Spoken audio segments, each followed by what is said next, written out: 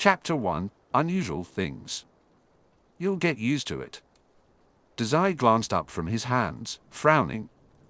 It felt strange. The half of his face usually hidden behind bandages was exposed to the cool air.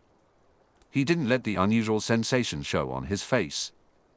You're the one always telling me not to pick at those bandages. Maybe it'll get infected and I'll die. Mori offered a pleasant smile. It's all healed up, I'm afraid. I guess. Chuckling like he knew something Dazai didn't, the doctor waved off the concern. Dazai would find the man irritating if he weren't currently in Mori's care. A small mercy. Did you do the research I asked you to? Obviously. Dazai rolled his eyes, wincing slightly when his right eye stung at the movement. Of course he'd done his research. The information wasn't easy to find, but the challenge made it all the more intriguing. Magic, the magical community. A whole world hiding just beneath the surface of society. The idea alone filled Dazai with a sort of mute humor. It had been very difficult to find anything on magic outside of fiction, which Dazai had immediately discarded with a scowl. What he had found was rumor at best. But Mori was persistent in his quest for knowledge, so Dazai was as well. Not that persistence would create documents out of thin air, but Mori didn't seem to realize that, and Dazai didn't have the heart to tell him. Hogwarts, right? He sighed and kicked a foot out, narrowly missing hitting his doctor in the shin. They're clever to avoid detection, but they aren't really doing much with all that power. Oh? Seems like there's a lot of infighting. Is that why you're suddenly so curious about this place, sir? Something like that. You aren't trying to get out of our deal, are you? Dazai pouted. I see the logic in not telling me the purpose of this mission, but also it's annoying. How am I meant to get information if all? I know you want me to attend this Hogwarts place. I'll definitely just kill myself. I read something about that. Let me look, Dazai said as he reached into his pocket, clicking noisily on his phone. Something about a killing curse. Hold on. Mori raised an eyebrow, that insufferable smile firmly in place. Well, let's not get carried away, Dazai. Besides, wouldn't you like to make friends at your new school? I'm sure they wouldn't appreciate all this suicide nonsense. Once Dazai put his phone back in his pocket, accompanied by a near kick to the shin, Mori continued, Did you find anything else? Something about a war. Dazai blinked, scratching the back of his head where no longer human was a near silent buzz. Non-magic resources could only tell me so much, you know. Once I figure out where they keep their documents, I can tell you anything you want. Well, I don't think you'll have to worry about that. At Dazai's annoyed look, Mori chuckled.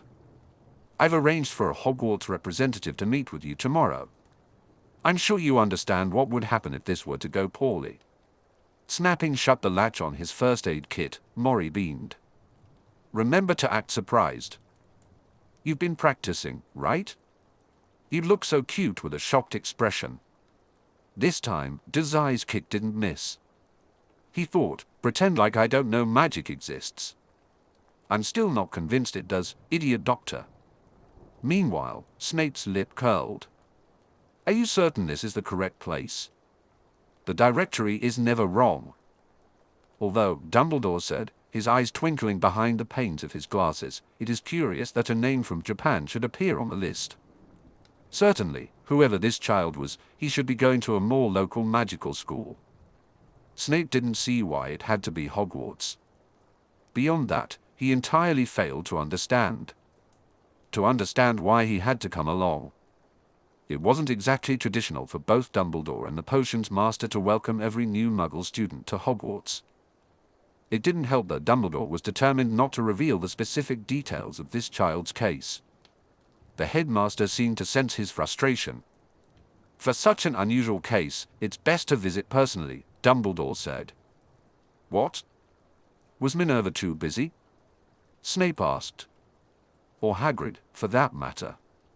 Though judging from the crowded streets, perhaps bringing the half-giant would draw too much attention. Snape knew he wasn't the kind of person new students wanted to meet when being introduced to the magical community. He took pride in that fact. Dumbledore gave him a pleasant, though cautious, look. Just so. Snape tried to restrain himself from sighing. From the expression he received in return, he hadn't done a very good job. Will you enlighten me about what makes this boy so unusual, then? He asked, his voice tight. Or do you intend to keep me in the dark until the boy's luggage is all packed aboard the train? With shining eyes, the old headmaster seemed to glow with excitement, or maybe it was humor. Suddenly, he strode up to the front door, leaving Snape to grind his teeth and follow. Dumbledore performed a quick, silent charm in case any language barriers should arise. Apparently, this boy lived in a rather well-off apartment complex in the middle of Yokohama, Japan. Snape didn't know anything about the place. After all, it was rare for the magically created list of new students to extend so far away. Grudgingly, he allowed himself to be pulled along by Dumbledore to the front entrance. The headmaster knocked 3 times. Not even 30 seconds passed before the door swung open. Snape's lip twitched at the sight of the man on the other side. This character exuded slimy condescension. Still, Dumbledore and this man, the child's father, he assumed, wore matching expressions. Albus Dumbledore, he introduced himself, this is my associate, Professor Snape. I believe this is the home of Dazai Osamu. The man smiled wider, a smile that put Snape completely on edge. It radiated a sickening sense of deception. Snape narrowed his eyes. Morio guy, he introduced. And yes, you would be correct. May I ask why you're here? Snape shot Dumbledore a glare, but the headmaster remained unfazed by the blatant scorn directed at him. How peculiar. I'm certain you would have received owls by now. The system is automated, after all. Owls? Perhaps, Snape growled, this conversation is best held indoors. I think that's best as well, Mr. Mori. Doctor, he corrected, come right in. Snape couldn't shake the feeling that the man was up to something. It seemed utterly ridiculous. The man was a muggle, after all, and one who hadn't received an owl in advance, if Snape heard correctly. There was no way this doctor could know what they needed to discuss.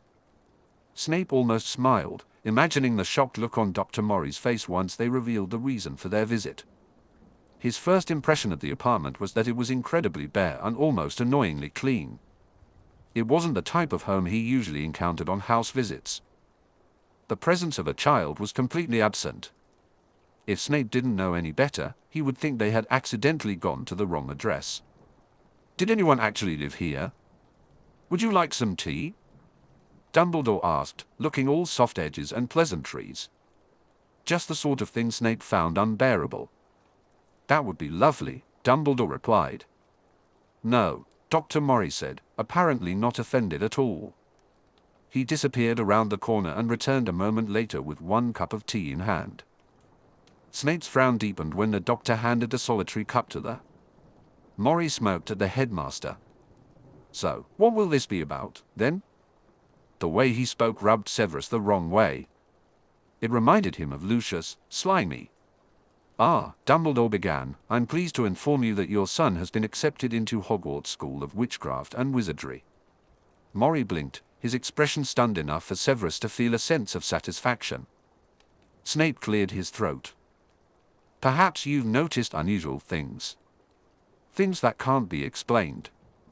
Instead of the aghast realization or continued confusion Severus expected, the doctor merely raised an eyebrow, as if he were in on a private joke. Unusual things, whom? Albus chuckled. He always found this part frustrating. Muggles can be annoyingly persistent in their disbelief of magic. Severus had levitated plates around the room while parents looked on, insisting it must be windy. He settled in for what promised to be a long evening. Damn Dumbledore for dragging him along to what so far seemed like a normal house call. It took about 30 minutes to convince Dr. Mori that magic is real and that they were not planning an elaborate kidnapping of his son. Altogether, things went rather smoothly. Good. Maybe they could leave quickly and be done with it. For whatever reason, Severus didn't think that would be the case. Dazai, Mori's voice was sweet, reminiscent of the sound a fruit fly makes. Our guests are here. Looking up from his bandaged wrists, the 11-year-old boy frowned, thoughtful. You were talking for a long time, Dazai accused passively. Not that he cared, of course, but if Mori had made him wait any longer, he had been planning on digging out the razor blade in his drawer and slitting his wrists. We all have our roles to play.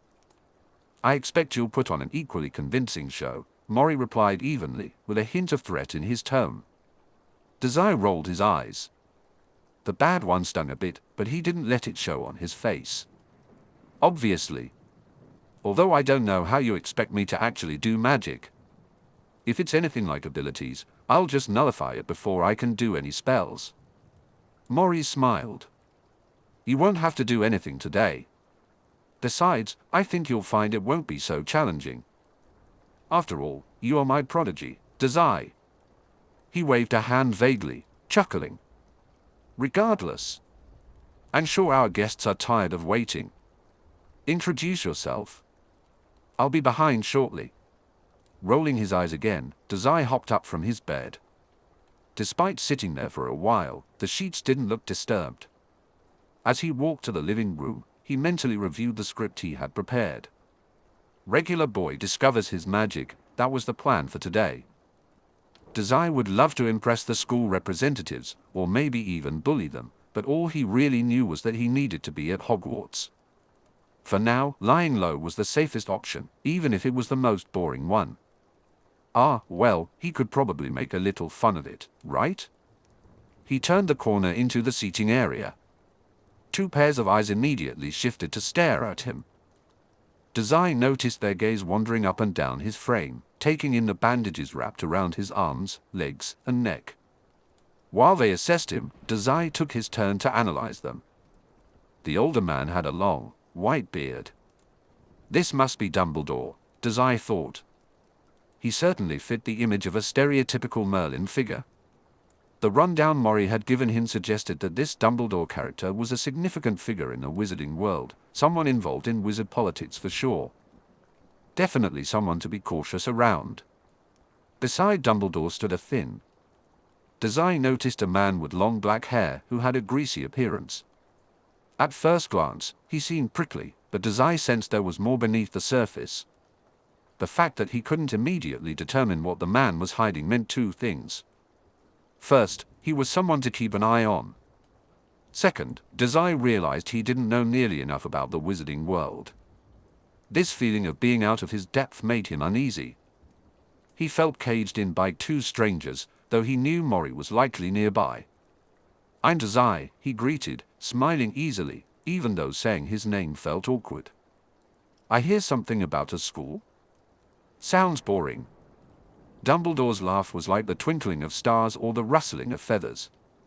In contrast, the greaser-looking man grew even more stern. My name is Albus Dumbledore. This is Professor Snape. We've come to congratulate you on your acceptance to Hogwarts School of Witchcraft and Wizardry. Wizardry. Dazai paused, considering the response. He put on his best innocent child expression, which he had practiced in front of a mirror for hours. Seems a bit absurd. Dumbledore gave him a patient smile, which made Dazai feel a little offended. Meanwhile, the man who looked greasy regarded him with scorn and indifference. Dazai briefly wondered if Snape could see through his childish facade, but that seemed even more absurd than magic. The professor appeared more fed up with the situation than Dazai was. I thought you might say as much, Dumbledore said, still smiling. Say, where did your guardian wander off to? He's around, Dazai replied with a shrug. He had an inkling of what that slippery doctor was up to. He was probably scheming, as usual, and not telling Dazai anything. Honestly, Dazai was almost. Dazai wondered the same thing himself. Being alone in a room with 2 adult strangers outside of his realm of influence made his spine stiffen. His only consolation was that Mori was probably nearby. Snape growled softly. Well, is he going to be coming back anytime soon? Probably. Shouldn't you tell me more about this school anyway? Dazai aimed to move the conversation forward and gather information. People were too easy. Dumbledore smiled pleasantly, but Dazai hated sitting around while trivial details were regurgitated at him. Still, he hummed and nodded at all the right moments. As the headmaster spoke about the school and what he had to learn, Dazai busied himself wondering about the kinds of spells that might be lethal. There's probably a spell for summoning water, right? Could he summon some right into his lungs? Like drowning without the effort of finding a suitable bridge. When Dumbledore cleared his throat, Dazai forced himself to focus. He blinked up with an expression that masked his boredom at the thought of school. Dumbledore and Mori seemed to see through it. Severus will be back in 1 week to take you for school supplies.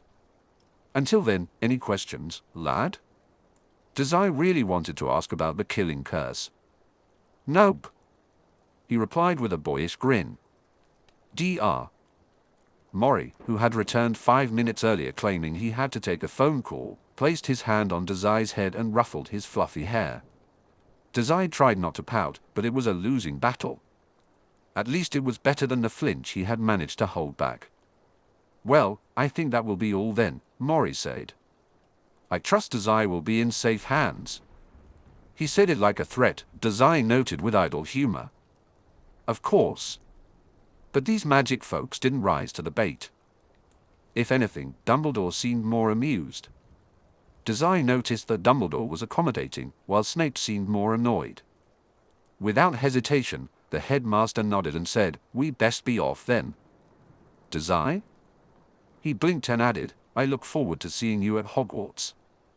Something tells me you'll have a very interesting year, my boy." Mori's eyes narrowed slightly, and Dazai thought, interesting indeed. The doctor easily ushered the wizards out the front door, with Snape appearing eager to leave. Dumbledore waved one last, pleasant goodbye, though his gaze felt unnervingly assessing. The twinkle in his eye put Dazai on edge. The moment the door closed, Dazai turned to Mori. "Are you going to tell me what the objective of this job is yet?" he asked, his voice flat and his eyes dull. "Or am I just supposed to keep screwing around?" Mori's smile was, as always, rather sickening. "That sounds good for now." Of course it did. The doctor must have sensed his frustration because he chuckled lightly. "Regardless, I do have to get back to work now. I'll be back in a week to hear how your shopping trip went with Professor Snape. Do try not to kill yourself until then." Chapter 2, Across the Ocean. Dazai shot up and opened the door. On the other side, Severus' dull, greasy expression contrasted sharply with Dazai's vigor. The professor's eyes briefly scanned the front room. "I don't see your guardian anywhere," he said. "It's just me today, actually," Dazai replied. Snape raised a brow but seemed more annoyed than bothered by the announcement. Dazai noted that he could work with that. After all, Mori had told him he could do whatever he wanted. He had spent considerable time contemplating who this Snape fellow was in preparation for the trip. Unlike last time, he didn't want to be the only one present without knowledge of the players in the game. He understood that Snape was tricky, there was definitely more going on beneath the surface, but it didn't seem threatening at the moment. Dazai found some comfort in the thought that he could probably overpower Snape if necessary. As for Dumbledore, Dazai wasn't sure about him. He was bringing a knife just in case. "Come on, then," Severus growled. "I'd like to finish up with you as early as possible. Don't you like me?" Dazai grinned harmlessly. In response, Snape shot him a seething glare. He grabbed the collar of Dazai's button-up and practically shoved him out the door. Dazai frowned at the rough treatment, but it was hardly something he wasn't used to. "You're a teacher, aren't you? Shouldn't you be kinder to your students?" Dazai asked. Snape began speed-walking down the street. Dazai skipped after him without complaint. "Future student," Snape corrected. "Ah, what a reassuring correction. Then does that make Snape my future professor?" Dazai asked, a dangerous gleam in his eye.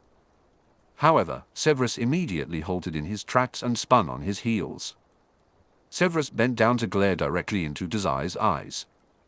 "That is no excuse not to respect your betters, boy." Dazai struggled to restrain himself from rolling his eyes.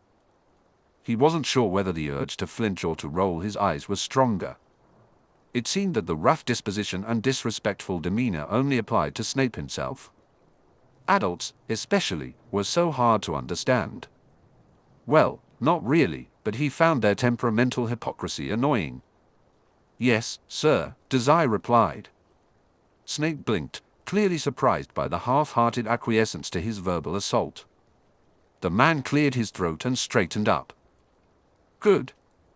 After a moment of silence, Dazai's frustration over his lack of knowledge about magic got the better of him. "So, where are we going, anyway?" "Diagon Alley," Snape snapped. "Can't you go even 1 minute without blathering on?" "Nope," Dazai said, popping the P noisily. "How are we getting there?" "You can probably teleport, right?" When Severus continued walking faster without answering, Dazai chirped, "Or fly on a broom. Unless you plan to walk across an ocean, that is." "That's too exhausting, I think I'll just drown." "Drowning," the professor spat, "is hardly an acceptable response to slight hardship, boy. Walking across an ocean is only slightly difficult for you. And we will be taking a bus. No more questions." Ah, so they were taking a bus across the ocean. Somehow, that didn't really clear things up. Regardless of the specifics, Dazai reasoned they would be using some sort of magical transportation system in the form of public transit. It was almost exciting. Finally, he would get some of his curiosity sated. Dazai hated being out of the loop. He wondered what this Diagon Alley place was like. When he had tried to research the magical world, he had mostly come up blank. A few articles here, a few articles there. Everything he had managed to find was vague and predictable. It felt like reading information that had been so unimportant it had slipped through the hands of the magical bureaucracy without much concern. Dazai felt a small thrill of excitement. Suddenly, Severus came to a halt. When Dazai nearly stumbled into him, the dark-haired man smirked. He reached into his pocket, withdrew a wand, and held it up as if hailing a cab. Dazai blinked. "Normally," the professor said, noticing Dazai's bemused expression, "the night bus doesn't leave Britain. Hogwarts has made a special request for you, so I expect you to behave." Before Dazai could reply, something caught his attention. Without realizing it, his mouth opened slightly. A large, triple-decker bus came bouncing down the street at breakneck speed. Just when he thought it would zoom past them, the night bus came to an abrupt stop right in front of Snape's wand. The doors opened slowly and mechanically. Snape retracted his wand and stepped onto the bus.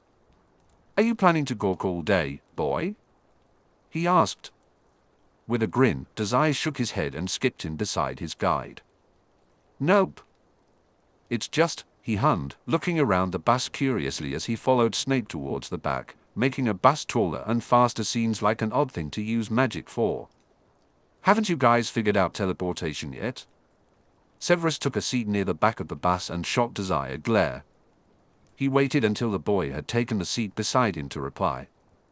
"As a courtesy to you," he said sharply, "we are taking the bus. For someone so unfamiliar with magic as yourself, apparition would be incredibly uncomfortable." "Apparition, ho?" Still, Dazai smiled pleasantly. "Ah, thanks, then." Anything he wanted to say next was stolen from his throat when the night bus started to move. Most of the time, Dazai had ridden in the back of mafia cars. They were black, long, and very controlled.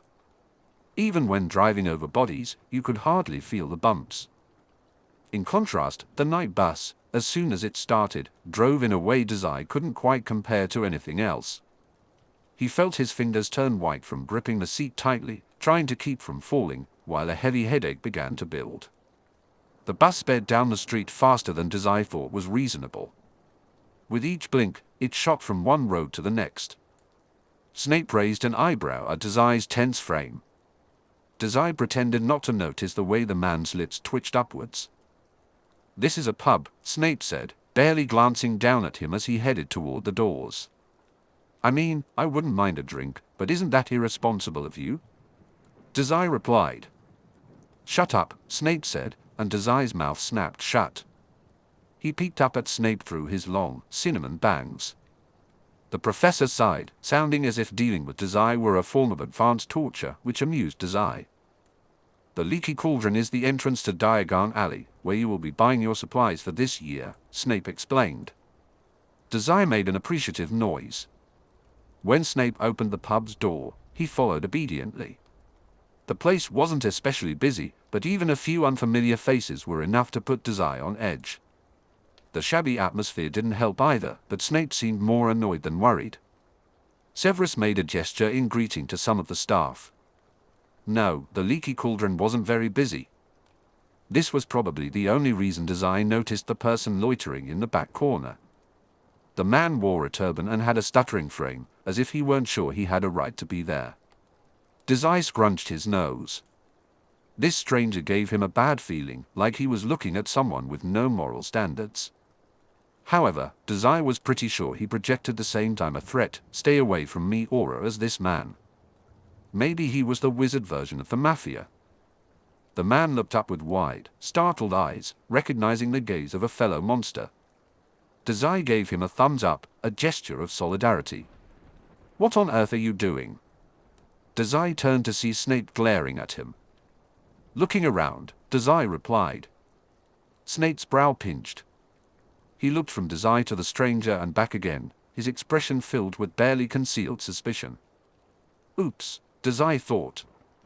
Was this guy actually bad news? Not that it really mattered one way or the other. "So, where's this Diagon Alley place, sir?" Dazai asked. "Diagon Alley," Snape corrected, tense. "Diagon? No. I'm sorry, that's a terrible name." "Stop talking," Snape ordered. "Yes, sir," Dazai replied, earning a glare from Snape. After making sure Dazai would stay at his side quietly, the professor walked toward a brick wall. He pulled out his wand. "Wow. A brick wall," Dazai started. "What did I say?" Snape interrupted. Using the wand, Snape tapped along the bricks. Dazai stared in rapt attention as the bricks began to slide and rearrange themselves, forming a doorway in place of the wall. Suddenly, the bricks stopped moving. Bouncing on his heels, Dazai peeked out from under Snape's arm. On the other side of the wall was a bustling street that Dazai was fairly sure didn't fit the layout of the city they had just been in. The sheer number of people he could see made Dazai feel a little dizzy, but Snape quickly urged him into Diagon Alley. Behind them, the wall closed back up, and Snape set off at a quick pace. Dazai immediately tried to follow, but he stumbled a bit, struggling to keep pace.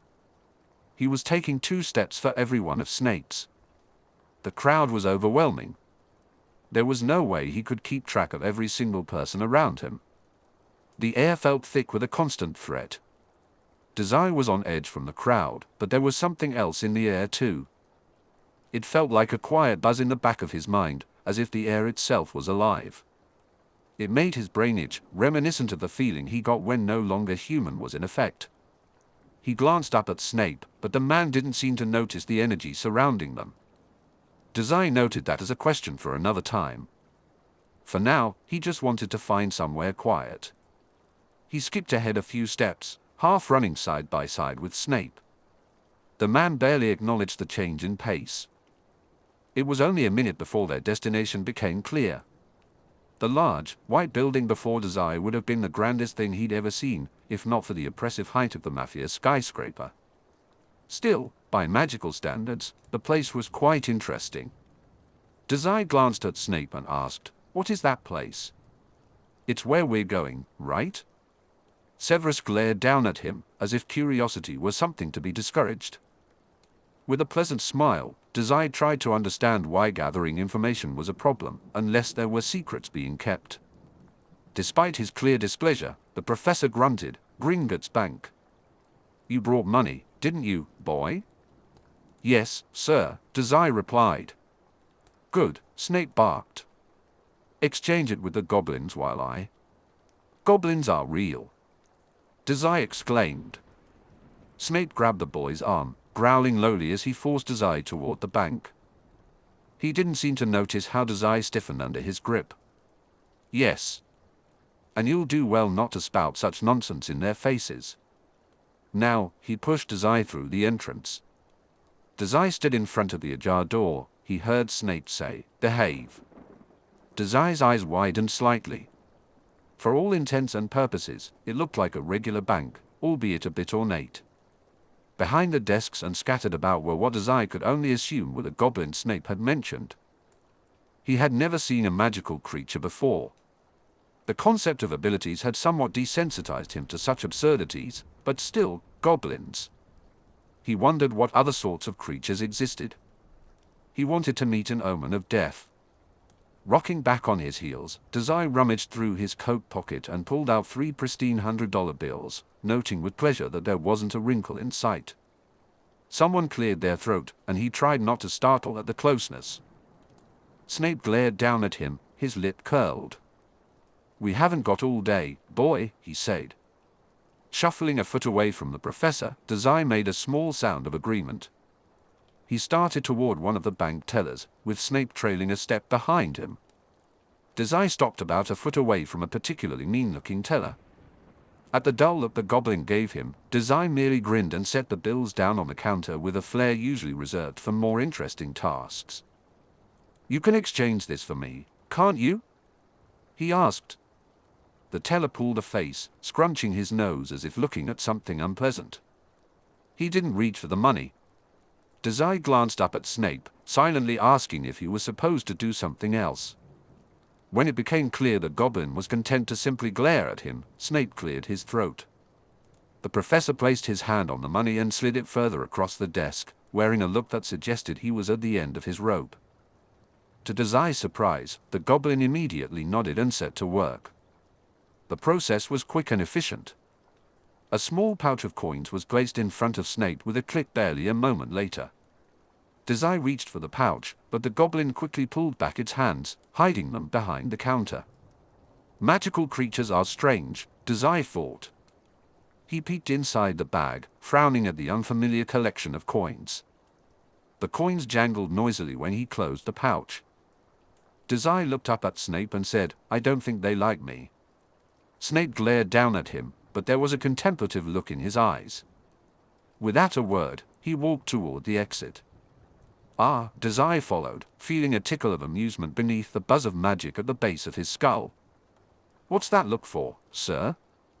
Snape scrunched his nose. "I was going to run an errand, but since you seem unable to accomplish even a basic task like this, I'm forced to do it later." Dazai whined. "It's not really my fault, though. You have a secret mission?"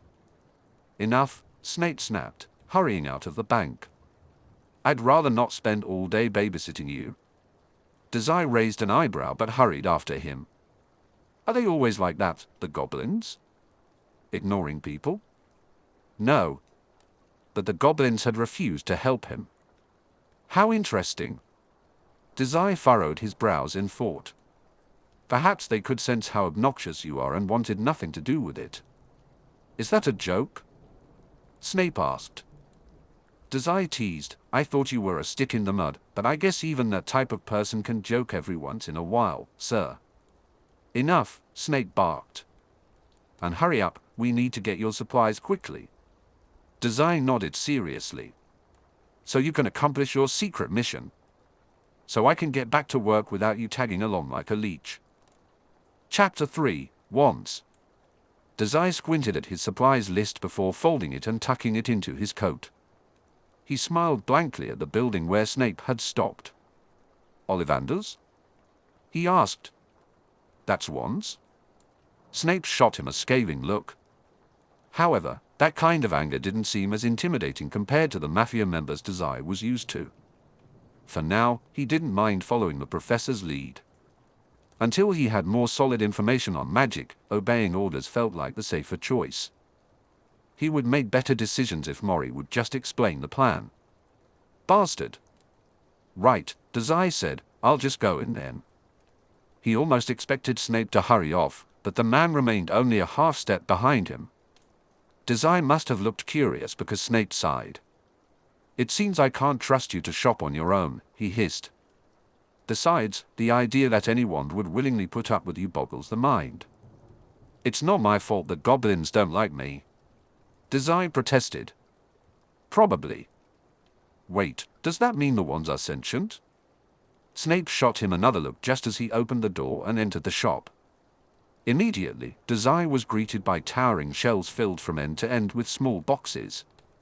He blinked up at what he assumed contained wands, his expression one of awe usually reserved for things of particular interest. So these were the items that allowed people to manipulate magic? He'd love to crack one open and see what made it work, if only to have something to do in this tedious world. Dazai reached out to take one off the shelf. Excuse me. An older-looking man suddenly appeared directly to Dazai's left. Startled, Dazai pulled his hand back with a hiss. Ollivander, Snape greeted with a passive grunt over his shoulder. Severus, the wand-maker, smiled. It's not often you come to my shop. The boy. I trust your wand is still in working order. Indeed, Snape replied, sticking his chin out. Unfortunately, a foreign muggleborn requires more delicacy than our groundskeeper can manage, so I have the task of delivering him around Diagon Alley. I suppose Hagrid does tend to make a scene. A wand for the boy, then. Snape made a noise from his throat. With a nod, Ollivander turned to Dazai. His eyes were narrow and assessing, making Dazai's spine straighten a bit. Still, he was used to heavy attention and managed to school his expression. Dazai blinked slowly at the older man, offering a perfectly dull look. Ollivander continued to study him, a glimmer of optimistic interest in his eyes. After a moment of silent staring, Severus cleared his throat loudly. Ollivander nodded abruptly. Your wand hand. Caught off guard by the sudden question, Dazai held out his right hand. The old wand-maker probably meant his dominant hand, and while that technically meant he could use either hand, Dazai was eager to get moving. Ollivander's eyes held a level of cryptic calculation similar to Mori's, indicating that all his secrets were fair game. Without warning, a long stick was thrust into Dazai's hand. He stared at it for a moment before looking back at Ollivander. Walnut and dragon heartstring. 8.5 inches. Well, give it a wave, boy. Dazai complied. Despite his frustration with the lack of information, he felt a spark of curiosity. He swished and flicked the wand, nothing happened. Not even a light or a sound. Dazai frowned and waved again with more force than necessary. Not that one, then. Noticing the boy pouting at his wand, Ollivander tried to sound reassuring. Dazai didn't find him all that convincing but couldn't pinpoint why. We'll find a wand for you. He took the wand back and immediately replaced it with another. Applewood and unicorn hair, then. Dazai gripped the wand firmly and gave it another wave. Again, nothing happened. The look in Ollivander's eyes unsettled him. It was that manic eagerness, as if he had found something quite fun to play with. Not wasting another second, another one found its way into Dazai's hands. Then another. And another. From beside the door, Severus pinched the bridge of his nose. Nearly 3 hours later, Dazai had effectively exhausted the wand shop. Wand after wand had proven useless in his hands. Ollivander rubbed his chin, frowning, but there was still a glint in his eyes that made Dazai think the man was actually enjoying himself.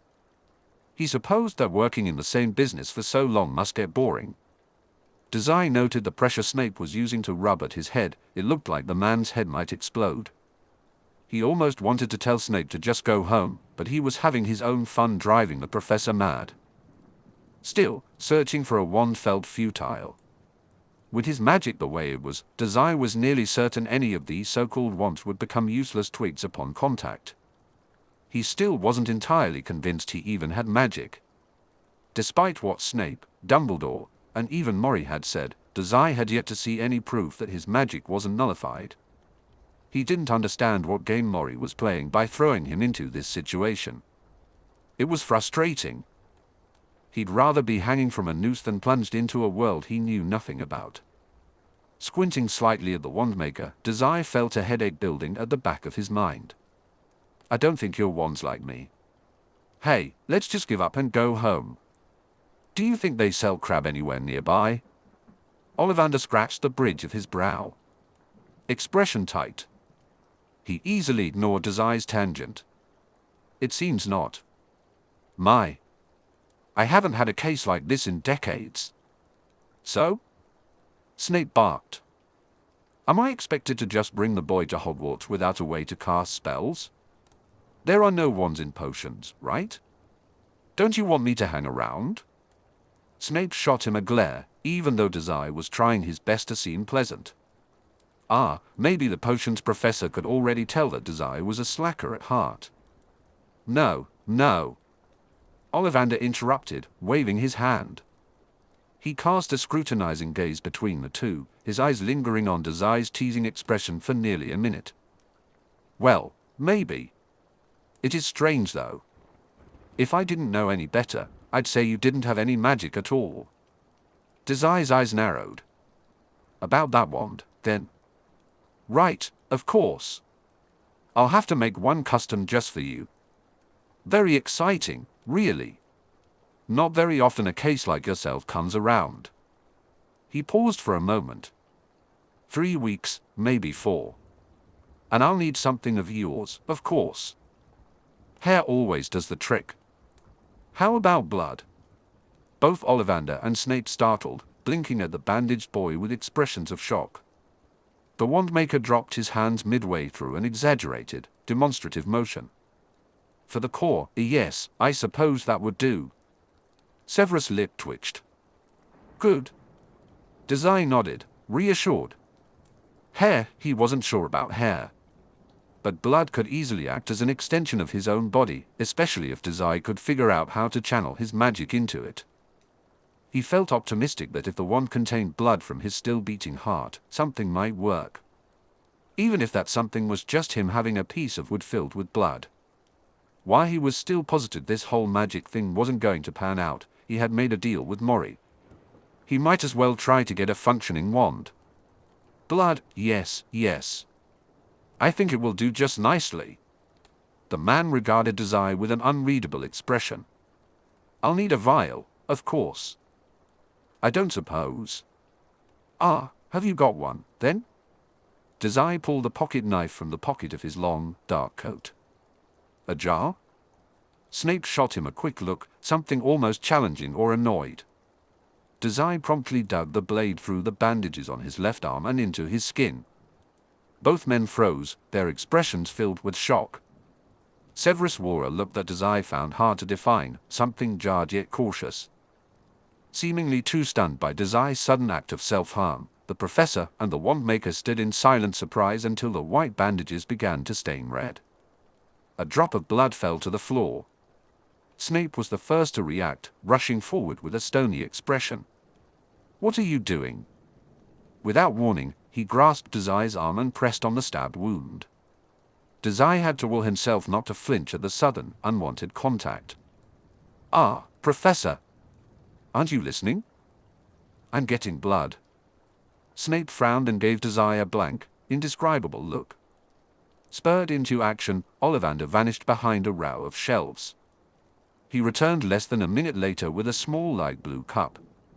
Dazai seized the moment to free himself from Severus' grip, positioning his hand just above the cup. Slowly, a thin trail of blood began to fill the cup. He could feel the intense gaze of the two men on him. That should be enough, Ollivander said lightly, just as Dazai began to think he would need to cut again. Thank you. Dazai murmured. Ollivander sent him a quiet, searching look. He must not have found his answer, as he merely rubbed his chin like a man trying to solve a puzzle missing its corner pieces. Ollivander frowned. I'll send an owl when it's done, Dazai said thoughtfully. At his side, Snape growled and yanked Dazai's arm back. Outside. Now. Oh? Shouldn't I pay him, sir? Dazai smirked. Ollivander, who had been staring into the depths of Dazai's blood pool, gave a casual wave. Consider it free of charge. I haven't had a challenge like this in some time. And the weight, after all. At that declaration, Snape didn't wait a moment longer. Gripping Dazai's arm with a tight fist, the professor dragged him roughly out of the shop. Despite the rough treatment, Dazai followed with only a look of mild amusement. The second the door clicked shut behind them, Severus whirled around, staring directly into Dazai's eyes. "What in the hell are you doing?" Dazai blinked, unbothered. "Getting blood? Wasn't that obvious?" Severus moved to pinch the bridge of his nose but thought better of it when he realized there was blood on his hand. "Don't be short with me, boy. Stabbing oneself is not the correct response to any situation. Do you understand me?" "Yes, sir." "No." Clearly, Professor Snape wasn't well versed in this area. Dazai could think of several situations where stabbing himself might be beneficial. Easy access to his own blood was just one of many possible advantages. "Good. I don't know where this idiotic behavior began," Severus said, his eyes slowly following the multitude of bandages on Dazai's body with an expression Dazai couldn't quite interpret, but it will not be tolerated any longer. Dazai nodded, unfazed by the overreaction. "Now let me heal that cut." "HM? It's fine. Don't bother." His arm was coated in red, the cotton bandages soaked all the way to his elbow. Snape glared at the blood, then back at Dazai. Dazai replied impatiently, "It's fine. Mori is a doctor. He'll patch me up." Severus raised his brows. "Oh, he should probably call Mori his dad, right? Oh well. Anyway," he continued smoothly, "I promise to behave for the rest of the way. What's next on the list, sir?" The teacher's gaze hardened again. "Stay still." Snape tightened his grip on the boy's bloody hand, holding him in place. Without another word, he pulled out his wand. Dazai tugged his arm to get free, but this only made the wound tear a bit larger. He felt like a child, struggling against Snape's harsh grip without success. "Stay still," Snape repeated softly. "We still have shopping to do, and I won't have you dragging this on longer than it has to by bleeding out on the way." Dazai thought it was unlikely he would be so lucky. He'd rather just wrap the cut in bandages, but he was curious about what it felt like to have magic used on him. At first, he wasn't sure that magic would even work around him, given his condition. But the night bus didn't seem to have any problems, and there was that slight hint of magic buzzing in the air of Diagon Alley. That magic had been brushing against him all day. So really, what was the harm? For some reason, it still seemed like a bad idea. Maybe he just didn't like Snape touching him. Regardless, Dazai didn't actually have a choice. He made a face, gave up on the pointless struggling, and offered a sheepish look instead. With a childish pout where Snape's hand left a white mark on him, Dazai whined, "Please be more gentle with me, sir. I'm fragile." Snape didn't seem to care for the display, as his scowl only deepened. Still, Dazai perked up with interest when his professor raised his wand and pointed it at the wound. "Episky," Snape said. Dazai stared down at the bleeding wound and blinked. The tingle of magic he had felt in the air seemed to sing, and the air thickened around his arm where the wand was aimed. He waited for the wound to mend, but after a moment, that swell of magic faded. He looked up from the still bleeding cut to Snape, trying to appear innocent. "So?" Snape's brow furrowed as he gave the wand another terse swish. "Episky," he said, his voice clipped. Again, the buzz of magic was followed by silence. Dazai chuckled softly. Was no longer human nullifying magic after all? "Well, that's that. I guess I'll just have it patched up later." He knew he would need to investigate this further. Snape's expression remained stern, and the growl building in his throat threatened to erupt. "What are you doing? Are you sure you didn't just do it wrong?" The grip on Dazai's arm tightened, and he tensed in response. "I didn't do it wrong, boy." "Ah," Dazai said, trying to sound teasing, "I don't believe you." Snape jerked Dazai's arm, forcing him to take a stumbling step forward. Despite his charm, Dazai wasn't strong enough to resist being pulled around like a rag doll. "What did you do?" "Nothing. But I might stab you if you don't let go of me." Dazai narrowed his eyes but tried to mask his defensiveness with a smile. "Didn't you say we were in a hurry? Anyway, it's already healing up." It wasn't. Not that it mattered. Dazai had been beaten, bruised, and shot at enough times to know when a wound was serious. Something like this wouldn't kill him, it wasn't deep enough. Unfortunately, the glower on Snape's face suggested he wasn't convinced. Snape's expression remained unchanged. His lip curled in a mix of disgust and annoyance. "I will not tolerate this disrespect at school, boy. Let's hope that bleeding out on the way to getting your books teaches you something about obedience." Dazai thought that if bleeding out was this easy, Snape would have done it long ago. Despite this, Dazai couldn't help but smile when Snape finally relented. However, he knew the professor was also considering the situation carefully, and he didn't enjoy being scrutinized like that. "Books, sir?" Dazai asked. Chapter 4: The Twins.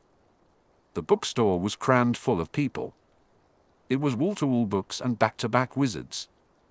Dazai's breath caught in his chest as he struggled to find an even breath. However, the flat look on his face betrayed none of the tension in his spine. Dazai shot a quick glance at Snape. For whatever reason, seeing the professor standing at his side made it a little easier to pretend he wasn't sweating. Too many people. All the noise wasn't helping his headache either. Catching Dazai's eye, Snape's frown twitched. "I have something to take care of," he said suddenly. "Buy your books while I'm busy." "Huh?" Dazai gaped. He could feel the people all around them, their mere presence made his skin crawl. "Aren't you supposed to help me?" The professor rolled his eyes. "It's a bookstore. I'm sure even a child like yourself can figure it out. What makes you think that?" "I stabbed myself like 10 minutes ago." Severus clicked his tongue and placed his hands on Dazai's thin shoulders with a grip like a raven's talons. "Behave." Distantly, Dazai thought this must be important. Amidst the foreign, tense atmosphere of a crowded place, at least the subtle threat in the professor's voice was familiar. As if he were a well-trained dog, Dazai nodded and breathed out a sigh. "Don't fight back," his brain supplied easily over the buzz of energy in the air. That sort of mentality had never failed him before. "Good. Buy your books and do not leave the store." He turned and grabbed the door handle. "And for Merlin's sake, don't stab yourself, boy." With that, he shut the door behind him. Dazai pouted at the doorway, watching as the shadow of his guide disappeared on the other side of the glass in the direction of Gringotts. How curious. What sort of business did the professor have that he would abandon his responsibilities? Dazai wondered why Snape could leave his duties so easily. He decided to take his time browsing the books in the meantime. Sneaking out to spy on Snape would only get him into trouble before the fun even started. Ever since Mori had told him to research the magical community, he had been eager to pick up some of their literature. He hated to admit it, but wizards certainly knew how to keep their documents under wraps. He glanced down at the pouch of foreign coins in his hand. He had taken some extra money from Mori before Snape had picked him up that morning. It was probably enough to buy everything on his list and then some. Information first, spying on Professor Snape later. Feeling a bit eager, Dazai skipped into the bookstore with false cheer. In his excitement to inspect the books for sale, he could almost convince himself the place wasn't so crowded. Still, taking a deep breath and focusing would help him pretend that all these strangers weren't brushing against him in the aisles. He briefly skimmed the required book list. There were quite a few. At the very least, they would be interesting for a beginner like him. It would be wise to save those for last.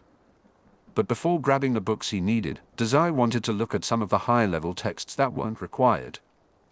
He scanned the shelves passively, his gaze searching as the tomes grew thicker and more complex down the aisle. Travels with trolls, gadding with gowls, holidays with hags. Were these written for children? He passed them all with a raised brow, thinking, I expected better. However, when he reached the very back of the shop, he stopped. Confronting the Faceless, a guide to advanced transfiguration. Now these looked interesting. Honestly, why mess around with beginner books when he could probably jump ahead? Gathering as much information as possible was extra important, especially since Mori was clearly hiding something from him. That bastard. Suddenly, Dazai's legs locked in place as his eyes widened at the sight of a red-spined book sticking out from the shelf. It was titled The Complete Guide to Wizarding Suicide. He snatched it off the shelf like a bird catching a mouse and flipped it open to a random page, his eyes filled with anticipation. Wizarding Suicide. Dazai buzzed with barely concealed excitement. He couldn't wait to try it. Well, a voice interrupted. Another voice added, a young troublemaker? Shouldn't you be up front reading the kiddie books? Dazai quickly turned around, tense and ready for something. He hadn't even heard them approach. So distracted by the books and the crowd, he had stopped paying attention to the individuals around him. He could almost hear Mori berating him for it. As he turned, two identical boys approached with casual strides. They were tall, red-headed twins, and they stopped about a foot from Dazai, both grinning from ear to ear with matching looks of mischief.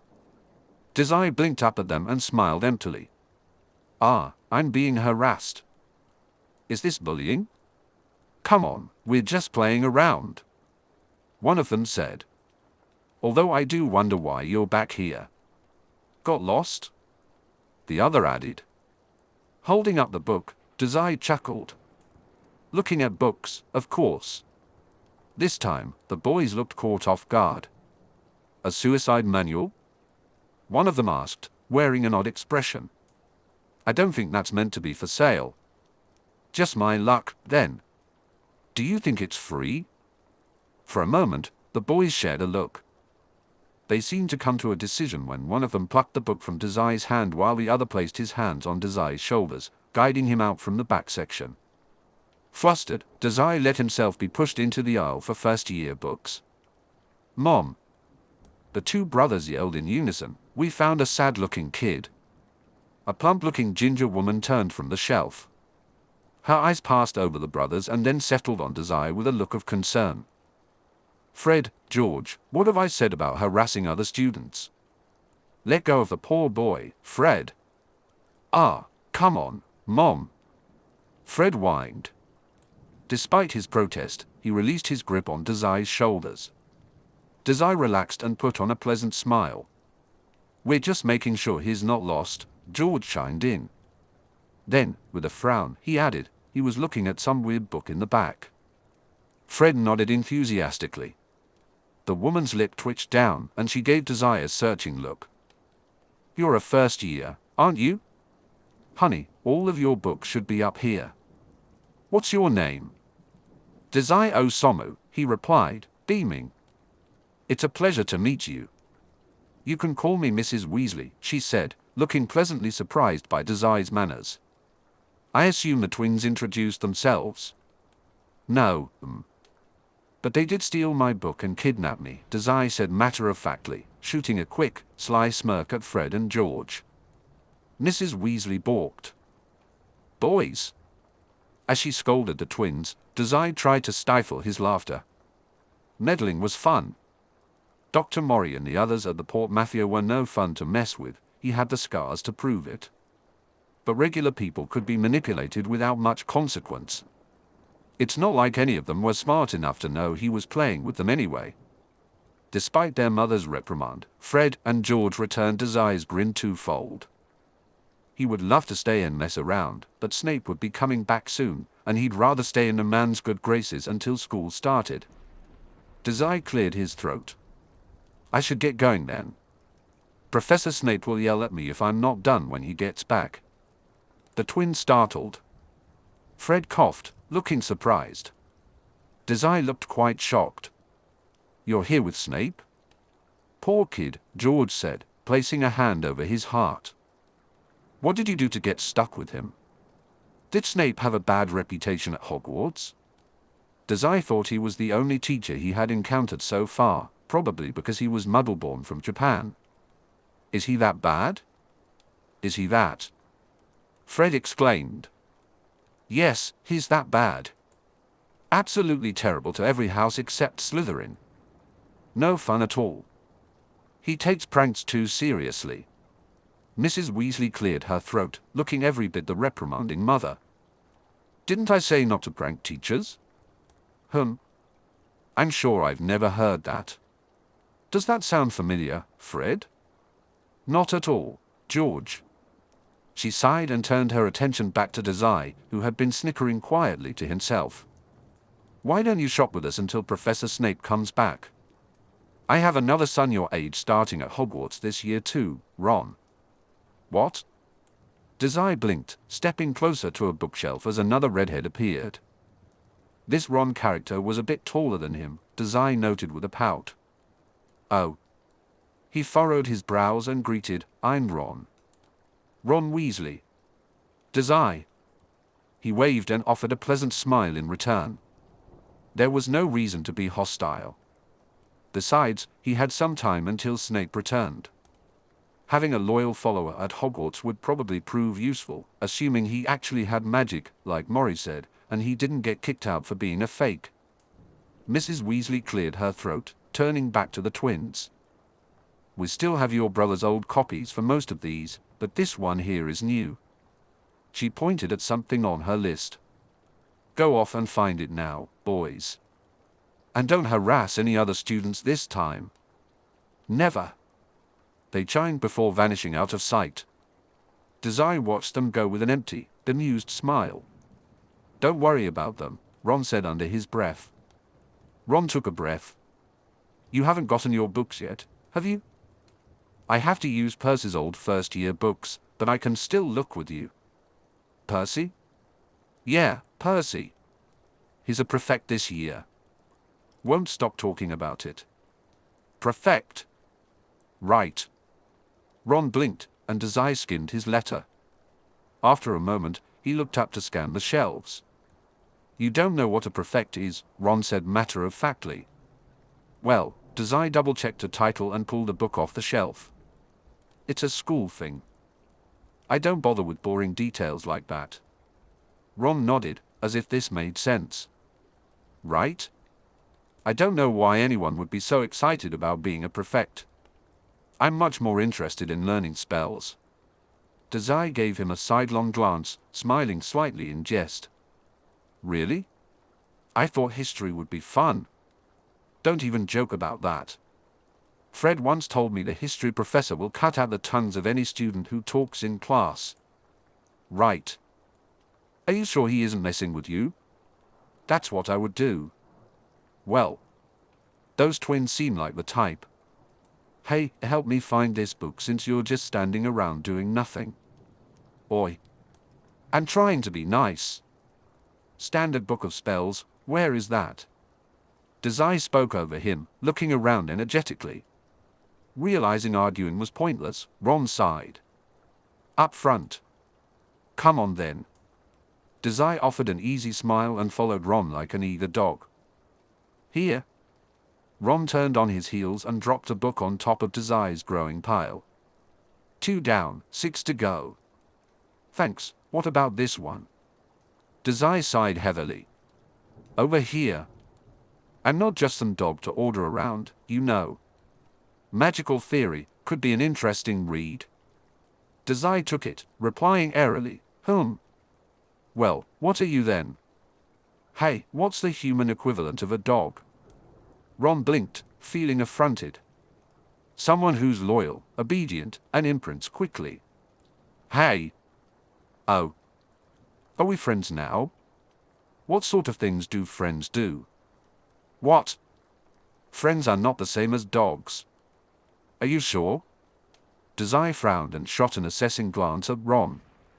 I don't see the difference. Anyway, where's this Fantastic Beasts book? A moment passed before Ron sighed. You're standing next to it.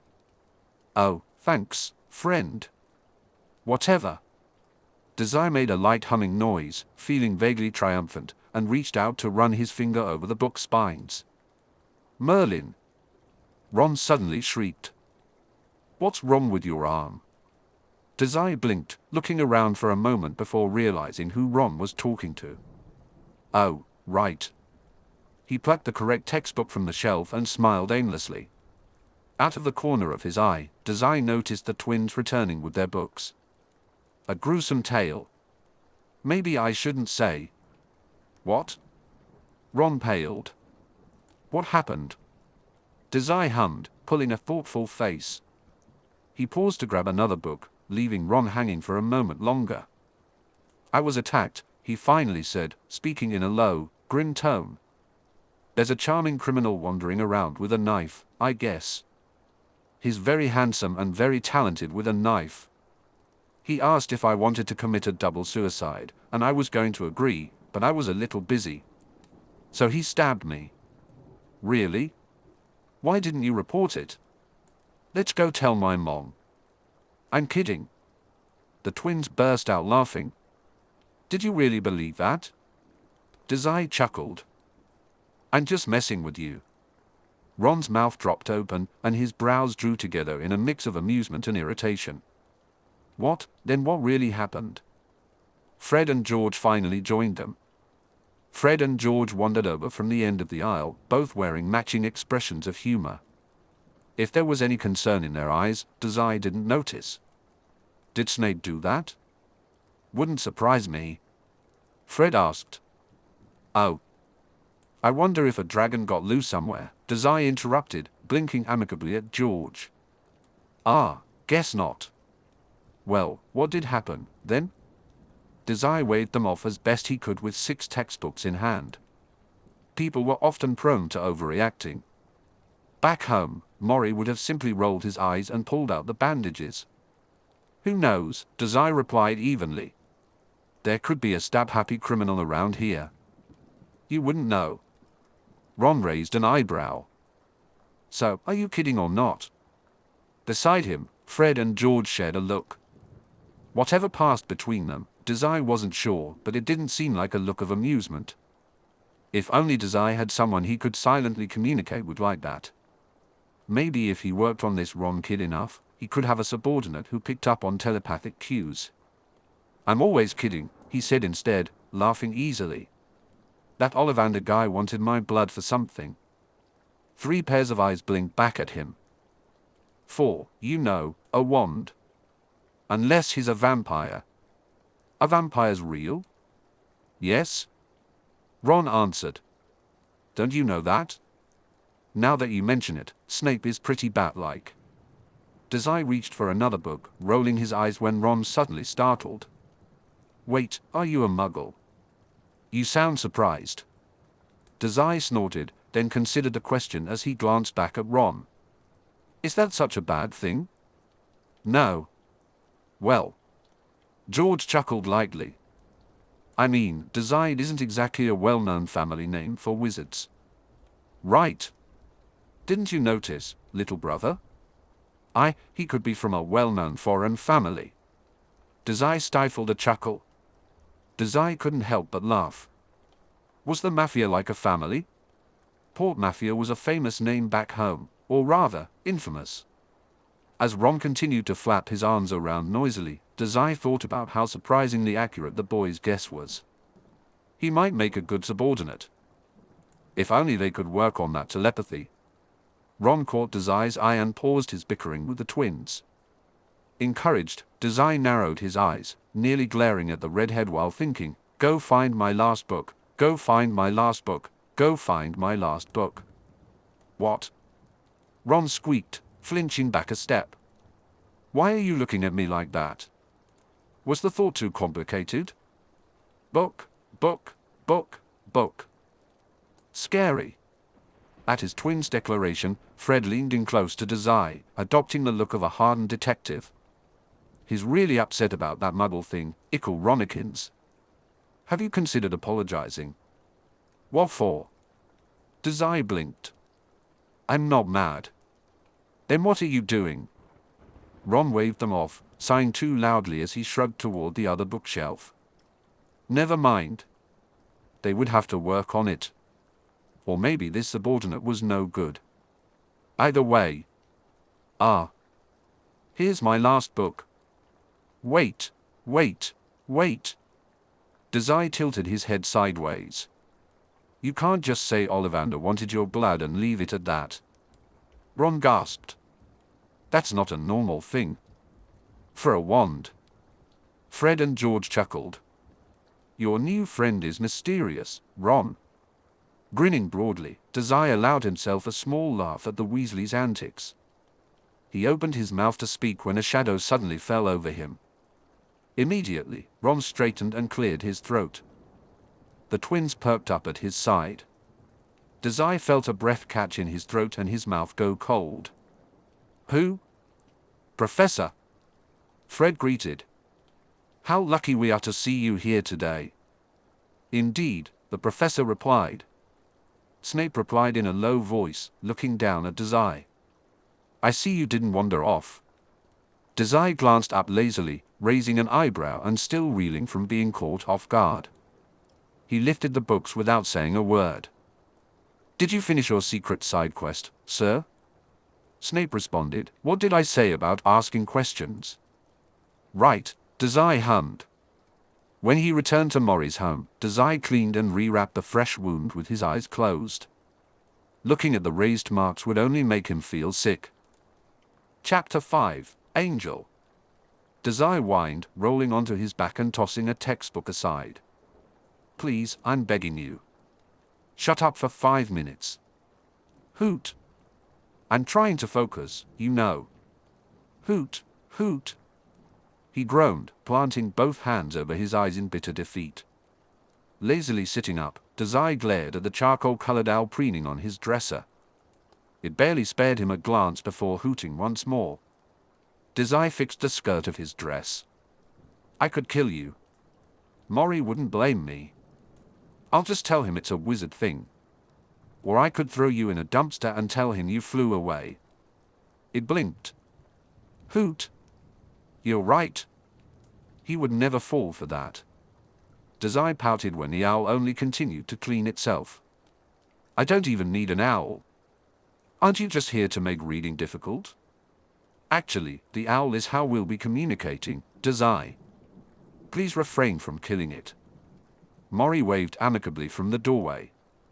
"Even worse," Dazai said, picking his book back up. "When did you get back, anyway? I see you're wearing one of the dresses I got for you," the doctor said, completely disregarding the annoyed glare Dazai sent him. "I'll admit I'm a bit surprised. Usually I have to force you into such cute outfits." "I'm just being proactive." Mori raised a brow. Dazai noted with a frown that the doctor looked amused regardless. "Oh? How's that? I'm skipping the part where you asked to dress me up and I tried to stab you in the thigh." Mori hummed. "Ah? But you don't try to stab me when we play dress up." Dazai rolled his eyes. "That takes a lot of self-control." He looked away, glaring 2 angry holes into the owl. "I'm too tired for that right now, so I won't be holding back if you try anything. Thank you for your consideration." Dazai cleared his throat. "So, how was your day trip with that professor?" "Fine. Are you sure I can't get rid of this thing?" The owl hooted. "Look who it is. Snape's favorite student is here." Dazai recognized those voices. He glanced away from the bustling station, squinting at the large print for platforms 9 and 10 with a pout. "Fred, George. Fancy seeing you here." Fred chuckled. "Been standing here a while, actually. Mom's getting emotional about sending Ron off. Only one kid left after him."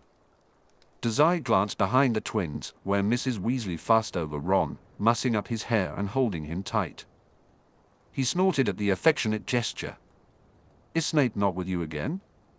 "He doesn't know how to take a joke," Dazai said lightly. "I think he's fed up with me."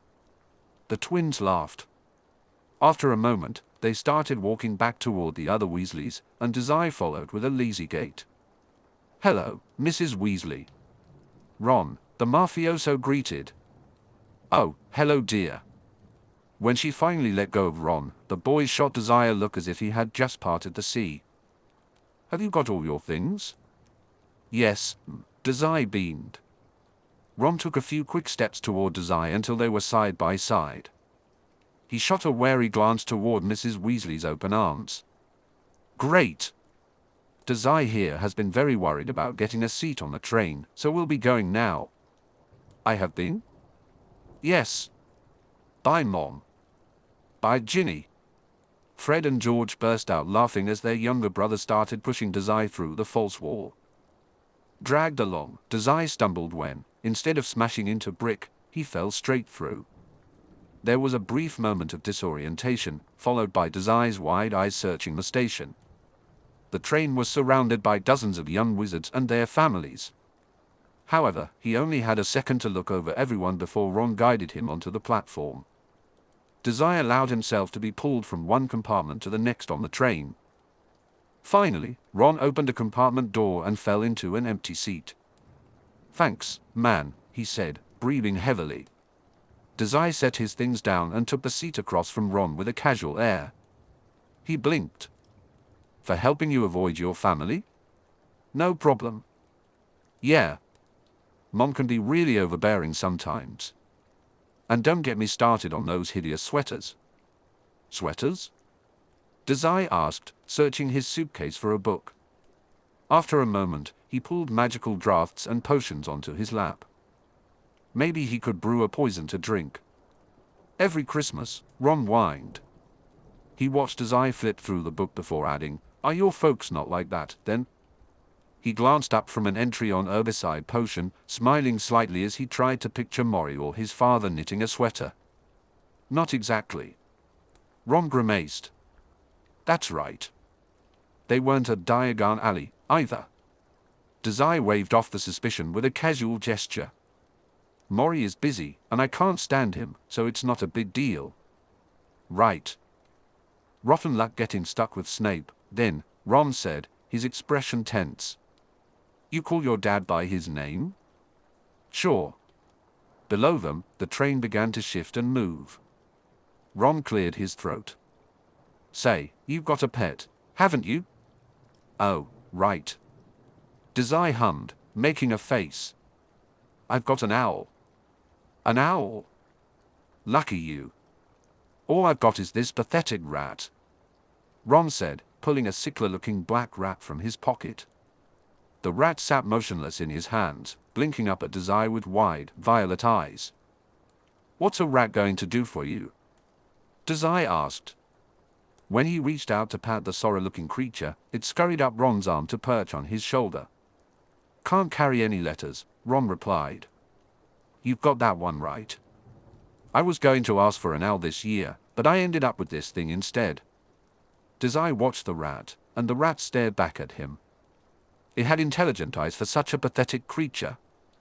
"I used to have another rat named Scabbers, but he died last month. Just my luck that this one shows up and won't leave my side. Dad said I didn't need an owl since Angel is so attached to me." "Angel?" "That's his name. My sister Ginny named him." Ron tried to flick the rat on his side, but Angel jumped out of the way. "Not much of an angel if you ask me. He looks a bit like a skeleton." "Ah, you really wanted that owl, huh?" "Well, he's kind of cute, I guess." "Cute? You're only saying that because you have an owl." Dazai felt his expression tighten, and vague memories of his own screeching owl washed over him. "Something like that." Grumbling, Ron leaned forward in his seat as if the jealousy was breaking him. "You'll have to let me see your owl sometime, mate. Maybe if it sends my folks a letter, they'll realize what I'm missing out on." "What sort of owl is it?" "Ah, it's just a regular owl." "A noisy thing." "Right." Ron shot him an almost disappointed look. "Well, that's you, I guess. Did you get that arm looked at?" "Mom was worried sick when the twins and I told her." "All healed up, unfortunately." "Unfortunate?" "Sure," Dazai said, drumming his fingers on the potions book with an amiable smile. "Bleeding out seems like a pleasant way to die. Unfortunately, the wound wasn't fatal." Ron blinked, then blinked again. "You can't want to die." His nose scrunched up, creasing a wrinkle into his brow. "You're joking, right?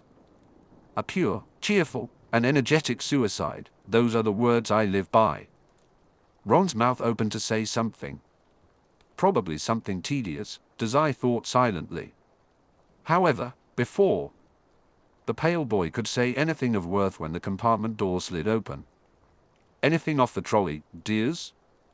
Dazai blinked lazily and saw a gentle-looking woman at the doorway. She was pushing a cart filled to capacity with sweets. No thanks. I'm all set, Ron replied. Despite his polite demeanor, Dazai noticed a distinct melancholy in the way he held his packed lunch. Puffing out a breath, Dazai rummaged through his pockets for coins. I'll take something. Hey, Ron, what's good here? Anything but Bertie Bott's every flavor beans. George reckons he had a boga-flavored one once. Dazai raised an eyebrow and returned to his selection. One of those frog-looking things then. Chocolate frogs? Good choice. Ron pouted, casting longing looks at the sweets he couldn't afford. Be careful, or else it'll hop away. Trading his coins for the frog, Dazai waved goodbye to the trolley lady until she slid the door shut behind her. Is that a normal thing? Candy that runs away? Just for these ones. Well, go on. Open it. With a chuckle, Dazai complied. However, before he could reach in and pull out his treat, a little brown frog crawled out onto the wrapper. It's kind of cute, Dazai said, admiring it. Does it squirm when you eat it? Don't talk. Catch it. Suddenly, the frog bounded off Dazai's lap, hopping directly onto Ron's shoulder. The ginger boy flailed.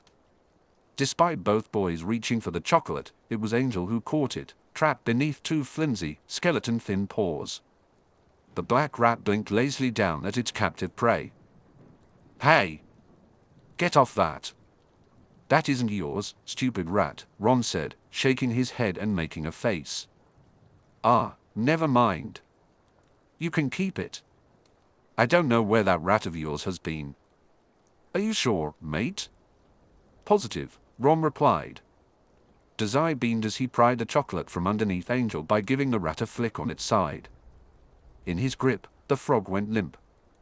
They only really have one good hop in them, he explained, popping it into his mouth with glee. Thanks. What car did you get? What on earth are you saying? Ron swallowed the chocolate and cleared his throat. What car did you get? Chocolate frogs come with a collectible. Dazai sighed, managing to keep a disgusted look off his face. Before Ron could be a good subordinate, he'd need to learn some manners first. Until then, he picked up the frog's container and squinted at it. Oh. That old guy is here, he said. Dumbledore, Ron corrected, his voice pitching slightly. I've got about 6 of him. Want to make it 7? No. Oh. Has anyone seen a toad? Dazai's playful expression froze when a third voice interrupted from the doorway. A young girl with thick, curly hair frowned at them, her eyes searching. Dazai noticed Ron shoot him a peeved look at the interruption. A boy named Neville's lost one, she finished. Ron scrunched up his face. No. Dazai shrugged, trying to look passive. He was starting to think he'd been too quick to judge his stupid owl as a bad pet if everyone else was going around with rats and toads. Still, he said, are you sure he's just not seeing it? I bet toads are quiet, respectable pets. The type that doesn't hoot when you're trying to read. The girl's eyes widened, landing on the open book on Dazai's lap. Getting ahead in your studies? I've already read through all the first-year books, you know. But I guess it can't hurt to start now. Grinning, she stuck out her hand. I'm Hermione Granger. And who are you two, then? Ron Weasley, the redhead said, taking her hand and shaking it. Despite the Dazai wore an expression closer to annoyance than anything else. Pleasure, he said with a smile, taking Hermione's hand in his own. He raised it to his lips, enjoying the way she flushed scarlet immediately. Dazai Osamu. Meeting her wide eyes, he added, would you like to commit a double suicide with me, my lady? What? Ron chuckled under his breath, and Hermione scrambled back into the doorway. He's joking, Ron clarified, smiling with a tense expression. You're joking, right? I mean. He's joking, Ron said again, more firmly this time. Hermione glanced between the two boys, her face still tinted red. She swallowed hard. You two better get changed into your robes. I expect we'll be arriving soon. She quickly departed, and Dazai smirked at her flustered exit. Beside him, Ron raised an eyebrow.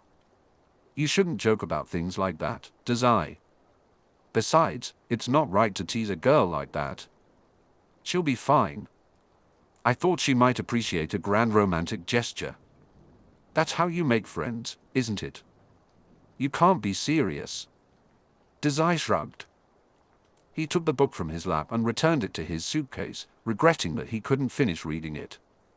Now that he thought about it, Ron was really no better than his owl. Neither would quiet down when he was trying to work. At least his owl could deliver mail, although the messages would be from Mori, so maybe Ron was the superior pet.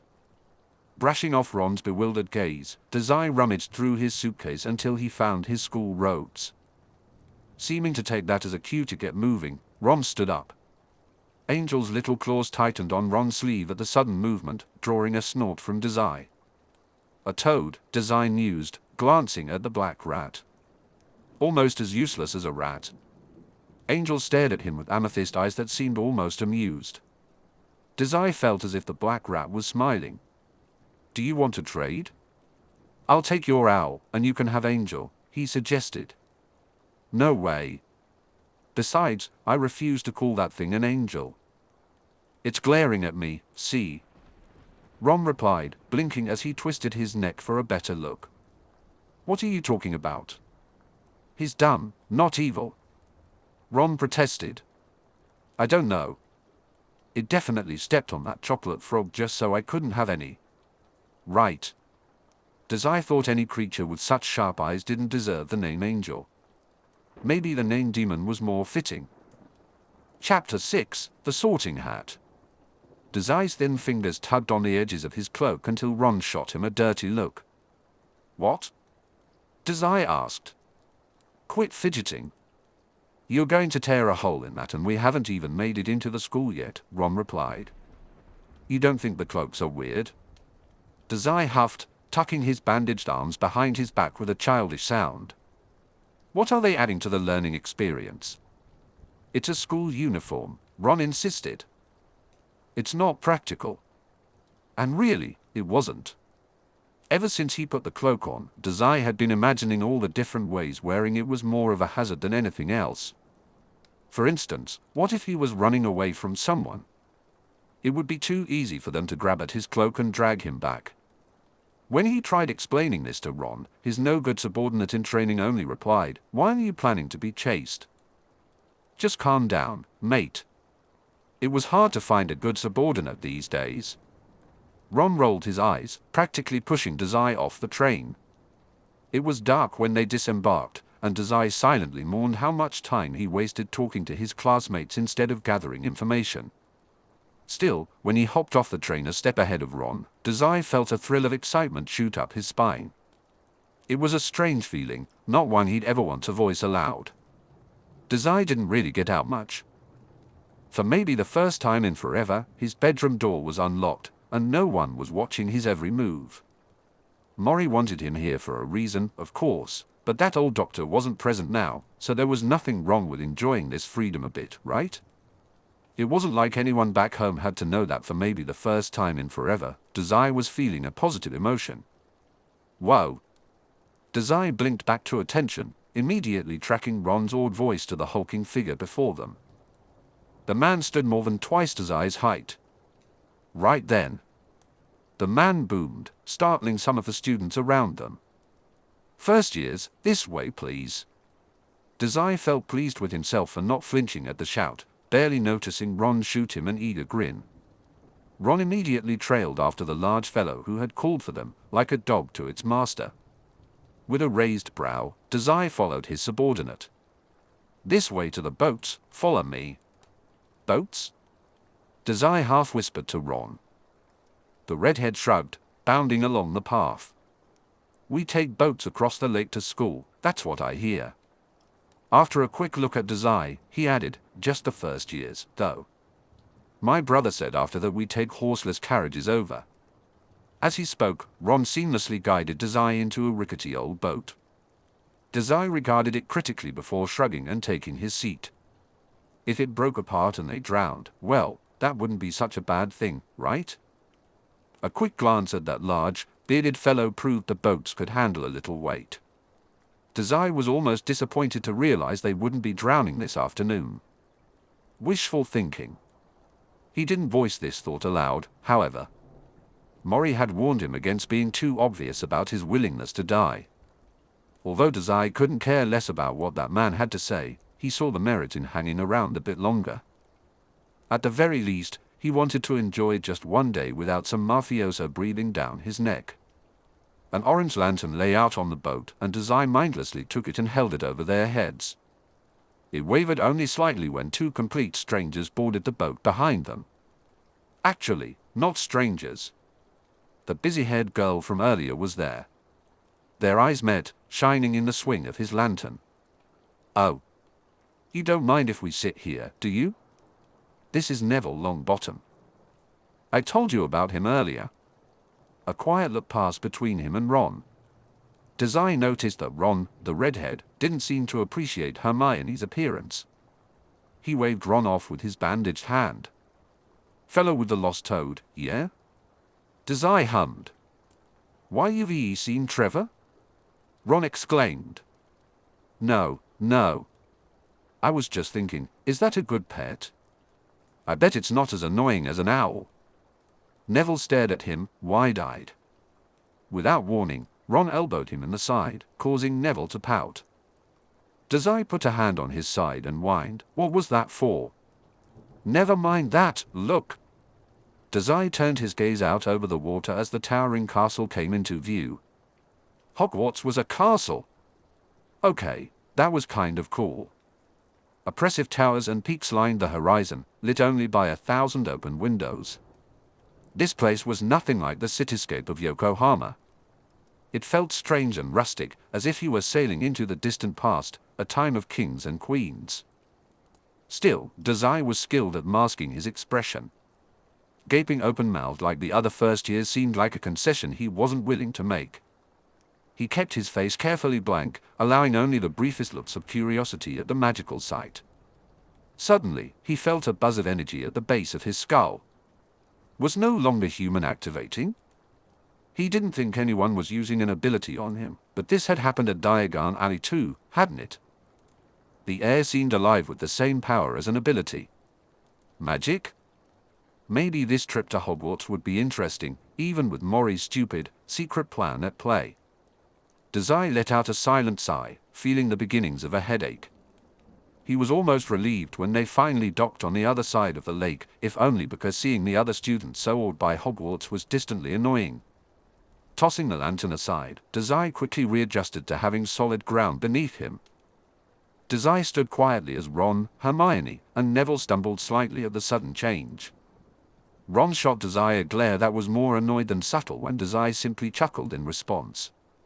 "Off you go, then," their guide said, waving his large hands toward what Dazai assumed was the school entrance. "Head up the stairs, and Professor McGonagall will see you to the Great Hall for sorting." Ron, Hermione, and Neville exchanged eager looks and hurried after the crowd. Dazai followed at a leisurely pace, propping his arms behind his head and wearing a relaxed expression. He took his time climbing the ornate stairs, lost in thought. Suddenly, the trio in front of him stopped, and Dazai glared at the backs of their heads as he stumbled slightly. That was what he got for letting his mind wander. At least none of the other students bumped into him. Peering around Ron, Dazai realized why they had halted. An older woman stood at the top of the stairs, Professor McGonagall, his mind supplied. She wore a long cloak and a pointed hat that Dazai thought was a bit much. In her crossed hands, she held a long, pointed wand. "Welcome to Hogwarts," Professor McGonagall announced, her voice cracking with age. "In a few moments, you will pass through these doors and join your classmates. But before you can take your seats, you must be sorted into your houses." Ron glanced to his side as if to speak, but instead, he found himself staring at the banister. He looked startled, then sighed and stepped half a pace to the right. "Dazai!" he whisper-yelled. Why are you back there? Raising an eyebrow, Dazai moved to stand beside Ron. I'm following. What? Ron began, but a sharp glare from McGonagall cut off his protest. Nervous chuckles filled the air around them at the silent reprimand. Dazai watched with vague amusement as the redhead withdrew slightly into himself. They are Gryffindor, Ravenclaw, Hufflepuff, she said, her voice taking on a dangerous edge, and Slytherin. Dazai had done only the barest research on the houses. He didn't care for arbitrary divisions, but he got the impression that house loyalties were very important to some of these other students, judging by the chatter behind him. At the end of the day, Dazai's loyalty would never lie with any of these houses, or even Hogwarts, for that matter. But none of these kids needed to know that his loyalty was only to the Mafia. Clarifying that would probably cause more trouble than it was worth. Now, while you're here, your house will be like your family, McGonagall continued. Dazai hoped that wasn't true. After that, he stopped paying attention. Instructions were boring. It was just schooling, so Dazai didn't anticipate being out of his depth. Instead, he let his mind wander. That tickling feeling in his brain hadn't settled. If anything, it had become more noticeable. He was sure of it, magic and abilities must be fundamentally the same concepts. No longer human was working too hard to nullify all the potent energy in the room, as if it were touching an ability user. Honestly, it was tiring. Unfortunately, Dazai was nearly convinced that magic was some sort of non-localized ability. He would probably have to get used to it. This only added to Dazai's theory that he could not, in fact, utilize magic. Stupid Mori. He was vaguely aware of that long-bottomed kid finding his toad. Much to Dazai's displeasure, the annoying little creature was making a series of obnoxious squeaking croaks. So much for a quiet pet. There was probably no such thing as a good pet. They were all horrible little things, and wizards should learn how to use a different kind of magic. Oi! We're going in. Ron called out. Dazai turned a lazy glare at him as Ron elbowed him sharply in the side. I'm going to bruise if you keep that up. If you're going to hit me, at least try to kill me, Dazai replied. Ron rolled his eyes, grabbed Dazai's sleeve, and tugged him up the final stair and through two large, open doors. We're about to be sorted. Aren't you excited? I've got to be in Gryffindor, you know. Where do you reckon you'll be? Depends. Which one is your least favorite? Dazai asked. Slytherin, Ron answered seriously, earning a dull look from Dazai. No good snakes. They're all Death Eaters. Oh, you're a Muggle-born. Death Eaters are. Sure. Someone hushed. Dazai felt his mouth clamp shut at the whispered command. It was probably for the best, considering Ron was about to explain a terrorist organization to him on the way to the Great Hall. Once the Great Hall came into view, even Dazai couldn't pretend he wasn't a little excited. Candles floated in the air, held aloft by what must have been magic. Above them, the ceiling wasn't a ceiling at all. Instead, it was a clouded night sky. Dazai almost asked why he couldn't feel a breeze if the roof was open, but on closer inspection, he could faintly see the beams and bars of a peaked ceiling. Was it a spell? What a useless thing to conjure. Still, Dazai recognized the view as somewhat impressive. Professor McGonagall led their group to a complete stop at the front of the massive room, just before a hat. Dazai briefly inspected the beat-up old hat before shifting his gaze to the bigger threat. Up against the far wall was a long, horizontal table packed tightly with adults. Dazai picked out Dumbledore and Snape among the 15 or so other people seated there. Professors and staff filled the Great Hall. Dazai noticed the man from the leaky cauldron with the turban among them. It felt like a small world. As he saw everyone lined up, he squared his shoulders and felt his hands grow cold. The thought of them watching him made him uneasy. They clearly had more experience in magic, which made them a potential threat. The buzzing in his head intensified, urging him to escape. Dazai dug his heels into the floor and bit his cheek. Ron elbowed him again, his brows furrowed in a way Dazai didn't bother to understand. With a sting in his side, Dazai's mind began to clear. He reminded himself that he shouldn't be afraid, he didn't do afraid. Yet, he couldn't shake the feeling of dread being surrounded by adults who could easily overpower him. He decided to blame Mori for forcing him to come to this school. From the long table, Dumbledore stood up. Dazai found himself rising as well. "I have a few start-of-term notices I wish to announce," Dumbledore began, pausing for effect. "First years, please note that the Dark Forest is strictly forbidden to all students. Also, our caretaker, Mr. Filch, would like to remind you that the third-floor corridor on the right-hand side is out of bounds to anyone who does not wish to die a most painful death." At the mention of death, Dazai perked up, his eyes lighting with interest and eagerness. He bounced on his heels, imagining the secrets that might be hidden on the third floor. Although he wasn't keen on a painful death, the thrill of danger excited him.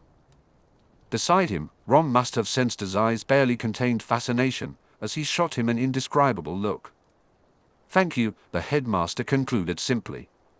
Feeling a bit anticlimactic, Dazai rolled on the balls of his heels to shake off some loose energy.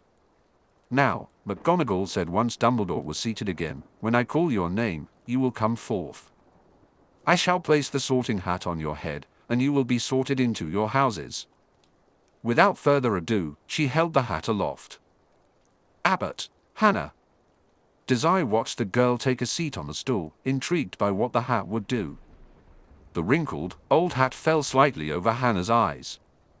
He squinted up at the hat, trying to figure it out, only to be dumbfounded as the frayed edges of the pointed hat opened up to form a mouth. Hufflepuff. The hat talked? Dazai grinned, finding the whimsical magic amusing. He watched with mild humor as student after student was sorted into their respective houses. Before long, McGonagall called, "Dazai Osamu." There was a brief pause in applause for the previous student, and Dazai took his cue to step forward. Someone patted him on the back. He guessed it was Ron, ignoring the flinch that coursed through him. Dazai took a seat in front of the 1,000 eyes in the room. Their attention felt heavy on him as he arranged his limbs to rest limply on his lap, like a doll on display, he thought unhelpfully. All of the professors were watching him too, which was enough to keep him perfectly still. The hat would work on him, right? Above him, McGonagall held the hat over his chocolate hair, her expression blank and practiced. Belatedly, he thought to shut his eyes. He didn't want the musty hat to fall over his eyes like it had for that other girl. There was a long moment of silence, followed by the sound of cloth rustling, and then the hat announced, "Slytherin." Chapter 7, Snakes. Dazai's eyes shot open. The hat hadn't even touched him. It was still held a foot above him in McGonagall's hand. Blinking in surprise, Dazai turned to face the professor, who looked just as surprised. The hat seemed to be moving, fighting against McGonagall's grip. It almost looked like the sorting hat was straining to get away from him. Not great, he thought, feeling his spine tense up as McGonagall continued to stare at him. Clearing his expression, Dazai turned back to the tables lined out before him and stood. Almost unconsciously, he sought out Ron in the crowd of other first years but couldn't seem to meet the boy's eyes. He was nearly sitting down when someone thought to clap. Was it really so odd that the hat hadn't touched his head? It was pretty far away when it determined his house fate.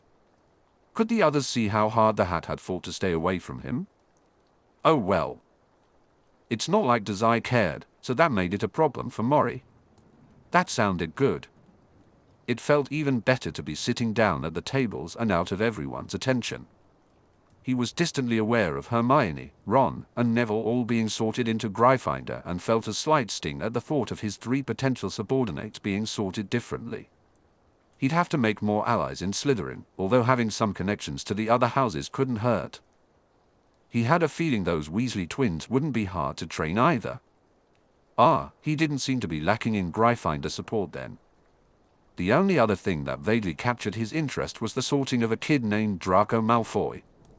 Just like with Dazai, although to a much weaker extent, the sorting hat had declared Slytherin before really touching the boy's head. "Let the feast begin," Dazai said. The announcement shook Dazai from his thoughts. He was further startled when the table, just empty seconds before, became flooded with various dinner foods. A basket of bread, a full chicken, corn on the cob. Dazai's head spun with all the options. The sudden overwhelming smell of cooked meats was nauseating. He had never been able to handle the smell of food, and it was upsetting his stomach before he had even begun to eat. "Aren't you going to eat, Dazai?" Blinking to attention, Dazai smiled aimlessly at the tight-faced girl beside him. Looking at her plate, he concluded she must have been building a tower of ham, given how tall the plate was stacked. "Don't bother him, pansy. He's probably used to much classier foods than whatever garbage the Hogwarts house elves can come up with. Did you see how quickly the hat sorted him? Just like me, a true Slytherin." Draco Malfoy grinned sharply at him from across the table. The boy's hair was so pale that Dazai juggled between calling it white or blonde before eventually deciding he didn't really care. After a moment, Draco seemed to make some sort of silent judgment on Dazai and stuck out his hand in greeting. "Malfoy. Draco Malfoy." Dazai regarded the hand for a second before sighing and shaking it. "Dazai, are you some sort of rich brat then?" A voice in the back of Dazai's mind hissed, warning him not to insult people if he wanted to make allies. "Please don't just say whatever you're thinking in that misguided little brain of yours. Then come here and do it yourself, stupid doctor." Immediately, Draco's grin slipped into a sneer. "Don't you know who I am? The Malfoy family is far more powerful than whatever wizarding family you come from." Mentally, Dazai weighed the Malfoy estate against the poor mafia and came up short, with a very different conclusion than Draco had. Dazai hated to admit it, but the echo of Mori's voice was probably right. He needed allies, especially ones who were well connected in the wizarding world. At least he would probably have more fun that way rather than isolating himself. "Dazai?" Another voice wondered. "I don't think I've ever heard that name before. Are you even from a wizarding family?" Dazai made a face, waving a bandaged hand around vaguely. "Oh, Merlin. Are you a muggle-born?" "A muggle?" Draco gaped. "In Slytherin?" Dazai smiled colorlessly. "Seems that way. Can you pass the crab?" "You must be mistaken. That type of person isn't welcome in Slytherin. Take it up with the hat." Around the table, a mix of expressions bore down on Dazai. Some were wide-eyed, looking startled at his offhand, unconcerned demeanor. However, most of the other Slytherins glared at him with an indescribable vitriol in their gaze. Dazai might have been worried, but he had seen glares worse than these children's. "Well," a dark-skinned, plain-looking boy piped up, his voice wilting as he spoke. "The hat did seem to think he was Slytherin. It called our house out before Professor McGonagall was even close to putting it on him, after all." Draco's upper lip curled.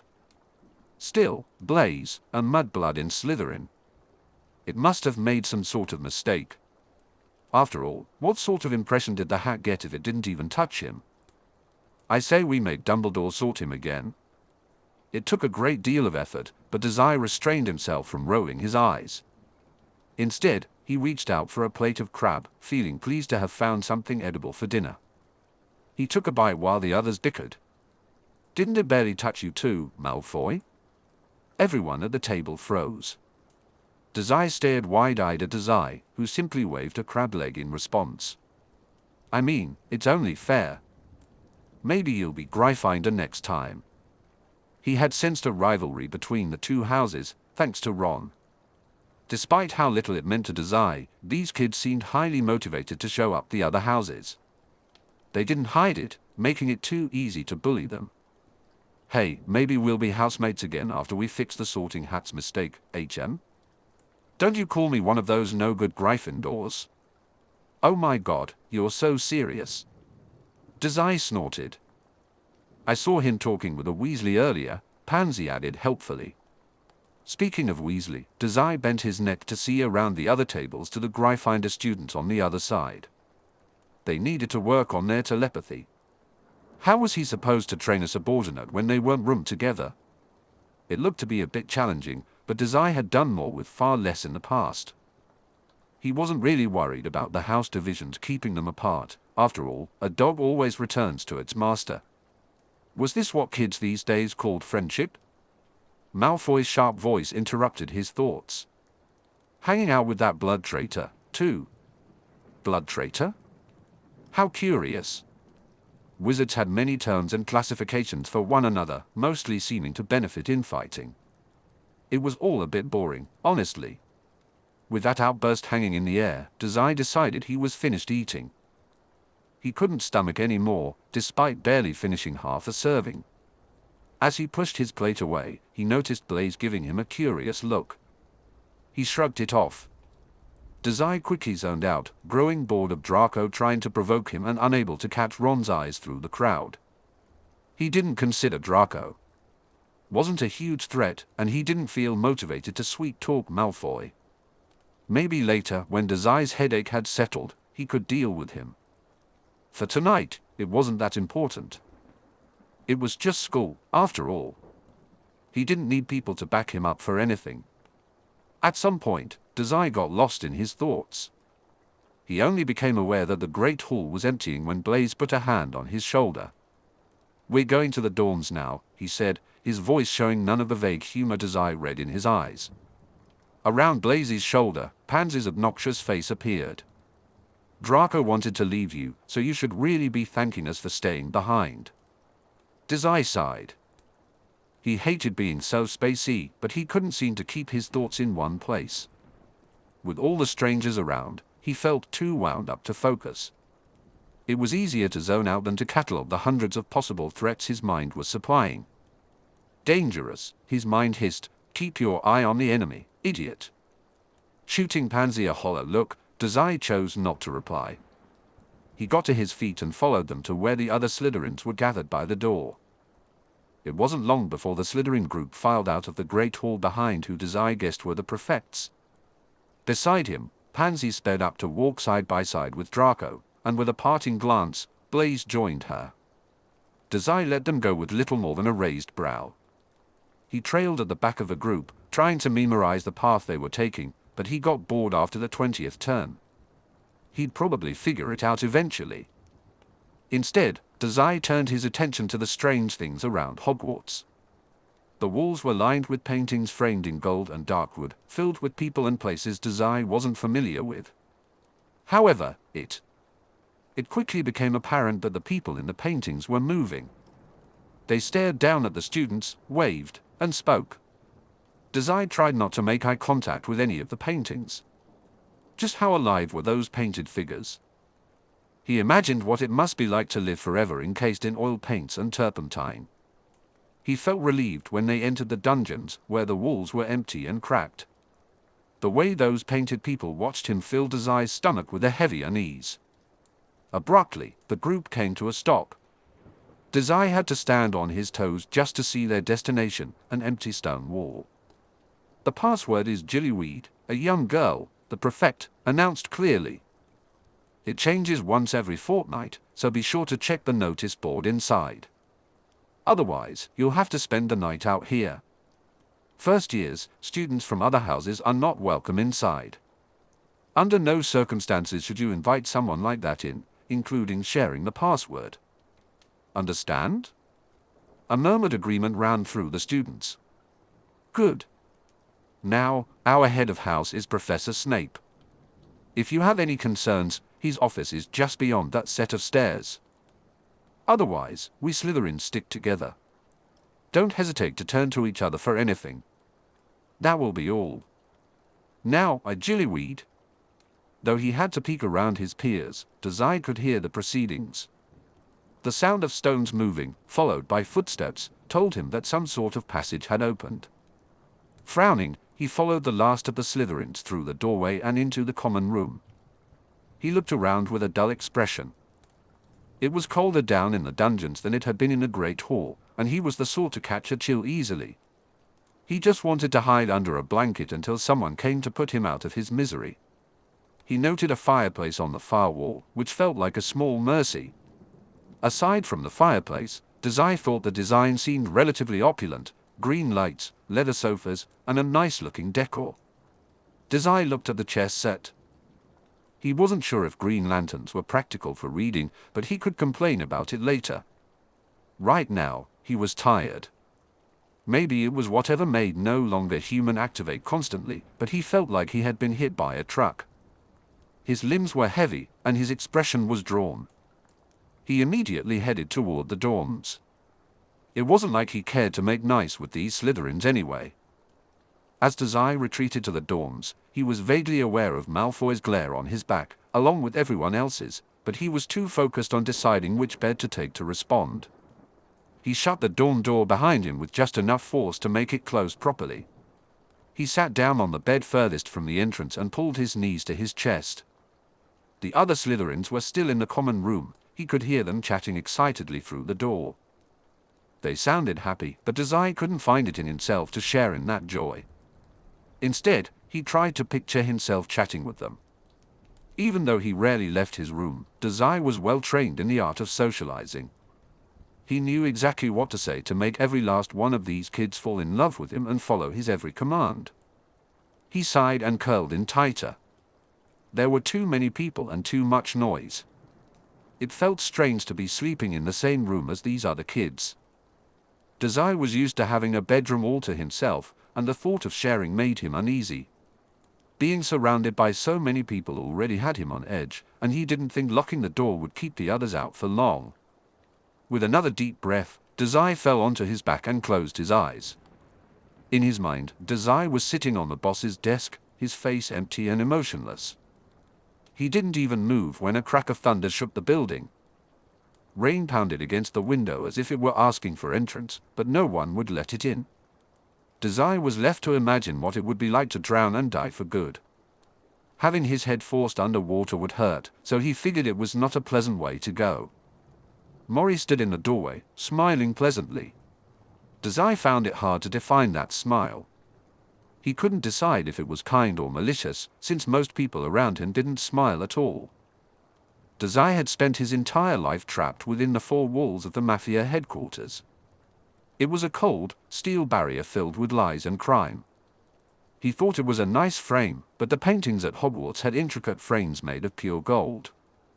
The people in those paintings smiled as if their watercolor lives were worth living.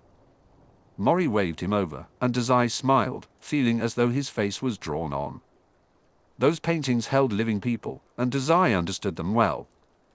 When Dazai woke from his dream, he did so with all the stillness of a corpse. His eyes slid open slowly, the movement casual enough to hide the fact that he was awake. When had he fallen asleep? He must have been more tired than he realized to drift off so carelessly with strangers around. The thought made him feel sick, so he shifted his focus. The others must have come in at some point to sleep. The idea that these students were in here while he slept was horrifying, even if it seemed no one had done more than pass out, too. Dazai hadn't even woken up when they'd come in. He had never felt so unprotected before, or at least not so unprepared to be this vulnerable. Still, sleeping had cleared his head somewhat, though he could still feel that faint discomfort of his ability activating.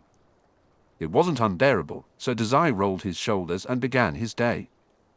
Now that there were others around, he let that vacant smile appear on his face and willed his posture to look more confident and laid back.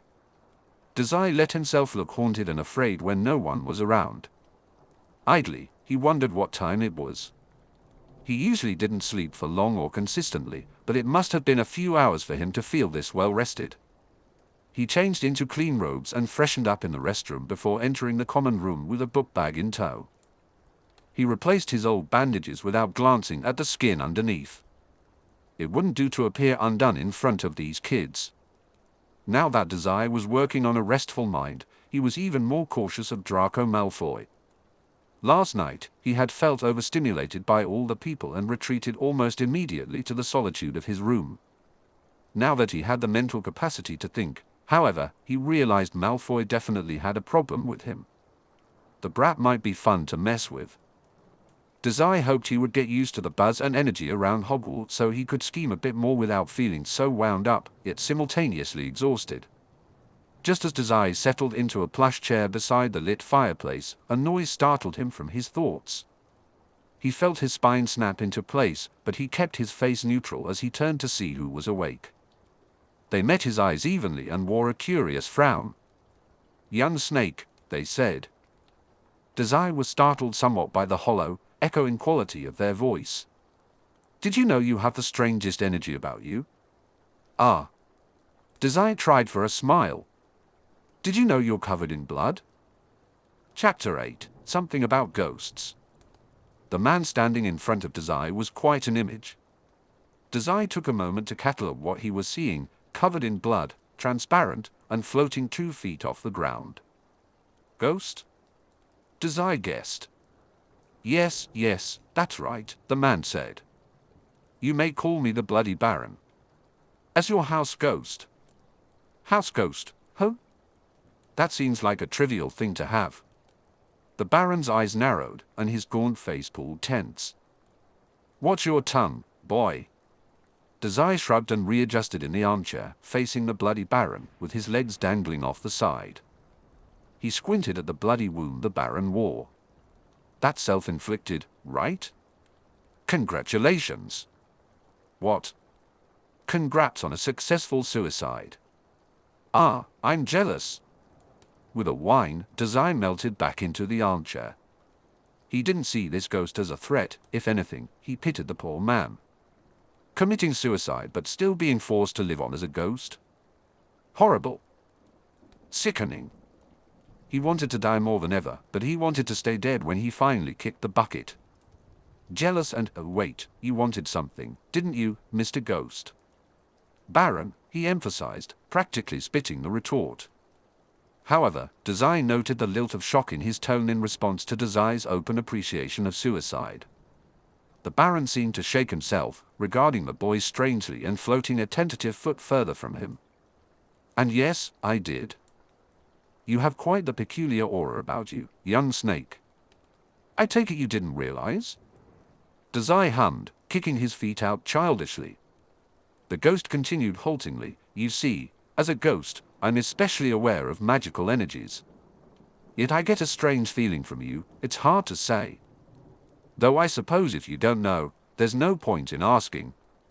Sitting up a bit straighter, Dazai asked, "You can sense something like that, who?" He had suspected as much. If he could feel the magic in the air, it made sense that magical creatures could sense him too. The real question was what exactly they were picking up from him. "That's right." It's as if, suddenly, the boys' dorm room door opened. Blaise stood in the doorway, blinking at the Baron and Dazai, as if silently asking what was happening. "Good morning, Baron." "Good morning, Dazai," he said after a moment. The Bloody Baron cleared his throat and floated a few feet away from Dazai, smiling sheepishly. "Right. I'll be leaving then. Good luck on your first day, young snakes." "Hey, we were talking, Mr. Ghost Guy. You can't just leave like that." "Baron."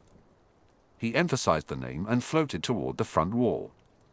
As the Baron began to phase through the stone, he added, "And I'm sure we'll be seeing each other around." With that, he vanished completely. Dazai huffed, drawing his shoulders together with a frown. He would have to track the Baron down later. Things always worked out better when he had all the information, and he didn't like the idea that the ghost knew something about him he didn't. Making friends with the house ghost? Interesting choice, Dazai. Dazai fell back into the chair, his bandaged limbs spilling over the sides carelessly.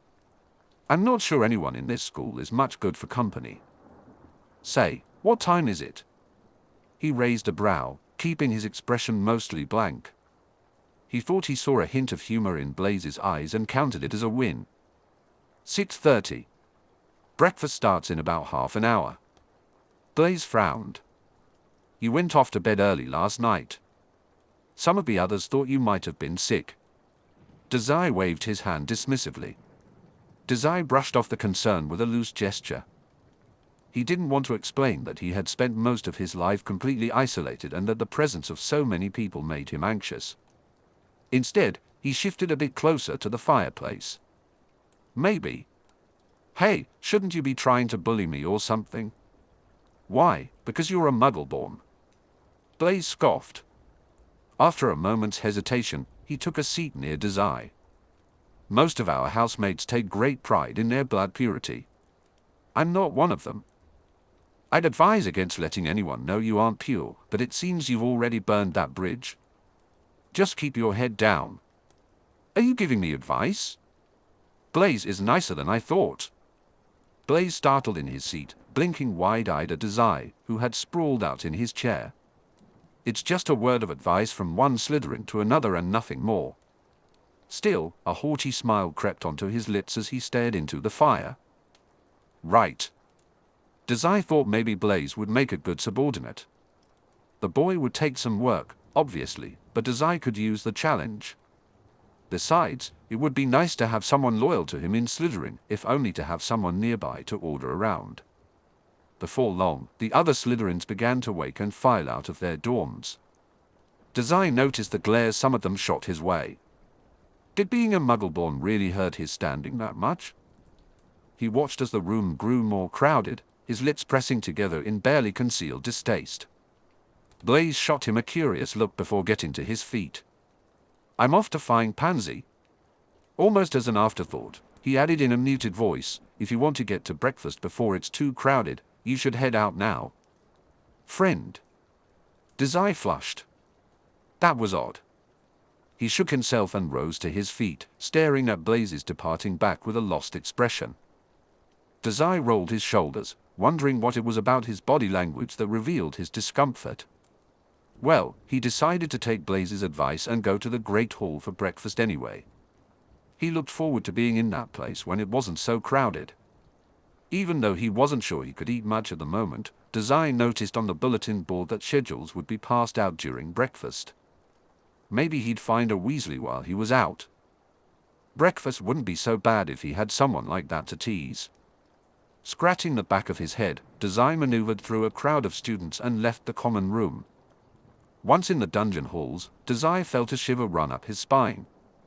It was annoyingly cold down here.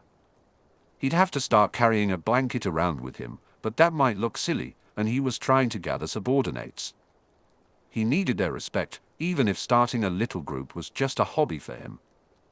When Dazai reached the last of the steps, he felt almost relieved to find himself by the entrance hall. Given how little he had paid attention the night before, he had expected to wander the school grounds until he stumbled upon the Great Hall. But that didn't seem necessary.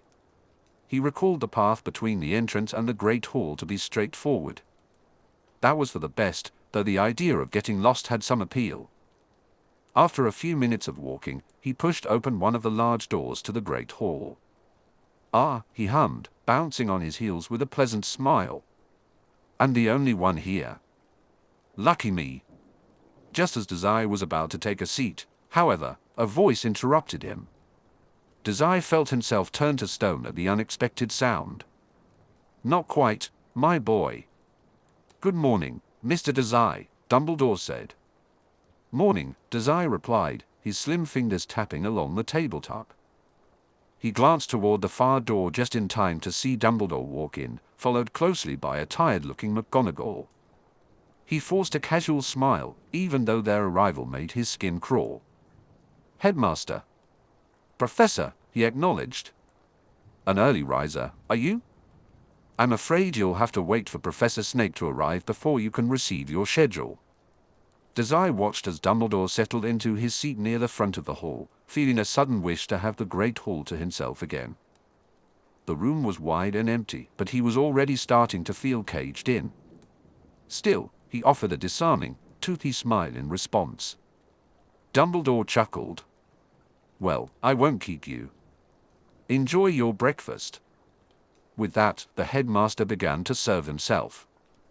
Once the eyes were off him, Dazai forced himself to relax. They weren't a threat, he was just overreacting. Looking at his own table, Dazai was startled to realize several dishes of breakfast foods had scattered around him. Magic. Right. He grabbed a glass of water, pulling it close with a sigh.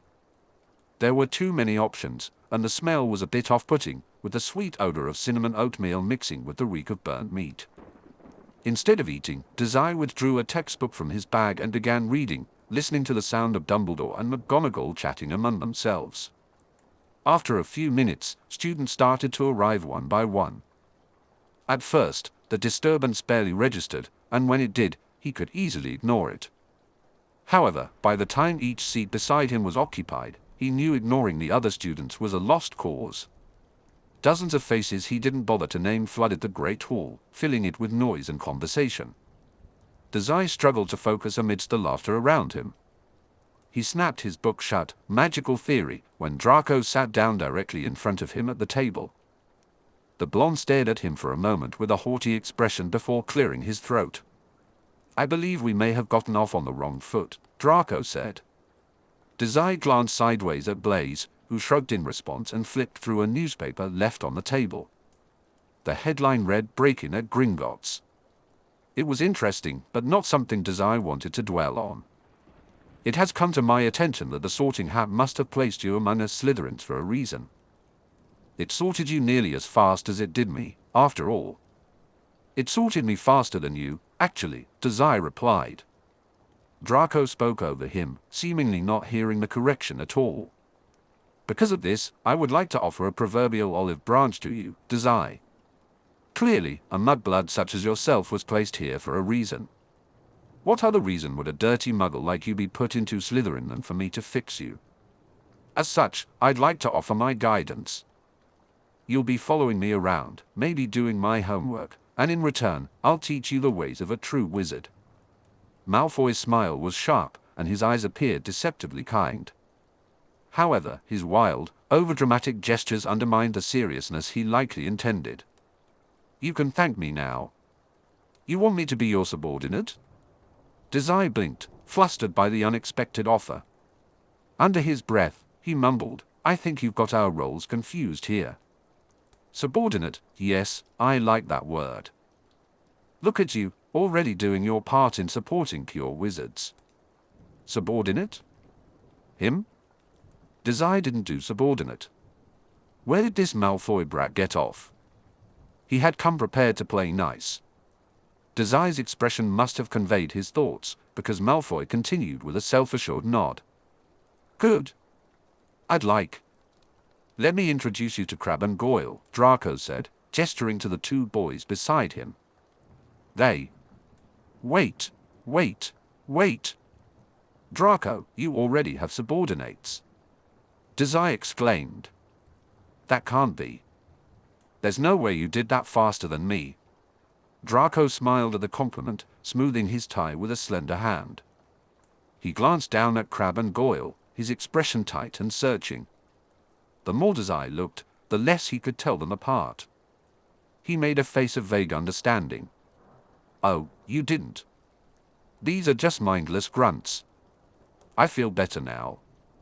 Crabbe and Goyle huddled closer to Malfoy, looking rather dull and dim-witted. "Watch your mouth, mudblood," one shouted, while the other added, "Back off, mudblood." "You two are the same person," Dazai said. Draco's mouth twitched into a serious scowl. He ground his teeth together with such force that Dazai thought they might snap.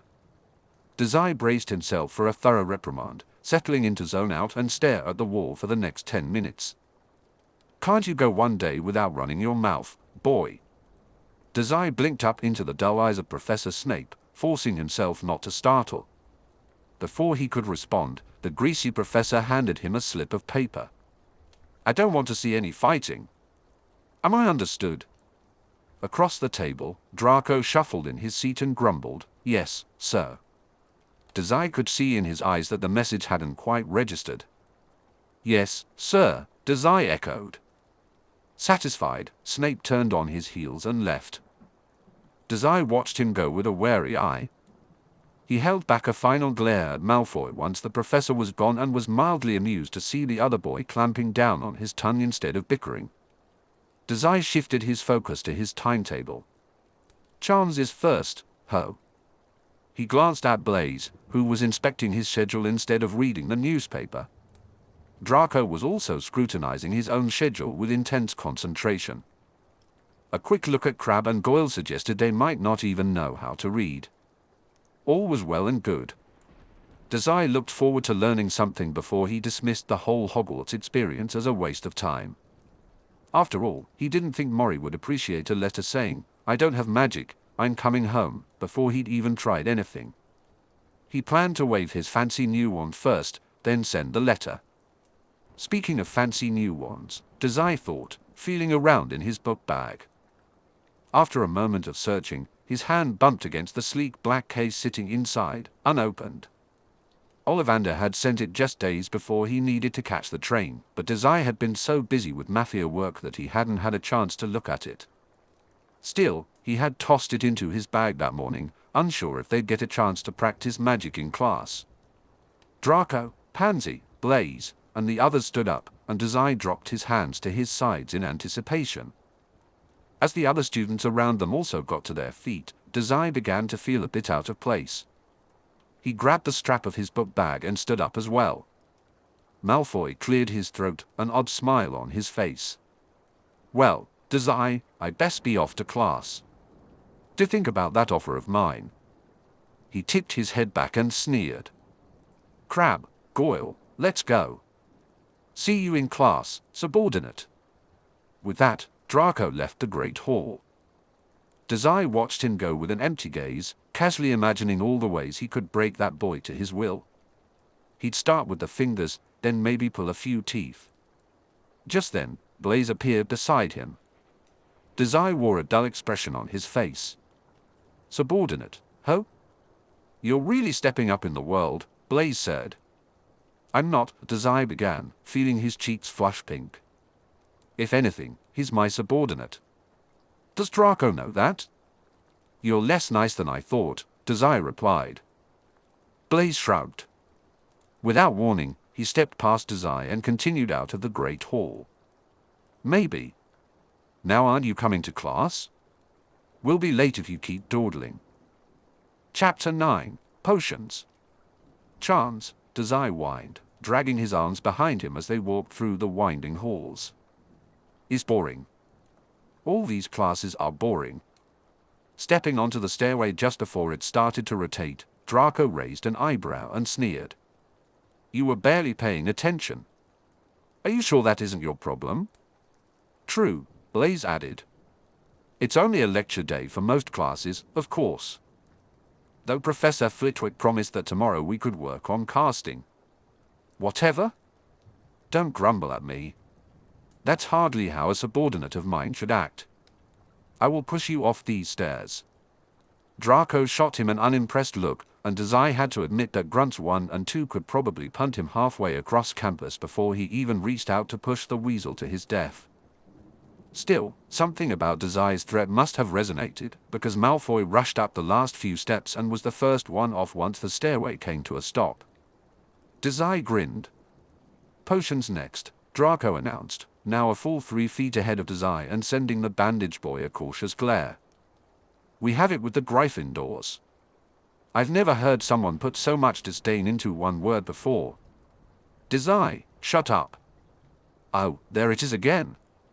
Suddenly, Crabbe and Goyle appeared on each of Dazai's sides, 2 towering masses of pure brawn. The part of his brain that was constantly screaming to get out, "Shut up, it's dangerous," started screaming just a little bit louder. But Dazai was feeling well rested today, so he pushed those thoughts aside and replaced them with apathy. "Malfoy, keep your dogs in line," Dazai said, beaming with a particular sharpness to the corners of his eyes. Though he was fairly sure the comment was meant to be silent, Dazai distinctly heard Blaise mumble, "Aren't you one of those dogs?" Beside him, Pansy glared at Dazai. Draco studied him with a sharp look before offering another of his nasty smirks. After a moment, he dismissed his friends. "I'm trying to be nice, you know. I'm even letting you hang out with us for the day. You should show some gratitude, mudblood." Something about that smile annoyed Dazai. It reminded him of a less intelligent Mori, which was too frustrating to think about for long. Any time spent dwelling on that doctor was wasted, so Dazai decided to focus on a different, less sadistic side of Malfoy. He offered a kind, though insincere, smile. "Well, I guess Draco's not such bad company. People seem to respect you." Dazai had learned that respect meant people stayed away from you. Draco drew attention when he wanted it and pushed it away when he didn't. Initially, Dazai had planned to stick with this punk until he got bored of teasing him, but now he appreciated having some space in the otherwise crowded hallways. It was improving his mood. Or maybe it wasn't respect, maybe it was how Crabbe and Goyle glared at anyone who came within 2 feet of them. I need subordinates of my own, Dazai thought. He'd have to find the Weasleys during lunch and see if they would follow him around like a pack of stupid dogs. Then he wouldn't have to listen to Malfoy lecture him on how to act like a pure wizard, unless he wanted to feel like bleeding from the ears. Not that he minded the tits. Dazai always enjoyed putting on airs. Yes, well. Draco hummed, sounding suddenly very assured. We're here in the dungeons. They were, Dazai noted with a shiver, as he lazily followed into the classroom. The room was large and cold. Instead of desks, it was filled with small work tables. Would fit only 2 or 3 people each. A few others were already there, but mostly Dazai couldn't recognize them beyond a vague sense of having seen them during the sorting. He looked through the other students, trying to see if, oh. I'm sitting over there, Dazai said suddenly, interrupting something Malfoy was saying. Bye. What? Come back here.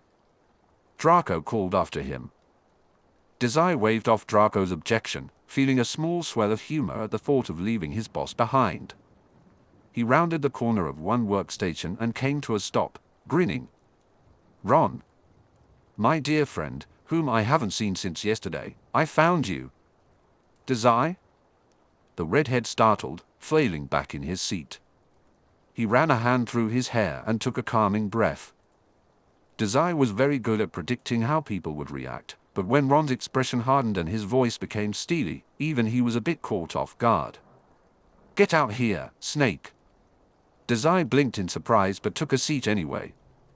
You tricked me into sitting with you on the train, but now that you're Slytherin, I want nothing to do with you. Go sit with your new Death Eater friends. He may have underestimated the strength of these house loyalties after all. Who? Don't be like that. Dazai whined, kicking his feet. Besides, I don't want to sit by that pompous Draco kid. Did you know he wants me to be his subordinate? The nerve.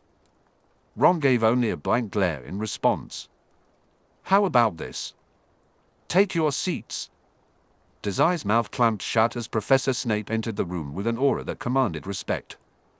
Immediately, any student standing fell to the nearest seat, and Ron was no exception. Snape's appearance had locked them in as seat buddies.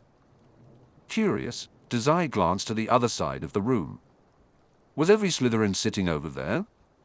He looked to see where Draco, Blaise, and Pansy had ended up seated very close to Dazai and the others, sending wide-eyed stares in his direction. Dazai responded with a thumbs up. Professor Snape stopped at the front of the class, his eyes scanning each student with vague disdain. Dazai noticed a few Gryffindors flinch under Snape's harsh glare, which amused him. When Snape reached Dazai's spot next to Ron, confusion flickered across his face before it was quickly suppressed. Was it really so strange to have cross-house friendships? Well, maybe not friendship. Put your wands away. There is little foolish wand-waving here, Snape declared after a moment. Dazai let himself slump against the table, already feeling bored. There had been no foolish wand-waving in any of the classes so far. He hadn't even had the chance to pull his wand from its box. It had been one syllabus after another all day. Snape continued speaking, and Dazai focused on the echo of the professor's words in the dungeons. Many of you will hardly believe this is magic. I don't expect you will really understand the beauty of the softly simmering cauldron with its shimmering fumes, the delicate power of liquids that creep through the human veins, bewitching the minds, ensnaring the senses. I can teach you how to bottle fame, brew glory, and even stop a death, if you aren't as big a bunch of dunderheads as I usually have to teach. Dazai rolled his eyes and slumped forward for a moment. Just another boring class, ho? Although the idea of stopping death was intriguing. Snape abruptly stopped. What? Dazai raised his hand, eager to speak. There's a death potion, right? Can we brew that? Is it painless to drink? A few snickers erupted from the Slytherin side of the room, but otherwise, the classroom remained silent. At his side, Ron tensed up, going stiff. Dazai scooted his chair an inch away. What were they so scared of? Sure, the professors put him on edge, but he had spent an entire shopping trip with Snape and was pretty sure the man was harmless. We will not be brewing any potion of the sort, Snape growled. He walked forward until he was directly in front of Dazai's desk. The teacher's eyes were searching and livid. Under that harsh gaze, Dazai picked at the fraying edges of his bandages. Now, unless anyone else has any idiotic questions, I'd like to move forward with my class, Snape continued. The room fell dead silent. As I thought. Now then. Professor Snape's lecture blurred together, and Dazai found himself absorbing information rather than actively participating. He had a sharp mind. Usually, just hearing something once was enough for the information to stick. While he had looked forward to learning about the mysterious wizarding community, the application felt a bit childish. Dazai wanted to know more. Who were the major players in this war? What were the most dangerous spells and creatures? But did he need to know that a bezer could cure poison? Probably not, since he only saw himself intentionally poisoning people. This was boring, and he planned to tell Mori as much in his first letter next week. Let that doctor know he was going to quit Hogwarts and drown himself in the lake. After the rest of the class passed, filled only with dull instruction, Dazai got to his feet and stretched. Ron, who had been relatively silent the entire class, jumped to his feet and headed toward the door. Hey, Ron, wait up, Dazai called. The Weasley ducked his head and quickened his pace. Dazai hurried after him. On his way out, he caught Professor Snape's eye, who wore a strained look at the interaction. Skipping the last few steps out the door, Dazai reached for the sleeve of Ron's robes. Don't follow me, mate. I'm not associating with a Slytherin, so leave me alone. Ron exclaimed. Dazai pouted but lowered his hands to his sides. Oh, but we got along so well on the train.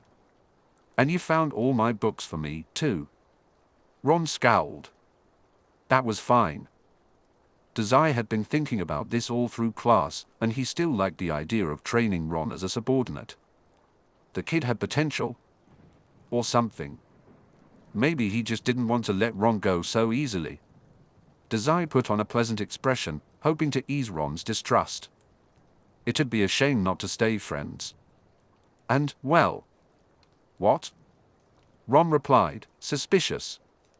Dazai nearly smirked but masked it with a coy expression. Well, a muggleborn like me in Slytherin. It's a bit. They're picking on you? Ron asked, a hint of concern creeping into his voice. Take it up with Professor Snape. Didn't you see the way Professor Snape looked at me? He hates me. Dazai whined, giving a small, fragile-looking smile. Ah, you saw how quickly the sorting hat sorted me, right? Too fast, I think, Ron replied, barely concealing his anger, though Dazai noted he had softened a bit. Yes, yes. I agree. It couldn't possibly have made a proper judgment like that. So you aren't a Slytherin? Dazai clapped his hands together and gave a toothy grin. Exactly. I'm a Gryffindor at heart, just like you. Ron squinted at him, as if trying to solve a puzzle with his eyes closed and hands tied behind his back. Aren't you just trying to trick me? What do you want? Take me under your kind Gryffindor wings, Ron. Teach me how to be a good Gryffindor. Won't your housemates be pleased that you converted me? I've spread my influence into not one, but two houses? Ron exclaimed. No way. I'm not hanging out with a Slytherin, even if you're meant to be a Gryffindor. I'll get laughed out of my own house. Dazai waved him off. I'm sure there's something in this for you somewhere. Ah. Maybe I'll share some Slytherin secrets with you. I'm sure your brothers will love the intel for their pranks. You want to? Ron hesitated, clearly struggling with the wording. He grimaced before echoing, "He'd be my subordinate?" Subordinate. Yes, that sounds right, Dazai said, preening. He remembered what Draco had said to him that morning. Look at you, already doing your part to rehabilitate this poor muggle Slytherin. So kind, so kind. Oh, no way. Ron shot back. Ah, come on. Help a friend out. I'll even let you see my owl like you wanted to. You can have it if you take good care of me. Ron startled and glanced over his shoulder, where the last of the Gryffindors had just disappeared. You'll give me your owl if I hang out with you? Are you that desperate for friends? Sure, Dazai replied half-heartedly. The dungeons around them were almost completely empty. It's time for lunch now, isn't it? The other boy assessed him quizzically, his brows pinched together and fingers tense. After a moment, he nodded and started walking. Dazai quickly fell into step beside him. I'll think about it. But don't get your hopes up. Ron shot a glance at Dazai, who was following a step behind him. And don't follow me. Yes, boss. Dazai replied cheerfully. Ron groaned into the air. Dazai let himself slow down until Ron was well out of the dungeons, leaving him behind. Easy. People were too easy to manipulate. He estimated it would take maybe a month before Ron caved and came back to accept the offer, giving Dazai access to both Slytherin and Gryffindor. Gryffindor secrets. It wouldn't be long before he had most of the school under his control. Just in time to leave Hogwarts because the classes were terribly dull. Maybe he would have some fun starting a wizard gang first. Dazai chuckled to himself in the dungeon corridors. Suddenly, someone cleared their throat behind him. Dazai turned around and found himself face to face with Professor Snape. Chapter 10, A Series of Important Meetings. Mr. Dazai, Snape said clearly, his words carrying a growl beneath them. We need to have a talk. It was only the first day, and he was already in trouble. Figures. Dazai forced a smile. Yes, sir? Snape looked down at him with an odd, sharp expression that radiated annoyance. He jutted his chin out. I think you'd prefer we discuss this in the privacy of my classroom. Come along.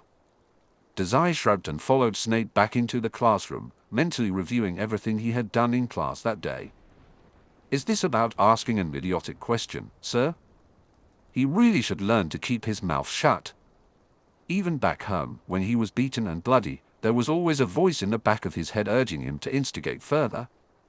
He was usually good at staying quiet and following orders, but he hadn't seen anyone in potions as a threat that warranted such caution. Professor Snape turned sharply to face him again. He took a deep breath, as if preparing to say something taxing. How is your arm? What? Dazai blurted out, startled before he even registered the question. Your arm, boy. The one you foolishly decided to cut into a Diagon alley. Dazai's hand moved unconsciously to where the cut had been.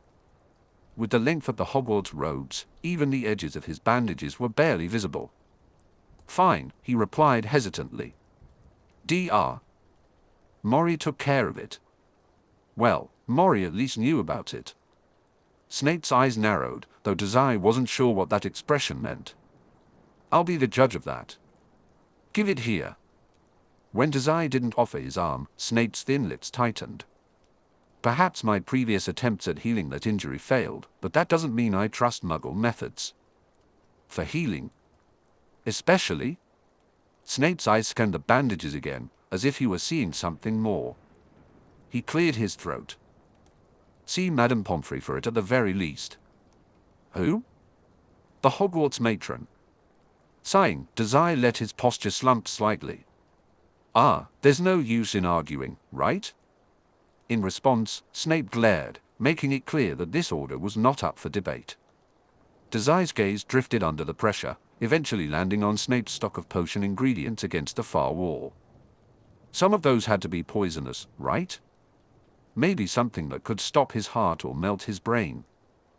Further, Snape continued. He waited a few seconds until Dazai's eyes returned to him. Your outburst in class today is unacceptable. So it was about that. Dazai smirked and deadpanned. I'm not even allowed to ask questions in class. Questions are permitted, Snape said through clenched teeth, but ideations of murder are not. Murder? Dazai thought a potion that could kill his enemies would be useful. He wondered if it was traceable with modern forensic technology. It was an interesting idea, but he waved off the concern with his bandaged hand.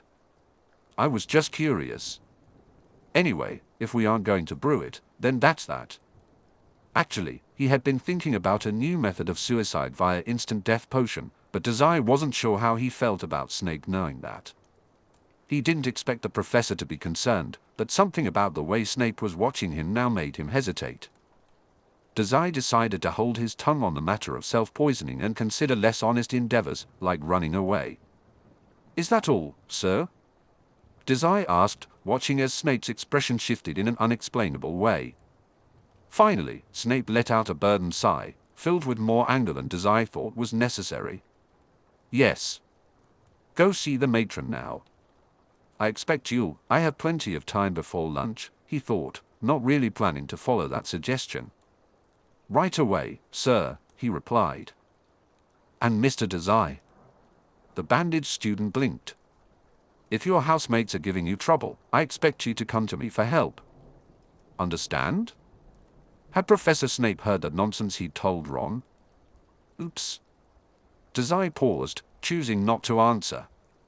Snape sighed and nodded, giving Dazai permission to leave the empty potions classroom. In that moment, he felt a bit like a rat, but he doubted Snape was clever enough to be the cat chasing him. Still, being pulled aside like that couldn't mean anything good in the long run. As he exited the dungeons, Dazai decided to wander the halls. He wasn't sure where Draco and the others had gone, and he had promised Ron he would give him some space.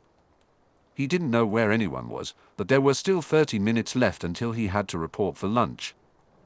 Unfortunately, all Dazai had learned about navigating Hogwarts since that morning was that he should stick with a group of people who knew where to go. There was probably a library around here somewhere, right? Maybe he should try to find it. He was lost. There was absolutely no sense to these halls. You take one staircase only to turn around and find a different one in its place. Dazai was sure one staircase had taken him to 3 separate buildings at one point. He still wasn't entirely sure how that worked. Then a staircase had started moving the moment his foot left the ground, and he almost fell off. It was when the numbering on the doors changed from the 100s to the 500s in the span of one right turn that Dazai decided to give up. I'll just die here, he whined to the empty corridor. Slumping down, he sighed. It's not the death I imagined, but perhaps the death I deserve. Starving in this labyrinthine hellscape. Just kill me already. Dazai took a final step before deciding to lay down and wait for death. At least I won't have to see Mori's smug face anymore. Or, well. Look what we have here. Dazai startled to attention, shooting up from the floor and quickly searching for whoever had snuck up on him. His eyes immediately locked onto a shallow, transparent figure floating near the ceiling. The ghost had black hair, black eyes, and a look positively dripping with mischief. He wore a jester's outfit. Dazai would love to humor the chaos there if it wasn't directed at him. Itty bit tie snakey got lost? Guess beneath all that prim and proper and purity, you're all just as incompetent as the rest of these fools. Another ghost, Dazai murmured, mostly to himself. That's horrifying. Please don't tell me that everyone who dies here has to keep living as a ghost. What a terrible place that would be. Dazai would drop out right now and look at other educational institutions, ones where he could pursue his interest in novel suicide methods without the threat of having to stick around afterward. Ah. It's that snot-nosed Slytherin Baron who was going on about you. The poltergeist cackled. I see what he was talking about.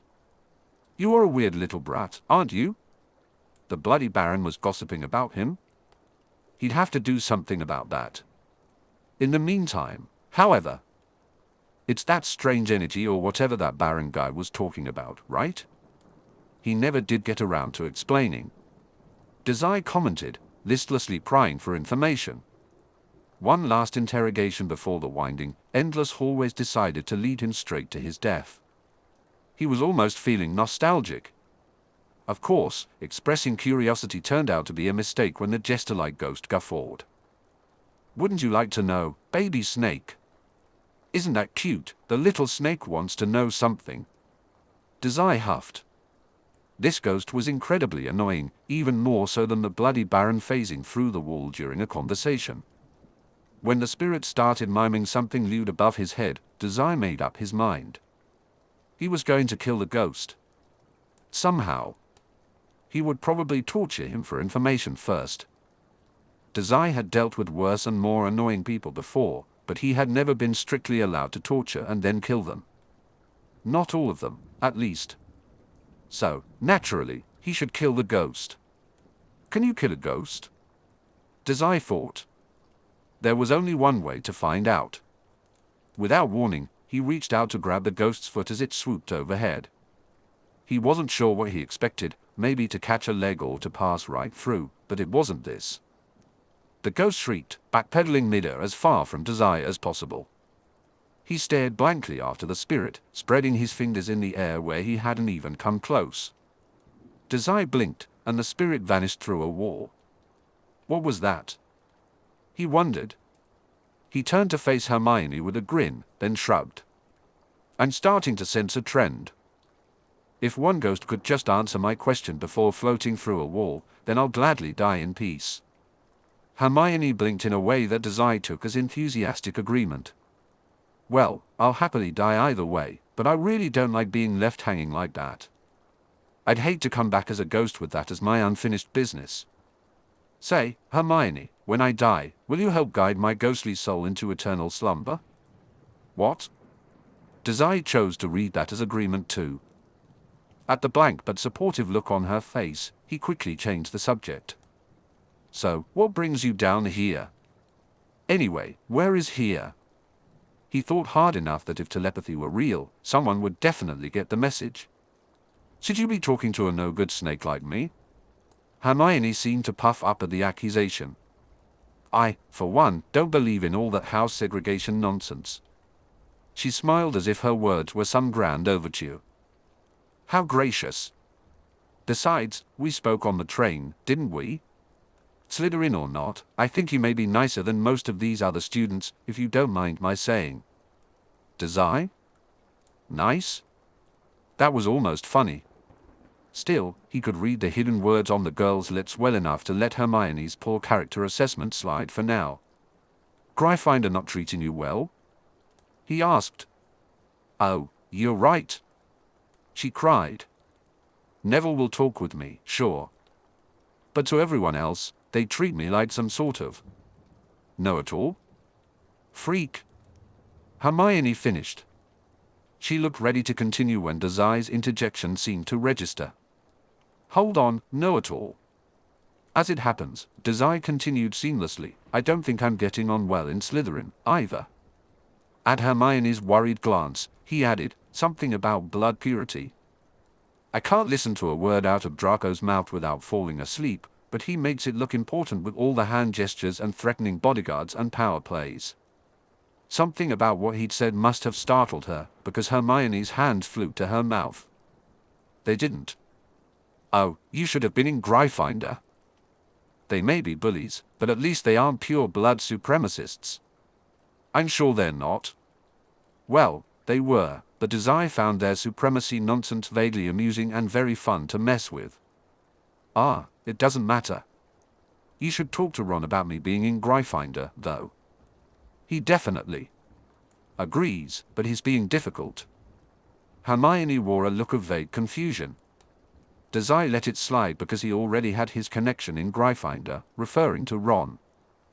Having two informants wasn't strictly necessary, but it could be fun. It would give him a head start on Malfoy, who had no Gryffindor supporters and likely never would.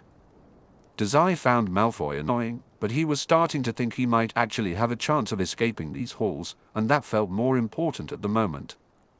Dazai offered what he hoped was a pleasant look instead of a deeply exhausted one. You wouldn't happen to know where the library is, would you? The word library seemed to energize Hermione. Dazai briefly enjoyed how easily she shifted from topic to topic. She seemed flighty in an intelligent way, if that made sense. Or maybe she was just a people pleaser. Dazai understood that feeling in his own misguided way. I just came from there, actually. It's just down the hall, Hermione said. You mean there's a reason how these halls are organized? Dazai thought.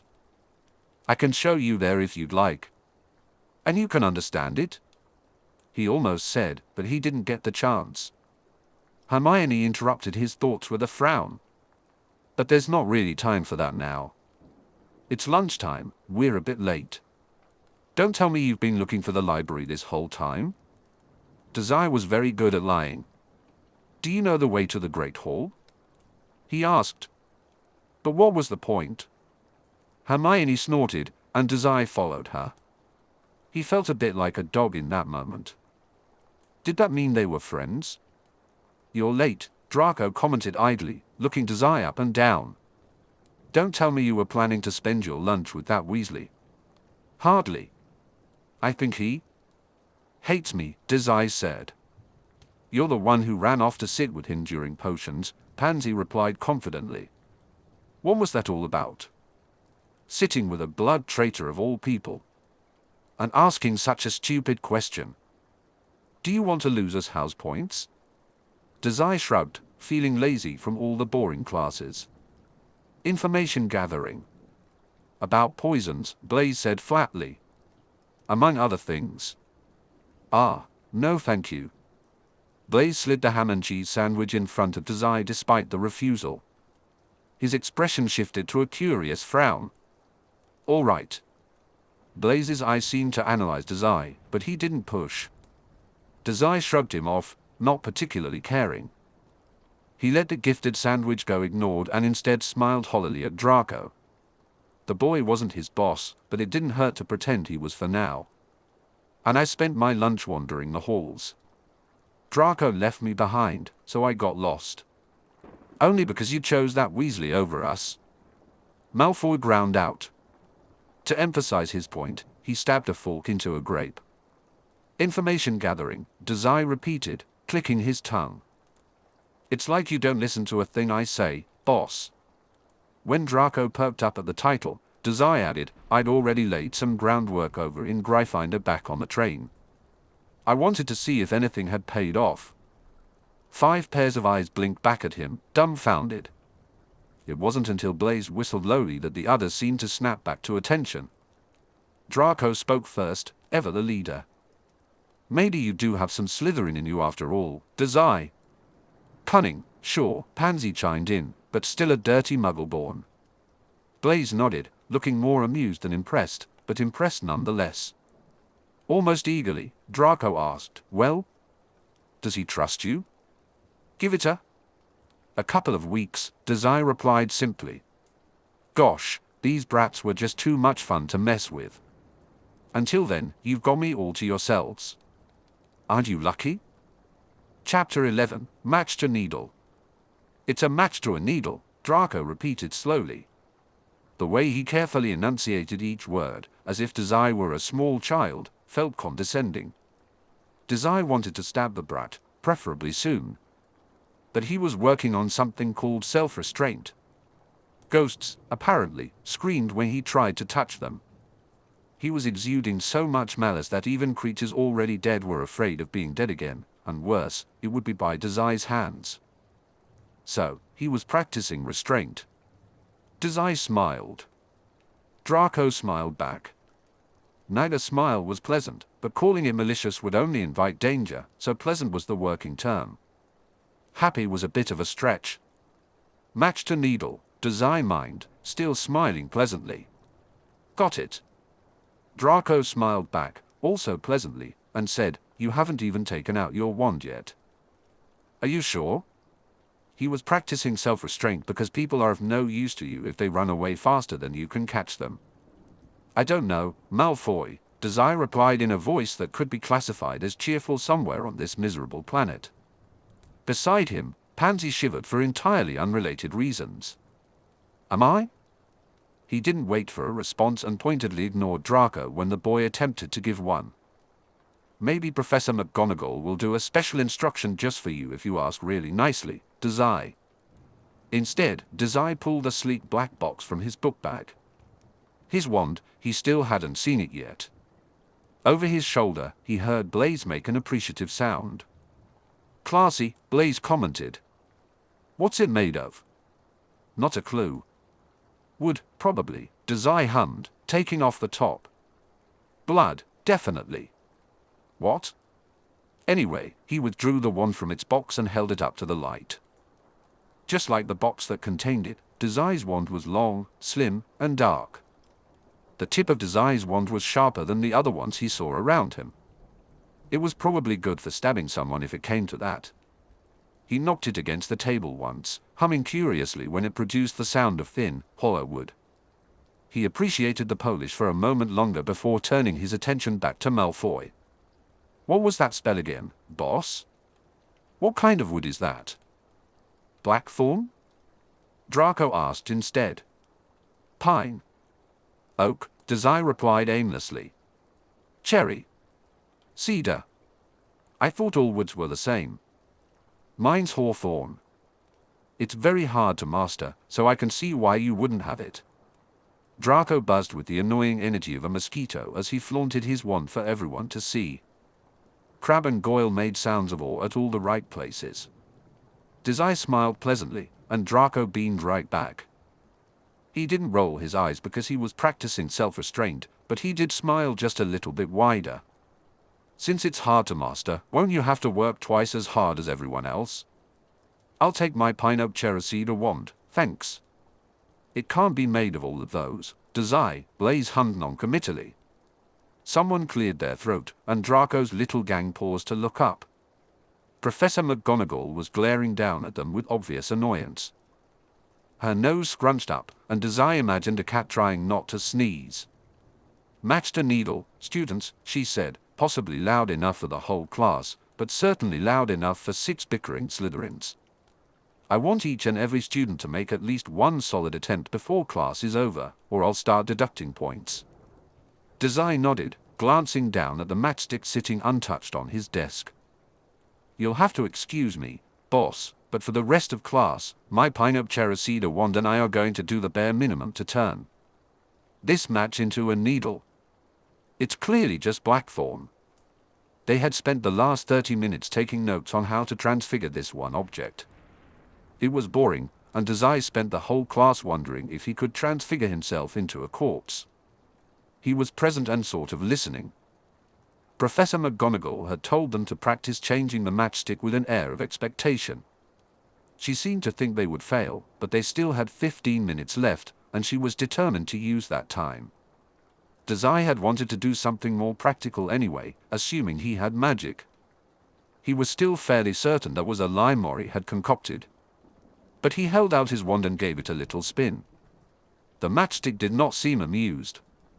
Neither was Dazai. "Well, I tried." Blaise looked up from his own matchstick, brows raised.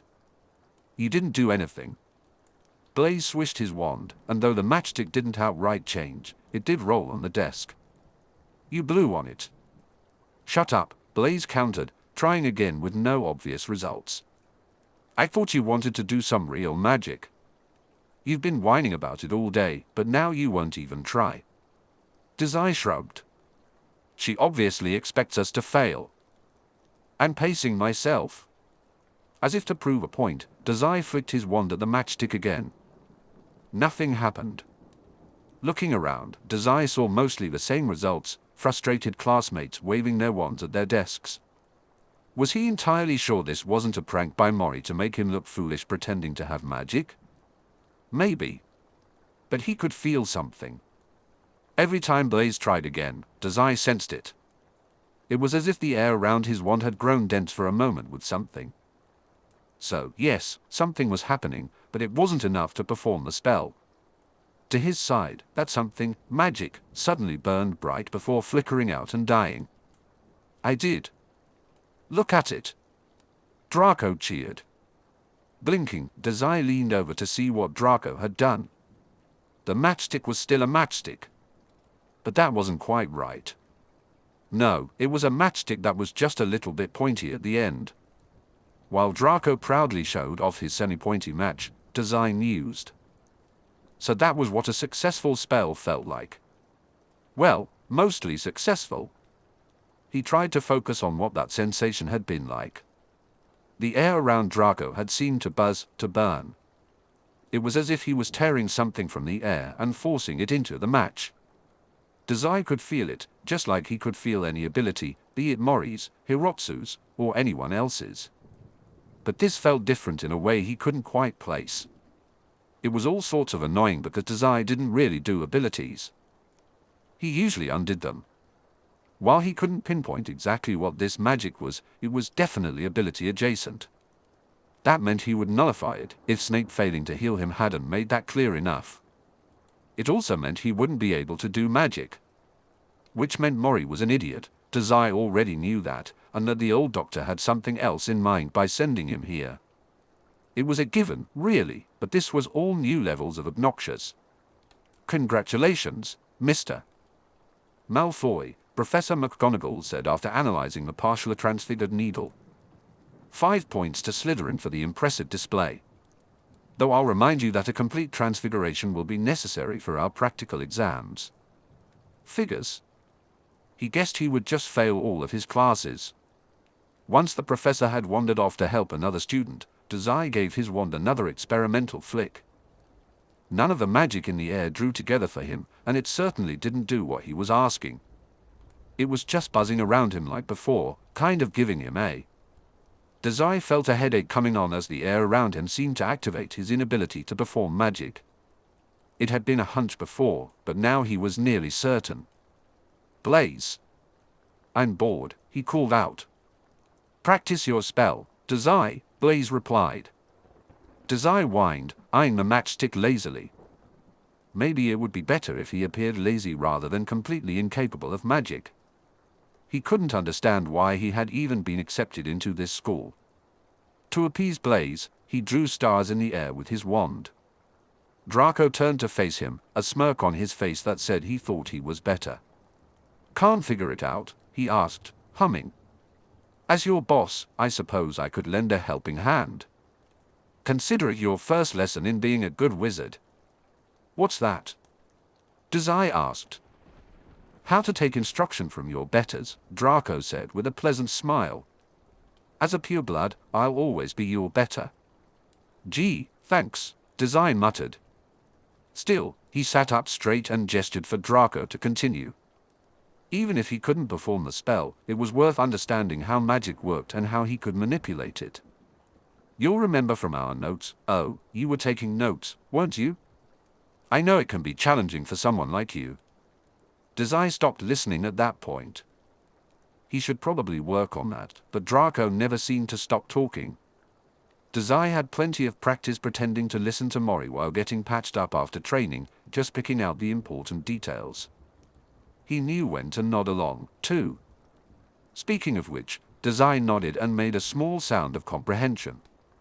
He had no idea what Draco was going on about, but the blonde continued, looking proud, so it was probably something benign. Whatever. Dazai noticed that the matchstick was looking very sharp. It would likely be sharp enough to stick in his throat. Do you understand? Draco asked. Dazai nodded. What was he agreeing to? Holding his wand out, Draco flicked his wrist, and Dazai felt a change in the air. It grew thick, as if something was gathering together. Draco's wand drew the magic towards it with a wave and then pushed it out with another flick. It felt like he had given the magic purpose. Dazai thought this was strange, but he could feel it, as if he had known the language of magic all his life. Perhaps he had. After all, hadn't no longer human always been a quiet buzz in the back of his mind? Magic was everywhere. It was strong here, but it existed everywhere. He hadn't really noticed it before. Or maybe he had noticed, but he hadn't realized no longer human was actively doing something, rather than just always being present. Draco cleared his throat, bringing Dazai back to the moment. This was interesting. Learning to read the magic in the air could be a useful skill. Dazai opened his mouth, ready to ask for another demonstration, even if it meant humbling himself to Draco a little more. Wands down. Of course. That will be all for today, class, McGonagall continued. Your first transfiguration lesson is always quite difficult. After all, you've likely never attempted something as complex as changing one thing into another before. Still, I'm impressed with the work most of you have done today. By next class, I expect all of you to have memorized the tables we discussed. You have an essay due by Friday, the details are on the board. Do not forget it. Dismissed. Dazai stood and followed his group out of the classroom, casting a parting glance at his desk. The matchstick sitting there was completely untouched by magic. He wondered if Professor McGonagall would notice that nothing had happened to it. Nothing would happen to it. Still, it was a hard lesson. He had a few days before anyone might suspect he was incapable of magic. Dazai, Blaise sighed as he finally caught up. You weren't even trying. I tried. You were just drawing shapes in the air. You noticed that? That earned him an exasperated glare. Because he didn't listen to me, Draco interrupted, swirling his hand in the air as if conducting everyone's attention. I'm sure even a muggleborn like you could figure it out if you just paid attention to my form. Dazai nearly rolled his eyes but forced himself to smile instead. Thanks for demonstrating. But I'm not sure it'll help much. Draco sighed, as if making a big concession. You're right. You are sort of hopeless as a student. But with my guidance, I'm sure you'll manage something. Dazai smiled pleasantly. While happy was still a bit of a stretch, watching Draco flinch away was the tiniest bit enjoyable. Chapter 12, Pansy. I thought for sure he was like Wizard Mafia. Blaise raised an eyebrow over the chess table as he moved his rook with a sigh. Who are you talking about? Don't tell me you mean Draco. No, no. Professor Quirrell. Do I want to know? Dazai slumped further into his chair, a frown on his face as he imagined the turban-wearing professor. Is there even a wizard mafia? I mean, if anyone here is mafia, which no one is, of course, that would be silly, but if anyone was, it'd be Quirrell, right? How does that make sense? Blaise asked. Please take your turn. With an amused huff, Dazai reached for his knight. He just seems the type. He's got this air about him like I'd break your legs if I had to.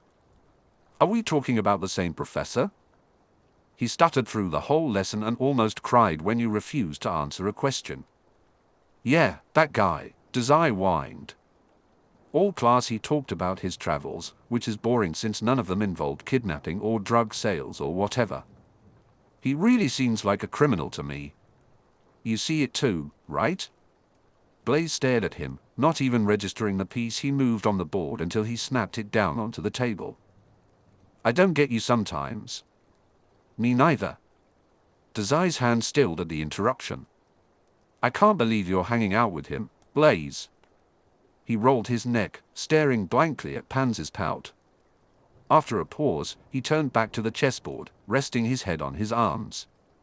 I'm great company, obviously. Your company, Blaise corrected. Anyway, it's almost curfew and you know he's going to get lost if I let him wander away now. Dazai blinked and sat up. Are you babysitting me? Your turn. Oh. Dazai turned his focus back to their game. Still, Pansy hissed, her voice barely above a whisper, a mudblood, Blaise. And you're playing chess with him? Letting him win, even? He's winning on his own, actually, Blaise replied, irritation creeping into his tone. He cleared his voice of emotion before adding, and he's Draco's pet, not mine. Dazai, finally settled on a move, looked back up to meet Blaise's eyes. You're dog-sitting me. Is that worse? Blaise made a SOSO gesture with his hand, then squinted down at the chessboard with an agitated frown. Still, Pansy growled, I don't like it. Why does he even want a new pet project? Blaise didn't respond, he glared down at Dazai's queen. After a few seconds, he grunted and knocked down his own king. You forfeit? You were going to win in 2 moves, and you know it. I'd rather not waste my time on something that's already lost. He frowned, his eyes roving over Dazai as if there was something to analyze. Blaise didn't speak for a long moment.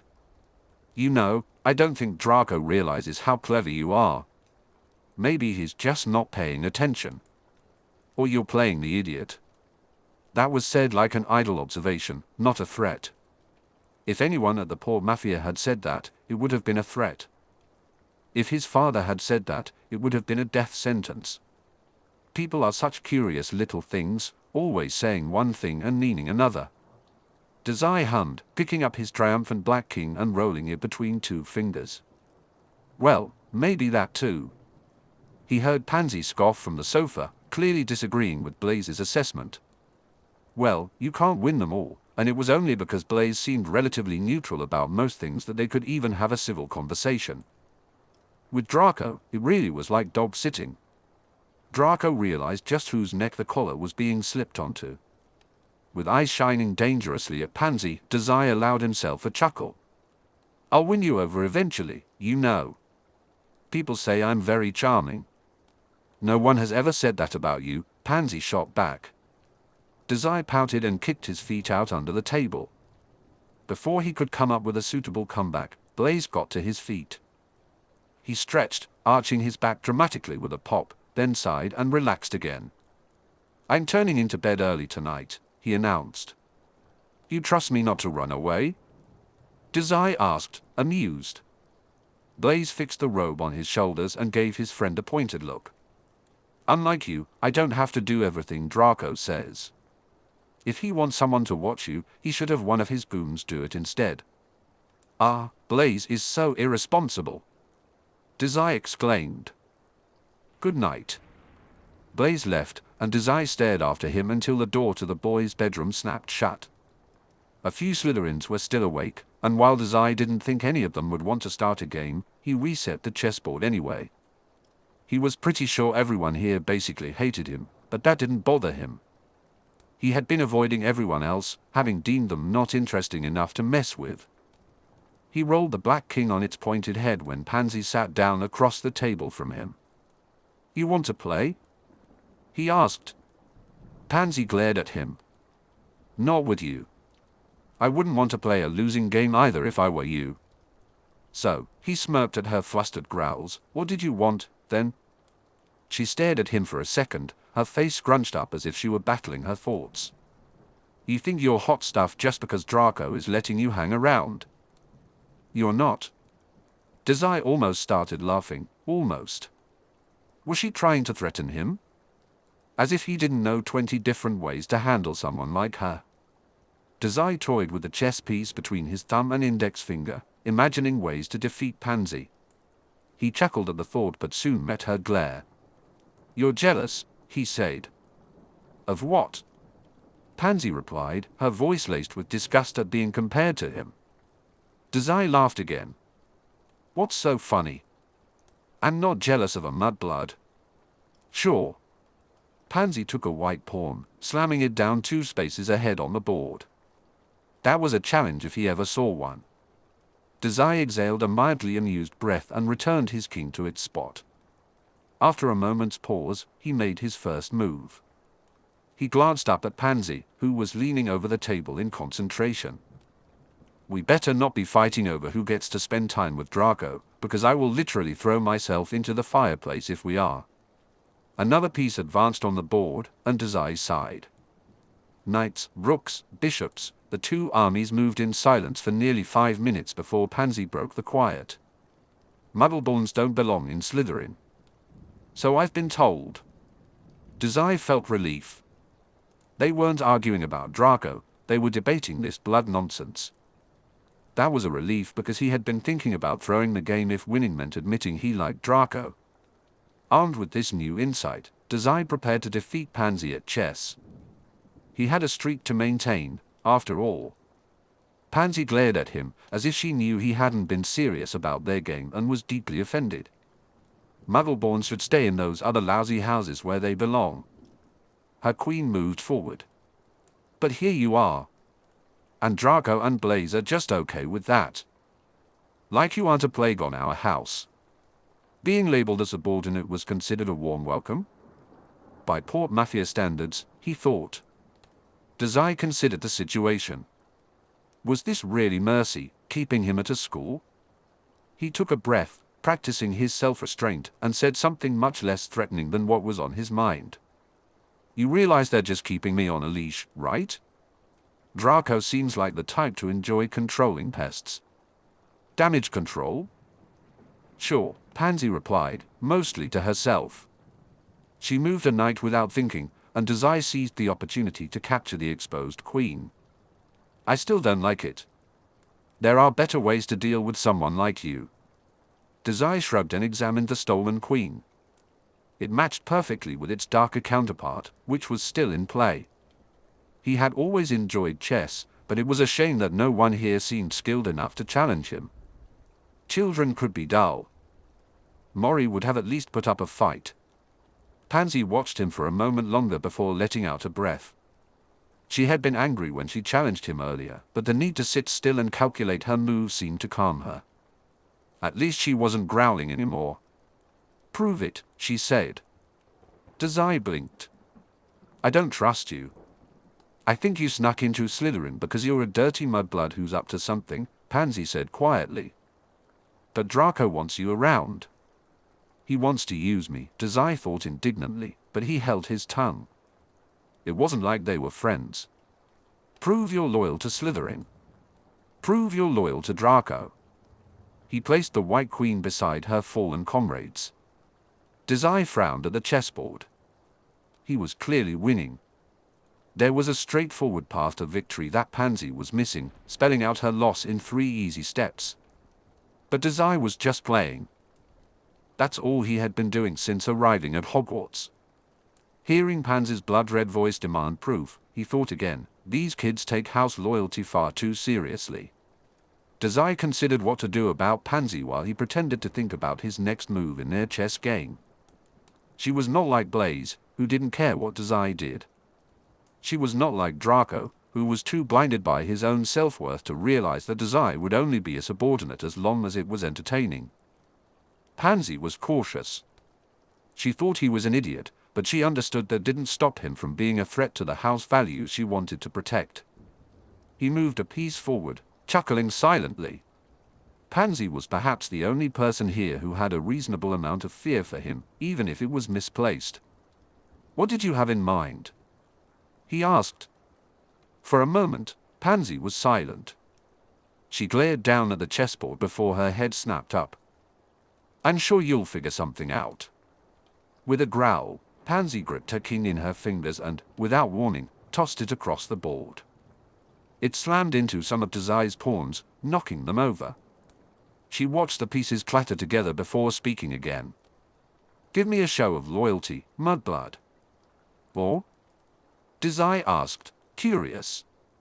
You'll wake up one morning to find that Draco's not protecting you from Slytherin anymore. You aren't welcome here. He's taking you on as a subordinate was merciful. If he can't use you or fix you or whatever else he wants to do with you, I'll give the word and make your life here a living hell. Prove to me your life is worth protecting. She did not ask if he understood the terms of their agreement. She didn't need to. Pansy got to her feet and vanished behind a locked door. Dazai watched her go with an expression void of emotion. Most of the other Slytherins had already gone to sleep. But the ones still there, Dazai saw in their faces that Pansy's words held some truth. They wanted to tear him apart because he was Muggle-born. Against all odds, the realization made him want to laugh. However, Dazai practiced self-restraint and reset the board in silence instead. Dazai dreamt about the paintings and the people living inside them again. He didn't dream about Pansy forcing a show of loyalty upon him. His problem wasn't her, she was just part of the game he was playing. His problem was that he was still alive to play it. Dazai's first week at Hogwarts was obnoxiously boring, but if Pansy asked, he might just pretend to worry about it. Chapter 13, Dazai finds the library. You and Pansy are. Blaise trailed off. Finally, he settled on, different. Dazai shrugged him off. She's extorting me. Okay. Don't have too much fun. There was a reason he liked Blaise most of all. He seemed to be the only person here who understood that Dazai knew what he was doing. Gripping the railing tightly as the stairs began to rotate, Dazai turned an innocent glance toward Blaise. "Hey, what's the best way to prove you're loyal?" He blinked. "Loyalty is a Hufflepuff thing, isn't it? Why don't you ask one of them?" "Because you're here, and I don't know any Hufflepuffs." "Meet one." "I'm going back to the dorms, are you coming?" Dazai thought for a moment. "Not yet. I'm not coming to find you when you get lost."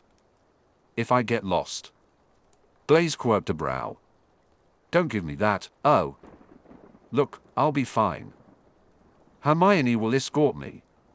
At her name, the bright-eyed girl startled to attention from across the hall. Hermione had a book bag slung over one shoulder. Dazai noted, amused, that it was nearly overflowing with textbooks, notebooks, and loose papers. Spotting Dazai in the mostly empty halls, she smiled and moved toward him. But the moment her eyes landed on Blaise, Hermione stopped dead in her tracks. "Good evening, Dazai," she said with obvious caution. Dazai snorted at her flat tone. She was worried about Blaise of all people. House loyalties, he reminded himself. Slytherins are meant to be scary, I guess. "Hey, Blaise, am I scary?" The other boy didn't even twitch, completely ignoring Dazai's question in favor of taking a step back. Instead, he addressed Hermione. "No need for that." He paused, then added, "Don't let him get lost." "Lost, please." "I'm not going to," Dazai started, but Blaise was already gone. With him disappearing around the corner, Hermione stepped forward until she was just beside Dazai. She gave him a curious look. "Your friend?" "Something like that." His, making sure I don't get lost." Hermione's brows shot up. Maybe Gryffindors didn't practice the delicate art of subordinate making and leash holding. Dazai wondered silently if the other houses were just as hostile as Slytherin. After a moment spent dissecting Dazai's curious slip-up, Hermione cleared her throat and smiled gently. "To be honest, I thought it might be longer before we could talk again," Hermione confessed. "Being in different houses and all. But it's only been a week." "I'm glad." Her smile was warm and soft, not at all like the pleasant smiles they exchanged in Slytherin. Luckily, Dazai was well versed in the art of all smiles. This included warm and soft smiles, mostly because he had practiced them in front of a mirror when he was younger. He drew his own version of that smile onto his face for Hermione now. "It's nice to see you again," Dazai said. Smiling warmly made his words sound warm too. Being nice was an unpleasant taste on his tongue. Why anyone was ever gentle was a mystery to him. It certainly wasn't a muscle the poor Mafia encouraged flexing. Fortunately, Dazai had practiced saying warm and soft things in the mirror, too. Hermione seemed like the type to appreciate his effort, even if she didn't realize how much effort it took to pretend to be warm and soft. Anyway, "It's nice to see you again" was about the extent of gross pleasantries Dazai could handle for one conversation. He felt his smile grow pretend cheerful around the edges, wiping away all that soft nonsense. "You aren't busy, are you?" "Are you busy?" Dazai asked. "Not until dinner," Hermione replied, shrugging her overflowing bag higher on her shoulders. "I was hoping to stop by the library, but," something in her expression softened further, "since it's you, I'll just do it later." Dazai thought, amused, that the perks of being Hermione's only friend were plentiful, if unnecessary. "Just my luck. You should show me where the library is since you're going there." "That's right." She laughed. "I'm glad you found me now, and not before wandering the halls like the other day." "Now you're just bullying me." No. "It's this way, Dazai." After making sure he was following, Hermione adjusted the bag on her shoulder and started towards the library. As they walked, they engaged in light conversation, but Dazai's mind was mostly elsewhere. He was thinking about the layout of Hogwarts. The moving pictures, numbered rooms, and statues were not helping him remember the path. After the third turning stairwell, Dazai gave up, completely resigning himself to being lost forever. He blinked wearily at Hermione, who navigated the halls as if they made any sense, which they didn't. "Say, Hermione." She spared him a glance. "HM? How do you feel about cartography? Map making? I've never really thought about it. Although I read the most interesting book on magical maps this morning." "Ah, why?" "No reason. What he wouldn't give for a sensible map of this school." Dazai came to a stop. "The library. You found it." Hermione congratulated, giggling into her sleeve. "The library, finally." He skipped inside, feeling pleased at having accomplished something. It was worth the search, too. Towering bookshelves filled with what must have been thousands of books Dazai had never even heard of lined the walls, creating rows in the otherwise massive room. Dazai beamed, bouncing on his feet and swinging his arms. He couldn't do magic, but he could learn everything about it. Dazai knew one thing: information is power. Since he wouldn't be making progress with his classes, it couldn't hurt to read here, right? Hermione matched his grin with equal excitement. She seemed like a kindred spirit. Her eyes sparkled with enthusiasm. Not that Dazai cared much for sharing hobbies or being a bookworm. He was just pleased to have at least one useful subordinate who didn't hate him, something that was surprisingly hard to find at Hogwarts. How he was supposed to start a gang in these conditions was baffling. But Mori had said he could do whatever he wanted as long as he was at Hogwarts, and Dazai wanted to start a gang. Hermione set her things down at one of the tables and pulled out a quill, paper, and a textbook. Dazai eyed them warily before saying, "I'm going to look around," and wandered off. Where to start? This was exactly what Dazai had been looking for at the beginning of all this magic nonsense: the documents, the information, the books, everything. But now that it was here, should he start with history? The history class was dreadfully boring, but reading about it himself should be more interesting. Understanding how the magical community had gone undetected for so long could be beneficial. Or should he start with something more fundamental, like the basics of magic itself? He needed to figure out how they related to abilities. If there was a loophole that could let him do magic, he needed to know. But maybe there was just too much to read. He sighed and ran his fingers over the spines of hundreds of worn tomes. There was no rush. After all, he had all year, or maybe even all 7 years, to sort through the Hogwarts library. Plenty of time to read everything that looked interesting. Maybe by then, Mori would finally tell him why he had to go to Hogwarts, so Dazai could do something useful with all the information. One problem at a time. Now, where to start? "You're what?" Hermione exclaimed. "Failing my classes." "Keep it down." "Sure." Both Hermione and Dazai startled when the library caretaker, Madame Pince, glowered at them from behind her desk. Hermione spoke next, her voice barely above a whisper. "You can't be failing your classes. It's only week 2, Dazai." He shrugged, flipping a yellowed page of a borrowed book carelessly. After a few minutes of searching, Dazai decided to start with history. It was important to have a background before attempting to dissect anything, and the magical community was no different. It's inevitable, really. Since there's no point, I might as well just die. Don't say that. She hissed under her breath, an odd shine in her eyes. You seem so studious, but you aren't even going to try to pass your classes. Except that no amount of trying was going to turn no longer human off. The sting of his ability rattling around in his skull was evidence enough of that. He couldn't say that, obviously. Abilities didn't really have a place in the magical community, he was quickly learning. In fact, all the books he had read so far seemed entirely detached from abilities.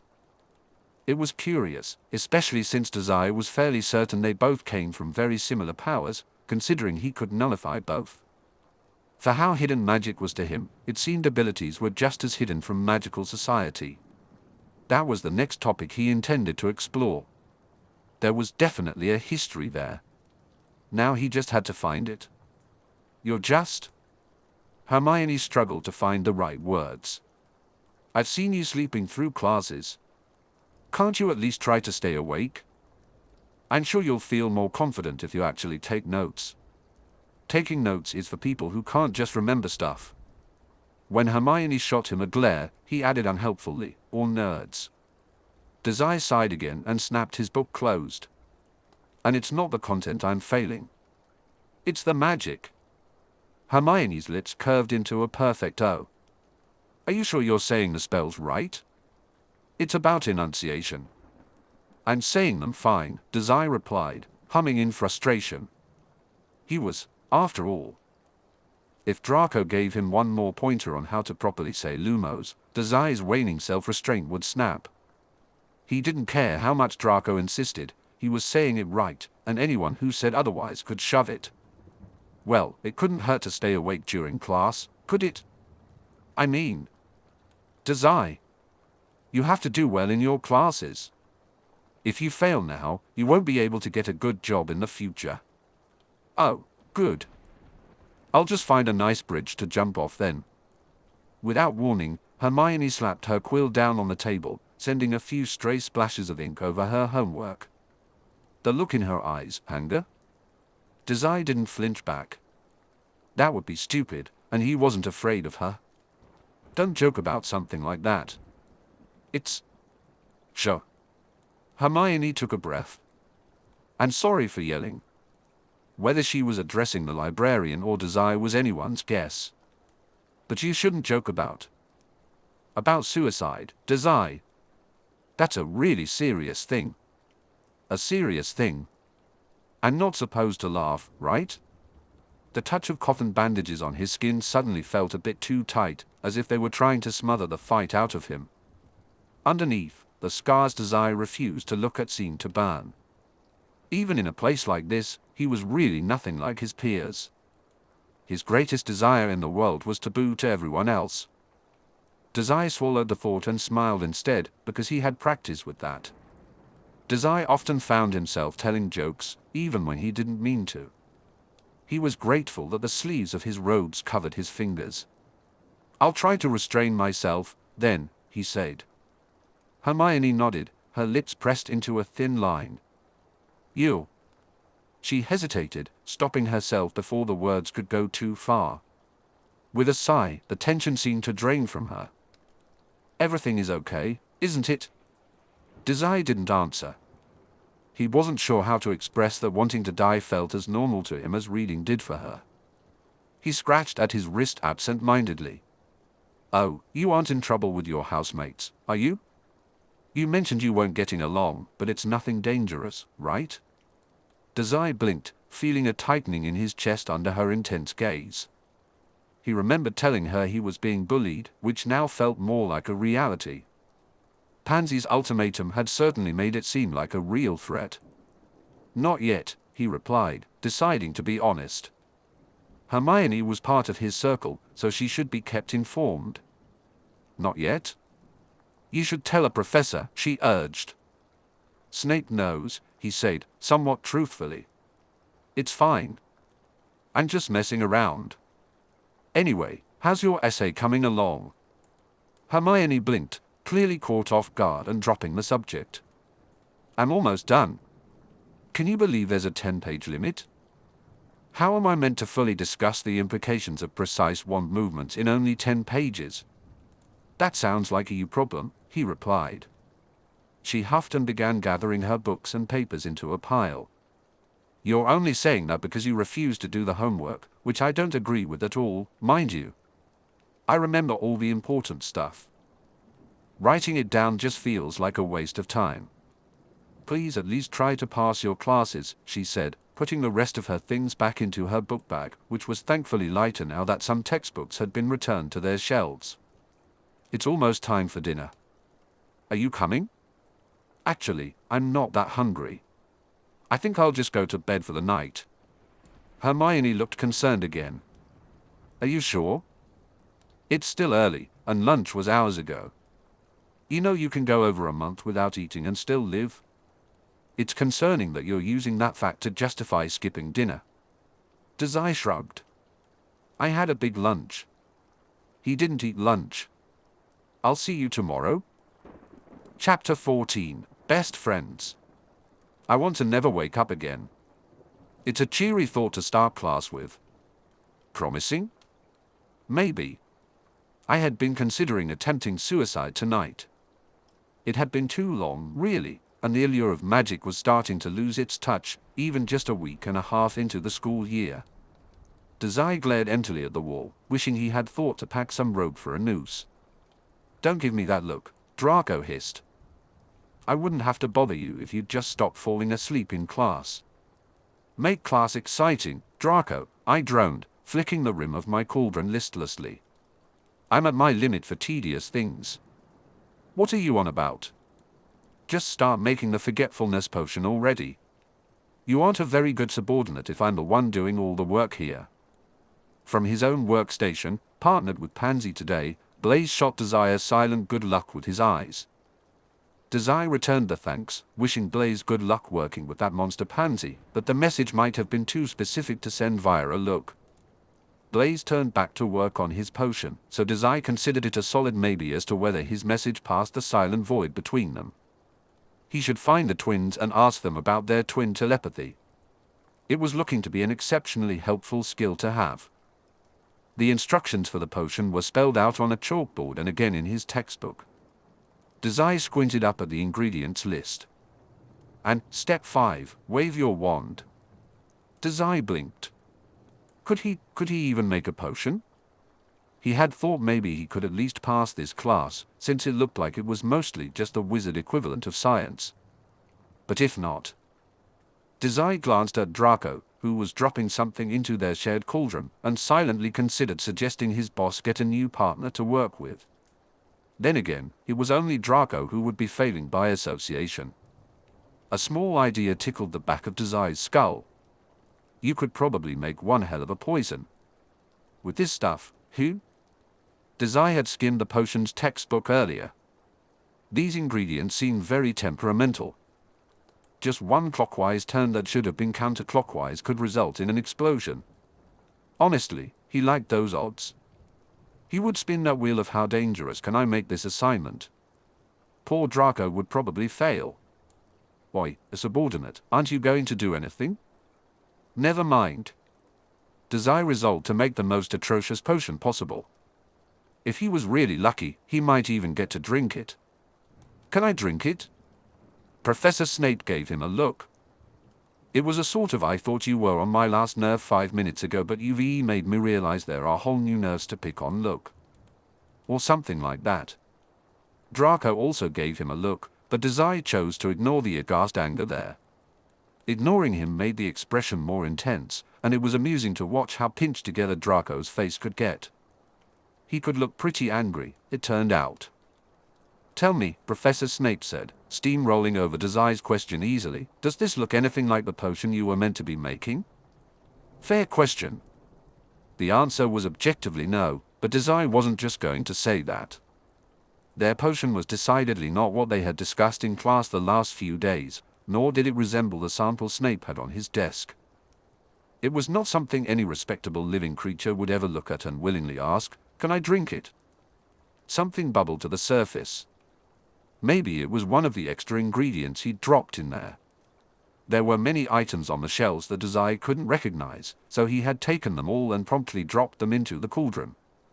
If Draco happened to be chatting with Pansy when this happened, Dazai would maintain that it was a coincidence.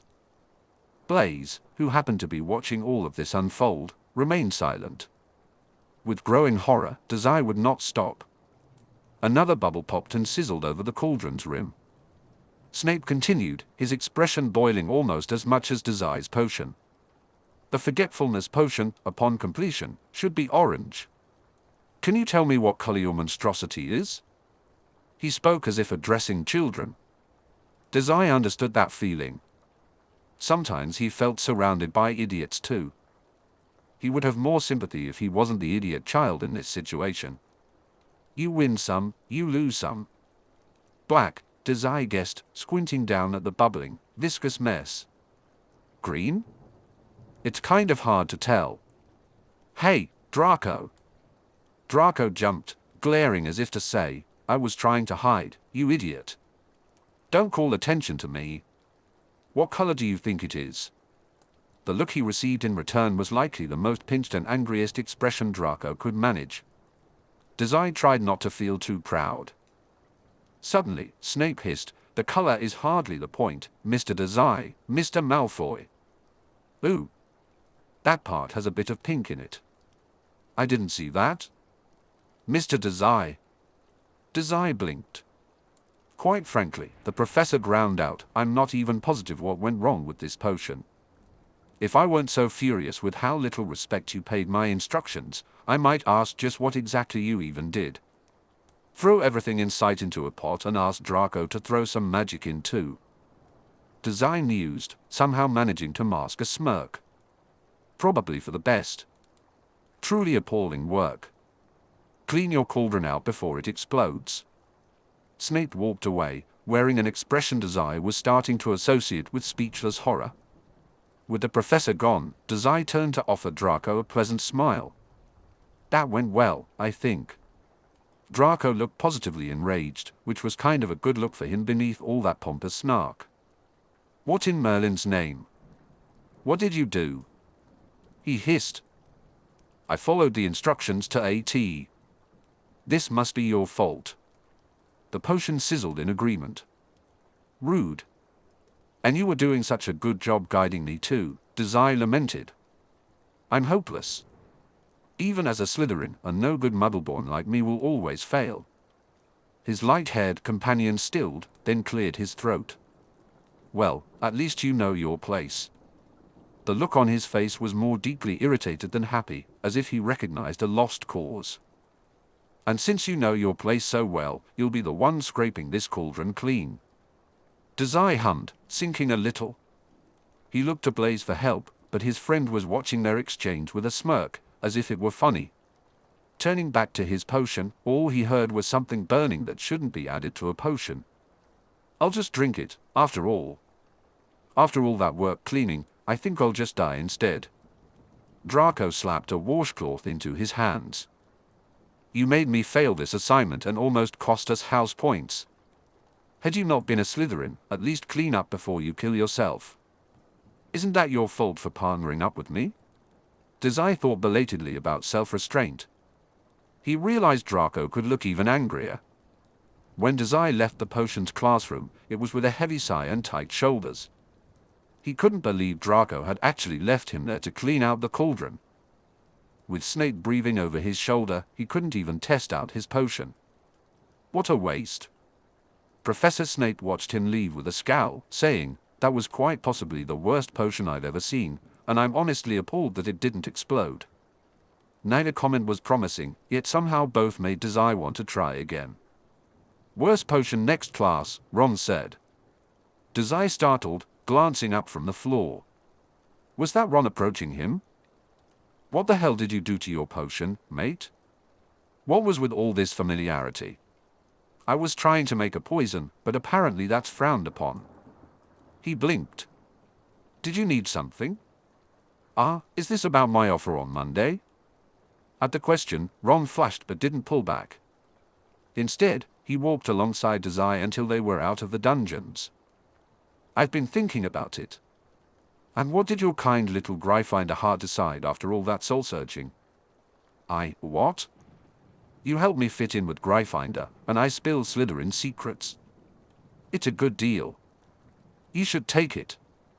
He trailed off. "That's what you were thinking, I bet." Ron gave him a look, as if Dazai was missing the point, which was objectively impossible. "I was thinking," he said, nearly whispering. "Sure, we can hang out." "Oh, really?" That worked. Dazai was surprised it happened so fast. He had miscalculated how long Ron would take to come crawling back to him. "But there are some rules you need to follow as my subordinate." Dazai nodded and smiled self-assuredly. That wasn't unexpected, especially considering he'd phrased his initial request in terms of a boss-subordinate relationship. If there was one thing Dazai knew about humans, it was that they craved power over others.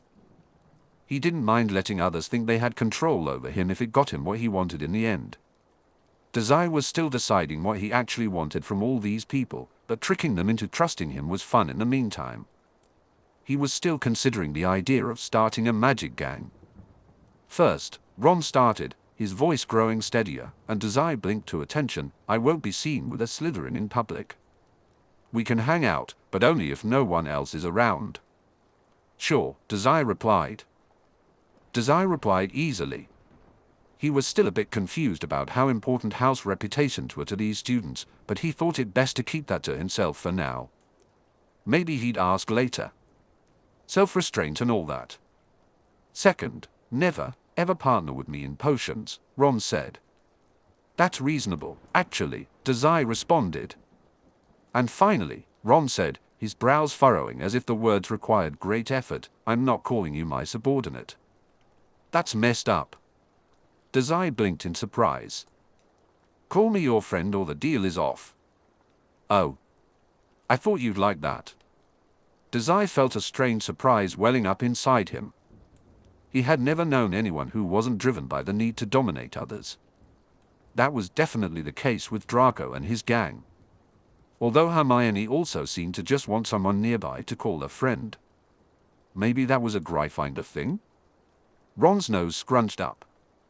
That's no. Dazai shook off his blank expression and replaced it with a friendly smile. These are pretty weak demands. He took Ron's hand and initiated a quick handshake to seal their deal before Ron could add anything else to his list. But it's a deal. You're kind of a sucker, though. You should work on negotiating. Just as Dazai tried to pull his hand back, Ron added hastily, and well, I don't have a fourth yet, but when I come up with one, you've got to do that too. Dazai stifled a laugh and pulled his hand back, feeling a slight itch from the contact. That's not how deals work. We shook on it. I guess? Dazai said, feeling a bit exasperated. Well. Why not? Ron's teasing grin brought an equally amused smirk to Dazai's face. They stood in the empty hall for a moment, reveling in the thrill of their new agreement. After a moment, Ron cleared his throat. So? When can I meet your owl? Looked like he was trying to hide his excitement, but the way Ron bounced on his heels gave it away. Dazai snorted. Saturday. Not now. We've got time. I've got to send a letter. Might as well do that while we're over there. Only I haven't written it yet, since writing Mori is always a chore. Ron made a sound like he was just realizing something. He stepped back, almost thoughtfully. I guess since your folks are muggles, they'll want to hear all about Hogwarts. As an afterthought, he added, all my siblings except for Ginny have already been here. Mom asked me to write her, but what am I going to say that she hasn't already heard 5 times before? You could tell her about your new best friend. Dazai hummed. Ron shot him a look that was more annoyed than amused, but Dazai would take what he could get. It felt reassuring to have Ron back on his side. Don't be confused, Dazai didn't want friends. He wanted allies for his schemes. Forming that bond with Ron at Diagon Alley and then having it stolen from him was vaguely infuriating, and Dazai didn't lose. Not even to obscure house loyalties. It was good to have Ron back because that meant he was winning. Winning what? Dazai could never be sure. But he was winning, and no one from the poor mafia was here, so he was winning that too. The sound of footsteps echoed down the hallway, and Ron's spine stiffened. Dazai's would have too, had he not been growing more accustomed to staying constantly on guard with all these students around. He hummed. Rule 1, right? Saturday? Ron replied instead, already taking a step away. After lunch, in the courtyard. You can take me to see your owl then, all right? Without another word, Ron disappeared around the corner, leaving Dazai staring blankly after him. Not a moment later, a light-haired first-year with wide, faraway eyes appeared at his side. Dazai! He couldn't remember her name from the sorting, maybe Looney, but he smiled broadly enough to skip the pleasantries. Excuse me, do you know where the courtyard is? Chapter 15, Flying Lessons. Dazai squinted down at the broomstick, then back at Draco. It's a stick. It's not going to just shoot up into my hands because I asked it nicely. You aren't asking nicely, the blonde replied, haughty as ever. You're demanding, up. Immediately, the broom beneath Draco's outstretched hand rose into his palm, as expected. Dazai took great pains to ignore the smug look that crossed Draco's face. It was hopeless because Draco's obnoxious grin seemed to say, a good subordinate would praise me. While Dazai was pretty sure he could destroy Draco with a single move without having to congratulate him at all, Pansy was watching him with a heavy, suspicious glare.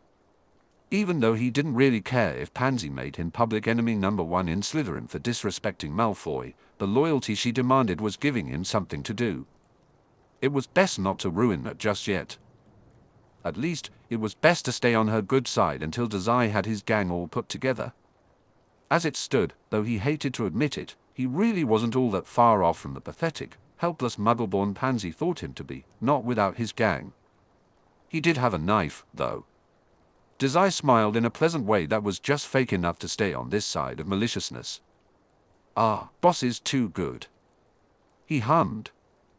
Please put me out of my misery. I still need you around to make me look better by comparison, Draco replied. Dazai let himself chuckle. But not in potions? Ah, so cruel. Draco didn't respond, which was probably fair. Instead, he turned to the person on his other side. Blaise, who annoyingly also had a broom in his hand, broke the silence with a bored sounding, I don't know why I'm bothering, but Dazai, did you at least try and summon the broom? Broom? From across the field, Dazai saw Ron's broomstick hit him in the face. When he turned to Blaise, who had raised his eyebrows, he gave a lopsided grin. I can't be bothered. That seems like a lot of work. Is saying lup too much work? I don't know. I've kind of committed myself to this dropout to be persona. It's a bit late to backtrack now by putting in the effort. Blaise shot him a look that Dazai didn't feel like interpreting. It's week 2. You'll figure it out eventually, Malfoy chimed in helpfully. After all, you do have me to coach you. Isn't that right? There were definitely some passive-aggressive remarks Dazai could make, but a sharp glare from Pansy softened him. I guess that's true. Boss is kind, so he should call my broom up for me. Quit being lazy and just do it yourself. Unless I'm going to turn around and find your broom exploding just like our potion. The potion didn't explode, it just sizzled and popped and might have melted a hole in your cauldron. What? It's fine. Dazai waved him off. I cleaned it like you said to, anyway. It's got a hole. I guess we'll have to partner up again then, since I have a cauldron now and you don't. At the blank stares he received, Dazai turned his attention back to the broom at his side. It was absolutely not going to float up into his hands like Draco's and Blaise's had. Just standing close to the broom, Dazai could feel the faint buzz of magic in it, a sure sign he would nullify whatever made it functional. What a shame. Still, he'd enjoy figuring out how flying brooms worked later in the library. After a moment of feeling out how the magic reacted around his peers, Dazai offered his own. Dazai half-heartedly said, up. The broom didn't even twitch, which was exactly what he had expected. The gleeful look on Pansy's face felt a bit uncalled for. Dazai blinked and tried for a sheepish expression.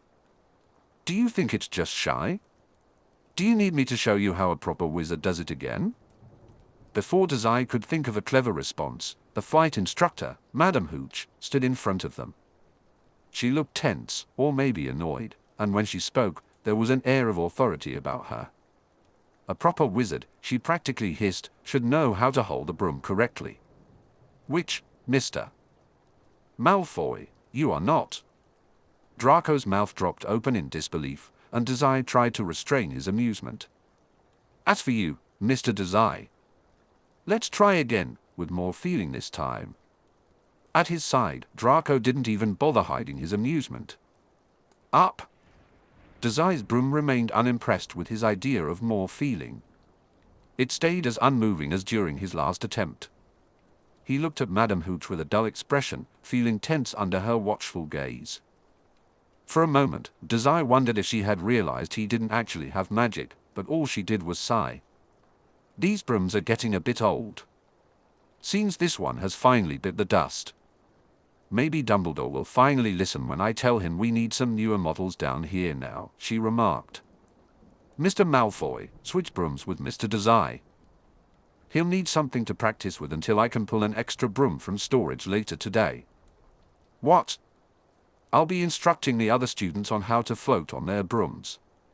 Please continue working on calling your broom for now. Unfortunately, we don't have enough time for you to do both. She moved to the front of the class, making an announcement to gather everyone's attention. While Draco Dazai realized that everyone else in the class had already summoned their brooms and were holding them at their sides. Hurry up and call it, Dazai. Draco whispered urgently. I want to take it flying before class is up. Dazai smirked. I'm hurrying. It's just that I'm not a pure wizard, so it might take me a while, boss. He was about to try again, likely with no results, when a shout caught his attention.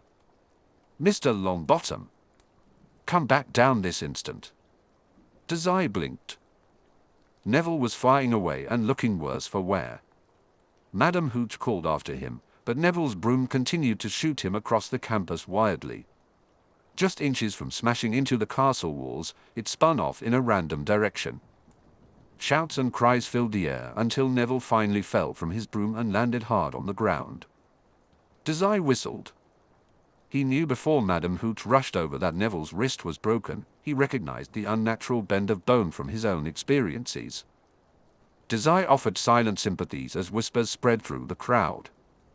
Everyone is to keep their feet firmly on the ground while I take Mr. Longbottom to the hospital wing, Madam Hooch said as she helped Neville to his feet and guided him back to the castle.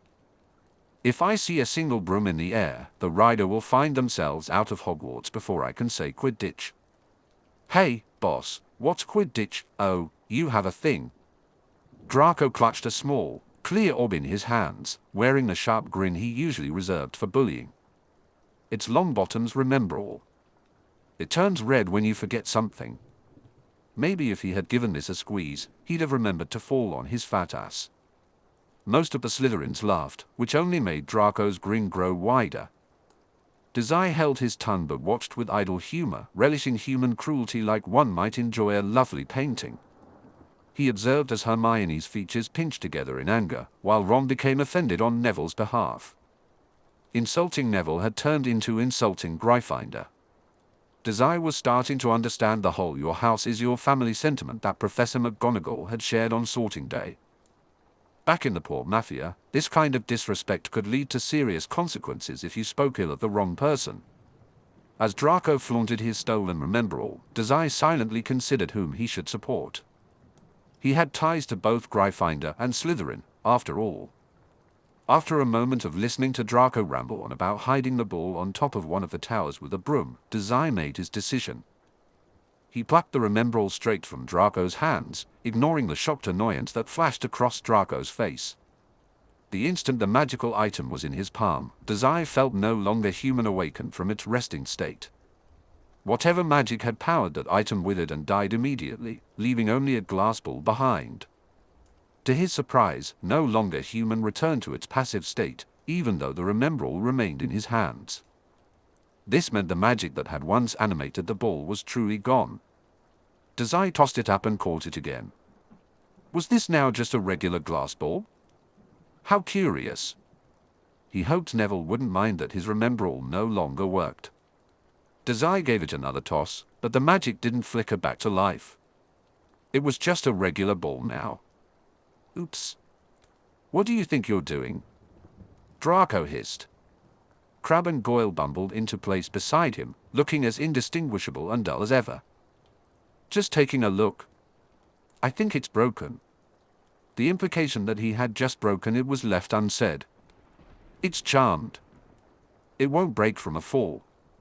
Now hand it back so I can hide it somewhere. Dazai didn't return it, even though Draco's hand was outstretched and expectant.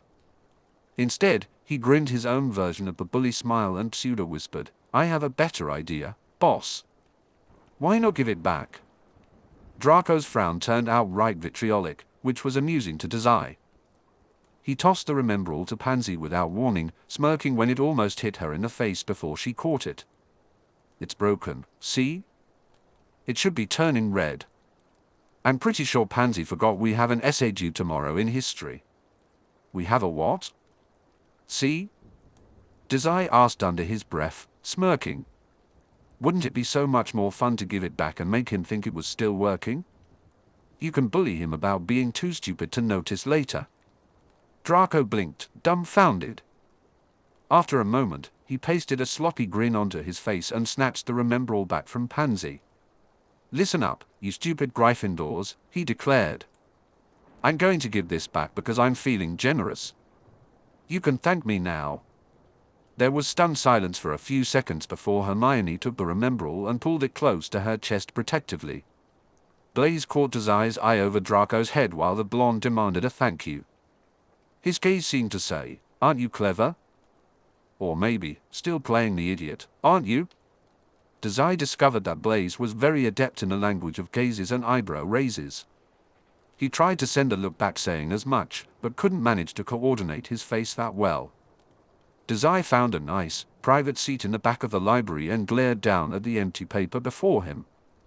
He was sure no one would bother him, well, mostly sure. But that didn't mean he was ready to start on this letter to Mori.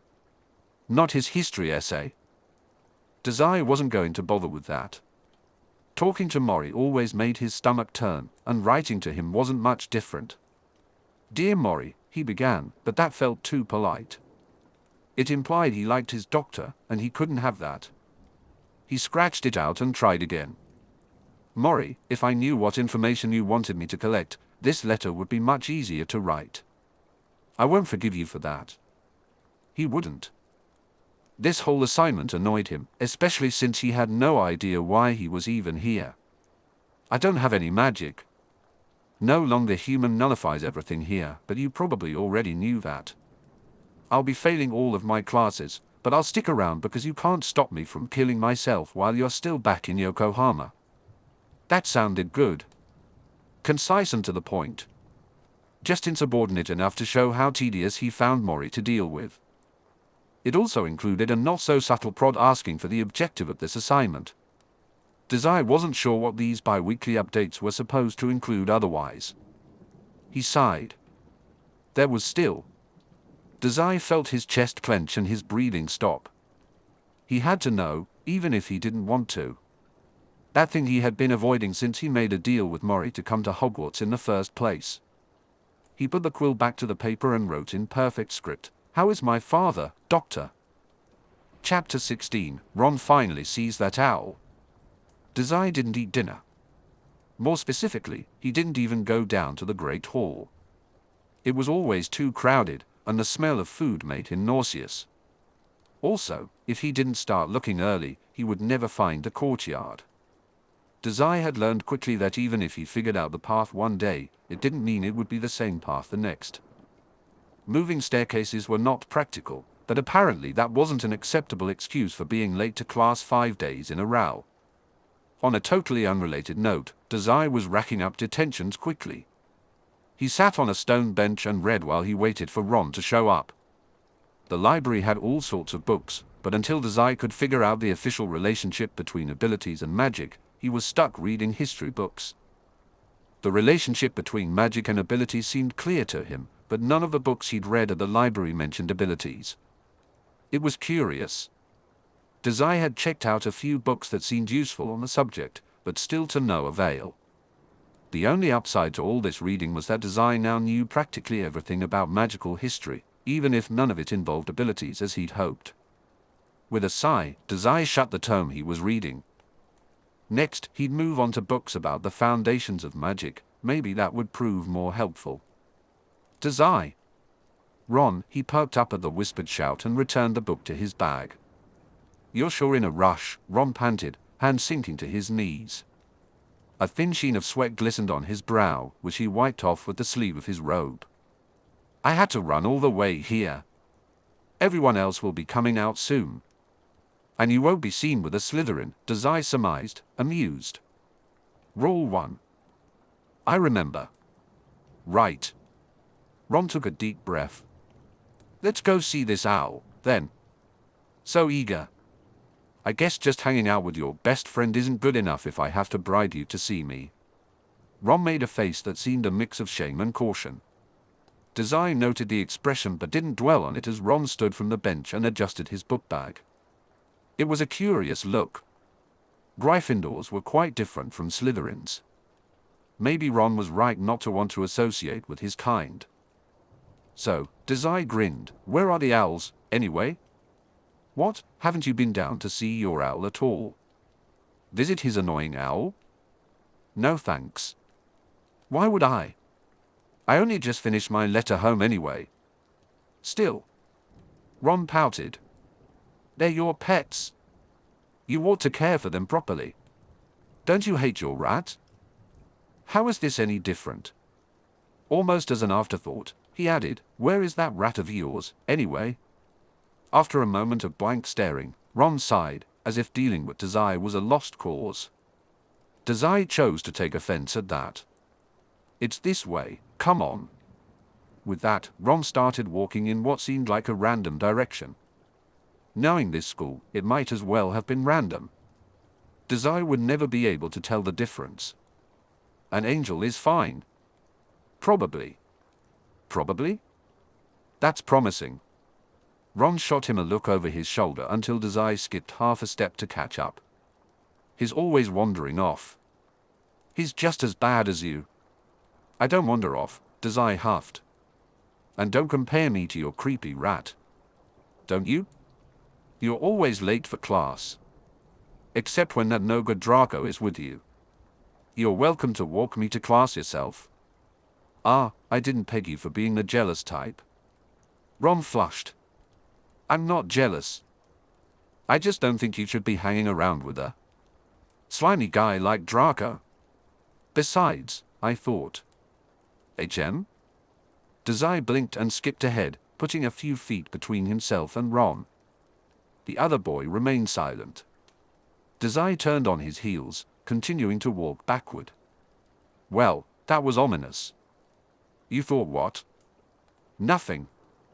After a pause, Ron added with a pout, I hope you trip.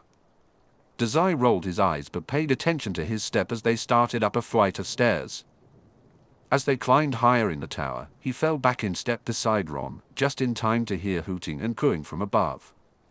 After a few more steps, they entered a tall, circular room. The walls had large windows without glass, and Dazai noticed several owls flying in and out seemingly at random. So, which one's yours? Ron asked. HM? Dazai blinked. Did he just step on a mouse's skull? The floor was littered with bones and half-eaten rodent corpses.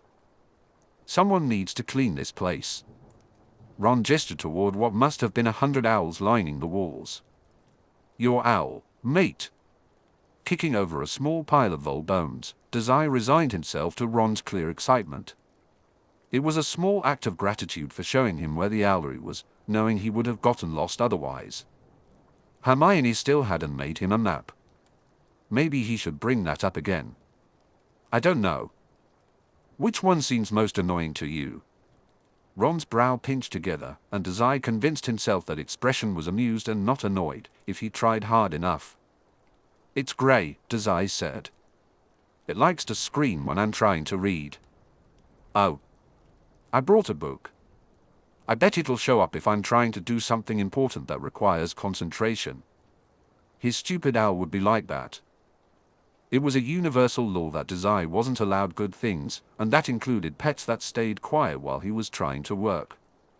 The fact that Dazai considered Ron almost like a pet that did not contradict this point. No need for that, Ron said, making a face. Just whistle or something. Owls are good like that with their owners. He bit his lip and added tersely, and quit calling your owlet, Dazai. They're a living creature, you know. You ought to respect that. It's an owl. What does it know? Ron opened his mouth to speak, but before he could say anything, Dazai whistled as loudly as he could. The redhead immediately clamped his hands over his ears and shot a scowl at him. Give me a warning. Hell. Didn't you say to whistle? Anyway, it didn't even.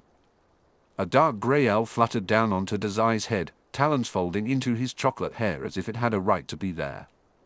Oh, it did work. Look at that.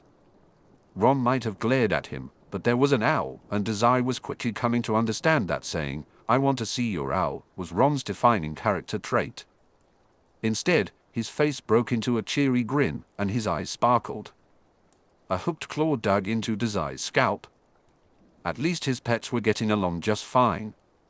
"She's awesome, mate. You can have it. I mean, I needed to send some letters, but we can still call it your owl." This time, Ron did glare at him. Whether it was the look or the way Dazai had been trying to swat it away, the owl flew from his head and onto a nearby stone ledge. "You're impossible. At least tell me you've named her." Dazai blinked. "She doesn't have a name." Ron whined, his voice pitching as his frustration bubbled over like a potion with too many ingredients. "How can you get an owl when you don't even care for her?" Was I supposed to name it? Is that a wizard thing?" "What?" he balked. "It's a pet thing, Dazai. You've got to name your pets." "It's annoying, this owl," Dazai huffed. "It doesn't deserve a name. Maybe if it earns my respect first." "You really are impossible," Ron replied. "The owl's impossible. You should have heard it when I was trying to study earlier. It wouldn't shut up, even when I threatened to get rid of it." "You or what?" Ron exclaimed, his arm shooting out protectively in front of the owl. "That's it, you're not allowed pets anymore, Dazai. I'm taking her away from you." "Be my guest," Dazai said. "And I'll give her a proper name. Like Hedwig or Sirius. What about Featherbrain, since the thing won't do what I tell it to?" The owl hooted cheerfully. Ron blinked. She was responding to Hedwig. When the owl didn't so much as ruffle a feather, Dazai chuckled. "I don't know. Do you think it's stupid enough to like my name suggestion? You were making fun of her." "Of course she doesn't like the name Featherbrain." An overjoyed chirp immediately followed Ron's outburst. Without warning, the owl took to the air and circled around their heads. "Oh, it definitely likes Featherbrain." "Stupid bird," Dazai said. "I refuse to believe this." Ron backpedaled, his mouth agape as the owl landed delicately on Dazai's chocolate brown hair, clearly not caring about how tense Dazai had become in response.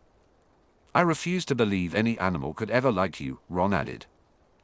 "If it's any consolation," Dazai offered, weakly swiping at the owl embedding itself in his hair, "I think this bird is just too stupid to realize I couldn't care less about it." "That's worse, you idiot!" Ron exclaimed. "Well, maybe. Still better than a rat for a pet, though." "Oi." When Featherbrain started preening Dazai's hair, he gave up trying to knock it off. He shot a withered look at Ron instead and pulled a neatly folded envelope from his book bag. "I wonder if a bird as hopeless as this even knows how to deliver a message." "She'll do great, won't you, girl?" Dazai said with a lopsided grin. He thought about the benefits of Featherbrain getting lost and misplacing his letter, or losing Maury's reply. It wasn't an entirely unpleasant thought. "I'm sure it'll try its best," he added. "Which isn't very good, but maybe it'll be enough." He waved the letter through the air. "Here, bird, take this to Maury. You just named her." If anything, it named itself. Featherbrain took the letter into her beak without complaint, which Dazai found odd for such an annoying bird. He gave her a light pat on the head as congratulations because a little positive reinforcement never hurt. The smug grin on Ron's face made him almost wish he'd just smacked Featherbrain instead. Still, the owl cooed under Dazai's hand. He gave her a little shake. "Go on and take that to Maury, Featherbrain. Maybe tear up some papers on his desk while you're there. Go crazy." So much for self-restraint, but it wasn't like Maury was there to punish him. With a hoot, Featherbrain let go of Dazai's hair, flying up and out through an opening in the wall. She was fast, just a dot in the far sky before Dazai even realized the weight on his head had vanished. Ron watched her disappear with awe in his eyes. "You're so lucky." Dazai ruffled his hair, pouting when bits of sand shook out. I wouldn't say lucky, but I suppose someone with a pet rat would say that. Hey, let off Angel, will you? Ron replied, but even as he said it, he didn't seem to believe his own words. He sighed. Ah, whatever. Thanks for letting me see your owl. Dazai kicked a half-eaten mouse on the stone floor, barely flinching when a large, white owl swooped in to swallow the rest of it. Disappeared, right? He shook himself. No problem. I mean, it was part of our deal. Ron watched the owl devour its prey with boyish eagerness, then looked at Dazai with a strange expression on his face. I meant as a friend. That was a nice thing to do. Dazai's expression shifted to one of vague distress. He wasn't nice, not by any stretch of the imagination. He wanted to say, I've killed people. I'm unsalvageable, but he held back. That wasn't something normal to say. When Dazai didn't respond immediately, Ron turned away to watch the owls fly overhead. After a moment of silence hung between them, Ron made a thoughtful, almost cautious sound. I'll be honest. I wasn't going to accept your deal. Oh? Dazai replied. Because friendships aren't the type of thing you shake on. And you're a Slytherin, so you must be up to something. No good lot that you are. Dazai blinked. Really filling me with confidence here. He wondered if this tower was high enough to kill him if he jumped off. But Ron continued, avoiding Dazai's gaze, though Dazai noticed a hint of pink in his cheeks. You aren't actually manipulative, right? You're just lonely. Dazai stammered. No. He was manipulative. Where was Ron getting his information? It felt like everyone at this school, and its confusing hallways, thought he was just a helpless little worm. He had killed people, for goodness sake. People like him didn't get lonely. Dazai felt tension rise in him at Ron's clear miscalculation. If his chest stung, he didn't think to dwell on it. Maybe he was getting sick. His entire body locked up defensively at Ron's assessment, and a weary frown settled on his face. Ron's expression softened, reminiscent of a young child's. He ought to feel sad, but he didn't know how to show pity on his face. Blaise would know. Blaise always knew how to express what he was thinking. Hermione was right, then. Dazai felt himself freeze, Hermione's voice echoing in his mind, don't joke about something like that. His frown deepened. That's why you agreed to be my boss? Because Hermione was talking about me? She's always talking about you. Dazai furrowed his brows at the word boss. Of course, it made sense. He would never be able to read Ron if he kept pretending that concepts like friendship and pity were real and something he deserved. I was just going to ignore her, but she thinks you're being bullied and that you want to kill yourself. I remember talking with you on the train, and you weren't so bad. All this attention made Dazai feel sick. What was this? He was supposed to be the one leading others on, but here he was, backed into a corner by nothing more than concerned words. He should have just ended it before sending the letter. At least he wouldn't have had to listen to this nonsense. So we're friends even if you're a Slytherin, because I don't think you make a very good snake, either. Slytherins aren't nice, and they don't go out of their way to make friends with a Gryffindor, Ron said, his face flushed as if he had just run a marathon. Thanks for letting me see your owl. That was nice of you. What was he supposed to say in a situation like this? Suddenly, the term friend felt heavy, burning a hole in Dazai's mind. He was not nice. Are you coming? Ron asked, already heading toward the stairs again. I bet someone else will be coming here soon. Dazai ran his nails over his wrist. Right. Hogwarts was full of crazy people. He hesitated, the word friend lingering on his tongue. Chapter 17, Equal Footing. Remind me how this happened again? Dazai asked, carefully ignoring Ron's piercing gaze as he dropped something mossy and solid into the cauldron. Well, he hummed, Draco refuses to work with me for no reason whatsoever. There's a reason. And Hermione also refuses to work with me since she wants to actually pass this class or something. And since Blaise is always partnered with Pansy and every other Slytherin hates my guts, you kindly offered to partner with me for potions. I don't remember it happening like that, Ron grumbled. I clearly recall you declaring yourself my partner without asking. In clear violation of Rule 2, mind you. Rules were made to be broken. Especially Rule 2. Dazai flapped his hands haphazardly. Besides, we aren't even working with the same cauldron, so it's fine. As if the words had just reminded him, Ron surreptitiously scooted his cauldron further from Dazai. Please don't find loopholes to the only 3 rules I gave you. Dazai beamed. He tossed a handful of vaguely bone-like objects into his cauldron. They were notably not found anywhere on the ingredients list. Dazai wasn't even sure what they were, but they looked poisonous or something.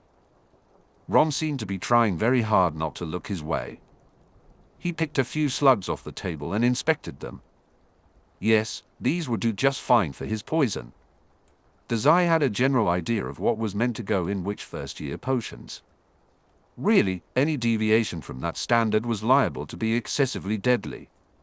He dropped 3 whole slugs into his brew. The resulting hiss the potion made was satisfying in a life-threatening sort of way. What in Merlin's name are you doing?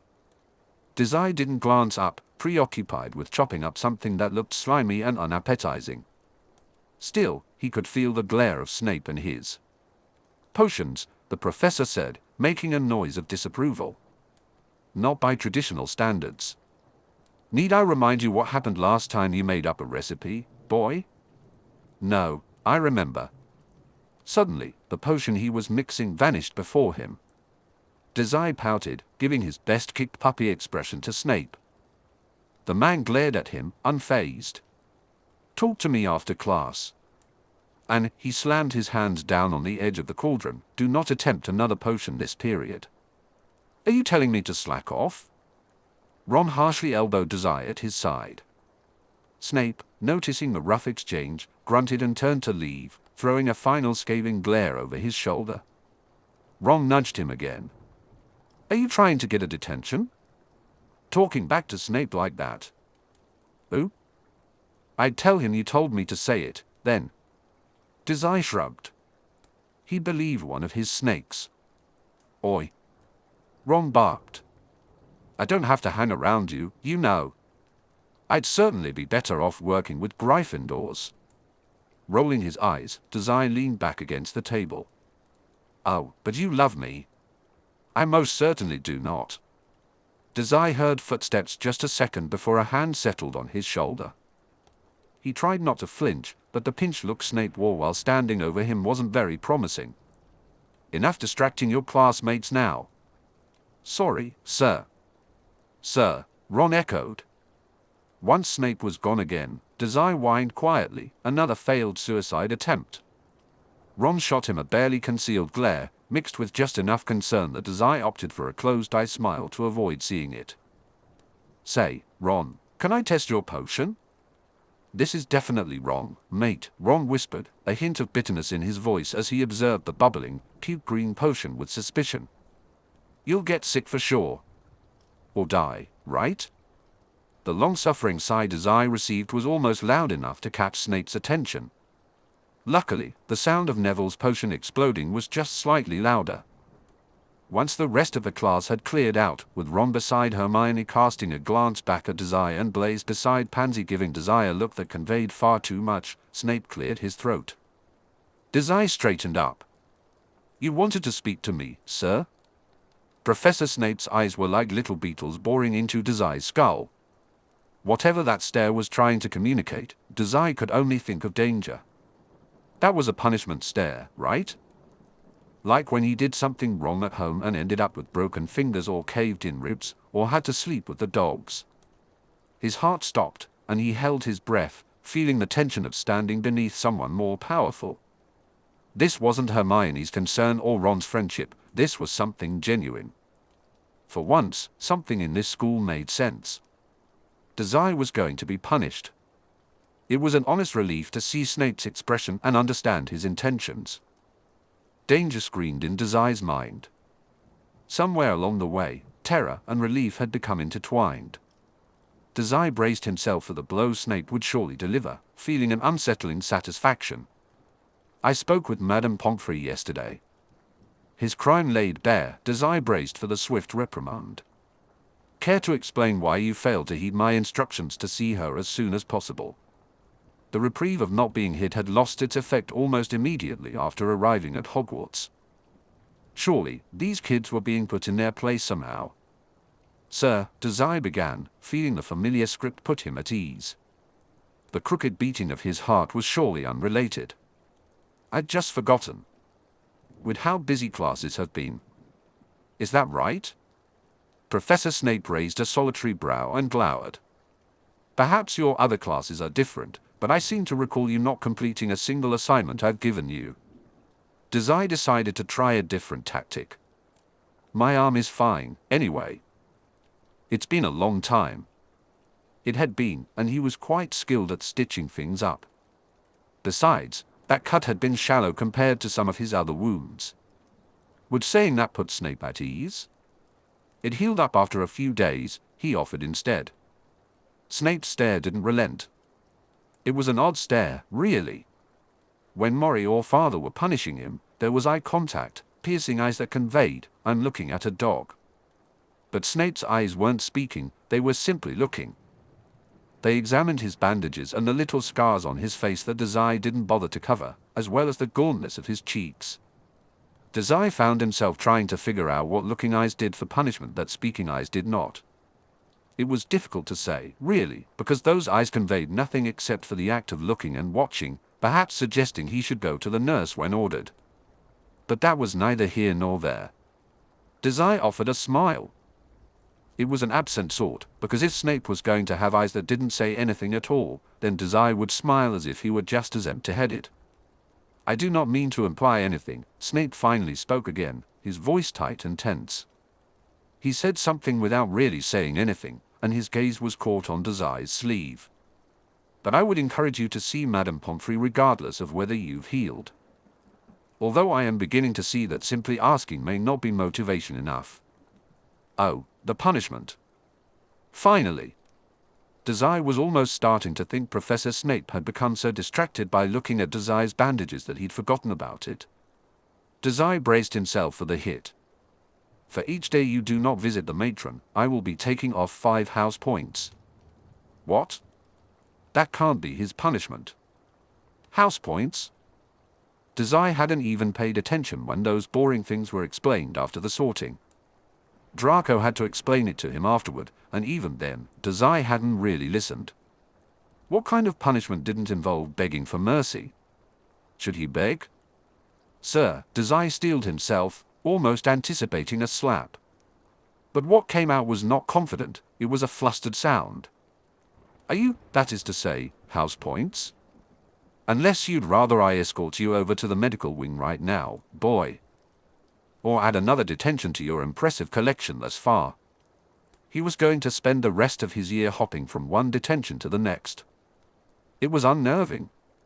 Even in detention, Dazai only sat quietly, worked on homework he wasn't going to turn in, or cleaned the cauldrons he had melted. He wasn't getting hurt. It was always just house points or something benign. It was always just something else. I'll go there now, Dazai replied, hesitant at the thought that the real punishment must be coming. He still felt off-center with how unpredictable the whole conversation had been. Surely, if he'd been talking to Mori or Father just now, he just had to stay vigilant. Sir. Dazai was so vigilant that the moment he stepped out of the potions classroom after being dismissed, he barreled directly into someone. 2 someones. Fred. George, Dazai said, blinking. He stepped back as the twins recovered from his collision. It was odd. Lately, everyone had been doing things he didn't expect. He hadn't seen the twins since long before he was sorted into Slytherin, and as things were, Dazai didn't feel confident. Dazai wasn't sure if he was in good standing with anyone. House loyalties seemed to matter more than he expected. The twins exchanged a knowing glance. Dazai! Fred exclaimed. Fancy meeting you here, all alone in the dungeons, George added. Dazai assessed them cautiously and managed to offer a hesitant grin. Outside my classroom, he asked. George waved the question away, and Fred chimed in, Professor Snape doesn't teach class again until after lunch. Can't really blame us for asking. So, what's got the little snaky staying late down here? Probably detention. You heard what Ron was saying. Great. Ron had talked about him. More of that misleading niceness that the boy had thrown his way. Dazai interrupted before the conversation could go too far. Being kind had never served him well. Back home, mercy equated to broken bones. If at all, I had a date with the lake and a brick I'm going to tie to my ankle. Once again, Fred and George exchanged that look, the one that said they were having a private twin talk. Everyone here was insufferable. Actually, one twin said, placing his hands on Dazai's shoulders and guiding him down the hall. We were hoping you could do something for us instead. The other twin finished with a grin.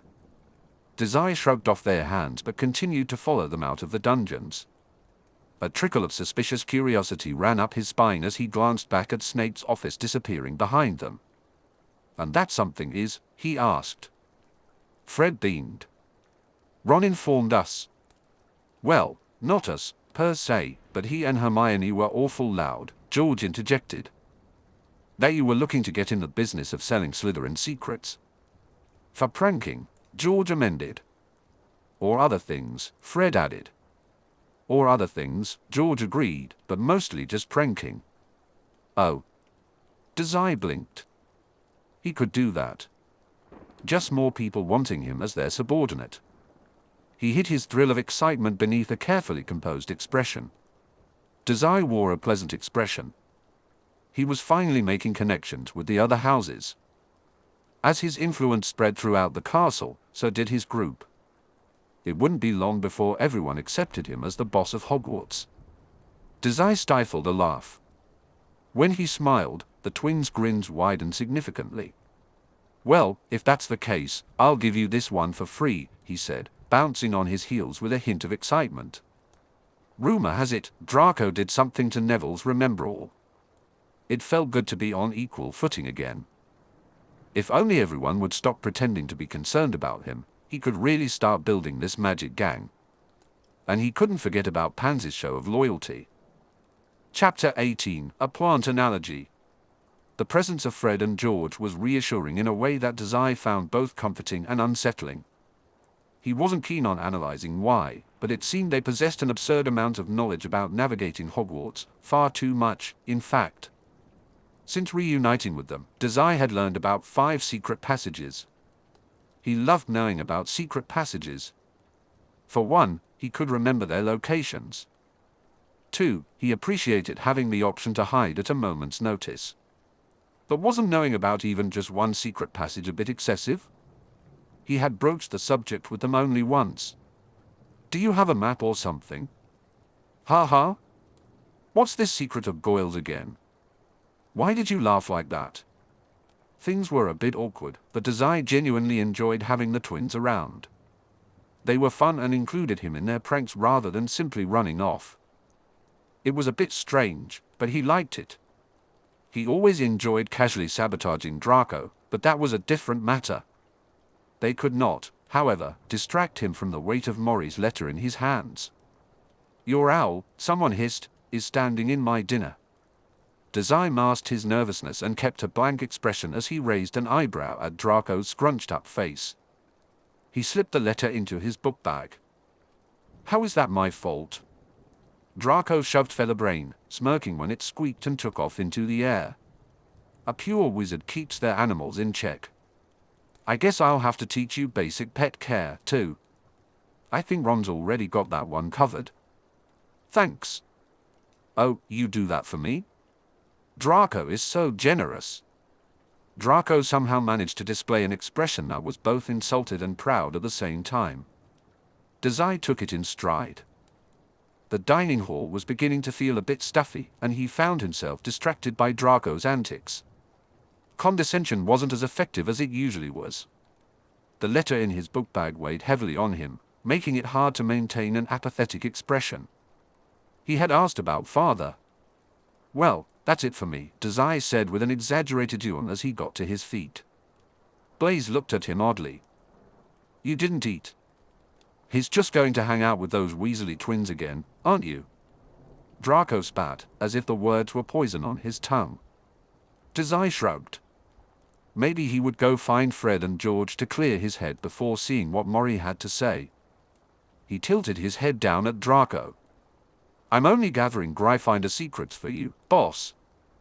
Gaining their trust was easy since they're, what do you call them, blood traitors.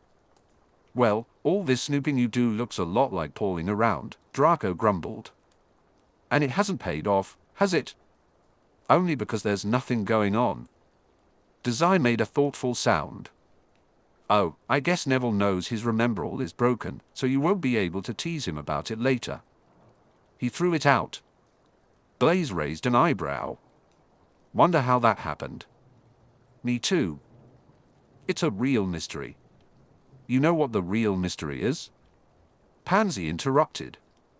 Her eyes were on Draco and Blaise, pointedly ignoring Dazai, but he listened in rapt attention just to spite her. "What in the hell happened to all our house points?" At Draco's frown, she clarified, "We had plenty the other day, but this morning Professor Snape told me we were short 25 points. "That's crazy," Dazai said.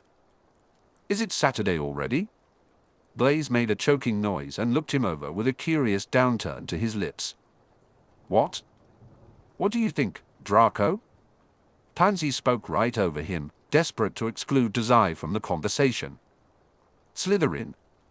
Dazai didn't consider that he had essentially incriminated himself in the mystery of the missing points.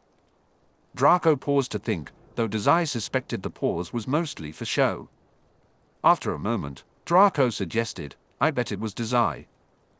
I'm clearly not training him well enough." "Oh, don't be so harsh on yourself." Dazai whined.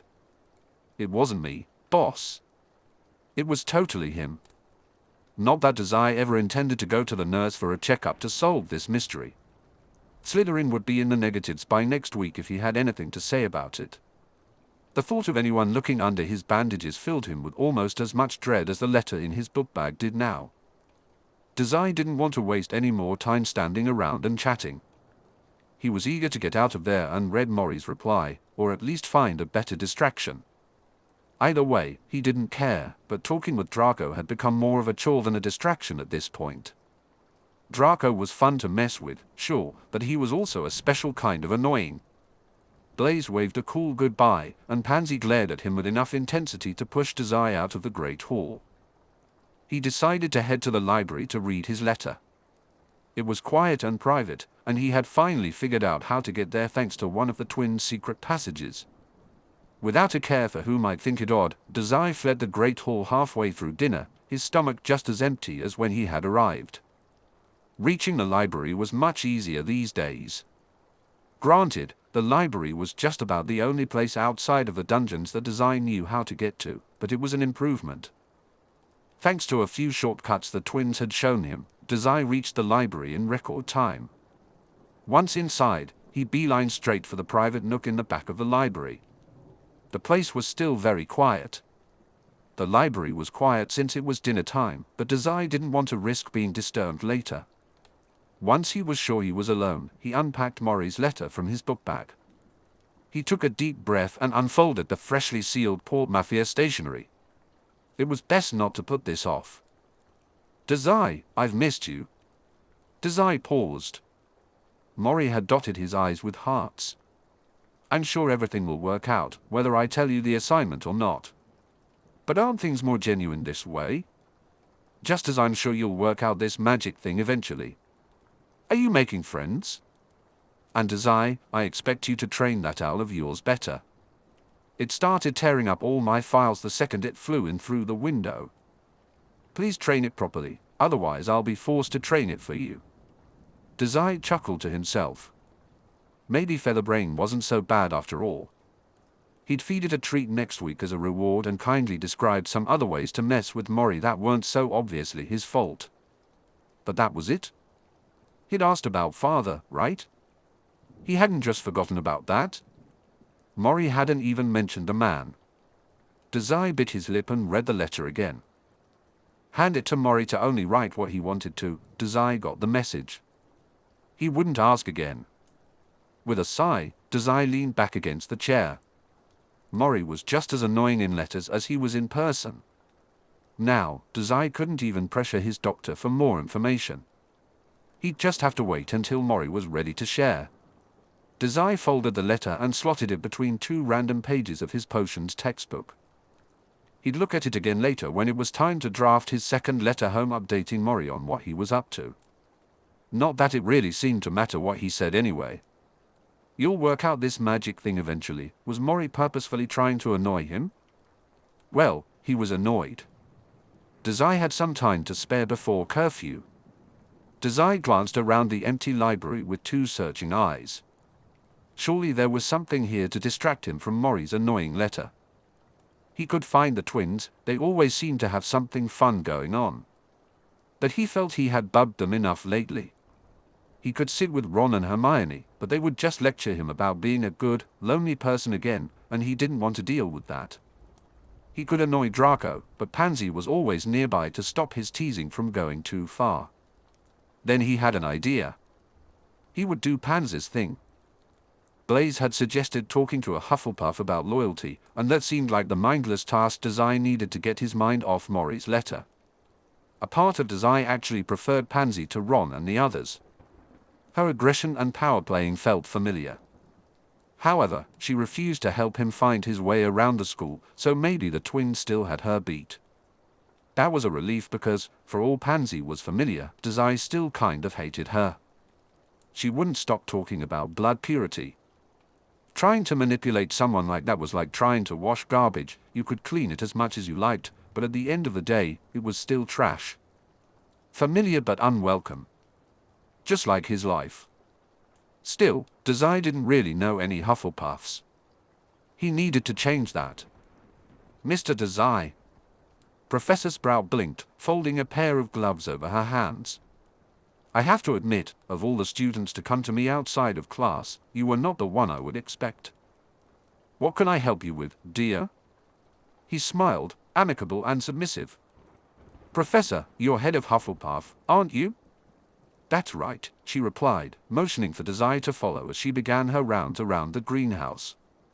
Seeing the plants reach out for Professor Sprout as if asking for food made Dazai's stomach do a flip. Thorny and quick, a vine shot out for her arm and received a slap in return. Dazai was almost impressed. None of the plants reached out for him.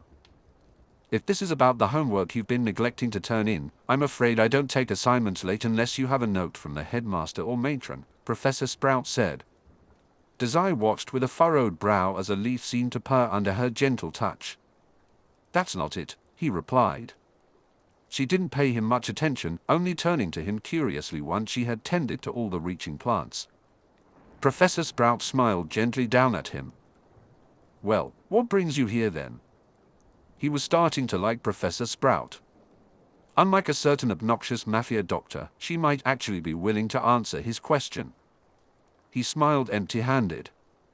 I was hoping a lovely Hufflepuff like yourself might know how best to show one's loyalty. That was a flowery way of saying that poor mafia rules didn't apply here, so he couldn't just eliminate Pansy's enemies as a show of good faith. Hogwarts was strange like that. Not that he was truly loyal to Draco, but he'd get more reading done if those Slytherin punks would stop looking at him like they were waiting for the signal to smash his head into a wall. Dazai had seen how they watched him in the halls. It was a very real threat. His bones were also quite breakable. He wasn't bored enough to go down that route just yet. Besides, it might be nice if Draco and Pansy liked him enough to join his gang when he finally got around to starting it. Loyalty? Professor Sprout seemed confused for a moment before that warm smile returned. Got into a tiff with your friends, have you? You could say that. She nodded and reached out to coax a long tendril of vine into the palm of her hand. The spongy lead twisted and bent within the shadows, but Sprout paid it little mind. Loyalty cannot be forced. It requires patience and care. Your relationships with your friends will grow and adapt based on the experiences you share. Dazai nearly rolled his eyes. Hypothetically, if there was no relationship. He was thinking about extortion and general menace. This devil's snare trusts that I will return every day to water and feed it. I trust it to grow beautifully in return. We both trust that the sun will rise each and every morning so we can continue to flourish. Professor Sprout smiled serenely. That is real loyalty, dear. Dazai's mouth opened and closed like a fish. That was complete nonsense. He frowned, trying to make sense of what she meant. He had to at least try to understand it, right? Whatever plant analogy she was using, it was still more guidance than Mori had ever given him. He shook his head, trying to clear his thoughts. So, the plant was Draco, right? He was watering their relationship? What was the water in this situation? Maybe he should start doing Draco's homework for him, or call someone a mudblood every now and then. And that made the plant's growth, not having Slytherin as a whole, beat him up. The sun couldn't be pansy. This analogy was falling apart. Thanks? Dazai said, his voice rising. I think. He didn't really think so. What was he supposed to do with this information besides becoming a pureblood supremacist too? Professor Sprout nodded, her hands gliding over the devil's snare and moving along the vines. As a student, you have a similar relationship with homework, you know. You put in the effort to do your homework, and in return, I'll raise your grade. Right, Dazai replied, looking like someone who had never done a homework assignment in his life. Sure. I have to go now. Look at the time. Well, it was nice talking with you, Professor Sprout. Thanks for the advice, Dazai said, though the conversation had not warranted these pleasantries. Sprout raised an eyebrow and pursed her lips, showing a hint of annoyance mixed with amusement. This made Dazai feel a bit more at ease, even if her advice had been functionally worthless. He thought about finding a better Hufflepuff or maybe just giving up on this whole endeavor and doing things the old-fashioned Port Mafia way. Well, off you get then, she said, her amusement evident as she added, and let's not forget our essay due Monday, Mr. Dazai. Out of courtesy, Dazai did write that essay. It was the only homework assignment he had completed all year, and he hoped it would be the only one he would do for the rest of the year, too. He still wasn't sure how writing an essay on Devil's Snare was going to help him become a better wizard, though. Chapter 19, Halloween Morning. Look who it is. Our little information dealer is up early today. Dazai blinked up from his book just in time to see Fred and George stroll into the Great Hall like they owned the place. They certainly acted that way, sitting at the Slytherin table without a care. Sandwiched between the twins, Dazai let his book fall shut. Should you two be over here? Fred waved him off, snatching an apple from the table and biting into it noisily. No rule against it.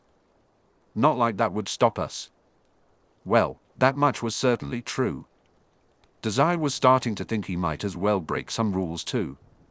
From what he'd seen of Hogwarts, there weren't really any punishments to speak of. He'd been in detention a dozen times now and had yet to be hit even once. Anyway, George continued, since it's Halloween, we wanted our latest prank to be something really fun. Got any ideas, Slytherin? Dazai hummed. You should do something on the 3rd floor. I've been wondering what was up there anyway. Fred and George gave him matching obnoxious looks. Our little informant doesn't know something? I'm shocked. Fred whined, pouting. I'll get to it eventually. Been busy. Dazai rolled his eyes. Something like that. He'd actually kind of forgotten about it. It wasn't as if Dazai was ever going to figure out how to navigate this school anyway. Even just finding the 3rd floor seemed like a pipe dream at this point. That, on top of Draco dragging him around, Pansy's thing, and the detentions. Dazai really had been busy. Just not with schoolwork. His letters with Mori weren't helping either. Every letter Featherbrain returned was sketchy at best and dismissive at worst. What's so special about Halloween, anyway? The twins stared at him, aghast. Fred's mouth hung open like he was personally offended. What's so special about Halloween? It's only the biggest holiday of the year. There's a whole feast and everything. Streamers and floating pumpkins, and better food than usual. Fred exclaimed. It's the best time for a prank since no one in their right mind would miss the feast. George nodded seriously. It needs to be a big prank to match the big occasion. Are you sure you don't have any ideas? Dazai's first thought was to poison the food. His second thought was that this feast sounded horrible, and he wanted to skip it already. His third and final thought was that he couldn't say either of those things out loud. Instead, he asked, "What did you do last year?" Fred and George exchanged an excited look. "We charmed all the floating pumpkins to sing," Fred said. "What's New Pussycat 21 times? And one it's not unusual thrown into the mix," George added. Dazai winced. "What a classic." Fred chuckled. "But it won't do to repeat a prank as good as that." George nodded. "Also, Snape said he'd expel us if we did that one again. You two are menaces." They really were. Dazai didn't have any prank ideas that he thought could top what they could come up with. He enjoyed harassing people as much as the next guy, but pranking had never been something he'd been able to do. After all, he was an 11-year-old living in the thick of the poor mafia. The most trouble he could get away with was sanctioned by the mafia. That meant breaking traitor fingers or slipping poison into someone's drink when they weren't looking. And that was assuming he was even allowed out of his room. Dazai wasn't sure how many pranks differed from torture, to be honest. You could poison something, he suggested, and then immediately regretted it. Clearly, he still needed work on his self-restraint. The twins shot him matching looks, as if they were genuinely considering the idea. "We could hide some charmed candies in with the others," Fred said. "Tongue-tying candies and those ones that make you constipated," George added. Dazai blinked. They made candies like that? He thought it would be fun to slip something like that to Mori. "Not really," Dazai replied, shaking his head. "But we can make some quickly. It only takes a few charms." "We can teach you, if you'd like," one of the twins offered. Dazai opened his mouth to respond, thinking about how that would be a horrible waste of time. But someone else interrupted him. "Don't bother," Draco declared as he sauntered into the great hall with enough swagger to make the tables and chairs sway. "He's awful with magic. Besides, wouldn't you blood traitors be better off pandering to muggles instead of my subordinate?" "Morning, boss," Dazai greeted lamely. When he spotted Pansy and Blaise over Draco's shoulder, he grinned. "Morning, Blaise." Blaise only sighed when he saw the trouble Dazai was likely getting into with the Weasley twins. He did raise an eyebrow at Dazai's untouched plate. Pansy shot him a glare that could pierce through stone, which was an improvement over her earlier behavior. "Now what have I said about hanging around such filth, Dazai?" she snapped. Dazai glanced briefly at Fred and George, who were glaring right back at him. He wasn't used to seeing such anger on their faces. For a moment, he hardly recognized them. Was being called a blood traitor really that bad? With the twins posturing on either side of him, Dazai felt somewhat on edge. Their eyes were filled with anger. He tried his best to project calm. It wasn't difficult, since Draco felt more like a hobby than a person to him. "You know I zone out when you talk," he said with a hum. But judging by that look, I'll say it was don't. For a moment, Dazai thought Pansy might reach across the table and strangle him, but the twins spoke up before she could test the limits of physical assault. "We were just leaving." "Can't only prank Slytherins," Fred added. "Gryffindor's got to be missing out." Draco scowled, clearly uninterested. "That is a great idea though, poisoning the candy." His group glared at the Weasley twins until they retreated back to the Gryffindor table. Once they sat down and started eating breakfast, Draco turned to Dazai. "What's this about poison?" Dazai shrugged and opened his book to the right page. There was nothing about abilities or magic there. "I don't know what you're talking about." "Is something poisoned?" "What that Weasley just said." "He's probably just joking." Dazai concealed a smirk behind an expression of indifference. Isn't that their thing, the twins? Draco didn't seem to believe him, which was amusing. While Pansy silently fumed, Blaise sighed deeply and began his breakfast. Under his breath, he grumbled, "Please don't tease them too much. You know I'm the one who has to deal with them, right? You're not the subordinate here." Blaise raised an eyebrow. "If you ever did anything," Draco said, "I might give that one to you." "Ah, harsh," Dazai replied, rolling his eyes at Blaise's sour amusement. He looked up to see Pansy watching their quiet conversation warily. He attempted a pleasant smile in return, but it likely came off as scathing indifference. "Did you ever solve that mystery of the missing house points, Pansy?" Her eyes widened in surprise that he had thought to ask, then narrowed because it was Dazai asking, which was never a good thing. For a moment, it seemed she wouldn't respond until Draco gave her a curious look. "Not yet," she grumbled. "We're going to wind up in last place at this rate." Whoever it is, Pansy glared in Dazai's general direction, which was completely uncalled for. "Clearly doesn't deserve to stand among the loyal, pure-blooded Slytherin elite," Draco remarked. "How do you know it's just one person losing the house points?" Blaise asked. "Crabbe and Goyle lost us at least 10 points just yesterday for their latest bumbling display of incompetence. It's very consistent. Also, I asked Professor Snape." "Ah," Pansy huffed, stabbing a fork through her toast. "But he won't tell me who it is, only that they should hurry up before we have negative points. If that's even possible." Dazai thought, "I'll go to the nurse when I'm ready, thanks. And maybe I want to see Slytherin lose points. At this point, I'm basically a Gryffindor anyway."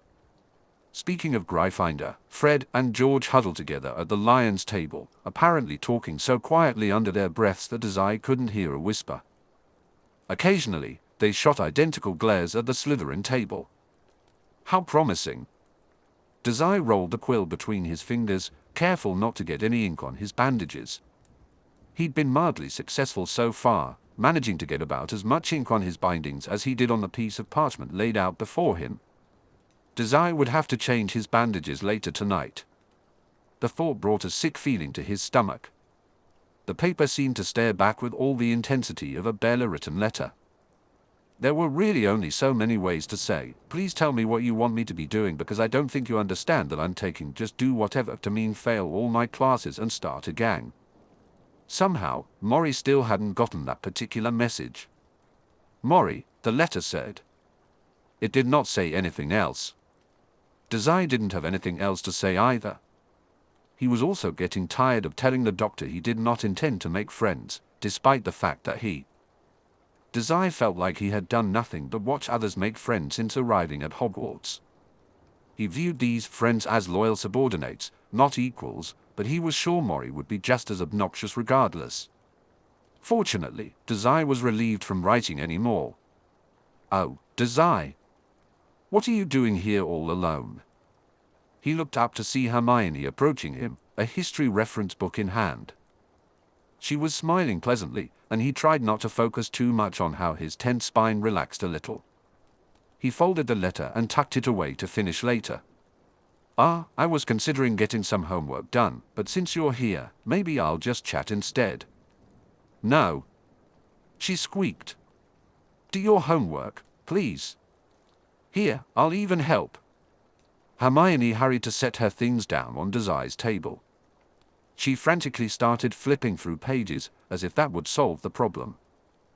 "He's just messing with you, Mion," Ron interrupted, coming up from behind the bushy-haired girl and taking a seat across the table. "Dazai never does his homework. I bet he was planning a prank or something." "Where did you even come from?" Ron rolled his eyes. "Unlike some of us, I actually want to keep my grade up. Hermione was helping me study." "Oh, great. You can make sure we both pass potions, then." Hermione shot them both a reproachful look. Given Dazai's history with potions, that was probably a fair assessment. Dazai thought he heard her mumbling to Ron, it might be best, actually, to go over potions again. Whether that was what she said or not, he couldn't be sure. But Ron nodded fervently, his face pale, so it must have been quite the ordeal. Dazai smirked. Anyway, my potions aren't so bad. It's just that Snape doesn't appreciate my creativity and innovation. One of these days, he'll let me finish making a potion. You mean poison? Ron added, his lip curled upwards. The only reason he'd let you do something stupid like that is if he wasn't always watching you like a hawk during class. Dazai chuckled at their concerns. The thought of Maury's letter had nearly vanished now that he had a suitable distraction. Maybe life at Hogwarts wasn't so bad after all. His group was coming together nicely. He was pretty sure Ron and Hermione might back him up, at least. Well, assuming Ron's rules weren't being violated. Maybe Hermione would join his group. He still wasn't sure about the twins.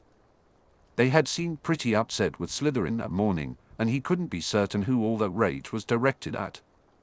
It was best not to push just yet. Getting Draco, Blaise, and Pansy to join his group officially would require a bit of effort too. Dazai snapped back to reality to find Ron watching him with a frown. What? What's with that vacant look? He blinked. Just imagining what our double suicide would look like. Ron punched him lightly in the shoulder. Dazai let himself slump onto the table, even though it wasn't a strong punch. He grinned lazily up at the redhead. So mean. Ooh, boys. Hermione can punch me too if she wants. Rolling her eyes, Hermione scowled down at Dazai's slumped figure. That's hardly productive. Besides, I think if you don't want to be hit, you shouldn't joke about things like that. Dazai chuckled. Right. He stretched and got to his feet, pretending to wince when he moved his shoulder. Ron's lack of compassion even then made Dazai smile humorlessly. The Halloween feast starts soon, doesn't it? Hermione blinked at the sudden change in conversation. I suppose it does. She shot a forlorn glance at Ron. I guess we'll have to stop studying for now. What a shame. And we were almost at the best part, too. There's a best part of history of magic. There was not, in fact, a best part of magical history. Dazai knew this well. He had read nearly every textbook the library had on the subject. Not one of them mentioned what he was looking for, but all of them managed to bore him half to death. He hoped the next book he picked up would finish him off. Still, it had been useful. Dazai appreciated not feeling completely lost about the magical community like he had before. He felt almost confident in his knowledge of the magical world. Dazai packed up his things and started walking past his friends and out of the library. He was ready to leave without them when Hermione called out, "Wait up! Where are you going?"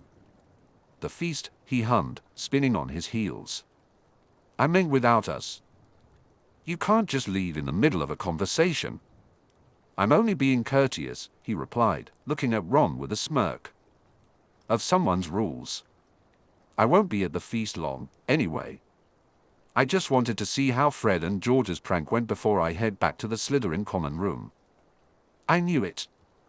Ron exclaimed, jumping as if a fire had been set under him. You are up to something with Fred and George. Dazai beamed but didn't say a word. As he turned to leave, he distinctly heard Hermione lecturing about how silly Rule 1 was. He might have also heard her say, "And don't shout in the library," which was loud enough to warrant a shush from the librarian. Dazai pretended he hadn't heard that, showing kindness. He definitely heard Ron begging to know what the twins had planned, but Dazai found that funny, so he pretended he hadn't. Chapter 20, The Feast. The Great Hall was already crowded by the time Dazai arrived, even though the feast hadn't started yet. Some of the professors were still missing. Dazai noticed that Snape and Quirrell were among those absent and wondered when they would arrive. The sooner everyone got here, the sooner he could leave. He really wanted to see what prank the twins had pulled. Most of the Slytherin table was full, but there was an empty spot beside Blaise. Dazai took it without asking, grinning at the other Slytherin. Did Blaise save me a seat? How generous. Blaise barely reacted to the loud introduction. It wasn't me who saved you a seat. He turned from a bowl overflowing with candy to watch Dazai set his things down. It was Pansy. Pansy? Dazai blinked. A look of vague trepidation crossed his face. For me? That was ominous. Pansy had shown nothing but contempt for him since he was declared Slytherin, and now she was keeping him close? He tensed up without thinking. Even if he was just playing games, Pansy was serious about this blood purity nonsense. Dazai didn't really see her as a threat, but he thought it wise to stay on guard. Blaise shrugged, looking both amused and bored by the situation. She's giving you an ultimatum for this loyalty thing you've been doing. Pansy told me to say that. He yawned. I think she ran off to find Draco, though. Dazai blinked. Now that he was looking, neither Pansy nor Draco was at the feast.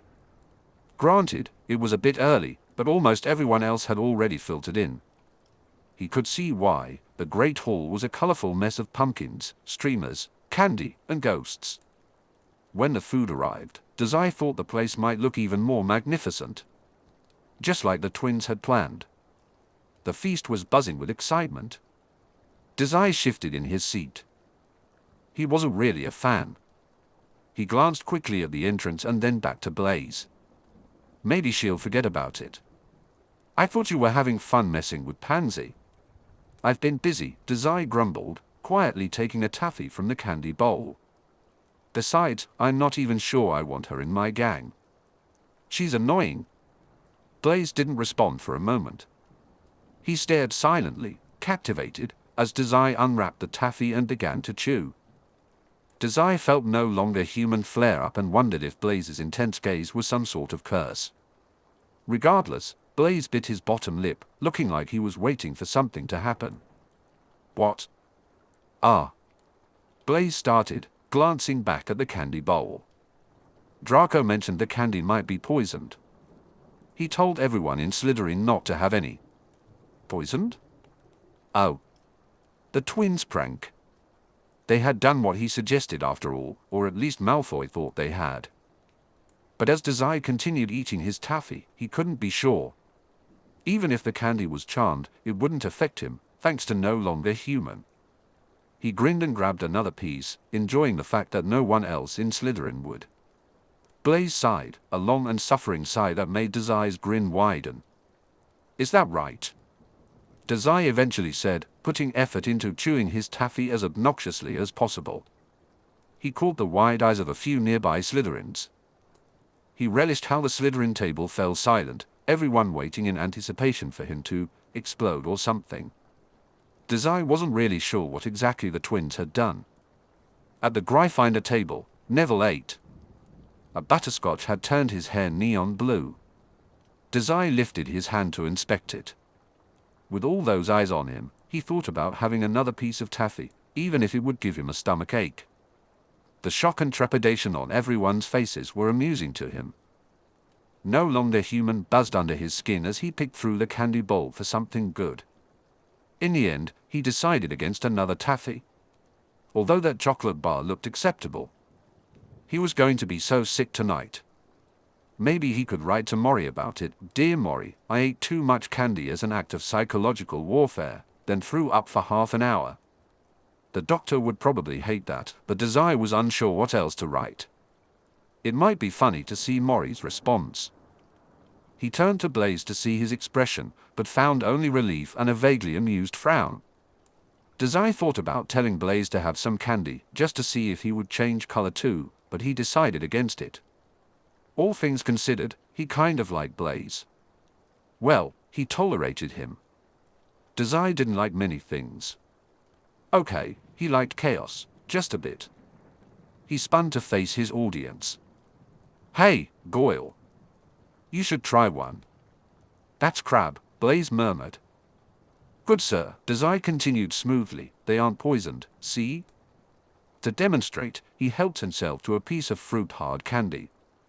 The sting of his ability was almost as sour as the candy itself.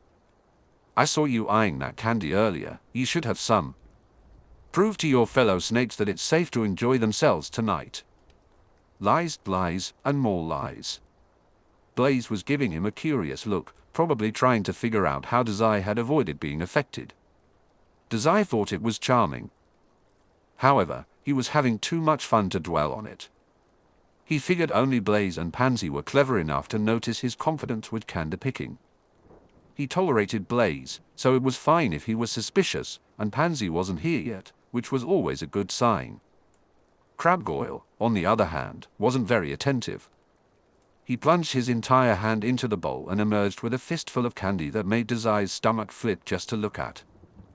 A few stray taffies fell from his grip and landed on the floor. Crabgoyle was halfway through struggling to unwrap a sucker while holding onto the other candies when Dazai spotted the twins at their table. Immediately, his attention shifted to the Gryffindor table. He was sure Blaise had noticed his sudden lack of enthusiasm at watching Crabgoyle fall for the prank, but Blaise seemed more interested in watching the boy's hair turn purple and white striped to say anything. The twins locked eyes with Dazai quickly enough. Unsure of where he stood with them since that morning, he raised a hand in greeting. He was pleasantly surprised when they grinned and waved back. However, he was less pleasantly surprised by the sound of Crabgoyle screaming about his recent color change right in Dazai's ear. Dazai flinched back from the sound instinctively, feeling his cheeks flush at the involuntary reaction. Without looking Blaise's way, Dazai mumbled, "I'm going to talk to Fred and George. Please don't let Pansy take my seat." This place was starting to feel a bit too crowded. Blaise's head whipped around from the newly colorful crab, or maybe Goyle, brows drawn together oddly. He didn't say anything. Dazai took a moment to gather himself. "Okay." He tried to will the flush from his cheeks. Blaise must have seen him flinch at the sudden yelling. This was just one of the many reasons he preferred to visit the Great Hall when it was empty. He needed to regain his composure. The twins would be a welcome distraction.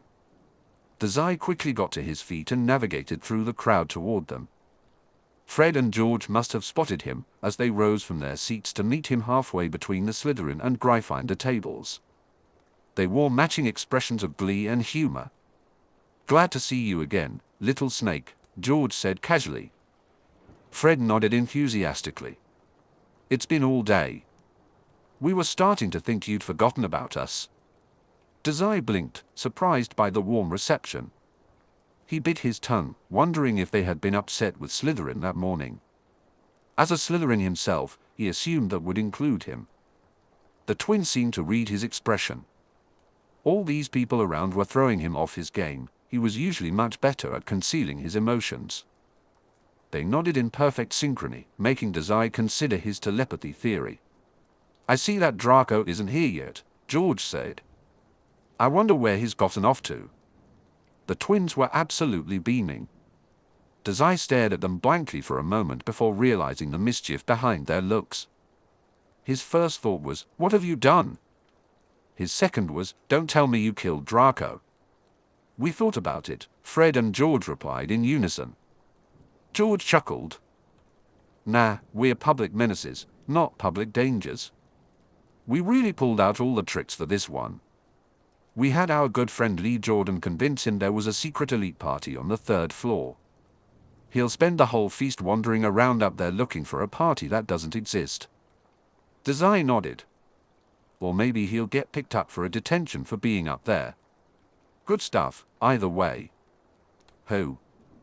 Doing something on the 3rd floor had been one of Dazai's suggestions, hadn't it?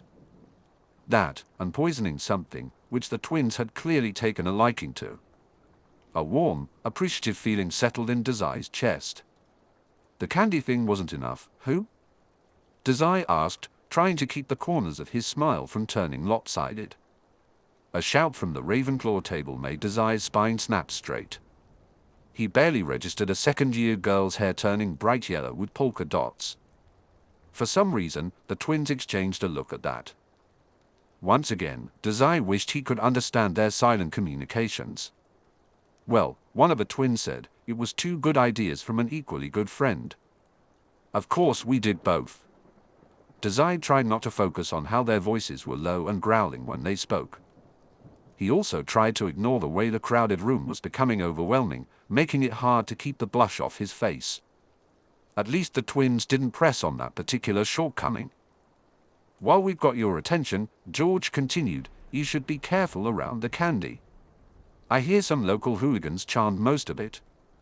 All of it at the Slytherin table, Fred smirked. So I hear. He chuckled. I didn't know there was a charm that could give people stripes and polka dots. When Fred and George only shared a silent grin, Dazai continued, it's a real shame Draco isn't here to try any. Try any what? Dazai turned to find the source of that grating voice. Standing stiffly and wearing an ugly frown, Pansy glared at Dazai. Behind all her usual hate, there was a clear annoyance in her gaze. Dazai guessed she hadn't been able to find Draco after all. Pansy probably hadn't even considered that Dazai would be in the forbidden third-floor corridor. When she turned to see him talking with the twins, her annoyed scowl turned to disgust. Dazai felt Fred and George hovering over his shoulders. Candy, he answered simply. I hear it's good. You should try some too, actually. Her glare deepened. Draco told us it was poisoned this morning. Ah, did he? Must have slipped my mind. Pansy clearly didn't believe him, judging by her expression. But that was fine, since Dazai was lying. He kind of wanted to see her lose it over a prank. Not today, he supposed. How disappointing. He glanced over his shoulder to tell the twins he would be returning to the Slytherin table now that Pansy was here, but the words died in his throat. They were glaring at Pansy with enough intensity to leave Dazai reeling. That glare, the anger in it, they weren't protecting him, were they? Standing up at his sides, scowling at those who dismissed him and called him subordinate. No, that was outlandish. He was a Slytherin, after all. Even if he didn't understand it, he knew house loyalties were very important to everyone else at this school. But thinking about how quickly they had retaliated against Draco that morning, Dazai shook the thought from his head. The feast is starting. You two should go sit down. I think Neville will want to enjoy his meal in the company of people who know how to fix the particular charm currently turning his hair bright blue. The twins shot him a skeptical look, but didn't argue. George looked from Pansy back to Dazai before smirking. Well, can't argue with that. Let us know if you ever find Draco, Fred added conspiratorially. I'm so curious where he went off to, Pansy said. Sure, Dazai replied, offering a conspiratorial smile. The twins exchanged another assessing look between him and Pansy, but they didn't say anything more. They turned and retreated back to their assigned table. Once Fred and George were out of earshot, Dazai looked back at Pansy, raising a brow in silent question. You? In many situations, Dazai would take great pleasure in seeing Pansy cut off before she could finish speaking. There was little better than watching her snap her mouth shut, the word stolen from her tongue. Most of the time, this happened because a professor had started talking or Draco had found something haughty to say that couldn't wait another 5 seconds. However, Pansy being interrupted by Professor Quirrell barging into the Great Hall and screaming, "Troll in the dungeon!" was a situation Dazai had not experienced before. The sheer panic that flooded the room after that, however, was something Dazai was much more familiar with. Chapter 21, A Great Show of Loyalty. Dear Mori, I'm about to do something stupid. Once again, Dazai was grateful that his doctor wasn't at Hogwarts with him. He was sure Mori would hit him over the head and tell him to keep his head down, following the Slytherin prefects to the library until the troll threat was dealt with. I mean, it's not that stupid, he silently drafted the letter in his head. But you'd probably still call me suicidal for it. Mori called him suicidal for most things, like mixing random medicines together and speaking out of turn. Dazai slipped away from the group, careful, as someone who was used to getting into trouble whether they stayed in line or not. Blaise watched him leave, lips pursed in silence. Then the letter would say, "You told me to make a friend, but Blaise isn't going to tell on me for running off. So this is kind of your fault, isn't it, Doctor?" He'd write that if he didn't run into the troll and die. Or a teacher, Dazai wasn't convinced they wouldn't punish him severely for sneaking off, leaving him wanting to die. I'm just going to find Draco. He's a friend too. This really is your fault. Draco, wandering the 3rd floor aimlessly, surely wouldn't know there was a troll in the dungeons. Dazai, who hated being pushed together with all the other snakes, didn't mind the prospect of death by troll. Here's the thing, Dazai was used to being countless steps ahead of everything, but since coming to Hogwarts, that just hadn't been the case. He had been behind, trying to read up and gather friends to even the playing field a bit. It felt like being thrown into the deep end. Dazai had been laying low, all things considered. But this troll was sort of a great opportunity to not feel so out of his depth, and Draco was a great excuse if he got caught. Caught. As Dazai sprinted through the corridors he barely remembered, he thought about how exciting it was that this troll was distracting him. It was finally time to discover what was on the 3rd floor. He often had such good ideas. "Dear Mori," he began, but then he decided against it. Thinking about the Port Mafia now would only annoy him. Instead, he focused on how thrilling sneaking onto the 3rd floor would be. He silently thanked the twins for letting him follow them around Hogwarts long enough to learn some secret passages.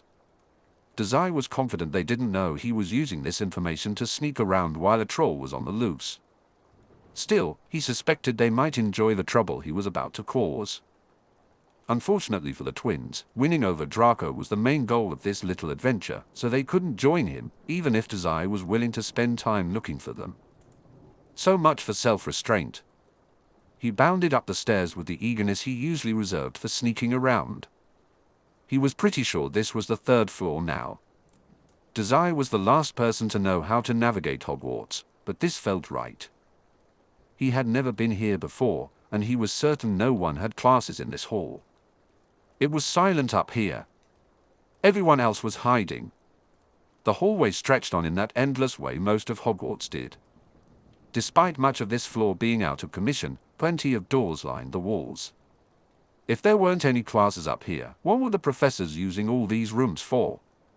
Without thinking, Dazai reached out to try one of the doors, only to find it locked. Luckily, he was skilled at lock-picking. After the 20th time he had been locked in handcuffs and dropped in a dog kennel, one tends to figure these things out.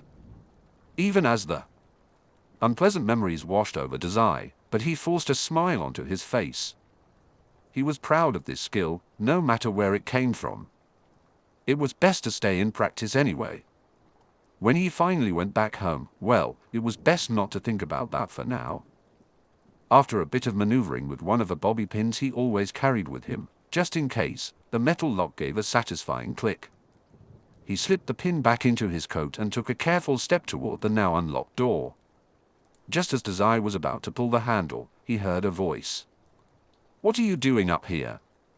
Dazai startled badly, flinching away from the door. His spine went ramrod straight as he turned to see who had caught him wandering around. Was that a professor? What sort of punishment would they give for sneaking around in these circumstances? Fear came without warning, and Dazai couldn't help the way his smile went brittle. "Dazai? Oh, Draco!" He blinked, trying not to feel too relieved once he saw the platinum head of hair pop around the corner. "Looking for you?" "Don't make that sound like a question, you no good subordinate." "Where is everyone?" "I was told there was an elite party up here tonight, and you can't have been invited." The cold smile on Dazai's face melted a bit, and he let his hand fall away from where it had been held tightly to his chest. "That totally real party you were going to was cancelled on account of the troll. But it looks like you were just wandering around aimlessly anyway." He rambled. I don't think Draco even really knew where this party was in the first place. How embarrassing. Cancelled? I was starting to think this was all some elaborate prank. Suddenly, Draco paused. His voice seemed to catch behind his teeth, swirling around like the confused expression in his eyes. "Wait, troll? I appreciate your attention to detail, boss." Draco glared. "What troll?" There's no troll at Hogwarts. That would be too dangerous.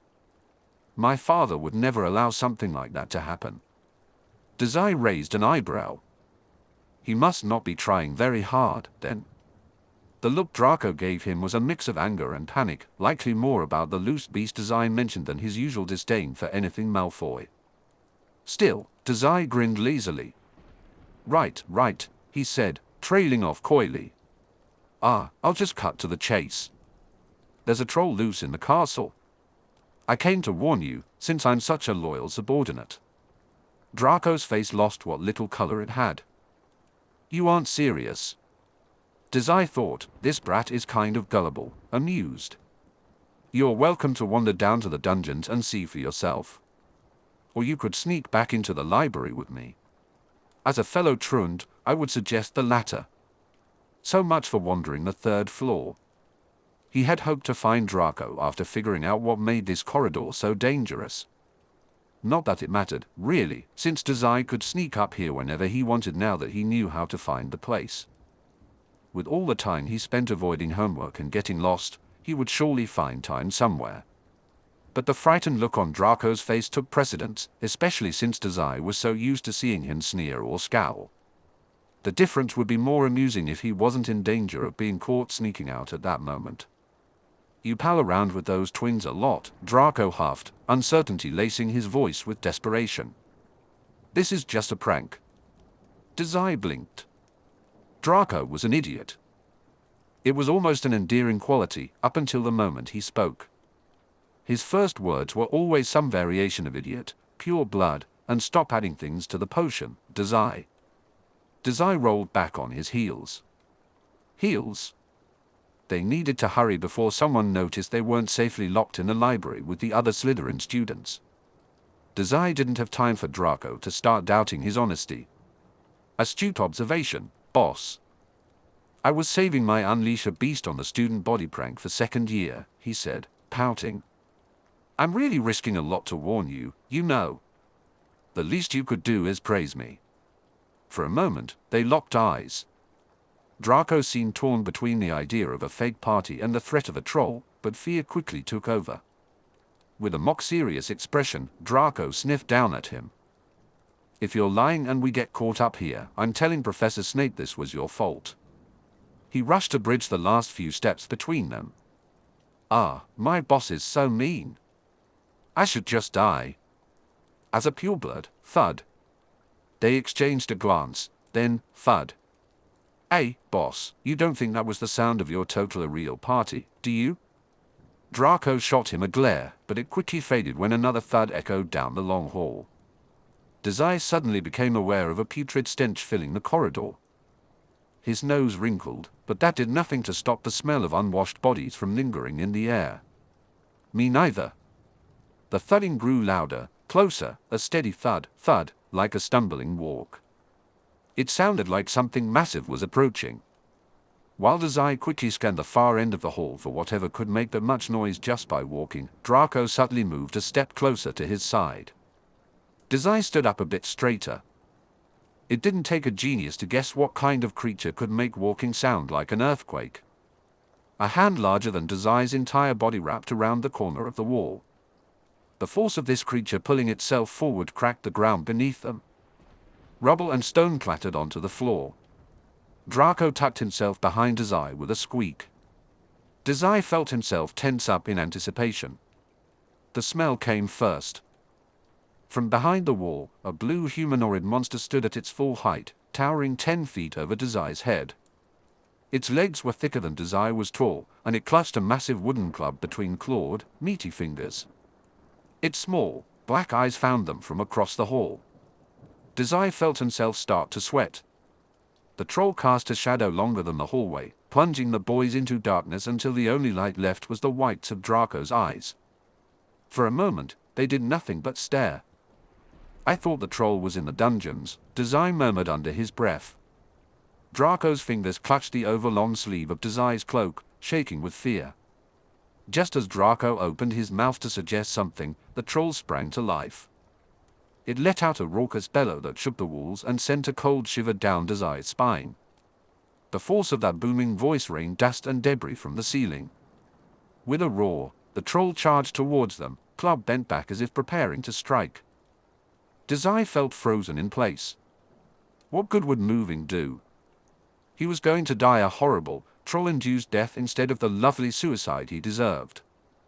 The monster loomed over him like a mafioso with a bat, like Mori with a scalpel, like father with a staff. a monster ready to smash his head in, and all Dazai could think was how disgustingly familiar it felt. The sensation of Draco at his back vanished with the sound of shoes clattering away. Draco ran, leaving Dazai behind in his haste. And Dazai couldn't move. The troll, the massive, fungus-colored beast, towering at 12 feet, reached out with a meaty paw, encircling Dazai like a doll. Dazai stared into its lifeless eyes, a haunting sight that felt like it could be his last. They reminded him of his own empty eyes, a disturbing reflection of his own impending death. Even in those final moments, that thought lingered in his mind. He heard the sound of sprinting footsteps. Was Draco coming back to help him? There was nothing he could do. Dazai accepted his fate as best as he could. The claw around him would surely hurt. Then, the troll's claws cracked against Dazai's back, and the world erupted in blue light. No longer human surged to life with a loud scream in his ears and a burning sensation at the base of his brain. It struggled against him, the weight of the monster bending his bones until the corridor faded into a sea of blue, mixed with Draco's distant shouts. It was all blue and all pain until blood streamed from Dazai's nose, and the hand around his waist finally released him. The troll collapsed to the ground, dead. Draco stopped shouting just as Dazai felt his lungs expand. He took a deep, shaky breath. Each gasp stung, but he swallowed the air hungrily. It tasted of blood. Dazai inhaled again, blinking down at the giant troll's lifeless body. It didn't move, even when he kicked it. No longer human had killed the troll. Dazai thought, "Hey," but no further thoughts followed. He felt lightheaded and dizzy. Whatever had happened when the troll touched him, when it died, no longer human had pushed itself to the limit. A familiar tug of nausea and weariness settled over Dazai, clouding his mind and filling his head with a heavy fog. It took him a moment to remember his surroundings. Dazai slowly became aware of Draco appearing at his side once again. The boy looked shaken, and Dazai wondered what kind of expression he had. He couldn't really feel his face, only the blood dripping down his chin. Draco grabbed Dazai's sleeve and pulled him until they were facing each other. In a gasping voice, Draco whispered, "What the hell, Dazai?" Dazai opened his mouth but then shut it numbly. His brain felt fuzzy, as if it wasn't working right. He stared at Draco, hoping to convey something compelling, but he probably just looked as shell-shocked as Draco did. No longer human had activated with enough force to give him a nosebleed and rattle his thoughts. He wasn't confident about his expression at all. He felt nauseous. "Right, okay." Draco nodded, a pinched look on his face that Dazai couldn't interpret. His head throbbed painfully. "Let's get out of here before a professor shows up." Dazai nodded, unable to do much else. Maybe it was shock, or maybe it was how loud his ability rang in his skull, but he could hardly think. Draco was his boss. That thought came numbly. He would take care of things. Draco tugged on his sleeve, dragging Dazai down and out of the third-floor corridor. Dazai barely registered that they were jogging rather than walking. He only realized they had stopped when Draco started frantically wiping the blood from Dazai's nose with the sleeve he had taken. "Get Blaise," Dazai managed to say, his voice cold and his tongue feeling too heavy to lift. "He'll sneak us into the library without the prefects noticing. Probably provide an alibi too." "Good lad."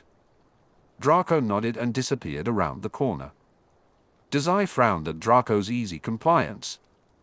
That really wasn't like him. He probably was in shock, Dazai thought, lifting his arm to swipe at his nose again. It came away slick with blood, and the words in his mind were just as bitter. Red smeared across his face when he tried to rub it off. It was barely a minute before Draco reappeared. He hustled Dazai in through a side door to the library with a bit more force than necessary. Dazai might have snapped at him, but his face was gummed up with blood and his thoughts were too clouded.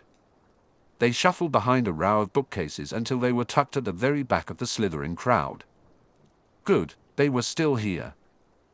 If the Slytherins had cleared out from the library, that would mean the troll's body had already been found. They probably weren't seen.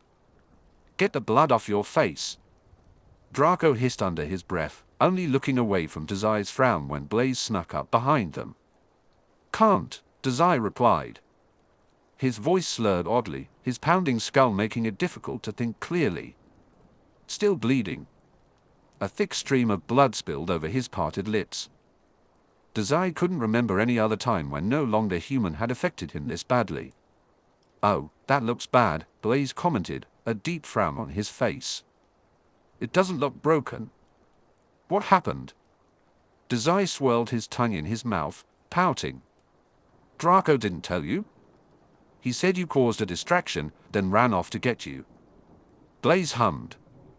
"I told Pansy you were causing trouble and she started screaming about blood purity. That got the prefect's attention when she started throwing stuff." "Seriously, you're bleeding pretty bad." Draco answered for him. "It's just a bloody nose." Despite the sickly, fearful pallor of his skin, the blonde could look quite serious when he wanted to. Blaise quirked a brow, not convinced.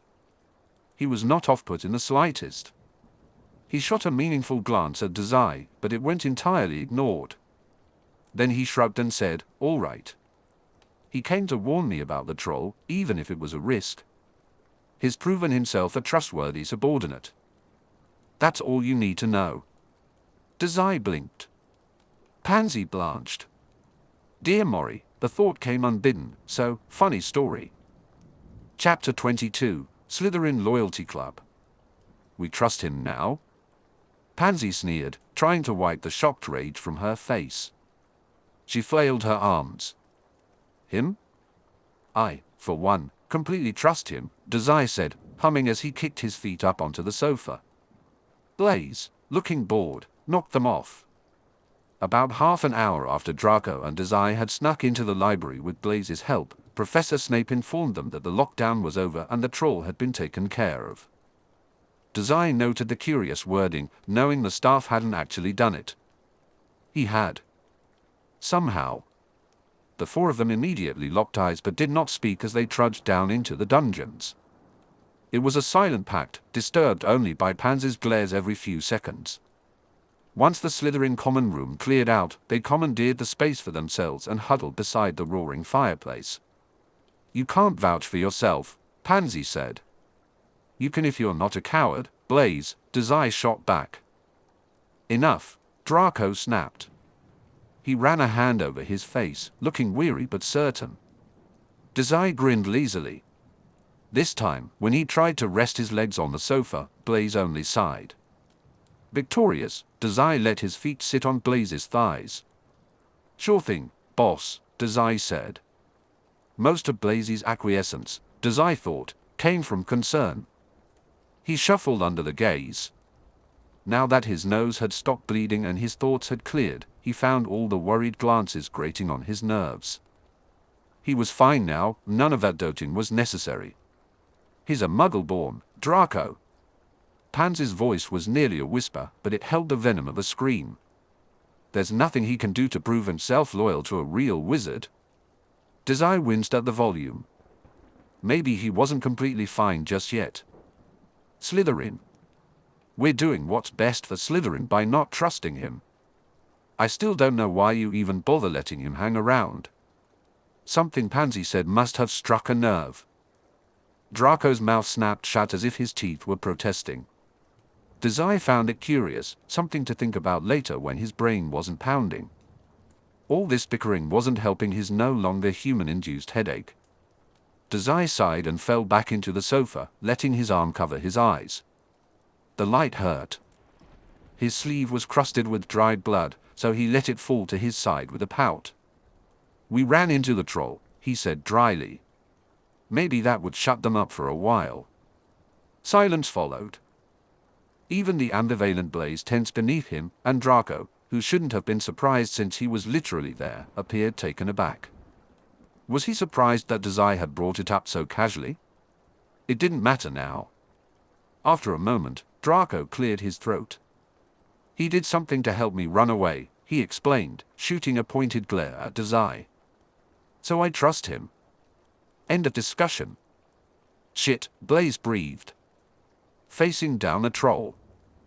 That's certainly one way to prove you're loyal. From her seat beside the chess set, Dazai noticed Pansy narrowing her eyes. He filed that away for later and turned to grin tiredly at his footrest. It was pretty cool of me, right? Up until you got a nosebleed, sure. Draco rolled his eyes. You can't just run from a troll. Pansy's frown deepened. What did he do, Draco? Draco gritted his teeth and made a beckoning motion with his hands until Pansy crept in closer. Blaise shrugged but didn't move, possibly because Dazai was using him as a footrest. Draco held himself tense. You don't tell anyone what I'm about to say, all right? Consider it a Slytherin secret of the highest order. Blaise raised a brow. Any particular reason why? Blaise. The other boy blinked. Was that a hint of bewilderment on Blaise's usually apathetic face? Dazai felt himself tense up, too, at the serious frown on Draco's face. He always liked dramatics. Blaise raised his hands in something like acquiescence. What Dazai didn't like was these Slytherin punks knowing that he could nullify a troll before he even understood why it had happened. He wasn't opposed to the idea, just uncertain about it. Dazai was confident he could trust Blaise, but he kind of hated Pansy and Draco. That was less a matter of trust and more about taste. As it was, his lack of knowledge was turning Dazai's stomach inside out. Or maybe that was the lingering anxiety of a near-death experience. Who could say, really? Like the valiant Slytherin I am, I killed the troll with a frankly impressive display of magic for someone who failed a practical yesterday. I'm like a knight. Hey, boss, can you knight me?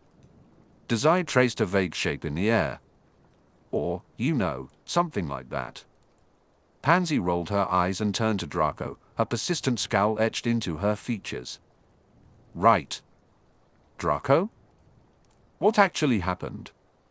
Draco let out a long, suffering sigh before pinching the bridge of his nose. Dazai killed the troll. You're joking. I would love to say that he's lying. You think I want to live with the knowledge that a muggle-born killed a troll when all I could do was run? And saved your life, Dazai piped up cheerily. Blaise smacked his leg, signaling Draco to learn when to shut up. He must have known that Dazai wasn't going to stop using him as a footrest. Dazai shifted his attention from pouting at Blaise back to Pansy and Draco just in time to hear Draco argue, it must have been accidental magic. He can't even manage the levitation charm. Yet somehow he magicked it dead. Pansy stared at him in disbelief. Right. The implication that obviously didn't happen hung in the air. Draco seemed to sense it, tensing up and cautiously glancing at Dazai. Taking pity on him, Dazai lazily blinked to his footrest. Blaise, you seem very calm about all this, Dazai remarked. Blaise shrugged. I was starting to think you didn't even have magic. Accidentally spelling a troll to death is kind of a relief, to be honest. You believe this nonsense? Pansy practically shrieked. Draco quickly shushed her, but she began speaking again almost immediately, this time quieter. I trust you, Draco. But here's bad news. He doesn't belong in Slytherin.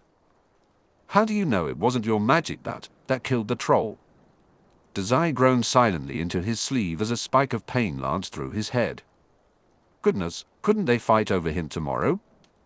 The headache induced by the no longer human had only intensified throughout the evening, now an ever-present spike drilling slowly through his brain. He scanned the room for something throwable to grab everyone's attention, maybe by smacking Pansy in the face, but gave up after a few seconds. Instead, he interrupted Draco mid-sentence. You keep saying I'm not a real Slytherin, he commented tiredly. But if I wasn't sorted into Slytherin, I would never have gone up to save Draco. For a moment, the others just stared at him blankly. Pansy narrowed her eyes. Because you're not a real Slytherin? Maybe not by traditional means, Blaise shrugged, easily following Dazai's train of thought. But maybe he was sorted for a different reason. Like being an awesome subordinate. Or saving your life. Or losing all of our house points. That was you. Dazai continued, ignoring Pansy's exclamation. You keep fighting about it, but if it weren't for me, Draco would be dead right now. He sank deeper into the sofa, most of his weight pressed into the corner of a cushion or resting on Blaise's lap. Ah, does that make me more loyal than Pansy? Since she hasn't actually done anything to help. What? Pansy exclaimed. Snorting, Blaise raised an eyebrow. I wouldn't go quite that far. But he does have a point. Do you know how powerful someone has to be to accidentally kill a troll? He continued, for someone we consistently write off as not being a true Slytherin, he's done a lot to support us snakes. That is true, Draco muttered.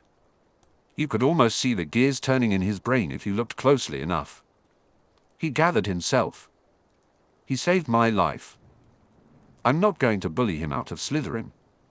Draco turned to Pansy, his brows drawn together in serious contemplation. Pansy, that goes for you too. I know you two have some thing. But that stops now. Blaise hummed, speaking over Pansy's offended squeak. You know, we talked a lot that first day about training him, but we never really did. He paused. Maybe it's time to actually do something about that, now that he's showing signs of having some pretty potent magic. Magic, right. Dazai considered it. Working under the guise of using accidental magic. An ability would likely benefit him in the long run, at least until he could find the books he had been searching for. You. Pansy said, a smirk forming on her lips. You can't be serious. He's a Muggleborn, Blaise. Kind of like a Slytherin mascot, Blaise replied, ignoring the exaggerated annoyance on Dazai's face. Or a pet that's useful every once in a while. I think I preferred it when Draco was content with the troll thing. Let's backtrack on this pet nonsense. Remember when I was a hero a few hours ago? That was cool. Draco nodded, as if this was all his idea, even though all he had contributed was, I know we were planning on bullying Dazai, but hear me out. He's still my subordinate, obviously. Today was an improvement, sure, but he's still not up to pure wizard standards. But no more threats. Draco shot a look at Pansy. His voice was even and certain, laced with a childish importance that Dazai found irritating. He's a Slytherin now. For real. Clearly, regular classes aren't doing him any good. He's proven himself loyal to Slytherin, now let's make him useful to us. He paused, his tone strangely serious, almost proud. This drew Dazai's brows together in concentration. And none of this leaves our group, got it? Ah, Dazai blinked a few times to clear his vision, his expression stunned mostly by reflex. I'm in your care, then. Please treat me kindly. Here, Blaise answered listlessly. Pansy glared, but after a moment, her expression softened into a passive bitterness. Fine. Who? Professor Sprout's lecture had been worthless after all. It was good to know that the poor mafia method of loyalty, do something vaguely threatening, won out over all that plant analogy nonsense. Dazai smiled, feeling more included. This is adorable. We've got our own little club, he cheered. A little Slytherin club for trust and loyalty and whatever. I nominate Blaise as club president. No, Blaise replied. Okay, but I don't like Pansy, and boss shouldn't be bothered with something so tedious. Since that leaves only me. Draco tossed a chess piece at him. Dazai let it smack into his stomach and fall to the floor. There is no loyalty club. Are you sure you don't have brain damage? That was a lot of blood. Maybe you should see Madame Pomfrey, Dazai suggested. Don't be so boring. Dazai yawned. I just need to sleep, then I'll be back to my charming self tomorrow morning. Is the club meeting adjourned? Draco threw another pawn at him. It's not a club, Dazai. Good morning, Loyalty Club, Dazai greeted the next day. Dazai, I swear on Merlin's beard, Blaise said, handing him a bagel. Are you feeling any better? I want to die, Dazai replied, smiling as he dropped the offered bagel onto Pansy's plate without taking a bite. So about normal, I guess. Good. I think. Pansy rolled her eyes but uncrossed her arms long enough to spread jam over the bagel anyway. Accidentally kill any more trolls last night? How are you mad about that? Dazai asked. No bickering, Draco interrupted with a sigh, trying to look inconspicuous. He whispered, we're meeting out near the Forbidden Forest for your first magic lesson. Be there on time for once in your life, will you? I will absolutely get lost, boss, Blaise sighed, though Dazai thought it sounded amused. I'll make sure he gets there, Dazai offered. Good. Draco made a proud sound. By the end of first year, you'll be the proper image of a Slytherin student. Don't let me down. Subordinate. Ah, why do I already regret this? Mori, you might receive a letter soon about the suspicious death of a troll. I wouldn't worry too much about it. But just in case you do get a letter like that, I've attached a list of potential reasons you could use to explain why I definitely didn't kill that troll. Since you told me to make friends, this whole situation is kind of your fault. On a related note, no longer human can kill magical creatures. I'm still looking into it. There's something strange about everything that happened last night, but asking you about it won't get me very far, right? If you ever decide to tell me the purpose of this mission, feel free. Otherwise, I have a class to get to. I've told the owl to hide something dead in your office. Good luck finding it. Dazai. Chapter 23, Dazai absolutely gets lost. All day, Dazai had been on edge. He wasn't stressed or worried, he was on edge because the teachers were on edge. It wasn't 5 minutes into his first lecture of the day when Dazai noticed Professor Flitwick's eyes scanning the students as if he was hunting something down. It took a moment for Dazai to realize, through the pounding headache in the back of his skull, that the staff was worried. As far as they knew, someone unknown had killed the troll, and it wasn't one of them. There was little more dangerous than someone powerful sneaking under your nose undetected. Judging by the way Professor McGonagall stalked the halls and how Professor Snape glared with more intensity than usual, they still didn't know who it was. But they wanted to find out. It was odd, even Professor Quirrell was extra vigilant. Quirrell, who was usually stuttering and floundering, looked him dead in the eyes as he entered the dark arts class, searching through each student, searching for him. Dazai sighed. His headache still throbbed, the pressure from his professors and the looming knowledge of Draco's lesson today weighing on him. He'd much rather just escape it all. But at the same time, he was curious to learn about the troll and about his own abilities. Pinching the bridge of his nose, Dazai let his thoughts fade into static, bouncing around behind his eyes. One thing at a time.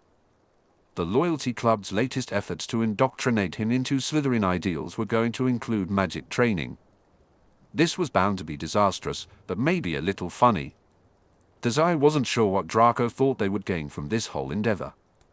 If he knew one thing, it was that Draco liked to dominate others. There wasn't much more subservient than being someone's student or pet, depending on who you asked. But really, this was just another test of loyalty in a long line of them. Saving Draco's life was a good step, but it would never be enough.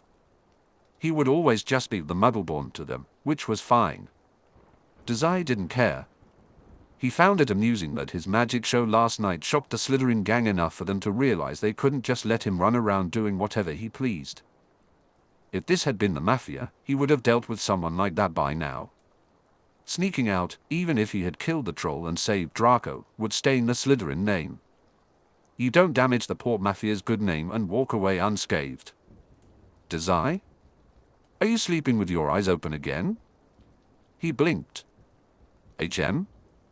Hermione frowned down at him, somehow managing to look both annoyed and concerned. Class is over.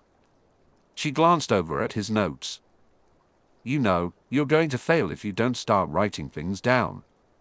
You'll never be able to start a successful career if you don't pass your classes now.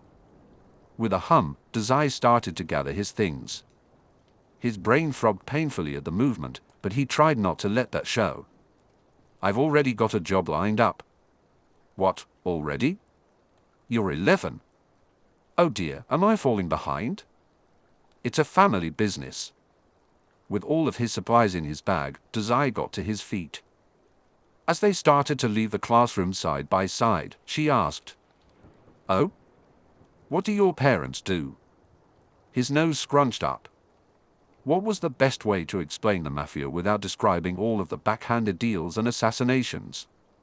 After a pause, he finally settled on, "Mori is a doctor. Private practice." As an indulgent afterthought, he added, "I'll take over the business when he finally croaks." "Well, something like that." Hermione gasped. "Dazai, you really shouldn't say things like that. I'm sure you're for Dad. Cares a lot for you." Dazai shrugged. "What do your folks do? Do you have any idea what you want to do for a living?" Dazai asked, curious. It was clear Hermione didn't have that dangerous air about her, unlike him and Quirrell. He still entertained the idea of a wizarding mafia. "Oh. Both of my parents are dentists," she replied. "That's why grades are so important. When I figure out what I want to do when I'm older, there won't be a single opportunity one can't reach." She glanced at him, curiosity in her eyes. "Isn't that the case with being a doctor? I'd think you would care a lot about grades if you were planning to do something like that. Especially since you'll have to go to medical school." "Ah, Hermione, you are so mean. Aren't you ever tired of making fun of my poor grades?" As she began to backtrack, Dazai felt a shiver run up his spine. The air had grown chilly since Halloween had passed, making the dungeons even more unbearable. The troll incident forced him down there more often than he'd like. Now wasn't the time to wander and risk looking abnormal, not until he figured out exactly what it meant for no longer human to nullify a troll. And certainly not until he understood why the troll was there in the first place. "Hey," he said, interrupting her thoughts. She looked startled, her lips forming a frown at the interruption. "How do you think the troll got into Hogwarts last night? It must have wandered in from the cold, right?" She mused, a thoughtful expression on her face. "Or maybe it was drawn in by all the magic we were using to decorate." Dazai blinked. That was an interesting hypothesis. "Ah. Why would that be, by chance?" Leading him up the stairs, Hermione beamed. She was always eager to share what she had learned, something Dazai knew well. It could have been an endearing quality, but he couldn't shake the thought that she read for pleasure, not just to gather information for manipulation. Some people were just different, he reasoned. "Well, trolls are magical creatures," she began. "Creatures, aren't they? I read about it just this morning in light of what happened. Most magical creatures need to feed off the latent magic in the air or they'll die. I imagine this particular troll smelled a feast and thought to invite itself. That was exactly what he was looking for.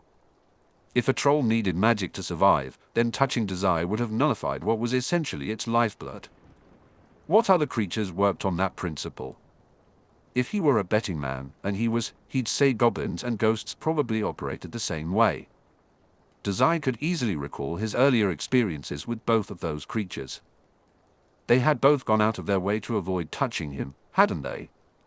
Dazai felt a grin slip onto his face as his satisfaction began to match Hermione's obvious eagerness.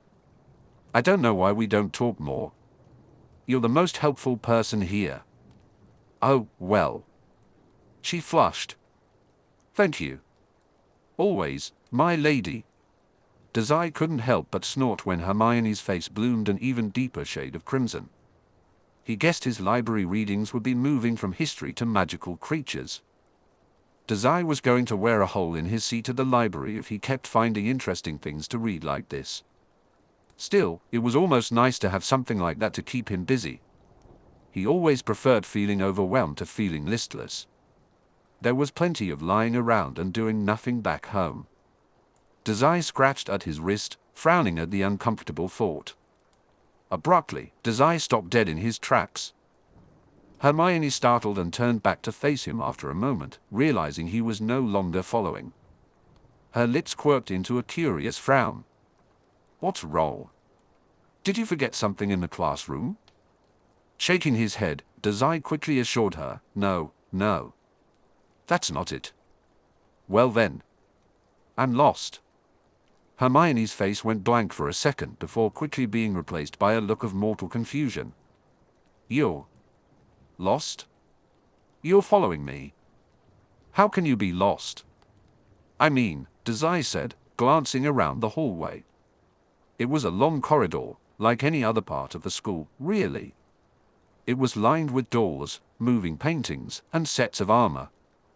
His explorations with the twins had certainly helped him understand the layout of Hogwarts, but only for places he actually wanted to go, like class and the third-floor corridor.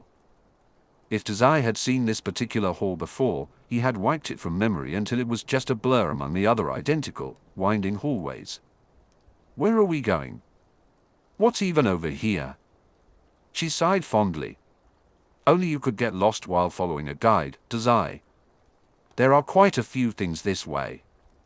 The Gryffindor common room, for one. Oh, we won't be going there. I don't think I can let you in, given that you're a Slytherin. There's another door to the library, too. That's where I was headed, actually. Almost reluctantly, she added, you don't have to come if you'd rather not. Although I was hoping to discuss the various applications of aconite in potion brewing. Isn't that our essay homework for potions? Are you trying to cheat off me? And here I thought Hermione was the moral one. He tutted. Hermione squeaked. I always follow the rules. I was hoping you would take the initiative and actually do your homework. I've done my homework. Once. Not that it had been worth it. Professor Sprout's lesson in loyalty had been functionally useless. If he had known all he needed to do was kill a troll to get in Draco's good books, and Pansy's one step above bad books, he would have just done that instead. All that plant nonsense was just a huge waste of his time. Just once isn't enough to pass. Aren't you worried about final exams? Dazai shrugged, swaying on his feet a little. He had heard from Fred and George that most of the final exams. Dazai found the lessons practical, showing off the magic he genuinely struggled to perform. He was fairly certain he would be flunking out by the end of the year. He imagined some suspicious professors questioning how he had even been enrolled. Something told him Hermione wouldn't buy that excuse. Everything passes, he said somewhat seriously, mostly by mistake. Anyway, I can't come to the library with you. Draco and his friends are starting a club. I should probably show up. Especially since the club was literally centered around him being completely useless with magic. Still, he was curious to see what lesson they had planned. It couldn't be worse than the lessons he had back home. Lost in thought, Dazai blinked back to attention, wondering why Hermione's brows were furrowed in concern. Sorry, did you say something? He asked. She sighed. I said, are you safe going off with them? I know you mentioned they were bullying you. I'm sure Professor McGonagall would help if you told her. Dazai considered saying, it's not that bad, or I can manage, or even something like, if they were a real problem, I'd have killed them by now. None of those seemed appropriate for a supposedly victimized schoolboy. Instead, he smiled sheepishly and adopted a warm and soft persona. Is Hermione so concerned about me? Have you fallen in love with me? I'm afraid I only accept potential suicidals for that sort of relationship. Well, almost warm and soft. He blamed it on the headache. Dazai! She shrieked, her face turning redder than a ripe apple. I'm concerned as a friend, not a. With a wide smile, Dazai chuckled. You're too easy to tease. I read a really nice book the other day called How Not to Fall for Stupid Pranks. You should study that instead of potions. Hermione looked skeptical, but the blush on her face made it hard to tell. She was right to be doubtful, considering Dazai wasn't even sure such a book existed. In the end, Hermione didn't take the bait, giving him a suitably scolding look instead. She sighed and said, I really am concerned, you know. I know, Dazai replied with a shrug, squinting through a piercing headache. Walk me to the library? I really haven't got a clue where we are. Hermione sighed indulgently. Do you want to write this down? I have arrived. Draco exclaimed, shooting to his feet and sending a few bright red leaves into the air with a furious crinkle. Beside him, Pansy stood up with about as much grace as a rabid dog. Blaise didn't even move. "Where have you been?" Draco shouted, flailing his arms around. "Our club was supposed to meet 30 minutes ago." "Oh, Merlin, now you've got me saying it." "Oh," Dazai answered blankly. "I got lost." Draco's mouth dropped open, as if he were struggling to find the right words to reprimand him. In the end, the grin Dazai wore must have turned him off, because Draco whirled on someone else instead. "Blaise, weren't you going to make sure he didn't get lost again? I'm not his babysitter. Do it yourself. This was your idea." When Blaise shrugged and turned the page in his Transfiguration textbook with an aura of apathy, Dazai piped up, "I saved your life. Cut me some slack." "I know that. And now we're going to train you to do that again. But on command this time." "You're welcome to try, but I have a track record of ignoring people who tell me what to do. I mean, Professor Snape has been bugging me to go to the nurse for ages now, and I'm still not." "I'm not even sure where that place is," Dazai said. Draco flicked Dazai on the arm, "put some effort into being a good subservient snake, will you? You've proven you're trustworthy, but you still aren't very useful." "Your bullying is as on point as ever, boss," Dazai replied. "Good," Draco said, preening. "Today you'll be practicing the levitation spell. Even a child could do that one." Chapter 24, Blowback. Dazai looked up from his wand just in time to see Draco give up completely. It was a good look for him, and Dazai much preferred it to the general disdain the boy usually wore. "I feel like we've made some good progress. Want to call it a night, boss? It's been a week. How have you not even managed a spark of magic yet?" "Good question," Dazai replied smoothly. "I could tell you, but then I'd have to kill you."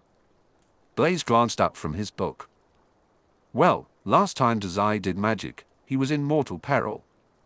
Dazai blinked over to Blaise, who was sitting in the grass with his back pressed against a tree. He had a book open in his hands, surrounded by a spread of quills and papers. Evidently, 1 week of Dazai failing at magic repeatedly was too much of a hassle. At some point along the way, training time had become Blaise's homework time and Draco's yell at Dazai time. Every hour of the day was always hate Dazai time for Pansy, so nothing new there. A strong gust of wind blew through their training clearing, causing Blaise's essay to flap loudly. The tiny rock weighing it down rolled. Did Blaise realize his essay was about to blow away? If it flew into the Forbidden Forest, he wouldn't be able to retrieve it. Now that's a great place to start next lesson. Mortal peril. Pansy cheered from over Draco's shoulder. "I can fire different spells at him and see what happens." "No," Draco and Blaise said together. With a sigh, Blaise finally set his book down. Beside him, his essay continued to kick against the wind. "I don't know why you think he's going to learn anything if a quarter of the year hasn't taught him any magic yet. Are we absolutely sure it wasn't just a fluke he killed the troll?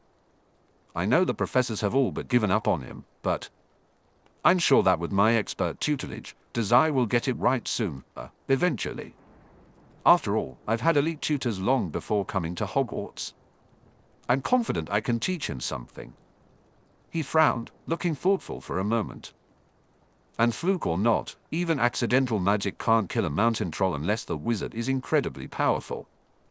I'd like to return to my own mortal perils plan, actually." Dazai beamed, pointing his useless wand in Pansy's direction. Knowing it wouldn't do anything, Pansy didn't flinch as the wand was thrust in her face. "I second that plan," he said. For Dazai, the best and worst case outcome of Pansy's proposal was the same: he died. Blaise shot down the idea with just an eyebrow raise. Feeling a bit petty, Dazai silently willed Blaise's defense against the dark arts essay to take flight. It didn't. Not yet. They had been at these loyalty club meetings, aimed at making Dazai good at magic, for 7 days now with no success. Dazai still wasn't sure how to feel about it. Clearly, it was a fruitless endeavor, considering no longer human prevented him from using magic. It was also consuming all his free time. Instead of researching abilities, magic, and magical creatures, he was stuck waving a stick around in a field. Not to mention, his nausea and headache still hadn't completely faded. Running around outside all day was only making him feel worse. But somehow, Dazai didn't absolutely hate it. It was a strange feeling, one he was completely unfamiliar with. He almost enjoyed hanging out with these losers. Ugh. His head pounded sharper in repulsion. This whole feeling thing was disgusting, so Dazai mostly chose to focus on the negatives: no free time, waving a stick around, and so on. Speaking of that, Dazai gave his wand a flick. Dazai gave his wand another cursory flick, muttering Wingardium Leviosa mechanically. The spell was practically burnt into his tongue from how many times he had uttered it over the last few days. When nothing happened, he turned back to see Draco and Pansy bickering. Dazai pinched the bridge of his nose and said, "We owe it to him to at least make him functional." Draco hissed, "He saved my life." Pansy quickly countered, "He saved the life of his better, entirely by accident." "Well, she's not wrong," Dazai said, clapping his hands together. "Keep practicing." "Yes, yes," Draco replied. Another wave of the wand here, another chanted spell there. Dazai felt a bit like he was conducting an orchestra. Blaise's essay flapped and fluttered in the wind like raucous applause. Blaise watched him for a moment before returning to his defense against the dark arts textbook. Dazai had read that book from front to back already, just to understand his potential enemies better. Nothing in there could possibly help him, but it was interesting to see how wizards had operationalized magic. As far as Dazai could tell, wizards were manipulating something latent in the air that he, just by existing, erased. It was fruitless research, really, but he felt at ease knowing he could render these wizards useless with a single touch. Wingardium, what was it again? Leviosa, Blaise replied, languidly turning a page. "You know what it is?" "Maybe," Dazai said, rubbing at his eyes after attempting to cast again. He hadn't quite regained his energy since killing the mountain troll on Halloween. Whatever he'd done to that creature must have overworked no longer human and left him feeling the effects all week. His headache had only gotten worse, too. With Mori's reply about Halloween coming in tomorrow, Dazai had been unwittingly quite unwell. He couldn't help but fear the worst. Even with Mori miles away, Dazai shivered. Sick anticipation filled the air. Standing next to the dangerous forest, pretending to have magic with a group of delinquents that Dazai tolerated was a good distraction. "See? He's not even trying," Pansy accused, causing Dazai to blink out of his thoughts just in time to see Draco turning to him. "Quit zoning out," Draco said. Dazai waved his blackthorn wand in response. Blaise's paper flapped in the wind, and Pansy rolled her eyes. Dazai didn't do magic. Same old, same old. What was different was the faint buzzing in the back of Dazai's head. It was the familiar sting of no longer human, upset by the magic surrounding the castle and further compounded by how overworked it was. But there was something else as well, something fuzzy tinting the edges of his vision black. Dazai flicked his wand and muttered the spell just right, then promptly passed out. His vision swam, turning the flat line of trees to his left into a crashing wave of foliage. An obnoxious high-pitched tone came from the base of Dazai's skull, loud enough to drown out everything else, even as Draco's mouth appeared to move in speech. What were he and Pansy talking about again?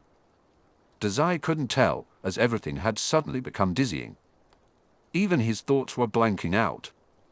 Then, without warning, he smacked into the dirt like a sack of flour sent tumbling. The last thing he saw before the world turned black was Blaise's essay flying south into the forbidden forest. Dazai tried not to feel too pleased with that, but with how quickly he blacked out, it was a wonder he felt anything at all. There was blood on his small hands that didn't feel out of place, though he couldn't tell what was bleeding in the shadowy world around him. It was dark, oppressively dark. Something quiet and murmuring in his brain suggested he should be thankful it was too dark to see. Dazai reached out with trembling fingers to find the source of the blood. Instead, a larger hand wrapped around his own. It was calloused and unkind. It had to be Father's. Dazai's hand was bruised and battered, while Father's hand felt like a blade ready to turn him into a jigsaw puzzle. He had never done a puzzle with a picture before. But where was the blood coming from? The metallic tang in the air, the stain of red in his mind, the picture frame closing in on him. Oh, he was dreaming. When had he fallen asleep? Dazai felt a guilty relief when the hand holding his turned to smoke. The midnight room faded into something vague and pointless. It felt less like a dream and more like a thought. His heart pounded noisily in his skull, echoing like drums. Was he afraid? He didn't feel very afraid, but his chest was tight and aching with unshed tears. His dreams were always too vague, but the dread was very, very real. The blood on his hands was real, too. Dazai woke up. He had blacked out many times during his first 11 years, usually from blood loss. Because of this, he was familiar with the sensations of waking, the beeping of a heart monitor, the sting of fresh wounds, the patronizing chatter of Dr. Moriogai. None of these things were present now, so Dazai wasn't entirely sure he had actually woken up. If sleep wanted to take over, he wouldn't bother to fight it. He always preferred dreamless slumber to waking. But something felt different this time.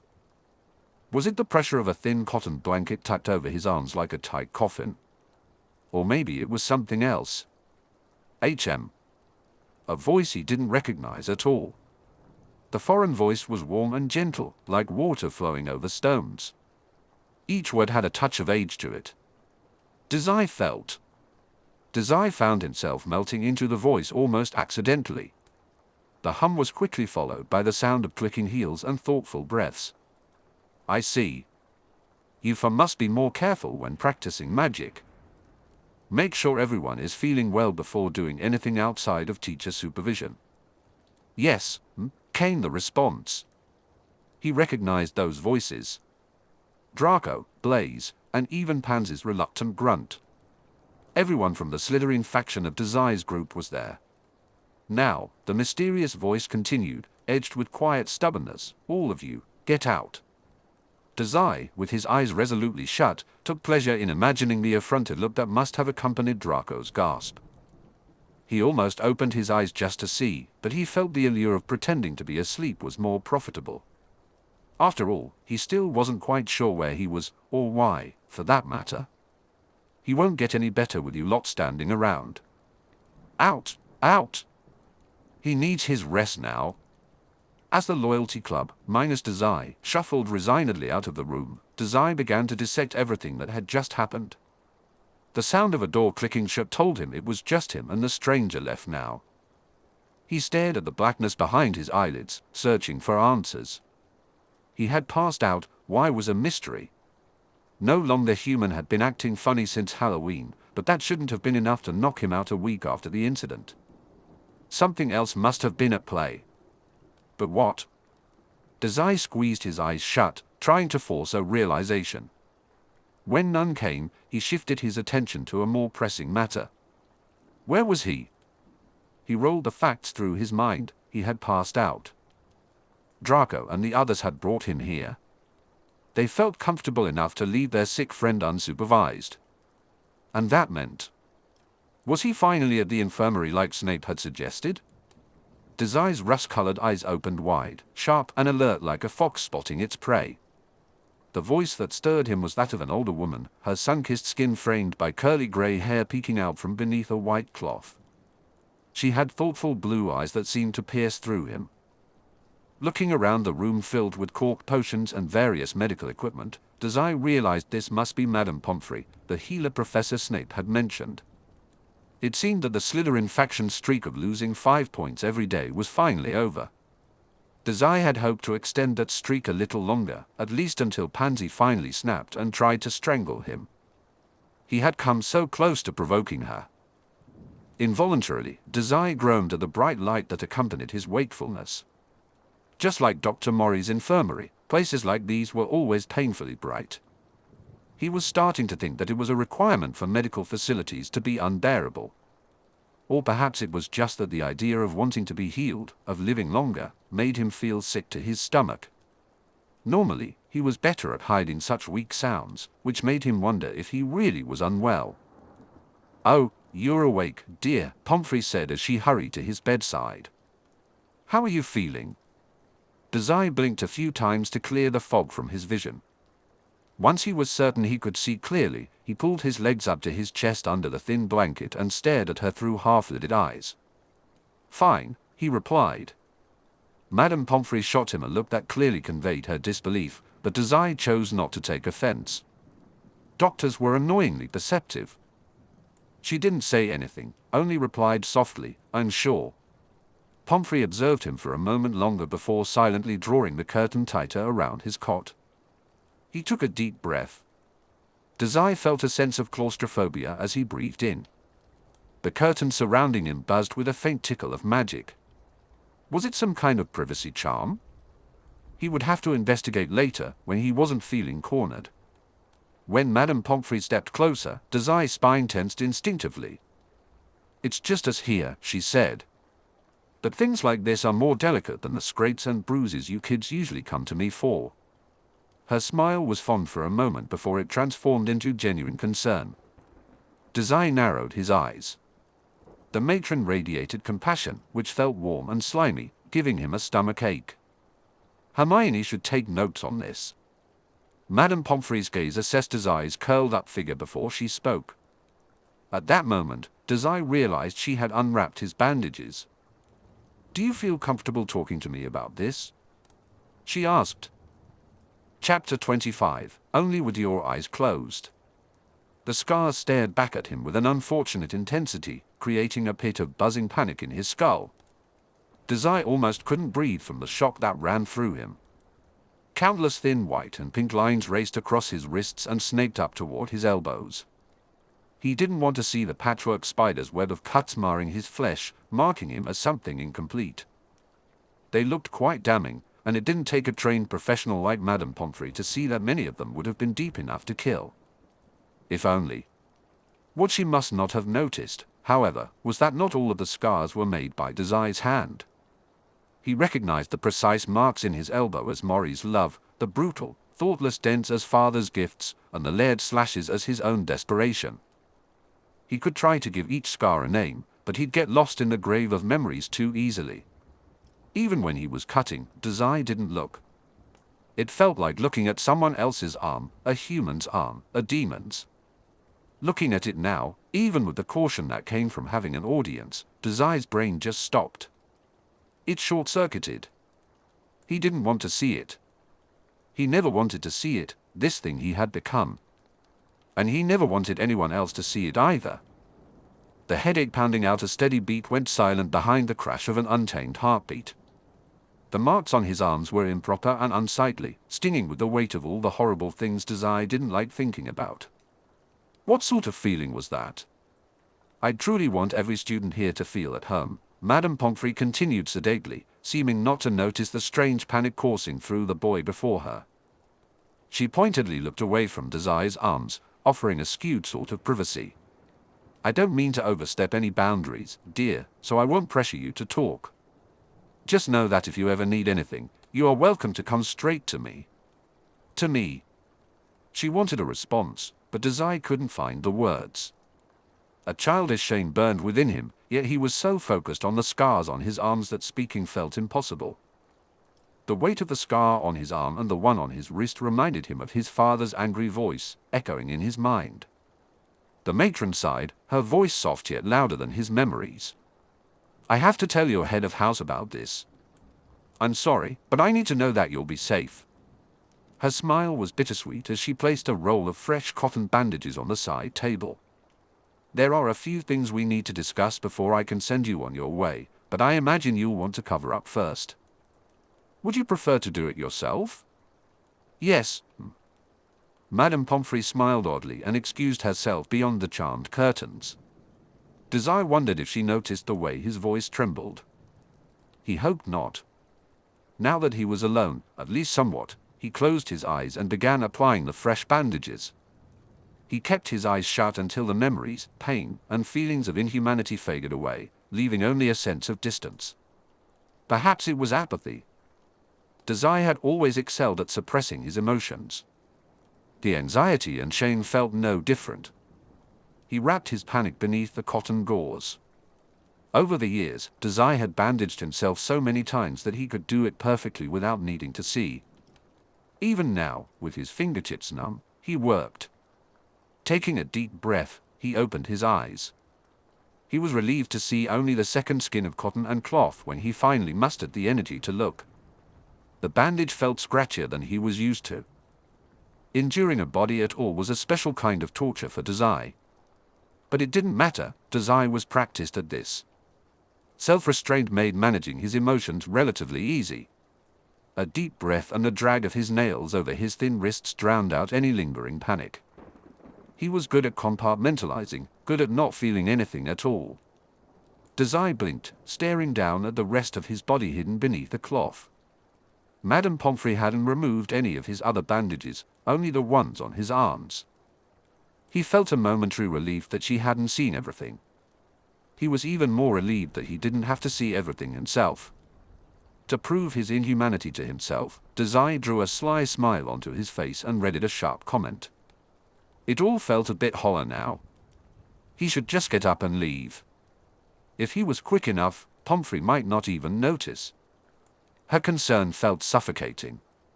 But long-term, that wasn't a viable solution.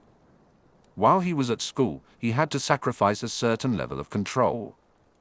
If the matron was genuinely worried about his scars, she would find out eventually, no matter what schemes he came up with. Professor Snape's insistence on visiting the infirmary was a clear sign of that. Not that he had any control back home with Mori and father. A flash of his Gryffindor friends and the loyalty club crossed his mind for no apparent reason. He shook the thought away, feeling bitter. Dazai sighed, pushing aside the aimless sickness at seeing such a damaged arm, not his arm, someone else's. He reached out to brush the back of his fingers against the curtain, feeling the charm flicker and fade. No longer human buzzed in response but didn't worsen his headache. Dazai wasn't sure his head could hurt any more than it already did. "I'm done," he called, feeling a vague sense of satisfaction when. His voice remained steady, like stone. It was cold and empty, nothing more. Just before Madame Pomfrey's head appeared through the curtains, Dazai tapped the remaining bandages under the too long sleeve of his cloak. If she noticed their absence, her gentle smile would be the only indication. Dazai returned a smile, knowing it looked ugly and fake. "I'll get right to the point," Pomfrey began. "You are extremely malnourished. Expending extra magic by practicing spells with your friends has drained what little energy you had, causing your body to shut down." Dazai thought about how he needed to address her first.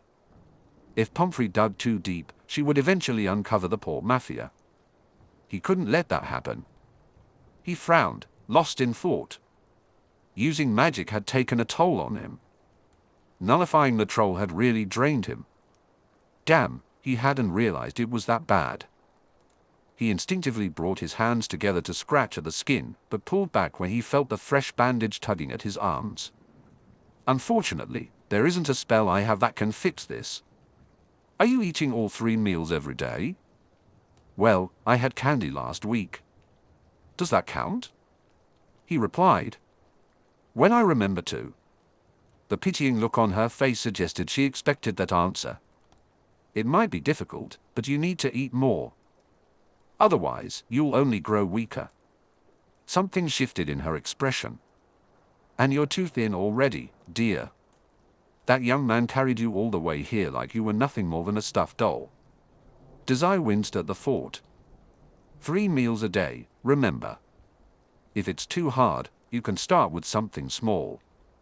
Just as long as you're eating something, hun. And if you ever feel the urge to hurt yourself, know that you can come straight to me or Professor Snape, all right?"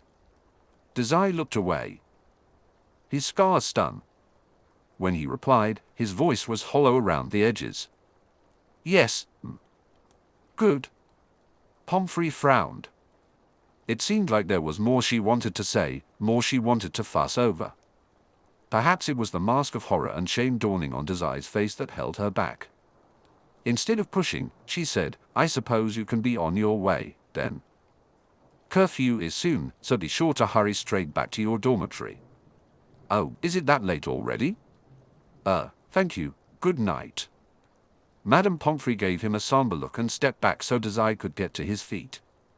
Once he was standing, she added, "I want to see you back here in 2 weeks, all right? That's the 21st, dear. Just to make sure we're doing all right."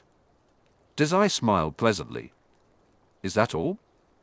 she hummed, sounding more like a sigh than anything casual. "Go on back, then. I'm afraid the kitchens are closed to students at this hour, but I've left a few snacks for you by the door. Take them with you on the way out." Once he was sure he was permitted to leave, Dazai hurried out of the infirmary with an embarrassing amount of eagerness. He couldn't stand the idea of being interrogated by a doctor any longer, even if Pomfrey was significantly less repulsive than his own Dr. Mori. On his way out, he grabbed the small bag of food that had been laid out for him, just to appease the matron. The bag crinkled beneath his numb fingers. Eyes open but not really seeing, Dazai followed his own feet blindly down the hall. Malnourished, the words tasted funny on his tongue. It wasn't unusual for him to go long periods without eating. Dazai frequently skipped meals. The only logical conclusion was that killing that mountain troll had taken more out of him than he had originally thought. And there were benefits to being so thin. Dazai thought defensively, "I'm small." Being unassuming or quick on his feet to dodge hits was what he relied on. If his legs shook while running, it was because he wasn't good enough, not because he was starving. But thinking about how meager his body was reminded him of his mangled, scarred form, opening a floodgate of unwanted thoughts. He hadn't felt so out of control since before coming to Hogwarts. Waking up completely at someone else's mercy, this inhuman body on display, was a familiar sting. It hurt to think that he was at fault, that he should have just been better. He should have been good enough to not pass out like a child, or to visit Madame Pomfrey when he was well enough to steer the conversation. Dazai blinked, trying to push the ugly feeling away, but he realized he had no idea where he was. He really needed that map now. It was probably not the best idea to let his mind wander while navigating the confusing halls of Hogwarts. Whatever. Today was already a mess, so why not get lost after curfew? Just one more thing to add to the pile of tedious experiences he had today. He attempted to conjure a mental map, but all he had was a vague impression of some interesting secret passages, courtesy of the Weasley twins. None of that would help him now, as he had no point of reference for his exact location. He looked around for something identifiable. After a few minutes of searching with nothing sticking out, he pouted. The living paintings stared down at him with watercolor eyes, offering no assistance. "What's got you looking so glum, young snake?" Dazai flinched at the voice. When his eyes locked onto the transparent, bloody figure, he relaxed. "Oh, Mr. Ghost Guy." "It's still Baron," the Slytherin house ghost corrected, floating closer with a cautious eye. "And it's awfully late to be wandering." "Where have you been, then?" The mafioso glanced around the hallway. "Just at the infirmary. I don't really see the appeal in staying healthy, so I think I'll just commit suicide like you did. The stairway is probably tall enough that if I jumped off while it was moving, my neck would snap." His voice was flat. Dazai didn't sound like he was joking this time. He bit down on his tongue, hoping to wake it up. "Right.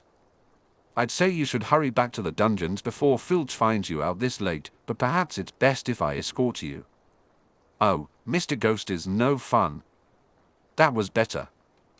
If the Baron glared at him in response, it didn't matter. The ghost floated away, grumbling under his breath. Dazai trailed 2 steps behind him, trusting blindly, with no care for his own life. There was probably a reason the bloody Baron navigated the halls of Hogwarts the way he did, but Dazai couldn't make sense of it. As they walked, the itch and burn of cheap cotton made Dazai's arms sting. It reminded him of the look in Madame Pomfrey's eyes, the concern thick in her voice. She knew about that now, had seen just how inhuman Dazai was. What was she going to do to him for it? he couldn't shake the sick feeling in his stomach. After a moment of following silently, Dazai forced himself to think about something else. Mr. Ghost Guy, what happens if I touch you? The Baron shot him a sideways glance, a frown creasing his face. That other ghost ran away when I tried to touch him, Dazai clarified. Which other ghost? Some jester. If he had to guess, which Dazai usually liked to do, considering he was generally right, he would say. Dazai wondered if the Baron would die again, in the already dead sense, just like the troll had. What intrigued him more was whether the Baron was aware of that. When they first met, the ghost had mentioned an unusual aura surrounding Dazai but never explained what it meant. After what had happened on Halloween night, Dazai had a theory he wanted to confirm. The Baron hissed, Peeves, an obnoxious little poltergeist. I suppose he ran off to cause mischief and make a general mess of things. He left you alone? When I reached out for him, Dazai replied helpfully. He pulled the stolen bandages from his sleeve and dropped them into the snack bag, grimacing at their cheap texture. He screamed. The Baron floated a few inches further from Dazai but didn't seem surprised. I would imagine so. I suspect most of the ghosts here have been steering clear of you. I should be doing the same, so be grateful I'm not leaving you here alone like a wiser spirit might. Dazai hummed, maintaining his distance. Even for an older ghost like me, I've truly never met anyone with the aura you have. Auras, he had casually searched for information about them during his studies. Dazai hadn't found much relevant to him or his situation, especially not in a way that made ghosts and goblins afraid of him. However, he suspected the Baron wasn't sensing an aura in the traditional sense. Instead, he was likely detecting the impact of no longer human on their surroundings. If the sting of his ability constantly nullifying the latent magic in the air was any indication, these magical creatures would likely perceive. It's almost like all the magic in the air is being drawn to you. Eaten up, I'd say. Something like that. Magic filled the air, pouring into the space around Dazai to fill the gap. His current theory was that his ability acted like a black hole for magic. Creatures like ghosts, who relied on latent magic, could be at risk of being nullified as well. It was a solid theory, but still just a theory, and Dazai hesitated to test it. The mountain troll had been a great test run, and Hermione's research had been invaluable, but he needed a book on the relationship between magic and abilities to be sure. If such a book existed, Dazai was beginning to doubt it. He turned his gaze away from the Baron, his mind catching on the phrase, eaten up. If only he could survive on magic alone, then Madame Pomfrey wouldn't have had to remove his bandages. Unfortunately, no longer human only gave him headaches these days. He sighed, feeling an invisible weight settle on his shoulders. Here you are, young snake, the Baron said. Dazai blinked, his attention snapping back to the ghost before trailing around the hallway. Now that he was focused, the school was no longer an unfamiliar maze. The Baron had led him all the way back to the dungeons without him even realizing it. Go on to your dorm, then. Perhaps we'll meet again sometime if you can ever explain that aura of yours to me, the bloody Baron said, his ghostly eyes tracking Dazai's twitching fingers with a weary gaze. Or perhaps not. A thought occurred to Dazai, and his frown deepened. Only you ghosts know about this aura? Were you wanting to keep it a secret? How very Slytherin of you, the Baron chuckled. As far as I know, that's correct. I haven't spoken to any of your professors about it, but I can't speak for anyone else. But that's enough talk for tonight. Go off to bed before Filch catches you out after curfew. The spirit didn't wait. Dazai waited a moment before vanishing through a nearby wall. The second he was alone, the emotion left his face, and his arms fell limp at his sides. He stared at the blank space on the wall where the Baron had just faded. After a brief pause, he turned back to the Slytherin entrance. Dazai murmured the password just loud enough for the stone wall to hear, but the hall echoed with his voice. That child's whisper that resonated in the empty corridor didn't sound like him, he thought. He slipped silently through the passage once it opened. The common room was lit only by a flickering fire as Dazai crossed the space, but it was still cold enough to raise the hair on his neck. Pomfrey's bag crinkled when he set it down on the chess table. The Black King seemed to be watching him. The fireplace crackled loudly, and Dazai turned to face it. "Welcome back, friend," he said. Chapter 26, Blaise. "Blaise," Dazai said, blinking. He tried not to sigh too loudly, but Blaise had always been good at reading cues, so there wasn't much point in pretending. "Can we do this tomorrow?" Blaise looked over Dazai's tense shoulders with quiet eyes. The Slytherin common room was empty except for them, everyone else likely having retired already. Still, Dazai felt claustrophobic under his new bandages. Blaise, though he must have been waiting for some time, was still in his daily robes, looking presentable as ever. It was annoying that Dazai could calm the panic beating of his heart, but couldn't make himself look as put together as Blaise. Maybe it was the lack of expression. Right then, Blaise's face suggested he was thinking a lot about what he had to say, while Dazai was sure his own face was doing little more than looking tired. "Are you feeling better?" Blaise asked after a moment, not moving from where he stood by the fireplace. His body was framed by firelight, and Dazai had to look away. Or was Blaise worried about me? "I still am." Dazai felt his cheeks heat up before he even registered what Blaise had said. He blinked in surprise, trying to keep his shock from showing. The obvious show of affection gave Dazai pause. He pasted on a sloppy grin. "Ah, you should be careful what you say. People might get the wrong idea about us." In response, Blaise's lips pursed together. "Everyone knows we're friends already, so I don't think that will be a problem." "You?" Dazai hesitated. "You can't just say things like that." He pouted, feeling flustered.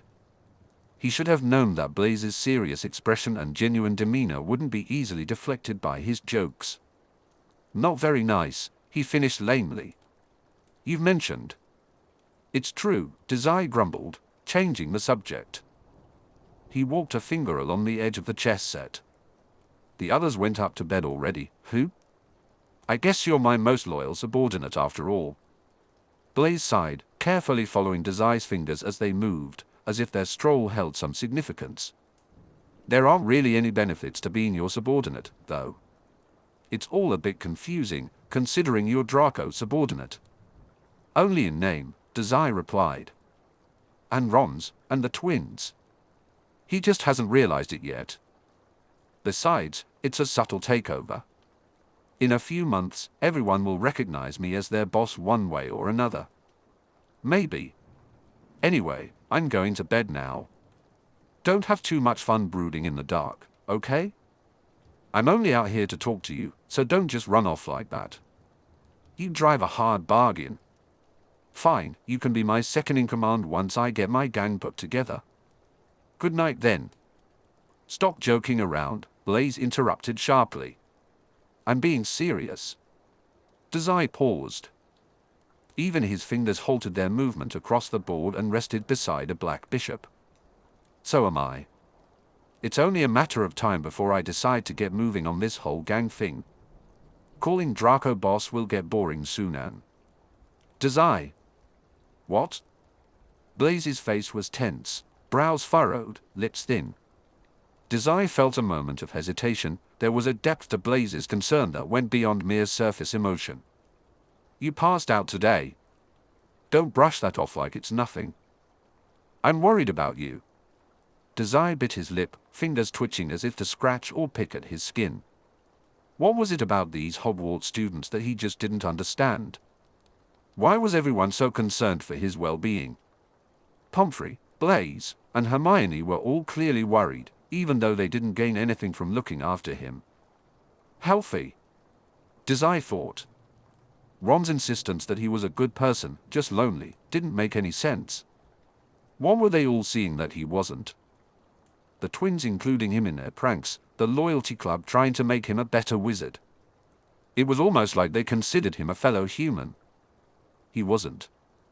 He wasn't. Dazai's ability ensured that where his own personal downfalls couldn't add up. At first, he thought there must have been some ulterior motive behind their kindness, but there wasn't. Something about it made Dazai feel sick. He felt guilty manipulating such genuine kindness. It confused him and left him wondering why he felt so at ease surrounded by these idiots. Mori wouldn't approve. It all made his head spin and his stomach clench. Blaise's distressed frown caught his attention. "You're worrying about nothing," Dazai finally said, his voice dangerously close to a growl. "Madame Pomfrey let me go, didn't she?" Blaise raised an eyebrow. "That doesn't mean anything." His eyes flicked over Dazai's fingers and the bandaged arm. Dazai dropped his arms to his sides, letting his sleeve fall over his hands. "It's just me, you know I don't care enough about anything to hold what happened against you." He paused. Then, almost tentatively, he added, "Boss." Dazai blinked, pausing, feeling his lips quirk upwards. "Calling me boss? That's high praise from someone like Blaise. Have I finally earned your loyalty?" He chuckled, feeling disarmed. "You didn't have to earn anything, I'm just doing whatever I want," Blaise replied. "What a Blaise thing to say," Dazai hummed. He glanced at the chessboard. After a long moment of consideration, Dazai finally asked, "Play with me." For a second, Blaise just stared. Finally, he sighed, which might have suggested either fondness or annoyance. Dazai could never be sure with Blaise. "Sure," he said. Dazai crossed the room and said, "I've been practicing, so don't expect to win as easily anymore." The bandages stretched over his skin as he grabbed his king piece, but that didn't stop him from smirking this time. "I wouldn't count on that, if I were you." As he sat, Dazai pushed Madame Pomfrey's snacks off to the side. "White moves first." Blaise shot him a passive look before taking his seat at the table. He slid a white pawn toward the board center. "For someone so calculated, I'm surprised you always play black." "Mori insists on playing white," Dazai replied, countering with his own pawn. He couldn't remember a single time he had even been given the option to take white and the advantage of moving first. Doing so now just felt strange. Blaise hummed, but Dazai wasn't watching him to know what sort of expression he wore. The fire crackled quietly against the wall, filling the lull in conversation. Even with the flame blazing, there was a perpetual chill in the Slytherin common room. Dazai shivered. "Your turn." He blinked away from the fire and back to the chess set. While Dazai considered his options, Blaise made a thoughtful sound. Draco was really worried too, in his own way. A black piece clicked down on the board. He kept threatening to sue someone. Blaise continued, "I don't know what he thought he'd get out of doing that, considering none of the staff even knew we were practicing out there after class hours.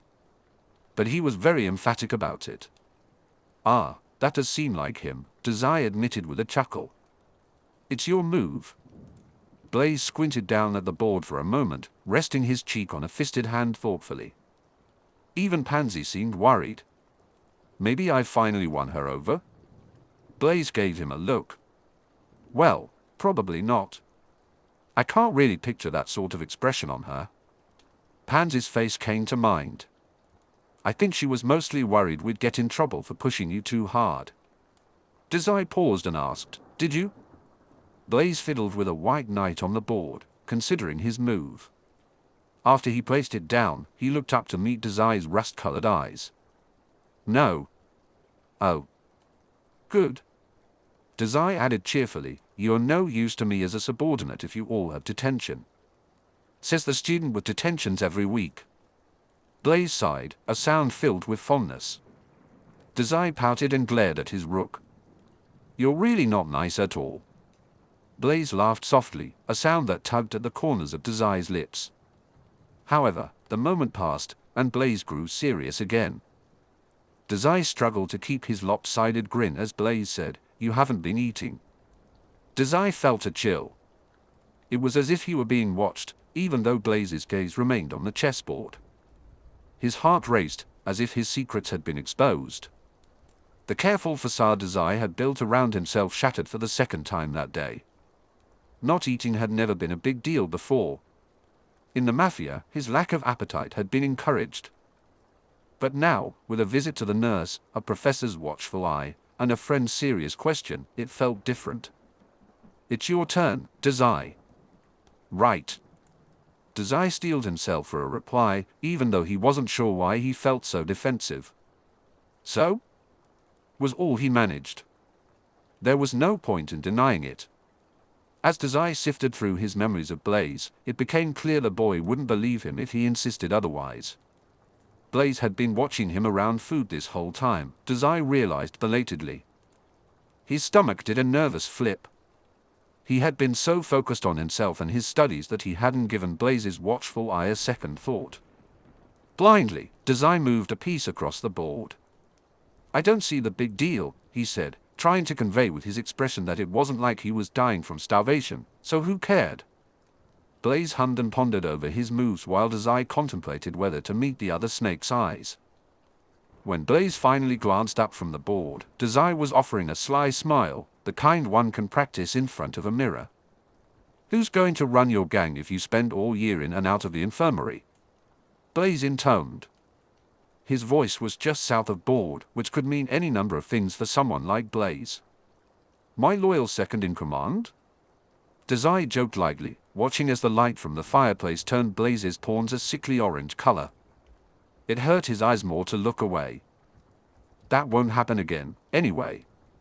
You're just going to get better at hiding that you aren't eating, right? That's not a solution. Ah. Dazai thought Blaise was cornering him like this. Blaise sighed. His voice had an odd sort of concern, but the move of his rook across the board was confident. He must have known he would lose within the next few moves. I wouldn't have to do this if you weren't such an idiot, boss, he said. Dazai's next turn was quick. You are mean, he grumbled half-heartedly. I'm glad your paper blew away. Sure. As if I care about getting a 0 in Quirrell's class. Most of the board was stacked against Blaise. There was really no hope for him now, but his pieces forged onward regardless. What did Madame Pomfrey have to say? You and she have a lot in common like that. It's annoying. Among other things that Blaise certainly did not need to know about. Just thinking about it made the fabric on Dazai's arms feel heavier. Curiously, she hadn't really pushed him on the topic. As long as Dazai kept his mouth shut, neither would Blaise. She's right, of course, Blaise said, nodding. Dazai blinked and glanced between Blaise and the White King, his expression one of confusion. Checkmate, Blaise announced. Shame, Dazai replied, flicking his king and knocking it over with a dull thud. He didn't sound upset at all. Instead, his tone was almost amused. I lost. Eat something before you go to bed, boss. Without wasting another second, Blaise stood. He waved a hand over his head before heading to the bedroom, where all the other Slytherin students were already fast asleep. The fireplace crackled quietly as Blaise left. He was gone just like that, leaving Dazai alone with his thoughts once again. He exhaled heavily, his only audience the half-crumpled chess pieces. They didn't come to his aid. Dazai picked up Blaise's fallen king and rolled it between his fingers. It was light and woody, not at all like the black king Dazai usually played. He set it back down with a soft click and began resetting the board. Once every piece was back in its place, however, there was nothing left to distract him from Blaise's words, or from Pomfrey's gift sitting across from him at the table. A new opponent. This one Dazai couldn't talk down with a clever play of his Black Knight. He almost reached out to take it when he heard a skitter of tiny feet on stone. Dazai startled awake from his thoughts, his eyes darting toward the source of the unexpected sound. It was too small to be another student, but that didn't rule out magical creatures. Dazai stared at the small creature in front of him. Surely, if a troll could get in, this was nothing to worry about. Angel's beady, amethyst eye stared right back at him. Dazai felt himself relax slightly. Oh, it's just Ron's creepy rat. He added louder, your owner's been looking for you, you know. The rat watched him in unblinking silence, frozen in place. Angel always seemed to smile beneath that sleek black fur. Unfortunately, it seemed the rat hadn't been eaten by owls after all. It sat on the floor, some distance away from Dazai's feet. Tiny, black claws fit neatly into the grooves of the tiles. Angel's wide, purple eyes seemed to take in everything and nothing at once. The firelight turned its body a disturbing shade of red. Dazai rolled his eyes. "Get out of here, stupid demon rat." Angel scampered away without needing to be told twice. That creepy little thing. Dazai shook the odd encounter from his thoughts, reminding himself to bother Ron about keeping his pet on a tighter leash. With a huff, he reached across the table to rummage through Pomfrey's bag. The brief interaction with Angel had oddly cleared his mind. The bag was stuffed full of crackers and cookies, nothing that would spoil, Dazai noted, along with the bandages he had taken. He drew out a small package of chocolate chip cookies. The little black chips looked like eyes. "What a shame," he mocked, curling his lip in distaste as he dropped them back into the bag. Dazai stood up, pinching the Black King's crown between his fingers, frowning down at it. The king was worthless without its army, but it was even worse off without Dazai's guidance. He flicked it over, just to hear it roll across the table and clatter onto the floor. Chapter 27, The Problem Child. "You killed a troll? Congratulations. But please try not to have too much fun while you're away, Dazai. When you come home, there won't be any beasts to kill to keep you occupied. I hope mafia traitors will suffice. You would look so adorable breaking someone's fingers while wearing that red dress." Dazai crumbled up the letter and stuffed it into his book bag. Every eye was dotted with a heart, the complimentary doodles by Elise, the faint odor of sweets and antiseptic clinging to the ink. These letters never got any easier to read. The dismissive tone alone was enough to curl Dazai's lip in disgust. Across the table, Ron watched him cautiously. "Bad news? Maury's just being useless as always." "Right." The only good thing to come from Maury's latest missive was the hastily scrawled note, "Please control your owl." That was infinitely satisfying. Whatever Featherbrain had done to earn such a response from the doctor was worth reading about all the frilly dresses waiting for him back in Yokohama. That horrible bird deserved a reward for its troubles. Maybe Ron would volunteer Angel as bird food if Dazai asked nicely enough. "Are you sure it's okay for you to work with us?" "I wouldn't call what I'm doing working." Dazai yawned. "But I wouldn't be here if I didn't think I could get away with it." At the very least, Ron hissed under his breath, motioning vaguely to the full classroom. "Don't you remember Rule 1? That's 2 of the 3 rules you've broken now."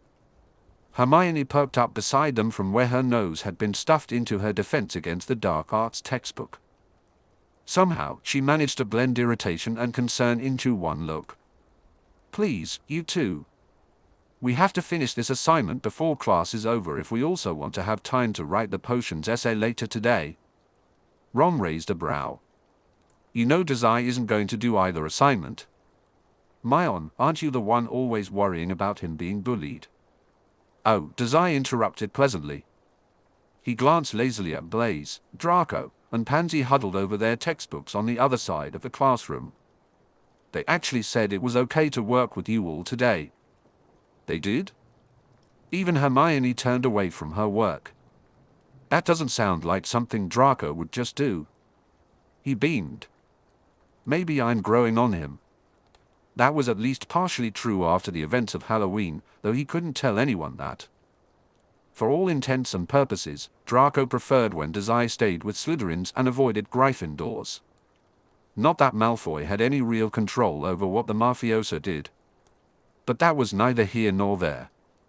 What had actually happened with the Loyalty Club that morning was this: it wasn't 5 minutes after Dazai sat down in the Great Hall that Draco and Pansy surrounded him. "So, what happened yesterday?" Why did you pass out?" Draco shouted, his voice too loud for the early morning. Dazai glanced at Blaise, surprised to see only a casual shrug in return. Had he not said anything about Dazai starving himself to the others? A smile crept onto his lips. "Madame Pomfrey didn't tell you?" He put a hand to his heart, playing dramatic. "You're working me too hard, boss. She said you need to give me more breaks. And also that you should do my homework." "She didn't say that." While Draco spoke, Blaise silently slid a piece of toast across the table. Dazai took it with some reluctance, a pout on his face. Well, Dazai shrugged, not that last part, at least. Still, I'm taking a break from the loyalty club today, since the nurse said you lot are no good for me. Draco's brow twitched. She didn't say that, either. Who are you going to work with in class, then? Pansy sneered, clearly unfazed by Dazai's announcement. No one else in Slytherin will even talk to you. That was why Dazai had changed his company. Contrary to Pansy's low opinion of him, he had a few connections outside of Slytherin. The fact that Draco hadn't rushed over to pull him away from Ron and Hermione was about as close to permission as Dazai would get. Besides, what could Draco really do to him? Nothing at Hogwarts compared to the poor Mafia, especially when it came to punishment. Who cares why I'm over here, anyway? Dazai whined after a moment.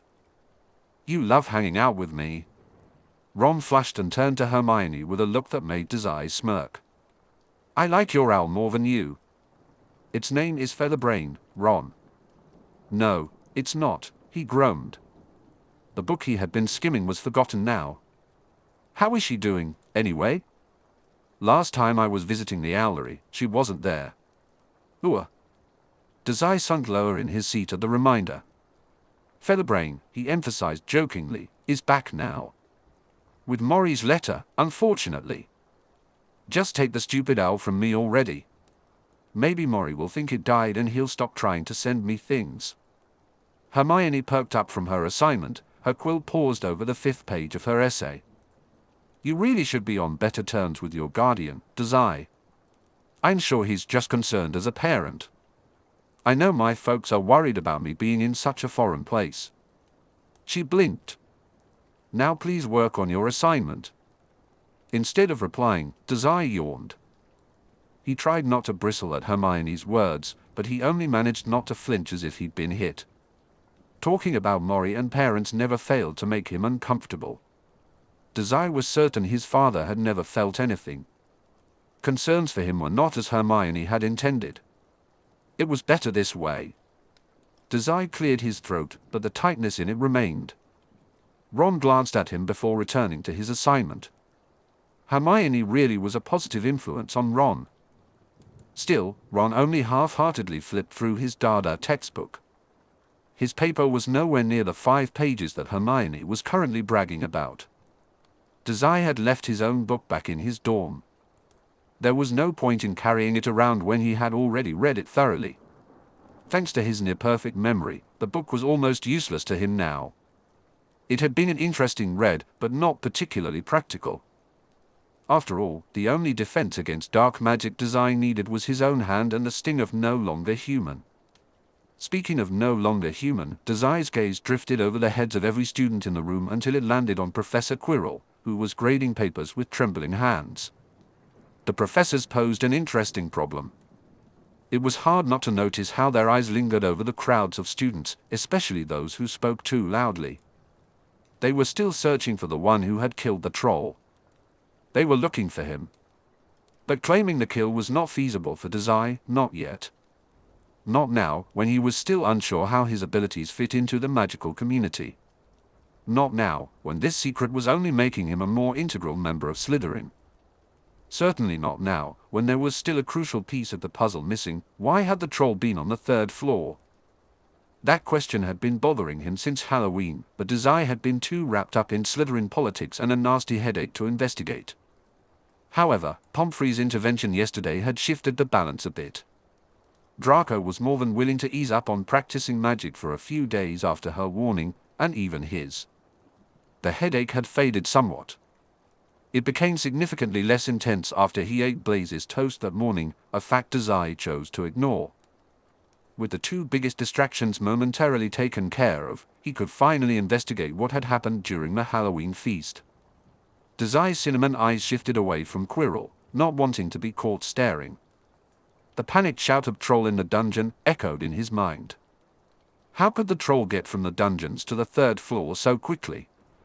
Dazai wasn't willing to discount that it was possible, given how little he understood about navigating Hogwarts. However, Hermione had theorized that the mountain troll was drawn to Hogwarts due to the increase in magic at that time. But if that were the case, wouldn't it have gone from the dungeons to the Great Hall, where everyone was gathered? Why bypass the source of its meal for the empty classrooms on the 3rd floor? That line of reasoning just didn't add up. So why did Professor Quirrell find the troll in the dungeons? Dazai scrunched up his nose in thought. He turned to Hermione when the sound of quills scratching over paper didn't clarify anything. She was just starting on the 6th page of her essay. A glance revealed that Ron had barely made a dent in his first page. "Hey," Dazai said after a pause, "what do you two think about Professor Quirrell?" Ron set his quill down, immediately focused on this new conversation like it was a lifeline. He pushed his textbook away. "He's all right, I suppose.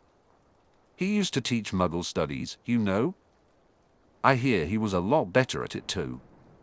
"Really?" "Apparently, he took a sabbatical last year and came back a stuttering mess," Ron whispered conspiratorially. "That's what my brothers say, at least." Suddenly, Hermione sighed and glared over at them from her work. "You'd know some of this if you stayed awake during class, Dazai. Quirrell talks about his trips all the time. Honestly, he shares a bit more than he should. The textbook doesn't cover half of what he goes on about."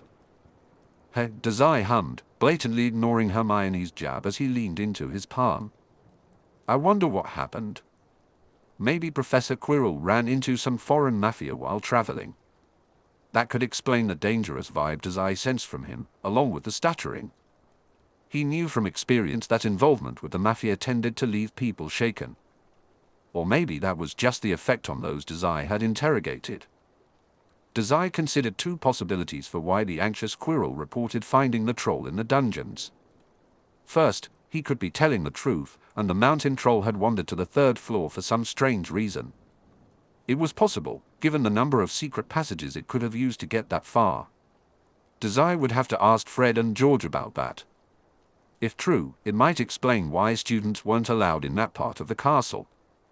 The staff must be keeping something powerful up there that could attract magical beasts. The second option was that Quirrell was lying.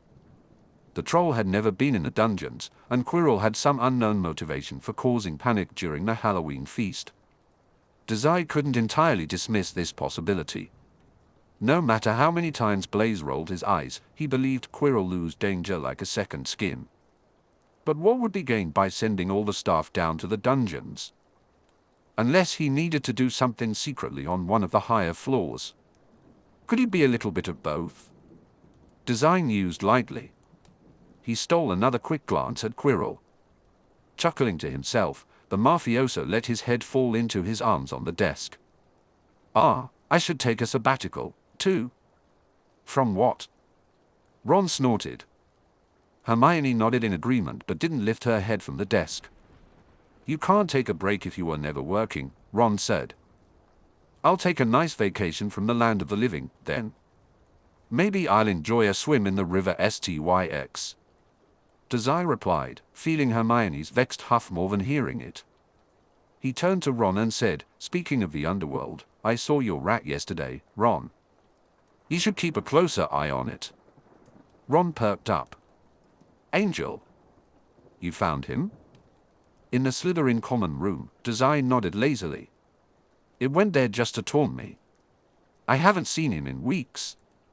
I was starting to think Mrs. Norris ate him." Ron exclaimed. Despite all the time Dazai spent wandering the halls of Hogwarts, he had actually had very few interactions with the caretaker Filch and his cat, Mrs. Norris. Still, the image of Angel being eaten wasn't entirely unpleasant. "One can only dream," Dazai said. "Oi," Ron grumbled. When he didn't look too put off, Dazai smirked. Dazai's gaze flicked back to Quirrell. He spotted Professor Quirrell coming towards them a few seconds before the man arrived. His smile stuck in place like it had been glued together hastily. He watched the man approach with a certain degree of practiced surprise. It wouldn't do to give away that he had been monitoring the strange professor all class period. Beside him, Ron jolted into action over his essay, probably hoping to look busy. A hand landed on Dazai's shoulder. Working hard, you free? Professor Quirrell stuttered. The professor's trembling hand settled on the folded black cloth of his cloak in a light pat. He must have noticed how Dazai froze up under the touch because the hand pulled away almost immediately. Dazai blinked up at the turban-wearing teacher. A quick glance told him that Quirrell hadn't made any rounds to the other students, which meant he had sought out someone in Dazai's group. Dazai felt curious and definitely suspicious, considering his current thoughts about the defense against the dark arts professor. It was probably for the best that Hermione answered before he could. Yes, sir. I'm almost finished with the first half now, actually. Quirrell's eyes fell on the 6 full pages spread out in front of Hermione. He looked more anxious than usual. Oh. Well, there's no harm in being concise, you know, Ms. Granger. But that wouldn't express the complexities of the Verdimillious charm, Professor. Dazai snorted, drawing their attention. It's not that complicated. It is too, she said, stabbing a finger into her textbook for emphasis. Dazai raised an eyebrow, not even glancing at the text. He'd read it already. The Verdimillious charm was not that complicated. It certainly didn't require 6 whole pages of analysis. What was she even writing about? You've never even successfully cast it. That doesn't mean anything, Hermione. I've never successfully cast anything. He heard Ron sigh. Don't say that so proudly, mate. Actually, Professor Quirrell interjected, looking a bit overwhelmed by the direction of the conversation, that is something I was hoping to talk with you about, Mr. Dazai. Chapter 28, Dazai accidentally gets adopted. Dazai sighed, practically melting into the table from exhaustion. He had just finished his remedial lessons with Professor Quirrell and the Loyalty Club. After all this talk about overworking himself, he thought maybe he should tell Madame Pomfrey. She might make everyone leave him alone, since they were just going to pester him about whether he could do magic or not.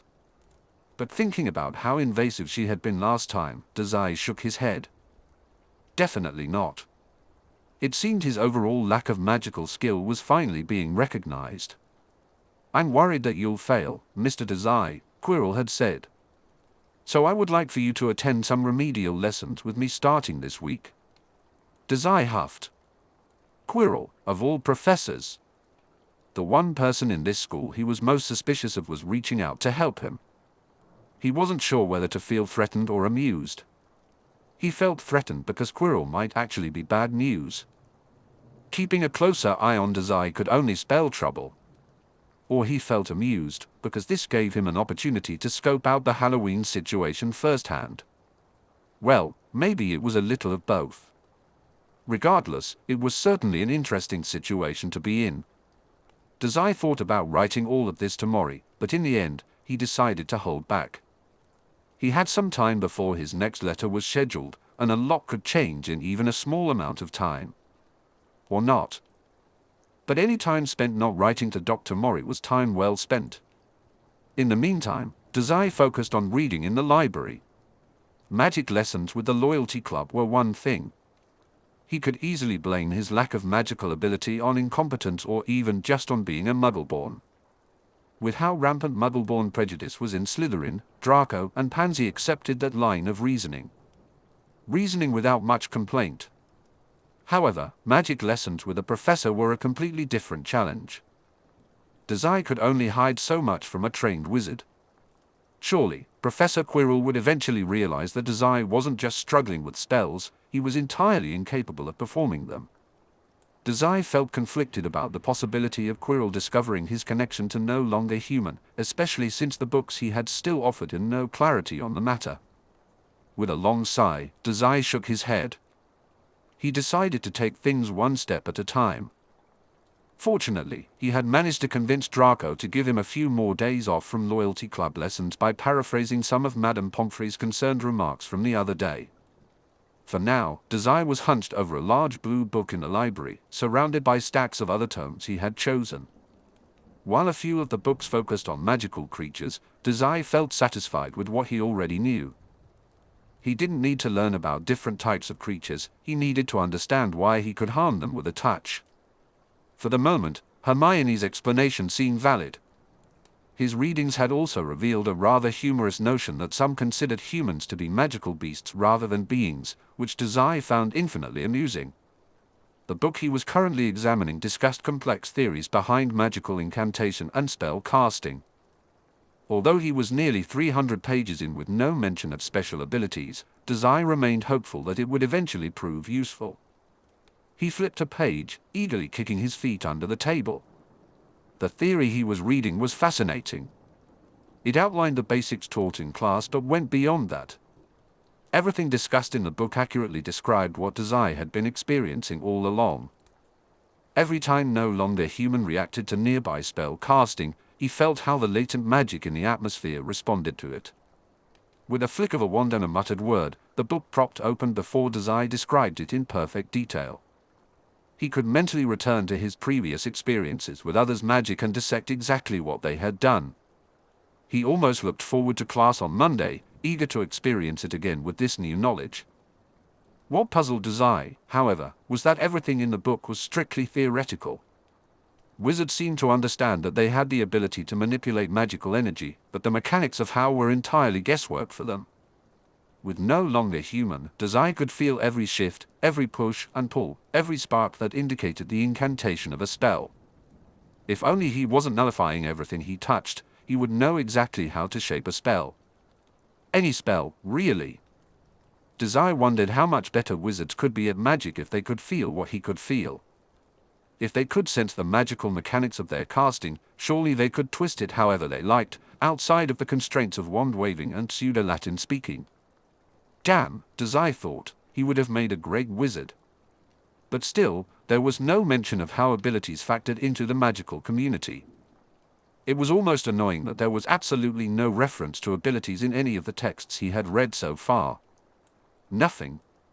Sure, the magical community was relatively hidden from the world, but the phenomenon of special abilities was hardly disguised. With all the commotion most ability-oriented organizations made, there should at least be some mention, right? Dazai shook off the thought with a flick of his wrist to turn the page. At the top of the page, in bold letters, it read, "The Fundamental Laws of Magic." However, just moments before he could read any further, a pair of hushed shouts stole his attention. The unexpected noise shocked him out of his relative peace, causing him to flinch and accidentally slam the book shut. When he stood up from the desk, Dazai was immediately met with two matching sets of intense auburn stares. He tried not to startle back, but it was difficult as they approached him quickly, almost as if a fire was lit under their feet. Fred and George. Hello. What's wrong? Something must have been amiss if their searching gazes were any indication. Had a prank gone wrong, and were they hoping he would cover for them? Was Filch hot on their tails? Dazai glanced around but didn't see any staff except for the librarian at the desk near the library doors. The twins scrutinized him without flinching. Confused, Dazai scrunched up his nose. "Why are you two looking at me like that?" The Weasleys exchanged a glance before stepping back. Dazai let out a breath he hadn't realized he was holding, noting that worry still held their shoulders straight. "How curious. Are you okay?" Dazai blinked, startled by the sudden intensity of their voices shouting at once. Then he frowned. "As fine as I can be cool, why?" George hovered over him, fretting. "We heard you were in the infirmary. What happened?" Fred asked. "What?" It took a second for the words to register in Dazai's mind. When they did, his lips grew thin. He tried to keep his voice pleasant when he asked, "Who did you hear that from?" Not that it wasn't true, obviously, but it was curious that the twins had found out. He hadn't thought anyone in the loyalty club would blab about what had happened, especially considering he had been telling them it was their fault for overworking him. And if any of the other Slytherins had overheard, they definitely wouldn't be motivated to tell a Gryffindor anything. "Not Madame Pomfrey," he said after a moment. One twin started. The other finished hastily, "Word gets around. Especially to us." Dazai willed his expression to remain neutral. "They're lying," his mind insisted, "but why?" "I was in the infirmary on Thursday," he replied honestly. Then, carefully, he added, Professor Snape has been badgering me to get that cut on my arm looked at. I finally found my way over there, that's all. Madame Pomfrey checked it. It was technically the truth, and Dazai could see the fight drain from the twins.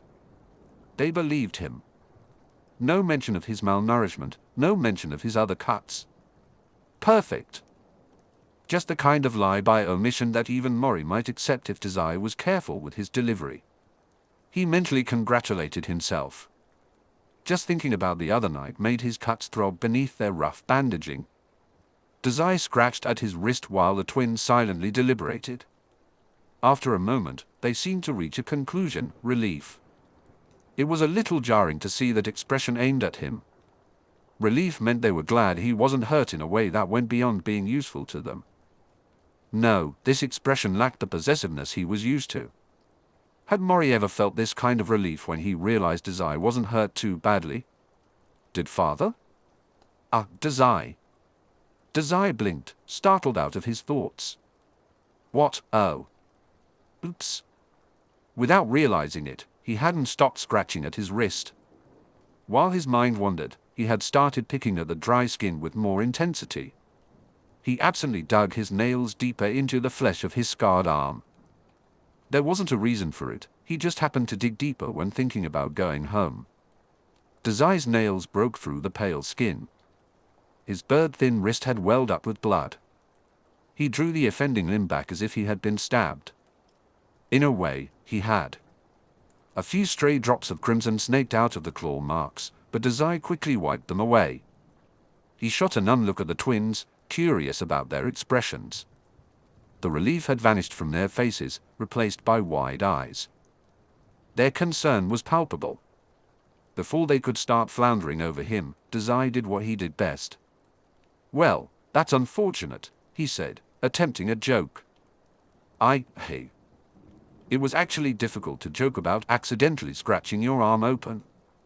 He didn't even think the wound was deep enough to warrant a joke about suicide. Anyway, Dazai tucked his wrist beneath a sleeve and hid it behind his back, as if that would lessen the offense. He offered a smile that was just south of genuine. Was there something else you two needed? Another shared look passed between the twins, another message flying right over Dazai's curly-haired head. George was the first to speak. Okay, can we backtrack, like, 5 seconds? I don't think that's necessary, Dazai replied, unsure if he managed to keep the vague embarrassment from his voice. He certainly couldn't hide the pink tint on his cheeks. Fred made an almost offended sound. Actually, I think that's a great idea. Did you just? Are you okay? Please let me see your hand, George insisted. I know the healing spell, hold on. Healing spell.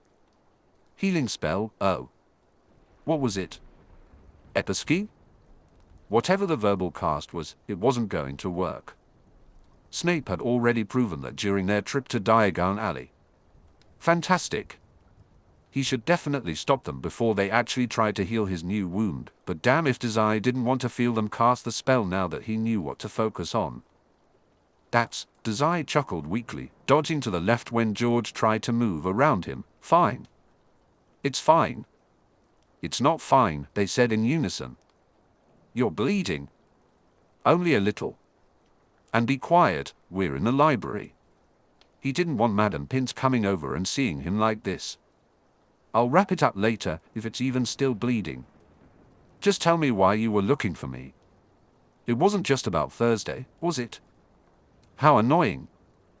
The sting from his open wrist sharpened his awareness of the situation. Fred puffed his cheeks and planted his hands firmly on his hips. George's concern remained unwavering. Nope, no can do, Snakey. There's no distracting us from this one. George nodded seriously. Hand out, please. Dazai thought of several ways to distract them, including lying, sweet-talking, or even punching one of them. But for some reason, those thoughts made his stomach turn. He wasn't sure why, but the idea of hurting the twins unsettled him. Now that he was thinking about it, he realized he was quite fond of them, wasn't he? That thought made him feel sick. Fond? No, Dazai wasn't fond of anyone. Actually, he said, his voice low, I'm not feeling well. Can we do this later? No. Dazai shot them an empty glare, defensive. Drop it. His tone was sharp, the kind one might use on a rowdy subordinate. Fred and George were not his subordinates, but they were completely out of line. He cleared his throat. Did you need information for a prank? If not, I'll be leaving now. A stolen glance between Fred and George indicated another silent conversation. Dazai watched with a blank expression. The twins had never called him boss or sworn loyalty to him. They had nothing to gain from worrying about him. It was both curious and unsettling. At least when Dr. Mori cleaned Dazai's wounds, his motives were clear. Dazai was useful to him. I guess not, then, Dazai said. Dazai, George interrupted before Dazai could walk away. I don't know what you're thinking, but stop. If you don't want us looking at that, at least let us walk you to the infirmary. Merlin knows you'll get lost if we don't. Ah, Dazai blinked, feeling his dark thoughts scatter. I'm not really hurt. He mumbled shyly, it was an accident, anyway. And I just went the other day. The twins looked relieved, but it was a different kind of relief this time. And now you're going again. Come on. They each held out an arm, looping their elbows together to practically lift Dazai away from the desk. Dazai tensed under their hold, realizing he couldn't break free without hurting one of them. The idea bothered him. Being much smaller than the twins, he was easily carried along as they took him straight from the library. I was reading, you know. What about all of my books? He sputtered. But the fight had mostly left him, replaced by an overwhelming confusion over the situation. Madam Pince will put them away, Fred replied. Or Hermione will come and scavenge them later. Whichever comes first. Being pulled down the hall by the serious pair of Weasley twins began to attract attention from other students. A mix of perplexed, amused, and vaguely concerned stares followed them across campus. Dazai felt the urge to duck away from all the looks. He couldn't do that, but he did shuffle along. Dazai walked further behind the twins. He noticed Fred smirking at his reluctance and refused to feel embarrassed.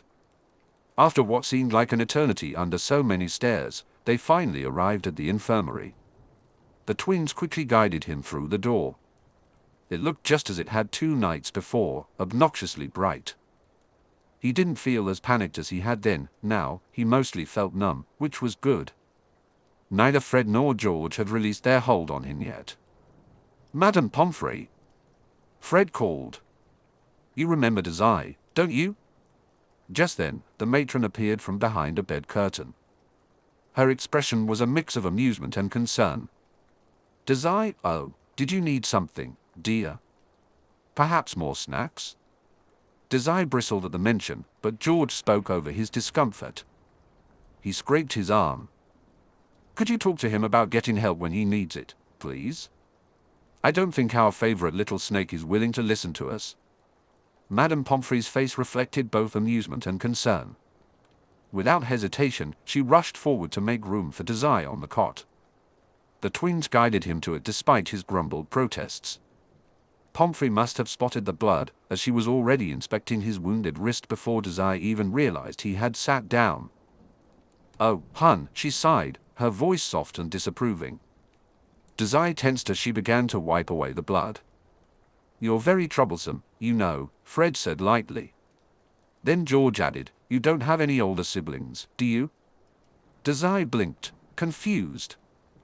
No? A hand continued to wipe down his arm. The pressure stung more than he expected. Pomfrey was being too gentle. He tried to focus on anything else. Flinching under all these eyes wasn't an option. He forced a shaky smile onto his lips and kept his gaze locked somewhere between Fred and the matron. It's... George nodded, as if that meant something. You need a big brother to watch out for you. This is the 2nd time you've been bleeding since we met. Only 2? Dazai said, trying to mimic the joking tone. Madame Pomfrey answered for the twins. That's enough of that now. 2 times is plenty. Fred clearly agreed. He and his brother were a constant presence over Dazai's shoulders, while the matron leaned warmly over his wound. It felt strange to be surrounded without fear. Dazai wondered what Mori was up to these days. Chapter 29, Verdimilius. Sorry, I can't, Dazai said. Ron blinked. He looked somewhere between offended and curious before finally settling on suspicion.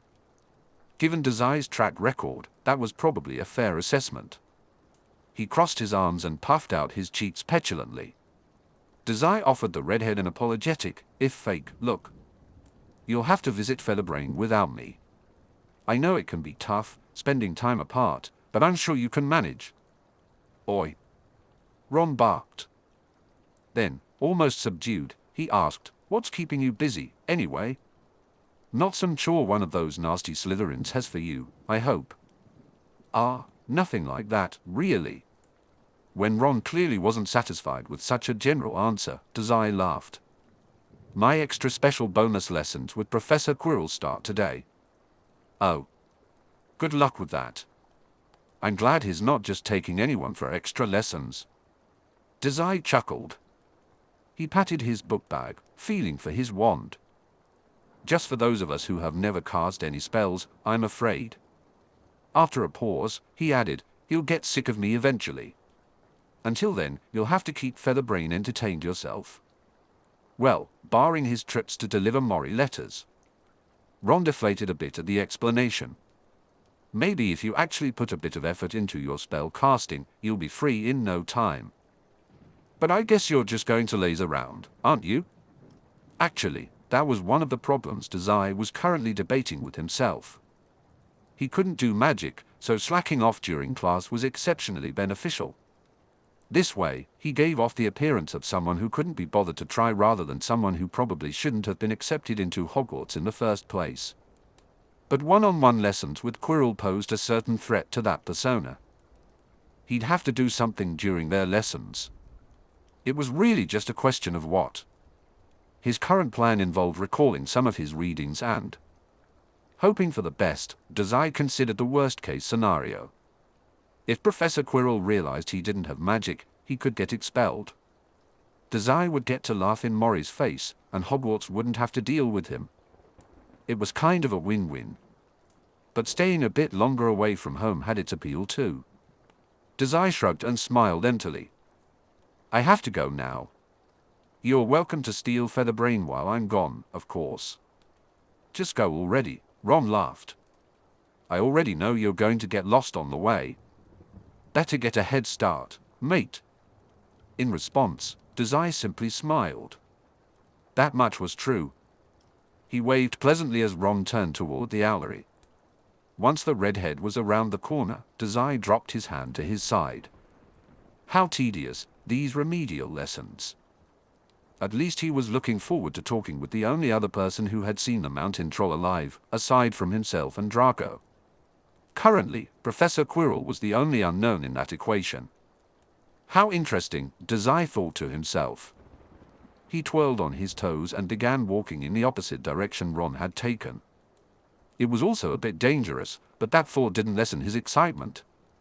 The thrill of the unknown only made Dazai hurry through the halls toward Quirrell's office. He hugged the wall, feeling fortunate to know the Weasley twins. Then he spotted it, a slightly yellow stone on the wall that, if pushed just right, opened a secret door. Dazai rested his fingers on the brick and applied pressure until the door clicked. The wall of grey stone swung open, revealing a passage.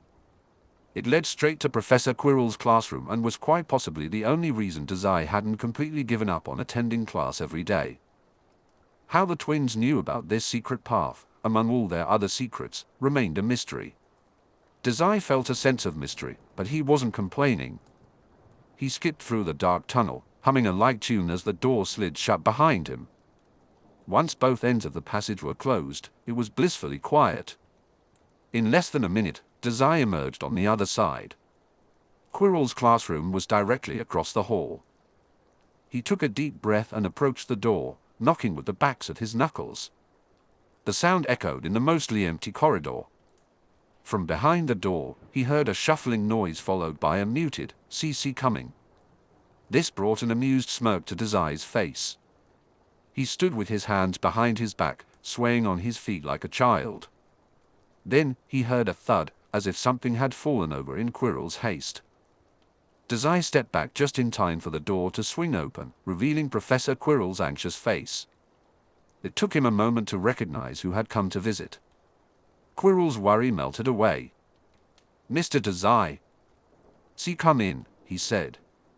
"Gladly," Dazai replied with a pleasant smile as he slid past his professor into the classroom. It felt strange to see the class empty of his peers. He noticed, with some amusement, that a stack of papers and scrolls had fallen to the floor near the desk. Dazai walked to his usual seat and turned to watch Quirrell shut the door. "Thank you for having me, sir," he said. The professor offered a shaky smile in return before moving to his desk to gather the fallen pages. They were probably student assignments, given the red marks on them. Most didn't appear to have been graded yet. Quirrell seemed to notice Dazai's wandering gaze and made a small sound. "Why, you won't have anything in here, I am afraid."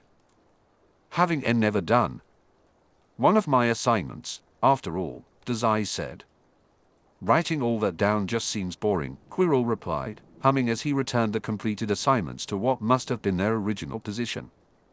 The desk was still a mess. Papers were spread haphazardly in seemingly random fashion. He turned a semi-serious gaze to Dazai. "Right to business, huh? The staff has had many meetings about you. Not doing homework and disregarding directions." Arriving to class late, Professor Quirrell told him, his eyes flicking to the wall intermittently. "We discussed remedial lessons a few times. But in the end, it was only me who thought you might benefit from them." Dazai narrowed his eyes slightly. "Why's that, sir?" "The other professors were right, of course. Training him with magic wouldn't yield results, no matter how much he tried.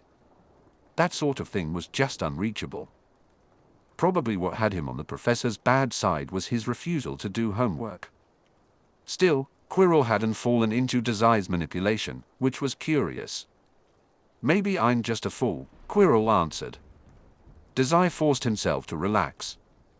"But I've always thought every student should get the help they need, if they do need it." "Oh." Dazai blinked. "Just a teacher who wanted all his students to succeed?" Maybe, he thought, setting his bag down on a desk. Still, there was something about Quirrell that put Dazai on edge. He smiled, regardless. "I'm not sure it will do much good. Even like this, I don't think I'll try very hard." "Nonsense," Quirrell said, somehow looking pleased with himself. "We'll figure out something for you, I'm sure. Every student learns differently." But Dazai knew that threats of violence were the great equalizer in learning. He had the scars and the skills to prove it. "Maybe," he said. Quirrell nodded. Evidently reassured by something in Dazai's expression, Quirrell said, "Right, then. I think the problem isn't the material itself, is it? Just the spells. So we'll work on that. Let's see your wand." Taking his eyes off of Quirrell for a moment, Dazai withdrew his wand case from his bag. It was as clean as ever, probably from disuse more than anything else. It opened with a click. Dazai took out his wand and gave it a lazy wave, then set the case on top of his book bag. "Ah, blackthorn? A very nice wood. I hear it's best suited for a warrior." Ollivander must have been mistaken, then, Dazai replied listlessly, turning the wand over in his hand. "Well, there's more than that, of course. I'm not a wand maker, but I'm sure you might find that sort of thing in the library if you wanted. May I ask what the core is?" Dazai blinked. "Blood." He paused, rolling it over in his thoughts for a moment. Was there something else in his wand, too? He hadn't bothered to ask what else went into the making of his wand after handing over the vial of his blood. Not that it mattered much in the end. It was never going to work for him anyway. Guess he really bled for nothing back then. Maybe. I forget. Professor Quirrell's eye twitched. It was an odd expression, but it was quickly covered up by that nervous concern once more. Dazai watched the man draw out his own wand. Quirrell's wand was a lot lighter in color than the blackthorn in Dazai's hands. He couldn't identify the wood type, though. Alder wood, the professor said suddenly, catching Dazai's gaze. Unicorn hair core. 9 inches long. Not quite so pointy as yours, I'm afraid. Dazai grinned at the wary glance Quirrell shot his way and laughed hollowly. What spells are we going to? What are we going to be doing today, sir? Quirrell cleared his throat. Do you recall the Verdimillious charm from class this week? I'd like to start there, since it's fresh in your mind.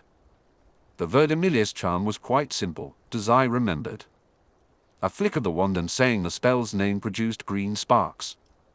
It had a few interesting applications. The sparks were painful to touch, but if they floated around the room, they could illuminate shadows or reveal things hidden by magic.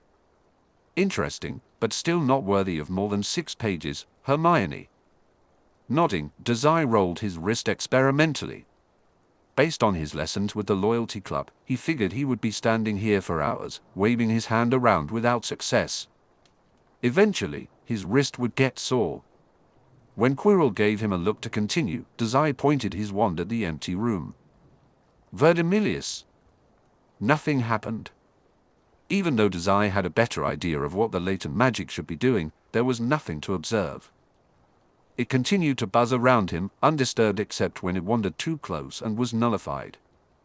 Dazai felt an unexpected wave of nausea and had to suppress the grimace rising on his face. He shrugged and looked at Professor Quirrell, unsure if he was supposed to keep trying. The teacher wore a strange expression, serious and contemplative. It was different from the anxious look Quirrell usually had. Dazai wondered what he was seeing with those narrowed, assessing eyes. Quirrell blinked when he noticed Dazai watching him for a response, then smiled shakily. Your form is perfect. I'm not really sure what's not working for you. Let me. Quirrell raised his own wand and flicked it. Verdimillious. The moment his professor cast the spell, Dazai could feel the magic. His wand pushed the air into shape, and his words guided its movement. There was a quiver in the air, then the space before them lit up with 100 little green lights. Before the lights could travel too far, Quirrell dismissed them with another wave of his wand. Dazai hummed softly, trying to recall what exactly the man had done. If he closed his eyes, he could almost envision what the magic looked like just before it took shape as Verdimillious. He tried to appear nonchalant.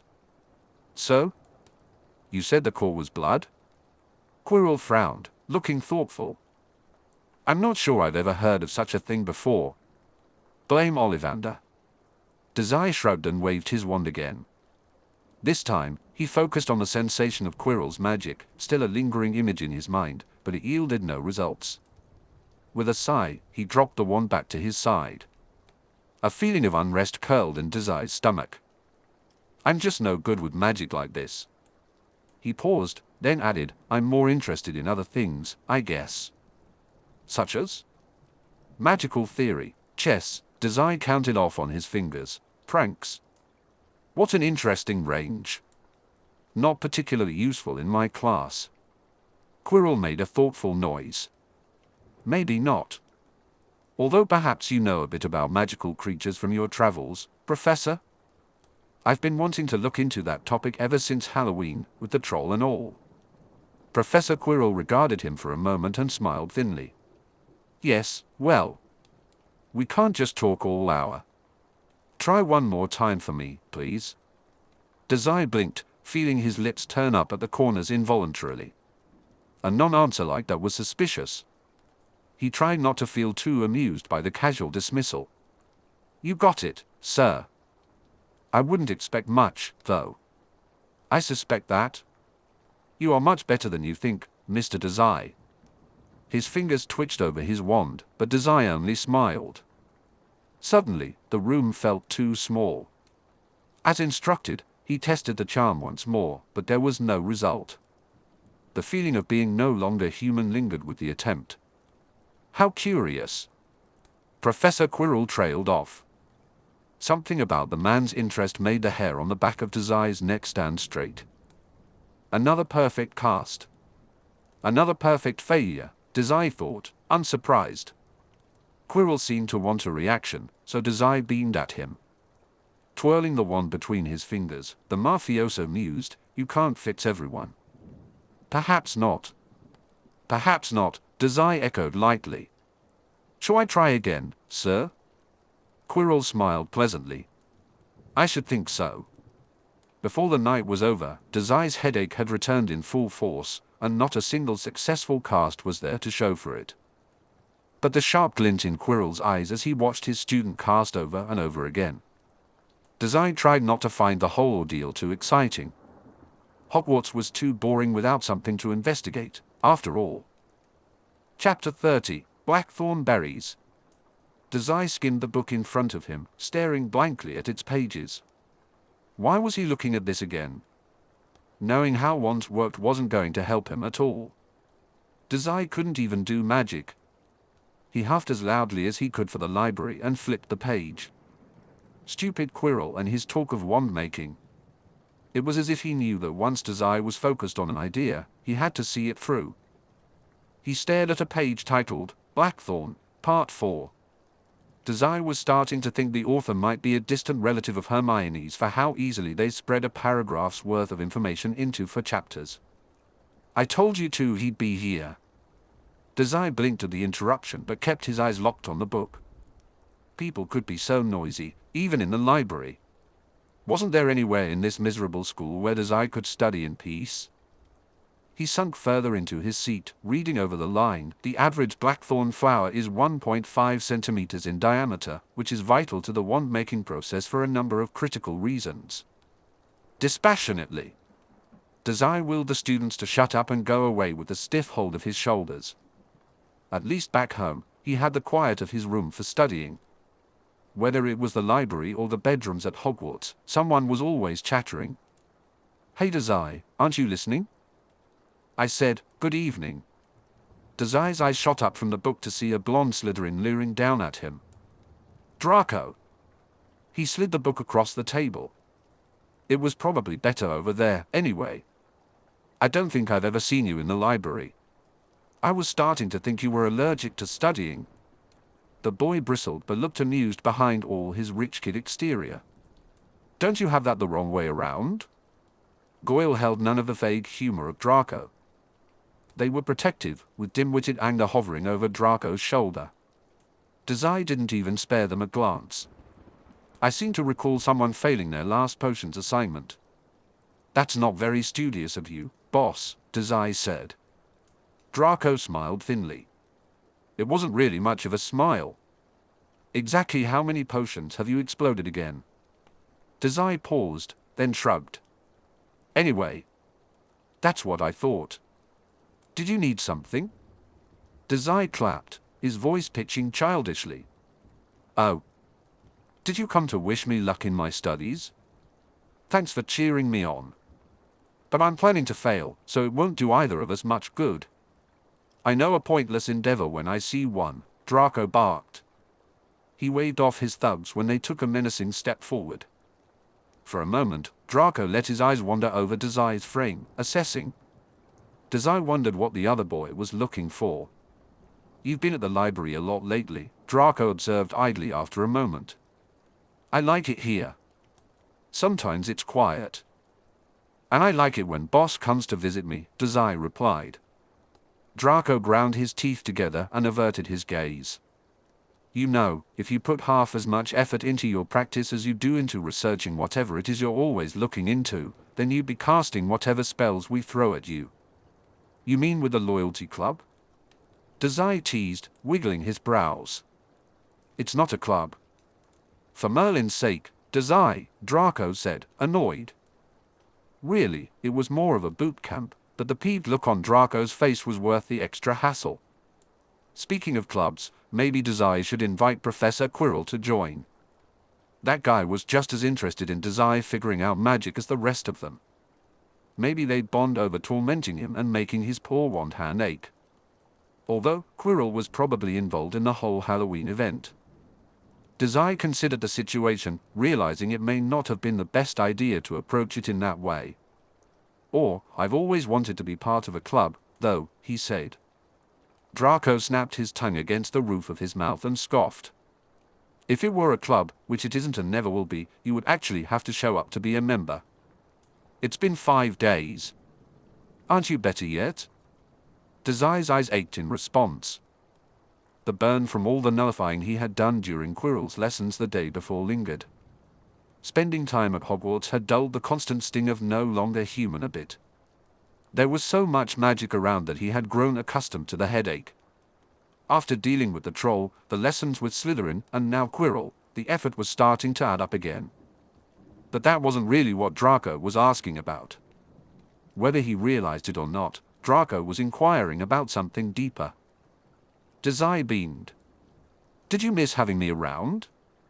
The look Draco gave him was answer enough. Dazai continued, Quirrell is going to keep me busy with lessons for a while.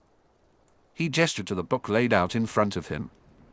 Actually, you two have pretty similar teaching styles. Had you considered a teaching career, boss? Literally, was there any way to teach magic aside from casting for hours on end and hoping something happened? Dazai was starting to doubt it. Maybe he was just unlucky in the mentor department. I'll have you know my father is a very important public figure. Naturally, I'll be following in his footsteps, Draco replied. Naturally, Dazai said, mentally rolling his eyes. He wanted to say, we're kind of the same like that, but held his tongue. Explaining the mafia to Draco was more than he was willing to deal with. Dazai shrugged, redirecting the conversation. I suppose we can play Wingardium Leviosa out by the Forbidden Forest again since you're so desperate without me. I don't have another meeting with Professor Quirrell until tomorrow. Dazai tried not to feel too pleased with the affronted look on Draco's face. He hid his smirk by turning back to his borrowed textbook. Dazai only realized Draco was reading over his shoulder when Draco muttered, it is only after the harshest of frosts that it can produce truly sweet berries. Malfoy scrunched his brows together and blinked. What in the hell are you reading? Wouldn't you like to know? Dazai hummed, waving his fingers whimsically before snapping the book shut. A cloud of dust puffed out from the yellowed pages. Ah, just kidding. He shot a blank smile at Draco, who glowered in response. I was looking into one making, but it's all so boring. I don't know why I bothered. Right. Draco huffed. He turned to the 2 loyal dogs behind him, both of whom jolted to attention eagerly. Crab, Goyle, you can go now. They shared a look that was just as bumbling as anything else they did. Are you sure? Yes, now get out. He practically hissed the words. Neither Crab nor Goyle wasted another second before following his commands, though both shot Dazai a not at all hidden glare. Once they were out of sight, Draco turned back to Dazai, a grin splitting his face. They're good at following commands, but they won't do us any good to keep around. Blinking, Dazai made a non-committal noise. Wait, he frowned. Keep around, where are we going? We're going to practice your spells, obviously. Draco nodded matter-of-factly. You're feeling better now. I am? Right now? Oh, Draco said suddenly, interrupting his own tirade to rustle around in his cloak. Blaise wanted me to give you this. Blinking in mystification again, Dazai took the item from Draco's hand. Dazai squinted at what Draco was holding out. You're running errands for Blaise now? He asked. It was an apple, shiny and red, and Dazai's stomach turned. Only today, since I'm feeling so generous, Draco replied with a smirk. Besides, he didn't really ask so much as shove it in my hands when I said I was going to fetch you. Ah, Blaise can be pretty persuasive when he wants to be, Dazai mused. He rubbed the apple on his cloak, making one side shine a pearly red. To think that Draco would do that without even one pompous-sounding remark. I'm not sure I buy it, in the end. He clicked his tongue, but Draco didn't seem upset by the comment. There was always something calculating in his gaze. Dazai thought Draco would be someone to watch out for if he ever truly wanted something. Hurry up and eat your apple already. I went through all the effort to bring it over here for you, after all. Can I do that in the library? Dazai asked innocently, feeling the weight of the apple in his hands. Draco rolled his eyes. Since when have you cared about rules? Just eat it on the way to the training grounds. Training grounds? Don't say that like it's a real thing, Dazai snorted. He retrieved the book he had left shut on the table and pushed past Draco to slot it into a random spot on a nearby shelf. He figured a boring book like that wouldn't be missed if it was shelved incorrectly. A glance at Draco didn't suggest otherwise. Good, Draco said, nodding. This time, he took the lead, guiding an amused Dazai out of the library. Dazai waved amicably at Madame Pince as he trailed after his boss like an obedient dog. Madame Pince looked up from her own book and offered him a tight smile. Draco led with the confidence of someone who would rather. Now start eating. If you pass out today, I'll never speak with you again. What a hefty price. Dazai joked. It kind of was though. No one in Slytherin, except for Draco and his friends, tolerated his presence.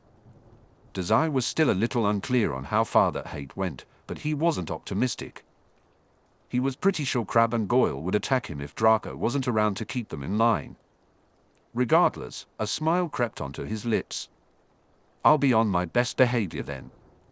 Looking pleased with himself, Draco merely smirked. Dazai took up a position behind Draco instead of beside him, making it much easier to toss the apple into a nearby potted plant without being noticed. When Malfoy glanced back halfway to the training grounds, Dazai smiled serenely and locked his hands behind his back. It wasn't until they were crossing the grassy field that Draco spoke up again.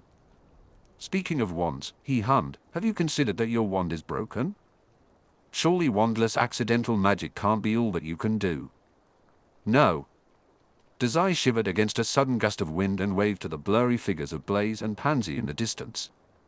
Ollivander made it special for me, after all. At that, Draco's brows rose in surprise. Dazai continued, Boss has been right since the very start, I'm just useless. The only way to escape my worthless existence would be to just die already. Even for a Muggleborn, you are quite inept, Draco conceded. Exactly. So you're in agreement I should die. Could you tell Mori that for me? Because he's always trying to foil my attempts. Blaise cleared his throat. What are we talking about? Nothing, Dazai and Draco said at the same time. They spoke in drastically different tones, but that was neither here nor there. Dazai began searching through his book bag as Blaise's gaze roamed over him.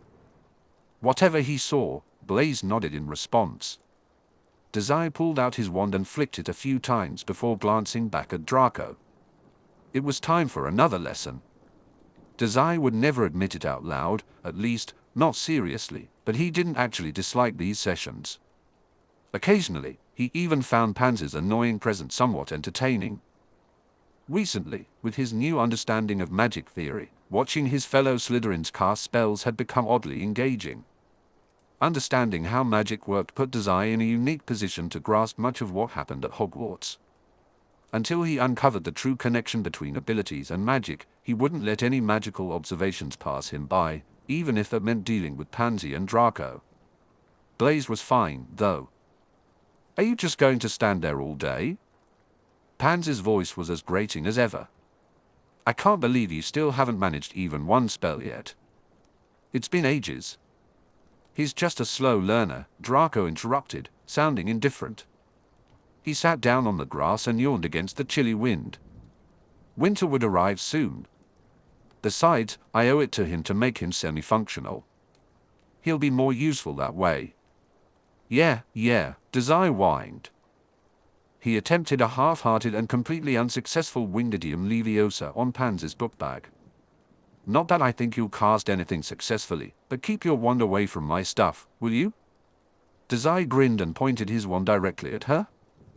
Maybe I'll just float you away. She rolled her eyes, clearly expecting him to fail. Pansy wasn't wrong, of course, but she was irritating. Sure thing, Mr. Remedial Lessons. Boss. Pansy is bullying me. Draco raised an eyebrow, looking amused. Draco wore a faintly amused smirk on his pale face. Can you levitate her? He asked. Absolutely not, Dazai replied. Well, there you go, Draco said, pausing before adding, give it a shot. Pansy shrieked in outrage. She straightened up but couldn't decide who to glare at. In the end, her attention landed on Dazai. He wiggled his wand at her, grinning from ear to ear. Her revulsion at Draco's suggestion was completely unwarranted. After all, this wand was just a finely crafted stick in his hands. Don't you dare, Pansy warned. Ah, the boss asked me to. Dazai laughed, swishing his wand through the air directly at her.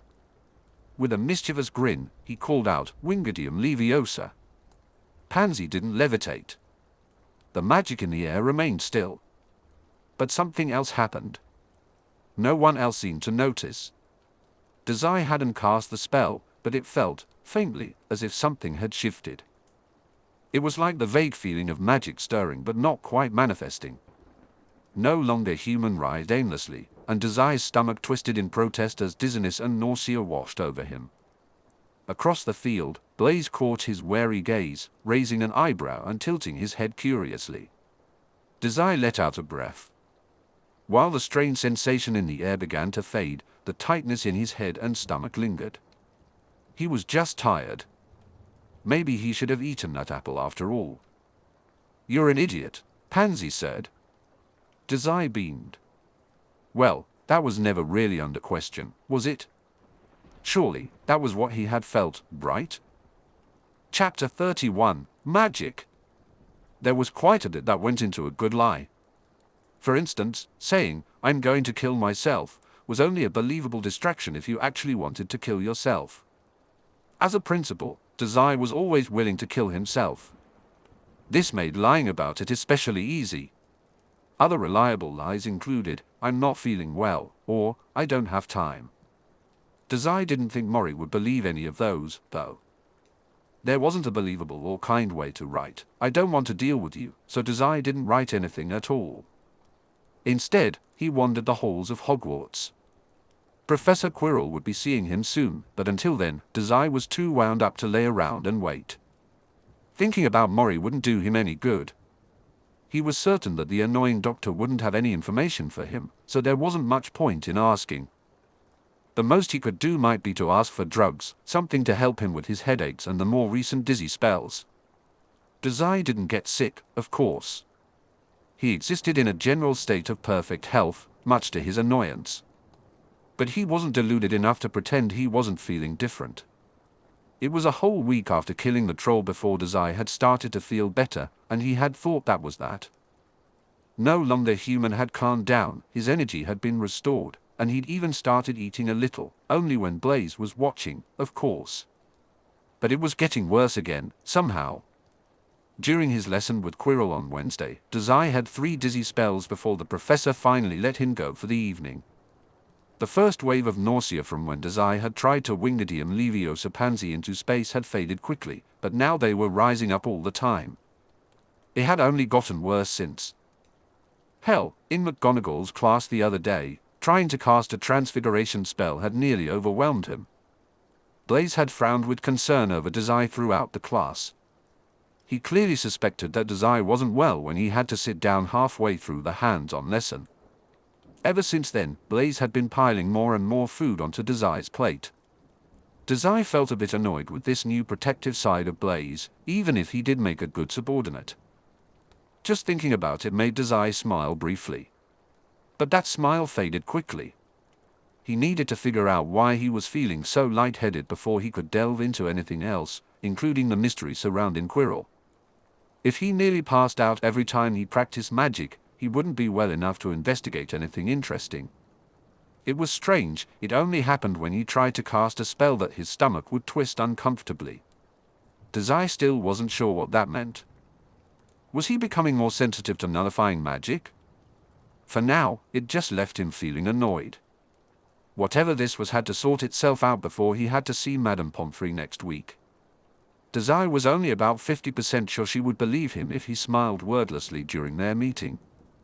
Doctors were too perceptive for their own good. He found himself thinking about Mori again. Maybe if he could finally convince Ron to take his owl, Dazai wouldn't have to send a letter back. Mori would have to accept that, one way or another.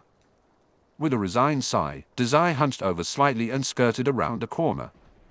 With his luck, he'd probably have a new owl by the end of the month anyway. He felt fine now, but after his remedial lesson with Quirrell tonight, he knew he'd be sick for sure. Mr. Dazai. Dazai blinked out of his thoughts just in time to avoid running face-first into Professor Snape's chest. "Professor," he said, feeling a bit foolish. He had been so caught up in his musings that Snape had seemed to appear out of nowhere. How embarrassing. "Good evening." Snape's eyes narrowed, and he did not return the greeting. However, he critically examined Dazai's bandaged frame, cautiously.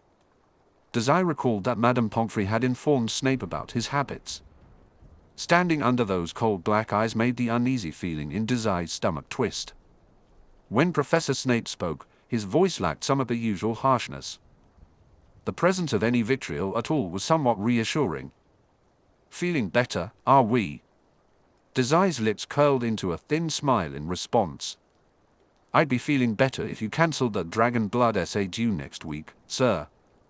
Raising a brow, Professor Snape only watched as Dazai took a step back. "Certainly, you have the time to write one essay, considering you've never done an assignment to date."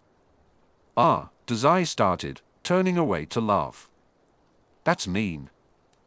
I really am busy, you know." "Insufferable as always, I see." Snape ground out, "I expect it's useless to attempt to persuade you to do your assignments. Though judging by your performance in my class, perhaps it's for the best I never see your work." "Kind as ever, sir," Dazai mimicked. He snorted and bounced on his heels. "Was there something you needed, Professor?" Being watched like this was just as uncomfortable as when Madame Pomfrey stared at his arms and made comments about malnutrition. It was just as bad as when the twins rushed him off to the infirmary. He couldn't decide how to feel about it. The professor merely grit his teeth. After a moment, he seemed to choose his words carefully. "All of your classes are done for the day. Go back to your dorm. Surely one of your friends is there." "I wouldn't call them my friends," Dazai replied reflexively. "So long as they aren't bullying you. I suspect you should count your blessings, boy." That was quite accurate. Still, it was a bit disconcerting that Snape was aware of Dazai's precarious position at Hogwarts and hadn't intervened yet.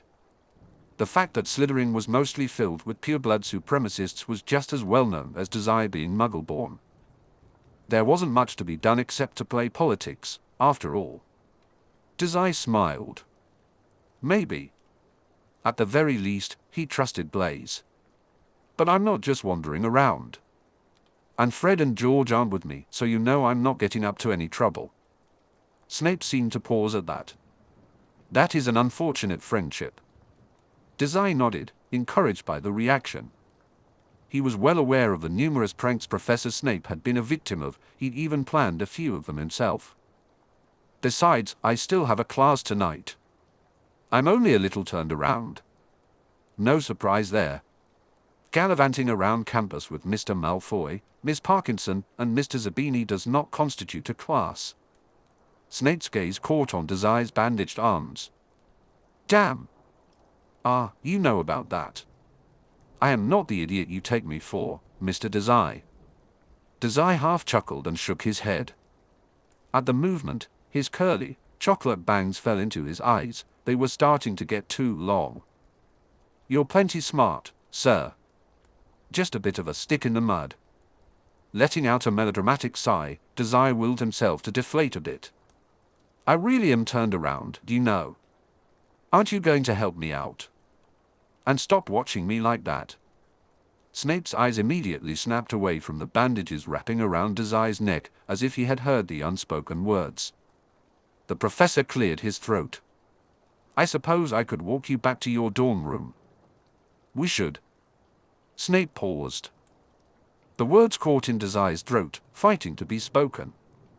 "I still have class," he echoed, firming his voice to indicate they would not discuss what Madame Pomfrey had said under any circumstances. He had planned to arrive late just to make Professor Quirrell sweat, but he added, "I don't want to be interrogated by you. In the end, I'm feeling generous." Snape snapped to attention, staring silently at Dazai for a moment before his entire demeanor shifted to serious. Dazai tensed in anticipation. "You have an extra class with Professor Quirrell?" Snape asked. Dazai blinked in surprise. "Did you not know? Didn't Quirrell say he'd spoken with the other professors about the remedial lessons? He believes he can teach me magic where everyone else has failed. Maybe he'll let me off early tonight if I tell him I'm feeling sick." However, his cheerful thoughts did little to ease the weight of Snape's stoic expression. Without warning, the potion's master grasped Dazai's shoulders with white-knuckled hands. Dazai froze, his body going rigid at the unexpected pressure. Snape's eyes showed concern. Dazai had been right, Quirrell was definitely trouble, and the other professors were aware of it. Panic flickered in Snape's usually dark eyes. Noticing Dazai's sudden stillness, Snape quickly withdrew his grip and stepped back. Dazai was sure his face had turned pale as well. Snape exhaled sharply. "How long?" he asked in a low voice. "Exactly have you been meeting with him?" "Only a week," Dazai replied, keeping his breath steady. He could still feel the imprint of Snape's hands on his shoulders. "Sir." There was something in Snape's expression that Dazai couldn't quite place. "These remedial. What has he been teaching you?" Dazai narrowed his eyes and tried to control his breathing. He had no time to dwell on his reactions, the panic at being touched unexpectedly, or the fear of discussing his cuts and eating habits. He needed to concentrate on the present, on what Professor Snape knew about Quirrell and the mountain troll from Halloween. If he didn't, he would start nervously scratching at his arms again, which had not ended well last time. "Magic, mostly. I haven't managed any spells yet, though," Dazai replied evenly. Watching Snape carefully, he noticed how the professor tried to hide the way he bit his lip. Dazai attempted to recall how Snape had reacted when they encountered Quirrell at the Leaky Cauldron, but he couldn't differentiate one expression from another. Casually, he asked, "What's the matter, sir?" The muted question seemed to startle Snape from his thoughts. He didn't seem to notice the innocent manipulation in Dazai's question. To Snape, Dazai was just a hurt kid, after all. Madame Pomfrey had made sure of that. Still, when the potion master sighed, he wasn't relenting, he was walling himself off. Whatever secrets Professor Quirrell had hidden away, Dazai had sensed them, but it was clearly a much bigger issue than he had thought. "Remedial lessons," Snape said after a moment. "Be careful not to strain yourself, boy." All the panic in Snape's voice had completely melted away, now masked behind his careless expression. Whatever Snape was thinking, he wasn't going to share it with Dazai. "I'm working on it," Dazai replied semi-honestly. Snape nodded, not looking reassured at all. He glanced around the empty halls, which were only occupied by a few onlooking paintings. "I need to speak with the headmaster immediately. But I suppose I could walk you to your lesson." "Oh? Thanks, mister." He nodded sternly and then set off in the direction Dazai had originally come from, without glancing back to see if his student was following. Dazai had to half-run for the first few steps to catch up. As they walked, he glanced sideways at Snape. Tense. That's how he would describe the look on the professor's face. It should fill Dazai with dread, but instead, it made him a bit eager. He always loved a good mystery. Neither student nor professor spoke as they continued. Dazai didn't want to be the first to break the silence, even though he was curious about what had the Hogwarts staff so wary of Professor Quirrell. After all, they shouldn't have the instinct of a mafia dog to sniff out fellow monsters. Had they pieced it together from the troll alone? That didn't seem right. He had already jarred Professor Snape too much to push now. Dazai was pleased enough to avoid discussing his trip to the infirmary that he didn't feel the need to press further. Smiling aimlessly, Dazai ignored the watchful gazes of other students as Snape escorted him to the Defense Against the Dark Arts classroom. Once they arrived, however, Professor Snape seemed to hesitate. Before Dazai could reach out to open the door, Snape said, "Behave yourself, Mr. Dazai." "Always, sir." Dazai laughed. It was a lie, of course, but Professor Snape didn't look annoyed at all. He still wore that tense expression, as if he wanted to trap Dazai beneath his hands once again, as if he didn't want Dazai to enter Quirrell's classroom. Smiling, Dazai tried not to look too pleased as he closed the door on Snape's face. He whirled on his feet with a large, pasted-on grin. Grin. He didn't want to give the impression that he had just had the strangest conversation with Snape about his remedial lessons, at least not yet. Quirrell blinked owlishly at him from behind his desk, as if Dazai's sudden entrance had startled him from something important.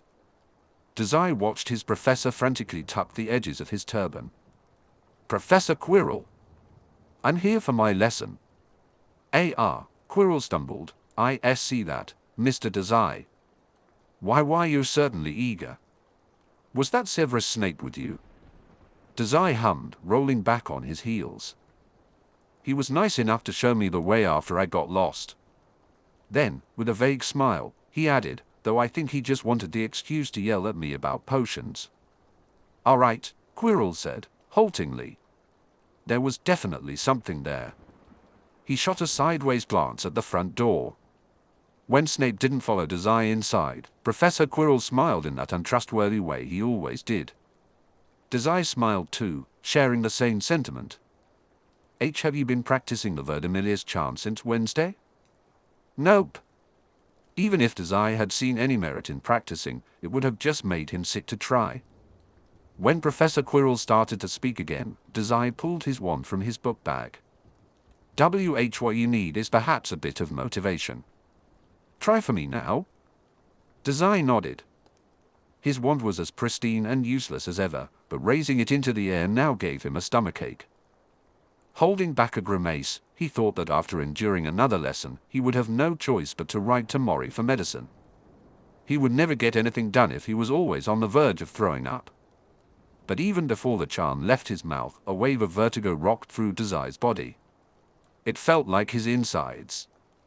The objects were rearranging themselves, moving around, and changing shape. Verdimillious. A tiny green light flickered to life at the end of Dazai's wand. Then, he threw up. Chapter 32, Conflict of Interest. "This is the second time in the last 7 days that you've been in the infirmary."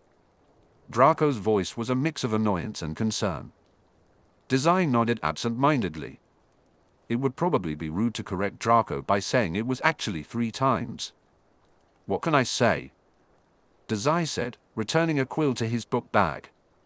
He looked away from his most recent letter to Mori, planning to send it later today. "I'm a busy guy." "That's not." Draco continued, but Dazai tuned him out. Instead of listening, he quickly skimmed over his letter again. "Mori, winter break is coming up and I'd like to stay here. I promise I won't try to kill myself this time. I cast a spell yesterday. I'd like to keep practicing spells while I'm on campus. Apparently, spell casting off campus is forbidden, but I need to know the extent of this development. I'll instruct the owl not to hide dead things in your office if you give me a straight reply for once." Dazai. It was good. Well, as good as it was going to get. He had never been able to lie to Mori. There was no point in trying to hide the truth from him, so he would just say it outright. The nullifier had cast a spell. One thing that still stood out to him was Mori's confidence that Dazai would find a place at Hogwarts. Did Mori know he would figure out how to use magic despite being no longer human? How? Dazai was still reeling from what had happened. The dizziness, the nausea, even passing out a week ago, was it all connected to the fact that he successfully cast Verdimillious? He needed more information. He needed those books on special abilities that didn't seem to exist here. He needed to stay on campus and test the limits of this revelation. "Oi, are you listening to me?" Dazai shook himself out of his thoughts, folding the letter and slipping it into his bag. Dazai looked up tiredly to see Draco's pinched face. "Define listening," he said. "Hey!" Are you okay? Just then, both Dazai and Draco turned away from each other to see Blaise entering the common room. He raised his chin at the passive smile Dazai wore, then turned his attention to Draco. What did he do this time? Apparently, Draco grumbled as he leaned back in his seat with a thump. This idiot overworked himself again. I threw up on Professor Quirrell, Dazai clarified cheerfully. You what? Well, Dazai said, waving a hand lazily, near him. But there really isn't that much difference, is there? Anyway, Madame Pomfrey said I was using more magic than I could handle and that I should take a break. Blaise raised an eyebrow. But I want to practice more. And I've never actually listened to a thing she's said before, so why start now? Draco scoffed. You want to practice? Nodding, Dazai thought a little honesty wouldn't hurt. You know that I've been practicing with Professor Quirrell lately. The name felt sticky on his tongue. We made some progress. Blaise managed to keep his expression flat, but Draco's face shifted to one of shock. Don't look so surprised. Even I can do something right occasionally. It's been almost 3 months of daily practice, Blaise countered casually. He looked Dazai up and down before nodding. And you haven't cast a single successful spell. It is a bit surprising. What spell was it?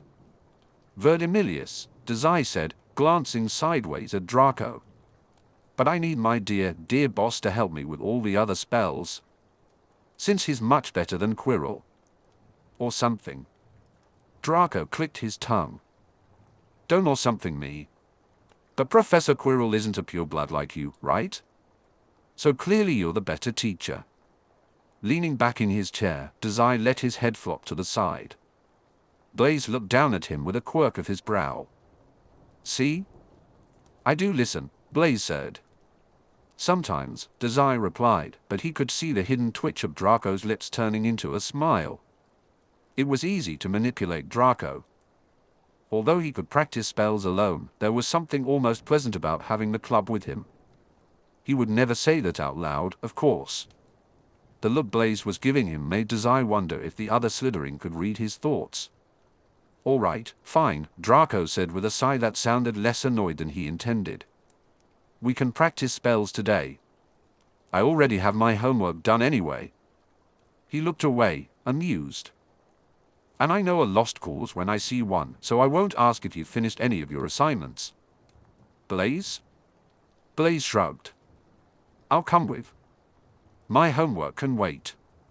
Ah, is Blaise taking after me now? You should keep up with your studies if you want to succeed in life.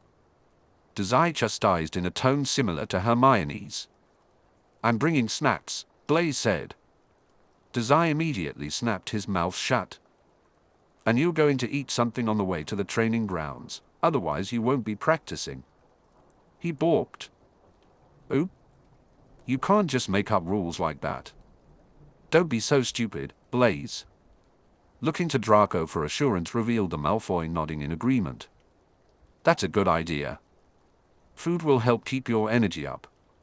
We can't have you passing out again. Or. His lip curled. Throwing up on anyone. Actually, are you sure you're well enough for this? Nope. Dazai paused. After a moment of blank staring, Draco sighed, looking deeply resigned. Just don't puke on me, he said. Dazai nodded.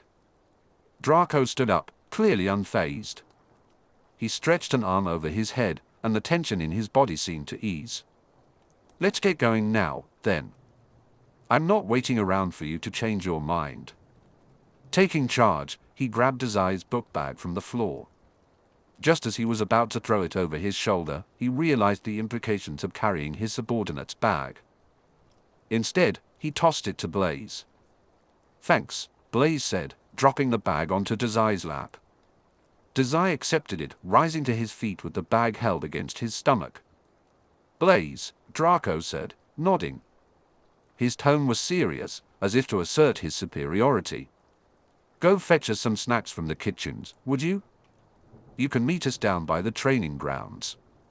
He added, almost as an afterthought, bring Pansy if you find her. Blaise glanced at Dazai before responding. Whatever. He didn't argue and simply left the Slytherin common room.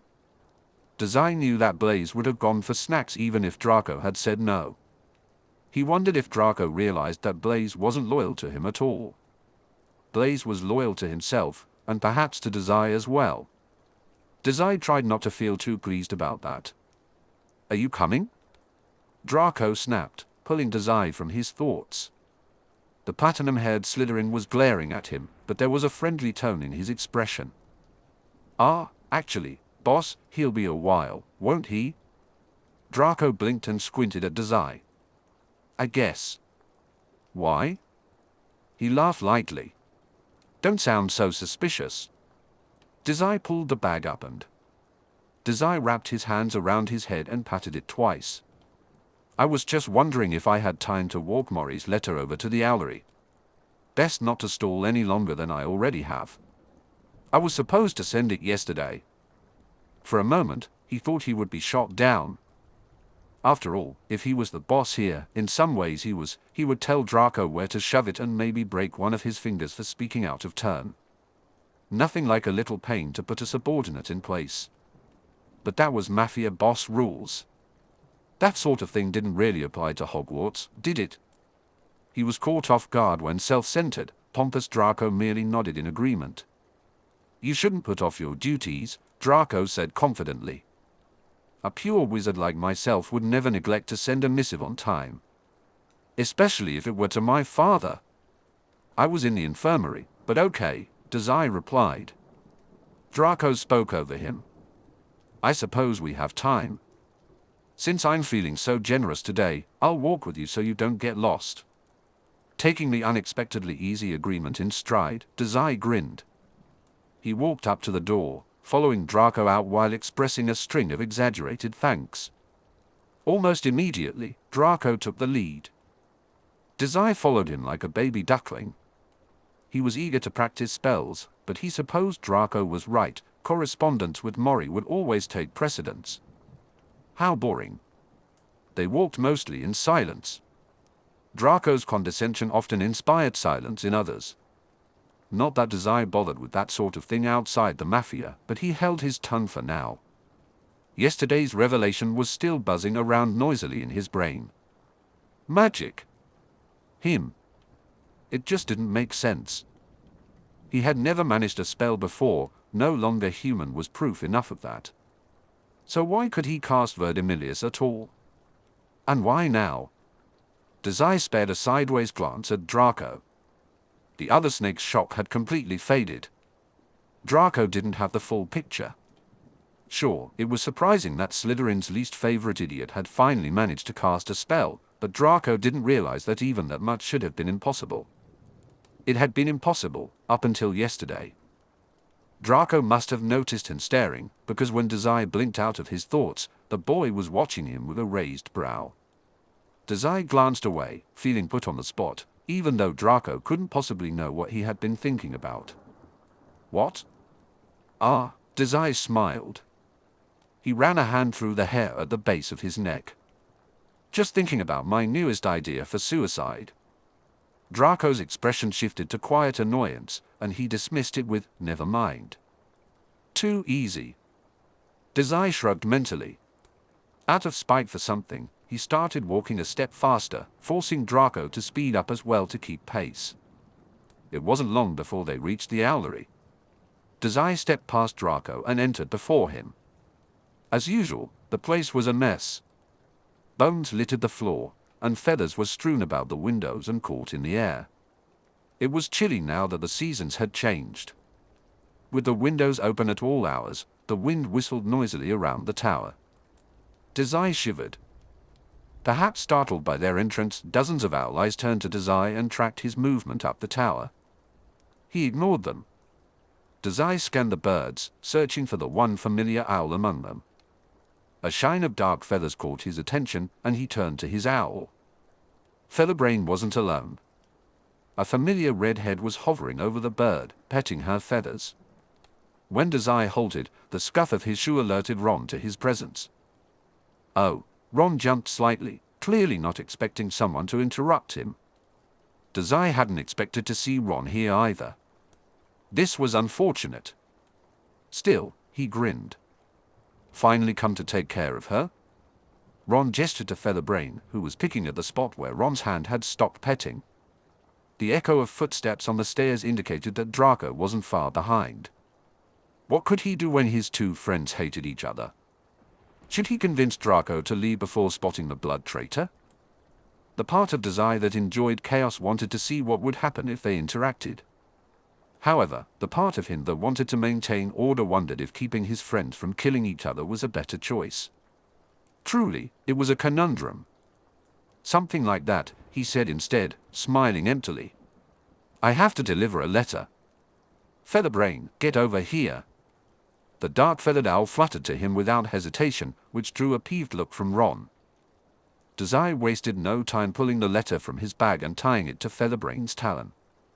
He was just sending the owl into flight with a flap of its wings when Draco finally made his entrance. Dazai! What's taking so long?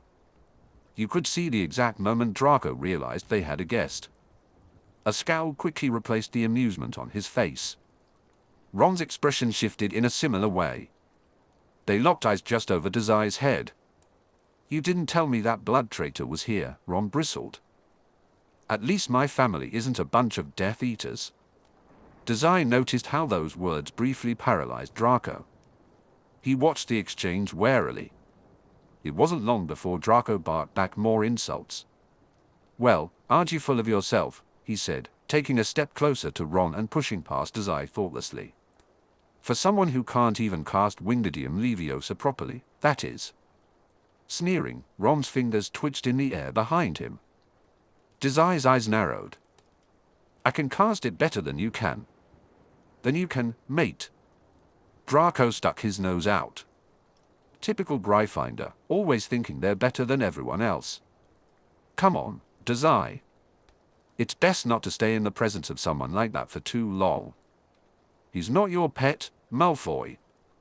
Dazai doesn't have to just do whatever you tell him. Dazai noticed the tension before Draco did, but Draco was still quick.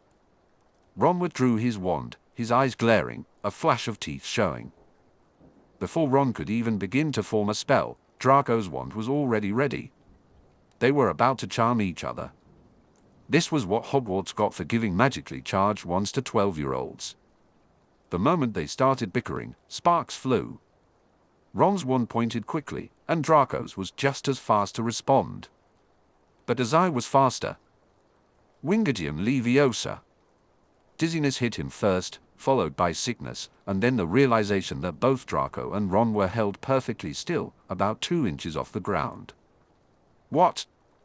Draco's eyes darted around the room, clearly shocked that someone had managed to cast a spell on him. When he turned to Ron, he saw that Ron was also being held aloft. It only lasted a moment, though, before Dazai's spell lost its grip. He felt the magic slip through his fingers, formless and heavy. It dripped off his wand and pounded behind his eyes. The 2 stunned wizards dropped to the ground with a snap of their heels on the cobblestone. Ron and Draco locked eyes for just a second before turning to watch Dazai plummet to the floor as well. Dazai! Hey!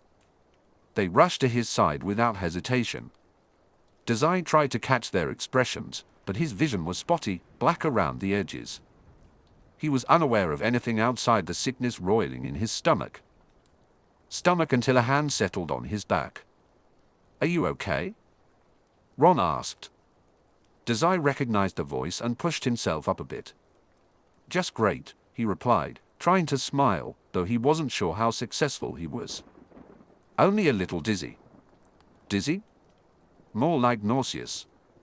But it had worked. For a moment, Dazai's spell had lifted them off the ground. It wasn't as powerful as what they could do in class, where they could actually lift things more than an inch, and it certainly wasn't easy, considering he nearly passed out. But it had worked. It hadn't been just a fluke yesterday. Dazai could use magic, just barely, but he could do it. Help me sit him up, Ron said. I'm not working with some lousy Slytherin. Dazai felt a whine trapped in his throat as the room spun. They must have seen it on his face. Fine, Ron grumbled after a pause. The hand on Dazai's back slipped away for a moment, then returned, wrapping around his arm. But I'm not doing it because you said to. A hiss sounded from somewhere to Dazai's right. His vision was just starting to clear when he saw Draco condescend, obviously. He ducked under Dazai's arm, supporting half of his weight. You better not tell anyone about this, Draco growled under his breath. Ron took up Dazai's other side. You think that I want everyone knowing I worked with you? As if. Dazai's inside swirled as the two boys held him upright. He tried not to groan as another wave of nausea coursed through him. Wow, he said weakly, you two get along great. Oi. Shut up, idiot. Draco hissed, then turned to Dazai. I thought you said you were feeling better. He made a SOSO gesture with his hand and grunted lightly as Ron and Draco set him down on an open windowsill.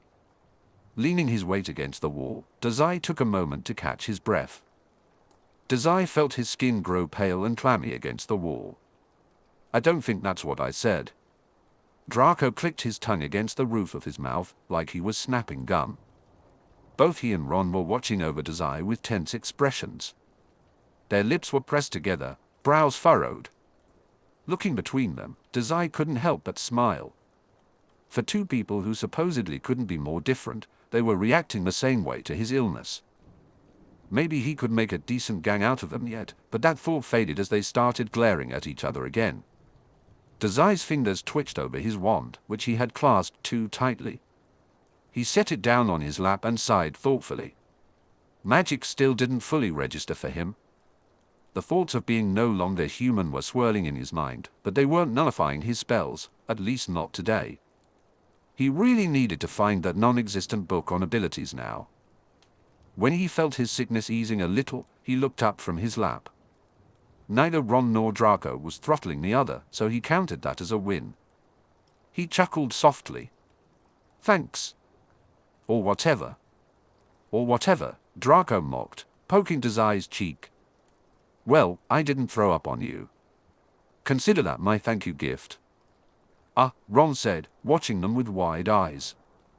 Shouldn't you go to the nurse? That's none of your business, Gryffindor, Draco hissed.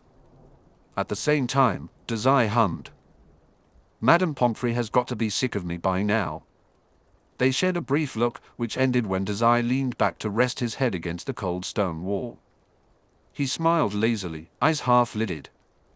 I'm fine. She may or may not have told me not to practice magic for a week, anyway. I'd rather not have my ear talked off with another lecture. He blinked. Do you think this tower is tall enough to kill me if I jumped? You are a horrible subordinate. Draco's voice was low, growly, and fond. Thanks, boss, Dazai replied, smiling to himself. Chapter 33, Just the Four of Us, and Snape and Quirrell. When Dazai woke up, the campus was mostly empty, and a brittle cold had settled into the air. He yawned and rubbed his eyes through the blanket. The thick cloth hung around his frame. Sitting up, he let it cling to his body, unwilling to lose the heat built up under it. Blaise's bed was empty, the sheets unwrinkled and exact. Most of the beds were empty. It felt odd. He had gotten used to how crowded this place was. He could lie there forever, tucked underneath warm blankets. In the end, it was the sound of other bedsheets shuffling that forced Dazai to his feet and out of the Slytherin common room. With winter break starting today, almost everyone had left campus. Going home and visiting family just wasn't something Dazai wanted to deal with. Luckily, Mori had thought the same. Although knowing the doctor, there was always some ulterior motive behind his decisions. It couldn't just be that Dazai didn't want to go home. Mori was getting something out of this arrangement, and Dazai's relative freedom depended on that fact. Mori's letter rang in Dazai's head as he shambled to the great hall in a sleepy haze. Dazai, the letter read, you never take initiative like this. I'm proud, that's so adorable. Consider it my gift to you. As far as your father will ever be aware, Hogwarts doesn't allow for students to return home over the winter break if they live overseas. You should really be more grateful to me, you know. After all I've done for you. On a related note, I noticed your owl tore up my papers. Dazai had stopped reading there. He was the first one to arrive at the Great Hall, which was no surprise. Sitting down, his spine seemed to melt into the bench as he blinked rapidly to clear the sleep from his eyes. He had been trying not to think about it, about what father must be thinking about all this. Staying at Hogwarts during winter was practical for everyone involved. Dazai got to practice his magic, and Mori didn't have to patch him up. However, he knew he couldn't avoid everything over the summer. There would be training, yelling, and punishments waiting for him. Dazai would face one significant punishment too. After all, did his father even want him to attend Hogwarts in the first place? Maybe he should feel more grateful to Dr. Mori for that. Dazai sighed. Looking a little worse for wear there, Snaky. Mind if we sit? Shaken from his thoughts, Dazai blinked away from the table just in time to see Fred and George sit on either side of him. He smothered a yawn. What's the point in asking if you're just going to sit anyway? Fred hummed. Well, you wouldn't say no to us. Maybe. The twins beamed. Dazai somehow managed to catch both of their giddy expressions despite staring steadfastly at the far wall. So, George said thoughtfully, while Fred helped himself to some toast. It's just a few of us staying over winter break. We were thinking about inviting you to pull some particularly fun pranks with us, but... Fred nodded. You look exhausted.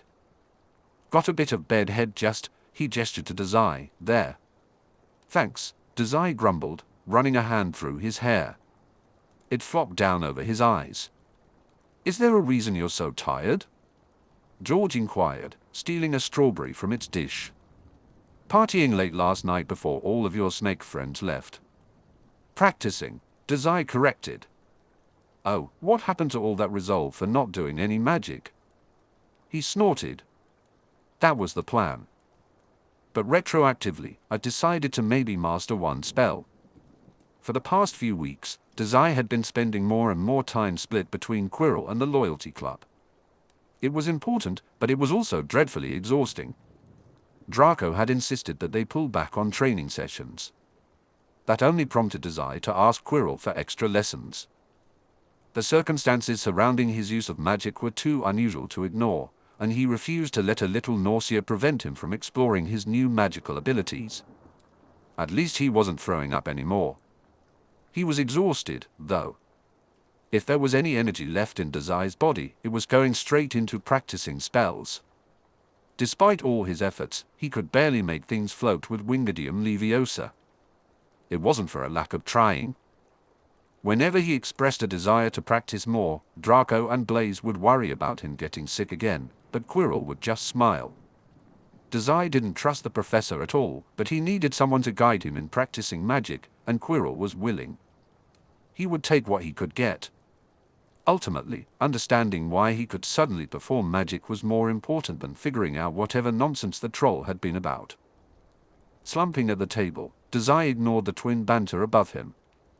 Well, a hand landed on his head, fluffing up his unruly hair and tucking some stray locks behind his ears. That's what winter break is for. Dazai swatted the hand away. Resting up, George said. Fred added, pulling pranks. Practicing magic until I'm sick, Dazai thought, reading until I'm cross-eyed. He smiled, sitting up just enough to rest his chin on his fist. Ron is staying over break too, isn't he? Dazai easily deflected. Will he be joining us in our latest prank endeavors? Think you can convince him? Our Ronikins can be pretty stubborn. Dazai raised an eyebrow, grinning. I can do anything.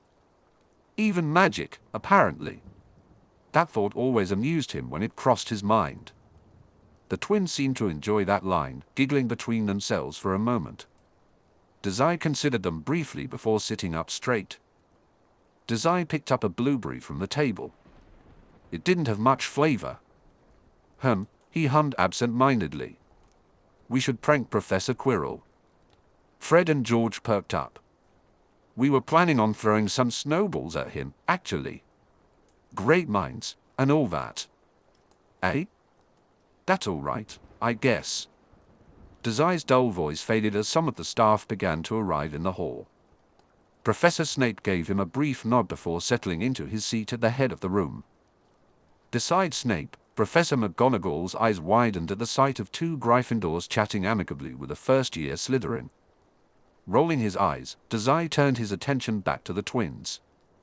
Actually, he continued in a subdued voice, I have regular remedial lessons with Professor Quirrell, you know. Maybe I could dig out some dirt on him for you. Do something a bit more exciting than throwing snow at him. To be honest, Dazai wasn't very familiar with the concept of snowballs as a recreational activity. He wasn't entirely sure what a snowball fight was, despite seeing a number of students apparently engaged in them on campus in the past few weeks.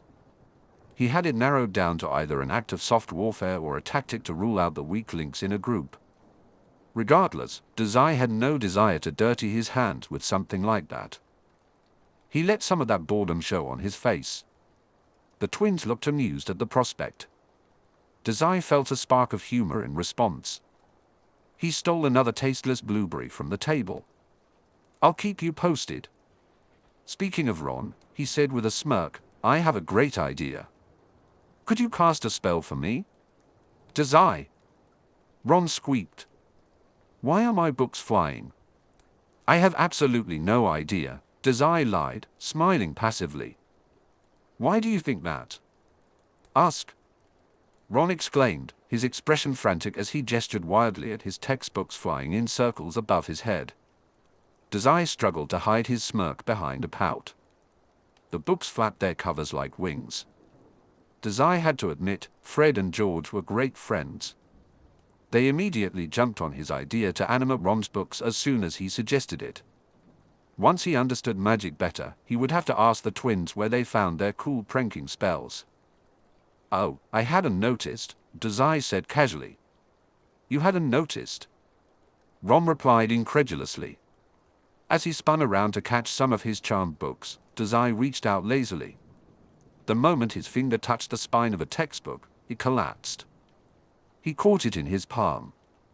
Nope, he said, popping the spine anyway, stop playing around. I've come to invite you to some shenanigans, so listen up. Playing around, Ron turned again. Dazai nearly laughed when he saw the defense against the dark arts book struggling to escape Ron's shaking hands. Ron blinked, his eyes wide with shock as they landed on the textbook in Dazai's grip. How did you do that? Ron asked. I'm sure I don't know what you're talking about. You caught the book. During that brief moment of distraction, Ron's captive textbook wriggled free. It fluttered away from him and joined its companions, circling overhead like noisy paper vultures. Ron narrowed his eyes. Don't tell me. Dazai hummed innocently. You charmed them. How could you suggest something like that? I'm barely capable of using half of one spell. Anyway, listen up. Dazai nodded confidently over Ron's spluttering. Casually, he collected another book from the air. It dematerialized as he stacked it on top of its companion. It was interesting to feel the charm at work. Dazai was learning what to feel for. He drummed his fingers over the covers, deep in thought. You are formally invited to a prank organized by yours truly. Your brothers are helping, of course, so it's bound to be fun. What do you say? Ron hesitated. Aren't you pranking me right now? That's irrelevant. I'm not sure it is. Dazai waved him off. It's not like you're doing anything else over winter break. He glanced at the last two books circling above. Well, nothing important. A stray book brushed over Ron's head, but he let it go with a resigned sigh. Dazai smiled and carefully caught it from the air. Only one more to go. He definitely needed to ask the twins what spell they used to pull this off. Just imagining Draco's smug little face when his cauldron started to walk away was priceless. Ron's expression was amusing too. His lips were pressed tightly together. Oi. Oh, come on. Hermione went home for break. She's not going to pester you about not studying. Dazai pleaded. Don't be so stubborn, please. I'm trying to incite chaos. I'm not stubborn, Ron grumbled stubbornly. Dazai's lips twitched. Just, what do you have planned, exactly? Not sure yet. Something fun, I guess. Do you have any bright ideas? Ron huffed out an exasperated sigh. He reached out with an open palm, gesturing toward his books. Dazai returned the de-animated books to their owner. Now that the charm was nullified, they easily settled into Ron's tight grip. Dazai blinked wide and slow, trying to give the closest approximation to puppet dog eyes he could manage. All right. I'll help with your prank. Ron pointedly turned away from Dazai's triumphant grin. Just don't expect anything else for Christmas. Eh?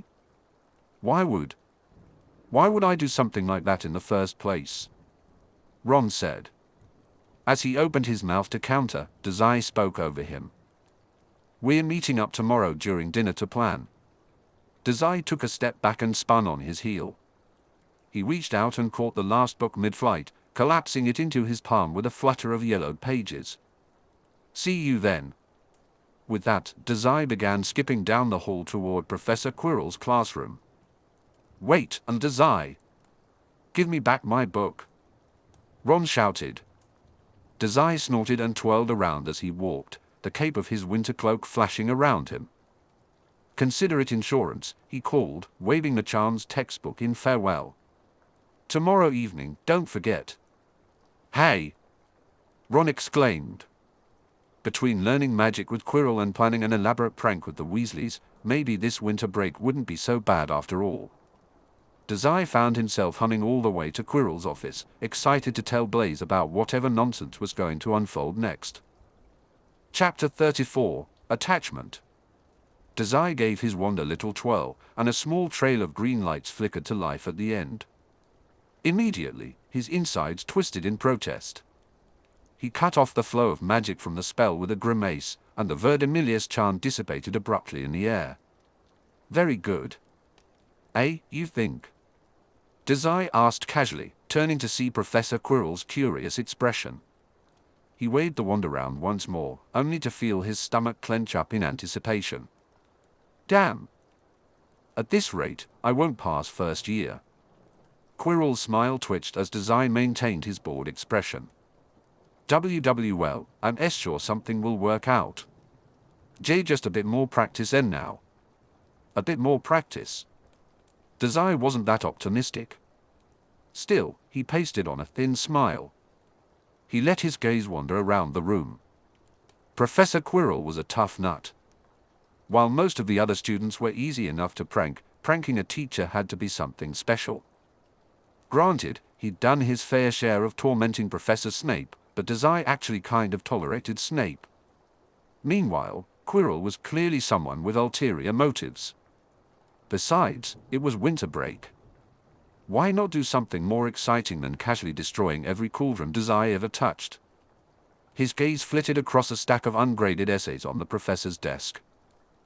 How about trying once more for me? Professor Quirrell stuttered, pulling Dazai from his train of thought. Unless you think you might throw up. Again? No. Dazai shrugged. Well, maybe. He smirked when Quirrell took a noticeable step back. I'm just kidding. I haven't been sick from doing magic in a week. Dizzy spells be damned, Dazai was improving. Quirrell didn't look all that reassured. But then again, did the man ever look sure of anything? Absolutely not. Dazai found it to be a delightfully deceptive trait. What better way to appear unassuming than to give the impression of being scared of everything? What better way to be underestimated than to look injured? He almost tugged at his bandages but stopped himself just short. Instead, he smoothed out the aborted movement with a shrug of his wand and mumbled, Verdimillious. The wave of green lights that shot from his blackthorn wand was almost enough to shake the heavy weight of the cloth bandages from his focus. The painful clenching in his stomach broke through the rest of his concentration. Dazai held onto the spell until the nausea became almost unbearable. Then he ended the spell, huffing with short breaths. Good job. Professor Quirrell praised. Thanks, Dazai replied, his voice garbled with sickness. Luckily, he was trained in putting on masks. He recovered almost immediately, standing up straighter and smiling sharply, even though his intestines were still tied in knots. "Professor Quirrell is too nice. Can't you spread some of that kindness to my grades, sir?" The Dada professor's laugh was just as shaky and fake-sounding as everything else he did. "I don't think that's going to happen, Mr. Dazai. Although I am quite a bit far behind on grading, so if you were to slip an old assignment on my desk, I wouldn't really notice the tardiness." Dazai raised an eyebrow. Taking his eyes off Professor Quirrell, he scanned the desk. As always, it was piled high with various textbooks, scrolls, and essays. Only a handful had the telltale red ink of a marked-up assignment. One paper Dazai recognized had been assigned over a month ago. It was completely bare of red ink and looked to be one of Hermione's, based on the verbose, neat handwriting. "If you're so behind on grading, I'll do you a favor and not add to the. Consider it my thank you for the extra lessons," Dazai said, looking amused or perhaps annoyed. It was hard to tell with someone like Quirrell. The professor merely nodded. Dazai relaxed his grip on his wand and leaned back in his desk. "What's got you so behind, sir? All my other professors are on top of grading." The amusement faded quickly, and Quirrell lifted his nose slightly. "Just busy, I suppose," he replied shortly. "Quite a lot of work goes into being a teacher." Dazai looked up from the papers and back at Quirrell. "Is that right?" He imagined there was quite a lot of work involved in whatever it was Quirrell was really doing. Maybe secret wizard mafia duties or messing around with mountain trolls on campus. Not that it was any of Dazai's business. Mastering his magical abilities was more important than interfering with a fellow schemer's plans for fun, at least until something more interesting came along. He barely noticed when Professor Quirrell retreated to his desk. "Indeed," the professor said. "Perhaps we should stop now before you get sick." "Oh," Dazai blinked. "If you say so, sir." "I do." Quirrell busied himself with the papers on his desk in a way that suggested he was just trying to look occupied. "Now that you've mentioned it, perhaps I am a bit too far behind the other professors." As Quirrell sorted through the many ungraded student essays, Dazai spotted a particular prompt he recognized. Hadn't that been the essay Blaise was trying to complete before it blew into the Forbidden Forest weeks ago? "Remember what I said about the essays?" Quirrell reminded him. "Got it," Dazai replied. He had no intention of turning in those late assignments. A much better idea was forming in his mind, the kind of idea the Weasley twins would love to hear about. "And have a nice dinner now, Mr. Dazai." Instead of settling in at the Slytherin table, Dazai made his way directly to where a few Gryffindor students had gathered. Most of the Great Hall was empty, now that winter break had covered the campus in frost. With Draco off campus, Dazai didn't want to risk sitting with the only Slytherins who had stayed behind. Professors Snape, McGonagall, and a few others watched over the handful of students dining from their table at the head of the room. Quirrell still hadn't arrived. "Good evening, fellow winter break enthusiasts," he greeted, making room for himself beside Ron without warning. Or, what's the opposite of the go-home club? Fred and George perked up from their meals, welcoming him with joint waves. George answered first. "After-school activities?" Fred added, "Is pranking considered a school-sanctioned activity? Because we have multiple detentions to prove that's not true." Dazai smirked and waved off their concerns. He slipped the strap of his book bag from his shoulder and placed it on his lap before turning to Ron. "So nice of you to join us." "Well, you did steal my book." "I did," Dazai nodded. At the reminder, he retrieved the stolen book from his bag and set it on the table beside Ron's plate. "You're welcome." The twin snickered. Glancing between his ragtag group of Gryffindor pranksters, Dazai couldn't help but grin. He steepled his fingers and looked out at their amused faces. "Let's get down to business, shall we?" No one seemed to object to Dazai taking the lead. "Good." Fred leaned forward over the table. "What did you have in mind, my dear little Slytherin?" "For starters, Quirrell will be our target. By the end of winter break, I want him thoroughly fed up with us. Well, fed up with someone. Let's try not to get caught, Dazai said. The twins nodded enthusiastically. It wasn't surprising, considering they had already planned to prank the professor at some point over the break. Ron, however, looked a bit surprised. You want to prank a professor? You've got a death wish, mate. Or, afraid of a little detention, Ronikins. What's Quirrell gonna do? Fred snorted. He's petrified of everything.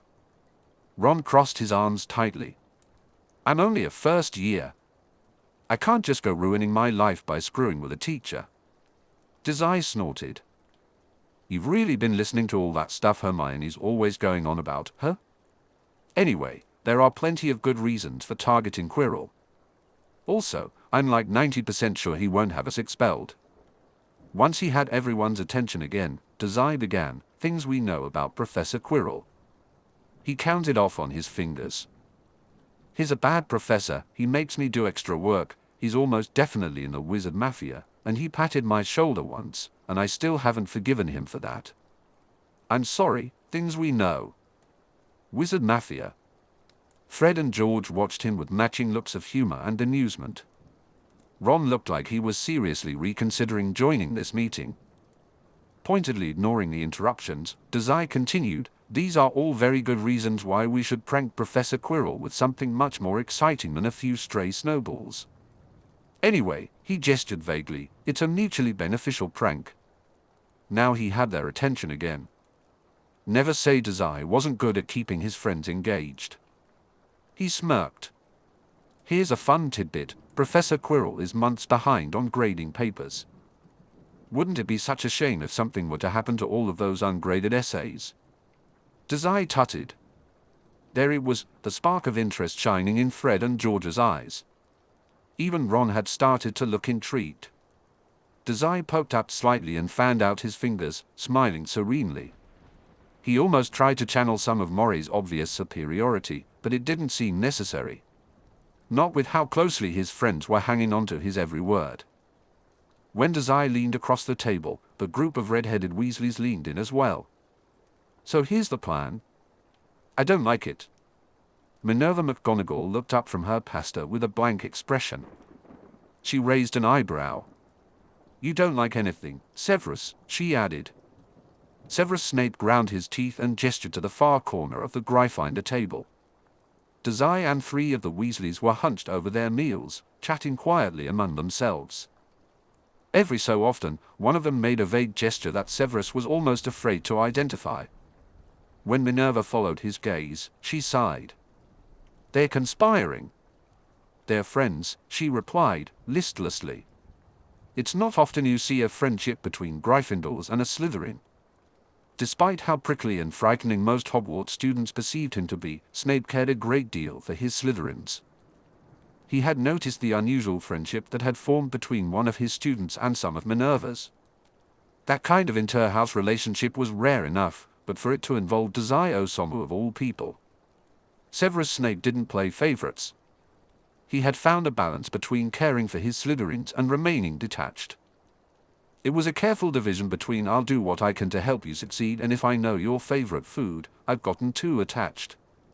Dazai Osamu's favorite food was crab, and Snape felt he had gotten too attached. They didn't talk. He hadn't fallen that far. But there was just something about that kid. Maybe it was the inter-house friendships he seamlessly crafted. Maybe it was the complete and utter lack of magical talent.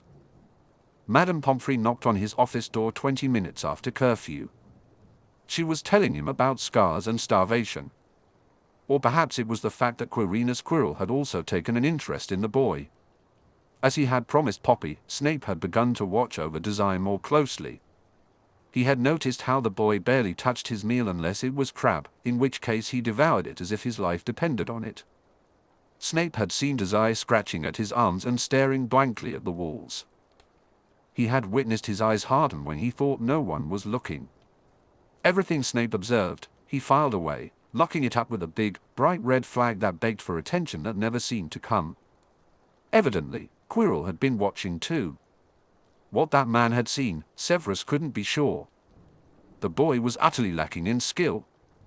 Sighing, Snape took a heavy swig from his drink. He set it down perhaps too harshly, and Minerva shot him a swift look. "I'm going to speak with the headmaster." "Keep an eye on those four," she said. "I'm sure if they are planning something, there's nothing my watchful eye can do to stop it." "You know how those twins are," Snape replied. He did know. He was also coming to understand what Dazai was capable of. He paled. "Do try, Minerva," he said. There had to be a limit to how many cauldrons that boy could destroy before he got bored, right? McGonagall smiled thinly. He rose with a weary breath, said a superficial farewell to the other professors present, and made for Dumbledore's office at once. As he passed the student tables, Snape briefly met his problem child's gaze. Dazai blinked up at him, his brown eyes as innocent and deceptive as ever. His face had filled out with healthy fat somewhat since coming to Hogwarts. Even that slight improvement was worrying, considering how little the boy ate now. It made Snape wonder if he hadn't been eating at all. All before coming to Hogwarts. This was another red flag for his collection, another silent worry. He wasn't getting attached, it was a teacher's duty to observe closely. Snape quickly turned away from Dazai's locked gaze. He wasn't willing to respond to the amused interest in those eyes, though the expression did give him a moment's pause. He sensed that Dazai was the type to stick his nose where it didn't belong, the type who would excel if he just sat down and applied himself. Unfortunately, Dazai didn't really try at anything except being infuriating. As Snape pushed through the doors of the Great Hall, he hastily made his way through the corridors. Without any students around to block his path, he didn't even need to wear his usual glare. Instead, his expression was thoughtful. His interest in Dazai was one of concern, much to his displeasure. Quirrell's interest in Dazai was something else. Snape let out a breath as he approached the gargoyle guarding Dumbledore's office, which seemed to glare at him with stone eyes. He attempted to match that intensity with his voice, with mixed results. "Honeysuckle," he said. As expected, the gargoyle stepped aside without complaint, revealing a stone spiral staircase. It snapped shut with an echoing thud behind him. A caged phoenix perked up when Severus entered. Dumbledore was already seated behind his cluttered desk, waiting for him. Snape pointedly ignored the numerous trinkets, magical items, and tomes scattered about the room. "Severus, it's always good to see you," the headmaster hummed, pleasant as always. "However, if I'm not mistaken, you're supposed to be at dinner right now." "I could say the same for you," Snape replied. Dumbledore chuckled. "I suppose we're both too invested in our work to be taking breaks like that. What can I help you with?" "Straight to the point." "Good. Something needs to be done about Quirrell." Albus' entire body seemed to sigh as he ran a hand through his hair. Severus Snape ran a hand through his long, curled beard. "We already spoke about this, Severus. It's best to keep him close for now," Dumbledore said. "He's dangerous." "He is, undoubtedly. But that doesn't change the situation." Snape gritted his teeth, frustration bubbling to the surface. He mentally retracted 20 points from Gryffindor. It almost worked to calm him down. Almost. He took a long, suffering breath. Doesn't change the situation? Was it not an entirely separate issue for him to simply be loitering around the castle? "Quirrell's taken interest in one of my snakes." Dumbledore's eyes narrowed. "Osamu Dazai," he said, nodding. Standing, Albus crossed the room until he was crouched before the phoenix's cage. He reached in a finger to ruffle some of its sun-colored feathers. "You are overreacting, Severus. There is a bigger plot at play. Tipping Quirrell off to our plan would only set unfortunate events in motion. Events we can't as easily control. For that man to take an interest in Dazai." Snape hissed, "Does that not concern you at all?" A feather fell to the ground. "You're attached to the boy." He blinked, his head snapping to the side. "I protect my students." "You do?" And I admire that in you, Severus. The headmaster nodded, casting a certain kind of shadow. But you lack a grasp of the bigger picture. Snape bared his teeth at a tapestry on the wall. It hovered over him like a heavy cloak. He didn't see Dumbledore's determined expression or the collapse of several more phoenix feathers. If he hurts my student, a small casualty in the war at hand. Bigger picture. A burst of firelight lit the room for only a moment. Albus removed his hand from the birdcage, unwilling to stroke the pile of ashes that remained. Snape was sure the phoenix would be reborn within the day, but he could never stand the ghastly sight. The cries echoed as he woke. What could be more alarming than the Dark Lord's servant taking an interest in one of Snape's students? Wait for Quirrell to make his move, Dumbledore said firmly. Do not attempt to remove the student from his influence. There are too many unknown variables still at play.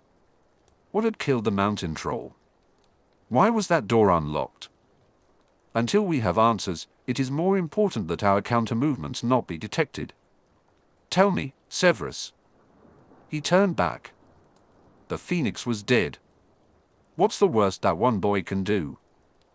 Chapter 35, After-School Activities. Oh, come on, Dazai whined, tugging on Ron's sleeve insistently. This is hardly the worst thing I've done. Ron let himself be pulled along. That's not reassuring at all. Please? I promise you won't get implicated in the prank if you do a good job. A good job? Right. Just act convincing. Like, Dazai cleared his throat and threw on a falsetto for effect. Professor Quirrell, I would just love to hear everything about your travels. I'm your biggest fan. Let's only talk in this hallway and not go back to your office. I'm not saying any of that, Ron deadpanned, finally shaking off Dazai's grip. And I don't sound like that. If anyone has a squeaky voice, it's you. Rude. Dazai glanced to Fred and George for help. They were beaming at the exchange and snickering behind their hands. When Dazai made a high, whining sound somewhere deep in his throat, the twins straightened up. Come on, Ron, Fred said, stepping up behind his younger brother and placing an arm on his back. George nodded in agreement. You already agreed to help. Besides, I'm sure Dazai won't let you get into too much trouble. I, for one, trust him completely, Fred added easily. He nudged Ron forward, sending him tumbling to Dazai's side. Dazai reached out to steady Ron's shoulders. Smiling pleasantly, he brushed some invisible lint off of Ron's winter cloak. It's a simple plan. It's not like you can mess it up. Stop worrying so much. If it's so simple, Ron said, smacking Dazai's hand away lightly, then why do I need to help? I'm trying to include you. That seems like the sort of thing a good friend would do. Oi. Fred and George exchanged a brief look, smirking as they positioned themselves on either side of Dazai like protective guard dogs. You have to help him because we already have a job in this prank, Romikins, they explained. And he's going to get lost if we let him wander off alone. Ron blinked, his eyes widening slightly as he processed that statement. Almost immediately, the tension in his shoulders seemed to fade. Oh, Merlin, you're right. With his fingers linked behind his back, Dazai watched Ron's resolve crumble. It wasn't until the twins wore triumphant grins that he decided to move things along. Dazai cleared his throat, drawing the attention of 3 pairs of eyes. Now that everyone is back on board, he said, casting a casually critical glance at Ron, let's get moving. Curfew is in about 30 minutes, so we'll have to hurry. The twins nodded with faux seriousness, not looking overly concerned.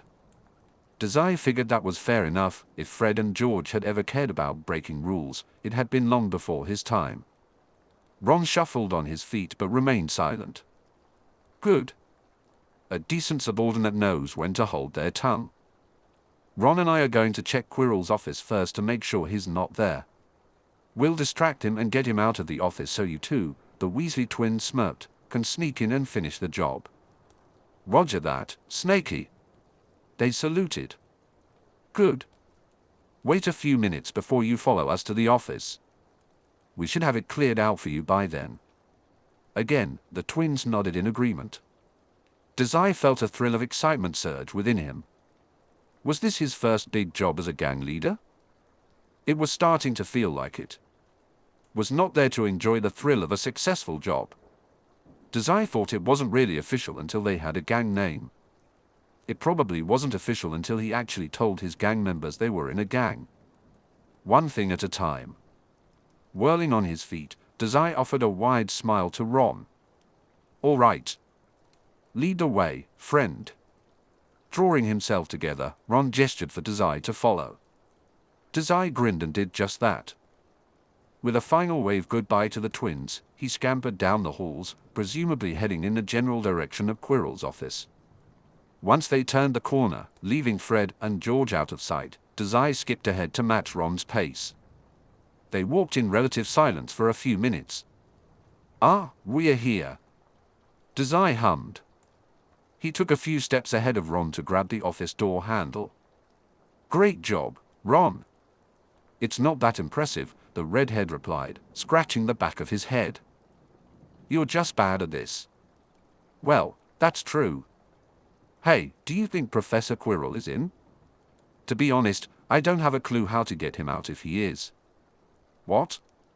I thought you had this whole thing planned out. Ron squeaked. Ignoring the objection, Dazai was already pulling the door open. Ron's protests were immediately silenced as his mouth clamped shut. The ginger's eyes worriedly darted between Dazai and the empty hallway. Dazai peeked his head behind the door. I do. Isn't it more fun to not know everything, though? He hummed, rolling back on his feet to face Ron. It's fine anyway. No one is here. Oh. Fantastic. Those two can handle this themselves then. Ron shut the door with a quiet click, using his palm to muffle the sound. We're still going to find Professor Quirrell. Otherwise, he'll catch the twins in the middle of our prank. Dazai waved his hand dismissively. And I've already told them to report us if they get caught, so we should probably start looking. Ron's mouth dropped open, then snapped shut seconds later. You're insane. He grumbled, I can't believe someone like you gets an owl when I only have that stupid rat. Dazai blinked. You spend more time with Featherbrain than I do. At this point, it's basically your owl.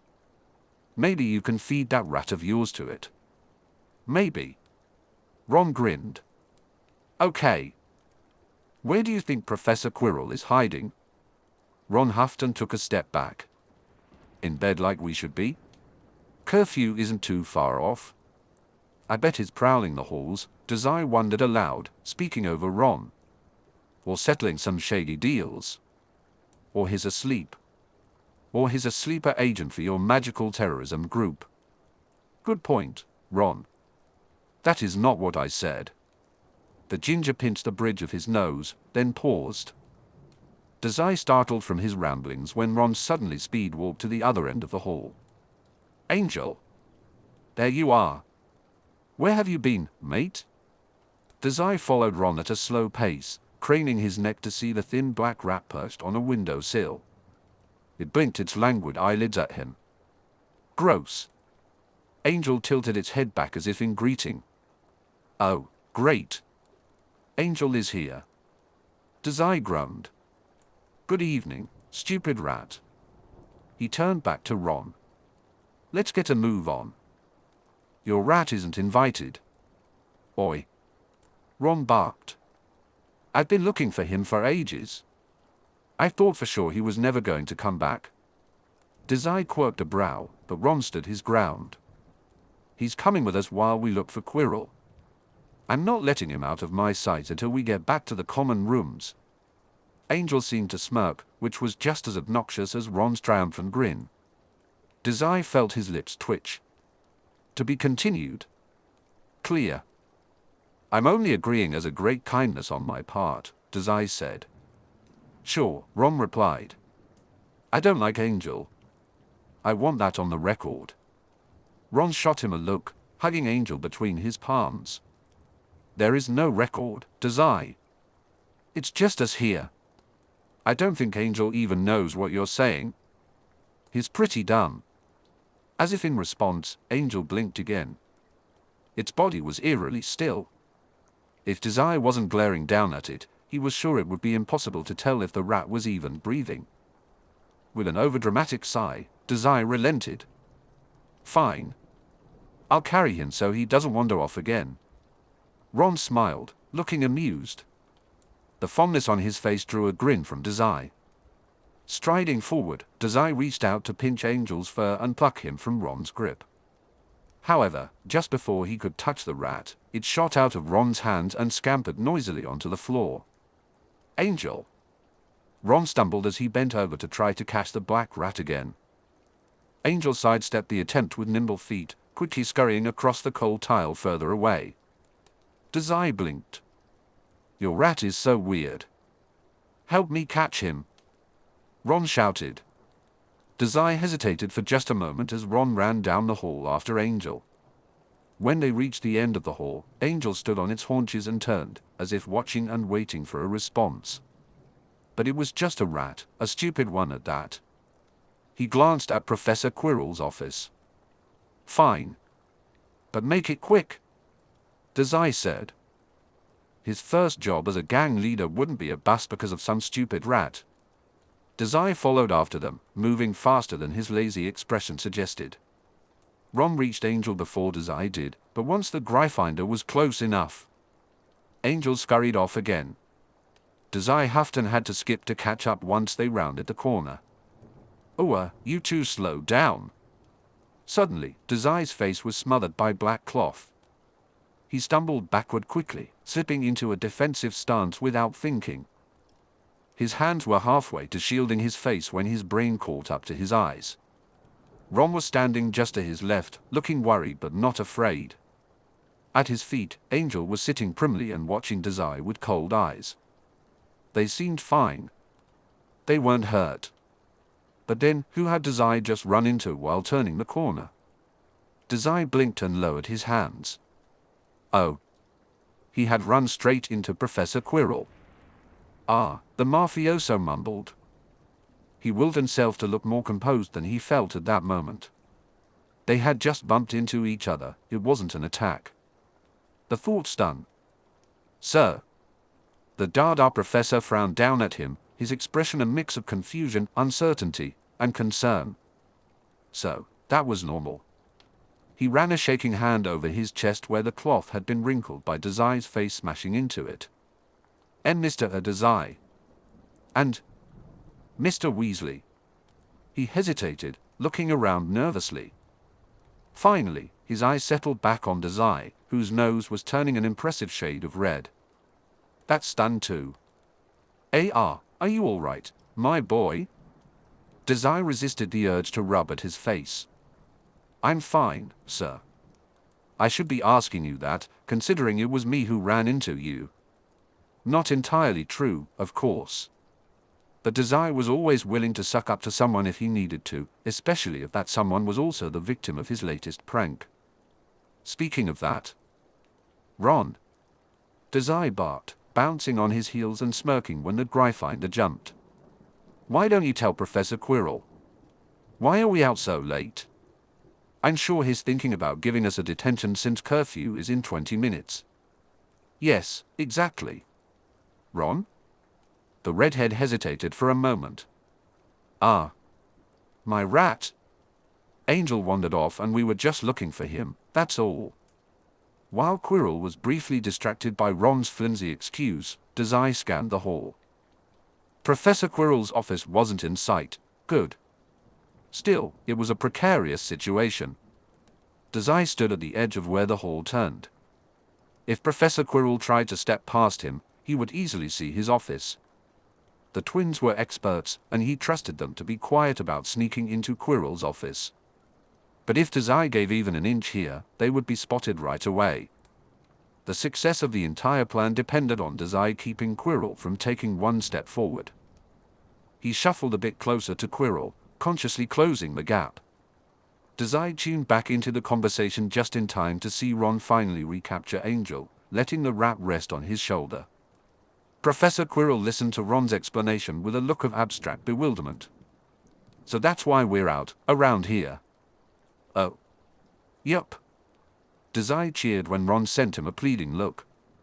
That's a reasonable explanation, I think. Professor Quirrell blinked.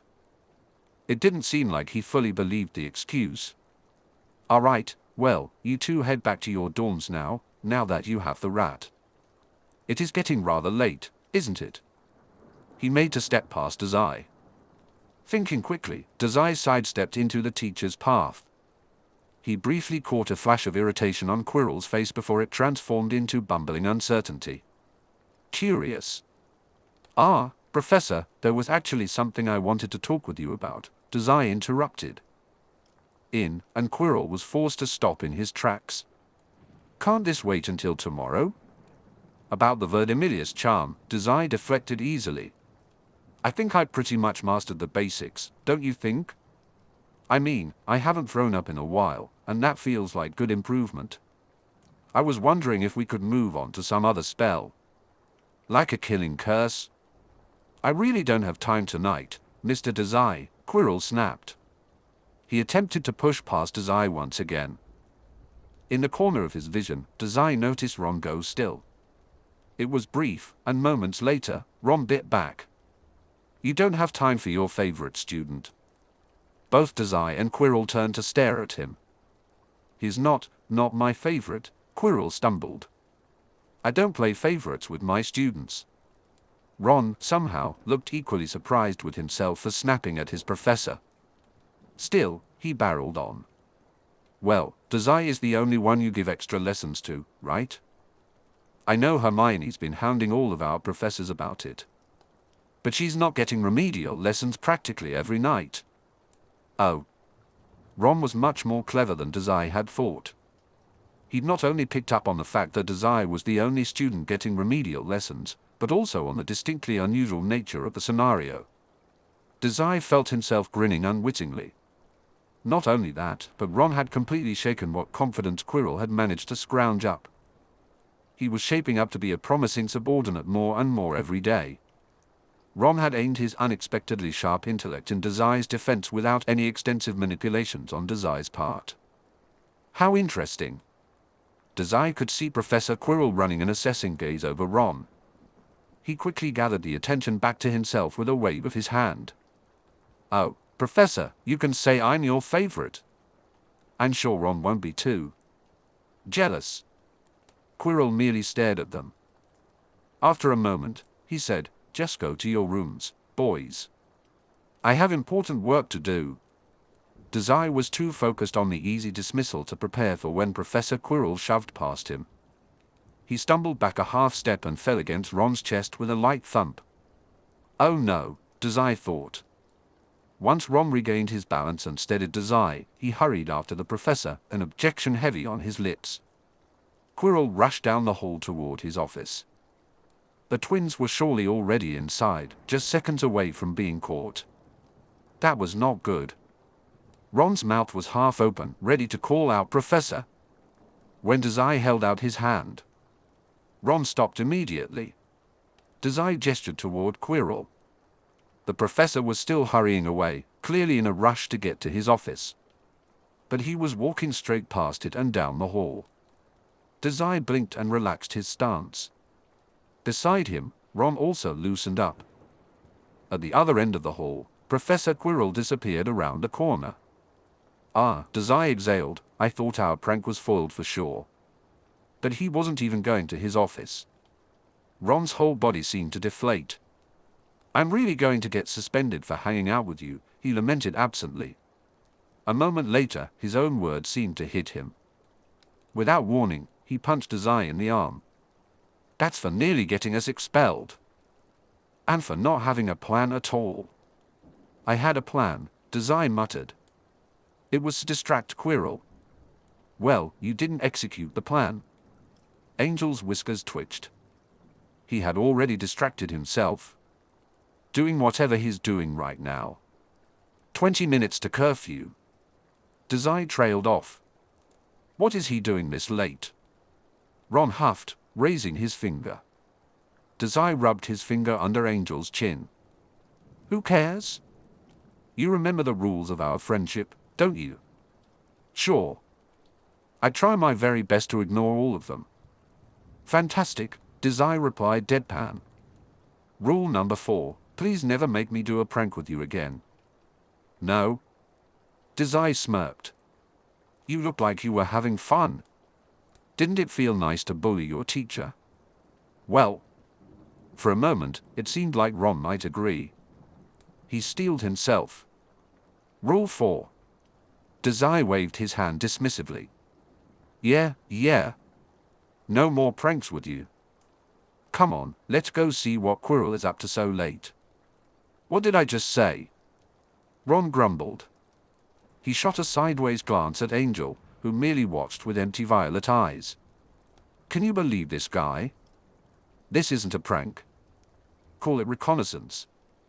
Dazai beamed. So, Mr. Directions, where was our favorite professor heading? He paused, considering. The teacher's dormitory. Rule 5, don't call me Mr. Directions. And no, the teacher dorms are back that way. Ron pointed a thumb over his shoulder. Dazai skipped forward in the direction Professor Quirrell had wandered. He hummed as he went. The hall was empty. With a weary sigh, Ron trailed after him. Angel, for once, didn't seem entirely willing to scamper away. I only agree to 4 rules. Sorry, directions guy, Dazai said. They turned the corner, and Quirrell's office disappeared from view. The twins probably had everything covered without them keeping watch. Hopefully. Dazai had just caught wind of something much more interesting to investigate. Rule 6, Ron continued, Angel is a part of our friend group now. Be nicer to him. Absolutely not. Chapter 36, The Forbidden Forest. How are those two doing out there? Fred asked, craning his neck around a mountain of ungraded essays stacked on Quirrell's desk. Guess Squirrely Quirrell Y is closer to entering his office than we thought, George replied with a shrug. Sure, a lot of essays here. Kid wasn't joking. George hummed in passive agreement as he mentally rolled over their plan. Now that they had snuck into their professor's office with Ron and Dazai outside distracting Quirrell, the next step was clear. Well, we should hurry up then, Fred said. Nodding, he withdrew his wand from his cloak. Beside him, George did the same. They each pointed their wands at the towering stacks of ungraded student essays. With a swish, a flick, and a few muttered phrases, their magic was cast. At once, the papers burst to life. They took to the air, fluttering and flapping about like paper swallows circling the desk. Fred beamed. Animating the essays so Quirrell can't catch them. And charming them to fly into the lit candle when he tries, George added. The twins shared a look. Brilliant. By the time Professor Quirrell realized he'd never catch the animated essays, they would all have burnt up. A truly devious plan, really. Not only was it a clever prank, but it was also helping their fellow students. Kid really has a flair for the dramatic, huh? George hummed, a large grin splitting his face as he watched the essays circle over his head. A particularly thick chunk of papers flopped noisily past him. Those pages must have gotten stuck together somehow. After all, no one would write more than 6 pages for a silly Dada assignment. Fred pretended to wipe a tear from under his eye. They grow up so fast. The kid really did. The Dazai who had planned this prank was a much different Dazai than the one purchasing a suicide manual all those months ago. We've done a good job big brothering him, Fred said, clearly on the same wavelength as George. George nodded in agreement. We should do something to celebrate. Maybe charm Professor Snape's chair to slide out from under him. Or give Mrs. Norris catnip while Filch is off giving some poor first-year detention. Or, they said in unison, we could snoop around Quirrell's office for something exciting. Behind all the stacked books and essays, most of which were now flying, there had to be something thrilling. Perhaps a special dark art spell book? Or something embarrassing, like Quirrell's diary? Well, we were going to sneak around anyway, George pointed out. That's true, Fred agreed. With a shared grin, the twins split up to search the office. They opened drawers, lifted tomes, and flipped through personal notes. Ah, Fred said after a moment, hunched over a large crate tucked beneath Quirrell's desk. It was slightly pulled out, allowing him to peek inside. What is this? George leaned over his shoulder, his eyes widening as he caught sight of the contents. That, my dear twin, is something very, very interesting. Meanwhile, the papers continued to battle for airspace overhead, with Hermione's essay gaining the upper hand due to its bulk. Rule 21. I don't even follow the rules I agreed to. Why are you still going? It's the principle of the thing, Ron announced. He had taken the lead in following Professor Quirrell's trail at some point. The dimly lit hallways were illuminated by wavering torchlight, casting long shadows as they moved. Every time a flame flickered, the shadows danced across the stone floors. Rule 21. Follow rules 1 through 21, Ron insisted. Dazai smirked. Just those ones. Rule 22. Shut up. Dazai hummed, I don't think I will. Ron shot him a look that mixed annoyance with fondness. Watched the boy's expression change from the corner of his eye. Shouldn't you be watching the halls? We're out after curfew, you know. Filch is bound to be around somewhere. In response, Ron patted Angel's head. I'll just say we were running after Angel again. Devious. It was, in a Ron sort of way. He didn't seem like the type to come up with nefarious plans like Dazai or his prankster brothers. But once Ron was involved in something, he was committed. That was somewhat reassuring. It was a good trait to have in a subordinate. Unfortunately, he wasn't great for stealth missions. While Dazai's steps down the empty Hogwarts halls were muted and soft, Ron's were marked by the tapping and slapping of shoes on the tile. Dazai didn't think anyone was around, but if Quirrell noticed them following, that would ruin all the fun. As it was, however, Quirrell was some ways ahead of them. That gave Dazai just enough confidence to hold an entire conversation without being caught. Mori would say he was being overconfident. But Mori wasn't here right now. Dazai glanced briefly at Angel, who met his gaze. He looked away immediately, focusing on the door numbers growing increasingly smaller as they walked. Angel would make a good excuse for being out this late. Maybe that stupid rat really did belong in his gang, like Ron had suggested. He huffed. We've been walking for a while now. Are you sure Quirrell went this way? They passed a creaking suit of armor. For a moment, Dazai thought it would spring to life, but it remained still. There's nothing else down this way. Just classrooms and storage. Besides, Ron replied, pointing up, the torches are lit, see? Dazai blinked and followed Ron's finger to the line of lit torches hanging on the walls. They cast a dim red light in the hall. So? It's after curfew. Dazai said matter-of-factly, the torches go out after curfew unless a teacher is walking by. Then they light back up. Oh. How do you know that? Ron asked. Dazai hummed in response. He bounced on his feet, following the path of lit torches that stretched down the corridor. When he turned to look behind them, he noticed some of the farther fires beginning to flicker out. Those twins are always going on about their pranks. It'd be pretty tough not to pick up something. Dazai wondered what other nightly escapades Fred and George must have gotten up to learn such a neat little tidbit. Maybe that was a question for later, when they weren't engaged in a reconnaissance mission. He filed it away for when he had a little less on his plate. Instead, he watched Ron easily navigate Quirrell's candle trail with a reassessing eye. Ron Weasley was full of surprises tonight. You're pretty handy, he? Maybe you should sneak out with me more often, Dazai said. Oi, what happened to Rule 4? Ron replied. Ah, you're no fun, Dazai pouted, kicking up his feet. Then he blinked. Oh, he turned here.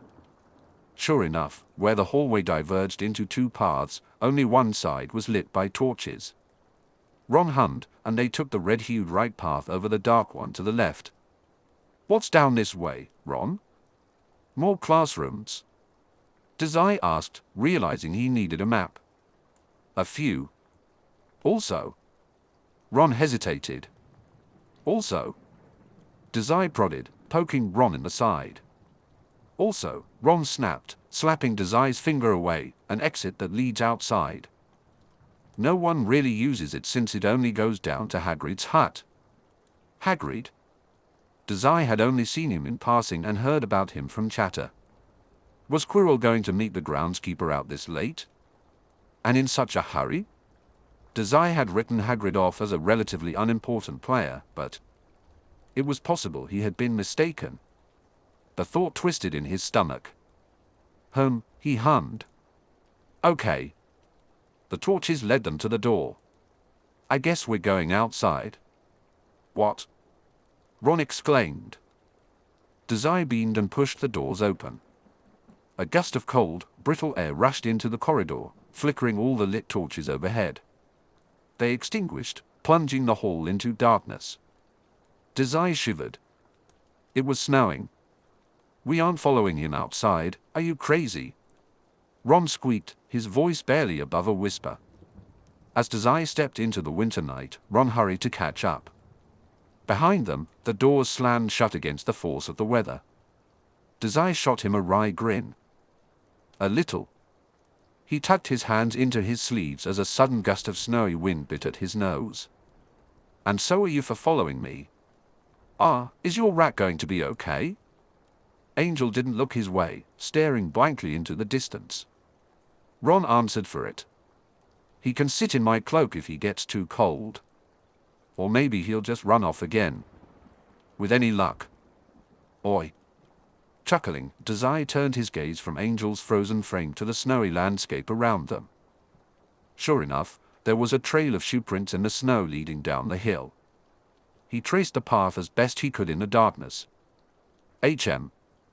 Ron shook with a sudden chill. WH what?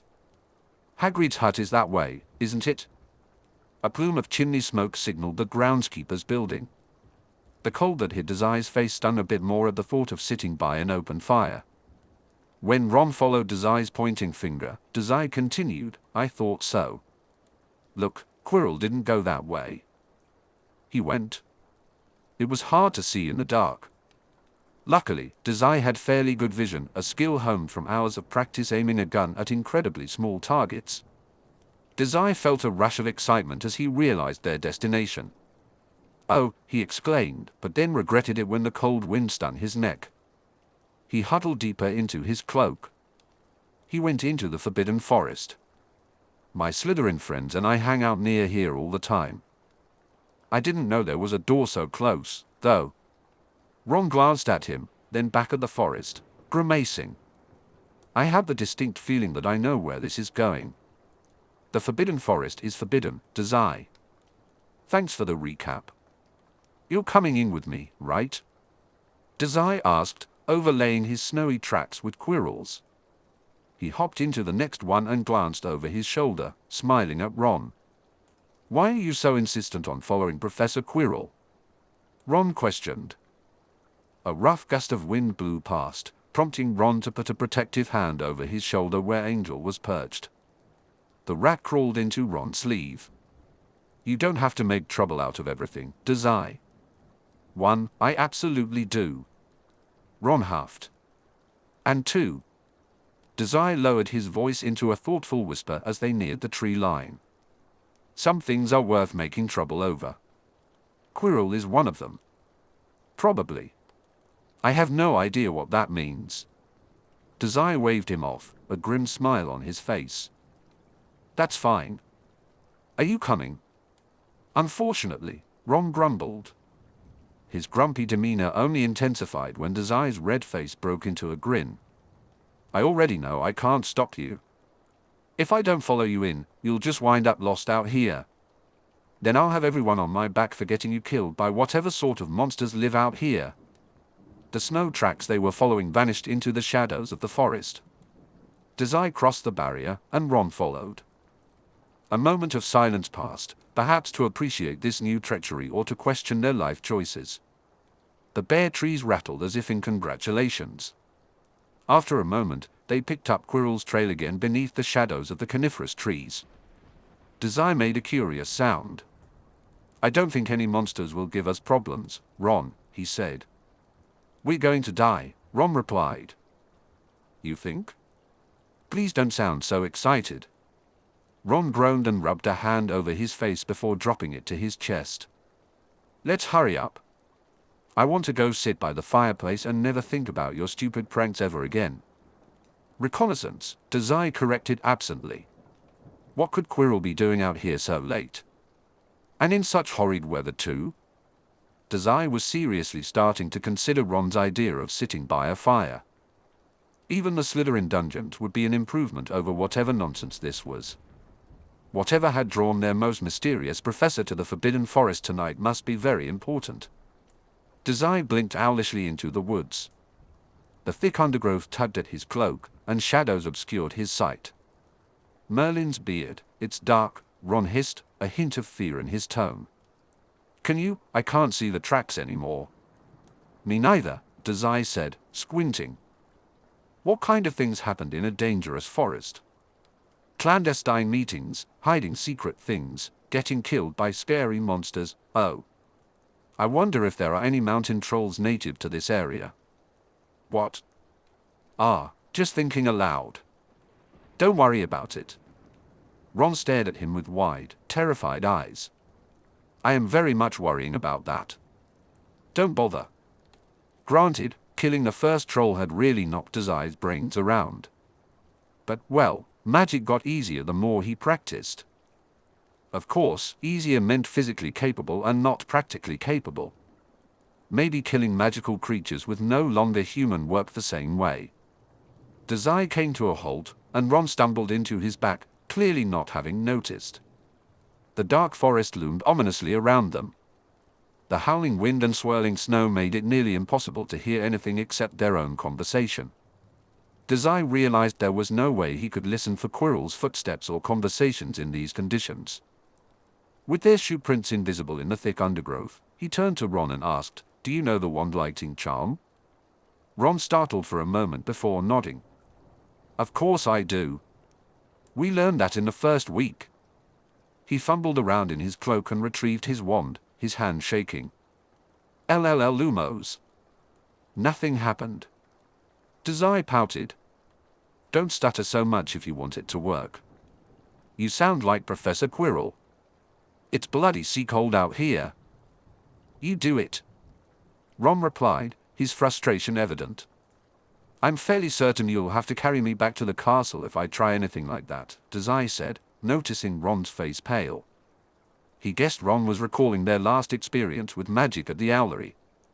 That had been quite the adventure, as much fun as sending a letter to Mori could be. With a smirk, Dazai added, "And your best friend Draco isn't here to help carry my weight, so it'll just be you on your own." "That seems like a lot, really." Ron frowned, grumbling, "I could just leave you here, you know." Dazai's teasing expression faltered. "Ahaha, I'm counting on you, Ron. Do your best. Otherwise, I'll probably get lost and die without you. Actually, I'm not averse to that. On second thought. Lumos. Damn." Dazai felt the magic swirling around the tip of Ron's wand before he saw it. A small, bright light sparked to life at the end of the wand, hazy and dim. It was just enough to reveal their footprints in the snow. "Thanks," Dazai said, following the light. "The tracks once again." "You're welcome." Fortunately, the snow was soft enough that their shoes didn't crunch as they walked. Dazai felt uneasy about how obvious they were in stalking Professor Quirrell into the Forbidden Forest. The strong wind gave him some reassurance that they wouldn't be heard or seen. However, that was a double-edged sword. He wouldn't know where Quirrell was until they were right on top of him. Dazai ground his teeth. Somewhere to their left, a bramble thicket rustled loudly. Ron jumped and moved closer to Dazai, reaching out for him. Dazai quickly dodged the contact. He didn't want to break the Lumo spell now. "It's just the wind." "Well, it could be some kind of beast, but it's probably nothing a brave Gryffindor like you can't handle." You're the honorary Gryffindor? Ron hissed, wincing as a pair of thorny vines swayed overhead in the wind. Why you fight it off? That would be too much of a headache. Hey, don't wave your wand around, I can't see anymore. Hesitantly, Ron stopped casting the light spell in a panicked manner. Once it steadied on their footprints, Dazai nodded. Good boy. Hey. Just seconds later, Dazai abruptly halted again. A buzz of magical energy prickled at the base of his skull, signaling that no longer human had just flared up. He quickly scanned the area for the source of magic he had just nullified. Ron squinted up at him, his eyelashes dusted with snow. What is it this time? I'm pointing it just fine. Do you see that? Ron followed his gaze. He was halfway to lifting his wand to cast a clearing in shadow when Dazai realized what he was seeing. He squeaked. It was nearly impossible to see through the darkness and the swirling snow. In the clearing of the forest just ahead, two figures stood together. One of them had to be Professor Quirrell. But who was he talking to? Dazai hissed, shit. He kept his eyes locked on the shadowy figures while reaching out blindly to swat at Ron's wand. Put that out. Turn it off, whatever. Dazai didn't wait to see if Ron complied. His focus was entirely on peering through the brush to identify who was there. The two figures remained huddled together, speaking quietly to each other. Good. Neither had noticed their hidden audience yet. Feeling around him, Dazai tugged down Ron's sleeve, pulling the boy into his side behind the bush. Ron allowed himself to be pushed into the thorny shelter obediently. It was a perfect hiding spot for gathering intel. Hogwarts was increasingly resembling the Port Mafia as the year progressed. Chapter 37, Mystery. The whistling wind pulled the barren branches of tall, dark trees as if it were drawing a marionette overhead. It cast shadows on the ground. Only the neon white of snow marked where the air stopped and the forest floor began. The force of the weather made it hard to breathe, and the biting cold rooted everything in place. It was cold, and it was uncomfortable. I forgot my scarf, Dazai whined. Sure. They'll hear us, P-brain. His winter cloak was not helping at all, and Angel wouldn't huddle under his clothes like a portable space heater with claws. Dazai looked at the two mysterious figures again. They hadn't moved. Maybe they were frozen in place, too. It's fine, he insisted, ducking into his collar. They can't hear us. Hell, we can't hear them. It's too windy. Can I borrow Angel, please? No, Dazai, you can't use my pet as a hand warmer, Ron intoned. Not until you apologize for calling him stupid. Dazai hummed. I've called it worse things than that. Also, my fingers are turning blue, and I'm very, very sorry. Ron made an assessing noise. Tell it to Angel, not to me. And don't call him it. And rename your owl. Never mind, I'll just freeze to death. DDD, did you hear that? Everything stopped. Ron's eyes widened suddenly in fear. With all their bickering, the severity of the situation must have momentarily escaped his notice. Dazai also tensed up, feeling a cold spiral of fear bite at his spine. The cold racking Dazai's body was chased away by stark, numb fear. He hadn't been paying enough attention, even after charging all the way down here with such confidence. That had been Quirrell's voice. Father would be disappointed. He'd been taught better than to bicker so uselessly while doing reckon of all things. Caught before he'd even really started. I can assure you. Quirinus, you heard nothing. I have taken the liberty of placing a charm around the area to ward off intruders. Another voice spoke. It was familiar but muffled by the wind that picked up again. Some stray creature, perhaps. Who was that? The familiarity of the voice sent a shiver down Dazai's spine. The area was charmed? That must have activated no longer human. It was some sort of area-based effect to prevent entrance. They were lucky that whoever this mysterious person was hadn't noticed their spell cancelling out. Dazai shook his head. One thing at a time. I don't know why you wanted to meet here of all places. Dazai couldn't make out the other figure's response, lost in the gusting weather. Neither of the cloaked individuals seemed keen on investigating what Quirrell had heard. He and Ron were still undetected for now. He strained against the wind to catch more of the conversation. Dazai only caught the last part of the unknown man's next sentence.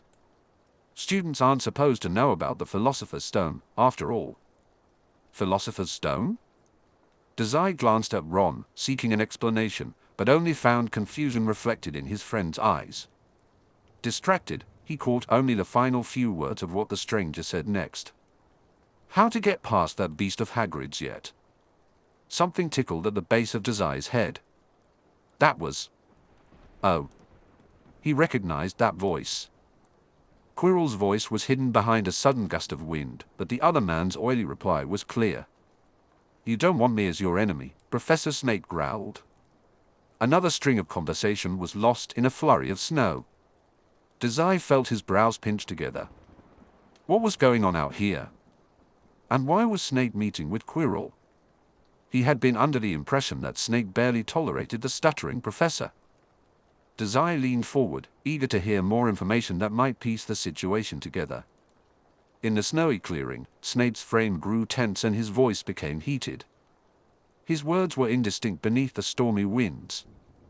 I am JJ just trying to help him. PPP promise.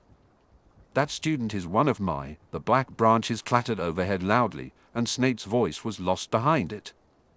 Don't understand nor respect your interest in him. Were they talking about him? Quirrell made a sound like squeaking. I want to help all my students grow. Even if their potential is a bit difficult to see at times. Oh, they were definitely talking about him. Dazai strained against the weather, hoping to hear more about what Quirrell thought of him. That had been a similar question on Dazai's mind. What had gotten Quirrell so interested in him? The wind let up just in time for Dazai to catch the tail end of Snape's final sentence. Decided where your loyalties lie. With that, Snape flipped the hood of his cloak up. His face hidden in shadow, the potion's master whirled on his feet and exited the clearing in the opposite direction of where Dazai and Ron were hiding, without giving Quirrell a second to respond. They held their breaths, waiting for Professor Quirrell to follow. Quirrell stood in silence for nearly a minute before following in the direction that Snape had disappeared down. Or no, that hadn't been silence exactly. With the wind roaring around him, Dazai couldn't make out what Quirrell was mumbling to himself. It was another moment after Quirrell was gone that Dazai felt himself completely relax. What in Merlin's name was all that? Well, that summed everything up nicely. Dazai met Ron's eyes and did the only thing he could do. He grinned like an idiot. Not a clue. Something interesting for sure. Dazai tried to rub the exhaustion from his eyes, but it was no use. He had spent all of last night lying awake in bed, thinking about what he and Ron had overheard in the forest. Whatever Professor Quirrell was up to, it was much bigger than Dazai had anticipated. However, he didn't have enough information to decide where he stood. Was it worth interfering, like he had originally planned? Or was this Philosopher's Stone too high profile? It was difficult to say. Dazai didn't want to risk revealing himself as an ability user, and he certainly didn't want to alert the magical community to the Port Mafia's intentions. But did he really have a choice? Part of the reason Quirrell and Snape had met last night was to discuss him, which had to be significant. Dazai wasn't usually one to let something like that go. Unfortunately, he hated going into this situation blind even more than he disliked having Quirrell's attention. It was the greater evil of the two, at least from Dazai's perspective. He bit his lip, deep in thought. Someone bumped his shoulder. When Dazai looked up, Ron was watching him with furrowed brows. Dazai smiled wearily and drew his knees up to his chest. One of the best things about winter break was that the castle was nearly empty. It was easier to breathe without so many eyes around. This meant, of course, that Dazai felt a bit more free to wander. Draco would have his head if he knew that, at that moment, Dazai was sitting on the floor beside the Gryffindor fireplace. The twins had managed to smuggle him into the Gryffindor common room simply because no one was there to stop them. Compared to the Slytherin common rooms, these were much warmer. Dazai could only describe his current surroundings as cozy. There were soft, red sofas and armchairs spread throughout the room, but Dazai's group had settled for kneeling on the floor rug. Warm sunlight filtered in through the windows. Fred and George was currently stacking a pile of wrapped boxes, each labeled with a Weasley name. The sunlight shimmered on the colorful ribbons and wrapping paper. Dazai tried to distract himself with their antics, but Quirrell's conversation with Snape from the night before lingered in his mind. "Oi," Ron mumbled quietly, "quit thinking so much. Let's just enjoy Christmas, mate." George made a sound of agreement as he tossed a present into Ron's lap. "You're not worried we'll get caught, are you? You did a great job distracting Professor Quirrell. I don't think he ever went to his office last night." Ron and Dazai exchanged a quick look. "I wouldn't stress about it," Fred added, smirking devilishly. "Anyway, we have something very interesting to share about last night. You're gonna love it, Snakey." Dazai blinked. "Did you find something in Quirrell's office?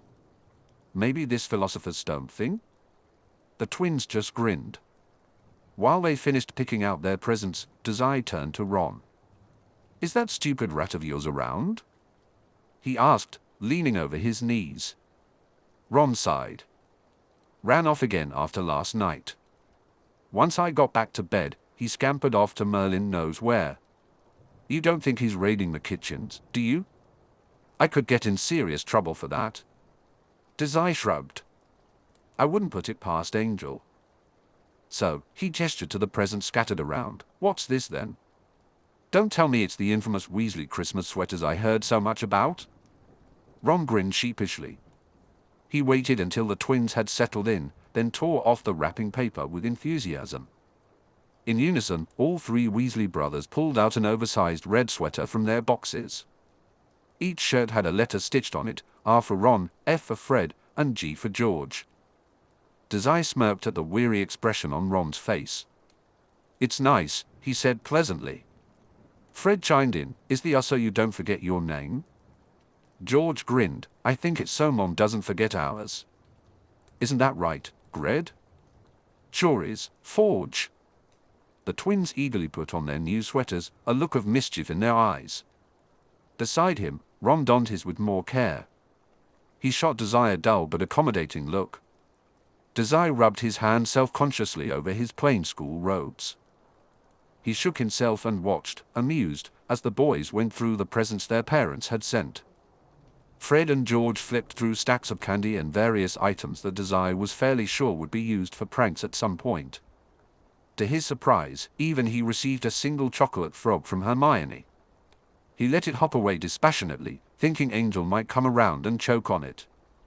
Ron was halfway through a box of chocolates when he suddenly blinked up from his goodies. He turned to Dazai, his mouth stuffed and smeared with sweets. "Didn't your folks get you anything?" Dazai made a face. "Swallow, please." "What are you saying?" The twins exchanged a brief look, their lips curving downwards. They translated for him. "Didn't your folks send you anything for Christmas?" Dazai snorted. Fred and George already looked upset before he even began to shake his head. Of course, he didn't get anything for Christmas. The most he might ever receive for a trivial holiday would be a ruffled dress from Maury and a new scarf from Father.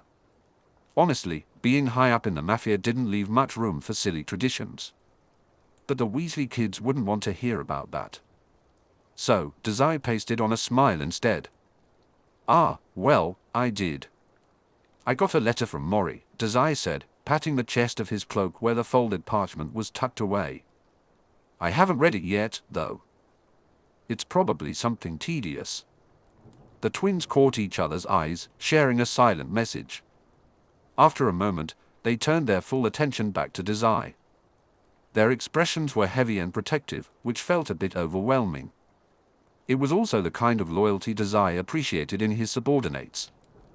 The twins were truly gifts that kept on giving. "Since your folks are so stingy," Fred began after a pause.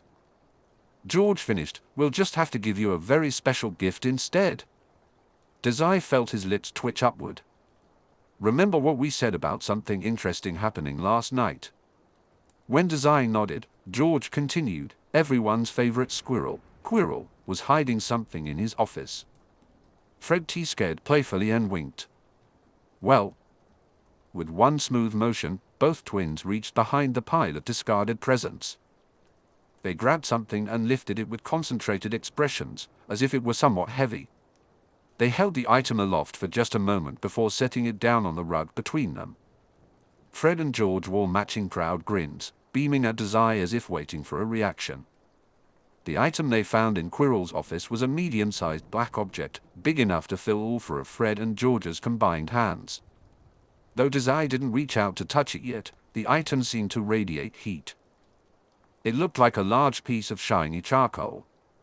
Every so often, Dazai could just barely make out the slightest movement, a shift in position closer to the open fireplace. It looked almost like... You, their grin spread from ear to ear. We stole it. You stole it? Wow. Merlin's beard, Ron gasped. That's awesome. Dazai also gasped. It was... What is it? Dazai asked, gasping in surprise. Some kind of egg, Fred replied, sounding very pleased with himself. The egg rocked slightly at his feet. Found it hidden under Professor Quirrell's desk. And now it's yours. Happy Christmas. George nodded. We thought it must have been either a secret or something pretty important. Either way. Too interesting to pass up, Dazai finished, feeling awed. An egg of that size was no ordinary bird. Given the range of magical creatures in the world, he thought it could contain just about anything. He mentally reviewed all the books he had studied throughout the year. Magical creatures had been one of his main areas of study after Halloween. The twins nodded energetically. Dazai leaned closer to the egg, excitement sparkling in his eyes. As he moved in, the egg edged slightly further away, almost as if it sensed him. He hummed thoughtfully. So, what type of creature is it going to be? And why did Professor Quirrell have it? The twins exchanged glances and shrugged. Not a clue, mate. We were hoping you might know, being that you're always in the library. Dazai made a thoughtful noise. Unfortunately, identifying magical creatures hadn't been the main focus of his studies. He shared this with Ron and the twins but kept quiet about what he had actually been researching. He doubted they would appreciate knowing he was studying how to kill a troll with a single touch. Oh, the twins whined, though they didn't seem too upset. Shame. Noticing Ron had been quiet for a while, Dazai shifted his attention to him. Ron's eyes were wide as he stared at the mystery egg, swaying in time with the flickering flames beside them. Curious, Dazai remarked. Dazai crooned, "What's that face for?" That's. Ron stammered. The twins leaned in closer to the egg, their faces just inches from Ron's. Dazai perked up slightly. You recognize it, huh? Guess Ron really is useful. He thought amusedly that maybe Ron could be his third in command. The redhead didn't take the bait. He remained quiet for a moment, seemingly unaffected by the anticipation in the air. After a long pause, Ron gasped, "That's a dragon's egg." His words hung in the air for a brief moment. Just a second later, the twins shot back to their spots on the rug, their eyes wide as they stared at the large black egg. A dragon egg. Are you sure? Ron puffed up, but his wary gaze remained on the egg. Sure, I'm sure. Don't you ever listen to all that dragon nonsense Charlie spouts? Noticing Dazai's curious pout, Ron added, "Our older brother. He's off studying dragons in Romania." Ah, see how it's leaning towards the fire like that? Only dragon eggs do that, I think. Something about needing fire to hatch. They all stared at him, momentarily dumbfounded. Dazai broke the silence. You're secretly a genius. Weirdly observant. I don't know how to feel about that. Thanks, mate, Ron said, flushing. Dazai shrugged, easily turning his focus back to the egg. Quirrell had this? He asked after a moment. Under his breath, Dazai muttered, "Why?" "Not a clue," Ron replied. "But you like solving mysteries, don't you?" Dazai frowned, his brows pinched as he squinted up at the twins. "What makes you think that?" Fred and George paused, looking startled by the question. George cleared his throat and smiled half-heartedly. "Well, you two got back awful late last night. Figured you were." "Right. It hadn't been that late. Maybe Ron returning to their common room covered in snow had tipped them off." Fred waved off Dazai's skepticism. "Oh, what were you two up to, anyway?" Dazai ignored the way Ron's eyes sought him out and grinned lazily. "Snooping around, obviously." The twins beamed. "Obviously." Dazai glanced at Ron, noticing that the Gryffindor seemed ready to follow his lead. He considered whether to keep the twins out of the Quirrell conspiracy. Would there be any benefit to leaving them in the dark?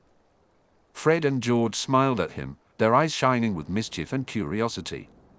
The dragon's egg swayed. Well, they were part of his gang, weren't they? No point in leaving his most trusted members behind. "What do you two think of Quirrell?" The twins blinked in perfect sync and briefly met each other's eyes. "Well," George hummed, eyes sparkling with humor, "he's a bad professor. Makes you do extra work. Definitely in the wizard mafia, I hear. A total GIT, really." "Oh." George nodded fervently. "A real buffoon." Dazai raised an eyebrow. "Oh, well, you really don't like him." "So neither do we." "That's enough for you two?" Dazai asked directly. They simply nodded, and he made a thoughtful sound. Somewhat stunned by their blind loyalty, he added, "Okay." "Who?" "A whom?" Ron leaned forward, hovering over the egg with a perplexed scowl. "Yes, Ron? Did we not hear the same conversation last night? Quirrell's not the suspicious one. It's Snape who's up to something." Dazai huffed. "How so?" The twins shared a look. Before Ron could reply, Dazai carefully raised his hands. "What?" Fred and George grinned. "Care to fill us in on this juicy little conversation first? You know we just love gossip." With a nod, Dazai shared what he had heard in the woods the night before. It wasn't much, as the wind had obscured much of the conversation, but it was enough. Fred and George listened intently, their brows furrowing in thought every few seconds. When Dazai mentioned the Philosopher's Stone, there wasn't even a flicker of recognition on their faces. Anyway, Dazai summarized, "Quirrell is obviously up to something dangerous. You don't have a secret meeting in a forest unless you're a criminal." Ron shot him a look. "And, given that Snape was there, we know he's a threat to Hogwarts and whatever this Philosopher's Stone is. But Snape isn't wizard mafia, so we know he's not a problem. Try to keep up, genius." "Dazai, mate," Ron said, sounding exasperated, "you can't say you don't want me as your enemy in a good way. Snape is up to something." "Yes, you can. You're just not trying hard enough." "Hey," Fred interrupted, looking vaguely amused. Dazai's mouth snapped shut. Both he and Ron turned their full attention to where the twins were sitting. "No bickering, you two." George clapped a hand down on each of their shoulders. Under his breath, he muttered, "Merlin, being a big brother is tough work." He smiled and then spoke directly to them. "The whole thing is suspicious. Let's agree on that." "Dazai," Fred continued amicably, "why are we sure that Snape isn't a threat to Hogwarts and this Philosopher's Stone thing?" He huffed, "The words don't treat me like a child," nearly slipping out. "Because he isn't one?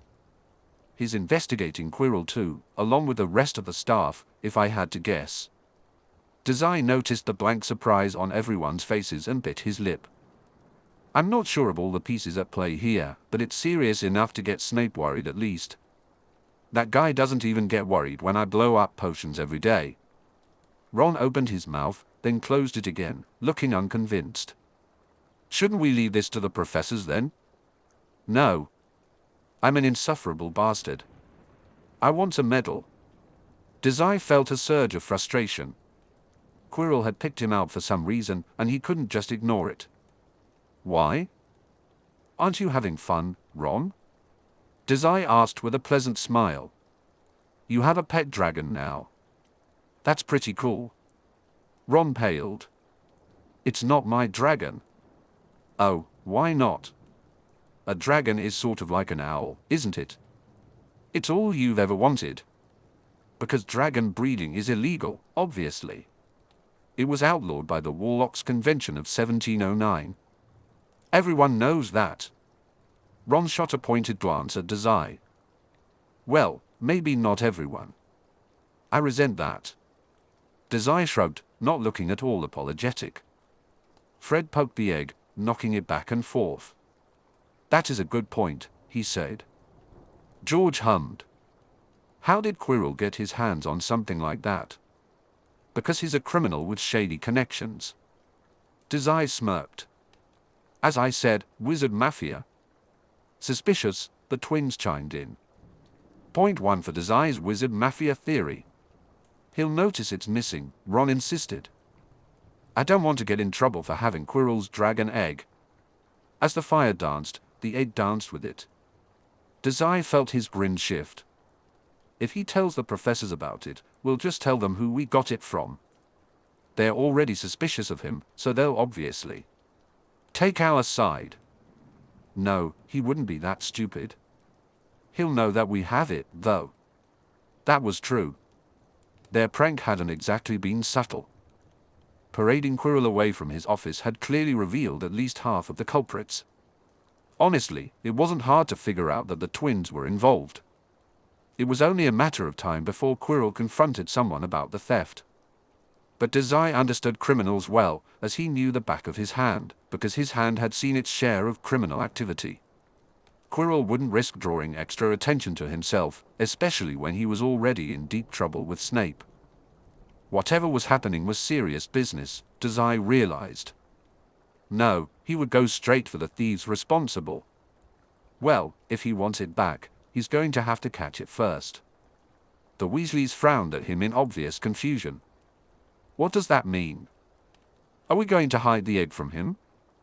Ooh. The twins cheered. Blackmail.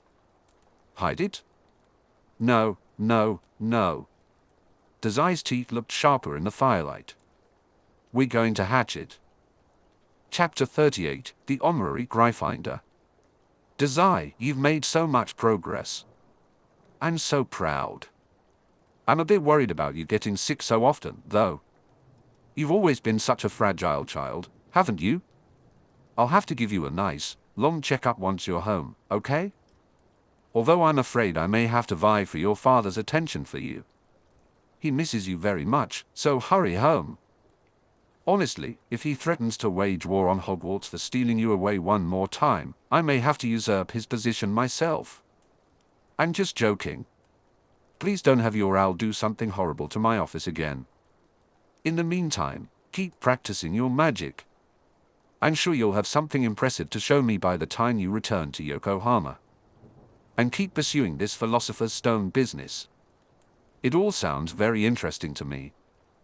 I'm sure the Port Mafia could benefit from all the work you're doing over there. Collect it for me, if you can. Are you staying out of trouble, Osamu? M. The letter sat buried beneath a stack of books on dragon rearing. Boss. Dazai whined, rolling his entire weight across the leather chair haphazardly. Welcome back. Draco frowned. Pansy and Blaise hovered over his shoulders. What on earth is wrong with you? Did you get up to trouble while I was gone? No. Dazai coughed. Draco stared him down for a moment, his expression thin and searching. Dazai let the boy's eyes rove over him with an uninterest.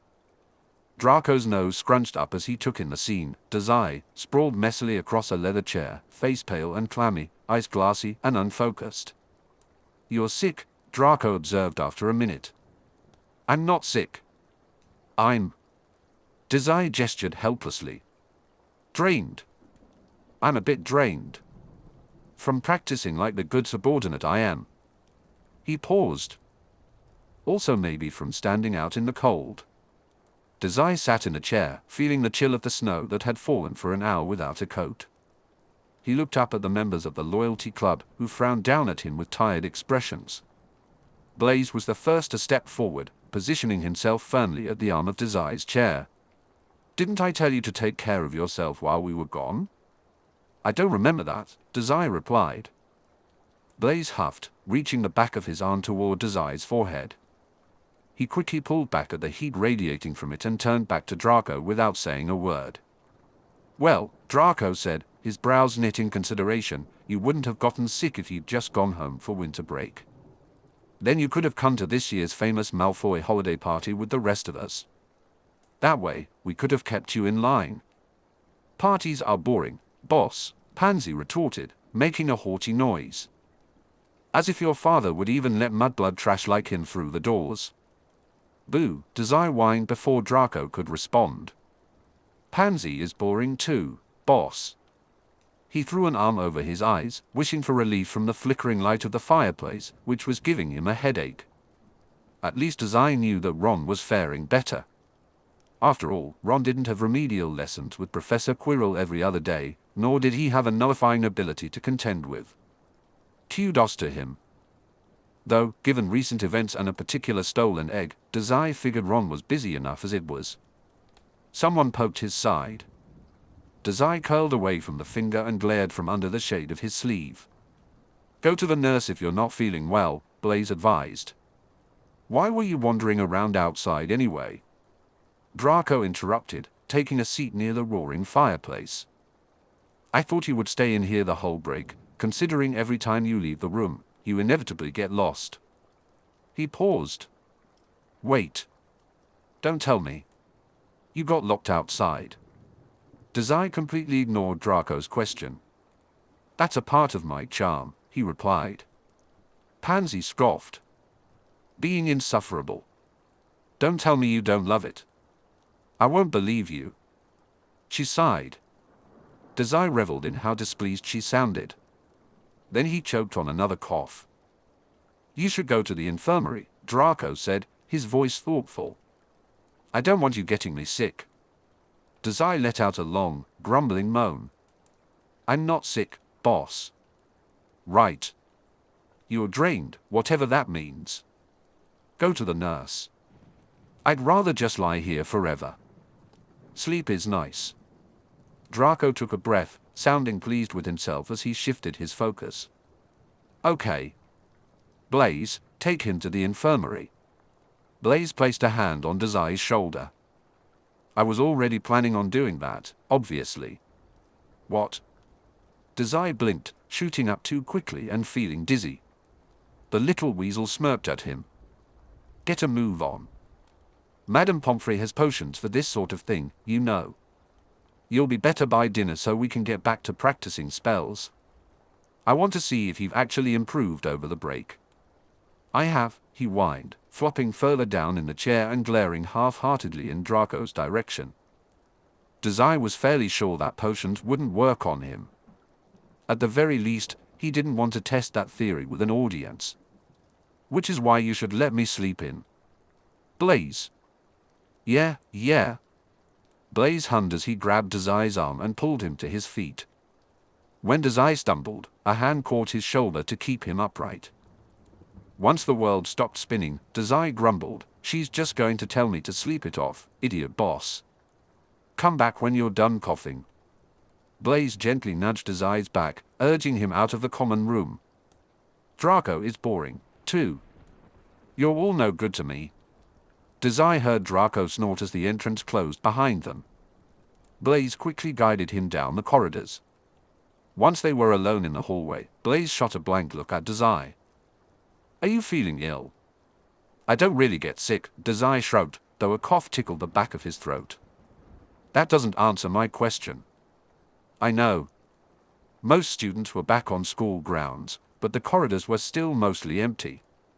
Judging by the weary expressions on his friends' faces, Dazai figured the long ride to Hogwarts had worn everyone out. Because of this, he and Blaise only passed a handful of other students on their way to the infirmary. It was nice, a final reprieve before classes started again and the halls became congested. Blaise looked exhausted, though. Taking pity on him, Dazai added, "I've just been up to my usual tricks while you all were gone. Consider this," he coughed lightly, "karma. Or something." "Nothing too dangerous, I hope," Blaise said with a pointed look. "Not that anything could stop you." "It was only a little dangerous," Dazai replied offhand. "But I brought back up." Blaise worries too much. They rounded a corner, and Dazai suddenly had no idea where they were. He shuffled a step closer to Blaise, as if that would keep him from getting lost. "Remind me to tell you about it later," he said. Blaise didn't glance his way. "But not Draco or Pansy. My second-in-command deserves to know what's going on. As for Draco and Pansy, those two are more like low-level grunts. Also, I think Pansy might be planning to kill me. That does sound like." They walked for another minute, chatting quietly. After following Blaise like a lost puppy, Dazai suddenly stopped. The infirmary sign hung just overhead. He glanced between Blaise and the door, smiling sheepishly. He hesitated just before reaching the nurse's office. "This might take a while," he said. Blaise hummed in response. "I'll come find you once Madame Pomfrey is done with me." "Don't make it sound like a question," Blaise replied, pinching the bridge of his nose. "If you want to ditch me to do something idiotic, just say so." "Oh," Dazai blinked. "Well, I'm always planning to do something stupid. I'd say you could come with this time, but I don't think Ron is going to let a Slytherin like you into the Gryffindor common room." Blaise's left eye twitched. "Do I even want to know what sort of nonsense you're getting up to now? I mean, probably not. But I'm going to tell you anyway." "Great. You still have to go to the infirmary, boss." "No, I don't." Dazai groaned. "I'm not sick." Blaise rolled his shoulders. "You had a fever. Can't you save whatever chaos you're brewing until after you're better?" Dazai shook his head fervently, making his vision swim, which entirely negated his point. He scowled at his body's betrayal, then scowled at Blaise when he saw the boy's amused expression. "Ron is waiting for me." As an afterthought, he added, "and it's kind of time-sensitive." Probably, Dazai shrugged, looking away to ensure the hall was still empty. "I don't know how long it takes for a dragon egg to hatch." Blaise blinked once, then again. After a moment of staring blankly at Dazai's announcement, he sighed heavily. "It was an eventful winter break," Dazai said by way of explanation. Dazai backpedaled away from Blaise, then turned toward the Gryffindor dorms. "I'll tell you about it tonight, all right," he said. "The infirmary isn't down that hall, Dazai." "Nope." Dazai blew a kiss. He could feel Blaise's exasperation even from the Gryffindor common rooms, ignoring the 3 wrong turns he took to get there. The door to the Gryffindor common rooms, like the Slytherin entrance, required a password. Unlike the blank wall in the dungeons, this one was guarded by a painting of a lady. She watched Dazai with suspicious eyes. He rapped the back of his knuckles against the stone wall beside the painting, fairly certain that touching the enchanted image would ruin it. The painted woman scoffed. "Can't you just let me in?" he asked, knocking a bit more forcefully this time. "Not without a password," she replied, sounding snappish. She leaned forward, cupping her pale face between her palms as if bored. "You're just going to stand out here and wait?" Dazai raised an eyebrow. "Just call a Weasley out for me." "You can do that, can't you?" "I suppose." She didn't move. Dazai grinned, showing his teeth in a hollow smile. "Now, preferably." The painted lady offered a thin-lipped smile. Getting into the Gryffindor common rooms had been 10 times easier with the Weasleys guiding him down the hall. It was a shame that, with all the students back on school grounds, they couldn't own the halls any longer. Maybe once he announced his gang to the whole school. Just as Dazai was about to add another snappy remark to his request, the painting door swung outward. A pale, ginger-haired head peeked out from behind it, looking around curiously. Dazai frowned. "Who are you?" The person's eyes snapped to him, clouded with confusion for a moment. They seemed to light up with realization. "You must be Dazai Osamu," the stranger said, his voice precise yet welcoming. "Fred, George, and Ron Slytherin friend. I'm Percy Weasley, Gryffindor Prefect." The Prefect, Dazai mumbled to himself, recalling a vague conversation with Ron at the bookstore months ago. "Right. Hello. Are your brothers around?" Percy nodded. "The twins are away," he said shortly. "But Ron is up in his bed, last I saw. He had his curtains all drawn up. He better not still be sleeping this late. I'll send him down for you." "Actually," Dazai cut in, kicking his foot out to catch the painting with his shoe before Percy could swing it closed. "I was hoping I could just pop on up there.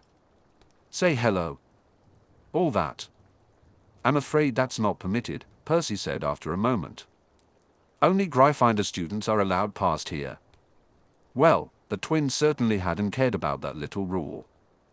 Dazai coughed lightly into his sleeve to smother a laugh. Percy's brows immediately scrunched together in something like worry. "Are you feeling ill? I should walk you to the infirmary." "As a prefect?" "No thanks." Dazai waved off the concern. "Is it banned to invite Slytherins into your common room? Or just frowned upon?" "What? Is it banned?" Dazai repeated with a pout. "Well, not technically." "Great. I'll just sneak on past you then." Without waiting for further affirmation, Dazai snaked through the barely open painting and into the Gryffindor common room. He brushed against the prefect's sleeve as he passed.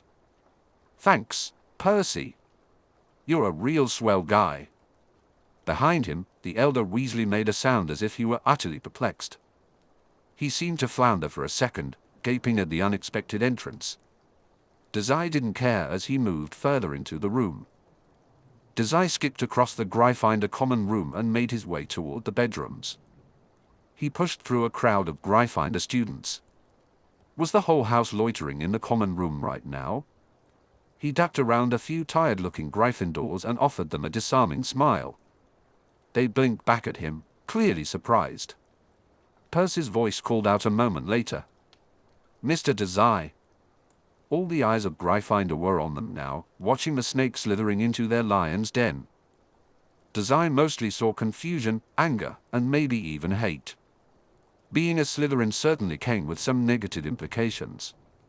Having Draco hanging around him like a lazy cat probably didn't help his image either. An angry murmur rolled through the crowd. Dazai felt his spine tense in preparation for an attack, and he forced his skip to a slow, halting step. He caught Neville's eye in the crowd, and the boy offered a reassuring smile. Coming to a stop, Dazai beamed and turned to face the prefect once again. He rocked in place. "What?" Percy rushed up to him, still looking a bit shaken.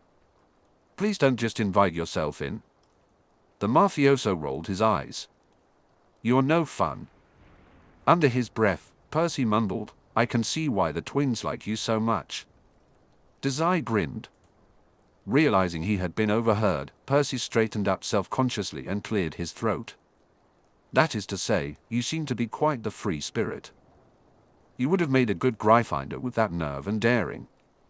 Percy looked around at the many faces watching and made a brief placating gesture with both hands. It didn't seem to do much to calm the crowd. House loyalties would always be too strong for something like that. "I suppose I can't convince you to wait for me to fetch Ron, can I?" "Nope," Dazai replied. Dazai hummed, popping the P loudly. "I'm very determined. Just another one of my Gryffindor traits." It took a moment, but Percy finally managed to shake the perplexed, vaguely annoyed look from his face. He turned to face the growing crowd around them. "He's fine, everyone. Dazai is just a friend of Ron's. I'm sure he won't be causing any trouble." Percy gave Dazai a pointed look. Dazai held his tongue and then grinned. Ron would probably scold him later if he said he was always causing trouble, even if it was more accurate. "He's a Slytherin," a voice yelled. "He shouldn't be in here. I bet he's here to steal our things." Another agreed. Dazai briefly wondered if they were recalling Neville's broken remember-all. Another wave of jeers rose up from the crowd. Pasting on an empty smile, Dazai focused back on Percy, who was beginning to look overwhelmed. "I'll be quick," Dazai said. "Please." With a nod of thanks, Dazai spun around and hurried to the bedrooms. A wave of protests followed him, but Percy's presence seemed to hold them at bay. Once he reached the door, Dazai quickly snapped it closed behind him and shut his eyes. He leaned against it and took a deep breath. All those people surrounding him made his stomach clench painfully. "Dazai? How'd you get in here?" He blinked his eyes open. Ron's head was poking out from behind the curtains of his bed, looking confused. The ginger's expression was tense. "I thought we were meeting in the hall." Dazai took a moment to catch his breath. "We were. But I wanted to see." He coughed a little and looked around to ensure they were alone. "I wanted to see the egg myself." "Has it hatched yet?" Ron stared at him for a minute before relenting. He waved Dazai forward, grinning. Dazai strode confidently into the room and crawled onto Ron's bed. He fixed the curtains behind him. In the center of the bed, the black dragon's egg rocked back and forth. It didn't seem any closer to hatching than it had been during Christmas. Dazai needed to look over some books in the library before he could be certain. "No," Ron said with a frustrated sigh. "Have you been keeping it on the fire?" He shot Dazai a glare. "When I can." It's not exactly easy to sneak a dragon egg around the common rooms, especially now that everyone is back, Dazai replied with a shrug, leaning in to inspect the egg while being careful not to touch it. "I don't see why you can't hatch the dragon," Ron grumbled. "This is your idiotic plan, after all." "Because," Dazai said, "it's always freezing in the Slytherin common rooms. I don't think anyone could hatch a dragon in those conditions." He thought about how he might kill it with a single touch, but Ron didn't need to know that. Until Dazai figured out Quirrell's reaction, the egg was staying put here. "Why? Is this too difficult for you?" he teased. Ron barked, "No. I just don't know about getting involved in your schemes. You love it. And don't worry so much about getting in trouble. I have everything under control." Dazai received a look of exasperation in return. He tried not to feel too pleased with himself. Ron had his hands wrapped around the egg when he seemed to realize something. "Wait. Did you just come in through the front door?" Dazai blinked, falling back onto his palms with a cough. "Yeah? Not much of a warm reception around here, to be honest. You lot should work on that." "Dazai!" Ron exclaimed. "Now my housemates all know that we're friends." Them not knowing was the whole point of Rule 1. Was it? Dazai raised an eyebrow, glancing over his shoulder. Dazai looked around for the shadows of other students beyond the curtains. "You know, I've never paid attention to those rules of yours. It's too much fun to see you upset about them. They'll hate me for hanging out with a Slytherin," Ron exclaimed. Then, more quietly, he added, "and they'll have a reason to target you." Dazai turned back to his friend. He rubbed his chest, but the warm feeling building up there wouldn't go away. "That's not true. They love me." "No. They don't. They will. Eventually." Dazai offered a crooked grin. "I'm very lovable. And I'm an honorary Gryffindor, like you said. I'm sure they'll come around." Ron glared. "I said that while possibly facing down a wild beast. It didn't mean anything." "It did.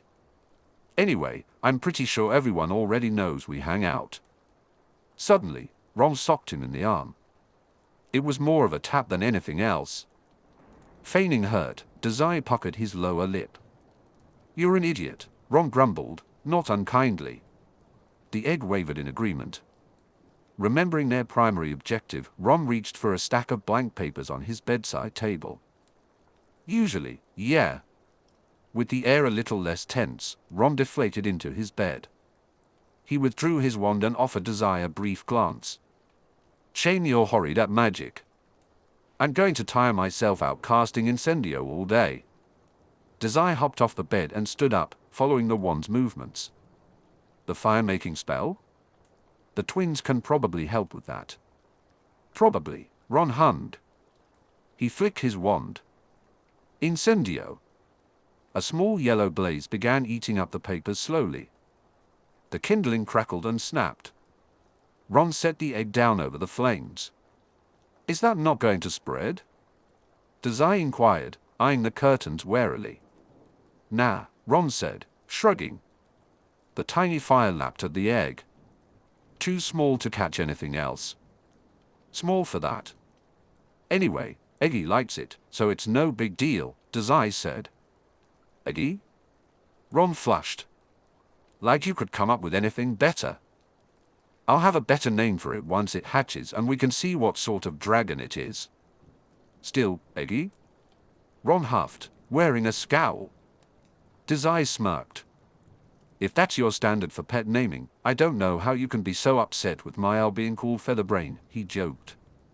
With a pleased nod, he stepped out from the protective box of curtains around Ron's bed. "I should get going before Percy loses control of the rioters out there. Wouldn't want them charging in here and seeing you with that egg."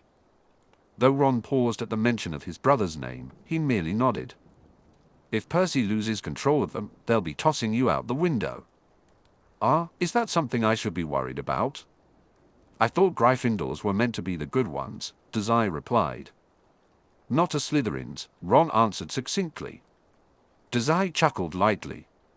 It threatened to turn into a cough at the end, but he managed to swallow that down. He quickly said goodbye to Ron, promising to check back on the egg's progress throughout the week. Now that the rest of Gryffindor definitely knew about their friendship, Dazai could take a slightly different approach than breaking into their common room. Not that it mattered much. He had more important things to worry about for now, namely the so-called Philosopher's Stone.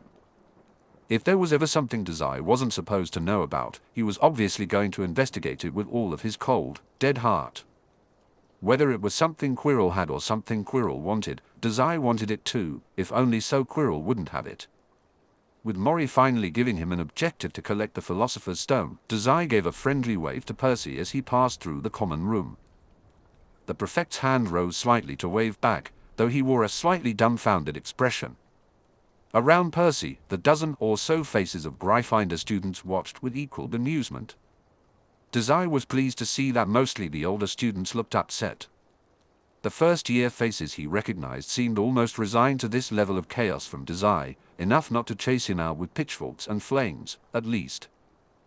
"Thanks for your hospitality," or whatever, Dazai hummed, treading cautiously around a group of older students. "Even though you weren't nice at all."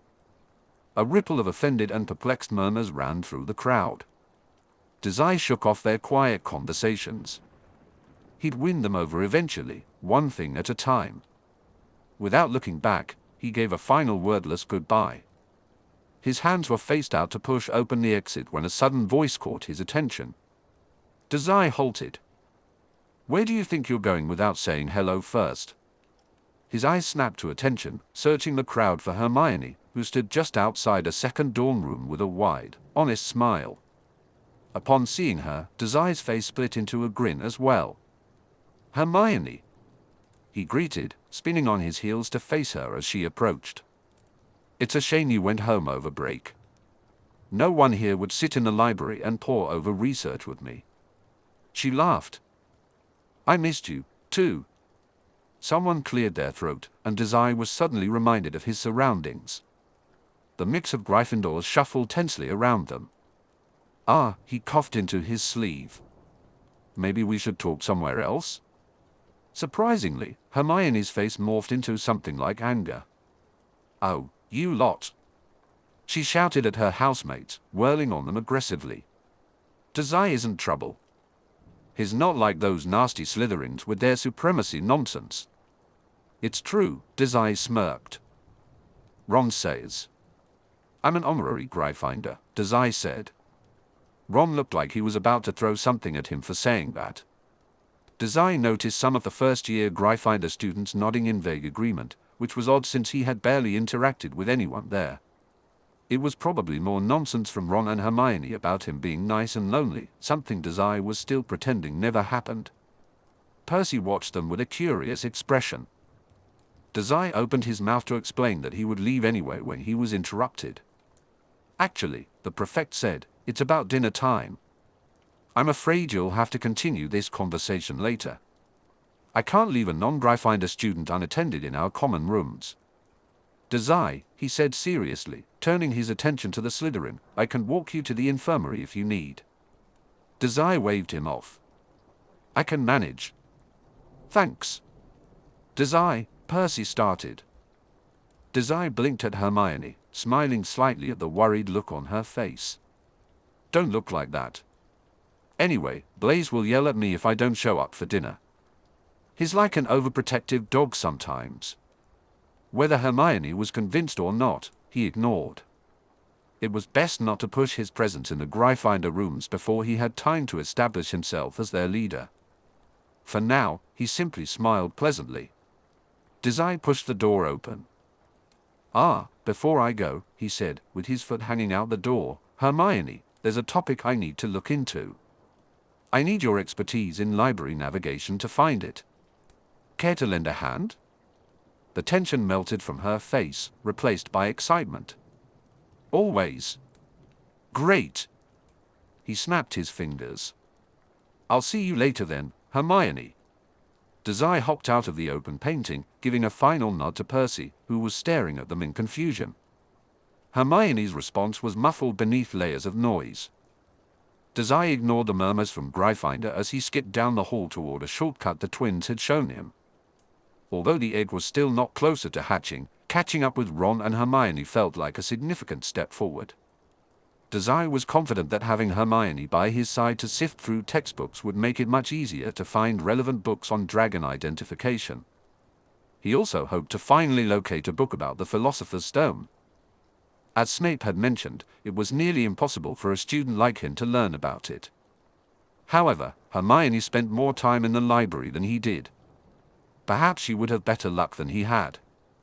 At the very least, searching together would be less boring than digging through dusty, old books alone.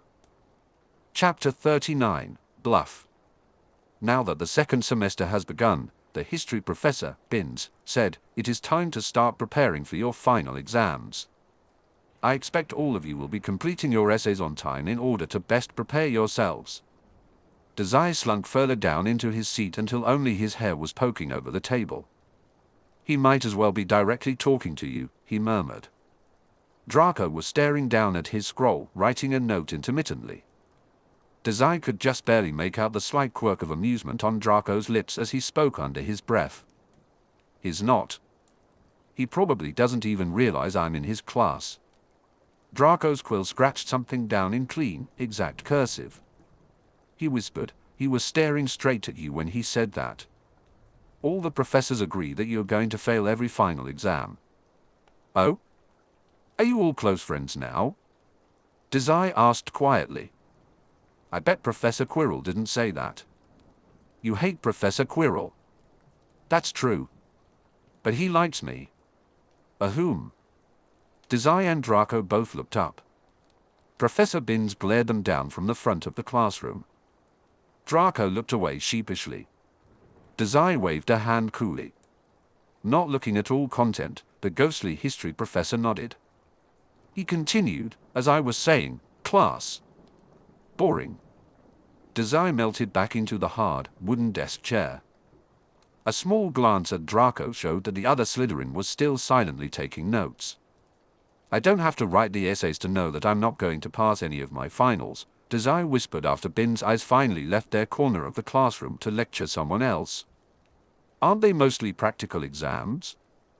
Draco didn't look up. He was silent for a moment. You've been improving. Dazai hummed. That much was true. In their latest loyalty club meeting since winter break concluded, he had managed to cast a few of the basic Year 1 spells. spells successfully without getting too sick. However, the few spells he could manage were still not enough, and he could barely handle them. Not that much, boss, Dazai said. Draco nodded in agreement. Well, that's true. I guess you'll just have to repeat first year. Or, Dazai whined, running a hand over his face. Don't even say that. I'll just drop out. Don't worry, we'll keep training you, even if you are our underclassman, Draco replied, flicking his quill. Dazai scoffed. Well, this soon-to-be underclassman wants to learn Incendio next. Draco raised an eyebrow, his quill hovering over the paper like a dragonfly unsure where to land. Should I be concerned that you suddenly want to learn a fire-making spell? Yes, Blaise interrupted. You should be. I am. Dazai and Draco looked over at him, sharing matching guilty expressions. Blaise stared at them from his own desk, his notes spread out but evidently forgotten for now. Dazai briefly wondered how long they had been distracting him. Blaise met his gaze. That is beyond concerning. Why do you want to be able to make fire on demand, Dazai? Oh, you don't trust me? To wield fire at the tip of your wand? Draco's eyes widened as he reached an unsettling conclusion. He's right. You can't be trusted with that. You're too chaotic, Blaise concluded. I trust you, Dazai. But even I have my limits, Draco added, nodding fervently. Dazai rolled his eyes. I'm not going to just go around lighting things on fire, you know. I mean, not most things. You aren't helping your case at all. Dazai stuck his tongue out. Blaise's lip twitched upwards, and he refocused their conversation with a hushed whisper. Dazai, at least pretend to pay attention in this class. The History of Magic final isn't a practical exam. I've already read the book, he replied shortly. His second-in-command opened his mouth to respond, but Professor Bin spoke first. Simply reading the book will not help you retain all the necessary information, Mr. Dazai, the ghost professor intoned, his lips tilted in annoyance. I would advise you to start doing your assignments if you do not wish to fail my class. Now enough whispering amongst yourselves, you three. That's 5 points each from Slytherin for talking during lecture. Sorry, sir, Blaise said deadpan, while Draco grumbled, yes, sir. Dazai waved sloppily in the professor's direction. As I was saying, Binns continued, final exams will commence during the first full week of May. I expect all of you to stay on top of your studies and aim for top marks on the exam. Until then, don't forget to read chapter 13 in your textbooks. Your 5-page essay on Emeric the Evil is due tomorrow, don't forget. With a final glance at Dazai's chatty Slytherin trio, the professor concluded, class is dismissed. Suddenly, there was a clatter of chairs and books as the class began to break apart. Chatter spread among the students. Dazai groaned, stretching out over the chair as he sat back up. He waited, sprawled over his seat, until Draco, Blaise, and Pansy had finished collecting their things. When Draco shot him a sharp look, Dazai finally relented. He stood with a yawn. How boring. I should take a nap, he said, slinging his book bag over a shoulder. Draco gave him an unimpressed glance. As they left the classroom, the group pointedly ignored Professor Bin's glaring eyes. Dazai wasn't concerned, he was sure he would pass the history final if he actually tried. It was the class itself that was a total bore.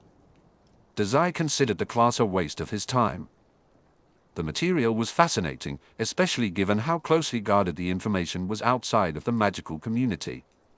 However, having to sift through the same dry information repeatedly was exhausting and tedious. Judging by the blank stares of his classmates, Dazai wasn't alone in this feeling. No napping today, Draco said with a hum. We're practicing Incendio until dinner. Really? Blaise replied, his mouth agape. Is that a good idea, Draco? Draco waved Blaise's concern away. You have to give your dogs a treat every so often. Otherwise, they'll start to bite. Dazai smirked. My boss is great, even if he always compares me to a pet. You're welcome, Draco responded, ever confident. We'll have to practice in the common room, though. It's too cold to linger outside.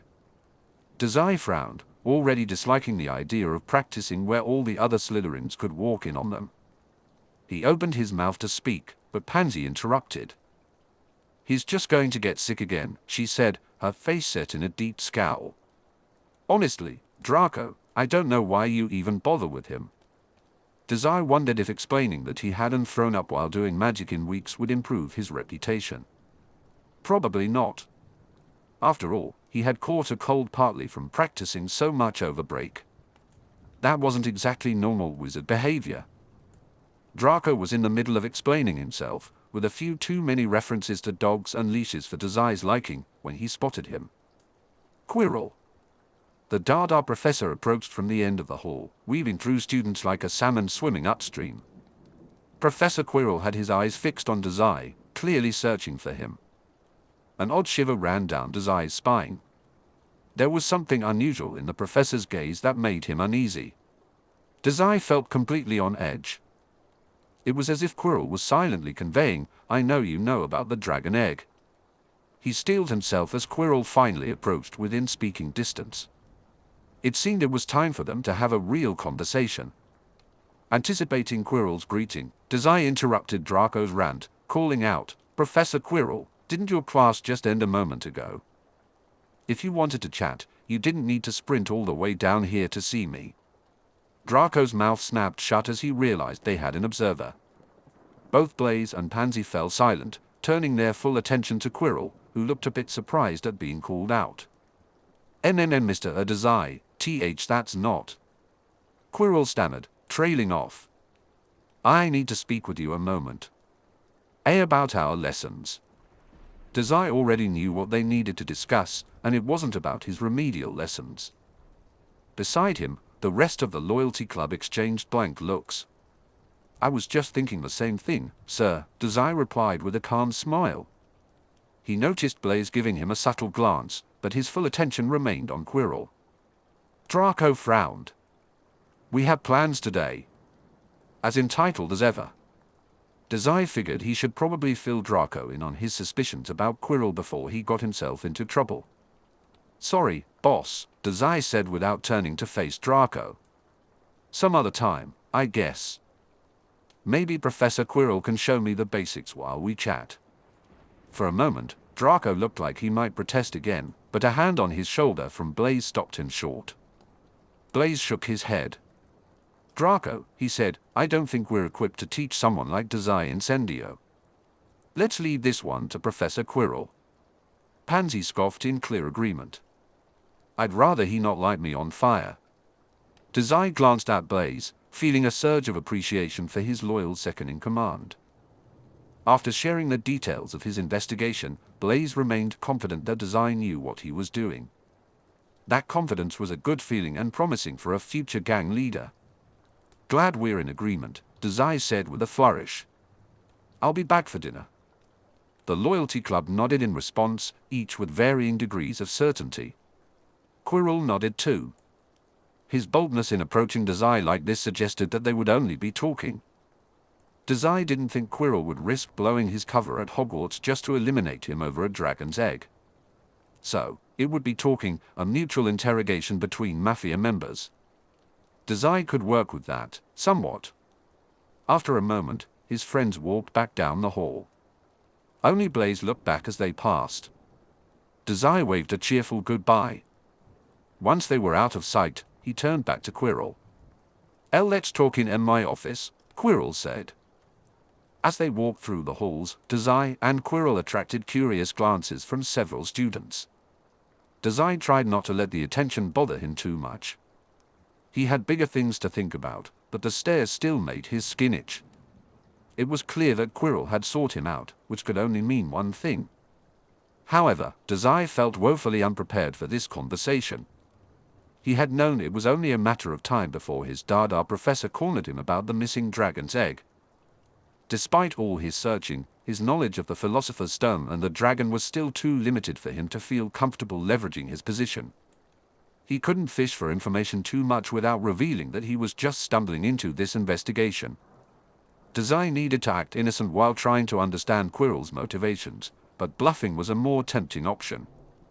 He spotted Fred's ginger hair in the crowd of students moving through Hogwarts halls. Once he focused on Fred, he easily found George as well. The twins exchanged wide-eyed glances between Dazai and Quirrell. When their eyes met, they seemed to reach an unspoken agreement and began walking hurriedly toward Quirrell.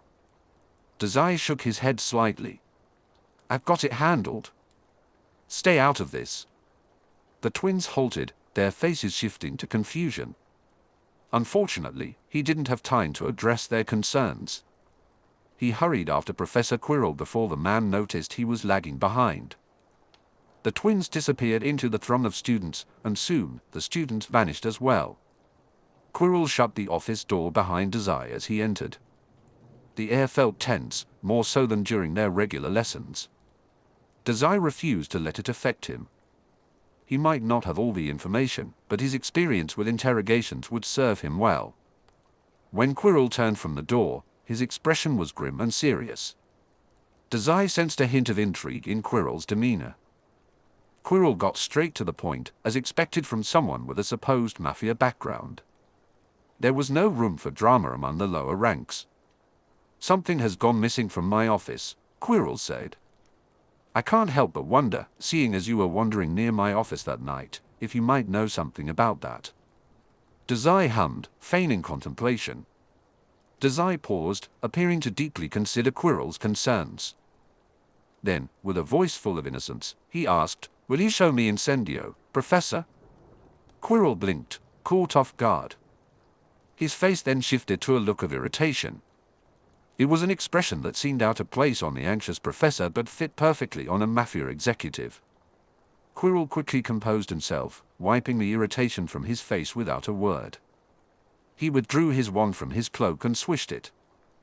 With a soft incantation, the candle on his desk flared to life, its flame flickering small and steady. "As to my question now," Quirrell continued, trying to mask his frustration, though it seeped into his voice, "a certain item was taken that night. It is quite important." Dazai closed his eyes as Quirrell spoke, sensing how the man's magic had reacted almost instinctively. He focused mainly on Quirrell, the primary threat, while allowing himself a moment of curiosity. The incendio had felt like a burst of energy in the air. Dazai furrowed his brows, trying to decipher that sensation. "It can't be that important," he replied after a moment. He retrieved his wand and rolled it thoughtfully through his fingers. "If you're only asking me about it now, sir." Quirrell paused, watching as Dazai raised his wand and swished it in a manner identical to his own from moments before. Smoke began to rise from something on the desk, but no flame emerged. Dazai huffed, "Try again."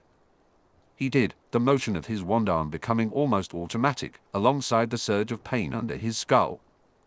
"I'm only curious," Dazai said, frowning at the puff of smoke that curled away into nothing. "As you only bring this up now, if you're so worried about it," Dazai said, waving his wand. "If it were me, I wouldn't hesitate to take back what was mine."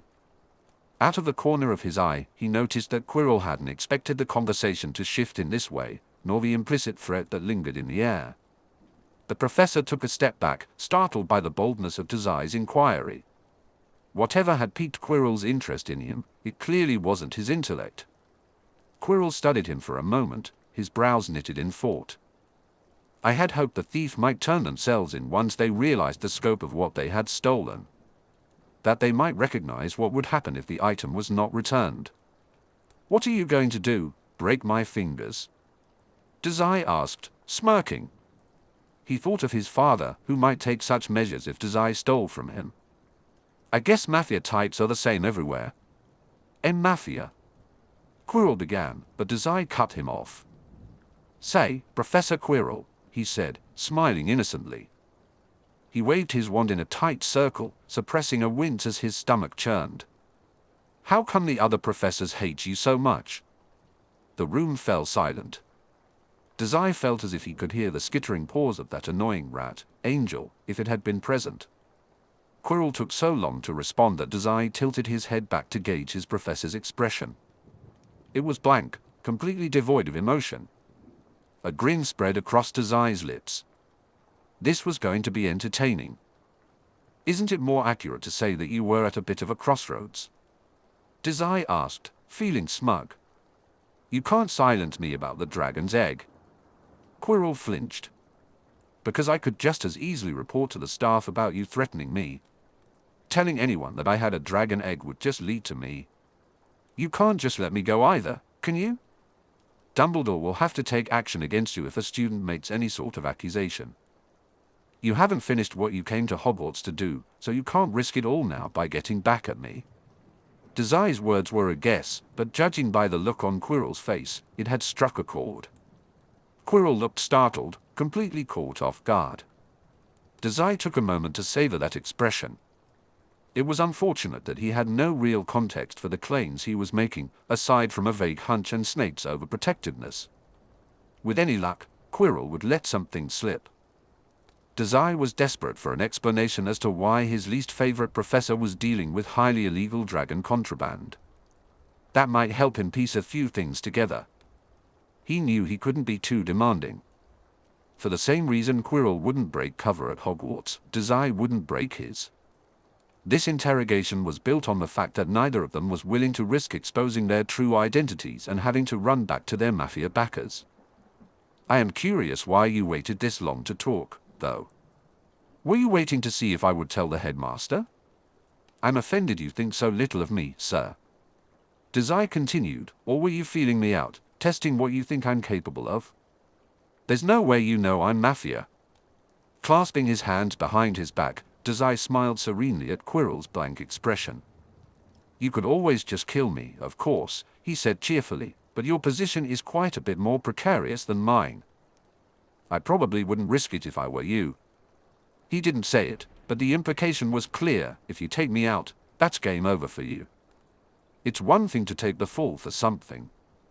It's another entirely to let your organization fall with you. The mafia was no joke. The atmosphere felt different, wherever they were. Quirrell had done nothing for days, and his lackluster move only confirmed it. He would make a poor chess player. You are quite a clever child, aren't you? Quirrell stammered. So I've been told, Dazai replied, flicking his wand again. He feigned disinterest as he quietly chanted, Incendio. Quirrell's spell had felt like a snap, so Dazai made his magic feel like snapping, too. A tiny flame sparked to life over one of Quirrell's quills, bursting forth from the tip of Dazai's wand. The feather quickly caught fire, the flames eagerly searching for kindling. Dazai tilted his head back and grinned triumphantly. Suddenly, a wave of nausea hit him, forcing Dazai to lean against a desk. His sudden instability seemed to shake Quirrell from his thoughts. The man smiled, though anxiously. A bit mistaken, perhaps, but clever nonetheless. Quirrell moved across the room. Once he was close enough for Dazai to feel his breath, he looped an arm under Dazai's shoulder, hoisting him upright.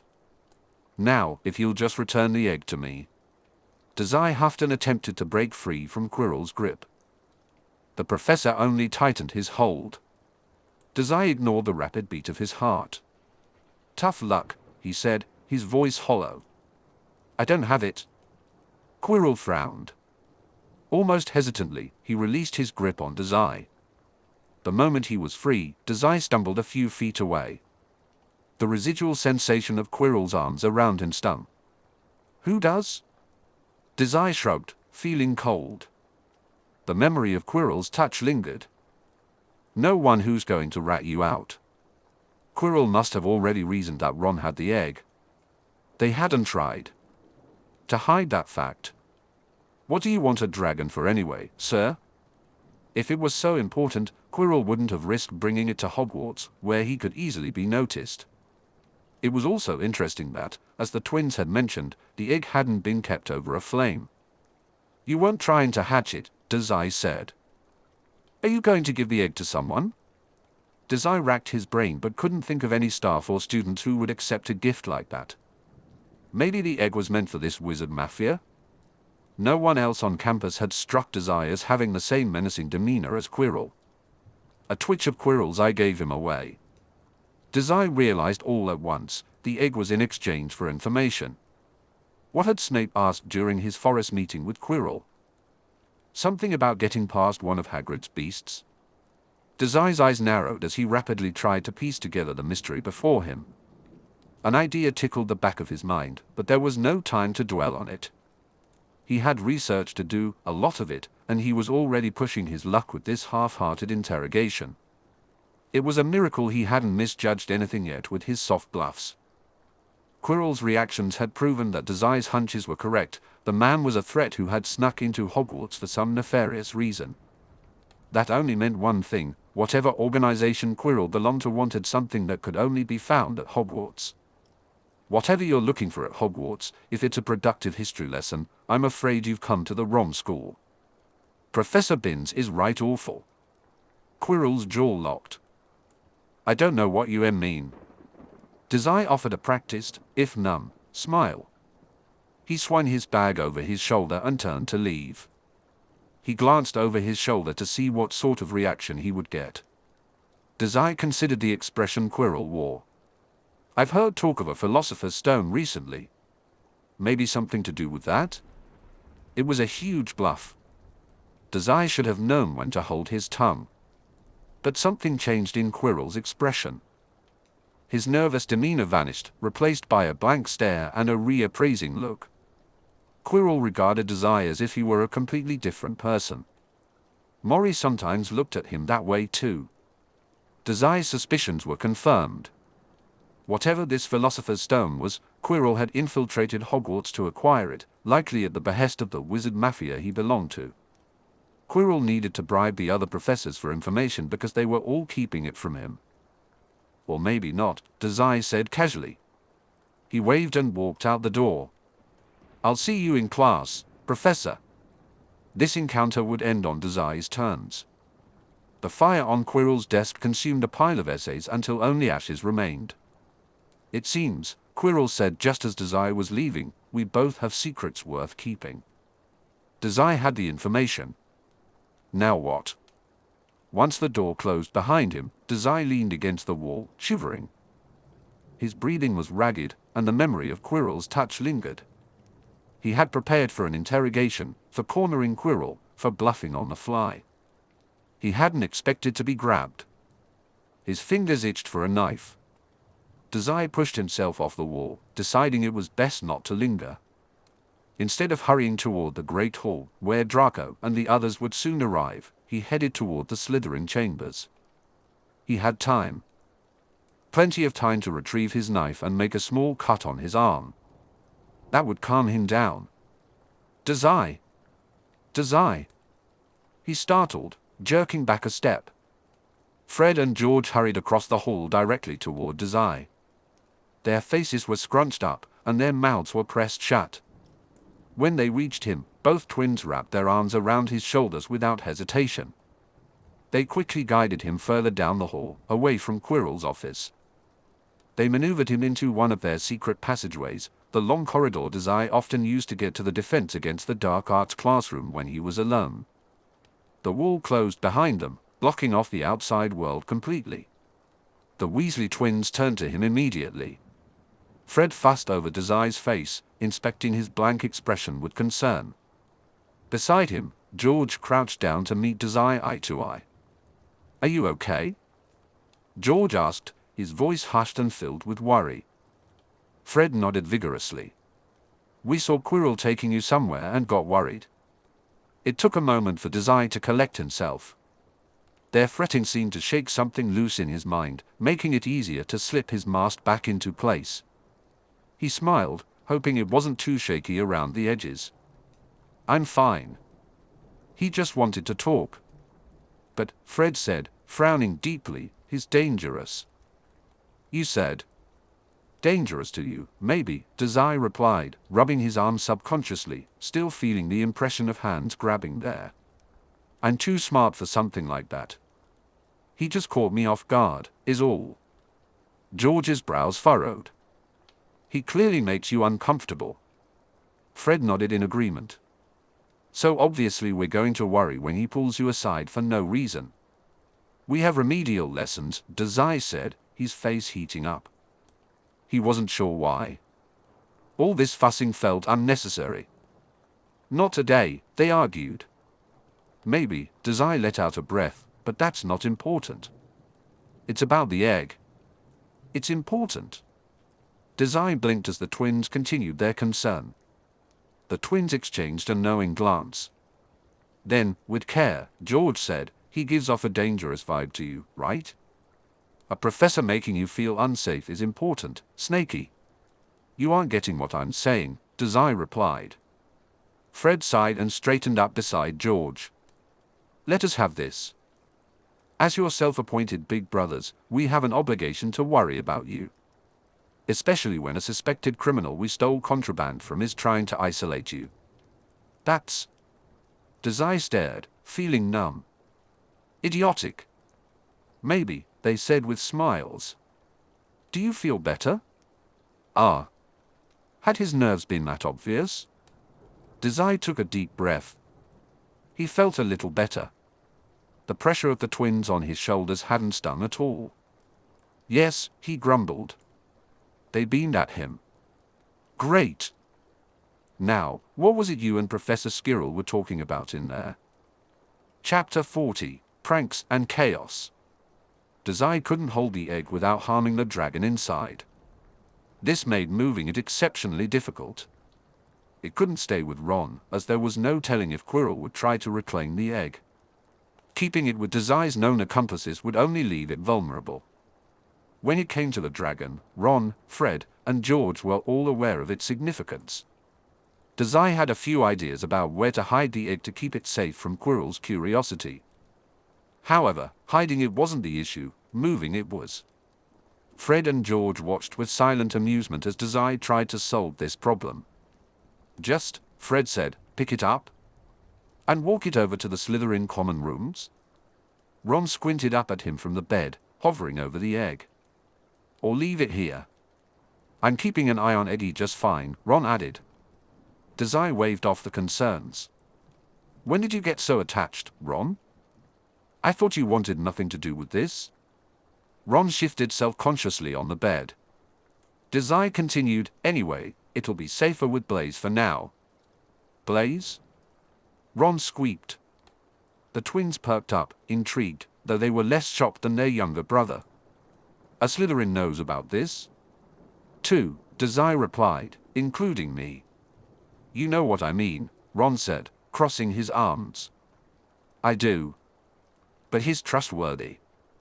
I promise. Ron looked like he wanted to argue further but decided against it. Dazai didn't push the issue. He turned his gaze back to the egg. I'll make him give it back once we're in the clear. Don't worry so much. He rubbed his chin, deep in thought. Before Ron could voice any more objections, Dazai asked, I don't suppose any of you would be willing to let Blaise in here? In the Gryffindor common room? Fred asked, sharing a glance with George. I think you're the exception to that rule, Snaky. And only just barely, by the looks of things, Dazai said apologetically. That much was true. Even with both of the Weasley twins parading him through the front door, angry murmurs and glares greeted him. Luckily, they had the entire bedroom to themselves.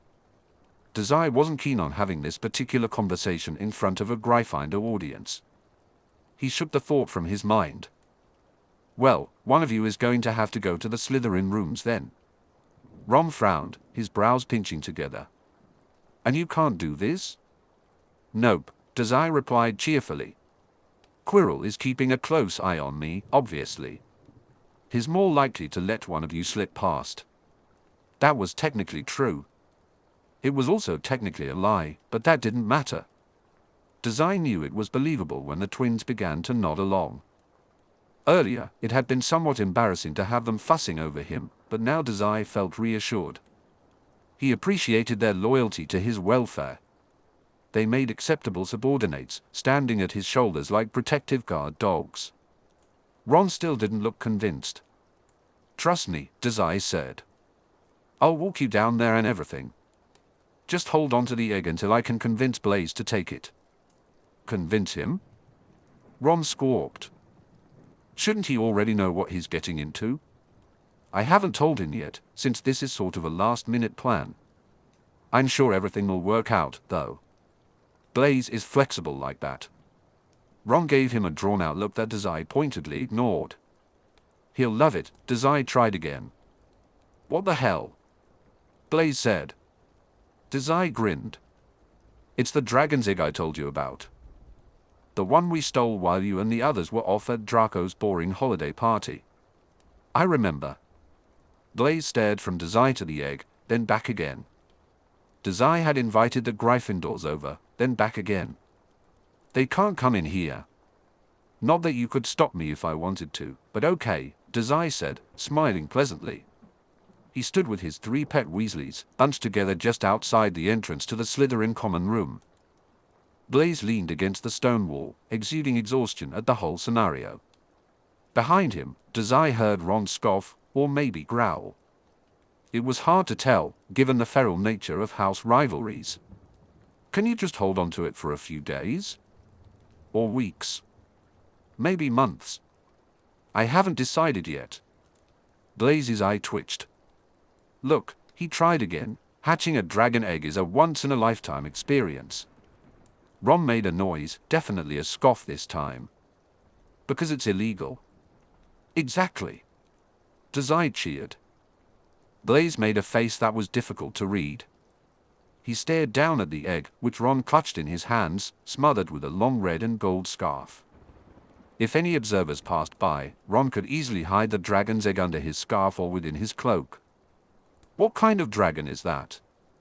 Blaise asked after a moment. No clue, Ron replied. Dazai glanced over at the redhead, surprised he had answered a Slytherin's question so amiably. I've been too busy to look. And no one but me here knows how to do basic research, so that rules these idiots out. Blaise looked somewhat appeased by that, for whatever reason. Over Dazai's shoulders, the twins chuckled.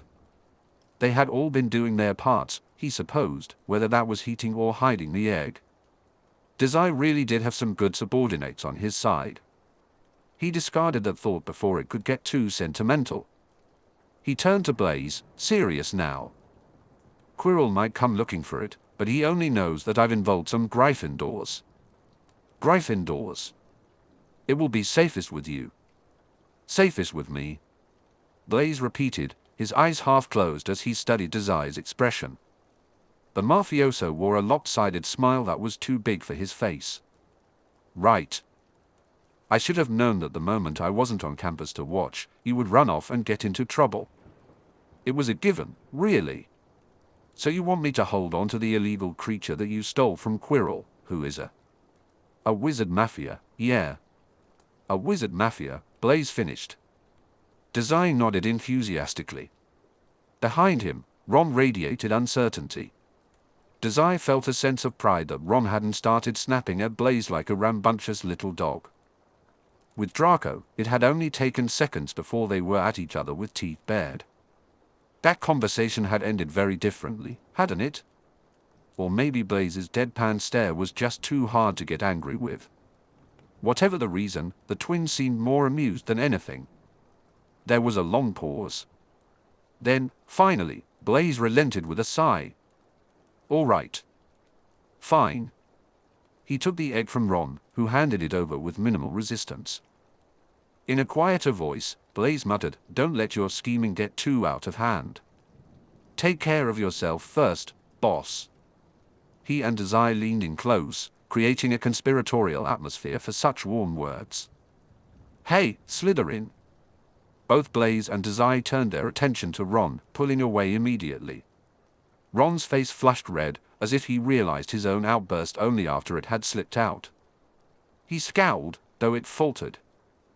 "Take good care of Eggy, or I'll hex you." Blaise frowned and glanced at the egg tucked against his cloak, silently questioning. "Oh, right," Dazai said, spinning back. Dazai said to his second-in-command, "Ron got himself attached to it and named the stupid thing Eggy. Didn't you name your owl Featherbrain?" Ron snorted, feeling a mix of irritation and betrayal. Technically, I guess that did happen, Dazai admitted. Well, Blaise hummed after a moment, I guess every pet does need a name. Ron's eyes seemed to light up. But Eggy? It's a placeholder, Ron said defensively. Surprisingly, they were getting along better than Dazai had expected. Still, he interrupted before they could start conspiring against him. I have other things to take care of, Dazai said, raising his hand in mild protest. Now that I know you two won't kill each other, I think I'll take my leave. Oh. Bye, Blaise said distractedly, his attention fully on the egg now. Ron shot Dazai a vaguely appalled look, his mouth hanging open. Dazai ignored him. Just keep it over a flame. Ron has been using incendio. It was only moderately infuriating to see the fond humor roll over Blaise's face at that.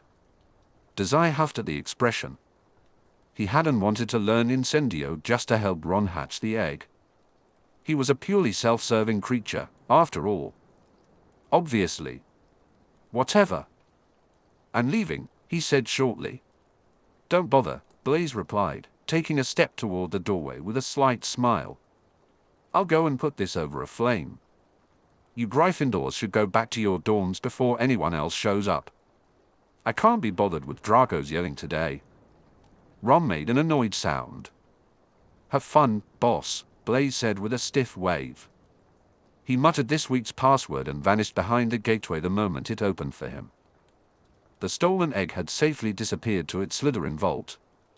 Dazai let out a breath. The hallway was empty and silent. But knowing his rowdy subordinates, the quiet wouldn't last long. Boss? Ron asked. The twins echoed, nope. Not long at all. While Ron appeared somewhat aghast, Fred and George looked utterly delighted. For some reason, Dazai felt his face grow warm. He grinned to hide the odd flutter in his chest. Slytherin politics, Dazai explained with a lazy wave of his hand. I'm sure you'll hear about my Slytherin takeover eventually. You're what now? Never mind that, he said pointedly. I need to speak to Hagrid. Thanks for dropping the egg off for me, but I really need to be going now. Hagrid, the twins repeated. Why's that? Dazai made a vague gesture with his hand. I'm meddling. It's tangentially related to the egg. I'm certain he'll have some information for me.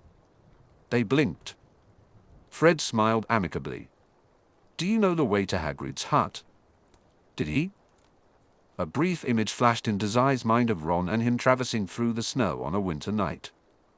Hagrid's hut had been a distant beacon in the field, but they hadn't sought it out. It had been cold enough that the icy wind had stung his cheeks. Shaking off the memory, Dazai shrugged. More or less. Well then, the twins said together, we'll have to walk you there. Come on. Without waiting for confirmation, Fred and George began their march down the hall. Better follow them, mate, Ron said shortly.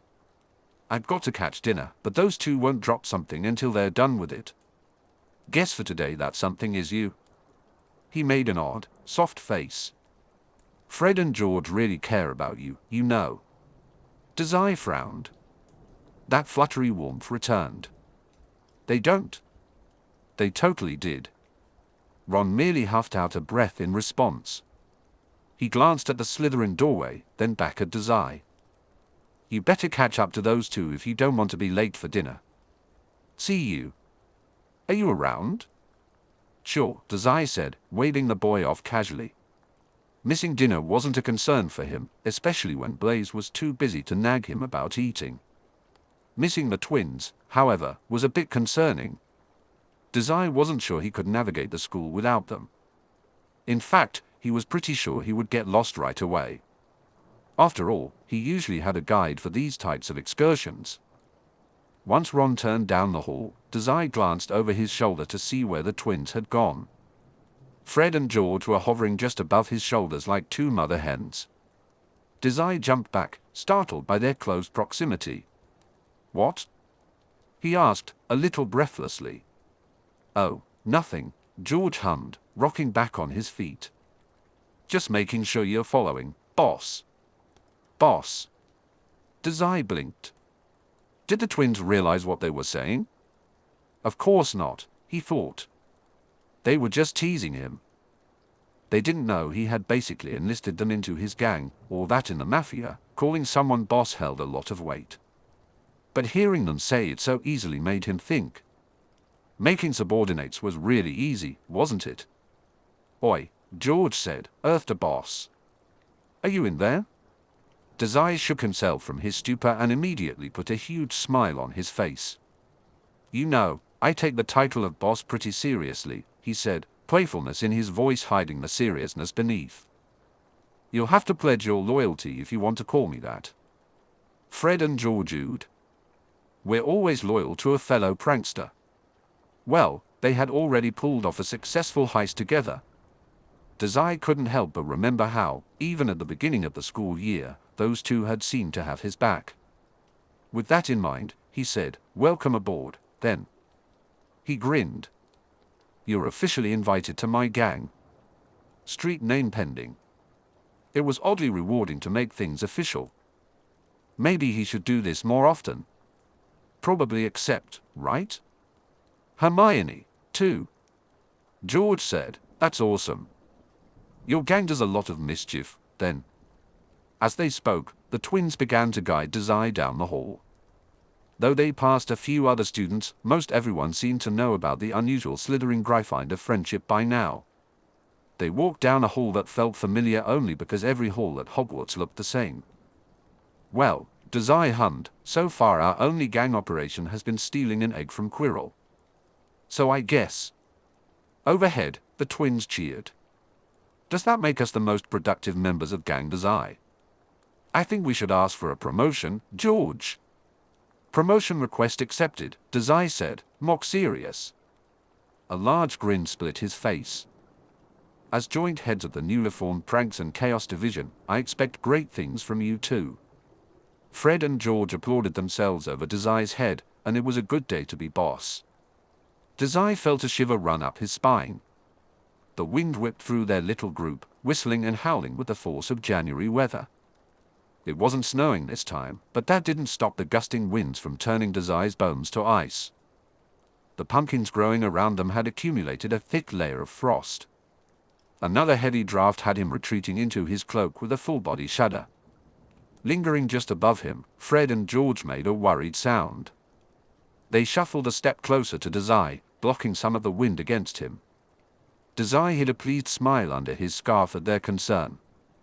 Shooting their newly official boss a brief look, the twins reached out to knock on the massive wooden door to Hagrid's hut. "Oh, Hagrid. Please let us in.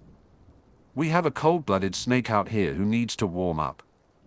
Dazai huffed into his scarf.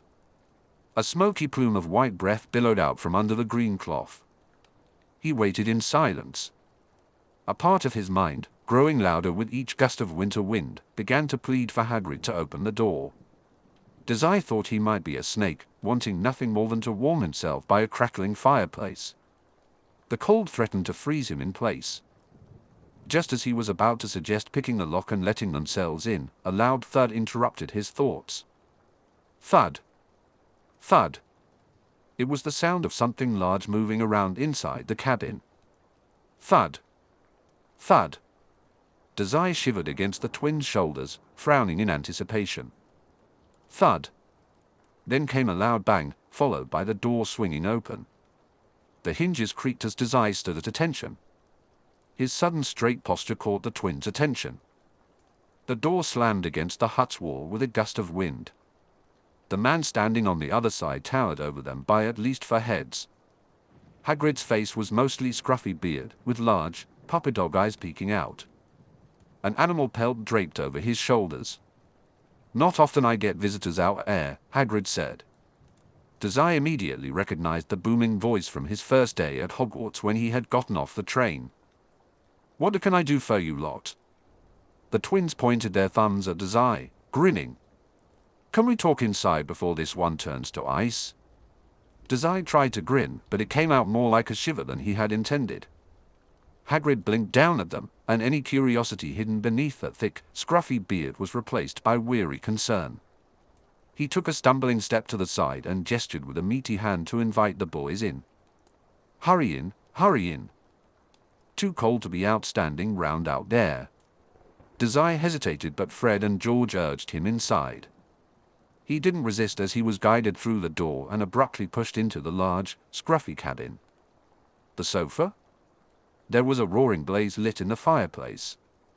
Dazai melted into the warmth immediately. He must have looked content because the twins snickered as they sat down beside him.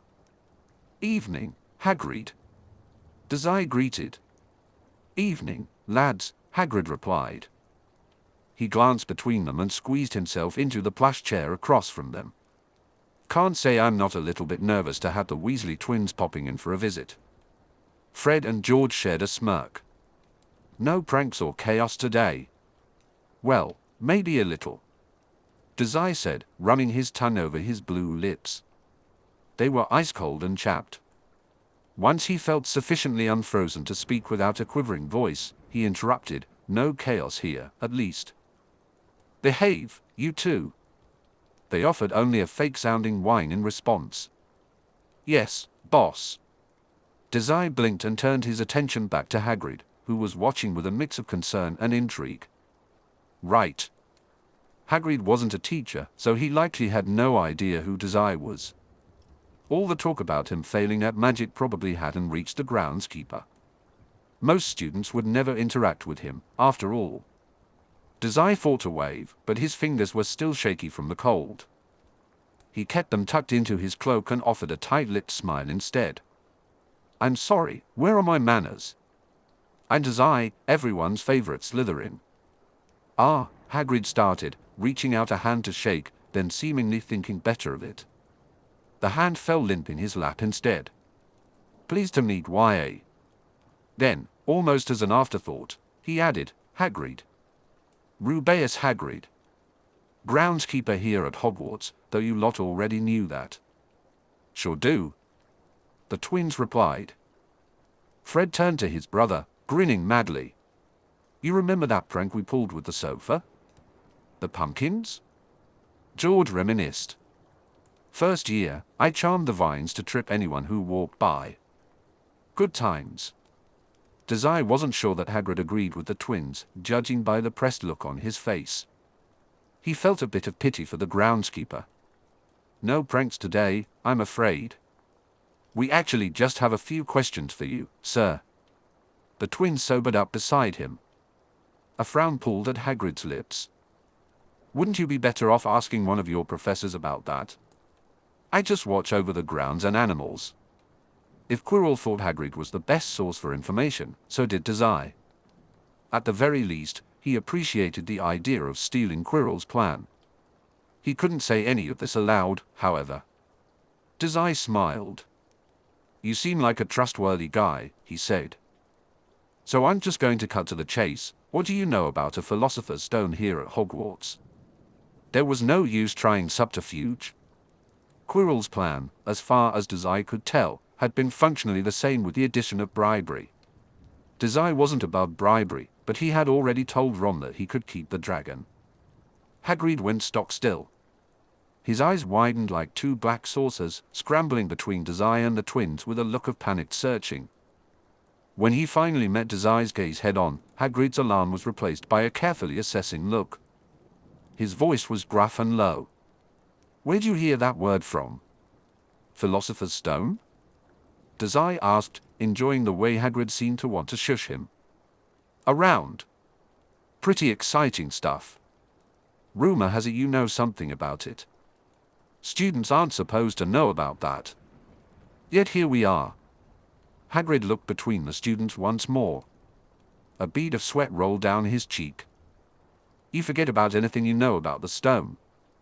That's between Professor Dumbledore and Nicholas Flamel." Dazai kept his expression neutral, but he mentally noted the unfamiliar name for later. He planned to investigate in the library once he figured out Hermione's schedule. She would know how to find the information he needed. After all, Hermione spent more time studying in the library than he did. "It's top secret, that," Hagrid said roughly. "Don't even know how you know about it being here."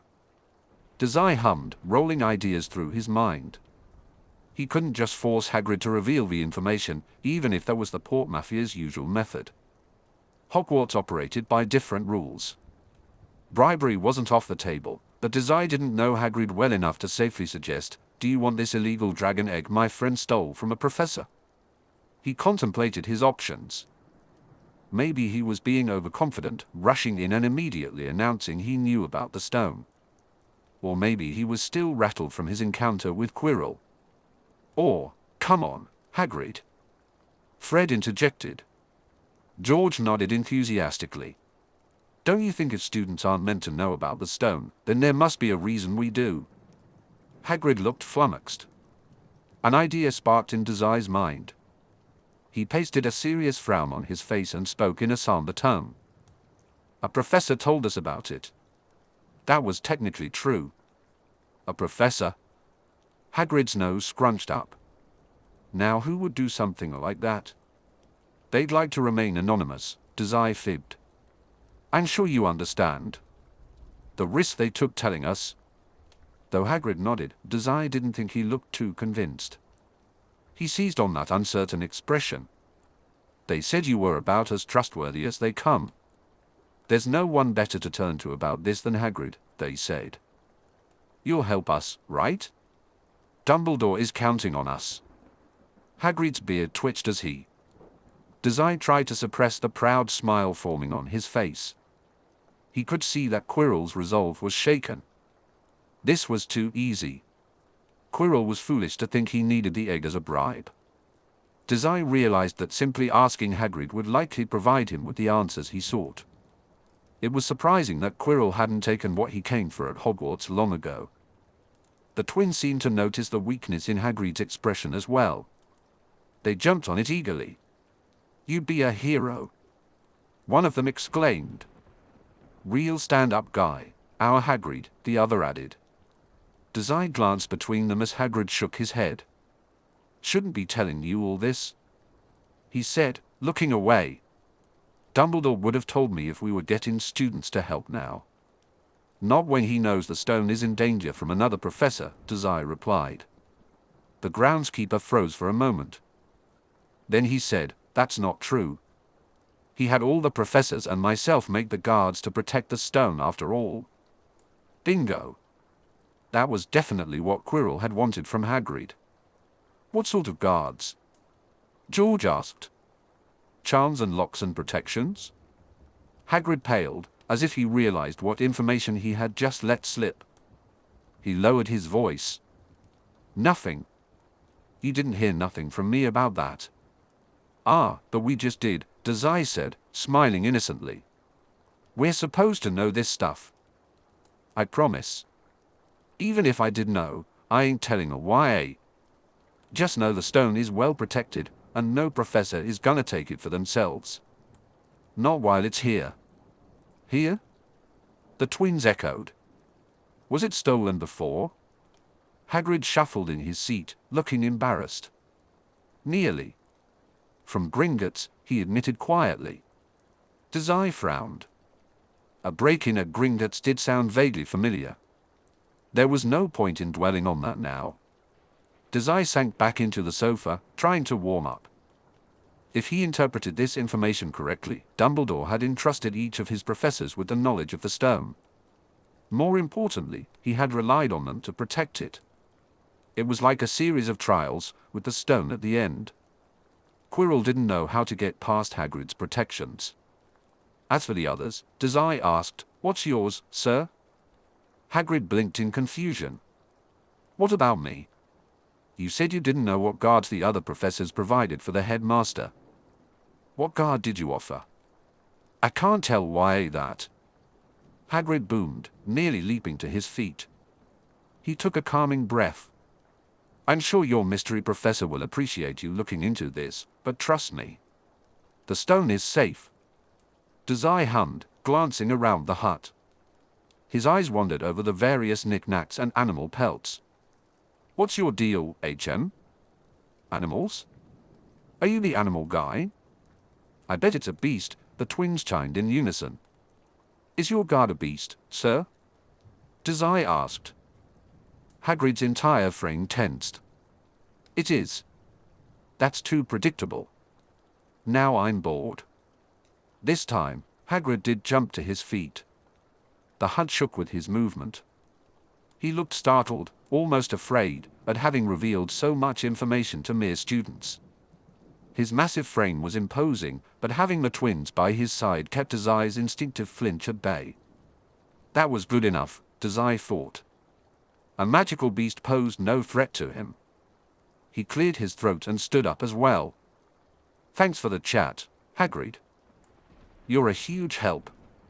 Dumbledore will thank you once this whole ordeal is over. As an afterthought, he added, but you can't tell him we were here, of course. He's on high alert for suspicious activity, especially with the other professor trying to steal the stone. The twins mind zipping their lips shut. Fred tossed out the key. I wouldn't risk it, Dazai confirmed. Maybe just lay low until we've rooted out the problem.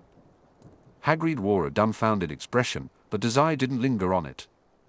An idea was bubbling in his mind, something extraordinarily entertaining and incredibly idiotic. It was great. Dazai spun on his feet, a goodbye on his lips. The twins said their own farewells and hurried after Dazai into the cold winter air. He barely registered the chill, the force of his plan was taking shape in his head. So? Fred interrupted Dazai mid-thought. We know it's being guarded. What now? Dazai glanced at him. Well, he said, Quirrell is going to try and steal it eventually. He clearly doesn't know what to expect from Hagrid's beast guard, so that will slow him down. George made a thoughtful sound. Should we tell a professor? Like, for real? Not to pester them for information. Where's the fun in that? The twins exchanged a look over Dazai's head. There's no point in telling the professors. Not when they already know about the threat. Dazai tried again, giving them a pointed glance. Dumbledore brought the stone here so that when Quirrell tries to steal it, they can catch him red-handed. That's what Dazai would do. Snape's insistence that Dazai simply lay low around Quirrell proved it. So, he said, turning to face the twins, we're a few steps ahead of Quirrell now that he's lost his bartering chip with Hagrid. That's the first step in every great prank, knowing something no one else knows. Dazai could see the moment Fred and George's need for chaos overcame their trepidation.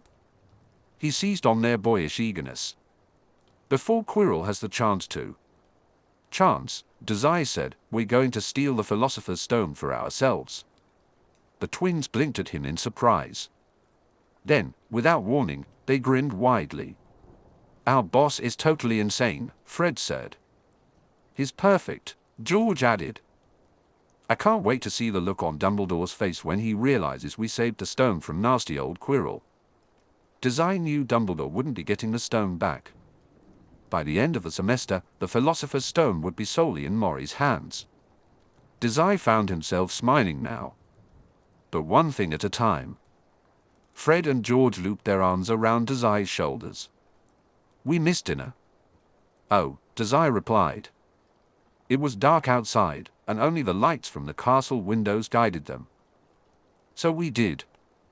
The twins beamed at him. Want to learn how to sneak into the kitchens, Snakey? Dazai didn't really have the appetite to eat anything. But with the twins looking so proud, he figured it couldn't hurt. Chapter 41, A Children's Heist. It had been almost a week since visiting Hagrid, and Dazai's meetings with Quirrell had suddenly stopped. Dazai supposed he had finally pushed the professor too far, too many tight-lipped smiles, too many subtle jabs, and too many questions about Quirrell's various criminal enterprises. It was all very entertaining. It had also been about a week since Dazai had told the twins, along with Ron and Blaise, about his plans to steal the Philosopher's Stone for himself. They were ecstatic at the prospect of a prank with such epic proportions. Tricking their classmates? Easy. Fooling their teachers? Simple. But interrupting a criminal heist with their own? Perfect. Dazai had to agree. Ignoring the fact that Maury had basically asked Dazai to take the stone, there was a sort of boyish charm to the whole plan. A children's heist. It was all quite a bit more fun than doing Quirrell's lessons alone. It was hard not to buzz with excitement when Fred and George were always grinning from ear to ear as they talked about it. "Do we know where the stone is exactly?" Fred asked one day, hunched over a textbook in the library. "The Forbidden Forest?" George speculated. Dazai glanced up from his own book, brows pinched together at the odd suggestion. The words Nicholas Flamel and Philosopher's Stone were yet again nowhere within the pages of this book. Special ability wasn't there either, but Dazai was hardly looking for that these days. He knew a lost cause when he saw one. "I have a general idea where it's being kept, actually. But we can't go for the stone quite yet." At the twins' insistent looks, he continued, "I really need to find some information on the stone first. If it's cursed or something, I don't need you two touching it. Or, we don't want you getting cursed either, boss." Dazai flipped a page loudly. "Is this your plan?" "Then?" George asked. He flicked one of the many books scattered across Dazai's workspace. "Are we going to tear through every book in the school library? If you didn't have Madam Pin's favor before, you definitely will by the end of the year." Dazai made a face and pulled the book toward him protectively. The title read, "From Egg to Inferno, A Dragon Keeper's Guide," and it was open to a page about the Norwegian Ridgeback. He had confidently ruled out every other dragon breed as being the one currently in Blaise's possession. Those were ferocious little things. Dazai had no idea how they would keep it tame once it hatched. "Actually," he said, "I was hoping to get Hermione's help. She knows her way around the library better than I do." He shot a discreet glance at the twins, who had contributed 0 books to his search. "Better than you two, as well." Fred and George feigned hurt, clutching their chests and falling back into their seats. Dazai rolled his eyes. He huffed out a breath and leaned back in his stiff wooden chair. None of these books had any information for him. That made sense, considering. In the forest that night, Professor Snape said students aren't supposed to know about the stone's existence, let alone that it's in the castle. The twins perked up, and Dazai continued, "I was hoping there might be just enough information for me to work with." He let an arm fall across his eyes wearily. "But that doesn't seem to be the case. I should have known you wizard types are all about keeping information hidden from the general public." They sat in silence for a moment. Then one of the twins patted Dazai on the shoulder as if to cheer him up. Dazai barely managed to suppress a flinch. "If you think Hermione will know something, then it's worth asking, isn't it?" George inquired. Dazai let his hand drop to his lap so he could better see the twins' expressions. Dazai shrugged. Hermione was his best guess for help. However, he wasn't too sure if she would have any leads for him. "Well then, we'll just go and grab her for you." "Thanks," Dazai replied. "I've been trying to meet up with her since winter break ended. I guess our schedules don't line up." Fred chuckled. "That's because you're always so busy running around fussing over this Quirrell business." "And dealing with Draco," George added helpfully. "Is teaching me spells." Dazai found himself defending Draco, of all people, but he felt a prick in his chest at George's careless words. Maybe he was just tired. He shook it off with a wave of his hand. The twins shared a glance, then seemed to deflate. "You need to take a break sometime, Snakey." "Honestly," Fred said with a pointed sigh, "when's the last time you didn't spend all day either practicing spells, researching in here, or doing some sort of high-stress spy thing?" Dazai frowned, racking his brain. "Oh. Christmas? We chatted by the fireplace. We chatted about spy things." "Oh. Right." Dazai blinked. "Probably Halloween, then." "Halloween? That was months ago." They looked shocked. "Should we be getting Hermione for you, or should we be getting you to take a nap?"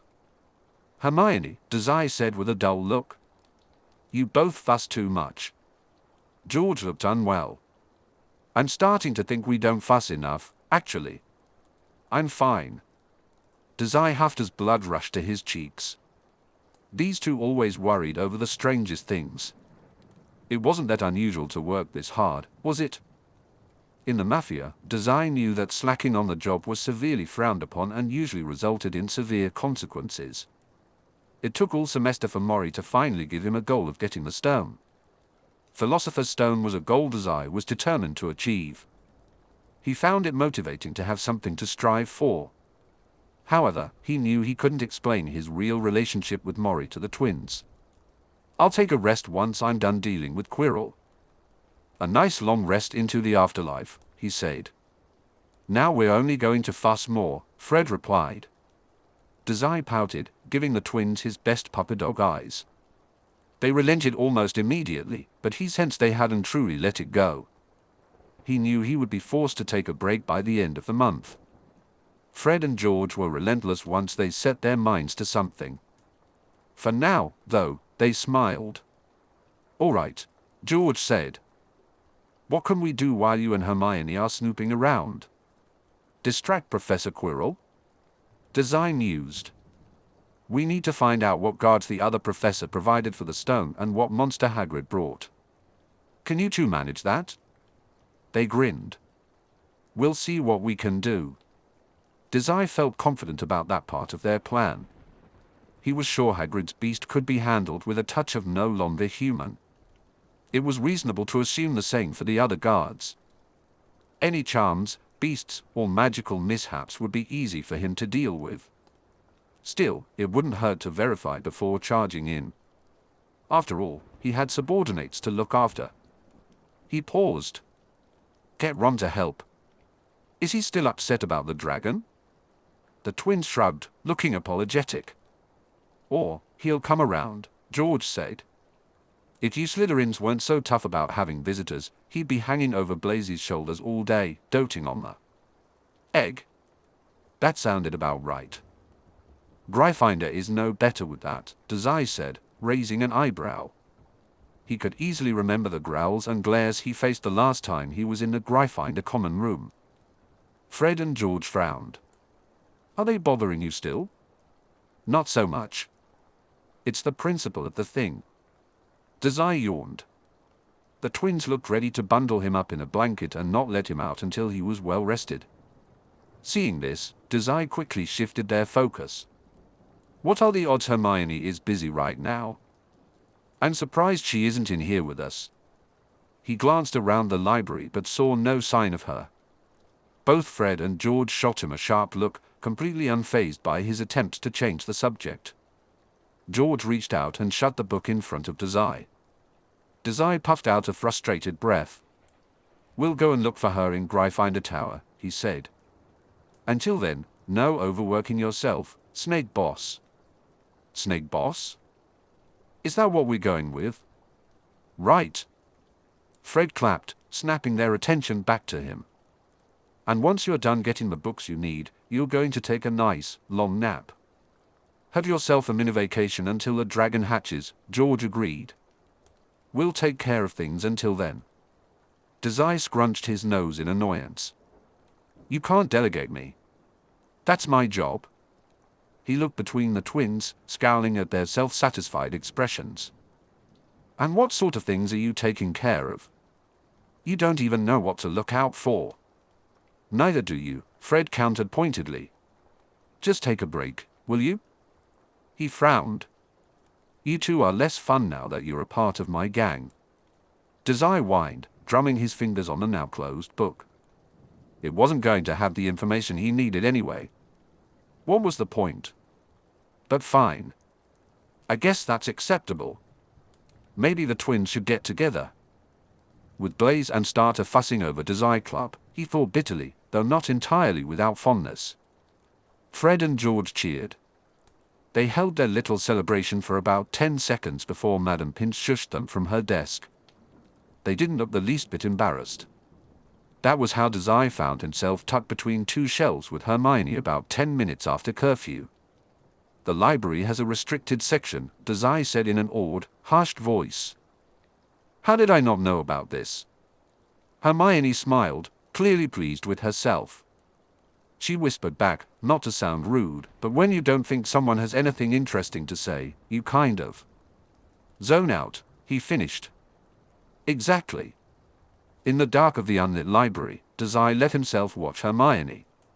When he had mentioned needing help finding information, he hadn't expected her to almost immediately suggest sneaking into the restricted section. This new rules were meant for breaking version of Hermione had caught him off guard. I respect the rules, she had said, looking somewhat chagrined, but I disagree with keeping information hidden from students. We came here to learn, not to have vital information censored from us. Don't you think so, Dazai? As a matter of fact, he did. It was all still a bit jarring, though. Dazai met Hermione's eyes in the shadows. With all the students and professors retired for the night, every torch and candle in the library had been extinguished. The spines of books and shelves were visible only by the moonlight filtering through the window. With every shift in the light, Dazai glanced around to see if the torches had lit up at a teacher's presence. A cloud blew over the moon and then vanished somewhere to the north. Hermione followed his gaze around the library and nodded seriously. "Follow me," she said, ducking along a line of low bookshelves. Dazai, unsure of what else to do, hurried to follow her. The library was dark, but that didn't erase the risks of being caught. The caretaker, Filch, could appear at any moment with his watchful cat. Worse yet, if Quirrell was snooping around this late. Dazai needed to find a helpful book soon. "Here it is," Hermione whispered, glancing over her shoulder at him. She stopped in front of a large door tucked behind some tall shelves, right beside Madame Pince's desk. That explained why Dazai hadn't noticed it before. "Oh," he hummed, mostly to himself. "I thought that was a storage closet." "No students permitted," Hermione read aloud, tapping the metal door plate. "You need special permission to get in, but the professors are notorious for not granting those. Only the really advanced graduating students even have a chance. Trust me, I've been trying all year." She reached for the door. "Oh." She paused. "It's locked." Dazai blinked. "I've got it." At her questioning look, he pulled a bobby pin from his cloak. "Keep an eye out." Hermione easily agreed, stepping aside with a look of bewilderment on her face. Dazai waited to pick the lock until he saw her scanning the library for any patrolling professors. It took almost a minute before he heard the telltale click of success. "Done," Dazai said, tucking the pin away again.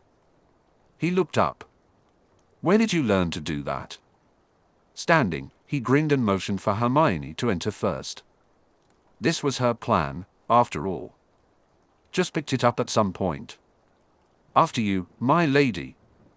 Hermione flushed, but the excitement of finally getting into the restricted section quickly overshadowed her embarrassment. She hurried to open the door, and Dazai, accustomed to subterfuge, shuffled in behind her. He double-checked the library for any trespassers.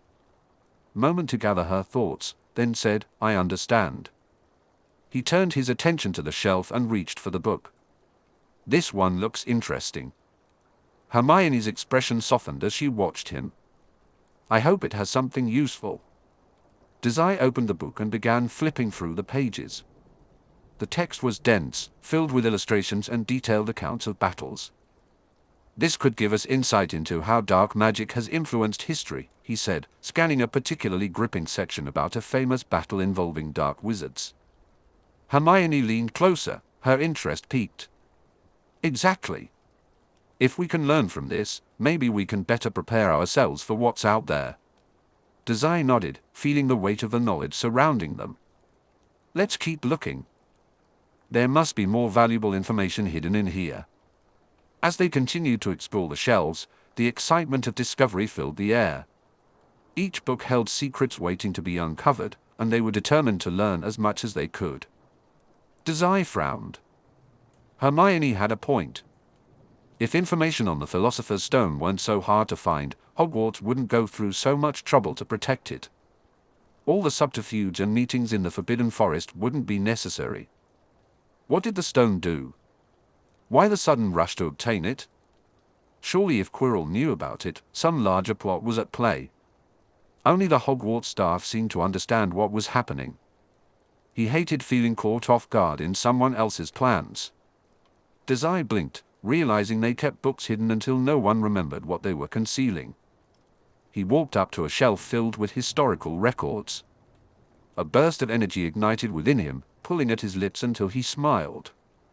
Was it here? Tucked away and forgotten by society? The connection he saw between magic and special abilities might exist after all. Dazai? HM? Hermione approached him, her lips pursed and her expression searching. Did you find what you were looking for already? The spines of 100 books loomed over him. He felt certain one of them held the answer. That connection he sensed, a shiver in his bones, between no longer human and magic was right there. But he didn't have time. Mori wanted the Philosopher's Stone, not Dazai's pounding headache eased. Dazai turned to her. No, he said, shaking his head. I didn't. Oh. Do you need help looking for it? He glanced around the room. Too many titles stared back at them. Dazai wasn't sure where to start. History? Magical artifacts? He sighed. Did he really have time to sort through all of this? He hadn't yet involved Hermione in the Quirrell drama. He knew she was strict about rules and didn't want to risk her telling any staff members about the plan, among other concerns. Or Dazai had thought that before.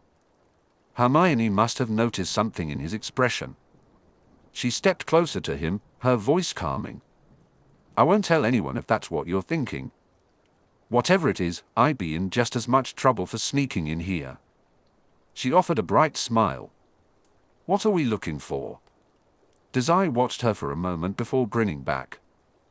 Something called the Philosopher's Stone. Ever heard of it? Interest sparked in her eyes. Hermione shook her head. Well, we'd better start looking, then. Dazai smirked widely. It's some kind of forbidden item, but there might be something in the history books, too. Or maybe potions. He really had no idea what it was. Hermione's smile glowed in the moonlight. You're saying we'll have to dig through dozens of books all night? Possibly read every single one before we find what you're looking for. Ah. Why do you sound excited about that? That's because I am.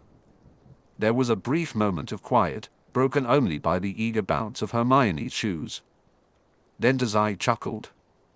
Don't overwork me, please. He glanced at the shelf of banned potions books. I'll start over here. All this studying will do you some good. Hermione called just before ducking behind a shelf. Maybe it would. As he looked at the dozens of books laid out before him, with the moon as his reading light, Dazai convinced himself this could actually be enjoyable. Ooh. Hermione's voice echoed from somewhere else. A book all about forbidden charms. Or maybe it was the thrill of breaking rules that made him smile so much. Good company never hurt, either, though Dazai would never say that out loud. This is boring. How long have we been here? Hermione glanced up from a book, which was practically pressed to her nose. Dazai wasn't sure if the book was just that interesting or if she was struggling to read without light. Had a pounding headache to prove it, too. An hour, she said, pausing. Almost 2. Dazai groaned and let his head fall back against a bookshelf. This is boring. You said that already, Hermione replied as she flipped a page. Did you finish looking through that section? He asked, rolling his neck. Yes, she answered. There was no mention of the Philosopher's Stone whatsoever. Whatever the stone did, it wasn't any potion ingredient that these authors knew of. They did, however, have the most delightful killing potions. If Dazai ever figured out how to brew something, he'd have to make one for himself. Had you found anything on that shelf? He asked. There was no way they would be able to root through everything in one night. Hopefully, they would have it figured out before the dragon hatched, because Dazai wasn't sure he could juggle both tasks at once. Hermione was quiet for a few minutes. Dazai let her read in silence while he collected another book from the shelf to see if it had what he wanted. It didn't look promising. Just when Dazai was ready to shelve this one, Hermione said, I might have something here. Does the name Nicholas Flamel mean anything to you? Flamel? Dazai perked up. He slid his book back into place and sat down at Hermione's side to peek at the page she was on. Yes, actually. He blinked and leaned forward eagerly. Why? She beckoned Dazai closer and pointed to a particular passage. He squinted down at it, trying to make out the inked words without a reading light. Right here, Hermione said. She read from the page, Nicholas Flamel, famed alchemist and creator of the Philosopher's Stone. Pausing, Hermione glanced up to meet Dazai's eyes. Flamel has made major contributions to our understanding of alchemy today, if this book is right. What I don't understand is why every single book about someone this important would be hidden away here. Dazai made a small sound of acknowledgement before shuffling to his feet. He scanned the shelves. Dazai listened to Hermione talk as he browsed the shelves. Apparently, this Philosopher's Stone made him pretty famous, but it's been wiped from general knowledge. How did you even find out about this, Dazai? I could tell you, but it's kind of sensitive. You'll get into trouble just for knowing, he said casually, aware of Hermione's priorities. He ran his finger over the spines of the books. Every so often, the title No Longer Human would flare up, leaving Dazai to figure out which books were charmed. Well, they weren't charmed now. Oh. Here it is. Hermione appeared at his side. Alchemy books? Good thinking. He nodded and grabbed a random title from the shelf. If this Flamel guy is so important, any of these should do, right? She agreed. Dazai flipped through the pages too quickly to really read them, skimming for relevant information. He would have loved to spend all day digging through these books, but that wasn't practical, not when they could get caught, especially with Professor Quirrell still being suspicious. The awe in Hermione's eyes made Dazai think she might join him in the restricted section again if he just asked. They sat in silence for a moment. Then Hermione spoke up quietly. The twins are involved in this too, right? And Ron? I've seen you for hanging out more than usual lately. The way her voice pinched at the end made Dazai look up from his book, his expression blank. Oh. You're jealous? Jealous? I'm not jealous. She squeaked. What gave you that idea? The flush running up Hermione's neck made Dazai snort. He turned back to the page he was skimming, which was about something called a panacea. This seems to be a running theme for me, he said. Dazai still wasn't convinced that Pansy's aggression at the start of the year wasn't some misguided form of jealousy. Look, Hermione. You're my friend. The word felt strange to him, but you prioritize schoolwork above everything else. This is sort of the opposite of schoolwork. We're actively doing things the professors don't want us to know about. I didn't involve you because this didn't seem like your thing. Also, we do a lot of sneaking around. He blinked. Sort of like this, actually. There wasn't a kind way to say, I didn't have a use for you before now, but Dazai thought he had done a pretty good job regardless. He didn't look up from his readings this time. Instead, he gave Hermione a moment to respond. He could easily stop her questioning here, but he didn't see much problem with letting her dig a little longer. You're my friend too, Dazai, Hermione said, her voice hesitant. My only friend, actually. Well, aside from Ron. But he can be. She trailed off. He's not a bookworm like us. Exactly. Whenever I try to talk about what I've read in the library, he gets this look on his face, like. I'm familiar, Dazai interrupted. Sometimes he mentioned his readings around Ron just to rile him up. Good times. Hermione nodded seriously. I guess what I'm saying is, if it's with you, I don't mind breaking the rules so much. Dazai blinked. Slowly, he looked up to see Hermione's expression. She was red-faced, but not worried. She met his eyes head-on. Oh. He probably should have realized her commitment earlier. This wasn't coming out of nowhere. She had said something similar once before, hadn't she? Dazai grinned over the blank expression he'd been wearing before. Welcome to the gang, then. Our current order of business is finding a book on the Philosopher's Stone because it's going to annoy Professor Quirrell when he can't find it." "The book?" Hermione asked, laughing slightly. "The stone," he replied. "It's at Hogwarts," Dazai said. Hermione's mouth opened in surprise, but he quickly interrupted her. He traced a line in the book with his finger. "Look here, the Philosopher's Stone." She stood up straighter and leaned closer to the page. Dazai barely glanced at her before he started reading. They read in silence for almost 5 minutes. As he moved from one sentence to the next, a growing sense of dread began to rise in Dazai's chest. "This is at Hogwarts?" Hermione finally asked after a long pause. Dazai nodded numbly. He quietly closed the book and put it back on the shelf. "Why?" Hermione shook her head, her wide eyes fixed on Dazai.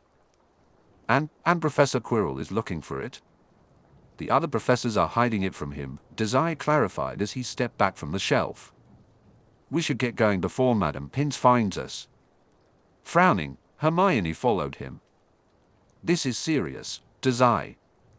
Before they could reach the door, she stopped him by placing her hand on his wrist. Dazai halted in his tracks and stared at her until she released her grip on his bandages. "I'm aware," Dazai said with a heavy sigh. He knew that Quirrell was trouble and that he was likely after the stone for whatever wizard mafia he was involved with.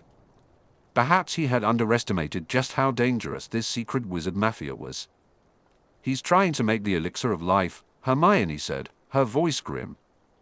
"He's trying to become immortal." Dazai translated her words in his mind. He wants someone in his mafia to be immortal. An unbidden thought crossed his mind: the current Port Mafia boss, immortal.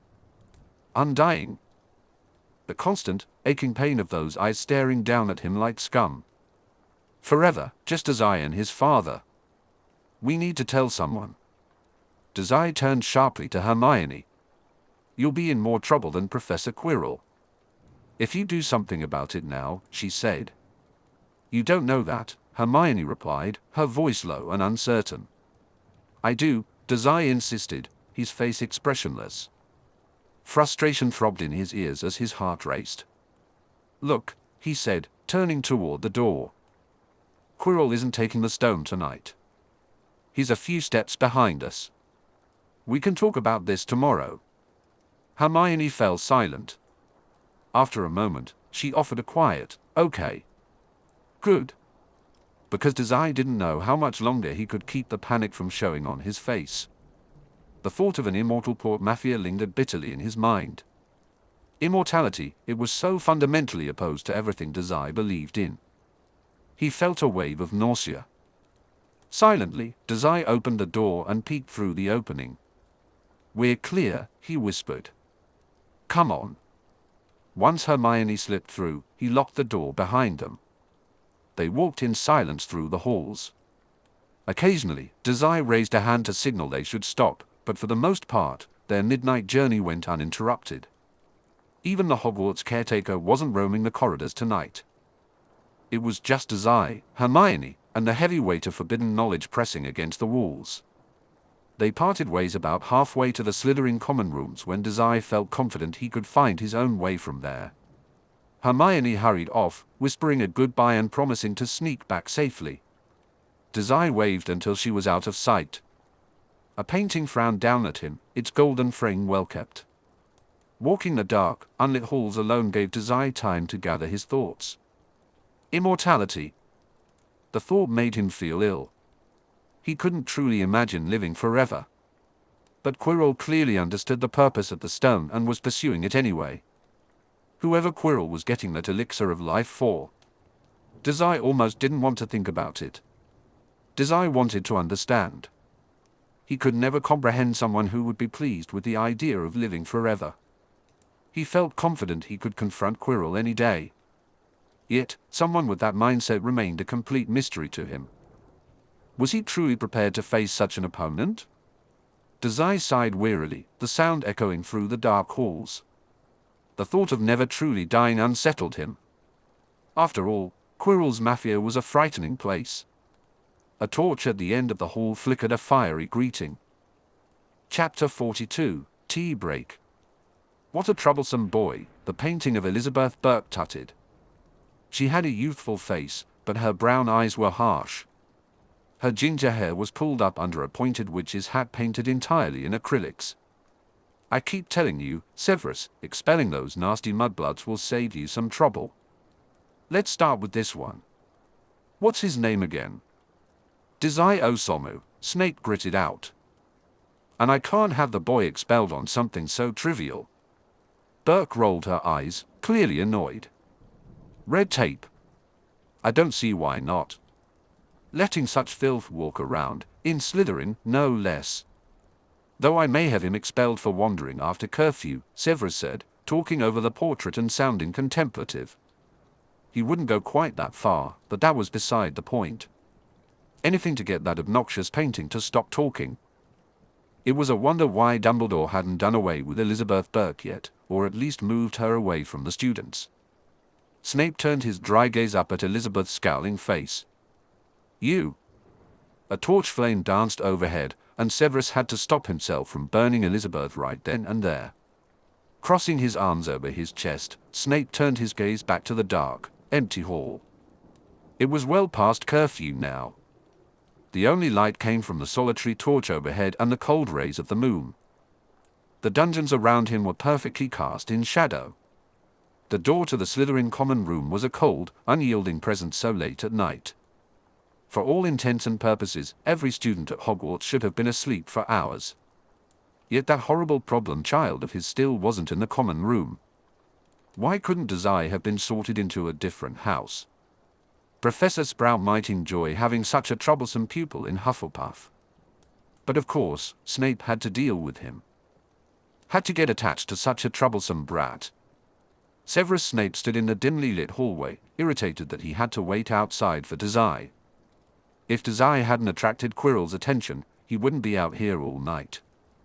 Severus knew the situation with Quirrell hadn't changed, even if he hadn't seen Dazai with him in the past week.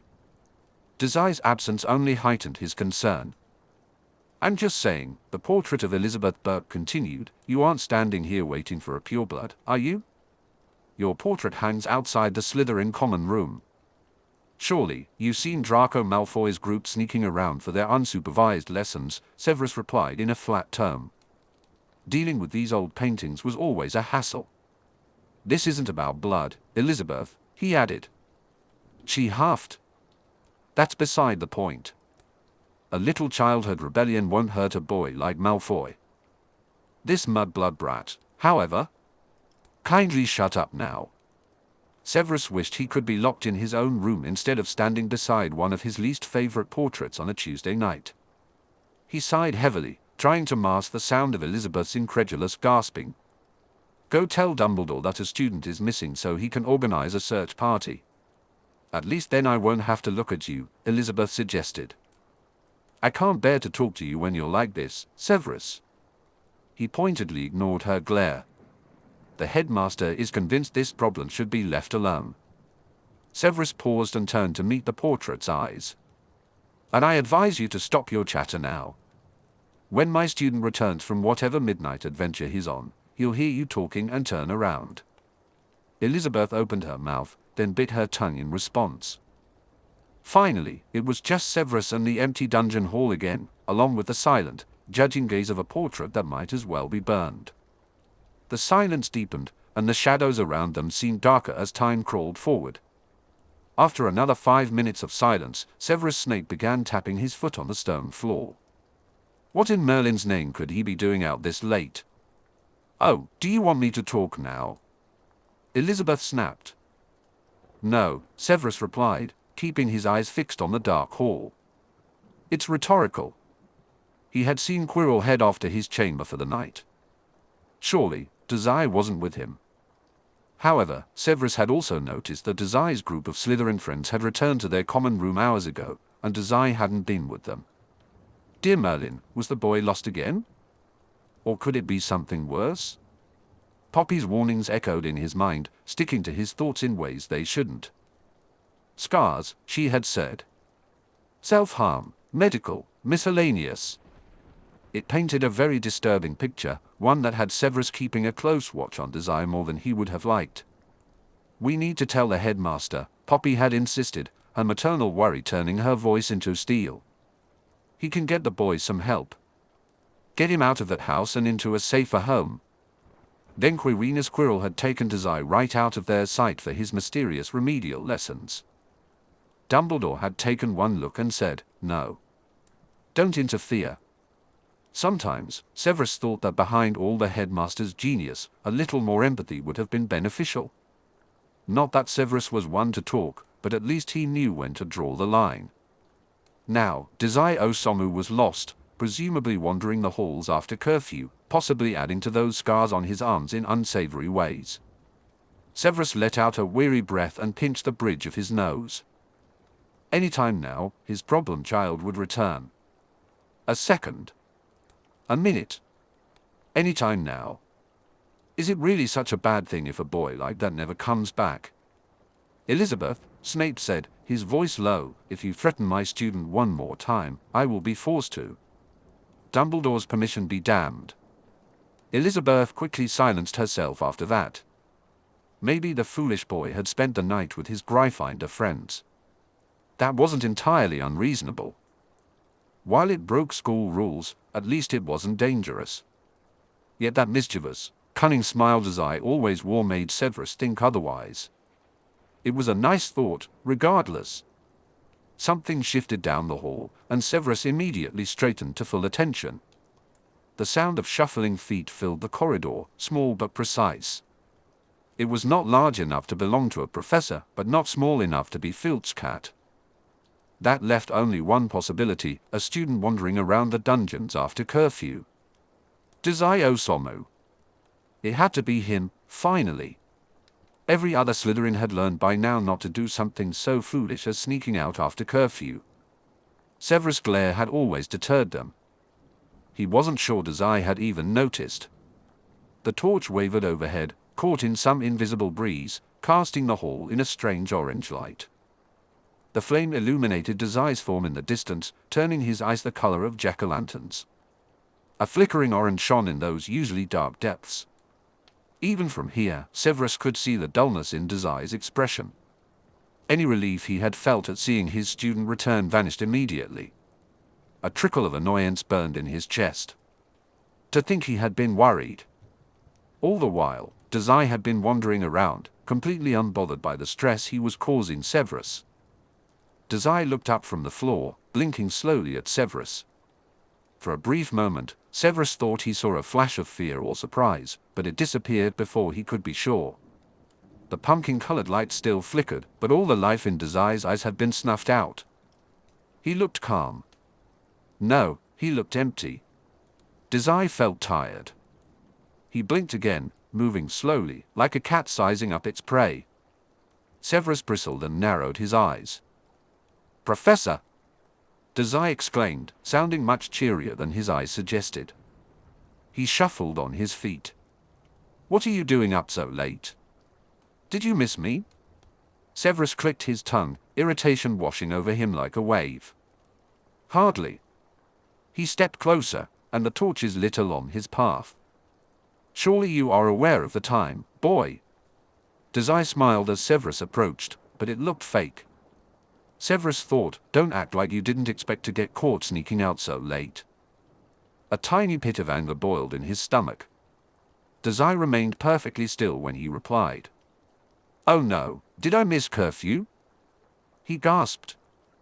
It was too easy to spot the insincerity, and Severus' frown deepened into a scowl. "I'm sorry, sir. It must have slipped my mind. I'll just sneak past you, then." "Enough." Severus spat. Dazai flinched. Even in the darkness of the midnight hallway, Severus could see how his student tensed up at his outburst, pulling back as if he expected to be hit. Severus felt his breath catch, momentarily caught off guard. Dazai seemed to realize what he had done, as that obnoxiously fake smile returned almost immediately. His shoulders relaxed, and his hands dropped to his sides. "My bad, sir," he said emptily after a moment. Taking the cue, Severus allowed himself to relax as well. Though anger still burned beneath his skin, it was quickly replaced by something closer to concern. "Mr. Dazai," Severus tried again, keeping his voice steady, "it is well past curfew now." "You? That is against the rules." "I am, sir," Dazai replied. The torchlight painted the boy's figure in red-orange. Snape squinted. Now that he was really looking, Dazai didn't appear well at all. His face was pale, and his hands trembled slightly at his sides. Dazai's mouth was ever so slightly parted, taking in cold, quiet breaths. Considering all of this, it was no wonder Dazai's smile looked so fake. The smile Severus had thought was overconfident and condescending was actually brittle around the edges, held together by something shaky and uncertain. Any moment now, it would all fall apart. Dazai Osamu was all jagged glass edges tonight. Drawing in a deep sigh, Snape willed his annoyance to fade. "Come, boy." Nodding, Snape took a step in the direction Dazai had come from. Dazai blinked, his mouth parting as he seemed to grapple for words. After a long moment, he finally managed a weak-sounding, "What?" "To my office," Severus said, keeping his voice carefully above a growl. The idea of making his student flinch back again disturbed him. He shook the thought from his head, suddenly feeling a bit sick. "Unless you would prefer we discuss this in the Slytherin common room where your peers might overhear." There was a short moment of silence before Snape turned his head over his shoulder to see if Dazai was planning to follow him. To his annoyance, the boy seemed to be considering the options. Severus clicked his tongue. "Hurry now, boy." Again, Dazai merely blinked, looking mutely startled. "Can't we do this tomorrow, sir?" he asked, but he started following Severus anyway. His voice sounded empty and tired. "It's been a really long day." "Perhaps," Severus said, turning on his heels to continue down the hall now that his pupil was following. He didn't look back. Dazai took a moment to collect himself. It was unsettling to see the usually composed Dazai Osamu so shaken. What had happened tonight? "You wouldn't be so exhausted if you had been in bed by curfew," Severus said. "Ah, good point, sir," Dazai replied, clapping his hands, which made Severus shoot him a wary glare over his shoulder. "I guess I've learned my lesson then," Dazai continued, a shaky smile returning to his face. "Stay up late and you'll be too tired to avoid getting yelled at by Professor Snape. I'd say this has been a productive night. I'll just be going to bed then." "Mr. Dazai," Severus interrupted, raising an eyebrow. He stopped walking and pulled open the office door they had finally reached. "Right," Dazai chuckled wearily. He skirted around Snape's side and entered the room without needing to be told. The office was not spacious. If it ever had been, the numerous potion supplies and books had long since filled it. However, it was a clean office. Despite the clutter, everything had its place. This organization system was something Severus had developed over years of refining his abrasive teaching style. With a pointed glare, Severus shut the door behind them. He navigated around a carefully organized stack of student potions and took a seat behind his desk. As he pushed a pile of graded papers to the side, Snape motioned for Dazai to take the seat across from him with a tilt of his head. Dazai looked around the office, a contemplative frown on his face. "What?" Severus asked. "Ah, nothing, sir," Dazai replied, finally taking the seat. His spine was ramrod straight, tense as if he was expecting something. "It's just that Professor Quirrell's office is sort of a mess compared to this. I just assumed every professor was horrible with organization." Snape raised an eyebrow. "Hardly." Dazai nodded quietly. Severus observed as Dazai twisted and pulled at the skin of his fingers, turning them red and wet with the beginnings of blood. Snape sighed and flicked his wand. The teapot on the shelf rose into the air and settled onto his desk with a clank. He muttered another spell to fill and heat the pot, all while silently watching Dazai's curious gaze. The kettle heated slowly. There was a spell to heat it faster, but Severus figured Dazai wouldn't know that. If the boy ever bothered to complete his assignments, Severus might have been more cautious. For now, he let the kettle cook at its own pace. Professor Quirrell, Snape said after a pause, breaking the silence. He noted how Dazai's eyes snapped to him, guarded and weary, mostly just tired. Is that where you've been all night?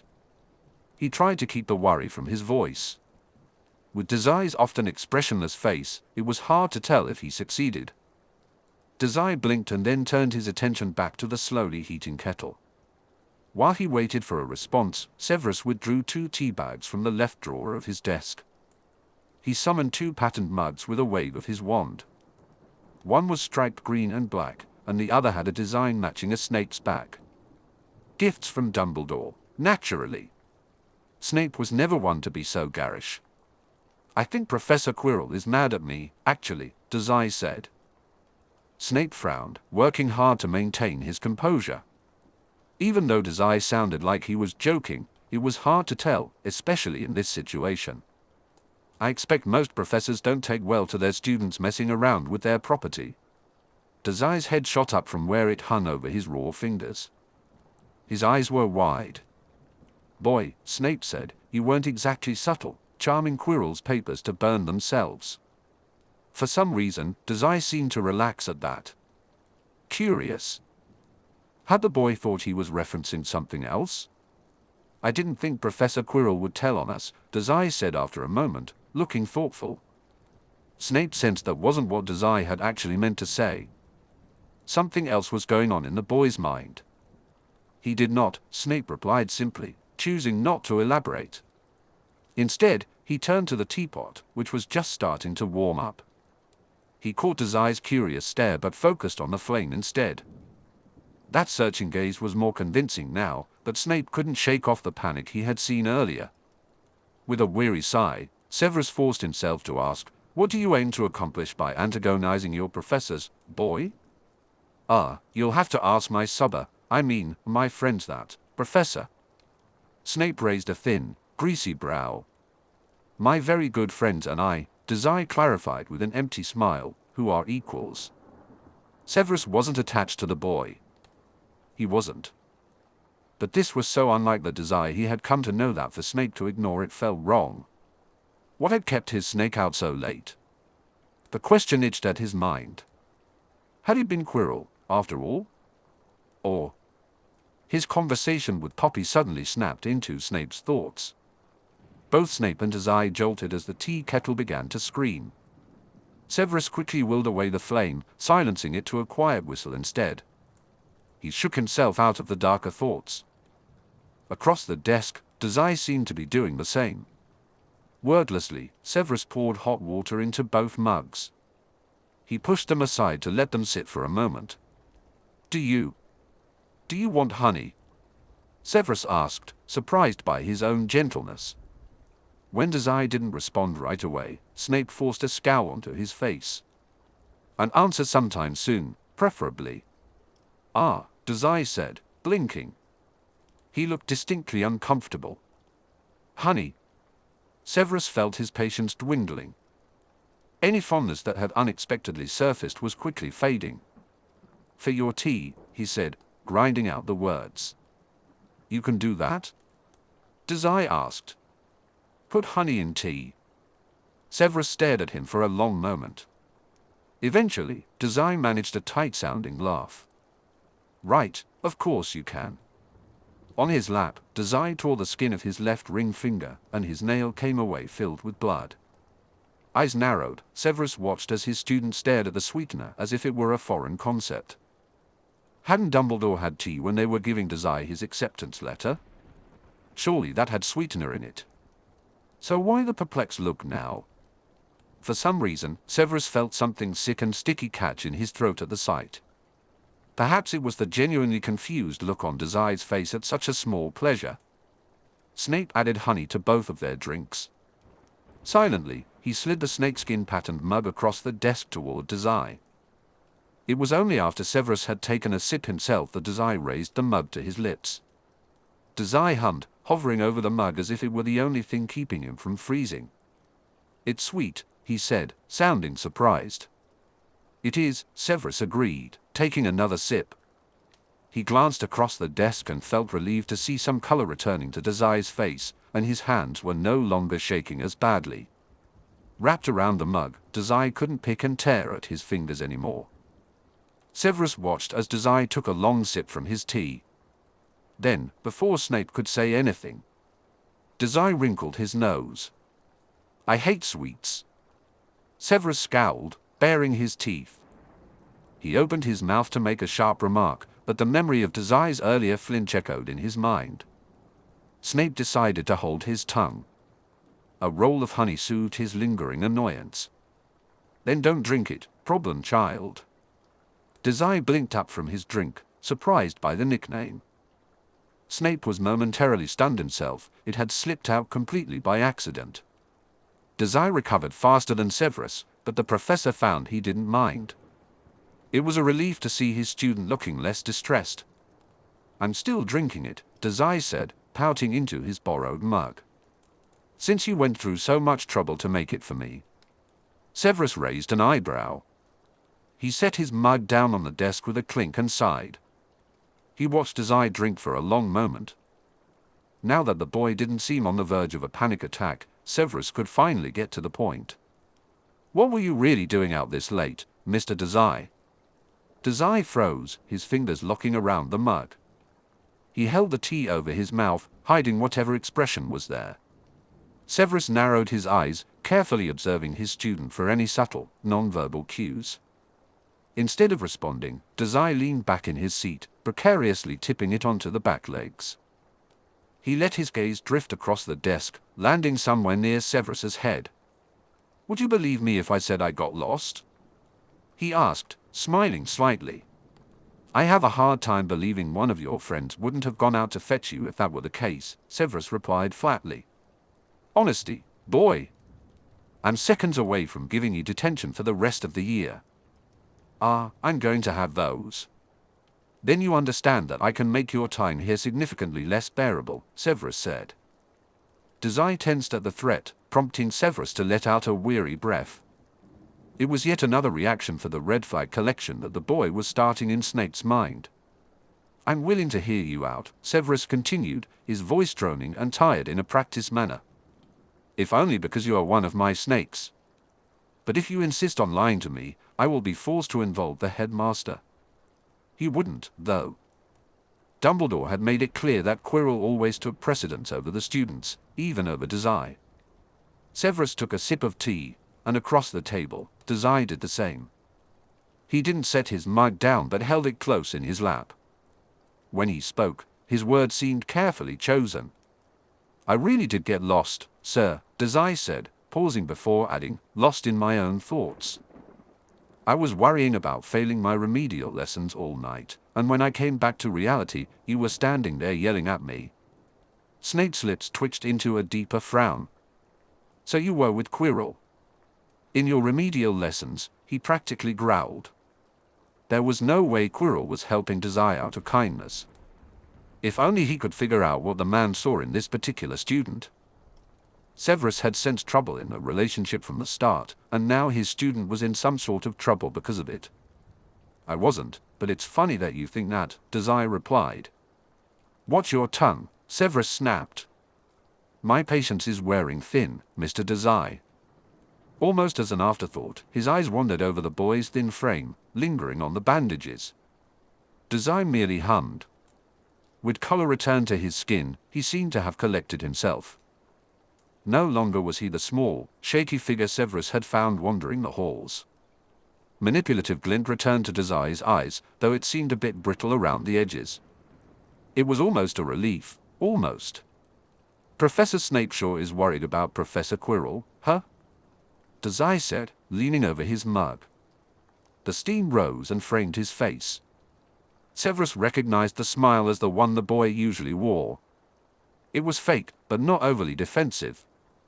It was scheming. Dangerous. That sly smile was familiar to every student in Slytherin. It was insincere in all the ways that everything in Slytherin House was. Markedly, it was an improvement from earlier. Snape felt the forefront of his worry dissipate with it. Severus brought his mug to his lips, taking a slow sip of his tea. The pleasant flavor was enhanced by the honey that drowned out the bitterness. You already know I am, he said, deciding not to dance around that topic. Well, it was kind of obvious you don't trust him, Dazai replied with a shrug. Then he regarded Snape with a less than serious expression. You think he's dangerous? Snape's eyes narrowed again.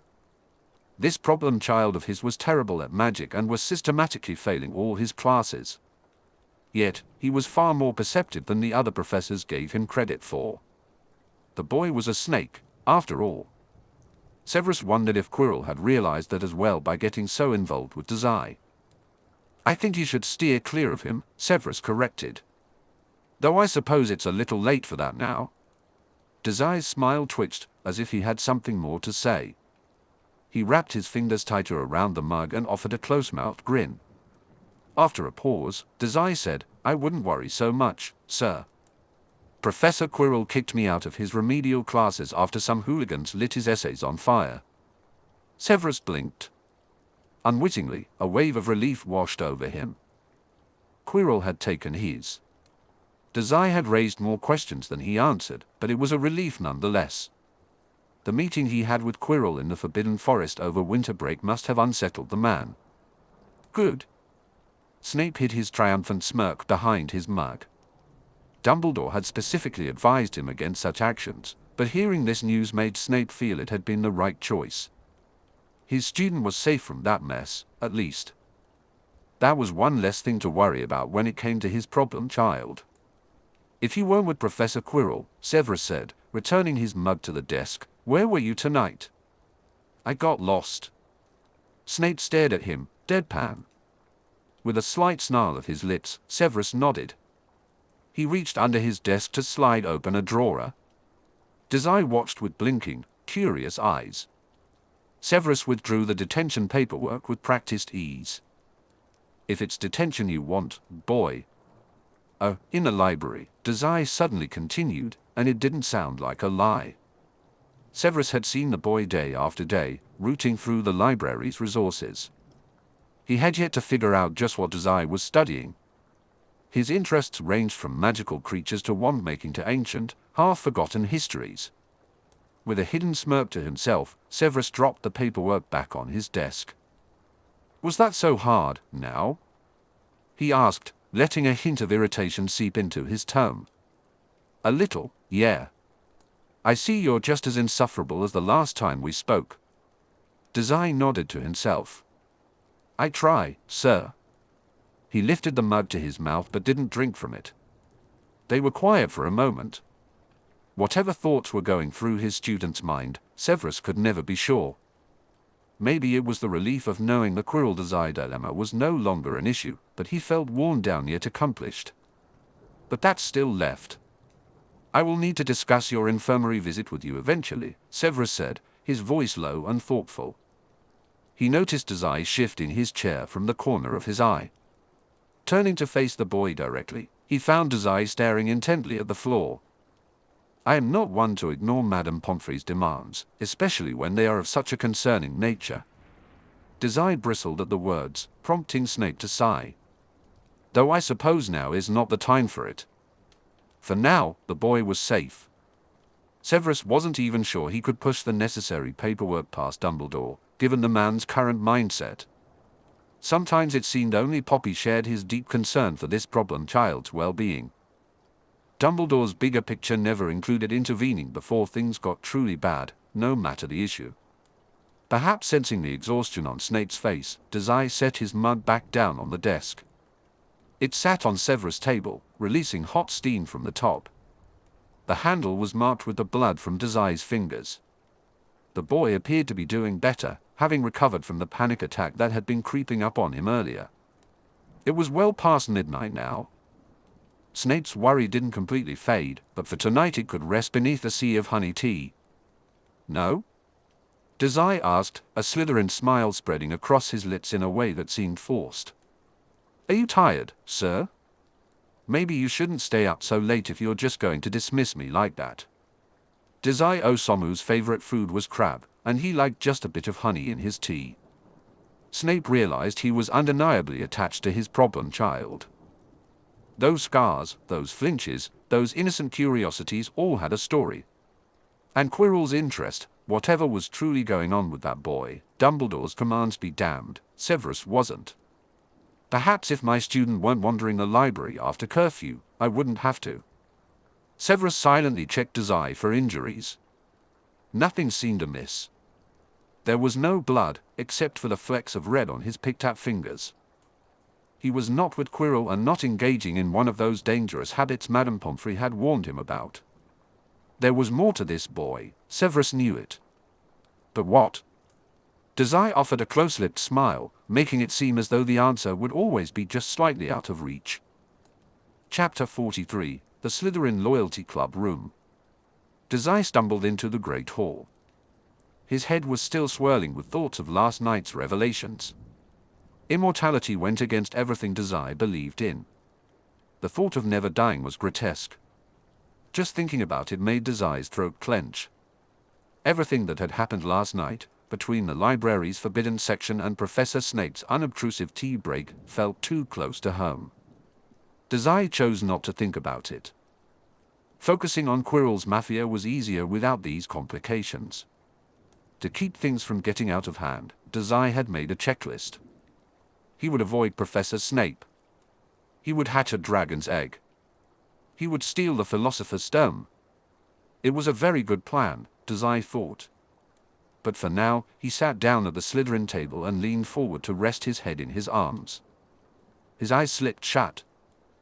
Normally, staying up all night wouldn't leave Dazai this exhausted, but the added toll of no longer human had drained him completely.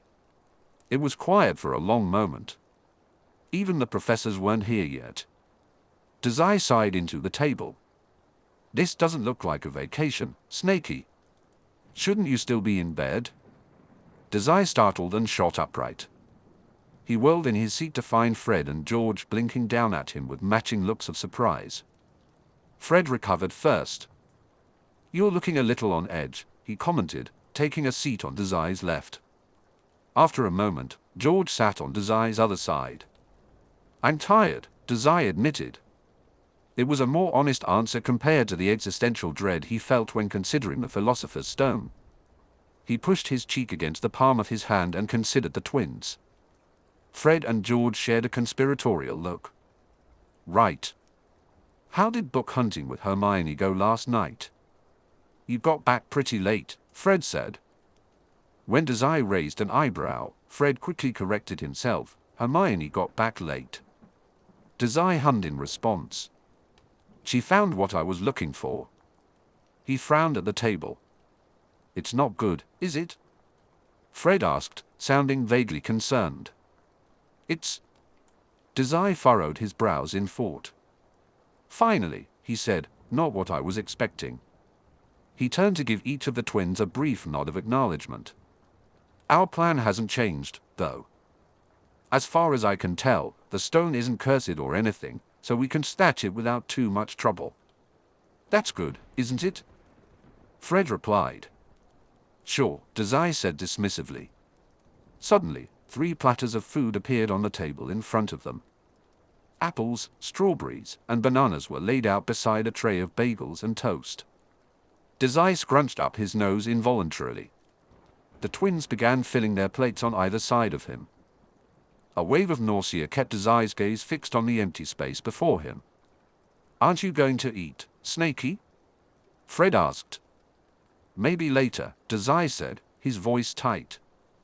I'd rather plan out everything for our heist now. When George bit into an apple, it squelched wetly. Ah, no you're not, he said. Dazai blinked, surprised by the easy dismissal. He sat up and scowled at George. Yes, I am. Actually, Fred interrupted, raising a finger to emphasize his point. I seem to recall a certain snake saying he would take a vacation after his secret mission with Hermione last night. Dazai opened his mouth, then closed it again. After staring blankly for a moment, he said, I agreed to that under extreme duress. It's for your own good, George said, nodding. Sorry, Dazai, but as your self-imposed big brothers, we kind of have to worry about you. You're wearing yourself ragged, Fred agreed. He looked Dazai up and down. You look exhausted, mate. Stop trying to wear yourself out. What's the fun in a prank like this if you're just going to be stressed about it? A prank. Dazai had stopped considering this a prank the moment the word immortality crossed the page of his forbidden book. He let his irritation show on his face, but all he managed to do was look even more exhausted. Look, if Professor Quirrell does something, you'll be the first to know, Dazai said. Fred hummed. Until then, we've got everything under control. Take a vacation already, little brother. Dazai pouted, his cheeks heating up by accident. He leaned forward into his hands. Taking his silence as compliance, the twins pressed on. No investigating the wizard mafia, no solving mysteries, no sneaking around. Oh. George jumped. No practicing magic. What? Dazai frowned and sat back up. Why no magic? Fred and George gave him matching blank looks. Don't think Ickle Ronikins didn't tell us about you passing out every time you try a spell. Sorry, Snakey. But a vacation isn't a vacation if you're sick, Fred added. I don't pass out every time, Dazai grumbled. Right. Sometimes he threw up or got a migraine. Speaking of migraines, a sharp pain was starting to build behind his eyes. Dazai made a low, dull noise. You realize I still have classes, right? He said. Oh. Are you taking a break, friend? All three occupants of the great hall glanced up hastily to follow the voice. Blaise stood at the other end of the table, hands on his hips and a carefully amused expression on his face. Once Dazai confirmed that it was only Blaise with them, he deflated. Not by choice. Good, Blaise said. He sat across from them but didn't reach for any food just yet. I'm getting tired of having to worry about you being sick again. Dazai scowled. I don't get sick that often. You do, Fred replied. The twins had initially tensed up at the sight of the Slytherin but quickly relaxed during the conversation. Perhaps they realized they had another ally in their new mission to get Dazai to take a nap. They beamed at Blaise. Hey! Blaise is in the gang, right? At Dazai's brief nod, Fred turned to Blaise. Keep an eye on him, will you? Our boss is always overworking himself these days. Blaise shrugged. Obviously. He picked up a piece of crispy, golden toast from the table. Instead of putting it on his plate, he held it out under Dazai's nose. Reluctantly, Dazai took it and took a small bite from the crust. The Weasley twins watched the easy exchange with wide, impressed eyes. Blaise nodded to himself, looking pleased. You two should get out of here. I don't want to deal with Dracos yelling this morning, Blaise said. They chatted quietly for a moment more. Dazai was too focused on forcing a few more bites of toast into his mouth to really listen. By the fifth small bite, his stomach began to protest. He set the toast down on his plate. Although Blaise frowned, he didn't say anything about it. Dazai waved goodbye to the twins, casting a side glance at his toast. Once the twins were seated at the Gryffindor table, it was just Blaise and Dazai left. You got back late last night, Blaise observed. Dazai shrugged, unfazed by Blaise's considering frown. He explained the events in the library as briefly and quietly as he could while Blaise listened intently. Blaise's expression remained blank and calculating, his brows slightly furrowed. When Dazai finished, he asked, How's the egg coming along? Who knows? Blaise said, glancing over Dazai's shoulder at the Weasley twins, who were chatting quietly. Didn't those two just tell you to take a break? This doesn't sound like a break. Well, they aren't here anymore, Dazai replied. Blaise stared at him for a long moment. He only looked away when the doors to the Great Hall swung open. A few clusters of tired-looking students began to enter the room, and Dazai noticed several professors trailing in with them. Blaise and Dazai exchanged a silent look. They couldn't have this conversation with an audience. With a sigh, Blaise turned back to his breakfast, picking a strawberry and placing it on his plate. Dazai let out a breath and watched the other students fill the Great Hall.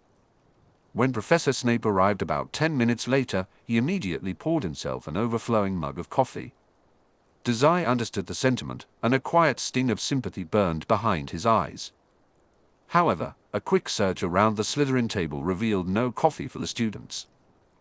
Exhaustion prickled at Dazai's skin like 1,000 biting gnats. Maybe a vacation wasn't such a bad idea, after all. He yawned. The potion was bubbling and boiling. It was a vivid pink color and reeked like something dying. Every few seconds, a bubble would rise to the surface, let out a ghastly sound, then splash a thick pink goo across the desk. Everything the mixture touched started to hiss and sizzle. It was Dazai's potion, and it was perfect. Ron said, blinking rapidly between his blue-green potion and Dazai's swirling mess. What step are you on, mate? 31. Ron took a careful step back. There are only 19 steps. I'm an innovator, Ron. Hold on, Ron said, turning. Hermione, why are you just letting him do that to your potion? Also, Dazai. Mate, I thought you were my potions partner. What is happening? Dazai and Hermione exchanged a glance. When Dazai raised an eyebrow, Hermione answered, I figured he was going to ruin the potion if we worked together. Wordlessly, Hermione grabbed a long wooden spoon from the table and began stirring a softly boiling turquoise potion. This is my potion. That's... Dazai's potion hissed like a dying animal. Something. Dazai hummed and gave the gurgling pink potion a tentative stir. It's a poison. Though Hermione didn't look up from her own potion, she replied dryly, Is it really a poison? I think that's just acid. Well, it's not a very nuanced poison, but it gets the job done. Unfortunately, drinking it would likely lead to an incredibly painful death. Dazai sighed, pulling the spoon out of the potion, which was nearly eaten away. He turned to Hermione. How's our potion coming along then, partner? She shot him a friendly look. It's just another few minutes now, and it'll be all done. Ron, you stirred yours too many times. Who? Dazai tuned them out as Ron and Hermione began to bicker. Instead, he focused on Professor Snape, who was supervising the class from behind his desk. Professor Snape turned his head, his eyes locking onto Dazai's from across the room. With brows pinched, Snape's gaze lingered a moment too long. The taste of fresh honey still coated Dazai's tongue, and he frowned. By the way, Dazai, why are you glaring at Professor Snape? Dazai blinked, pulling himself away from his thoughts. He turned to face Ron, who looked deep in thought himself. Dazai waved him off. He's more of a pushover than I thought he would be, he said after a moment. It wasn't a secret that Snape was strict with his detention punishments. Yet, Dazai had gotten off without any consequences despite breaking curfew. The favoritism bothered him because he couldn't see any good reason for it. A sick feeling rolled through Dazai at just the thought. Both Hermione and Ron stared at him with raised brows. What? Dazai asked. Nothing. He offered them a thin-lipped smile. Never mind. What were you going to say, Ron? The ginger watched him with a suspicious frown for a moment. Then he said, Fred and George wanted me to remind you to take a vacation. Apparently, I'm allowed to drag you back to the Slytherin common rooms if you try to cause trouble. Pouting, Dazai tipped his head back. His potion tipped back too, possibly because the supports were actively melting. They gave me the whole spiel this morning. Why does that sound like you aren't actually going to take a break? Ron asked. Dazai waved a hand dismissively. Before he could say anything, however, Hermione piped up. What exactly are you taking a break from? She asked. Her eyes were wide, but not suspicious. Is this about last night? Ron shot a panicked look at Dazai, who merely smiled. You should fill Hermione in after class. I was pretty brief explaining everything last night, he said to Ron. I would, but the twins will kill me if I just drag you into more Quirrell stuff. Got it. Dazai nodded and grinned at the serious expressions on both Ron and Hermione's faces. Well, and I have business with Draco after class. Business meant more loyalty club lessons.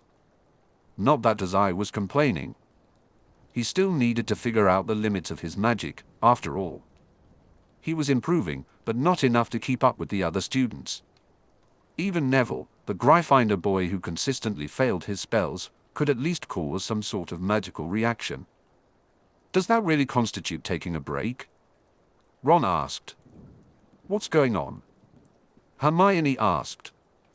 Dazai blinked, recalling his breakfast from that morning. The exhaustion still lingered beneath his skin.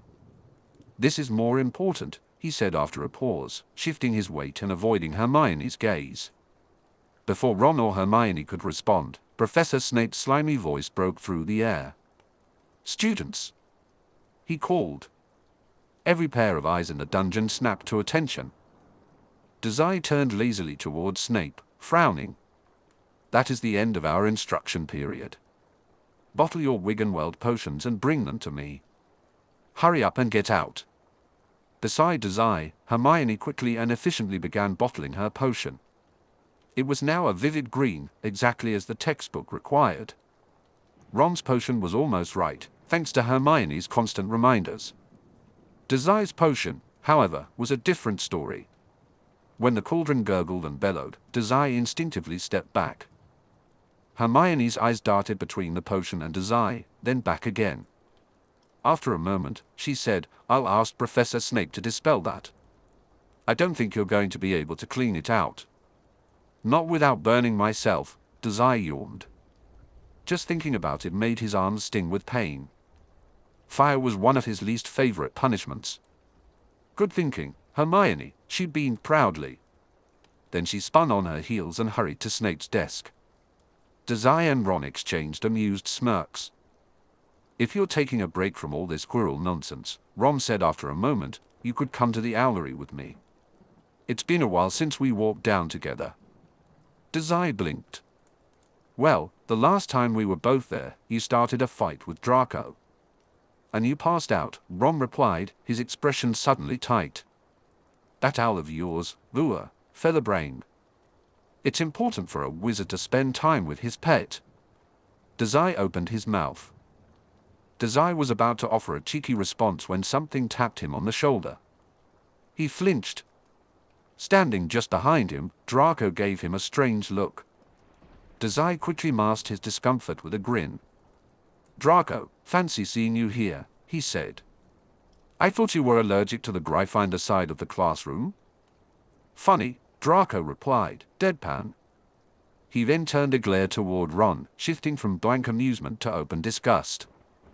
Run along, Weasley. We have Slytherin business to attend to.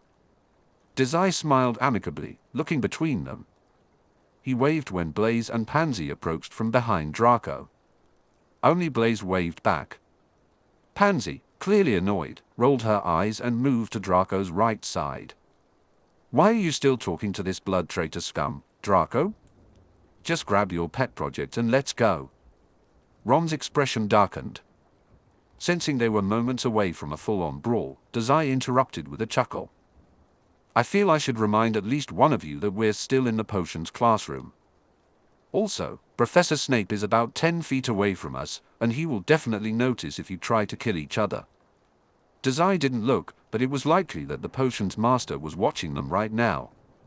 Snape had been shooting him surreptitious glances all through class, after all. Dazai rolled his shoulders, hoping to ease some of the tension. Blaise shot him a dull look. Draco blinked, then cleared his throat. Abruptly, he stood taller, looking poised and collected despite having just seemed ready to pounce. I suppose, for once, that Dazai is right. I try, boss, Dazai replied.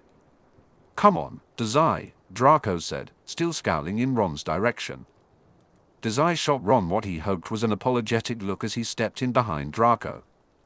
Blaise was right. He needed to practice his magic more than he needed to wander around the castle with Ron. Forget the twins' forced vacation, this was more practical. It was another step closer to being useful for the poor Mafia. Probably. Assuming magical talent was what Mori wanted him to gain this year. The jury was still out on that one, given Mori's endlessly vague instructions. Dazai let out a breath. He waved casually to Ron before turning to follow Draco, Pansy, and Blaise out of the classroom. Just as he turned, he saw Hermione return to their workstation. She said something quietly to Ron, who shook his head. Running a hand through his hair, Dazai yawned as he walked out of the classroom doors. His hair was getting too long. Dark brown curls tucked around his ears and bunched up at the nape of his neck. He would need to start combing it soon, otherwise it would mat. Usually, he was content to just run a hand through it. But now... "It's going to be too cold outside to practice spells," Blaise said, interrupting Dazai's wandering thoughts. Dazai blinked and let his hand drop to his side. "Draco." "I know that," Draco snapped, guiding the group through the halls and past a string of classrooms. A few dozen upperclassmen Dazai didn't recognize were walking out of them. "That's why we're going to the common rooms. No one will bother us there, they know who my father is."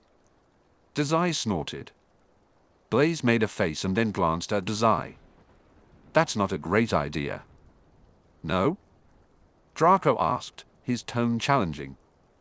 Pansy curled her lip. "Why not?" Dazai was about to add his own question when it dawned on him, the dragon egg. It was in the Slytherin common rooms.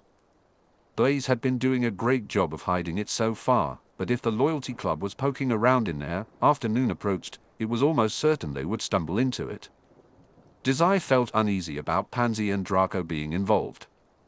Thinking quickly, he said, "We're still practicing Incendio, aren't we?" "I guess if you don't mind me casting it right over your bed, then..." Draco's face paled. "We'll practice over your bed, obviously." Blaise raised a hand, stopping the conversation easily. "Absolutely not. Not outside, not in the common rooms." Pansy glared. "Where else are we going to go?" She turned to Draco.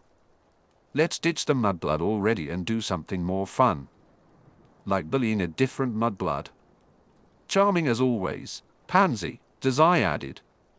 "No," Draco replied firmly. "I owe it to Dazai to make him functional. You've seen his spell work, Pansy. It's abysmal. He still needs a lot of work." "Your cruel words only make me want to work harder, boss," Dazai replied. Blaise chuckled beside him. They fell silent for a moment. Dazai didn't mind, following Draco was easier than the complicated planning involved in starting a gang. His gang's first order of business was ambitious, destroying a rival mafia. Dazai had always been an overachiever in the worst ways. Deep down, he couldn't let anyone attain immortality. The thought bothered him. Draco led the club up a flight of moving stairs, mentioning something about finding an empty classroom. When they reached the floor, Dazai recognized it vaguely. He looked down the long hall, a smile creeping onto his face. "Aren't the Gryffindor dorms down there?"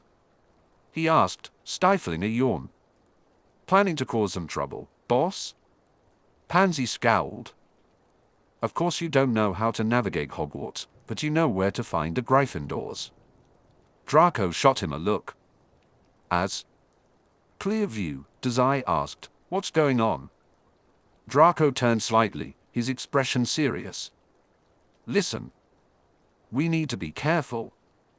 I don't want to attract any unwanted attention." "Unwanted attention? From who?" Dazai replied, curiosity piqued. "From the Gryffindors," Draco said, glancing back down the corridor.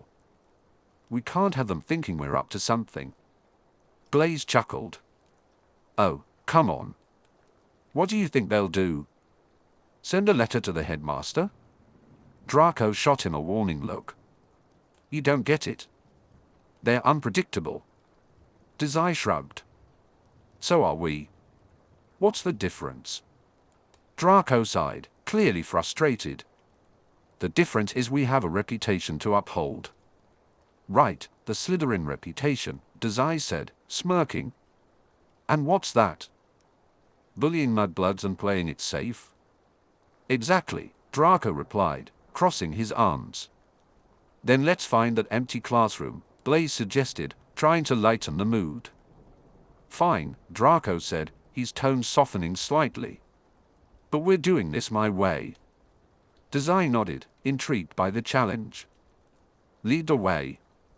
Dazai noticed that Draco's expression was scrunched up in confusion. Pansy wore a similar look, while Blaise's uncertainty was the same subdued kind it always was. Frowning, Dazai glanced around.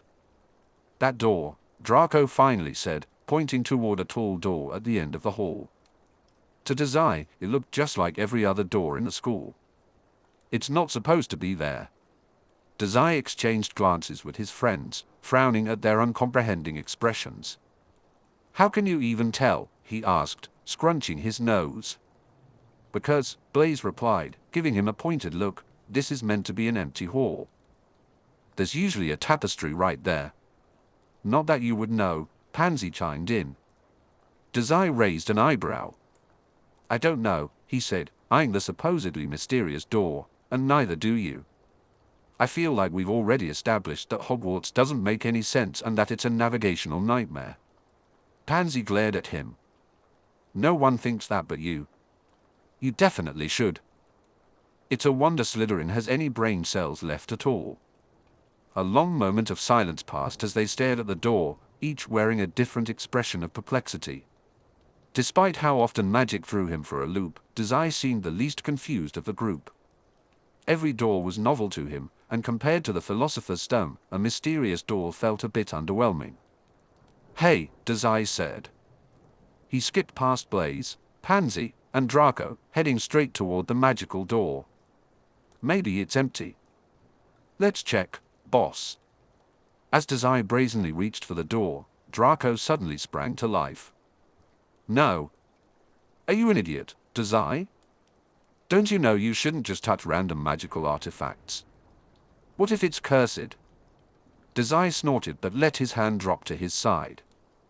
"I highly doubt that will be a problem," he said, though he considered that nullifying it might take away the fun. "Pansy should open it then, since it doesn't matter if she gets cursed." Pansy bristled at the suggestion. Beside her, Blaise hummed thoughtfully. Dazai stared at him for a moment until Blaise caught his gaze and sighed. "I agree," Blaise said. "I think we should open it." "This is probably trespassing," Pansy growled at Blaise as the snake finally followed Dazai to the door. "I bet the professors keep it behind a tapestry for a reason. The forest and that part of the third floor are the only things off limits," Dazai countered. He stepped back to let Blaise inspect the door. The headmaster never mentioned anything about mysterious doors on the 7th floor. "Hey," he turned to grin at Draco, "maybe there are some Gryffindor secrets back here." It might have been the prospect of bullying or the eagerness of both Blaise and Dazai to open the door, but moments later, Draco joined them. "You've got to be kidding me. Draco! You can't be humoring Dazai, of all people." "I'm not," Draco replied. "I'm humoring myself. Besides, I bet my father would like to hear about a mysterious room that isn't known to the students. It's a hazard. What if some unsuspecting fool gets locked in there? Like us?" Blaise intoned. Dazai cheered, and it was only a moment later that Pansy joined them by the door. He shot her a grin, but received a scathing glare in return. Dazai was sure that if Draco had suggested this plan initially, she would have accepted it immediately. Oh well, he thought. He didn't need Pansy in his gang anyway. She didn't need to trust him. Just stay out of his way. With a final glance around the empty halls, Draco gripped the knob of the mysterious door on the 7th floor and swung it open. A gust of dusty wind rushed out, creating a wave of pressure.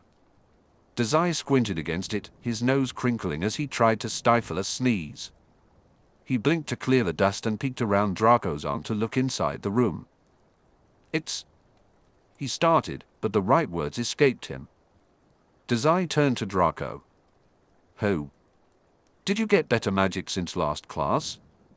Draco blinked, snapping out of his momentary daze. Without looking at Dazai, he stepped into the space behind the door. It was a large, open room with stone floors and tall, arching ceilings overhead. In the center stood a long, wooden desk, casting a heavy presence. For a brief moment, Dazai imagined his father sitting there. Blinking a few times cleared the image, but he looked away anyway. To the side of the desk was a sofa with plush, purple cushions, just wide enough for 4 students. It was exactly what they had been searching for. Dazai wondered why he still felt surprised by magic. He crossed the threshold after Draco and felt only mild surprise when the room didn't collapse around them. However, the moment he entered, no longer human began buzzing. A sharp pain shot through the base of his skull. Dazai rubbed the back of his neck, hoping to calm his agitated ability. When he turned to look back, he saw Pansy and then Blaise entering as well. Blaise closed the door behind them with precision. "What?" Pansy blinked, carefully walking around the room with wide, searching eyes. When she spotted the large stained glass window on the Dazai stared in awe at the far wall, his mouth gaping open. How? He leaned forward to inspect the window, feeling deeply disappointed to discover it couldn't be opened. The window cast a long, rainbow spectrum of light across the entire space, painting the desk and floor in vibrant colors. Dazai couldn't recall a large stained glass window on this side of Hogwarts' exterior. When he knocked his knuckles against the glass, the echo sounded more like stone. His ability, no longer human, stirred in protest. Turning back to the others, Dazai rolled onto his heels and grinned widely. The group had mostly fanned out by now. Draco, standing over the desk, spoke first. "What is this place?" Blaise rolled up to Dazai's side. "It looks like a room with everything we needed," he said, glancing curiously at Dazai. "Except for your window." Dazai shrugged. "Why was it hidden behind the tapestry?" Pansy asked, surprisingly calm. "Or why wasn't the tapestry there today?" They all exchanged glances. "It has to be magic, right?" Draco suggested. "I must have made the room with magic. I wanted to find this place so badly that my incredibly sophisticated magic made it for us." "You're welcome." "Why did you have to make it?" "Maybe it was Blaise. Anyway, it's probably just a Hogwarts thing," Dazai countered easily. He walked over to the desk beside Draco, and shortly after, Blaise and Pansy joined them. Once they were all together, Dazai shrugged again.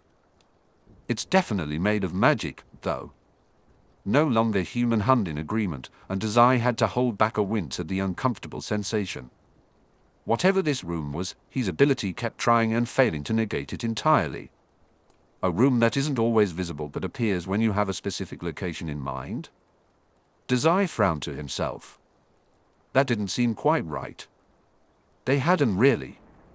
They had not expected to find a room like this. They had just wanted it. Dazai hummed as he looked around the room, ignoring the curious glances from his friends. It was definitely magic. Surprisingly, it wasn't a bad thing. Compared to the latest magical revelation Dazai had experienced, a room that granted their desires was not the most stressful situation he had to handle. He clapped his hands together and, beaming, said, "Does this mean we have a club room, boss?" Draco blinked in surprise. Then a smirk spread across his face. "For the last time, Dazai, we aren't a club." "We are kind of a club," Blaise chimed in. Leaning forward, Draco poked Dazai's book bag. "Enough talking. I made us this great practice room." "You didn't make it, boss.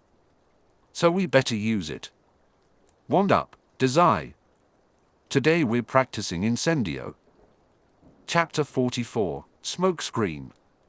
"You look like you're going to be sick." Dazai shot an unamused glance at Draco. It was true. His stomach was spinning with nausea, and his head felt stuffed with cotton. It had only been a few weeks of practicing spells in their new loyalty club room, and Dazai had noticed a disturbing trend. Casting spells was one thing, but doing it while no longer human fought against their magic room was a completely different set of circumstances. He wasn't quite back to square one, as the absence of flames coming from his wand indicated. Still, the magic-induced weakness was as bad as ever. Dazai dropped his wand to his side. "I'm fine," he said, but didn't attempt to cast Incendio again. He squinted at the desk when no longer human spiked again. "This is what I normally look like." Blaise raised a brow. Like you were about to fall over? Yes? Draco made an unimpressed sound. I don't want a repeat of last time you looked this bad. Right, when they had to carry him to the infirmary. Dazai didn't want that either. I guess you have been practicing for a while. Go lay down on the fainting couch, and we can pick this up when you aren't swaying on your feet. The so-called fainting couch was actually just a sofa, but the sheer number of times Dazai had practically passed out on it had earned it that name early on. Dazai sighed. He didn't argue this time. Instead, he shuffled across the room and collapsed onto the sofa. The plush pillow seemed to suck him in, and Dazai briefly considered never moving again. Suffocating against a cushion this soft would be a pleasant sort of death, he thought. Darkness touched the edge of his vision, begging to pull him under. Draco, what did you put for question 5? Dazai groaned into the cushion. Dazai was not going to end his life with Pansy's voice echoing in his mind. He turned onto his side and saw Pansy, Blaise, and Draco gathered around a desk, with papers and books scattered across the surface. Draco twirled an inky quill between his fingers, frowning at the open textbook in front of him. Dazai narrowed his eyes, trying to decipher the assignment they were working on. It appeared to be the history textbook. A sigh escaped him, and his mouth felt cold. He had to shut his eyes as the world began to spin like the sea in Yokohama. Draco hummed. Dazai heard the rustling of papers. Something about goblins? A goblin strike? The gargoyle strike of 1911, Dazai mumbled into the cushion, which absorbed his words and slurred his speech. The shuffling of papers ceased. Dazai cracked open an eye to find Draco and Pansy staring at him with wide, disbelieving eyes. Blaise, however, remained focused on his assignment, looking somewhat amused. Draco squinted at him. How do you know that? Context clues? Dazai shrugged, but even that small movement made his stomach churn. There's nothing about a goblin strike in the textbook. Yeah, but, Pansy interrupted, but you're an idiot. Seeing Draco nod in agreement, Dazai let his eyes fall shut again. The darkness eased his headache a bit. They sat in silence for a moment before the sound of shuffling papers returned. Dazai thought someone was flipping through a book rapidly, but he couldn't muster the energy to look. After a few seconds, Draco exclaimed, "He's right." "Of course I'm right," Dazai said, just as Blaise chimed in, "Of course he's right." When Dazai remained silent, Blaise continued. "Dazai read all the textbooks ages ago," Draco said. "He also sleeps through class." A quill tapped on paper. Dazai's head throbbed with pain. "Everyone sleeps through history, Draco." "That's..." Draco trailed off. "True. Okay, fine. But I've seen Dazai take tests. He just doodles on them." For a moment, Blaise didn't respond. When he did, he sounded exasperated. "Dazai." Dazai groaned. "What?" "Tests are boring. Don't give me that look, Blaise." Tap. Tap. The pounding in Dazai's head intensified. "Your eyes are closed. I can feel the judgment, anyway." Tap. Tap. Tap. Someone continued tapping their quill on the table. Dazai scrunched his brows together. After a long moment, he finally forced his eyes open. A snarl formed on his tongue as the annoying, repetitive sound made his headache worse. Pansy glared at him from over the rim of her textbook. Dazai was too tired to glare back, but his vacant stare usually did the trick. The quill in Pansy's hand hovered just above the page. "What kind of wand did Emeric the Evil have?" she quizzed. Dazai blinked sluggishly. "Didn't we just have an essay on this guy?" Pansy already forgot. Before she could throw the quill at him if her arm pulled back and ready, Dazai let out a breathy sigh. At least she wasn't tapping anymore. Couldn't she see that even the smallest sounds made his head hurt? Alderwood with unicorn hair. 9 inches. While Pansy frantically flipped through the book to check his answer, Dazai turned to Blaise. "Don't write that down. he stage whispered. I'm lying. Blaise made a face. What is it really? That was Professor Quirrell's wand, Dazai hummed. It's really elderwood with thestral tail hair. It's a pretty fancy wand, actually. Much cooler than my blackthorn wand. Probably not as pointy though, Dazai said.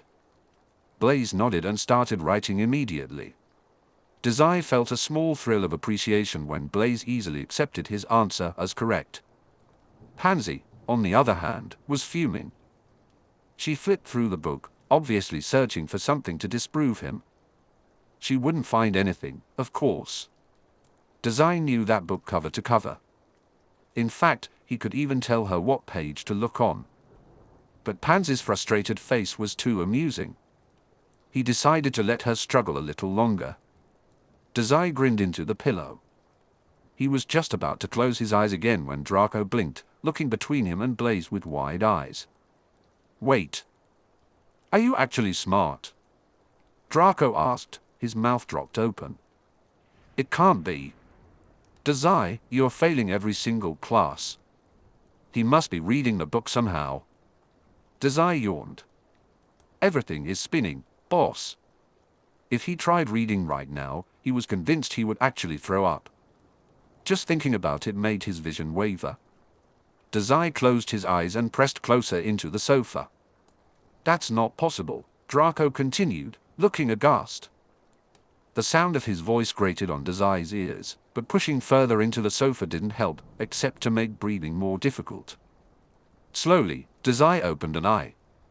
It was still hard to focus, but he could see that Draco's brows were pinched together. Draco doesn't have any faith in me. I should just die now, he thought. Blaise made a thoughtful sound. Take a nap, Dazai. Okay. That sounded like a great idea. The world was spinning, or was it rocking him to sleep? Dazai yawned into the pillow. After a moment, he heard Draco hum. All that time in the library, he was actually studying. Draco must have been talking to Blaise. Dazai was fairly certain he heard them, even through his haze. Was certain Pansy would have nothing but unkind things to say to a question like that. Like, class stuff, he said. Sure, Blaise replied. Dazai heard a rustle of clothes and imagined Blaise was probably shrugging. Blaise was the only one in the room who knew what Dazai really studied. A little bit of everything, but most recently, the dangerous topic of the Philosopher's Stone. Hey, Draco said, his voice flat and contemplative. Blaise hummed. I think writing it down just bores him. Dazai let out a breath and sank deeper into the couch. He didn't care what Draco thought of him. It surprised him that Draco hadn't recognized his genius by now. After all, he didn't spend all his free time in the library for no reason. Dazai hated regurgitating information on paper, though. The plush cushions of the sofa felt inviting. He was just starting to consider Blaise's suggestion to nap when he heard Draco whisper his name. Dazai, Draco said. Dazai groaned and lifted himself onto his elbows, peering over the arm of the sofa. Draco was watching him, frowning. What, boss? Oh. Draco glanced at Blaise and then back to Dazai. His quill hovered over a mostly blank homework assignment on the desk. When was the Werewolf Code of Conduct signed? With a heavy sigh, Dazai dropped back onto the couch. Are you asking me to do your homework? I know I'm your subordinate, but I never agreed to that. I really won't do it. I'll put down all the wrong answers or throw it into the lake, or something. He was more likely to throw himself into the lake if this headache didn't ease soon. Oi. Suddenly, there was a loud slam. The jarring sound pulled Dazai from his lazy thoughts immediately. Dazai jumped up, his mouth slightly open as he looked around for the source of the sound. The magic-induced lethargy lifted from him almost immediately as he scanned for a potential threat. His eyes darted around the room. The window, the door, the desk, and then he met Blaise's gaze from across the room. Blaise inclined his head, and Dazai hurried to follow the motion, only to find Pansy glaring at him. In front of her, the history textbook was now shut. She must have slammed it closed. Blinking, Dazai let out a breath. "Don't disrespect Draco, mudblood!" Pansy shouted. Dazai rolled his eyes, but before he could respond with a witty remark, Draco spoke up for him. "That's enough, Pansy. You know he's going to do that. At this point, I'm not convinced we can beat that disrespect out of him." Pansy quickly shut her mouth, though the simmering hatred in her eyes remained. "Oh," Dazai said, caught somewhat off guard. "As a reward for keeping Pansy from biting my head off, the werewolf code of conduct was never signed. They wanted to mandate locking up werewolves on full moons, but no one showed up to sign it." He glanced at Pansy and offered a sly smile. "If only there was something I could sign that would lock Pansy away for good. She's mean to me, boss. Make her do your homework instead." Draco put his quill to paper and began writing. He silently nodded along, though Dazai doubted he really understood what he was agreeing to. Draco was staring down at his homework with a focused frown. Pansy's anger was less quiet, significantly so. With a tired sigh, Dazai let himself flop back onto the sofa. He wasn't going to be able to sleep now, but lying down for a while might soothe his aching head. Pressing into the cushion, Dazai's bangs fell into his eyes. He remained in that position for a while, and every so often, Draco would ask for help with his homework. By the 10th question directed at him, Dazai was fairly sure Draco was just testing him. Dazai didn't mind. In fact, showing off was a little enjoyable, especially since he struggled with the more practical aspects of magic.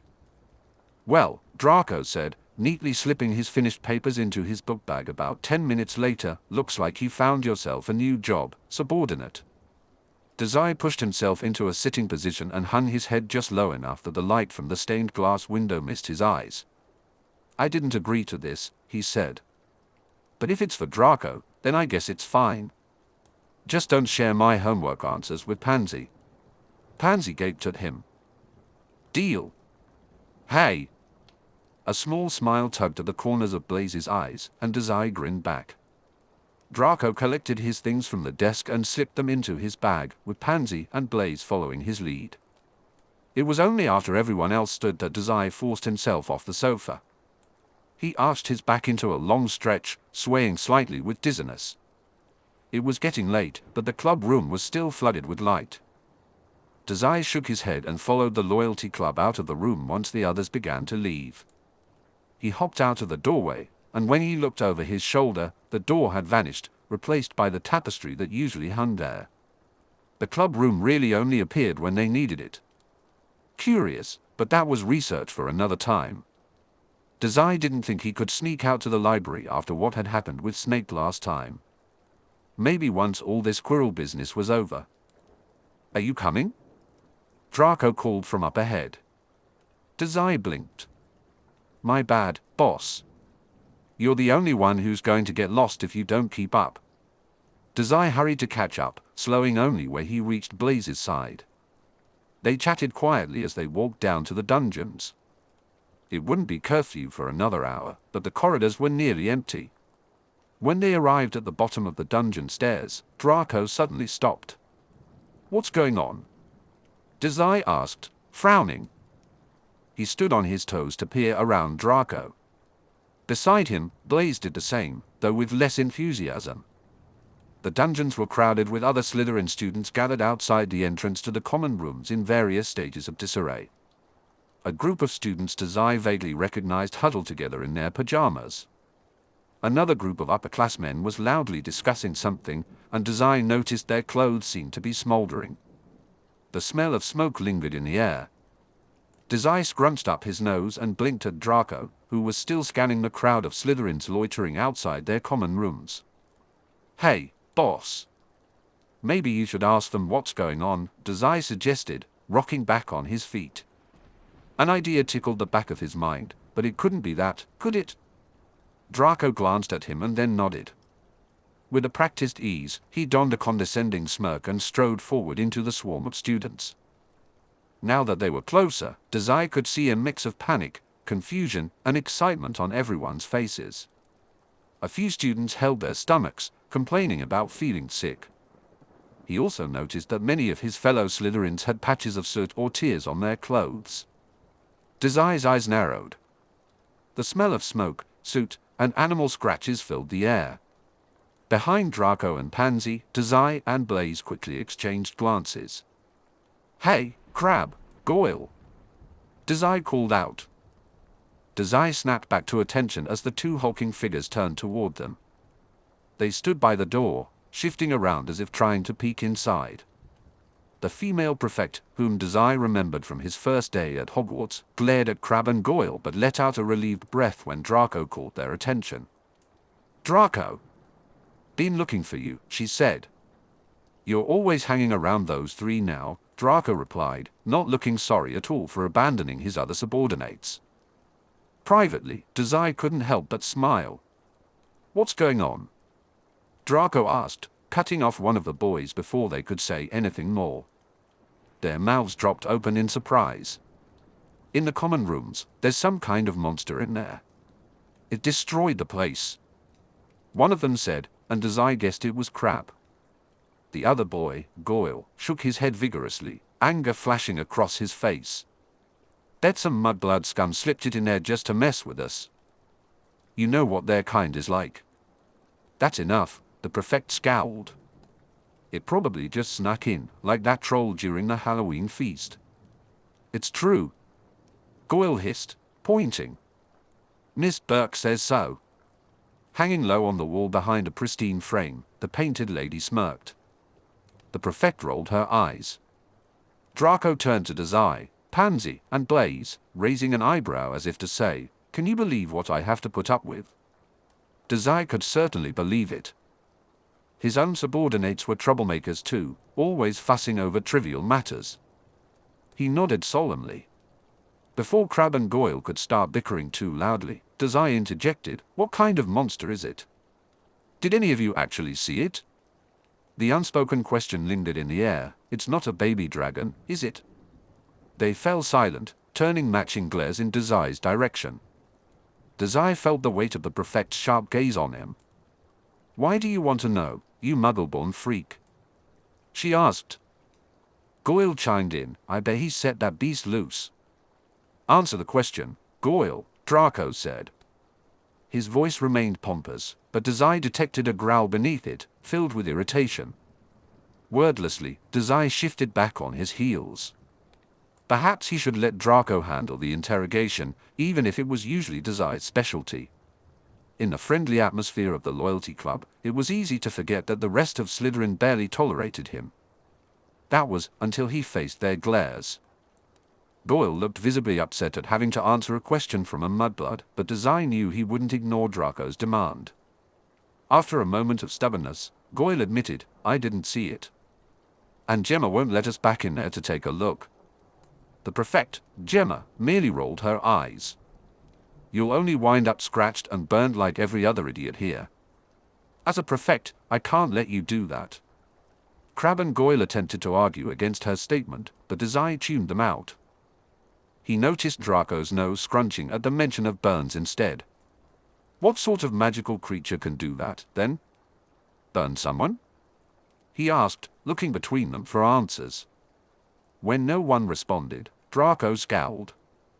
Unbeknownst to him, Dazai had a good idea of what kind of creature could cause such burns. He met Blaise's gaze once more. The message passed silently between them, heavy with urgency. "Our dragon hatched, didn't it?" "Dazai!" Draco called, and Dazai barely flinched, though it was a close call. Dazai jolted to attention, grinning awkwardly at Draco. "HM." Draco watched him for a moment, confusion etched on his face. He shook his head. "You've been reading up on magical creatures, haven't you?" Dazai shrugged. While his eyes remained fixed on Draco, his mind raced with thoughts about what he would do if the dragon was loose in the Slytherin common room. The possibility seemed more likely by the second. "Something like that," he finally replied. "But you know, an idiot like me." "Shut up. I get it. You're secretly some kind of genius. You aren't going to dwell on that forever, are you?" Draco huffed. Just tell me what you know. Idiot. Dazai snorted. It's probably just a fire-dwelling salamander. I read that their blood is a useful potion ingredient, so I bet Professor Snape lost one and is too embarrassed to come and get it. When Blaise shot him a questioning look, Dazai shrugged and made a face. Aren't those small? Someone asked. Dazai looked up and noticed a small crowd of curious Slytherins gathering around them. Yeah. The thing in there is huge. It wasn't that big, Dazai replied, frowning as he glanced between the students. As more and more people began to collect, he felt increasingly on edge. This many people always made his skin prickle with discomfort. With the added stress of being about 90% sure his dragon was on the loose, Dazai was moments away from bolting. He briefly caught Draco's eyes. Curiously, the other boy wore a contemplative expression. I think it's a fire salamander, Draco declared. Dazai blinked, surprised. Was Draco backing him up? Draco was always the confident one. Dazai knew he wasn't one to question what Draco had to say. But when he looked around and realized he had a captive audience of interested Slytherins, Draco's pompous personality suddenly surged. He spoke with a confident voice that drew everyone's eyes and demanded respect. I believe it. A fire salamander, Draco said, nodding. After that troll snuck in, the professors wouldn't just let anything break in. So it has to be one of Professor Snape's. Pulled along by Draco's charm, the other students began to nod in agreement. Seeing an opportunity to slip out of the crowd, Dazai took a careful step back and stood next to Blaise. Sure enough, everyone's attention was now on Draco. Dazai let out a breath. We need to get in there, he said, keeping his eyes locked on Draco. He tilted his head back, pointing his chin at the common room. Blaise hummed, non-committal. Those prefects are blocking the door. Dazai frowned. His gaze flickered briefly to the common room entrance, then back to Draco. The boy was gesturing widely with his hands, but Dazai wasn't paying attention now. And Draco and Pansy will notice if we sneak away, he added. We'll have to be quick, then. Dazai grinned, but dropped the expression a moment later. This sucks. If I had known it was hatching today, I could have prepared better. Then, under his breath, he grumbled, I wanted the twins here. Blaise gave him a considering look. They wouldn't have been allowed in the Slytherin common rooms, you know. I'm aware. I just have a feeling that things are about to get very messy. The glance Blaise sent him clearly asked for an explanation, but he didn't get one. Instead, Dazai rocked back on his feet, wearing a thoughtful frown. With the dragon hatched, everything had changed. Dazai knew they couldn't just pass a baby dragon between the Gryffindor and Slytherin common rooms like they had with the egg. It needed to be somewhere secure, a place where no one would find it but where it wouldn't cause too much trouble. The Forbidden Forest wouldn't work, the dragon would just fly away and be lost for good. He had briefly considered the Loyalty Club's secret training room, but Draco and Pansy often visited there. It wouldn't take long before they discovered the dragon. The secret passageways the twins had shown him could be useful, but they were too easily accessible by accident. Dazai didn't have the magical skill to charm them shut by himself. Plus, he could never be sure if other students were already using those passages. Still, Dazai was resourceful. Without a word, he pushed forward toward the common room entrance. It took a moment for the prefect to notice him. Once she did, Gemma narrowed her eyes and stiffened her posture. You can't come in here. Haven't you been listening? There's some kind of monster in there. Dazai raised an eyebrow. A clever Slytherin prefect like you, standing out here instead of facing the threat? How inspiring, he said with a snort. Hey! Gemma glared at him. A prefect's job is to take care of their housemates. I don't see anyone hurt too badly, do you? He didn't break eye contact with her. After a moment, Dazai hummed and stepped back. I guess you're right. I'll leave guarding the doors to you, Miss Prefect. Gemma narrowed her eyes at him. Behave yourself. Always. Dazai said, turning on his heels and returning to Blaise's side. The other boy frowned at him. Giving up that easily? Dazai shrugged. She makes a good point. Blaise glanced at the prefect and then back at Dazai, suspicion written across his face. Dazai replied, "She does." "Yup." He rocked forward on the balls of his feet. At Blaise's disbelieving look, he chuckled. A prefect's job is to take care of their housemates. No one is hurt. Why do I hear a but in there? But, Dazai said, raising a finger, if someone were to be hurt, a good prefect would rush to their side and render aid. That would leave the entrance to the common room completely unguarded, so we can slip inside. Blaise's expression tightened for a moment before settling back to his usual neutral look. He met Dazai's eyes directly. Something in his gaze seemed to exude exasperation. "That's grim." Dazai beamed. "I feel like I should stop you." Blaise sighed. "What exactly is your plan here?" "Well," Dazai began, grinning dangerously as he reached into his cloak. However, as he started to feel around his pockets, his smirk faded completely. He patted his cloak up and down. After a moment of searching, he dug into his book bag. "Nothing." "What are you looking for?" "My knife," Dazai exclaimed. "I always keep it on me." He hastily rifled through his book bag again, as if the second search would yield better results. He pushed aside his wand case, a textbook, and a quill. Blaise raised a hand, and Dazai stopped immediately. He waited until he was sure he had Blaise's attention. "First, is your genius plan to stab someone?" he asked, looking more resigned than the question warranted. "Second, I took it." Dazai blinked. "You took my knife?" "When?" He frowned. "Wait. No." "Why?" "Because," Blaise replied, "I worry about you." Dazai froze, the bandages suddenly feeling heavy and burning against his skin. "Also," Blaise continued, seemingly unaware of Dazai's shock. Dazai felt a cold fear shoot through him at Blaise's declaration. "You just threatened to stab someone. I should remind you that while I can condone most of your mischief, stabbing another student doesn't generally fall on that list." His skin still felt too cold. He struggled to shake off the feeling and settled on linking his fingers behind his back. "Blaise is mean," he said after a moment. "So I've been told." "It's a really nice knife," Dazai tried to argue. Blaise rolled his eyes. "It is." "Boss," Blaise said seriously. "You aren't going to stab your housemates."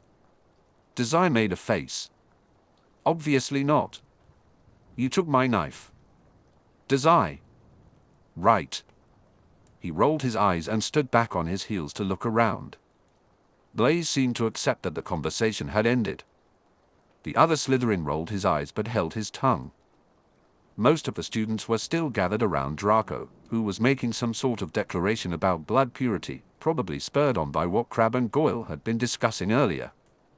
Dazai immediately tuned him out with a shake of his head and focused on the other students. As Gemma had said, none of them were really hurt. A few scrapes here, a few burns there. "Who?" Blaise blinked, turning to squint at Dazai. "I'm not giving you your knife back, boss." He deadpanned. "Besides, it's in the common room." Dazai waved him off. "I wasn't thinking about that." He frowned. "But that is good to know." He would dig around Blaise's things and find it later, after this whole fiasco was taken care of. Blaise's brows scrunched together as he tried to follow Dazai's gaze. "What, then?" Dazai tilted his head. "Angel is here." "Angel?" "Ron's pet rat," Dazai said, eyes narrowed. "Standing on its back." The thin, black rat was staring at them from the shadows of the dungeons, some distance away from the group of Slytherins gathered around Draco. Silent and watchful, Dazai could almost convince himself the rat was a ghost haunting the halls. It blinked its two beady, amethyst eyes. "Hey," Dazai hummed, "do dragons eat rats? Maybe we can use it as bait." Blaise shot him a look but didn't say anything. Dazai let out a breath. I guess not. He squinted down the hall, where Angel was still staring steadfastly. I'm going to go say hello. The look Blaise sent him this time was more stupefied than exasperated. To the rat?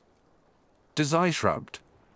He kicked off from his spot beside Blaise and quietly crossed the hall.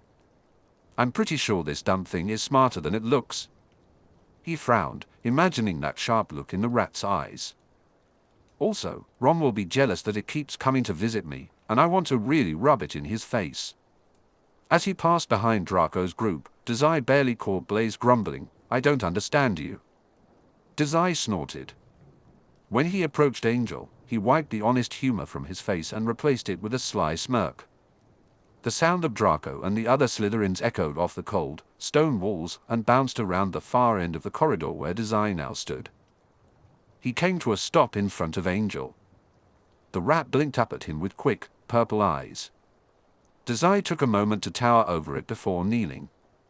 He still wasn't quite level with Ron's pet, but it was closer. Good evening, stupid demon rat, he said, smiling thinly. You always turn up at the strangest times. Does Ron know you have a penchant for trouble? It didn't respond, merely blinking and staying perfectly still. I guess not. That's a toast to see over the crowd. A group of students had gathered, and in the center was Ron, clutching his arm. What happened? Dazai asked, stepping forward. Ron grimaced. That rat bit me. Dazai raised an eyebrow. Angel? Really? Yeah, really. Ron replied, looking indignant. I was just trying to feed it, and it just attacked. Blaise leaned closer, a smirk forming on his lips. Seems like Angel has a knack for trouble, just like you, Ron. Dazai chuckled, shaking his head. Maybe it was trying to send you a message. You're not supposed to feed wild rats. Ron glared at him. It's not wild. It's a pet. Right, your pet that bites, Dazai said, still amused. You might want to reconsider your friendship with that rat. Ron huffed, but the corner of his mouth twitched as if he was fighting a smile. Dazai could see he was starting to find the humor in the situation. Come on, let's get you some bandages, Blaise said, gesturing for Ron to follow. As they made their way through the crowd, Dazai couldn't help but think that maybe Angel had done them all a favor. After all, a little chaos was just what they needed to break the monotony of their day. Dazai stood on his toes to see over the crowd. Blaise shot him a look but didn't say anything. Something just Dazai frowned. He had heard Draco's voice call out in pain. Something bit me. Draco shrieked. Dazai mouthed the word bit and a grin slowly crept onto his face. Someone else in the crowd gasped. The beast. It must have got out. Get Professor Snape. Suddenly, everyone was panicked and yelling. However, Dazai's gaze shifted elsewhere. Below the cluster of people, a small black rat expertly wove between their stomping feet. It shot out from the throng and vanished into a tiny crack in the wall. Did you do this? Blaise asked under his breath. When Dazai glanced up at him, he saw a look on Blaise's face that was somewhere between resigned and impressed. Dazai shrugged. Maybe he had been too hasty in excluding Angel from their group. For a rat, it followed instructions better than some of these other kids. Dazai didn't even bother to hide the smirk on his face. Nope, he said, tilting his head back. Blaise followed his gaze. Across the hall, Gemma's mouth was agape, and her hands were held up in a not very effective placating gesture. She started, okay. Everyone stay calm. Absolutely no one stayed calm. With Draco's particular brand of melodramatic panic fueling the gathered Slytherins, it would be nearly impossible to keep them in line now. If only Gemma had been there when Draco had first heard about the mountain troll on Halloween. She probably would have known that already. Of course, she didn't. Draco's mounting panic only stirred the others more. I'll call my father about this. And he'll sue the whole school. There won't be a magical creature left on Earth when he finishes with them. Draco yelled, "I'm bleeding." "Oh, Merlin, what if it's fatal?" "Calm down," Gemma shouted as she hurried to his side. "I've been guarding the door, you idiots. The beast didn't bite you." She hunched over Draco's arm, fussing over whatever she saw there. Dazai felt a twinge of guilt but reminded himself that Draco couldn't be too hurt if he still had the energy to threaten legal action. With a wordless nod to Blaise, Dazai snuck across the hall. Blaise followed closely after a brief hesitation. Dazai pressed himself against the wall by the common room entrance, his feet silent on the cobblestone. He waited for a long moment, watching Gemma and the other Slytherins crowd around Draco. They were distracted. There wouldn't be a better time than this. He whispered the entry password as loudly as he dared and held his breath. The wall creaked to life beside them. Dazai didn't wait for the doorway to finish opening. Instead, he slipped inside the moment it was wide enough to fit him without risking the charm that made the door work.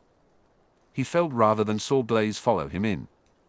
It wasn't until the door was completely shut and a moment had passed that Dazai let out his breath. He glanced at Blaise. "I don't think anyone noticed us," he said, forcing a grin at the nonplussed look on his friend's face. "But we should probably hurry. How long do you think Draco can pretend to cry for?" Blaise stared at him, then looked toward the room. "I'm pretty certain he wasn't faking anything." Dazai shrugged. If he could endure all the scars on his arm without crying, then Draco must have been faking. Not that Dazai was complaining, a distraction was a distraction, no matter what. "How annoying," Dazai said. "Then maybe we have longer to find this thing than I thought." He followed Blaise's gaze to the bedroom. The room was just as destroyed as Goyle had described. The curtains on the beds were torn and charred. Half of the blankets had been dragged off the bedding and scattered across the floor, almost as if someone had gotten caught on them while trying to escape in a hurry. Books, papers, and quills were tossed about the room as well. Something large, black, and scaly was sitting on the stone floor, noisily gnawing on a wand. Dazai met its eyes. He blinked, and before he could open his eyes again, the dragon was gone. Chapter 45, Black Dragon. Something small and snake-like shot out from under a bed and slinked back into the shadows of another. Dazai took a reflexive step back before steeling himself. At his side, Blaise seemed to be doing the same. "Is that?" Blaise trailed off. Dazai cautiously walked to Blaise's bed near the far wall. The curtains were drawn tight around it to prevent anyone from seeing what was meant to be hidden within. Dazai's own bed was even further from the door, but he didn't have eyes for that right now. All that was waiting for him on his own bed was a new letter from Mori that Dazai had yet to open. With a searching expression on his face, Dazai swung the curtains open. On a pillow in the center of Blaise's bed, jagged black fragments of a broken egg were scattered about. "The dragon?" Dazai looked up. When Blaise stepped forward to see the shattered remains of their dragon egg, he added, "Yeah, I think so." It was one thing to have a very strong suspicion and another to have irrefutable proof staring back at you. Dazai let out a giddy-sounding breath. Blaise frowned, watching him for a long moment. There was a feral dragon loose in the Slytherin common rooms. Dazai's feral dragon. He had stolen it from a suspected mafia member. This was, well, he could figure something out. Dazai opened his mouth to say something more.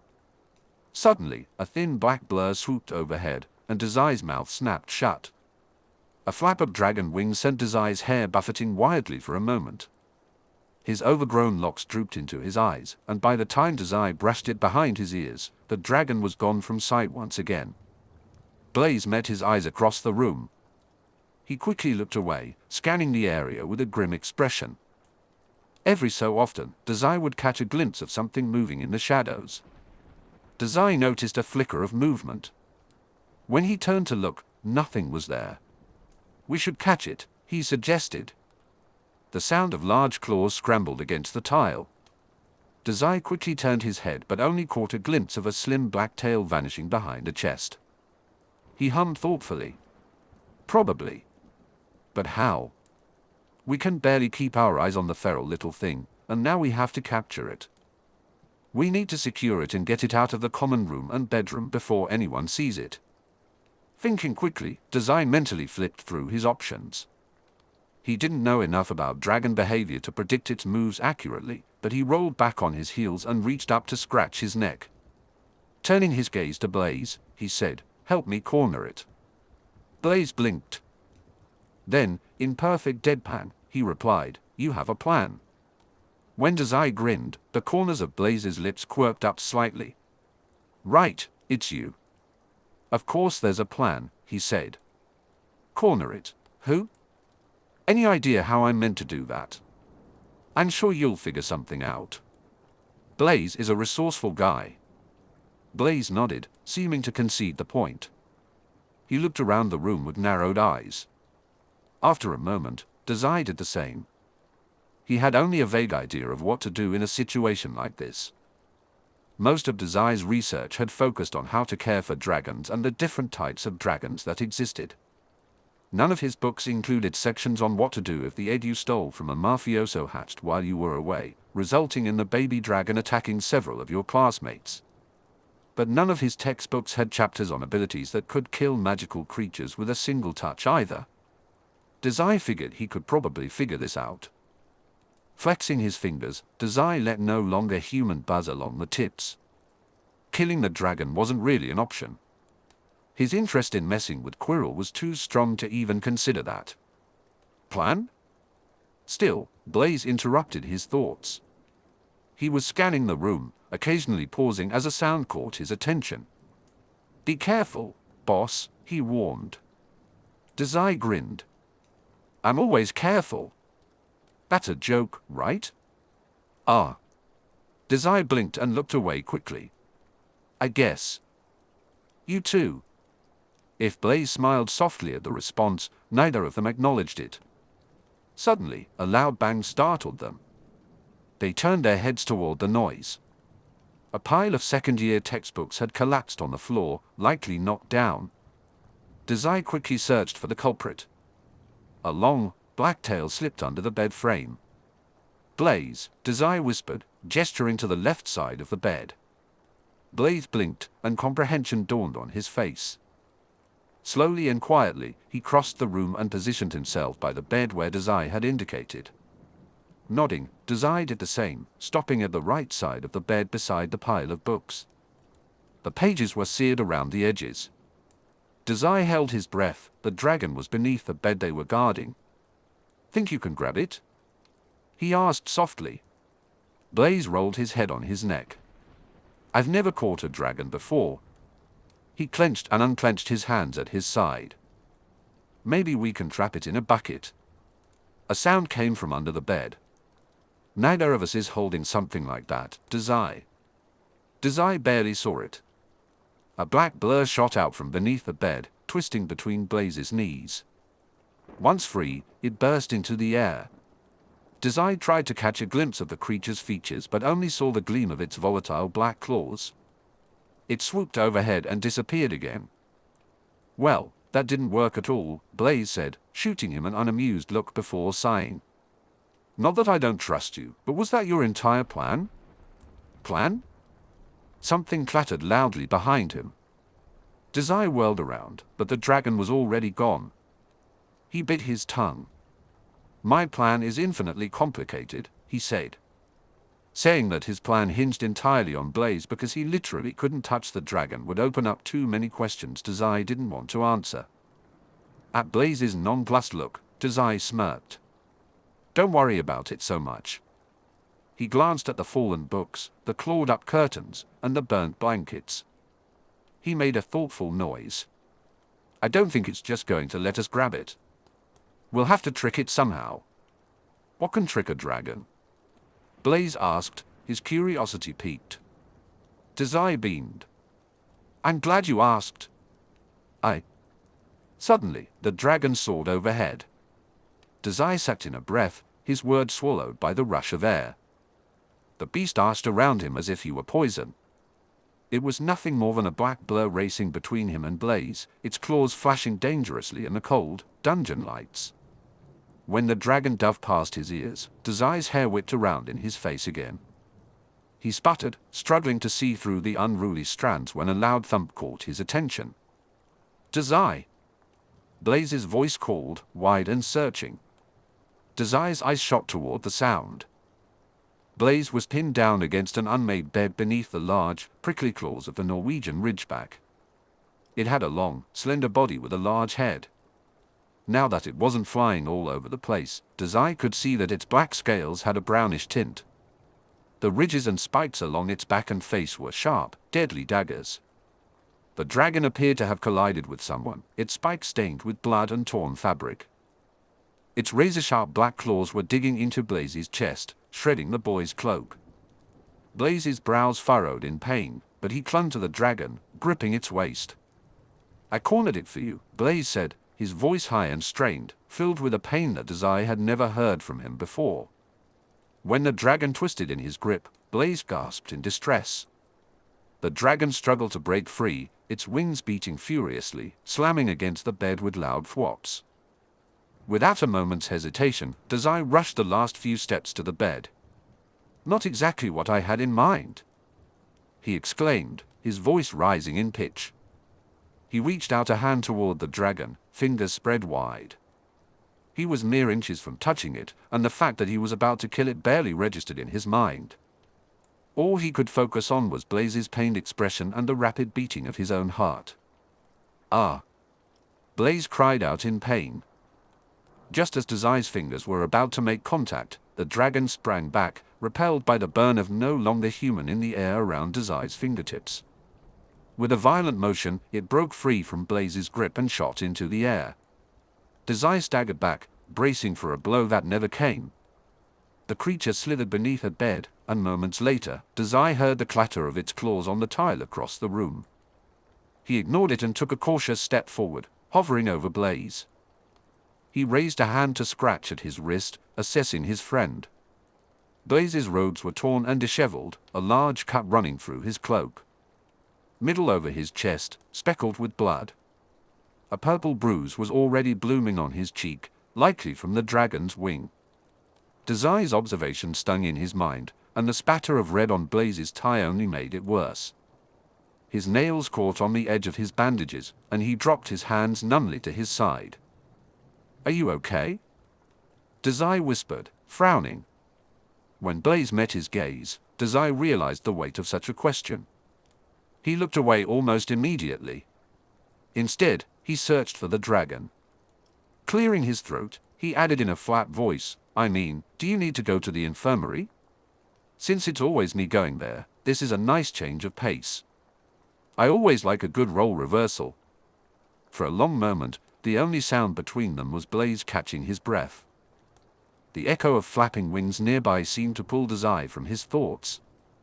"It's not a role reversal, since I can never convince you to actually go to the nurse's office anyway," Blaise said quietly. "And I'm fine." Willing himself to make eye contact again, Dazai shot Blaise a disbelieving look. "Most of them aren't bleeding. I'll need new robes, though." He scanned Blaise from head to toe, taking a moment to catch his own breath. The boy was certainly in bad shape, but he was right. The wounds were superficial. Dazai had seen worse in the mafia, worse on himself. But Blaise wasn't hurt. He was okay. For some reason, that thought made Dazai want to sigh in relief. Unwittingly, his cheeks flushed at the realization. He looked at the wall and then offered his hand to Blaise. The other Slytherin blinked. After a moment, Blaise let out an amused snort and accepted Dazai's outstretched hand. Calm voice, "I'm fine." "Really?" "Just a little shaken up." He took a deep breath, steadying himself. Dazai looked at him, still concerned. "We're lucky it didn't breathe fire at you," he said, trying to keep the mood light as he released Blaise's hand. Blaise shot him a dry look.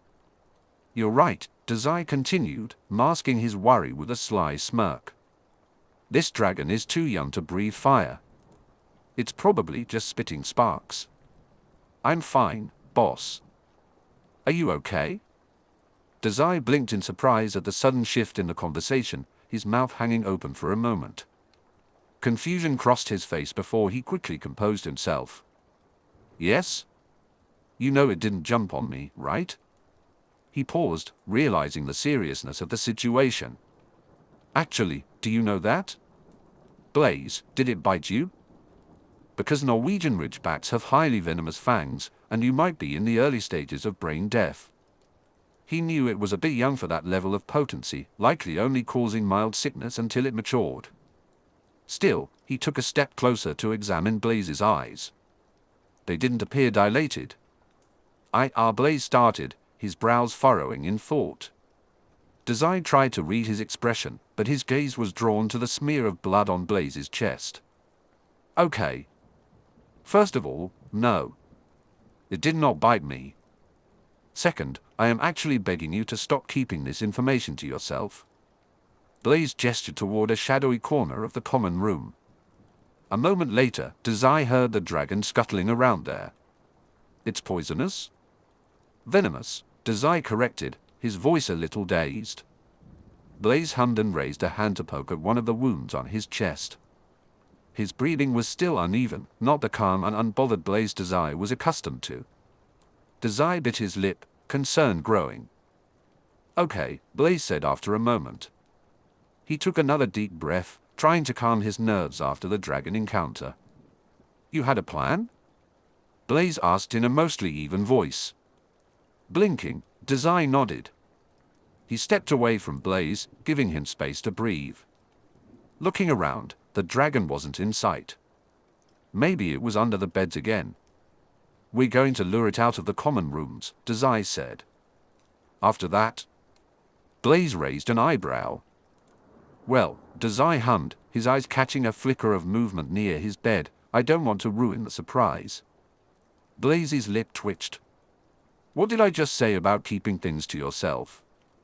That's true. But you know I have to be dramatic, Blaise. It's just who I am. Pinching the bridge of his nose, Blaise let out a low noise. Then he turned his gaze back to the room, searching. A scamper of claws caught his attention. When Dazai looked as well, he narrowly saw a tail vanishing behind some torn curtains. What's the plan then, boss? Blaise asked after a moment, sounding both resigned and bored. It was a very Blaise tone. Compared to how breathy his friend had sounded seconds earlier, Dazai felt a strange wave of relief wash over him at the normality. Dazai was distantly aware of the sound of stones scraping. That dragon sure moved fast. A wide smirk spread across his face. Now that they were back on track. Why am I not surprised that you of all students snuck in here, Mr. Dazai?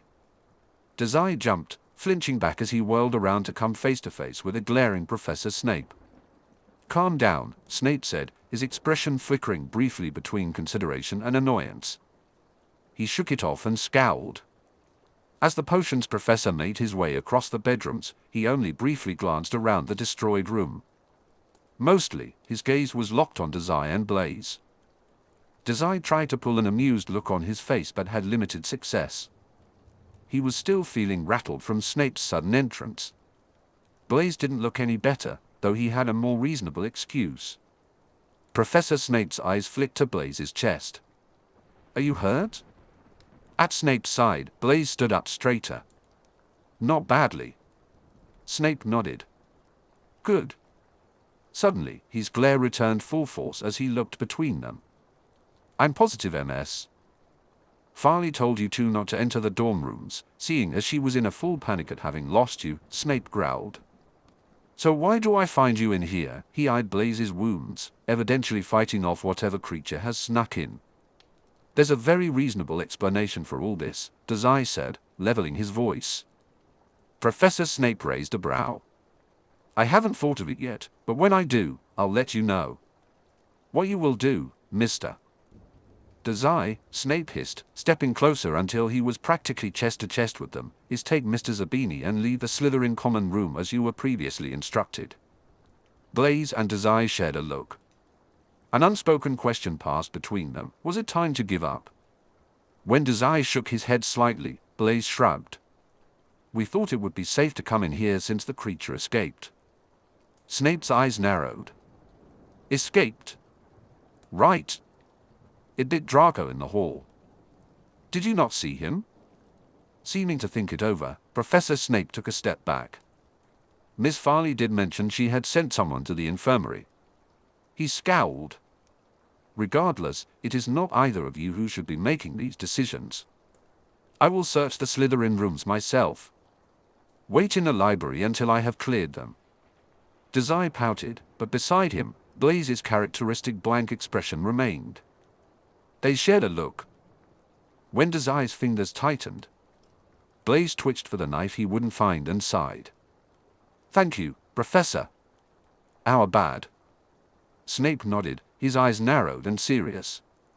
He watched as Blaise rested a hand on Dazai's shoulder and slowly turned him around. Dazai frowned but let himself be pushed along.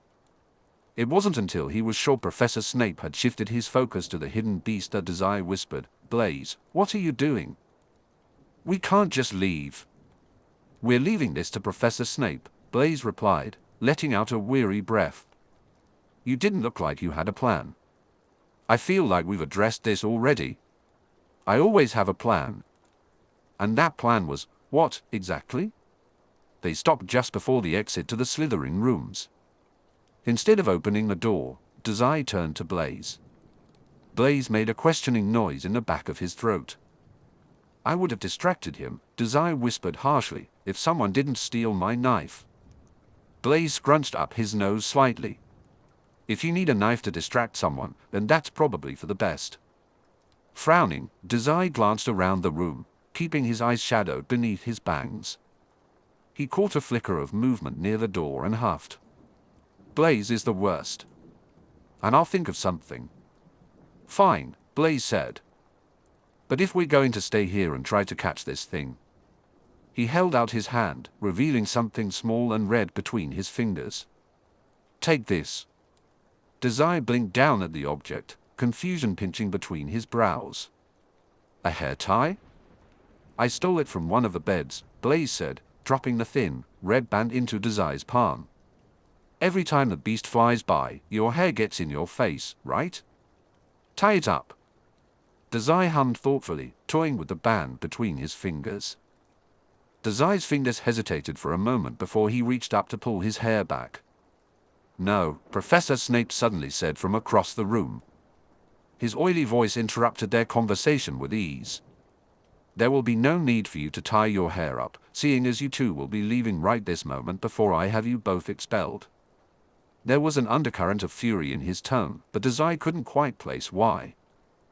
It was the kind of anger Snape reserved for pesky Gryffindors, not the type directed at him.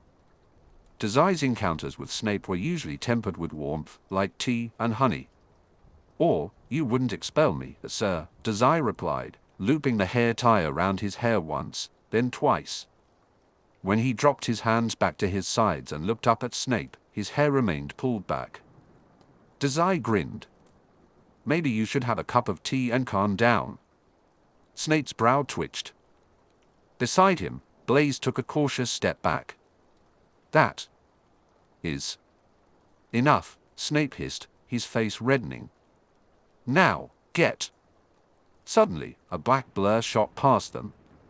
Snape stumbled back a step, his eyes darting to the side in hopes of catching sight of the beast. Blaise and Dazai, now much more familiar with the dragon's antics, merely blinked at the display. That was not a salamander, Snape muttered under his breath. He searched the room for a long, quiet moment. Everything fell victim to one of Snape's infamous glares, the fallen books, the ragged curtains, the chests. Nothing escaped the potion master's suspicion. Dazai exchanged a look with Blaise but doubted they could make a grand escape, given how watchful Snape had become. Just as that thought crossed his mind, Professor Snape whirled back to his students. What kind of beast is it? Dazai shrugged innocently. How should we know, sir? I thought it was a fire salamander, Blaise said, deadpan. Can those not fly? Snape's face contorted with what must have been rage. No, he practically spat. They cannot. Drat, Dazai said, snapping his fingers. Back to square one, then. Before he could finish, the dragon dashed between them again. Each brush by forced a gust of wind through the room. This time, Dazai's hair stayed stubbornly in place. "That's enough, get out!" Professor Snape shouted suddenly. However, his eyes were darting around the air, fruitlessly trying to keep track of the dragon. It never stayed in one spot long enough for them to get a good look. Hopefully, it would keep that up.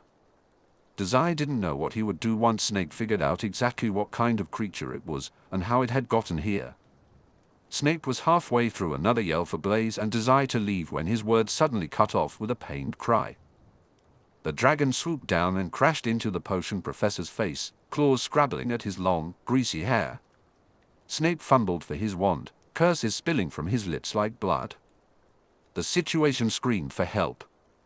Dazai's mind shouted distraction. Blanking the thrum of his heart, Dazai spun to Blaise. "Incendio," he whispered. "What?" Blaise replied, his eyes locked onto Professor Snape's struggling figure.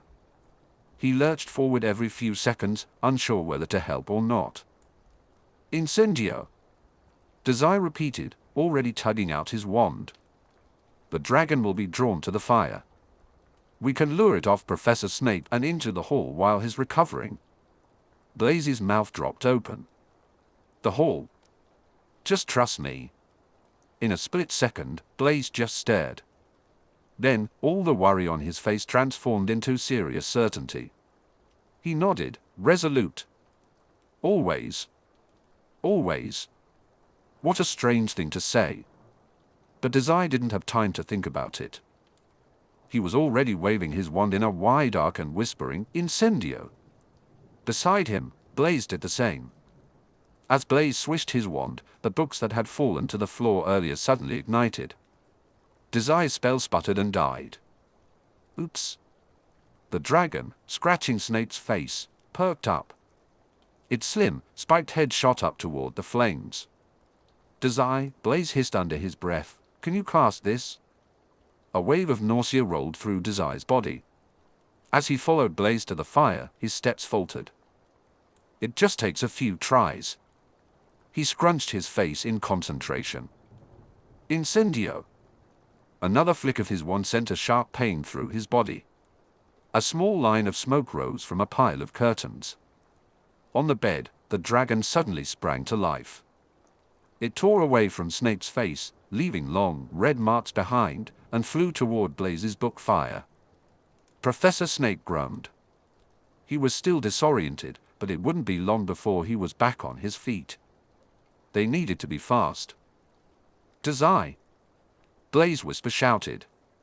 "I know." Dazai replied. He closed his eyes and concentrated. He took a deep breath and held it for a moment. A snap. Incendio had always felt like a snap of magic. Dazai raised his wand, thinking hard about that unusual sensation. Just draw the magic together, he thought, and snap. But lighting another stack of books on fire wouldn't help them escape. They couldn't create a path of flames all the way out of the common rooms and through the halls. Anyone could follow them. Snape would. Dazai needed a flame that would remain stationary. This was not the intended use of the Incendio spell. Yet, he could feel the magic in the air, how it moved and shifted. He just had to give it more precise instructions than Incendio typically required. Dazai took a deep breath. "Incendio." In that moment, something in the air snapped, and he felt a sharp headache pierce through him. But this time, he didn't stumble. He held on tightly to the magic and didn't let go. Finally, Dazai opened his eyes. For a moment, everything swam before him. At the tip of his wand, a tiny flame flickered and danced. Dazai blinked, biting his tongue against a wave of sickness. He had to keep channeling effort to maintain the spell. Without a target, his focus became the only source of fuel for the flame. Someone gasped, and a moment of dread filled him, causing his fire to flicker out. He forced it back to life. "How are you doing that?" Blaise asked, his voice hushed. Dazai glanced up briefly to meet Blaise's eyes but quickly returned his gaze to the flame. Maintaining it without visual focus was too difficult. Dazai opened his mouth to respond but struggled to find the words. "Focus," he finally managed to say, feeling as if a railroad spike had lodged itself behind his eyes. "Okay," Blaise replied. "Thanks. Let's hurry." Dazai nodded stiffly. Everything was spinning now.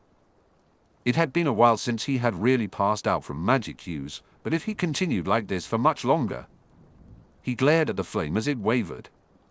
Even talking felt like too much effort. But Blaise was clever. Dazai hoped he would figure out what he needed without further instructions. There was a groaning and shuffling sound from the bed, and Dazai knew they had to hurry. Snape would be up soon. Dazai heard Blaise's footsteps cross the room but didn't look up from his flame. The quick steps charged straight toward the dragon. A moment later, a flap of wings indicated the dragon had left its perch on the burning books. Great, Dazai thought, now to get it to my flame without passing out. It was harder than it sounded, and just the thought had Dazai's vision wavering. He steeled himself. Across the room, Blaise used the dragon's flightiness to his advantage. He effectively herded the dragon by running at it. A flap of wings and the whoosh of air overhead made Dazai steady his grip on his wand. He felt the air change directions. Dazai was aware the instant the dragon noticed his flame. It would be nearly impossible not to notice. The black claws latched around Dazai's wand. The dragon perched on the blackthorn stick, its beady eyes staring into the flickering flame. It was perfectly still, any movement could risk touching Dazai and, therefore, no longer human.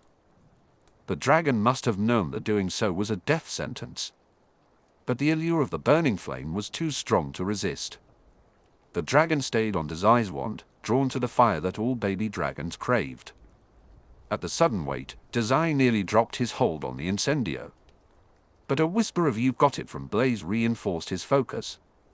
Abruptly, an arm wrapped around Dazai's elbow. Blaise quickly guided him across the room and to the entrance. "Just keep focusing," he whispered. "I'll take you." "Thanks." "Where am I taking you?" Dazai's legs felt weak beneath him. Blaise quickly worked to support him, wrapping his other arm around Dazai's waist. Panic about the close contact. Dazai was focused on maintaining the flame, leaving no room for trivial anxieties. "Just the hall," he said, short of breath. His thoughts felt foggy, and the exhaustion from using magic weighed heavily on him. "I'll tell you from there. It's really easier with a visual." Blaise tightened his grip on Dazai's elbow. "Are you okay?" "Fantastic." Blaise made a low sound in his throat that Dazai didn't have the energy to interpret.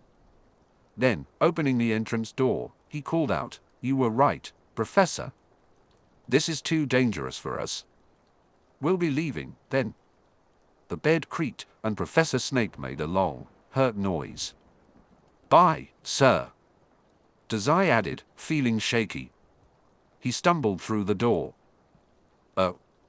I've got you," Blaise whispered. Dazai didn't nod, he simply allowed himself to be pulled along numbly. When the door shut behind them, he relaxed slightly. Professor Snape hadn't seen the dragon. At least, he didn't realize that what he saw had been a dragon. Dazai took a moment to feel guilty about Snape getting hurt, but he quickly let go of that emotion. It left a sick feeling in his chest, and Dazai had bigger concerns. He was worried about the strain of magic and the overuse of no longer human. He tensed up again, determined to keep the flame stable until they could hide the dragon. As Blaise guided him, the dragon remained firmly attached to Dazai's wand. The halls were silent now. As Snape had mentioned, the Slytherins must have been evacuated to the library, just like during the troll incident on Halloween. If Dazai was right, the entire dungeon should be abandoned, probably blocked off by the other professors. The fact that Blaise wasn't quickly expressing panic was a relief.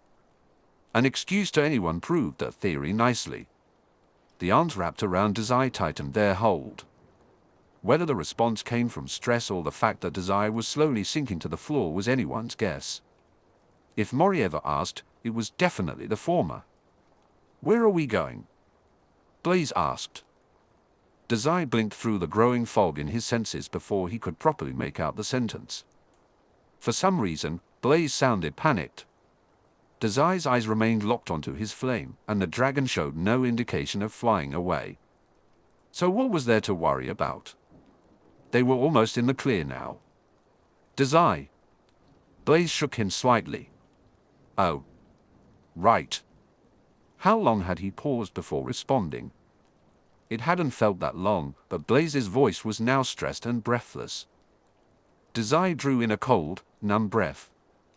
Where do you want us to go? Blaise reiterated. Dazai blinked through the magic-induced fog in his head. Right. He needed to push through all this stone nonsense, then he could take a long nap. Or possibly just die. Dazai was still undecided on that one.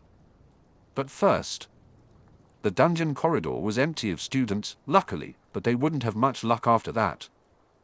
It was pretty late, but Dazai was willing to bet there were at least a few professors wandering around out there. They needed to skip that risk. The only way Dazai knew how was. There's a secret passage over, he said, tipping his head but wincing when the motion made his skull pound and vision swim. Oh, over there. Blaise watched him for a moment, concerned. Finally, he turned to look in the direction Dazai had vaguely suggested. He slowly guided Dazai to that area. Every so often, Dazai would mumble more specific directions under his breath. The stone looks a bit different, he said, taking in a numb breath, more smooth. Maybe.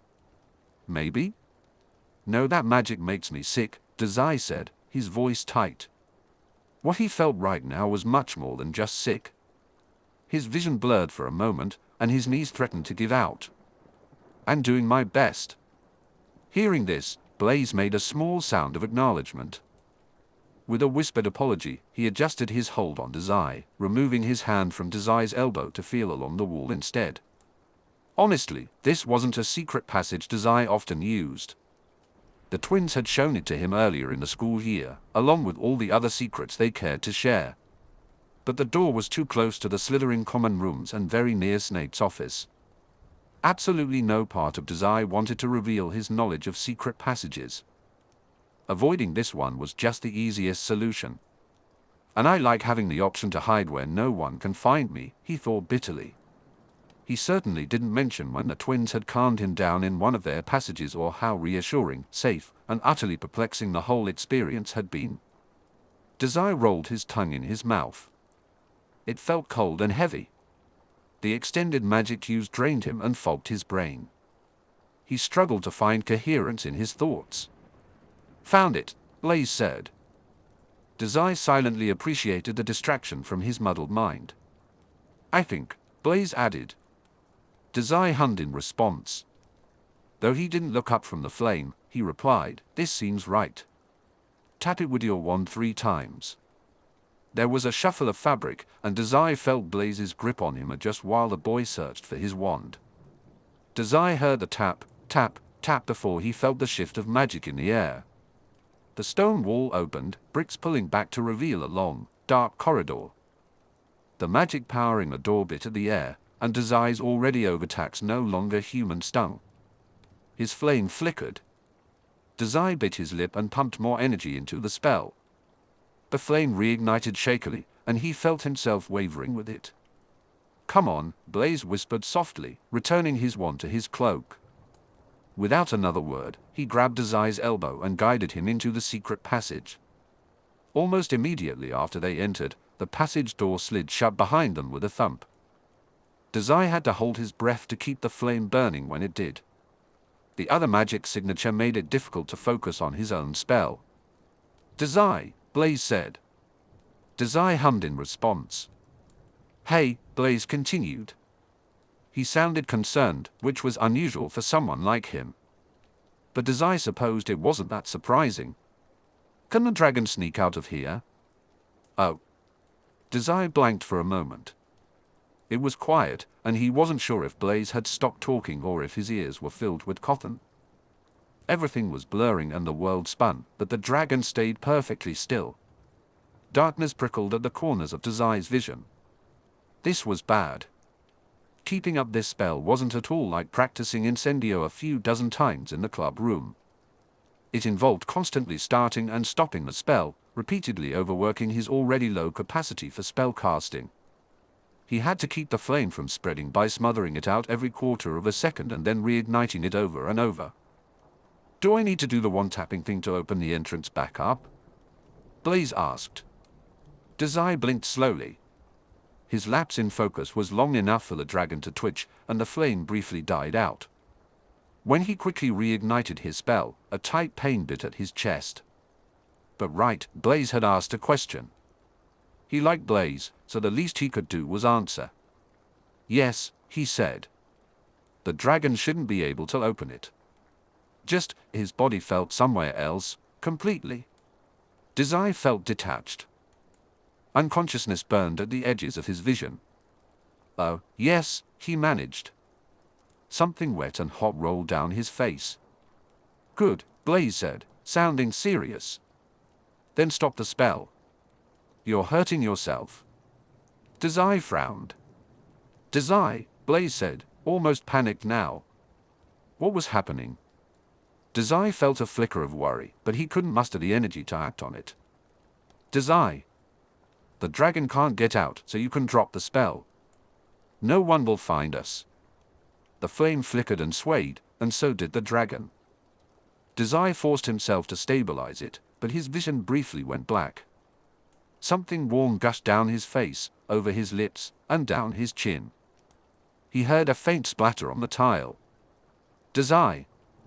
He had to stay focused. If he didn't, everything would be over. He would be found out, shipped home, and stuck in that fancy cage his father called a bedroom. He had to get the Philosopher's Stone first. Suddenly, a hand yanked the wand from his grip. Dazai was too weak to hold on, and it shot out of his hand, skidding across the floor. He faintly noticed the dragon flying off after the now unlit stick. His hands fell limp at his sides. He didn't realize he had slid to the floor until Blaise knelt in front of him. Blaise was moving his mouth, but it took Dazai a few seconds to understand the words. "I'm taking you to the infirmary." Dazai shook his head, but stopped when it only made everything worse. He felt cold and seconds away from passing out, but he didn't have time for Madame Pomfrey tonight. "We aren't done yet," he said after a moment, his voice thick and distant. As he spoke, something dripped into his mouth. Dazai recognized the taste of blood immediately. Blaise must have seen the confusion on his face because Blaise quickly said, "Your nose is bleeding." Just like after the troll. "Oh," Dazai replied, realizing the situation. That explained a lot. He meekly glanced down at the floor, where a sizable collection of blood drops had formed. That much blood meant half his face must have been painted red by now. "Still," Blaise said after a moment of silence. Dazai thought he heard the scampering of dragon claws down the hall, but he couldn't be sure. "You said we aren't done," Blaise continued gently, meeting Dazai's eyes. "But I'm unclear about what you expect to do in this condition." Dazai gaped. For a long moment, he wasn't sure he even had the energy to close his mouth again. Instead, he replied, "We need to get the stone. Tonight. Tonight." "It makes the most sense," Dazai hummed. He paused to collect himself as a wave of nausea rolled through his stomach. Blaise watched him, concern evident on his face.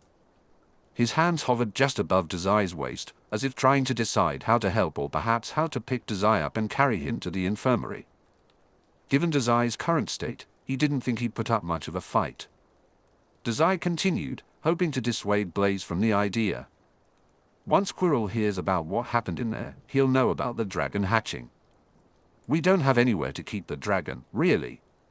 He'll realize we can't keep it a secret anymore, which means we'll have to tell the other professors about it being his egg." He paused, taking a deep breath. "It's not long before he goes for the stone after this." "Probably." And Dazai trailed off, feeling exhausted just thinking about Quirrell. A high pitch rattled around in his skull. He closed his eyes and pinched them shut. "And I need it first," he finished weakly. Blaise was silent for a long moment, prompting Dazai to squint his eyes open and look at him. Blaise was staring, a mix of contemplation and worry on his face. His brows were furrowed, but when he finally spoke, his voice was steady. "We will get it before Professor Quirrell. But you look dead on your feet, Dazai. You won't be able to take down Hagrid's beast or the other professor's guards if you're about to pass out." When Dazai didn't respond, Blaise continued, "Look. I'll go to the infirmary, too." He gestured to his various cuts and scratches. "But you need to take better care of yourself. This is really concerning, and you know I usually don't bother to worry about things." That didn't seem quite right, but Dazai knew he needed to keep them on track. "The dragon? We'll stay in here. We can ask the twins to charm the hall so no one else can enter or something," Blaise said, resting a hand on one of Dazai's. Dazai assumed it was meant to be reassuring. He held his breath. 1,000 distractions and manipulations lingered on his tongue, but he kept them to himself. Maybe it was the exhaustion keeping him silent, or perhaps it was just Blaise. He opened his mouth and then closed it again.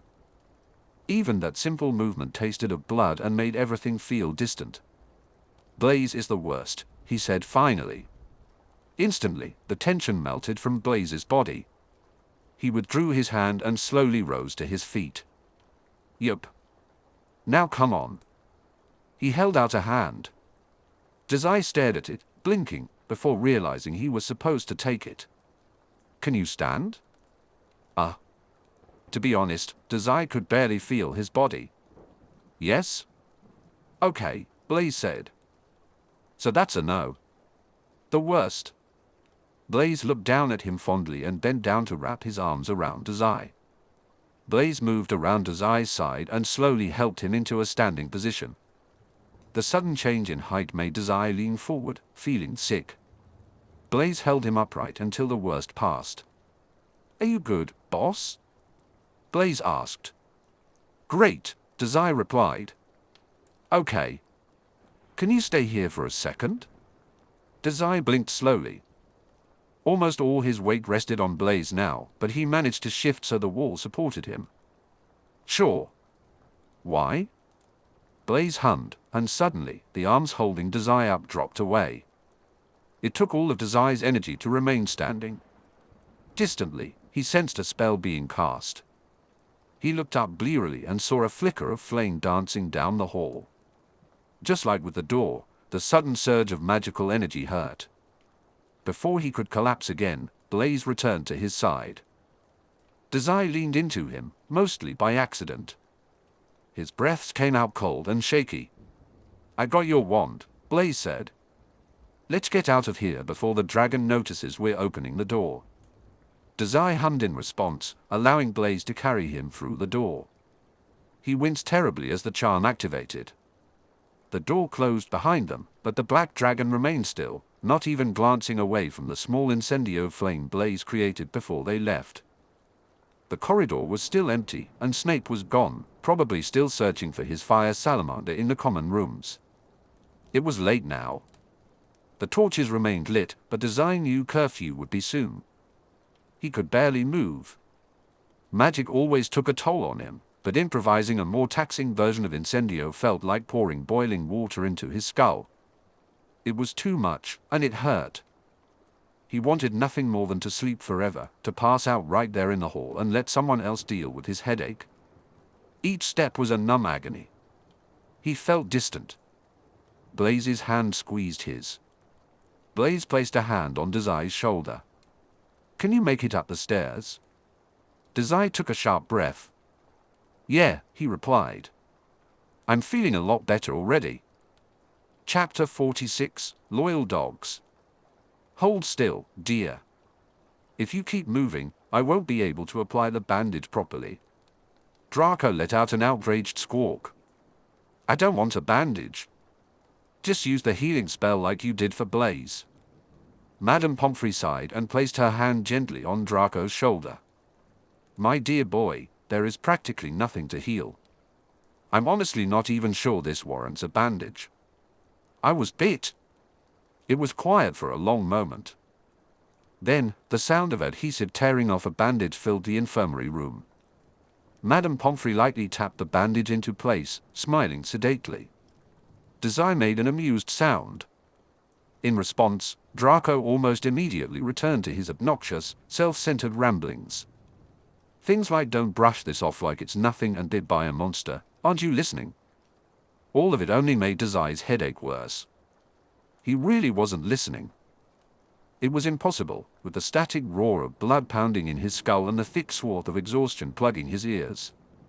Magic had made Dazai ill before, but this was something else entirely. He groaned and pushed closer into the cot. Dazai's cot was just to the left of Draco's, but the two were in drastically different conditions. Where Draco was upright and fussing about a bandage, Dazai was practically curled up underneath a blanket. He had the cloth pulled up over his eyes to block out the harsh lights in the infirmary, but with limited success. It would have been a challenge to stay awake after using that much magic for so long, but Dazai had the constant, agonizing pain to keep him afloat. The headache, the nausea, the feeling like his blood was trying to get away from him. Well, at least his nose had stopped bleeding. After Blaise had half-dragged Dazai into the infirmary, Madame Pomfrey had quickly rushed to their aid. She must have known that Dazai's. Her condition was worse than the minor scratches Blaise had, so she hurried to lay Dazai down and begin a series of tests. The next thing Dazai knew, he was curling up beneath a thin bedsheet, blindly following the command to rest. He could barely remember how he got there. Everything was a blurry haze, a mix of memories clouded by magical exhaustion. Dazai felt there was something he should be worrying about, but he couldn't grasp it. He couldn't focus on it. Everything hurt. He squeezed his eyes shut until colors danced behind his lids. That didn't clear his thoughts, but the stabbing pain kept him anchored to the bed. It was a really comfortable bed, though Dazai figured any bed would feel this way to someone as exhausted and pained as he was. "Mr. Malfoy, keep your voice down," Madame Pomfrey said sternly. "And Mr. Dazai, you should be resting." "I am resting," he grumbled tightly. Resting students don't talk." Dazai bit his tongue and let the argument die in his throat. He felt too sick for that right now, or maybe he just didn't want to snap back at a doctor. Either way, he was too disoriented to tell. Pomfrey had a point. Trying to articulate his thoughts only made everything hurt a little worse. Remind me to never use incendio again, he thought. He aimed that sentiment at Blaise, but they had never figured out telepathy like the twins had. Instead, Dazai pulled his knees up to his chin. "I'm sorry," Draco said sharply. "Why are you even in here, Dazai? I understand Blaise being attacked by the beast, but you just, what? Got sick?" Dazai opened his mouth to respond, then let it fall shut. He shuffled weakly under the blankets. "He was trying out a new magic trick with incendio," Blaise said listlessly. Dazai thought about sitting up to meet Blaise's eyes, but decided against it when a wave of dizziness hit him. And promptly overworked himself. "Oh, well then. That does make sense." Madame Pomfrey made a touching noise above them. There was a thoughtful tone in her voice when she spoke. "Honestly, dear, you have possibly the lowest threshold for magic I'd ever seen. You need to be more careful with your limits. I'm surprised you're even conscious right now, considering how far you pushed yourself tonight." The infirmary fell quiet for a moment. Dazai wasn't sure why. The information wasn't new. He let out an exhausted breath. After a moment, Draco did the same. "Still," Draco huffed, "you kind of brought this on yourself." "Wow. Thanks. I mean, it wasn't valiantly fighting off a beast like I did. But practicing a basic spell until you pass out is very in character for you." Dazai let his eyelids fall shut instead of responding. Hidden beneath a blanket, there wasn't much point in putting on a cheeky grin. His mind was too muddled for their usual banter. Instead, he allowed the fuzzy, black sting of no longer human to wash over him. It felt peaceful and numb. The beginnings of sleep tickled at the edge of his awareness. "I'll be right back, boys," Pomfrey said. It felt like he was only hearing an echo of her words now. I need to pick a few things up. Under no circumstances should any of you be leaving this room until I return. Am I clear? Yes. Yes. Dazai parted his mouth to speak, but instead of saying anything coherent, a pained groan slipped out. The nurse sighed. I'll be right back, dears. You better be resting when I return, Mr. Dazai. NGH. Good. The sound of her heels on the floor faded as she left the room. The tile felt far away in Dazai's ears. He only realized Madame Pomfrey had left when the room became noticeably quiet. The sound of the door opening and closing had completely slipped from his mind. He felt really out of it. Mori would be ashamed. A true mafioso should always be focused and attentive, ready for anything. That thought didn't sit right with him.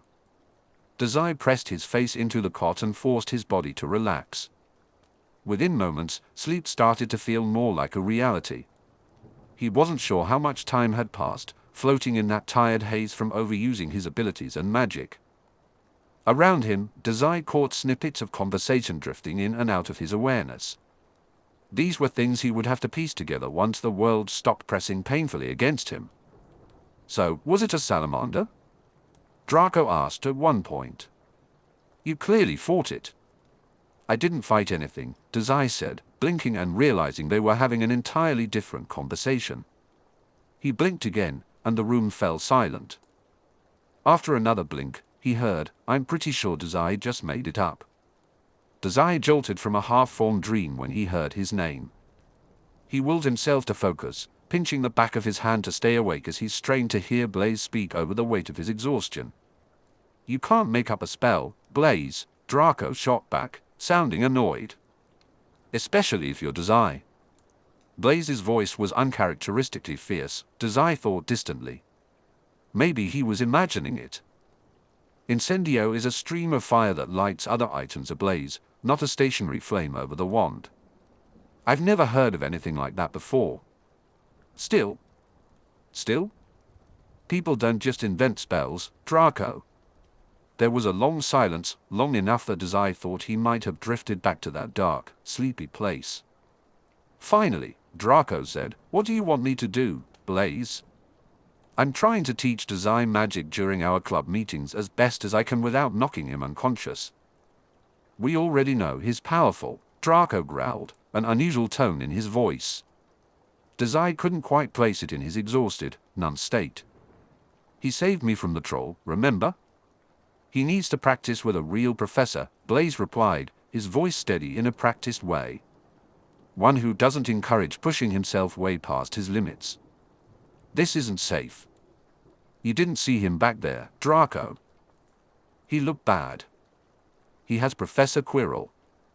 Under the covers, Dazai's fingers twitched, and a jolt of awareness shot through him. Quirrell. That was what he needed to focus on. Fixing the dragon problem, taking the stone, and then destroying Quirrell. He needed to do that now before everything spiraled even further out of control. The energy buzzing behind Dazai's headache, was that excitement or fear? It was getting harder to tell these days. Someone who isn't Professor Quirrell, Blaise said, a dangerous note in his tone. Dazai forced himself to stop listening, ignoring whatever reply Draco had. It didn't matter. All that mattered was finishing this job for Mori. Suddenly, that thought burned brighter than his overworked agony. Once those thoughts settled in his foggy mind, they wouldn't fade. Dazai latched onto that last thought and forced himself to sit up in bed. Every stretch and pull of his muscles was torture. He had to squeeze his eyes shut to stay upright as dizziness washed over him. Dazai, Draco said, sounding surprised. I thought you were asleep. Blaise hummed. You should be sleeping. Lay back down. Raising a hand, Dazai waved off their concerns. The motion caused his blanket to slip from his head and fall into a pile on his lap. Dazai instinctively drew his raised hand to his eyes against the bright lights. I was asleep, he said. Good job. Now go back to sleep. I'm feeling better, Dazai lied. He shifted in the bed, trying to move his numb legs to dangle over the edge of the cot. He rubbed his eyes with a closed fist, attempting to clear his blurry vision. One of the other beds creaked. Dazai blinked his eyes open and squinted around the infirmary. Beside him, Draco sat up abruptly, his brows pinched together. "What are you doing?" Dazai yawned. "Ah. Wow," his thoughts were really articulate tonight. He needed to finish this quickly before he said something too stupid. Sneaking out before Madame Pomfrey comes back? They blinked at him. "Okay. I'm going to pretend you didn't just say that," Blaise replied. "Can you even stand?" Dazai could only vaguely remember that Blaise had practically carried him to the infirmary. He tried to wiggle his toes, but even that simple movement made his stomach churn. "Yes." They fell silent. Draco watched him with wide eyes. Meanwhile, Blaise was half perched on the edge of his own cot, looking ready to jump to Dazai's side at any moment. A long moment passed, and Dazai had yet to make any significant efforts to stand. "Are you?" "I'm working on it." "Working on it, right. Did moving his legs always take this much concentration?" Dazai kneaded the blanket with white knuckles until his head stopped spinning. Once he felt satisfied, he began to push himself off the bed, only for a hand to press into his chest, gently pushing him back down. Dazai blinked several times, fighting against his blurry vision to see. "George?" he squeaked. "And Fred?" A voice piped up from behind him. Smiling, George poked at Dazai's legs until he pulled them back onto the cot. Fred silently pulled the blanket back over Dazai's waist. "Oh," Blaise said. Dazai and the twins turned to Draco. "Good evening, you two," he said. Draco gaped in disbelief. "You're friends with them now too, Blaise?" Blaise merely shrugged. The twins ignored Draco's outrage and waved amicably at Blaise instead. But before Dazai could say anything, Fred and George focused their attention back on him. George placed the back of his hand on Dazai's forehead. "Mild fever," he announced. Fred gently picked up Dazai's wrist, pressing 2 fingers against his skin. "Pulse is weak, Dr. George." "No, it isn't," Dazai replied, prying his hand away and tucking it under the covers. George shook his head, tutting. "He's clearly delusional from the fever." "Poor thing. What's your recommendation, Dr. Fred?"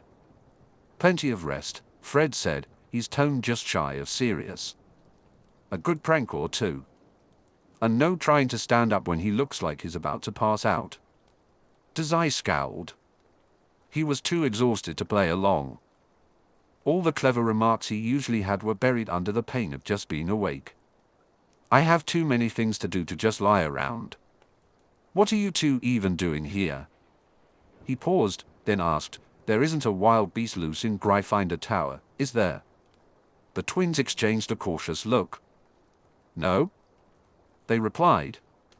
Dazai nodded, even though that simple movement throbbed painfully in his skull. He shot a discreet glance at Draco. They couldn't have this conversation with him present. Dazai wasn't ready to bring Draco into their group, especially not until he abandoned those silly pure-blood notions. It was too much for infighting, and Dazai wouldn't allow it. Blaise seemed to catch on quickly. "A fire-breathing monster got loose in our common room," he said. "Rooms," he explained carefully. When the twins' eyes widened in comprehension, he continued, "Everything is under control for now." "Professor Snape caught it?" Draco asked. "Sure," Dazai hummed. "We left him bleeding out on a bed, actually." Draco's mouth dropped open. "What?" The twins gaped as well. "He's probably fine," Blaise cut in, toying with the torn collar of his shirt. "No worse off than we are." Fred's expression shifted to one of concern. "Or, you were hurt too, Blaise?"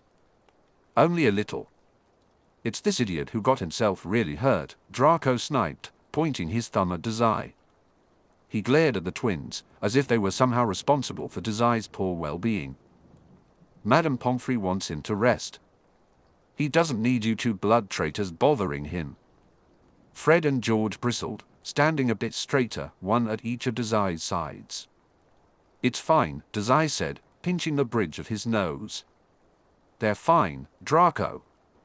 He was too tired for this. When Dazai looked up again, the twins were hovering over him. Draco still glared in their direction. Dazai sighed. It's past curfew now, right? He asked. The twins nodded. Dazai met their eyes, one after the other. He waited until he had their undivided attention to speak. You'll have to take one of your hidden passages, then. Stop by the Slytherin common room on your way back. Make sure everything is safe.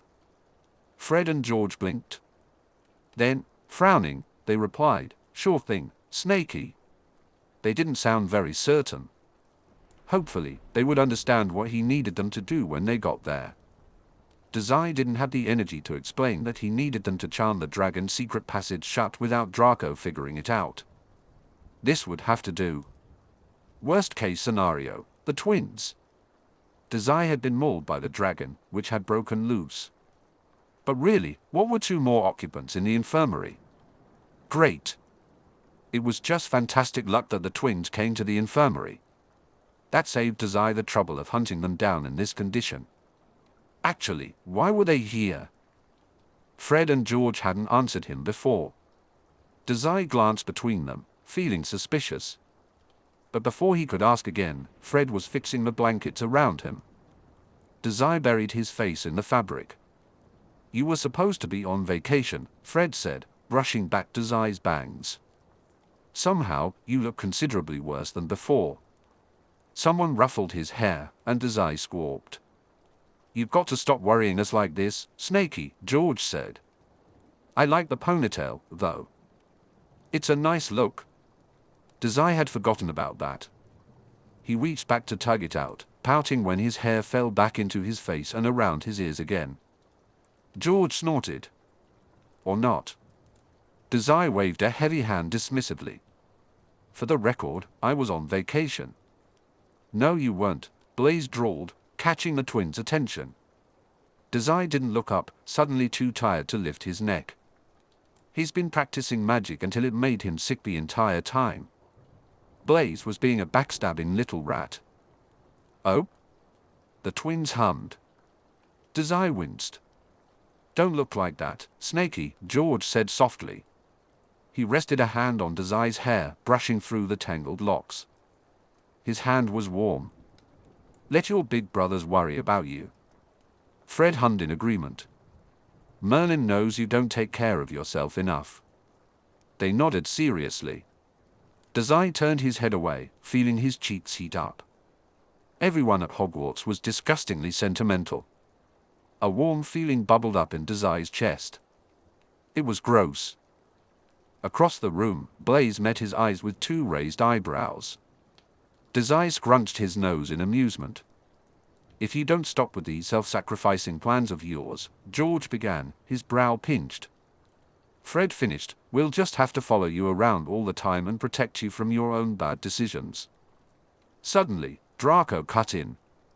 As if Professor Snape would let you idiots loiter around the Slytherin common rooms. Dazai blanched. To fuss over him? Professor Snape would totally allow that. We have ways, Fred said, of sneaking in. Who's to say we haven't already been all over your little Slytherin secrets? Draco bristled. You can't do that. I'll tell my father. He scowled when the twins only laughed in response. And stop petting my subordinate. The hand on Dazai's head momentarily stilled. He blinked up at George, who was watching his expression closely. Dazai shrugged. He was quickly realizing he didn't mind the hand running through his hair. It was unfamiliar, but the more he thought about it, the more self-conscious he became. He scowled, mostly to himself. George snorted, tucking a stray hair behind Dazai's ear before letting his hand fall to his side. Dazai shivered at the gentle gesture and looked away. There was a deep frown etched between Draco's eyes, and he wore a considering look as if trying to dissect their relationship. Unfortunately for Draco, Dazai had no intention of breaking down this strange friendship with the twins. Labeling it as anything other than boss subordinate just made him feel sick and confused. Dazai was already unwell enough with no longer human. With a melodramatic sigh, he collapsed back into his pillow. Well, I'm tired. Get lost, you two. Fred and George made matching sounds of amusement. Sure thing, George said, giving Dazai's hair one last ruffle before pulling the blanket up over him. See you tomorrow, Dazai said. He's going to be resting tomorrow, Draco interrupted pointedly. In the Slytherin common rooms. Keep your slimy hands out of there. Dazai imagined the twins grinning during the pause in conversation. The blanket covered his eyes, but he felt confident he could guess their expressions. Still, we'd better get moving before Madame Pomfrey catches us sneaking around after curfew. We have to stop by the Slytherin rooms too, right? Dazai hummed. He heard Blaise do the same from his bed. Draco made an annoyed sound. No. The twins stepped away from Dazai's cot and moved toward the exit. They said their final farewells to Blaise first, then added, "Take a nice, long nap, will you, Snakey? You push yourself way too hard for a first-year slacker, so learn to rely on your friends sometime." Night, kiddo. The door slid shut quietly behind them before Dazai could muster the energy to raise his hand in goodbye. Kiddo. That was a new one. Once they were gone, Draco let out a breath. The nerve of those two, he grumbled. I can't believe you're friends with them now too, Blaise. I'm not, Blaise replied. We just have a common interest. Dazai hummed, amusement flickering beneath his exhaustion. Go to sleep, Blaise and Draco said in unison. You got it, boss, Dazai responded. After that, it didn't take long for Dazai to slip into oblivion once again. The fight was smothered out of him now. The sounds of Draco growling about blood traitors and Blaise's apathetic replies were somehow soothing. Dazai could almost convince himself that his whole body didn't ache to listen to it. Almost. A lance of pain grabbed onto his skull. Maybe 5 minutes later, the infirmary door opened. Dazai's eyes shot open, ready for an attack. His body stiffened, and it must have been too obvious. Not a second later, Madame Pomfrey said soothingly, "It's just us, boys. Good to see none of you wandered off on me." Dazai blinked in confusion. Us? Good evening, Professor Snape, Blaise greeted in a flat voice. Hello, Professor. Dazai forced himself upright as quickly as he could. The blanket slipped from his head and pulled around his waist. Professor. He blinked against the headache that throbbed in his temples. Professor Snape's eyes snapped to Dazai. He wore a thin frown, his gaze searching for wounds. Dazai noticed a long cut on Snape's nose, red and weeping. He didn't think it would scar, but the man was lucky the dragon had narrowly missed his eye. Snape's cloak was disheveled, with a few patches of blood visible on the dark fabric. You didn't die, Dazai said, grinning sloppily. Good job, sir. Snape's glare lingered on Dazai for a long moment before shifting to Blaise and Draco, as if he hadn't heard Dazai's comment. How are your wounds? The boys are all right, Severus, Pomfrey interjected, smiling fondly at the potion master. She walked across the room and pulled back the curtain surrounding one of the empty cots. Then she turned to face Snape. Now sit down and let me take a look at that cut. That won't be necessary, Snape began, but Madame Pomfrey glowered at him. Right. Amused, Dazai watched as Professor Snape silently crossed the infirmary and took the bed on Dazai's other side. Pomfrey nodded. However, before she pulled out her wand to heal the professor, she turned back to Dazai. She reached out and held something for him to take. He blinked, surprised he hadn't noticed her bringing anything other than Professor Snape back with her. Dazai took the object offered to him, a curious frown forming on his lips. It crinkled in his fingers, a familiar weight. A small plastic bag of snack foods rested in his palm, seeming to glare at him. He wondered if his disgust was evident on his face. Madame Pomfrey didn't say anything more and turned back to Snape. Small mercies. Dazai tapped the snacks into his side, trying unsuccessfully to hide them from everyone, including himself. Just thinking about it made him feel sick. His first trip to the infirmary, unbandaged arms, Madame Pomfrey, Dr. Mori. It all blended together too easily. He suddenly wished to return to that dreamless sleep. "What are you three still doing here?" Professor Snape asked, addressing the room. As he spoke, Pomfrey gently poked one of his cuts. The professor winced slightly. "It's well past curfew now. Unless a few scratches require overnight monitoring, I suggest you stop chattering and return to bed." Something about Snape's harsh voice pulled Dazai from his thoughts. Pomfrey huffed. "They're just boys, Severus. A little play after curfew won't hurt them. I was letting them chat for a while before sending them off." She paused, pulling out her wand and giving it a small wave. Instantly, the cut on Snape's face sealed itself. Pomfrey nodded and added, "Anyway, Mr. Dazai will have to stay overnight, I'm afraid." Suddenly, Snape jerked away from Pomfrey. He leaned forward, his narrowed eyes searching Dazai from head to toe, scrutinizing him much more closely than before. Dazai frowned and leaned away instinctively. He wondered what Snape had noticed that caused such a distressed expression. Was it the traces of blood under his nose? The heavy bags under his eyes? Or the pale set of his face, showing bone-deep exhaustion? Professor Snape could take his inspection too far. Madame Pomfrey placed a hand on Snape's chest and pushed him back. Snape fell into his seat, glaring. "The lad is fine, Severus," she said, letting out an exasperated but fond breath. "He's just overworked himself again. He only needs to sleep it off, preferably where I can keep an eye on him." Snape blinked slowly. After taking a deep breath, he nodded and relaxed enough for Pomfrey to continue treatment. "Speaking of," the matron lowered her voice and shot a subtle look in Blaise and Draco's direction, "that is something we should discuss." Dazai interpreted her words as meaning they should discuss it alone. They were quiet for a moment while Pomfrey healed another scrape. Once that cut stopped bleeding, Snape turned his attention to the other Slytherins present. "You too," he barked. Draco's spine snapped straight. Across from him, Blaise tilted his head in confusion. "Out. Wait for me in the hall, and I will escort you back to the common rooms." Snape stared them down. "Do not wander off. Do not get attacked by a monster." "A monster?" Draco mumbled to himself as he stood. "Did you not catch it, sir? Do not ask questions." Draco's mouth clicked shut, and he hurried to follow orders. Blaise trailed after him, giving Dazai a friendly wave goodbye as they passed. Dazai watched them leave the room numbly. Professor Snape didn't speak until the door was fully shut.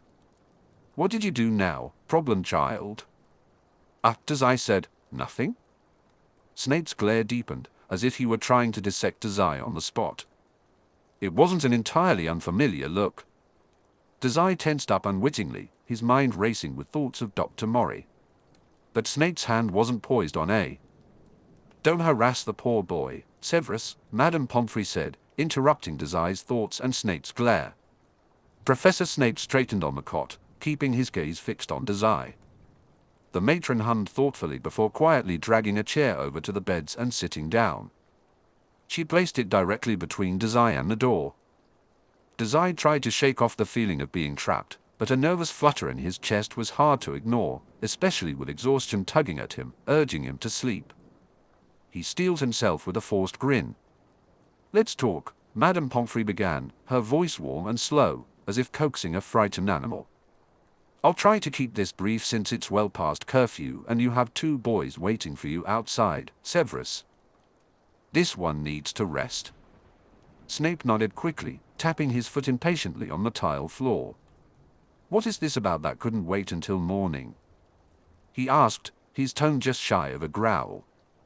As he spoke, Snape's eyes flicked to Dazai's bandaged wrists and then back to the matron. It was a quick glance, almost too fast to notice, but the concern in his expression was clear. Dazai's grin faltered as he tried to hide his arms beneath the blanket.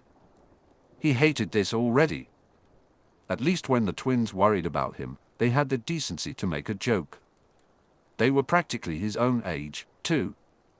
Professor Snape was older. He wasn't Dr. Mori or father, but he was something.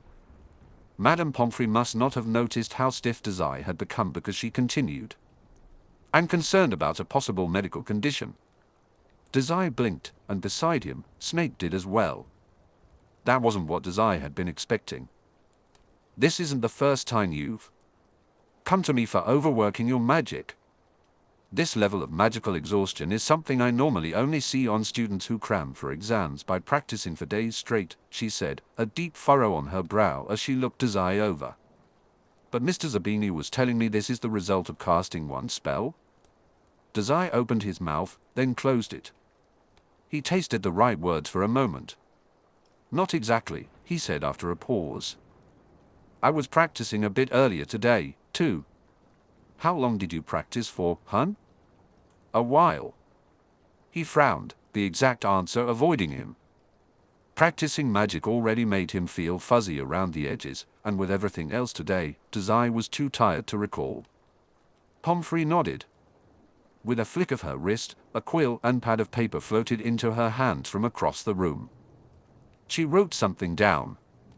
When Dazai tried to focus on the words, his vision blurred. He closed his eyes until everything stopped spinning. "And after that practice session, how did you feel?" The matron's quill hovered over the page. Dazai squinted, trying to remember. It couldn't hurt to be honest, right? Lying about his sickness would only land him in trouble down the line. No longer human was already hard enough to explain without adding this to the mix of problems Dazai had to deal with. As long as it didn't interfere with his learning magic with the Loyalty Club, after all, Mori seemed keen on Dazai mastering magic eventually. "I had to lay down," he admitted finally. "But I was fine to walk after that." While Madame Pomfrey began to write something down, Dazai turned his attention to Professor Snape. The man was silent during Pomfrey's interrogation, a crease in his brow the only indication he was processing the information. When Snape noticed Dazai watching him, he leveled the boy with a glare. The sound of quill on paper drew Dazai's attention back. After hours of spell casting, you were that unwell?" "That's not possible," Snape said finally. "And yet here we are." Pomfrey tapped her quill on the page, her expression thoughtful. She reviewed her notes. A low threshold for spell casting, she circled a phrase, with an incredibly high sensitivity for magic. "Curious." "Concerning," Snape replied sharply. "Curious and concerning." She nodded. "Certainly, you have the ability to perform magic, but your body isn't fit to handle the strain, I suppose. Unfortunately, I think any form of magical treatment would only make your condition worse." Condition? No longer human was a condition now. It was almost amusing to watch two wizards try to explain Dazai's ability without understanding what it truly was. Almost. Dazai despised the way their intense gazes lingered on him with concern. No longer human twisted in Dazai's stomach, and he held back from correcting their assumptions. The most he could do was sit up straighter and use their ignorance to his advantage, somehow. "It's not a big deal," Dazai said. "I've been improving."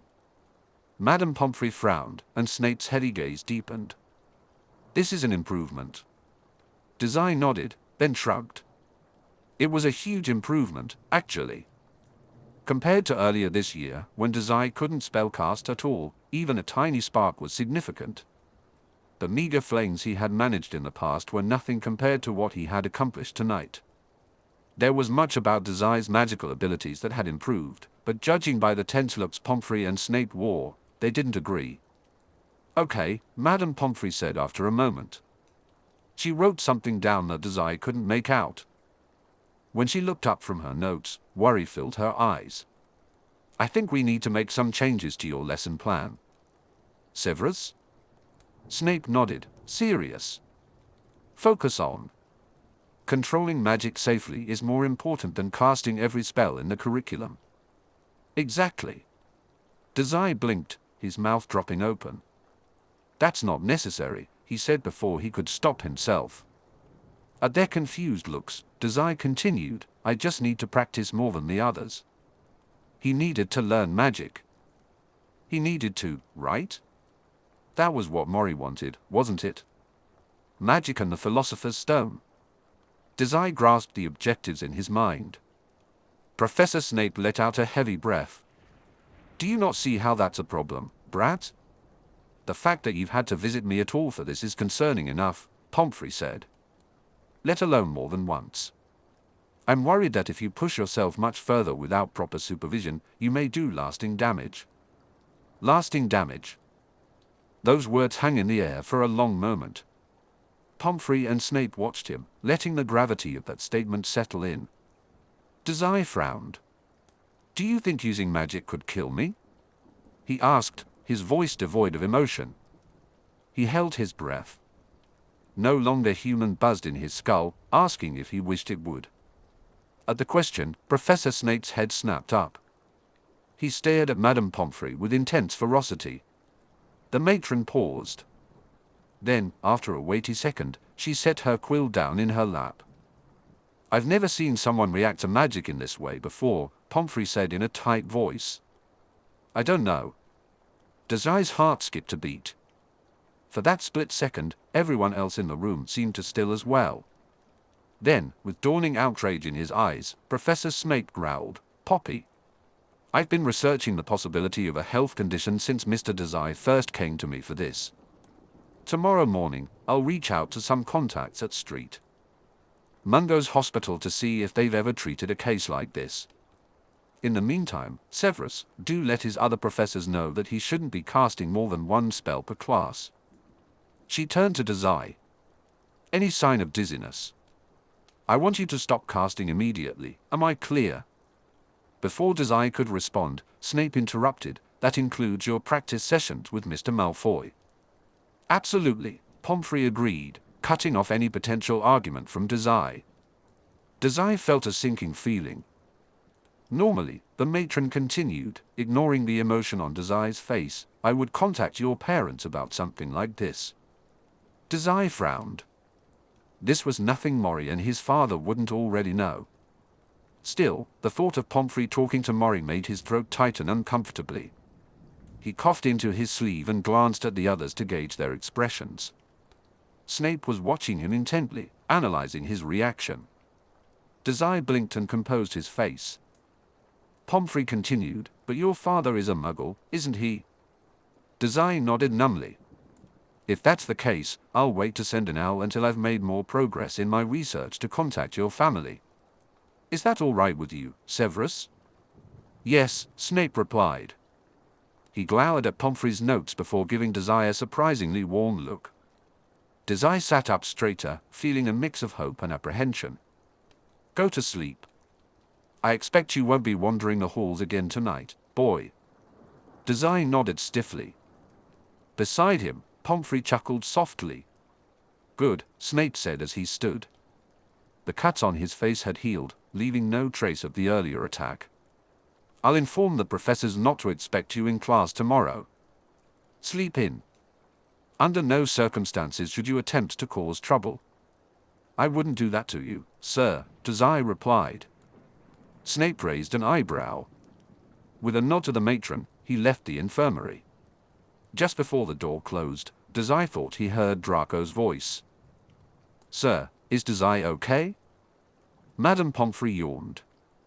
With a fond sigh, she pulled a blanket up to Dazai's shoulders and gently pushed him back into the bed. Get some sleep, dear. You have a good group of friends. I'm sure they'll be eager to talk with you tomorrow when you're better rested. They seem to care about you a lot, she said. Dazai blinked.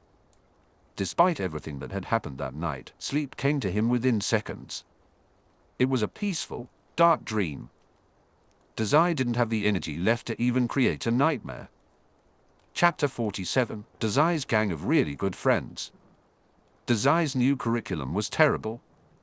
Since that fateful night, his time spent practicing spells had been nearly non-existent.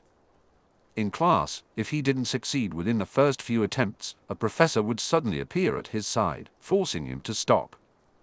McGonagall's stern command, "One down, Mr. Dazai," still echoed painfully in his ears. Although his headache had mostly faded and his nausea was just a distant hum, it was still frustrating. Draco seemed convinced he needed to worry about Dazai's condition. Whatever Draco had witnessed that night in the infirmary, it had completely turned him off their usual loyalty club activities.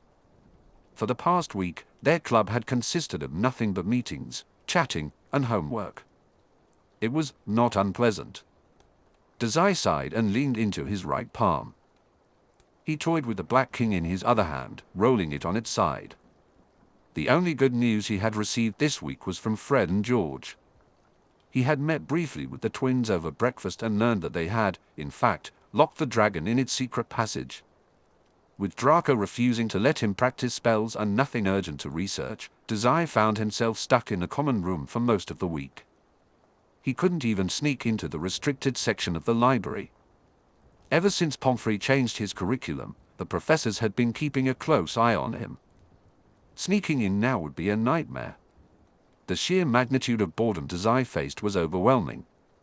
With all his other pastimes taken away, he was left with two choices: steal the Philosopher's Stone or give up entirely. Dazai tilted his king too far, and it clattered over onto the board. He let out a weary breath. Chess was boring. How could these other kids just sit there? It was awful, and his thoughts were too loud. "You're thinking problematic things again, aren't you?" Dazai groaned and face-planted into the chessboard. From the sofa, Blaise hummed. "Stop that. I'm bored. How do you people live like this?" "Quite easily." "Well, that's gross." Dazai kicked his feet childishly under the table. Not for the first time, he wished he could at least play with his knife. Blaise made a noise of vague agreement. "If you need to feel productive, maybe you should do your homework." Sitting up, Dazai stared blankly in Blaise's direction. The other boy lounged across the sofa chair, flicking through a textbook. Dazai recognized the cover as one he had finished at the very beginning of the year, History of Magic. It was interesting, but not particularly helpful. Although it had guided his research quite a lot. Dazai discovered that magic had a very long and bloody history, including the more recent conflicts involving Death Eaters and pureblood supremacy. When he realized he was being watched, Blaise looked up. He met Dazai's gaze with a slow blink. "You know I don't actually need your permission to." Dazai frowned. They weren't alone in the common room, a few upperclassmen were loitering around. He chose his words carefully after a pause. "To sneak around. To steal the stone," he added with a quirk of his lips. Blaise's eyes narrowed. "Is that a good idea?" the other Slytherin asked, a downturn to his lips. Dazai sat up straighter. "It's a great idea." Now, the shallow frown on Blaise's face seemed to bleed worry. It was a fine idea. Until Professor Snape lectured us all on being more delicate with you. Blaise ran a finger over the cover of his book, then composed himself. Dazai looked at Blaise and said, "You're too reckless with your own life. If we go through with this plan, what are the odds you push yourself too far again?" Dazai rolled the idea around in his head. He set the king piece back up while he thought. All the other pieces were pushed to the side, leaving space for Dazai to rest his head there if he wanted. The more Blaise talked, the more appealing it sounded to crash on the chessboard. "I know my own limits," he finally replied, shifting in his seat and feeling oddly stifled. It was true, the only reason he had worn himself out with the dragon the other day was necessity. He hadn't expected the dragon to hatch, and given the time constraint, using a spell until he felt sick had been his only option. From here on out, everything would be according to Dazai's design, except for a few unknowns left in the equation. Anyway, Dazai continued. He picked up a pawn from the table and flicked it in Blaise's direction. It hit the arm of the sofa and fell to the floor. "We're on a time limit, in case you forgot." "I know that," Blaise replied. "But your health is more important." Dazai blinked, taken aback. "No, it's not. Quirrell getting the Philosopher's Stone and creating an immortal wizard mafia was significantly more important." He couldn't say that with other Slytherins around, but he tried to convey the message with a bewildered look. Professor Quirrell would be going for the stone soon. They really didn't have time to worry about trivial things. Dazai tossed another pawn to emphasize his point. Blaise swatted it away before it could hit him. Of course it is. You're an idiot. Yep, Dazai grinned. Now, are you going to help or not? With a sigh, Blaise sat up. His expression turned serious and vaguely concerned. That was an emotion he often wore. Dazai felt a sense of concern lately. He wasn't sure how to process it. He wanted to say it annoyed him, but he shook the thought from his mind. He remembered Blaise trapped beneath the dragon last week, beaten and bloody. He understood that concern now. Suddenly, Blaise's eyes widened in realization. The weariness in Dazai's voice must have given it away, because just a moment later, Blaise whispered, "You want to go for the stone tonight?" Dazai nodded. That's the plan. Honestly, the idea of waiting any longer made him feel sick. All this coddling reminded him too much of being home, locked in his room day after day. He didn't do things happened to him. It wasn't that he needed to be productive, as Blaise had said. Dazai just wanted some control over the situation. There's no stopping you, is there? Blaise asked. Nope. Dazai replied cheerfully. Blaise sighed, closed his eyes, and held that drooping position for a few long seconds. When he finally looked up again, he wore his characteristic look of apathetic boredom. All right, he said. What's the plan, boss? First, Dazai grinned, we need the twins to let our dragon out. Dazai leaned against the wall, staring around the corridor with a neutral expression. The torchlights overhead flickered, casting shadows in the hall. Sneaking out after curfew was too easy. At his side, Blaise's bored expression seemed to agree. Is this your first time sneaking out after hours? Dazai asked, already knowing the answer. Blaise hummed. Yes. But with you around, it seemed inevitable. Dazai nodded and pressed the back of his head against the wall. They had trapped the dragon especially close to the Slytherin common rooms, so it was critical that the twins arrived quickly. After all, if they stood around for too long, Snape would eventually sniff them out. Dazai was starting to think the man had a talent for it. Blaise shot him a curious look. The twins are coming, he reassured. I know. Damn. Dazai tried to mask the nerves Blaise had seen in his expression. He wasn't nervous, just eager to get moving. He didn't like the idea of an immortality grant in stone just lying around. He didn't like the idea that Quirrell was in the final stages of taking it for himself. He also didn't like that Mori had given him a mission that he could just as easily fail as he could succeed. Remembering the stone, Dazai raised a hand to pat the chest of his cloak. Folded neatly within an inner pocket, a small blue silk bag lay hidden away. It was too tiny to hold anything more than a few coins, really. Later tonight, it would be just the perfect size for smuggling a philosopher's stone. But one thing at a time. First, he needed the twins to free the dragon. Of course, Dazai could easily unlock the twins' charm himself. He bit back the sting of no longer human in his mind as it twitched toward the secret passageway. He shot a covert glance at Blaise. The other boy was loyal, fierce, and kind, but he didn't know a single thing about special abilities. No longer human yearned to nullify the magic keeping that secret door shut. But with Blaise watching, best not, Dazai decided. Heads up. Dazai blinked out of his thoughts, turning to Blaise with a curious frown. Blaise craned his neck toward the hall. Following the boy's gaze, Dazai squinted into the dark. Fred and George silently clambered down the dungeon stairs. When they caught sight of Blaise and Dazai from across the hall, they beamed. Dazai waited until they were closer to raise a hand in greeting. Good evening, boss. They cheered quietly. A little Blaise-shaped bird told us we were up to no good tonight, Fred said. Sure, Dazai hummed. Aren't we always, though? They snickered. After a brief moment, Dazai nudged them toward the secret passageway, behind which their Norwegian ridgeback lay in wait. Luckily, the thick stone walls muffled the sound of its claws. Fred beamed as he reached into his cloak, pulling out his wand. Finally letting this little rascal out. Only so many nights we can sneak leftover dinners in for her without getting caught, George agreed. Did you know dragons will eat mashed potatoes? Dazai did not know that, but he felt relieved to hear they had been feeding the dragon. Keeping it alive had completely slipped his mind. Just another reason the Weasley twins made for perfect subordinates, he thought. Oh? Blaise echoed. Ron said she's a female when we let him in the other day, George explained. Our little brother is still convinced he can tame her and keep her as a pet. We didn't have the heart to tell him otherwise. She's completely feral, Fred said. He raised his wand and swished it through the air in a vague shape.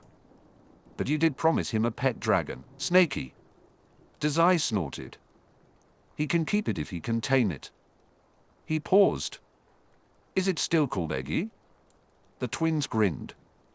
Ron hasn't decided on a name yet. Says it has to be perfect, George said. So we've just been calling her Egg, Fred added. Do you think it'll stick? I think Egg is going to attack you no matter what you call it, Dazai told them wisely. Fred's chuckle seemed to agree. Hovering over the stone wall, his wand suddenly stalled. He turned to look Dazai in the eyes. Dazai stood up straighter at the attention. All right. One tap on the stone and Egg will be free, Dazai said with a frown. Are you sure you don't want Ron to come with us? At Dazai's side, Blaise hummed. He's been on your side since the start, hasn't he? Him and Hermione. Dazai blinked and shrugged. I'm sure. This is fine. He recalled Ron walking with him to the Forbidden Forest and remembered the boy's strong dislike for pranking and bending the rules ever since that day. What they were doing tonight was much worse than what they did over winter break. Dazai hated to admit it, but Ron didn't want to be a part of this, so Dazai wouldn't force him. The same reasoning applied to Hermione. In the end, it was probably for the best. The more people he involved in tonight's heist, the more likely they would get caught sneaking around. Dazai nodded to himself. Simplicity was best, and he had all the help he needed in Blaise and the Weasley twins. Fred and George merely nodded. If you're certain. He was. Dazai looked between his companions. Fred and George were bouncing on their feet with unmasked excitement. Beside him, Blaise remained calm, collected, and thoughtful. Dazai thought Blaise might do anything if he believed it was what Dazai wanted. His subordinates. His friends. Dazai grinned.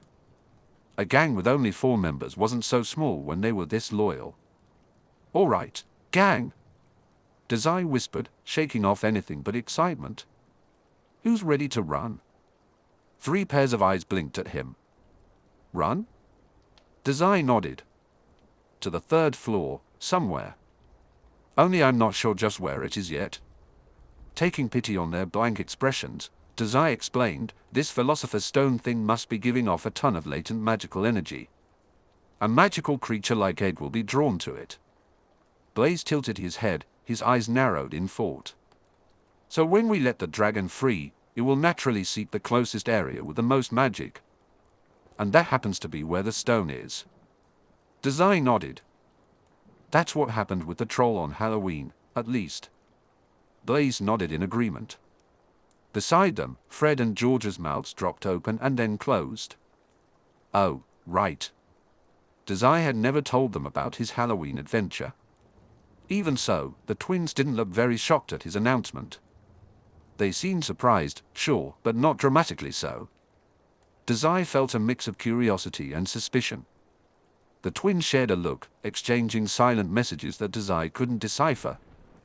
It's somewhere on the 3rd floor, Dazai said evenly, turning his attention to the corridor wall. But I can't be sure exactly where. Think of Egg as a dowsing rod leading us to the stone. He frowned. We'll ditch the dragon once we find the right room. Let it run around the halls. That's a suitable distraction, isn't it? Fred and George nodded slowly, evidently considering the information Dazai had just shared. However, it was Blaise who interjected. How are we going to catch Egg again? Dazai raised an eyebrow. For Ron, Blaise clarified. I'm not letting you catch it with that incendio trick again, boss. Dazai rolled the idea around in his head for a moment. I wouldn't worry about that. Once we have the Philosopher's Stone, the dragon will follow it around anyway. Still, Dazai didn't find himself caring. Whether they caught it again or not, he wasn't convinced they could tame it. If Ron wanted to try, he was more than welcome to. But as far as Dazai was concerned, the appeal of sneaking a dragon around had ended the moment he realized immortality was at stake. Just thinking about it made him feel sick. The lingering illness from his last trip to the infirmary was still present. Let it out, Dazai said, shaking his head and stealing his expression. Let's get moving before someone catches us breaking curfew. The others watched him for a moment, their faces showing varying degrees of thoughtfulness. Finally, Fred tapped his wand against the wall. There was a click. Dazai felt the stone doorway swing open before he saw it. The rigid magic in the air snapped apart and dispersed aimlessly.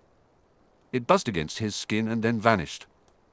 In some distant part of his mind, Dazai tried to remember that pattern of magic. A spell that could lock others out would be incredibly useful to know. But he only had a moment to think about it.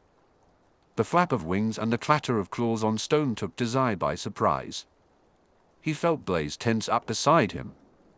Here she comes, Fred announced, stepping back from the door. George moved closer to Blaise and Dazai, positioning himself directly between them and the dragon. Dazai wasn't sure if it was intentional. Let's hope your plan works, Snaky. It will, Dazai replied. Good, George grinned. Because egg is coming out now. A familiar black blur shot out of the doorway, ruffling Dazai's hair as it passed. The dragon curved through the air, her dangerous claws flashing as she flew by. Egg's wings flapped, and she vanished up the stairs. For a split second, they were still. Then, like a shock of electricity, the four of them jolted into action. Dazai sprinted after the dragon, and the sound of shoes clattering against stone told him the others were following just as quickly. He gripped the stairwell rail to pull himself up.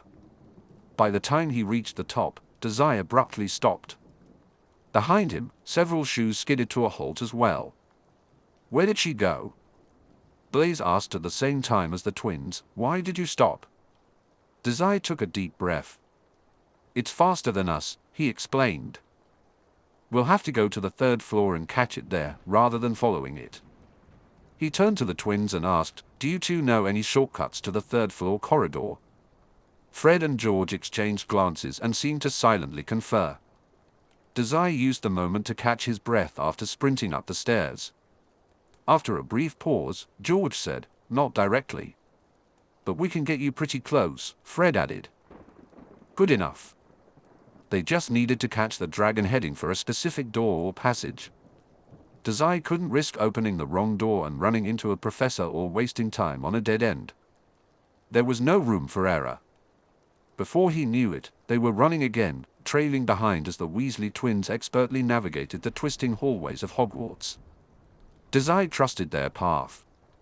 He turned a corner, close on Fred's heels.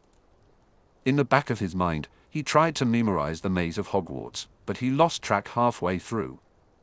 The halls twisted and bent, moving on their own accord, lined with living paintings Dazai could never bear to look at. Their group briefly stopped. It was just long enough for the twins to do something with their wands and a tall, flowering plant. Dazai didn't recognize the motion, but he felt the magic in the air when a painting on the wall swung open seconds later. Fred and George motioned for Blaise and Dazai to enter the passageway that had been concealed. Dazai stepped through the threshold, giving a quick nod to the twins, who responded with sly grins. Then, still wearing those expressions of boyish excitement, the twins grabbed the painting frame and closed it behind them. The excitement on their faces almost made Dazai forget just what they were doing. Understanding of danger was, but Dazai wanted to be cautious. Immortality, Quirrell, and Mori all floated through his mind. He shook his head, focusing on following Blaise down the long, secret tunnel. It didn't matter why they were doing this. Maybe Dazai could convince himself it was all just for fun, like at the start of the year. Sneaking around could be enjoyable, but stealing the Philosopher's Stone didn't feel like a game anymore. It felt like a job, a burden that weighed heavy in his chest. The thought of immortality lingered in his mind, whispering, what would that be like?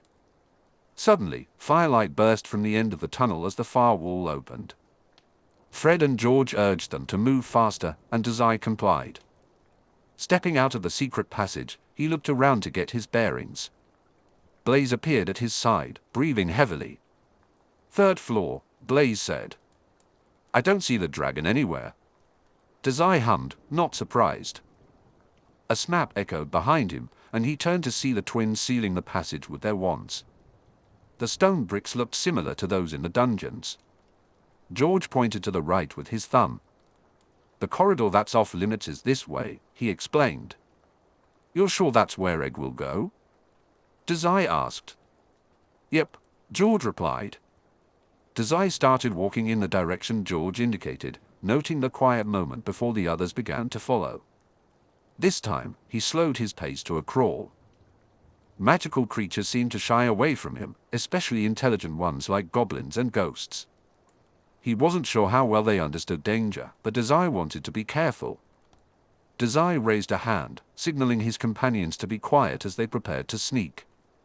He couldn't risk scaring Egg away with no longer human, not until he determined which door the dragon would approach. He heard claws scraping against the stone before he rounded the corner, followed by the sound of wings flapping in the air. There was a squeak, or perhaps a hiss or a growl. It was Egg. Fred appeared beside Dazai and silently mouthed the dragon's name. Dazai nodded in response. He motioned toward the dragon and raised his eyebrows. With a smirk, Fred quietly crept forward to peek around the corner. The silence stretched for a tense moment. Dazai felt Blaise and George join him on the other side. He offered them what he hoped was an encouraging smile. Finally, Fred turned back to them, beaming widely. Dazai couldn't help but grin back, even as nerves twisted in his stomach. Fred mouthed, "She's here." Dazai nodded, then took a deep breath. He looked at each of his companions before stepping out from behind the corner. He scanned the hall, careful not to make any sudden movements that might startle the unsuspecting dragon hatchling. The corridor looked just as he remembered, long, with door after door lining the walls. The tall arch of the ceiling loomed above, and dust covered the floor. Dazai's gaze caught on the end of the hall, where a crack in the wall still remained. He quickly looked away, an unwelcome memory of the mountain troll flashing in his mind. The stench of unwashed flesh lingered in his memory, rankling the air around him. He felt the vice grip of claws around his ribs and the acid burn of no longer human in his thoughts. Suddenly, Blaise's warm presence was at his side. Dazai let out a breath he hadn't realized he was holding. Held on tightly to his focus. When Fred hovered near him, Dazai forced himself to quickly scan the hallway for Egg. Black wings beat against the door, claws scrambling for a grip.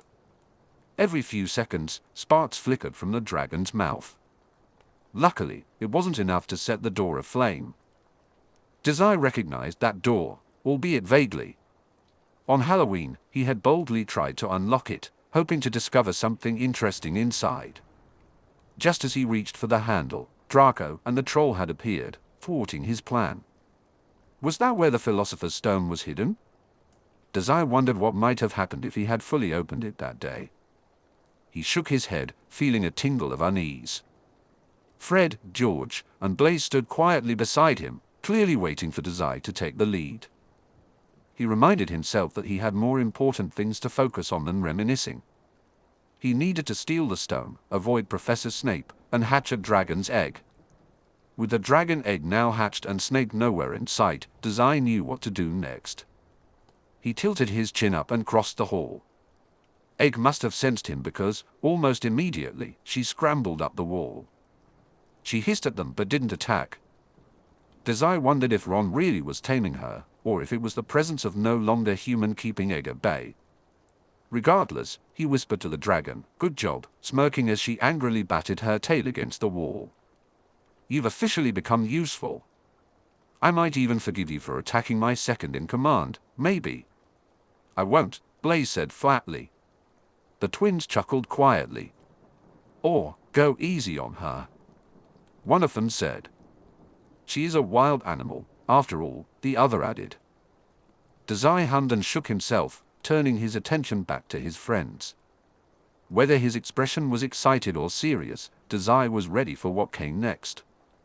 Dazai wasn't sure how he felt. He was somewhere in between excitement and uncertainty. When Blaise met his gaze with a frown, Dazai tried to calm the strange feeling. "All right, gang," he announced. All eyes turned to him. Taking a deep breath, Dazai reached for the door. He picked the lock with a bobby pin in record time. It clicked open beneath his fingers within seconds. Dazai's hand rested on the door handle. He turned to meet Blaise's eyes, then Fred's, then George's. The twins were beaming from ear to ear, and even Blaise wore a small, encouraging smile. Without realizing it, a grin spread across Dazai's face. Exciting, he thought. This is exciting. Let's steal the Philosopher's Stone. Chapter 48, Fear. As the door opened, a gust of hot, wet air rushed out. It swept Dazai's hair back and forced a serious frown onto his face.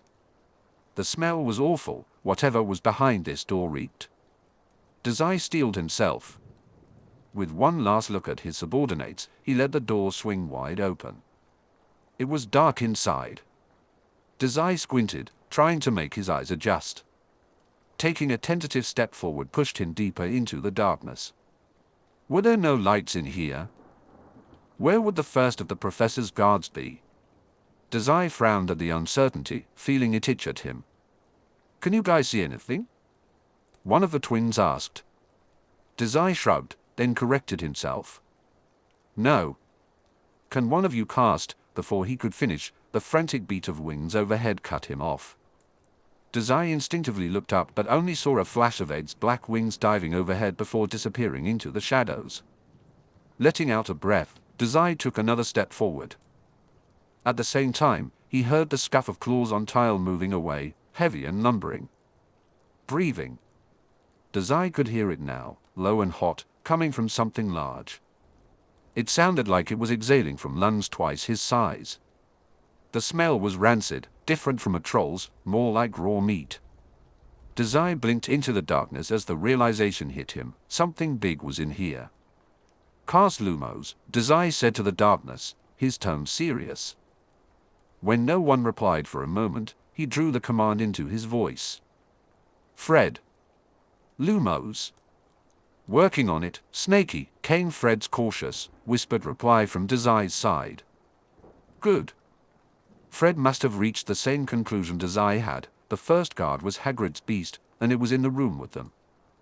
"Lumos." Over his shoulder, a small, white light appeared. The light flickered to life, illuminating the room with harsh brightness and long shadows.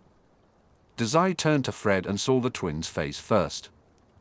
Fred's eyes were wide and searching, probably still adjusting to the sudden light. Dazai then shifted his focus to Blaise, who was pressed close to his side. Dazai froze. The expression on Blaise's face was bloodless and filled with dread. "Dazai," he half whispered. A chill of icy dread spiked down Dazai's spine as he followed Blaise's gaze.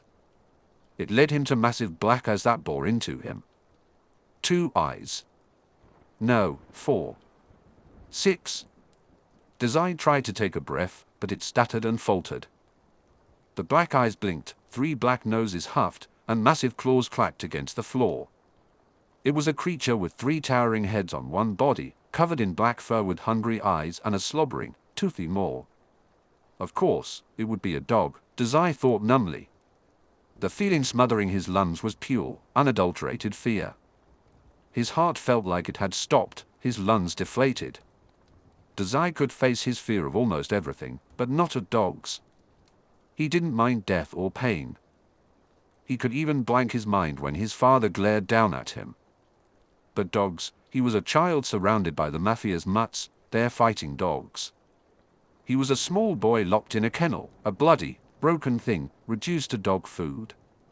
Tiny fingers scrambling at the bars of a cage, too broken to pick the lock.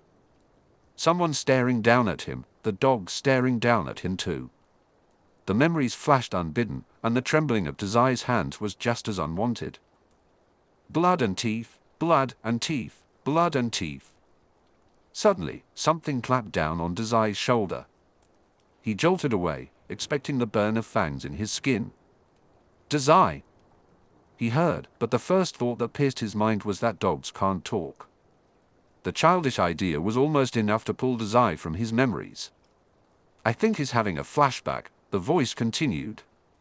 Or a panic attack. Shoot, someone was speaking. Dazai frowned, and the voice continued soothingly, "You're all right. Look, they aren't coming closer." Cerberus, Dazai thought instead. There, Fred. Was that Fred? Actually, I think they're backing away from us. Isn't this supposed to be a ferocious guard? Backing away? Dogs didn't back away. They snarled and snapped. The sensation of no longer human buzzed under his skin, and the massive, three-headed dog whined. Oh. Dazai blinked once, then twice, fighting to clear the humiliating, childish fear clogging his thoughts. Slowly, his vision wavered back into shaky focus. Fred still held a lumos over their heads, painting the monster in sharp contrast to the dark room. The sight alone was enough to hold Dazai's breath still. But the beast was staying away. Scared off by no longer human, of course a three-headed dog was magical. It must have been smart enough to recognize Dazai as a magical black hole, just like Egg could.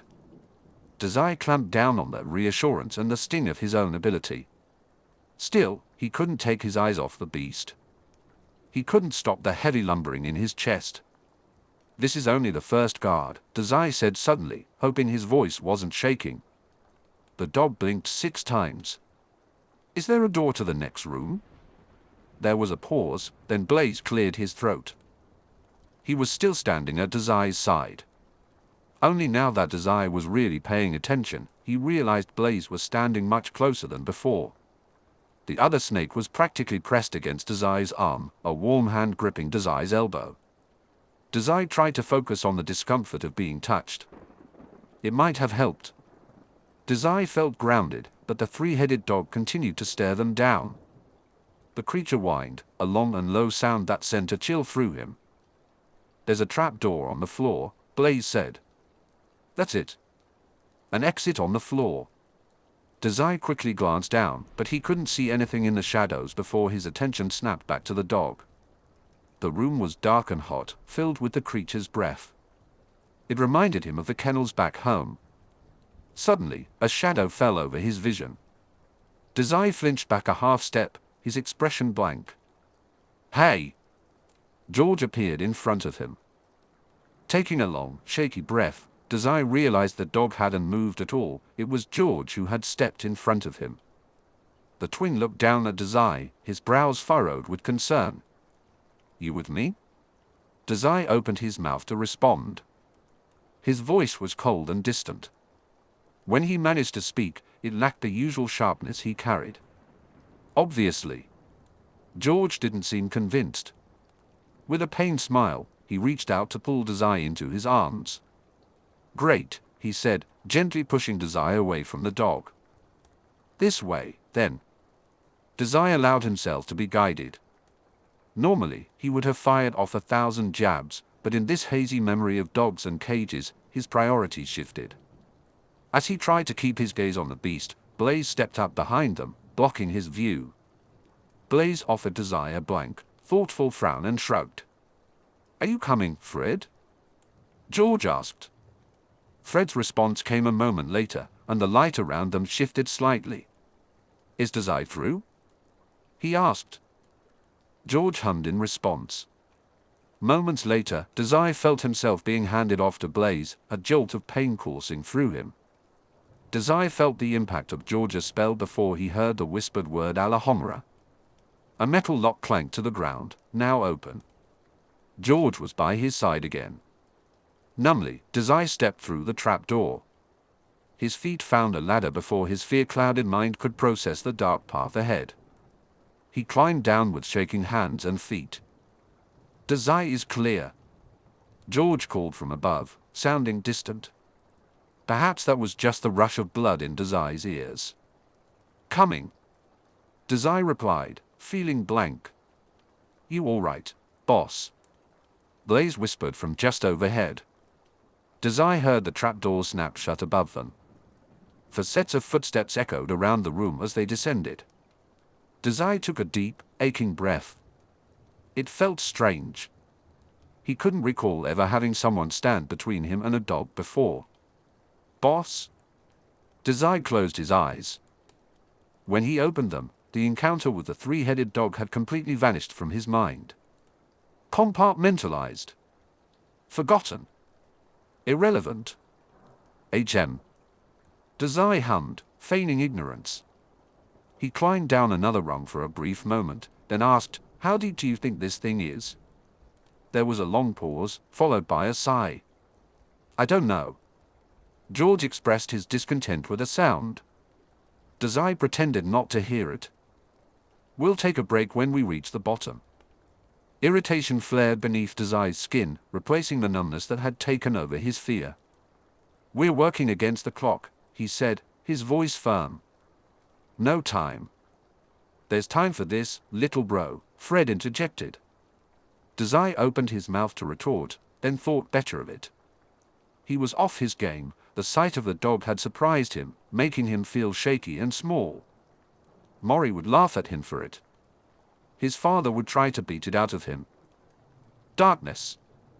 Dazai was struck by the realization that they had landed on something alive. "It's moving," Dazai said, his voice steady despite the unease creeping in. Blaise shifted beside him, and Dazai could hear the tension in his breathing. "What do you mean, moving?" Dazai squinted into the gloom, trying to make out the shape beneath them. "I think we landed on a creature.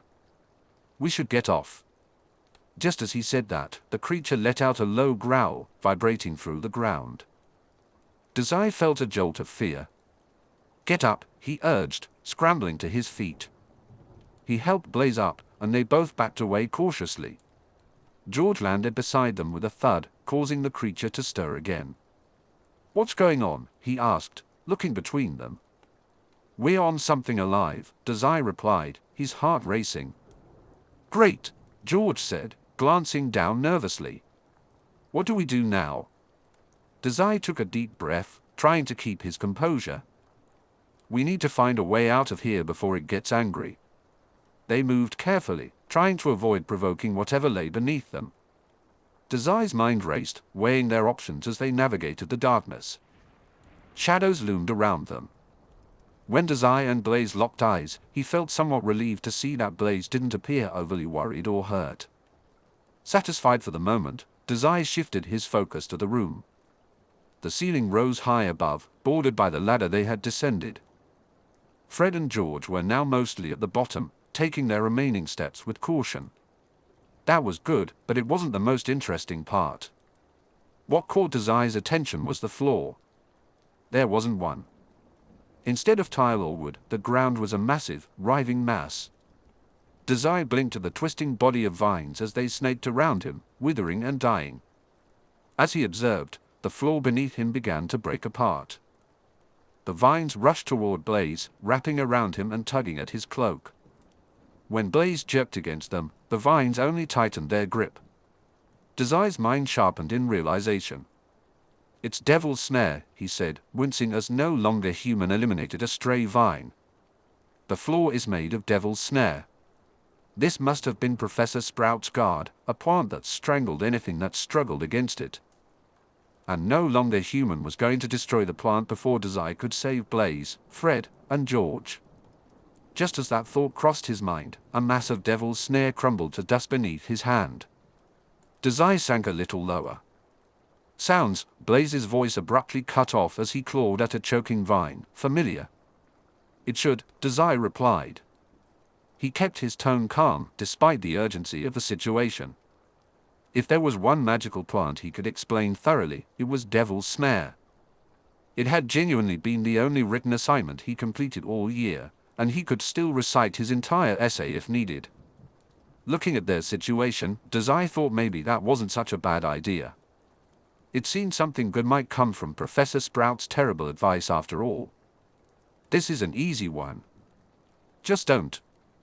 Suddenly, The last of the devil's snare holding Dazai up died and gave way.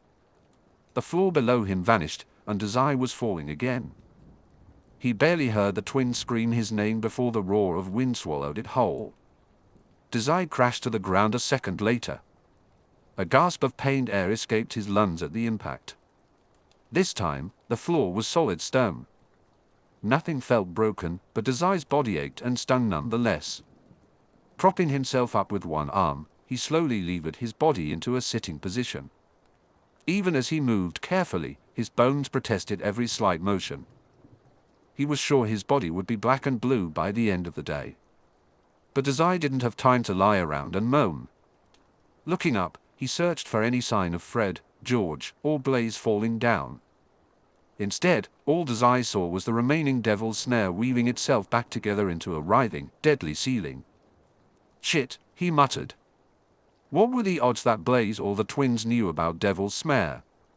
Did they know that as long as they didn't struggle, the vines would go limp? No longer human may have helped Dazai escape, but it would do nothing to assist his friends. Dazai shook his head and pulled himself to his feet. He could still hear the echo of the twins' voices as the Devil's Snare dropped him down. There had been real fear in their shouts, which meant they didn't remember the first-year herbology lesson either. Looking around the chamber, Dazai tried to quickly devise a plan. Upon closer inspection, the walls pulsed with vines and roots that had spread from the main mass overhead. No longer human ached to nullify it, but Dazai hesitated. Assuming touching the roots would kill the whole plant, and Dazai risked knocking himself out. He didn't want a repeat of the troll fiasco, especially during a heist. He needed to think of something else. Dazai mentally reviewed his essay, scanning the room for options. What else could subdue Devil's Snare? Light, he remembered. Devil's Snare would withdraw in the light. Unfortunately, there was nothing in the room to create a spark, and the vines above continued to writhe and strangle. Blaise and the twins weren't coming down. Dazai had to act quickly. He could either knock himself out by nullifying the plant or by trying to cast Lumos. Nothing was ever simple for him. Taking a deep breath, Dazai made his decision. He reached out with spread fingers and placed his palm against a massive root of Devil's Snare. It wasn't a hard choice in the end, no longer human or Lumos. One was a familiar evil, and the other was something he had never learned to cast. Knowing how difficult magic was for him, he figured guessing wouldn't be practical. Just thinking about casting Incendio made his stomach twist. As his palm pressed into the Devil's Snare root, Dazai felt no longer human spring into action. The reaction was immediate. Below his hand, the plant seized. Energy surged through him as no longer human drained the magical energy from the Devil's Snare. Dazai felt a sharp spike of pain as the rest of the plant began to die. Pushing his weight into the root, he didn't let up until he heard the thunk of a massive vine hitting the floor. A moment later, 3 more thunks followed behind him. It was only when he heard Fred say, "Ouch," that Dazai finally dropped his hand from the root. Thinking quickly, the mafioso withdrew his wand from his cloak. He twirled it between his fingers and frowned through his headache. "Are you two okay?" George asked, his voice tense with pain. Dazai watched as George pulled himself upright and shrugged a thick vine off his chest. "Fred, Blaise?" Beside George, Blaise also sat up. He pressed a hand to his side as if kneading out a muscle. Dazai thought he probably had a bruise, feeling a painful twinge of his own. "I'm getting real sick of falling." "At least you had vines to land on," Dazai cut in, feigning amusement as he crossed the room to meet his companions. He offered a hand to Blaise. At once, their eyes shot to him. Dazai saw visible relief in the twins' expressions. Blaise let out a breath and took Dazai's outstretched hand. "You're okay," he confirmed. "Sure," Dazai hummed, flicking a dead vine off Blaise's shoulder once the other Slytherin was on his feet. "Took you lot long enough." Blaise rolled his eyes, but the twins spoke before he could respond. "Kid!" Fred called. He hurried to stand and then ran to Dazai's side, with George close behind. "You just disappeared. Are you okay?" Dazai said, taking a step back. He willed himself not to flinch, despite the pounding in his skull. Fine. Are you okay? The devil's snare didn't strangle any of you, did it? It definitely had. Dark, telling marks wrapped around their arms and necks, and Blaise's voice was a little raspy. As if noticing Dazai's searching eyes, Blaise brought a self-conscious hand to his neck. Not for long, the Weasley twins said with a shrug. They were grinning, and Dazai wondered if Fred and George enjoyed the thrill of danger just a little bit. Couldn't help but agree with that sentiment. Standing on the brink of death, just seconds away from his final resting place, something told him they probably wouldn't see it that way. So? Fred asked, picking a leaf from his brother's hair. What did you do, Snakey? Dazai blinked. HM? Blaise gave him a strange look. When Dazai shifted his focus back to the twins, he noticed their excitement was now mixed with confusion. At least they weren't worried anymore. Dazai was getting better at hiding when he had a violent, ability-induced headache. How did you stop the plant from wrapping us up? He repeated after a moment. We jumped down to rip it off of Blaise, but it just pulled us in two. Right. How come it just let you go like that? Dazai looked at each of them in turn, taking in their expressions one by one. Then, flicking his wand around half-heartedly, he lied. Devil's snare can't attack in the light. I didn't think any of you would remember that and cast Lumos, so I did it for you. George's mouth dropped into a perfect O. That's why it was so dark up there. Dazai shrugged and quietly slipped his wand back under his cloak. When he looked up, Blaise was watching him with a thoughtful frown. We've never practiced Lumos, he said, his voice contemplative. Shaking his head, Blaise asked, Are you feeling sick? Dazai waved him off. Only a little. It was true, even if he was sick for a different reason than Blaise believed. His head ached painfully. Anyway, he said after a brief staring contest with Blaise, the devil's snare would have stopped attacking as long as you didn't struggle against it. So really, this, he gestured to a darkening bruise on Fred's face, is kind of your own fault. However, instead of joking back like Dazai expected, the atmosphere shifted. Fred's expression hardened as expected. George mirrored him. Are you trying to deflect the conversation? Fred asked. I think he is. George replied. Don't think we forgot about earlier with that three-headed dog. You aren't feeling well. Right. We're taking that break now. Dazai opened his mouth to protest, but Blaise quickly chimed in. If we aren't taking a break for you, then take a break for me, boss. My back hurts. Blaise rubbed a sore spot on his shoulder as if to emphasize his point. Dazai's own bruised body was arguing for a break too. Letting out a long breath, he relented. All right. But just a short one. With that, Dazai leaned against the wall. He begrudgingly acknowledged that even that simple act helped ease the painful beating in his chest. Now, as long as they didn't talk about what happened with that three-headed monstrosity. Are you afraid of dogs, by chance? Fred asked, resting his back against the wall with a pained grunt. Just his luck. Dazai felt his cheeks heat up and turned to face the other wall, where a dead root hung limply. No. When Fred looked at him skeptically, Dazai added, I just don't like them. Dogs are stupid and ugly, and you should hate them too. He narrowed his eyes, staring down the twins as if daring them to say something. He was still the boss here. He could take them apart in less than a second. He could change his plan from good spirits to fear for your life if they said anything he didn't want to hear. Dazai wasn't sure whether his expression conveyed don't undermine me or I don't want to talk about it. Either way, Fred and George shared a look, seemingly debating something silently. Finally, George extended an olive branch. Don't you call Ron your dog? Dazai blinked. The tension in his shoulders eased a little at the sight of an escape route. Sometimes, he said, humming softly. He's the good kind of dog, you know. Loyal and not a mindless beast, he thought with a frown. You three are my dogs, too, he added as an afterthought. The good kind? Dazai looked between them, glancing at the dead devil's snare on the floor and the closed door beside him that led deeper into Hogwarts. He grinned. Of course. By the time everyone had stopped complaining about their sore bodies, Dazai felt too tense to linger much longer. He took one look at Blaise's pain-pinched brows and declared, "Let's get moving. We won't be able to sneak back out of here if it's daytime." Well, they probably could, Dazai always had tricks up his sleeve. But that was beside the point. Fewer risks now meant fewer problems later with Quirrell. Silently, Dazai touched a hand to his chest. Beneath his palm, the soft weight of a silk bag reminded him of his objective. Fred and George both straightened up from where they were stretching near the wall. They exchanged glances before turning to Blaise. The Slytherin shrugged.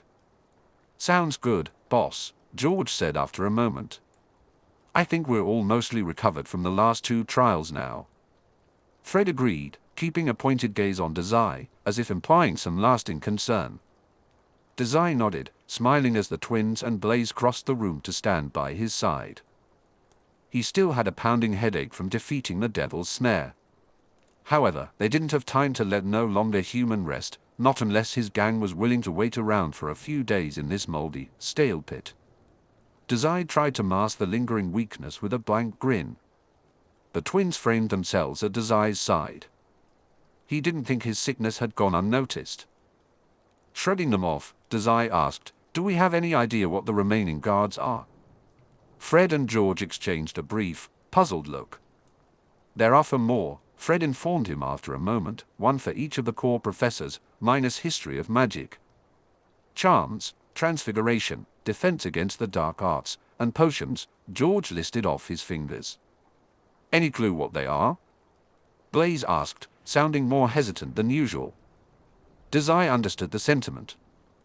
He didn't want to walk into another dangerous situation. Honestly, he could do without unknowingly falling down a hole for a 3rd time today. Just the thought made his entire body ache. Fred snapped, "As a matter of fact." "We do." "Probably," George finished. Dazai shuffled out from under the twins to meet their eyes more directly. "Well, that sounds promising." Suddenly, their words caught up with him, and he frowned. "Wait. Quirrell has a guard down here?" We were surprised too. But he definitely got old Dumbledore something to put down here. If Dumbledore wanted Quirrell to think it was safe to steal the stone, Dazai supposed that was one way to do it. "It's probably a mountain troll," he said haltingly, his mind racing to predict their path. A furrow pinched between his brows. "A mountain troll?" Fred asked. "Like on Halloween?" Blaise answered for him. "You think Professor Quirrell was responsible for that one, as well?" Dazai shrugged, ignoring the incredulous looks he was getting. "I think Quirrell would have preferred to have gotten the stone much earlier in the year, if he could. I also think that a troll wandering around the school is a great distraction. Professor Quirrell does talk about trolls a lot during class. I guess he studied them while he was on." "It's a sabbatical," Blaise explained helpfully. When it became clear that the twins were deep in thought, Dazai waved their concern away. "It's just a theory I've been working on." He stepped toward the door. "What's the next guard?" Fred and George shared a look. Then, seeming to reach a conclusion, they returned to Dazai's side. Dazai let out a huff but didn't push them away this time. "Professor Flitwick probably made some complicated charm to keep Quirrell out," George said. He mined something with his hands, and it took Dazai a moment to realize George was pretending to ride a broomstick. "And rumor has it, he asked Madame Hooch for some broomsticks. Only Flitwick has never had a class flying in charms, so we thought he must have brought them down here." Dazai and Blaise immediately locked eyes, sharing the same thought. At the twins' questioning looks, Blaise explained, "Dazai's never managed to lift his broom off the ground during class." The twins snorted. Fred smothered his laughter behind an amused-sounding, "You're failing flying too, Snakey?" "I'm failing everything." So, Blaise interrupted before that line of questioning could go too far. "The 3 of us will have to do that one without him." George hummed. "Actually, the 2 of you can take a breather this time. Right. Fred smirked. We're on the Gryffindor Quidditch team, you know. I think we can handle the flying ourselves. Don't you think, George? George merely grinned from ear to ear in response. Dazai nodded, accepting their help easily. His subordinates knew how to do their job, he wasn't about to protest that. Besides, Dazai had bigger things to worry about, namely if there was a troll in one of the next few rooms. A firm frown settled on Dazai's face. His fingers tingled with the lingering buzz of no longer human. A few feet away, Dazai noticed Blaise deep in thought. When Blaise realized he had been caught staring, he simply blinked. Dazai shifted his attention back to the twins. And the other guards, he asked. Fred and George shrugged. We couldn't figure out what Professor McGonagall's is. And the only thing Professor Snape has been doing lately is making a ton of potions. But that's nothing new. Hey, Dazai hummed, leaning back on his heels. It wasn't much information to go on, but he appreciated their effort. Good job, you two. Well, you did ask us to look into it, George replied. Fred added, remember, Snakey? Dazai nodded, still distracted. He turned his gaze to the next chamber, the next guard, and frowned. The guards wouldn't be a problem, really. Not with no longer human backing him up. Charms, beasts, and potions would all be rendered useless under his touch. Taking them out was easy enough.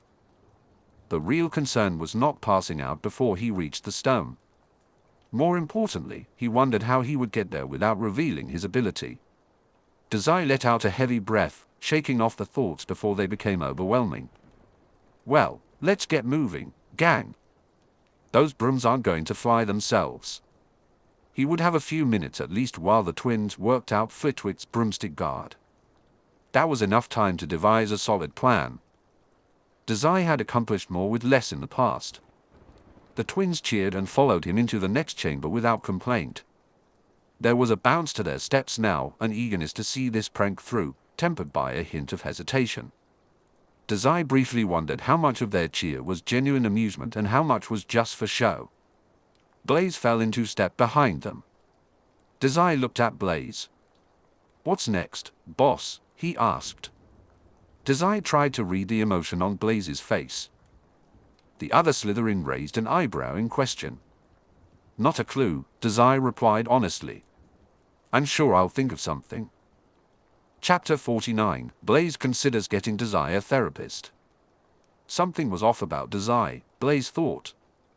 Well, more off than usual. After all, there was nothing normal about Dazai Osamu on a regular day. The boy was covered from head to toe in bandages, wore a smile like it was a disguise, and thought deceit was an amusing pastime. There were about 100 things about Dazai that left Blaise asking, what's really going on here? And about 100 more that made him think, something is severely wrong with this kid. But right now, something more was wrong with Dazai. For one, Blaise was almost certain his fellow Slytherin had a headache. Again, Dazai rarely ever didn't have a headache. As concerning as that was, Blaise had become very accustomed to seeing his friend in constant pain. It hadn't been until just the other night, outside the infirmary, that Blaise had a clearer picture of things. Professor Snape looked between Blaise and Draco, his eyes narrowed more in consideration than in his usual disdain. You are not to practice magic with Mr. Dazai any longer, Snape said seriously. If you see him using magic without a teacher's guidance, you are to stop him immediately. Is Dazai okay? Draco had asked then, for what must have been the third time. The look on Professor Snape's face had ranged from no to I don't know, and that stopped them from talking faster than any what did I say about asking questions ever could. Blaise shook away the memory by walking up to Dazai and matching his pace. He would keep a closer eye on his friend now. So he kept his gaze locked on Dazai as they traveled through the stone hall. It was a careful, discerning gaze, the type that uncovered someone's secrets merely by looking. Dazai was a hard nut to crack, but Blaise was patient. Exceptionally so. After all, one couldn't be friends with Dazai without also having incredible amounts of patience. It wasn't long before they made At the end of the hall, everyone's head shot up almost immediately. The room was massive, with a ceiling that disappeared far overhead. However, it was not the size of the room that held Blaise's attention for long. It was the swarm of keys filling the space. 100, maybe 1,000, small metal keys dashed around the sky. Each key wore a pair of tiny fairy wings that flitted and zipped like hummingbirds. Just when Blaise thought he was tracking the movement of one key, it would be halfway across the room the next second. Blaise opened his mouth to say something, but his eyes caught Dazai instead. Dazai was not watching the impressive flying display overhead. Instead, he was squinting at the far wall. There was a pinch in Dazai's brow, as if he had an itch he couldn't scratch. When Blaise turned to see what had captured his friend's attention, he noticed a small, unassuming wooden door. A huge golden lock adorned its handle. Blaise frowned. "How do we know which key is the right fit?" he asked, looking to Dazai for answers first, then to the twins. A small silver key danced between them before disappearing somewhere overhead. "Dunno," Fred said. "Ooh. Here are the brooms. Take a look, George." Jerking away from where he had been watching a particularly large key, George hurried to his brother's side. He shot Blaise and Dazai a reassuring look and gave a double thumbs up. "We've got this. Don't worry about a thing. Have a nice sit down, maybe," Fred chimed in. "Better yet, take a nap." Blaise chuckled. Leave it to the twins. It was nice to have such a reliable duo around. Merlin knew that if it had been Draco with them, his only contribution would have been to brag about his flying skills, or maybe threaten to sue the school. "What do you think, Dazai?" Blaise asked. Dazai blinked, pulling his attention away from the door. "HM?" Blaise narrowed his eyes as he noticed the twins mounting their brooms to his left. "About this guard?" He continued but then reconsidered. "Are you okay?" Dazai blinked again, and Blaise held back a sigh. "I'm fine." "What a weird question," Dazai replied after a moment. He turned back to the door and tilted his head. Suddenly, his expression scrunched up. Blaise stared at him for a long moment until Dazai finally explained, "That thing is charmed to all hell and back. I think." Blaise kept his surprise hidden. He turned to squint at the door but sensed nothing unusual. "Who?" Letting out a weary breath, Dazai glanced back at him with a sheepish smile. "Guess we'll just have to wait for the twins to find the right key. No amount of Alhambra is going to open that door." "You don't know how to cast Alhambra," Blaise pointed out. Dazai shrugged. Without another word, he walked to the nearest wall and slid down until he was sitting. After a moment, Blaise joined him. He watched as Dazai drew his knees up to his chest and laid his head down there. Dazai sat wrapped up in himself, as if the weight of the world was pressing down on him. Clearly, his headache wasn't improving. Blaise sighed and leaned his head back against the stone wall. He watched the twins in silence for a long moment. They floated a few feet off the ground, occasionally pointing at a flying key while the other shook his head. So, they were taking this seriously. Good. Blaise cast a surreptitious glance back at Dazai, who was still hunched over with his eyes closed. Anyone would think that Dazai had taken the twins' advice to nap, but Blaise knew better. He had spent enough time with Dazai to recognize when he was truly resting and when he was only pretending. There was a crease in Dazai's brow, and every so often he would lift his eyes and squint at nothing in particular. No, Dazai wasn't resting at all. He was deep in thought. That was something else that had been nagging at Blaise for a while, how quickly Dazai's perspective had shifted.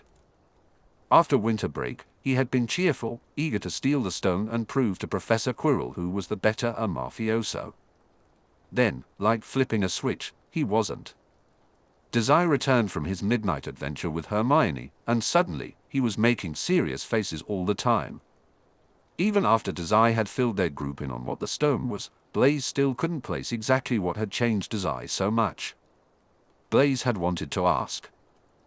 He had tried to ask, with his mouth half open, ready to say, "Something about this scares you, doesn't it?" but before he could get one word out, Dazai made that face again. Sometimes, Dazai's eyes would go eerily blank, and that scared Blaise. They didn't talk about it.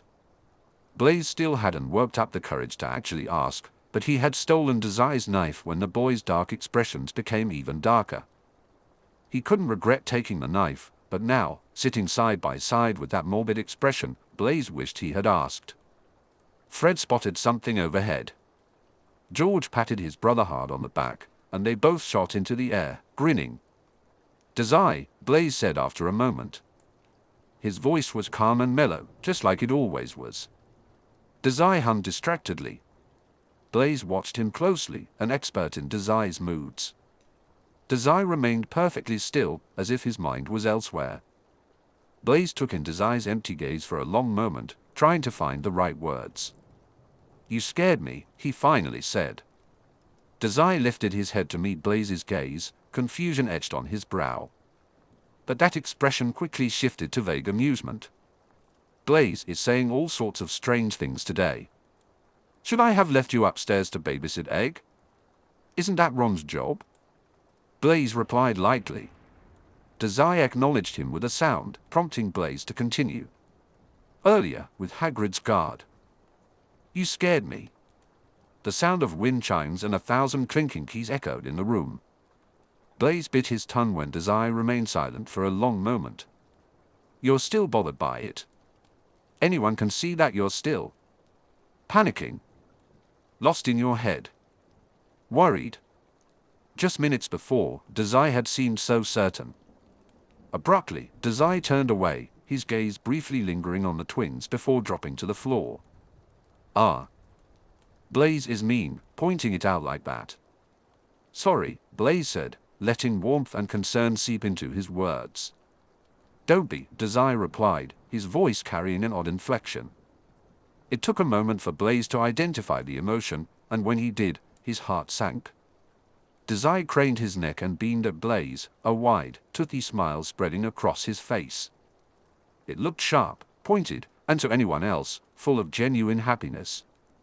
With his eyes pressed closed, Dazai's smile appeared honest. Blaise froze, suddenly feeling cold. "That's fake," he said, numb.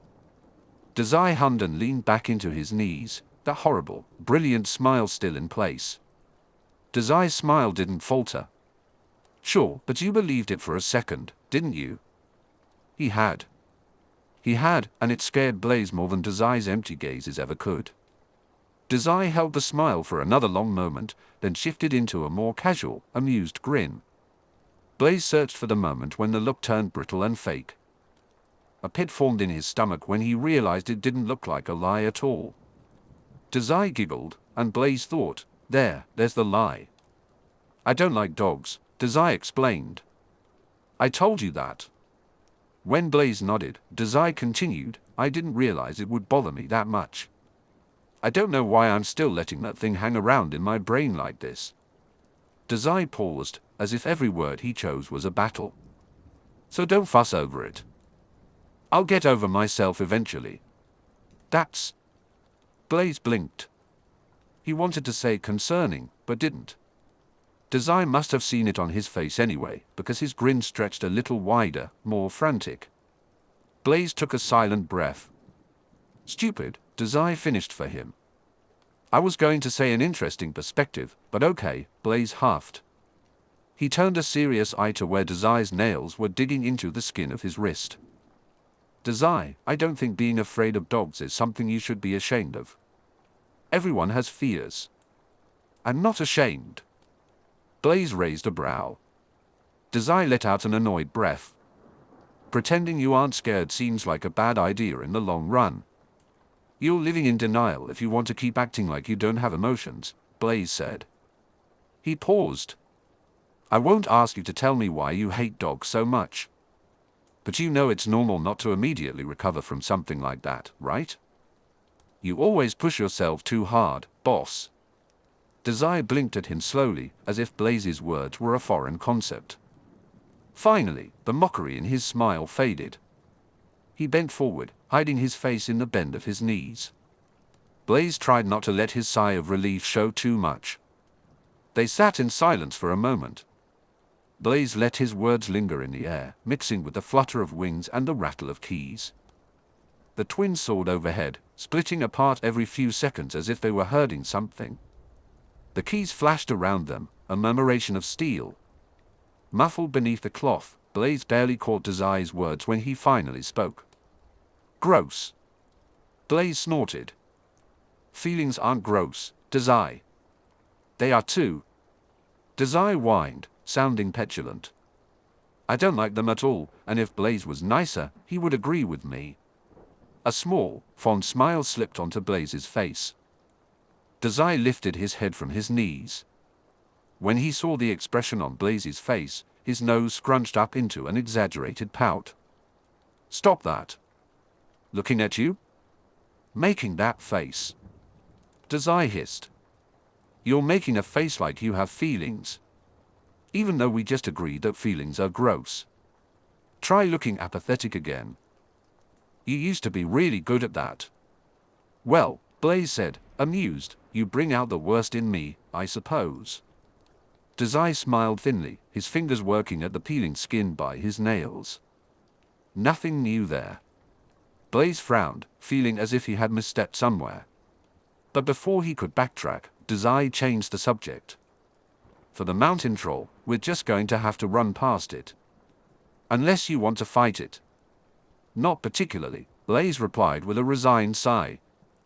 I guess we can't rely on your accidental magic again, can we? Dazai made an amused sound. Not unless you want to carry me. A great time. I already have a headache, so anything big like that will knock me out, Blaise admitted with a coy grin. Professor Snape's voice echoed in his head, and the objection was on his tongue before he even considered an alternative. Absolutely not, he said.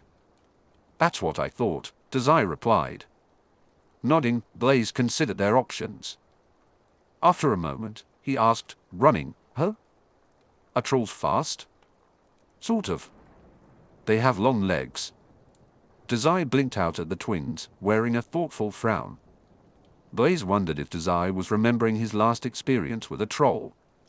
Whatever had happened that night with the mountain troll and the horrifying display of accidental magic still put a sick feeling in Blaise's stomach. He recalled the day Dazai stumbled into the library with blood running from his mouth, supported only by Draco. It had completely thrown him. Since then, Blaise had often thought that something was wrong with Dazai. Halloween was just another reminder that he often wondered when someone would talk about it. Nothing about this felt normal. But no one ever did, because Dazai's smiles were distracting, even when they weren't particularly convincing. Looking at him now, something flickered in Dazai's eyes, and a sharp grin suddenly appeared on his face. Blaise sat up straighter. You just had an idea, he said. Should I be worried? Not this time, Dazai replied easily. He laid his head back down on his knees, watching over the twins with half-lidded eyes. He hummed, are those two good at flying? I can't tell. Fred and George swerved around a cluster of keys. A swarm of keys chased after them, trying to batter the brooms from their grips. But the twins didn't seem to care. If anything, they looked like they were having fun. Blaise watched as Fred, laughing, executed an impressive spin on his broom, knocking a dozen keys out of the air. They made the Gryffindor Quidditch team as beaters, he explained. Tryouts were tough, as nearly every student at Hogwarts wanted a spot on their house's Quidditch team. The fact that both twins made the team was telling. I'd been to a few of their games, he added, noting Dazai's uninterested expression. They're pretty good. Blaise usually skipped most Quidditch matches. Keeping track of Dazai had always taken priority. Dazai, for his part, seemed to have no interest in the sport. Maybe that was for the best. The games were loud and energetic, and Dazai could barely handle a crowded Great Hall. Dazai tilted his head in acknowledgement. As they watched, the twins flew around the large room. Even with the swarm of keys chasing them, Fred and George flipped and twirled as if it were all a game. Fred broke off for a moment to bash the back of his broom into some keys. They clattered noisily onto the stone floor but didn't get back up. Now that Blaise was really looking at them, he realized that most of the flying keys were rendered useless on the floor, the charm literally beaten out of them. "Oh," Blaise said, impressed. When Dazai turned to him, confusion flickering in his dark eyes, Blaise explained, "In Quidditch, the beaters but the bludgers, big cannonball-shaped things, away from the other players. Fred and George don't have a bat, but they're pretty nifty with the brushes of their brooms." He gestured to George, who flipped upside down and used his broom to hit another dozen keys. Dazai let out an impressed sound. Then, almost laughing, he said, "I didn't realize Quidditch was such a violent game." "Sometimes," Blaise replied, lifting his chin. "But the beaters are good at their job. People don't usually get hit." "Usually." Blaise shrugged, trying to hide his amusement as he turned his gaze back to the twins. "Damn!" Dazai exclaimed, snapping his head back and pouting against the stone wall. "I can't believe I've been missing out on a blood sport all this time." "It's not a blood sport." "Hey, has anyone gotten knocked off their broom since the school year started?" Blaise rolled his eyes. "No." "Well, at least I haven't missed anything exciting then." Mimicking Dazai's relaxed posture, Blaise leaned his head against the wall to look down at the shorter Slytherin. "There are still a few games left this year. And I hear the championship match is always especially intense," he said carefully. Dazai perked up. "Really? MHM."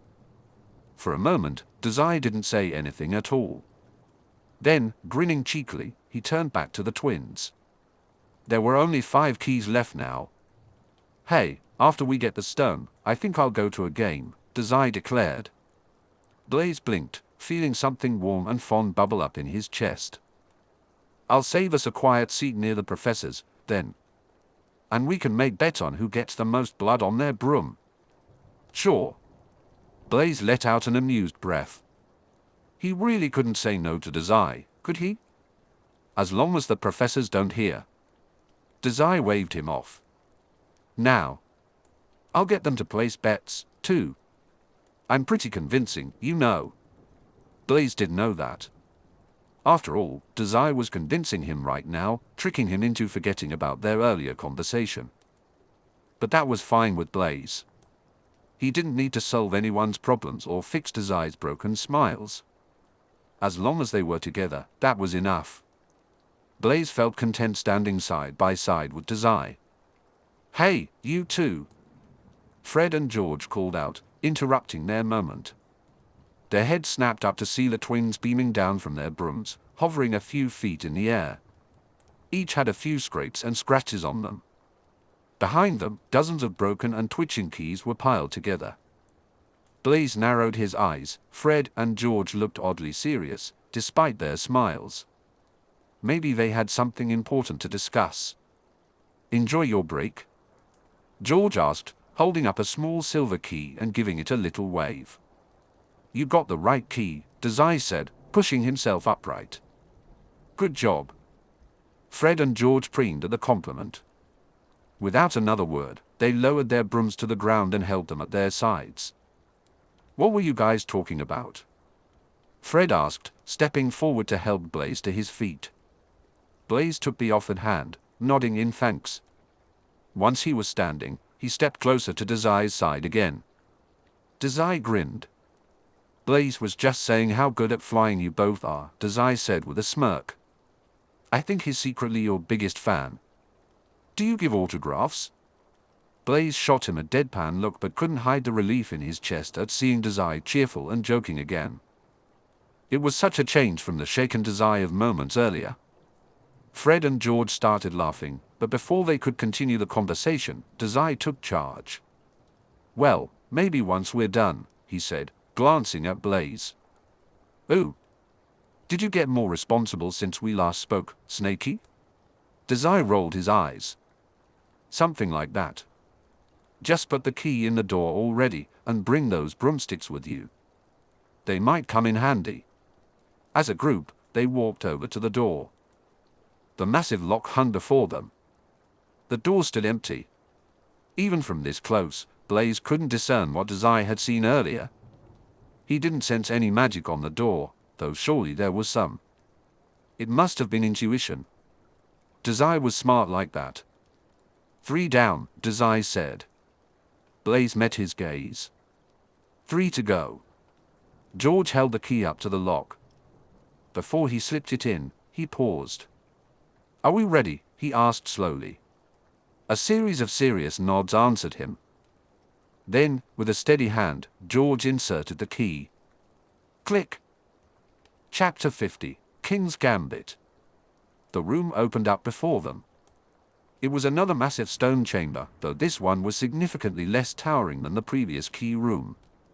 Dazai scanned the space for any immediate threats. He was relieved not to find a troll. Instead, he saw something else. Who? At his side, Blaise twitched. When Dazai turned to him, Blaise wore an amused smirk. Dazai couldn't help but let a small laugh bubble up in his chest. Spread out before them was a supersized chessboard. Black and white tiles lined the floor, filled with their usual set of players. The pieces stood 3 times Dazai's height and twice as wide, each one tall with stern, stone features. The group halted just before reaching the board. Dazai stared up at the black backs of the pieces. The king, which he was so familiar with, was now a towering, scheming figure. Its stone fingers were woven together in a way that reminded Dazai too much of a plotting Mori. He quickly looked away. Beside it, the bishop held a thin, black scepter. The knights rode on their rearing horses, the castle stood in rigid defense, and the pawns hunched in loyal servitude. Seeing it all spread out before him, Dazai felt a thrill of excitement. However, his expression narrowed as he spoke. Chess? The twins asked, breaking Dazai from his observations. We have to win a game of giant chess? Blaise and Dazai exchanged knowing glances. Looks like it, Blaise said, taking a tentative step toward the board. Dazai hummed softly until Blaise stopped walking and turned back to him. This one must be Professor McGonagall's guard. George piped up, searching the pieces with a curious look in his eyes. I don't see any potions around, at least. Dazai nodded and tilted his head back. Dazai had thought it before, and he still believed it now. Quirrell would make a terrible chess player. There was no way this was his guard. That only left McGonagall. Dazai found it easy to believe that. The Transfiguration Professor had always seemed clever enough to play a strong game of chess. She also maintained incredibly high standards that were strict and unwavering in class, except when it came to Dazai. Since the Night of the Dragon, she had been just as careful with him as everyone else had become. Dazai thought, this won't just be a simple match. If McGonagall made her guard a chess game, she must be skilled. We'll be facing a tough opponent. As good as you? Blaise asked after a moment, amusement lacing his tone. Dazai felt his lips twitch upwards in response. The two of them had played many chess games together, and not once had Blaise managed to win against Dazai. You wound me. Dazai fake whined. You know I'm unbeatable, Blaise. Except against Mori. But Mori was different. Mori always played white and wore a scalpel-sharp smile behind crisscrossed fingers. Anyway, Dazai said, eager to distract himself from those thoughts, this game might be a little different from what we're used to. He didn't wait for a reply before motioning to the massive tiled floor before them. See? 2 of the spaces are empty. It was glaringly obvious, something that had caught Dazai's interest immediately after seeing the board. Where a black bishop should have stood, there was an empty tile. Further down the board, a similarly empty spot indicated a missing castle. The twins blinked as they looked over the board. They are missing? Are we supposed to win without them? Blaise hummed. Even before he spoke, Dazai predicted his next question. Dazai, what do you think? Dazai frowned, deep in thought. Blaise was developing a habit of seeking his boss's advice, and Dazai couldn't say he disliked it. It was a familiar role. Looking to your betters for guidance was something Dazai understood well. The thought pierced his chest, and he quickly turned back to the game board. Squinting, he felt a familiar weight at the base of his skull. He exhaled slowly. I think, he said, forcing cheer into his voice. Are you up for a game, Blaise? When everyone turned to him, interest shining in their eyes, Dazai continued, 2 places empty for 2 players. You strike me as a castle, so I'll take the bishop. One by one, their eyes shifted from Dazai to the board and back again. Blaise was the first to speak, realization lighting up his expression. Were the pieces? Dazai beamed, rolling back on his heels. He couldn't help but feel a little excited again. If not by chance, then by force. His smile was tight at the edges.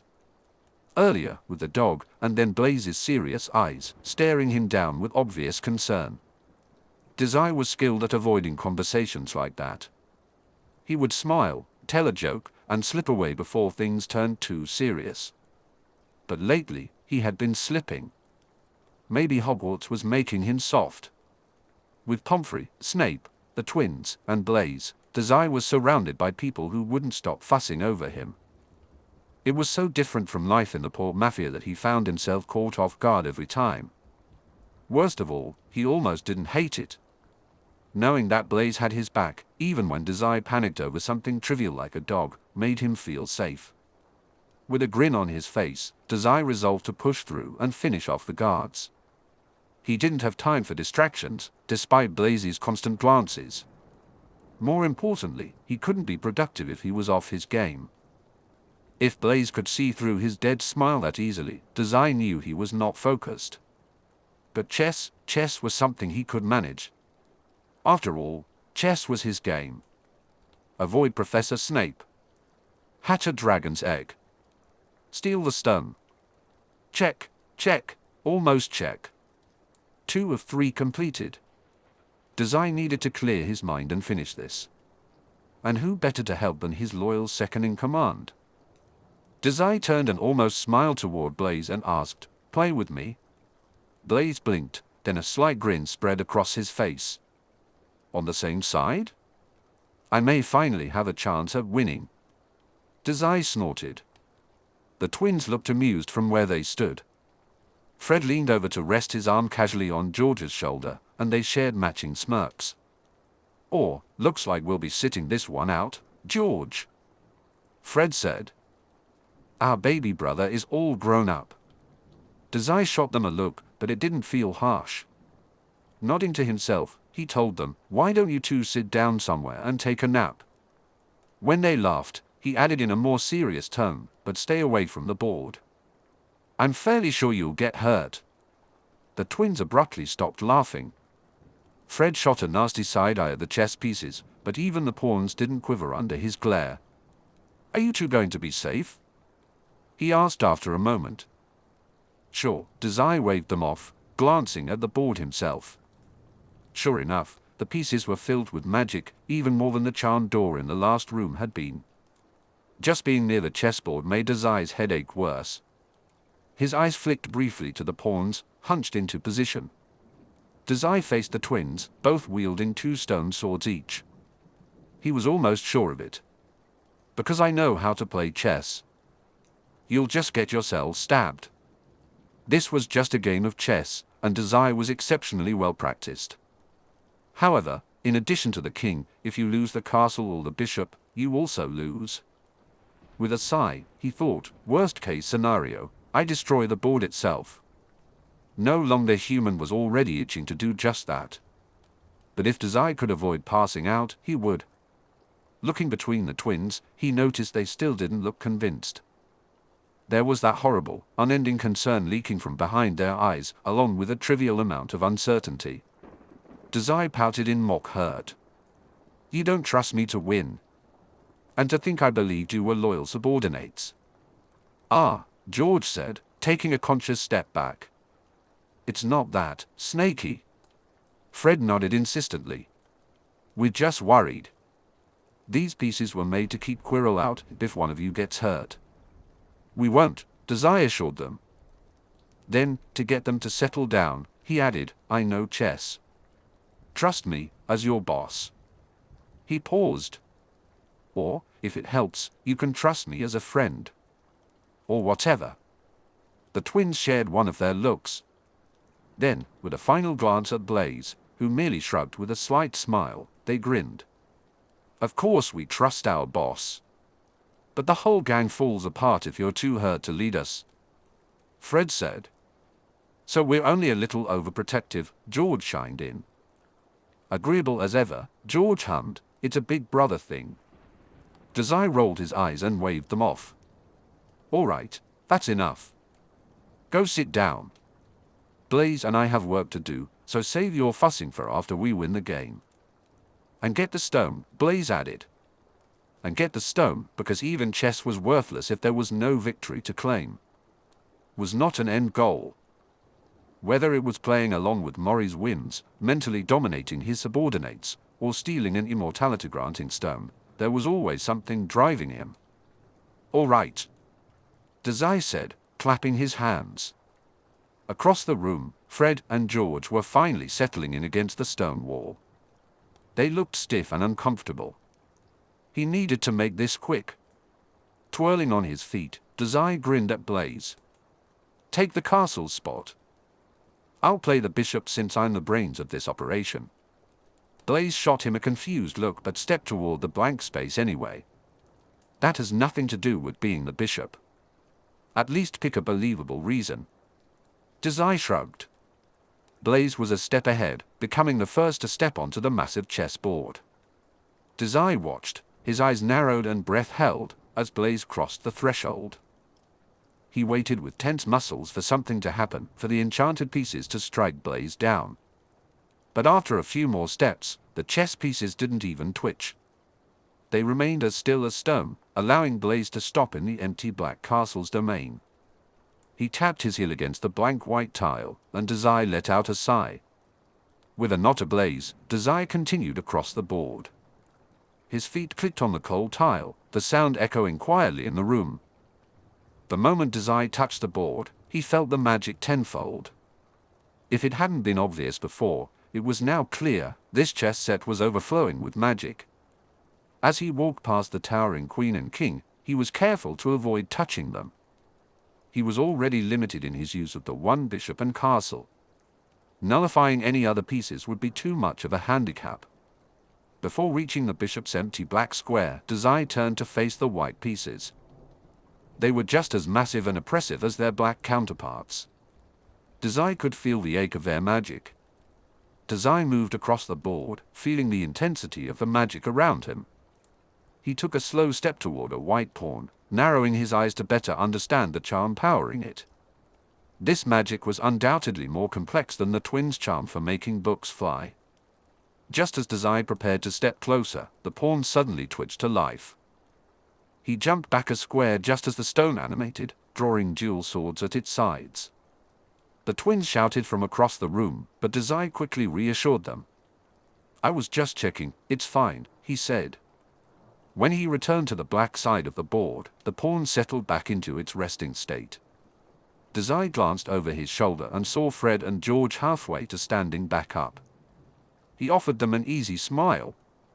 But it does look dangerous. Dazai mused. He turned to Blaise. We'll have to win the game.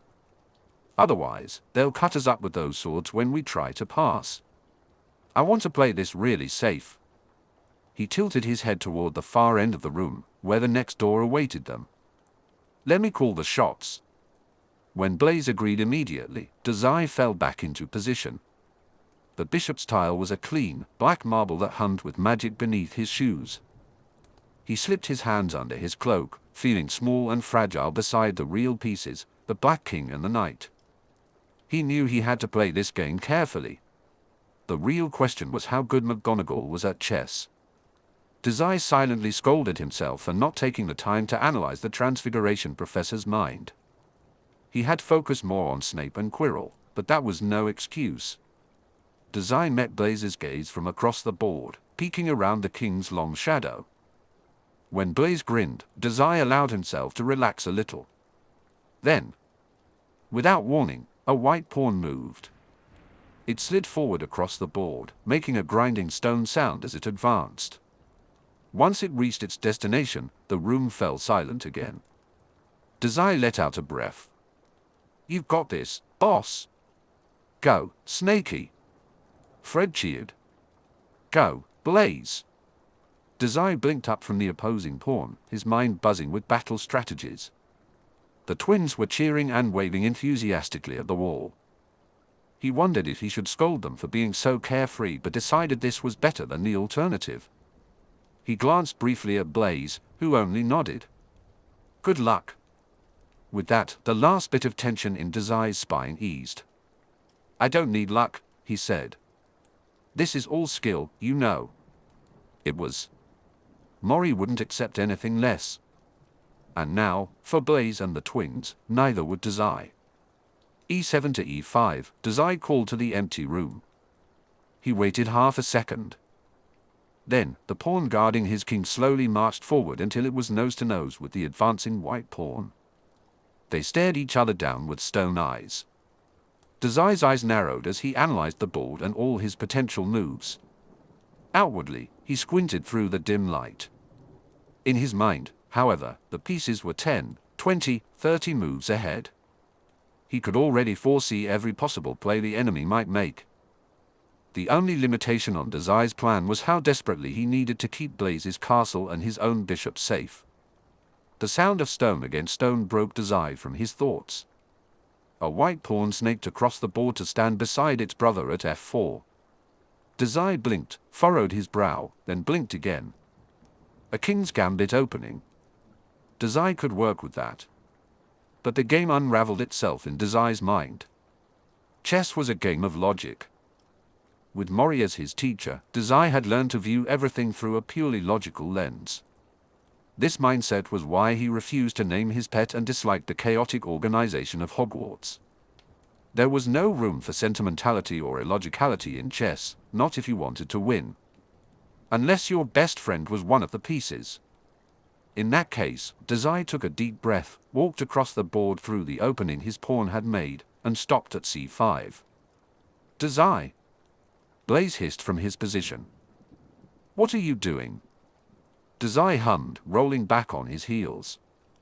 Playing chess. Probably winning. Why? The look Blaise sent him was scathing, mixed with worry.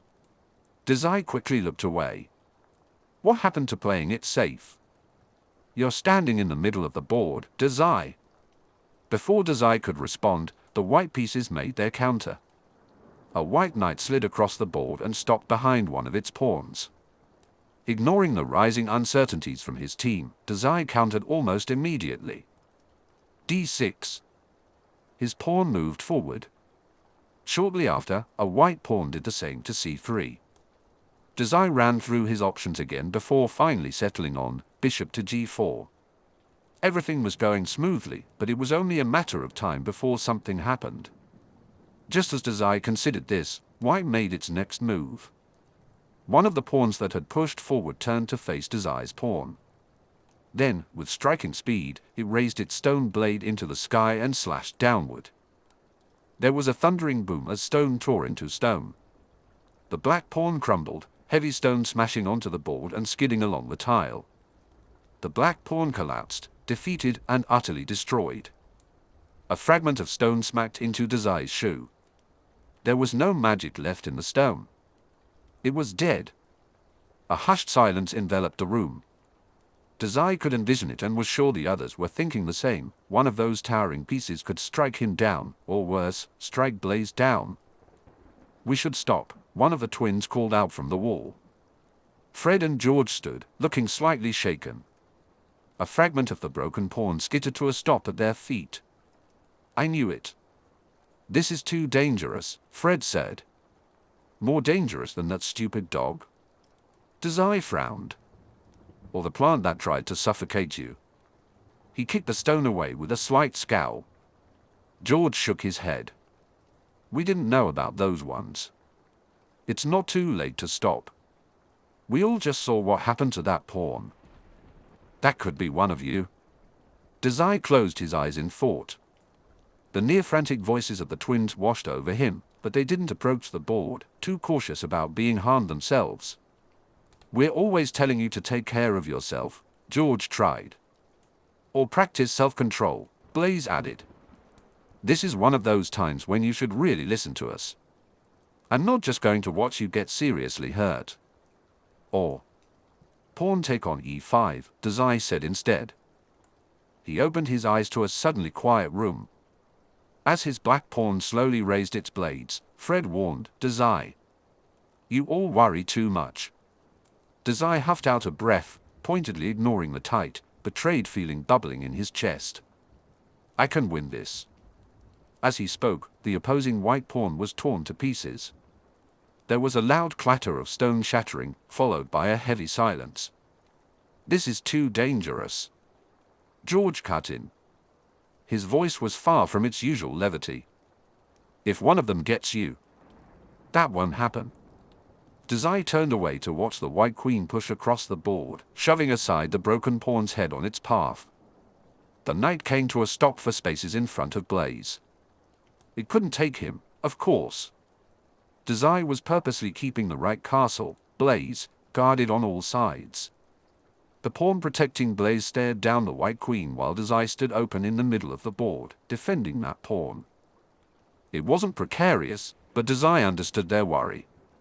There were chunks of broken pawn scattered all across the board. Bone could break just as easily. Trust me, Dazai said, calling forth the knight beside Blaise with a passive command. It left Blaise's side but didn't leave him undefended. Dazai could see their concern. They wanted him to get off the board before the opponent made a move he couldn't counter. But Dazai knew with all his cold, logical brain that he could win this. A white knight rode across the board and crushed a black pawn under its hooves. Dazai paid it no mind, sending up a knight of his own to pressure one of the white pawns. At the wall, the twins didn't settle back down, but they did hold their tongues now. They watched with wide eyes as another white pawn pushed across the board. It came to rest one spot diagonal to Dazai. Dazai blinked up at the pawn. From his position, pawn wasn't quite the right word. It towered over him, a massive stone man wielding dual swords. Behind him, Fred, George, and Blaise all drew in joint breaths. In one turn, Dazai could be taken out. Dazai? You worry too much, he replied sharply. If that pawn kills me here, Blaise will just take the queen. It's an illogical trade, and white won't take it. It's fine. And it was. He tried to project as much certainty into his voice, but irritation won out in the end. Fred and George spent so much time worrying that they didn't even realize Dazai was about to win. It was the quickest game Dazai had played in a while.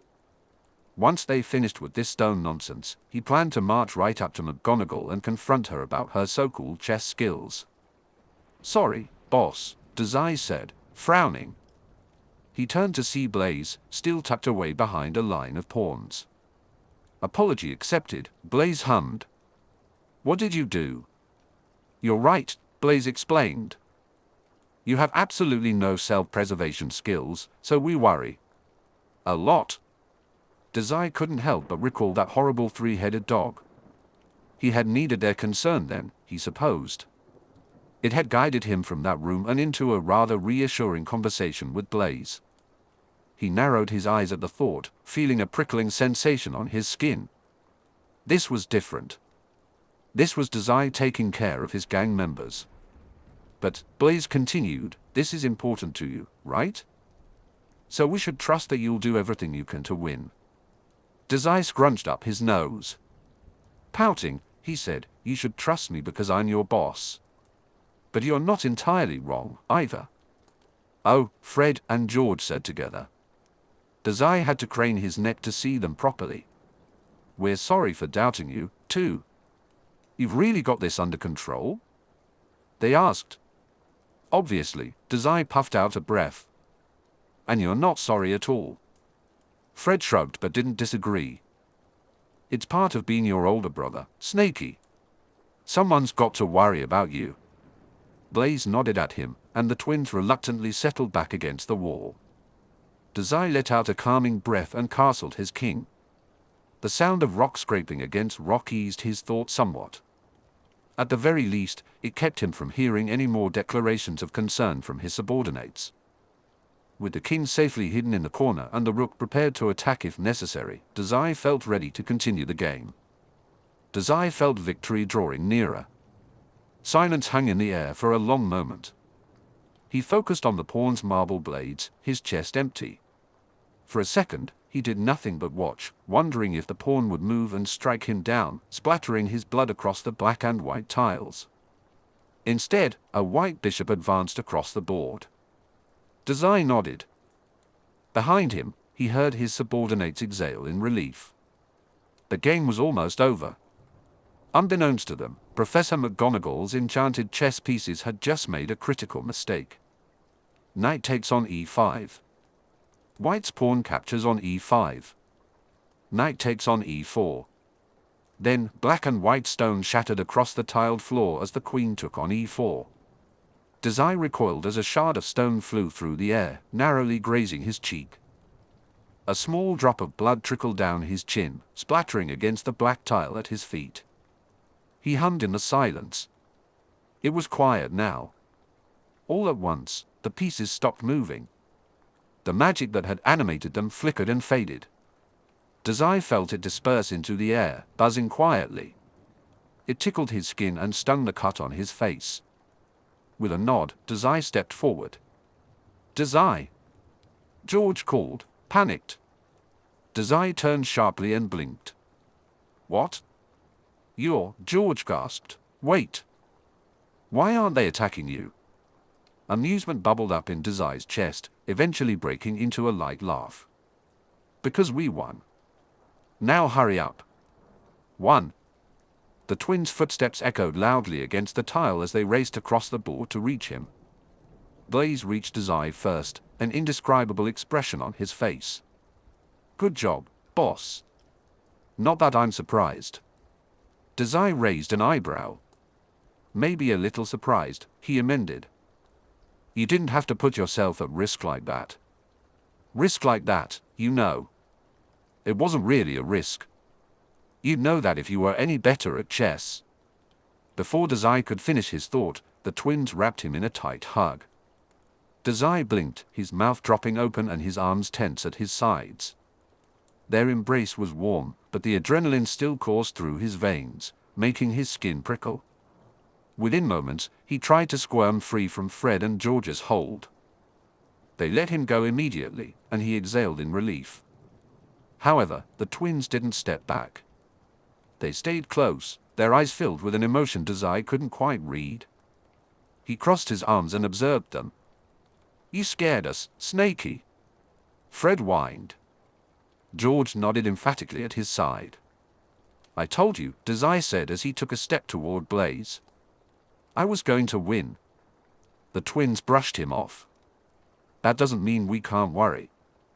You could be 100% certain, and we'd still be concerned when you walk right into danger like that." Dazai frowned, recalling all the times Fred and George had fussed over him.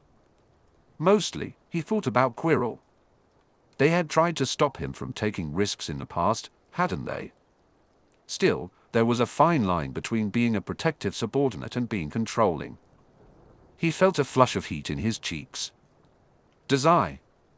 He turned to see Blaise watching them with a dull expression. "What?" "I think," Blaise said, "you should just accept that people care about you now." Dazai scrunched up his face in displeasure before the words even registered. "Don't be weird," he grumbled, feeling warm. "Just congratulate me on being way smarter than Professor McGonagall and let's move on." Fred and George exchanged glances. Dazai smiled at the twins. Sure, Fred said. "How did you win, anyway?" "The White King is trapped," Dazai explained with a nod. "Or it would have been in one move. I guess whatever magic was in those pieces knew it was a lost cause. See?" He gestured vaguely at the board.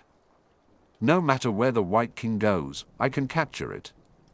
Check and mate." Scattered around the board, the black bishops and the queen had pinned the king in place. It would have taken just one more move to secure the win. From the first move, everything had been lined up in Dazai's favor. Feeling pleased, Dazai smirked at Blaise. "I told you I was going to play it safe." Absolutely nothing about putting yourself in the middle of the board looked safe. Well, Dazai shrugged. By safe, I meant as quickly as possible. What was that? 10 moves. That feels fast. Fast is not safe. It's risky. You're a spoiled sport, Blaise. We won, didn't we? Where's my congratulations already? Dazai pouted. Blaise raised an unamused brow. You wriggled out of your congratulation hug like it physically pained you. It did. Dazai nodded, the words not entirely a lie. Having friends was strange. It was making him soft in all sorts of ways. A mafioso shouldn't be soft like that, but a good leader should always know when to accept support from one's subordinates. 2 more trials, Dazai told them. Quirrell and Snape. Whatever guards they have, I trust you 3 will have my back. Chapter 51, The Philosopher's Stone. Dazai had the twins grab their stolen brooms before moving on to the next room. Gripped tightly and held out, Fred and George were ready to fly at a moment's notice. A step ahead of him, Blaise had his fingers bent around his wand, a spell waiting at the tip of his tongue. And Dazai said, I still think I should be the one leading. 3 pairs of unamused looks met him head-on. What are you going to do if it's the troll, Dazai? Blaise asked, wand raised. Fred nodded. You can't use a spell on it. Or fly above it, George finished, sounding strangely uneasy. He waved the broom for emphasis. But we can do all of those things. Isn't it safest if you stay in the back? Dazai rolled his eyes but conceded the point. He really wouldn't be much help against a troll, not without using no longer human, at least. Though it felt a bit demeaning to be shoved in the back, at least his subordinates were doing their jobs. This felt a bit like a boss being escorted by their guards. Dazai tried to focus on that thought and not on the more annoying one that everyone coddles Dazai because he's useless. Fine then. Lead the way, Dazai told them, try not to let me get killed. He couldn't die to a troll, but that was beside the point. As they walked across the board and to the next door, Dazai let his mind wander. He had faced a troll in the past, unlike the rest of his companions. Unfortunately, no amount of experience or research could really offer advice on how to defeat a mountain troll, especially not for inexperienced 11- and 13-year-olds. Still, there had to be a better way to face one down. At least now Dazai could prepare for it.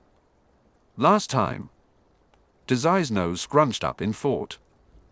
Then, as they reached the door, his nose scrunched up even further for an entirely different reason, disgust.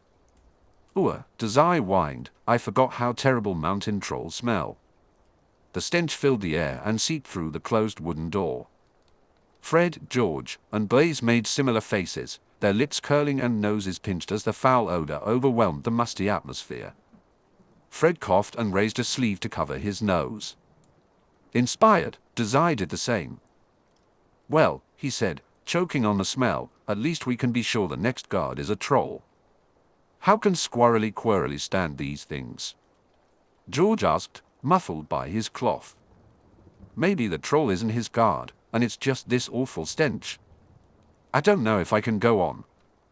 Dear brother, remember me fondly. Fred cried dramatically, slumping over with an oddly tight voice. Blaise nodded in agreement, hiding his face behind cupped hands. It's only going to get worse once we open the door, Dazai told them casually. The twins paled beside him. There was a look in their eyes that made him curious. What? Fred and George blinked sheepishly. You got us. We were just thinking, Fred began. We could probably make a stink bomb that smelled like this. Can you imagine the look on Professor Snape's greasy face? George finished. They laughed, but the sound quickly turned into disgusted, choking coughs. Dazai rolled his eyes, amused by their antics. Yet, he noticed something tense and uncertain in their expressions. Was it the smell? He glanced between his companions as they struggled against the overpowering odor. It was overwhelming, yes, but unlike them, Dazai knew what was coming next, the massive, hulking frame of the mountain troll, its dead, beady eyes, and clawed hands that could crush stone. He shook his head, trying to refocus. The point was, it had been a fluke. Dazai had defeated the troll last time, purely by luck. No longer human had managed to kill the beast before it could break his spine. Now, with the responsibility of protecting both himself and his friends, Dazai knew he needed more than just luck. "Hey," he said suddenly. Once everyone's eyes turned to him, it was hard to tell with their faces mostly covered. Dazai continued, "I have a plan." It was something better, safer than simply hoping they would be quick enough to avoid the troll's crushing grip. It was the kind of plan a leader, sworn to protect their friends, would come up with. "Who?" George cooed, stuffing his sleeve into his nostrils. "Do tell, Snakey," he said in a nasally voice. Blaise hummed, looking as calm as he usually did. "Well, mostly. It's about time. You always have a plan, boss." "Sure." Dazai grinned behind his sleeve. "Fred, George, do you two remember the spell you used to charm Professor Quirrell's essays over winter break?" They perked up, exchanged a glance, and then nodded. "Yup." "But why?" "We can't use that to defeat a troll." George inclined his head. "Can we?" "More or less." "We're playing it safe," Dazai said, giving a pointed glance to Blaise. The other boy nodded thoughtfully. Dazai turned back to the twins before he could fully decipher Blaise's expression. "So here's what I need you two to do. Ready?" Everyone sucked in a breath and held it. "Set." Fred's fingers clenched around both brooms, shaking as they tugged away from him. "Go." Dazai whipped the door open in one swift movement. It creaked and groaned in protest before slamming against the wall. At the same moment, Fred released the brooms. They shot out of his hands and took to the sky, dashing into the troll's room and zooming. The magic in the brooms was bouncy and energizing, Dazai thought. They zipped overhead, but he didn't waste time tracking their movements. Just as the smell had indicated, in the center of the wide stone room sat a mountain troll, hunched in on itself. This troll looked no different from the one Dazai had defeated on Halloween. It was just as massive and overwhelmingly smelly. For a brief moment, a wave of fear bundled in Dazai's chest. He felt the press of its claws digging into his spine, the stare of its dull-looking eyes piercing through him. The lingering fear from Halloween, which he had mostly pushed aside, froze his feet to the tile. Last time, he had been willing to let it kill him. Blaise's hand pressed against the small of Dazai's back. "Let's move," he whispered softly in Dazai's ear. The charmed brooms flew just over the troll's head, dancing above its skull and behind its ears. An indescribable look crossed the monster's face. Then, like swatting at a fly, the troll reached out with a massive paw to bat the brooms down. When the brooms zoomed out of its grasp, the troll let out an enraged growl. It spun in circles, swatting at the air as it tried and failed to catch the offending brooms. Dazai smirked. The mountain troll was completely distracted. It hadn't even noticed their presence yet. As long as they were fast, Blaise gave Dazai a nudge on the shoulder, and he nodded back. Then, like snakes through the underbrush, Dazai and his friend snuck around the blustering mountain troll, hugging the wall. As they slowly crept to the other end of the room, Dazai was careful to keep his steps silent. But it seemed the effort wasn't needed. The mountain troll remained oblivious. The troll swatted wildly at the brooms, allowing Dazai and his friends to sneak by unnoticed. When the troll struck out again, Dazai couldn't help but smile. His worry faded away. He kept his eyes on the troll as the twins stopped beside him. "The door's locked," George whispered, just loud enough for Dazai to hear. "Give me a second." The troll's heavy claw slammed into one of the brooms, snapping it in two and sending splinters clattering to the ground. Dazai held his breath, but the troll didn't turn to face them. It continued swatting at the air for the second broom. Alahomora. Dazai felt a spike of magical energy to his right and instinctively jerked away from the stinging sensation. Across the room, the troll twitched. "Got it. It's unlocked now." Dazai blinked and quickly turned to the twins. Fred and George beamed at him, proud by the now unlocked door. Great, Dazai said, giving them a shove. I'm pretty sure it felt that, too. Felt? Too.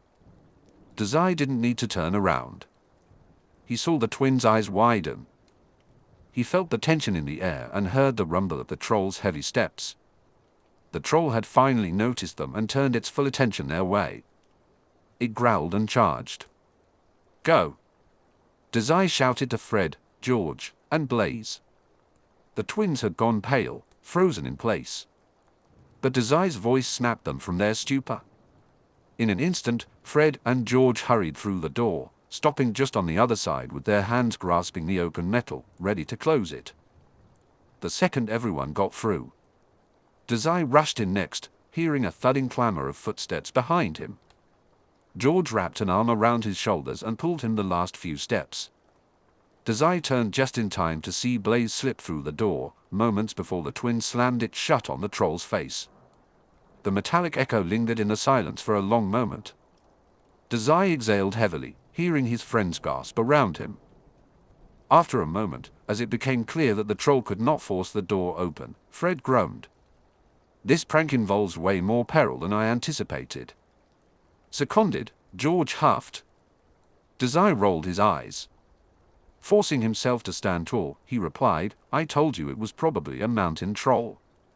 What were you expecting? The twins waved him off, pouting. You're no fair, boss. Back us up, Blaise.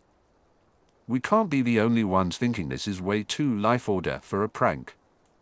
Dazai rolled his eyes again and glanced at Blaise, eager to get his friend to agree with him. This is probably too dangerous for students, Blaise began, his voice slow and breathy from their unexpected sprint. But we knew what we were getting into, really. I think the real problem is that Dazai's idea of peril is different from ours. Dazai, buddy, Fred exclaimed, if you don't think a troll is perilous, I don't know what to do with you. I know trolls are dangerous, Dazai huffed. He had encountered 2 of them now and was starting to get used to the phenomenon. Between the trolls and the dragon, he felt he had plenty of experience with magical creatures trying to kill him. It helped that he had a built-in get-out-of-jail-free card from No Longer Human. And with loyal friends at his back. Dazai shrugged. If you had objections, you should have brought them up earlier. We didn't realize this was a life-or-death operation. They said defensively, looking at Dazai as if he were the crazy one. What about the plants that tried to kill us? One of them exclaimed. Or those chess pieces? Another added. Yeah. Fred rallied. And what about that awful 3-headed? He cut off abruptly, his eyes going wide as he glanced away from Dazai almost guiltily. Dazai felt a hot embarrassment creep into his cheeks. Annoying obstacles, he said through gritted teeth, pointedly ignoring the soft look Blaise was giving him. The danger doesn't outweigh the reward. Different ideas of peril, right? Fred muttered under his breath. He shared a look with George, then turned to Dazai. Yeah, okay. We are definitely having a talk about your risk-taking once this is done. How are you so calm about all this? Dazai scrunched his nose. My pranks and chaos division is kind of being a stick in the mud. Starting to realize this barely qualifies as a prank, more like a suicide mission, George replied, his tone dark. Dazai blinked at that, a frown tugging at his lips. Before he could decide what to say, Blaise cleared his throat. The other boy was a warm presence at Dazai's side. When did he get so close? We all agreed to take the Philosopher's Stone, even knowing that the professors were doing all they could to protect it. Blaise looked between them slowly, eventually stopping on Fred and George. You two didn't take it seriously enough. Dazai, you knew the risks but continued anyway. There's nothing to be done about that now. They fell silent. Dazai paused for a moment, letting the words sink in. He wondered if he was meant to feel offended. What about you, Blaise? I'm just here to babysit, Blaise replied with a frown. So I guess that puts me on the same level as Dazai in terms of reckless involvement. What a sobering thought. Dazai realized he was definitely supposed to take offense. The twins chuckled, though it felt a bit forced. We'll lecture you too, then, Blaise, Fred said. When Blaise merely shrugged, Dazai stood a little taller. Fred and George were still next to each other, looking uncertain and worried. That expression didn't sit right on their faces. As boss, he wouldn't allow it. A little rebellion is good for the soul, Fred said hesitantly, sounding exasperated. But Dazai, you haven't once looked surprised that we might actually die doing this. Did you? Dazai narrowed his eyes and bristled unconsciously. You can complain about it later. He scanned the room for the first time since they had charged in. It helped not to look the twins in the eyes. They almost looked angry, and that burned in Dazai's chest. I have more important things to do right now. This room wasn't as large as the last few had been, nor as threatening. There was no magical creature barreling down on them. In fact, that was the only difference. All the other trials had involved trying not to be killed by a creature or charm.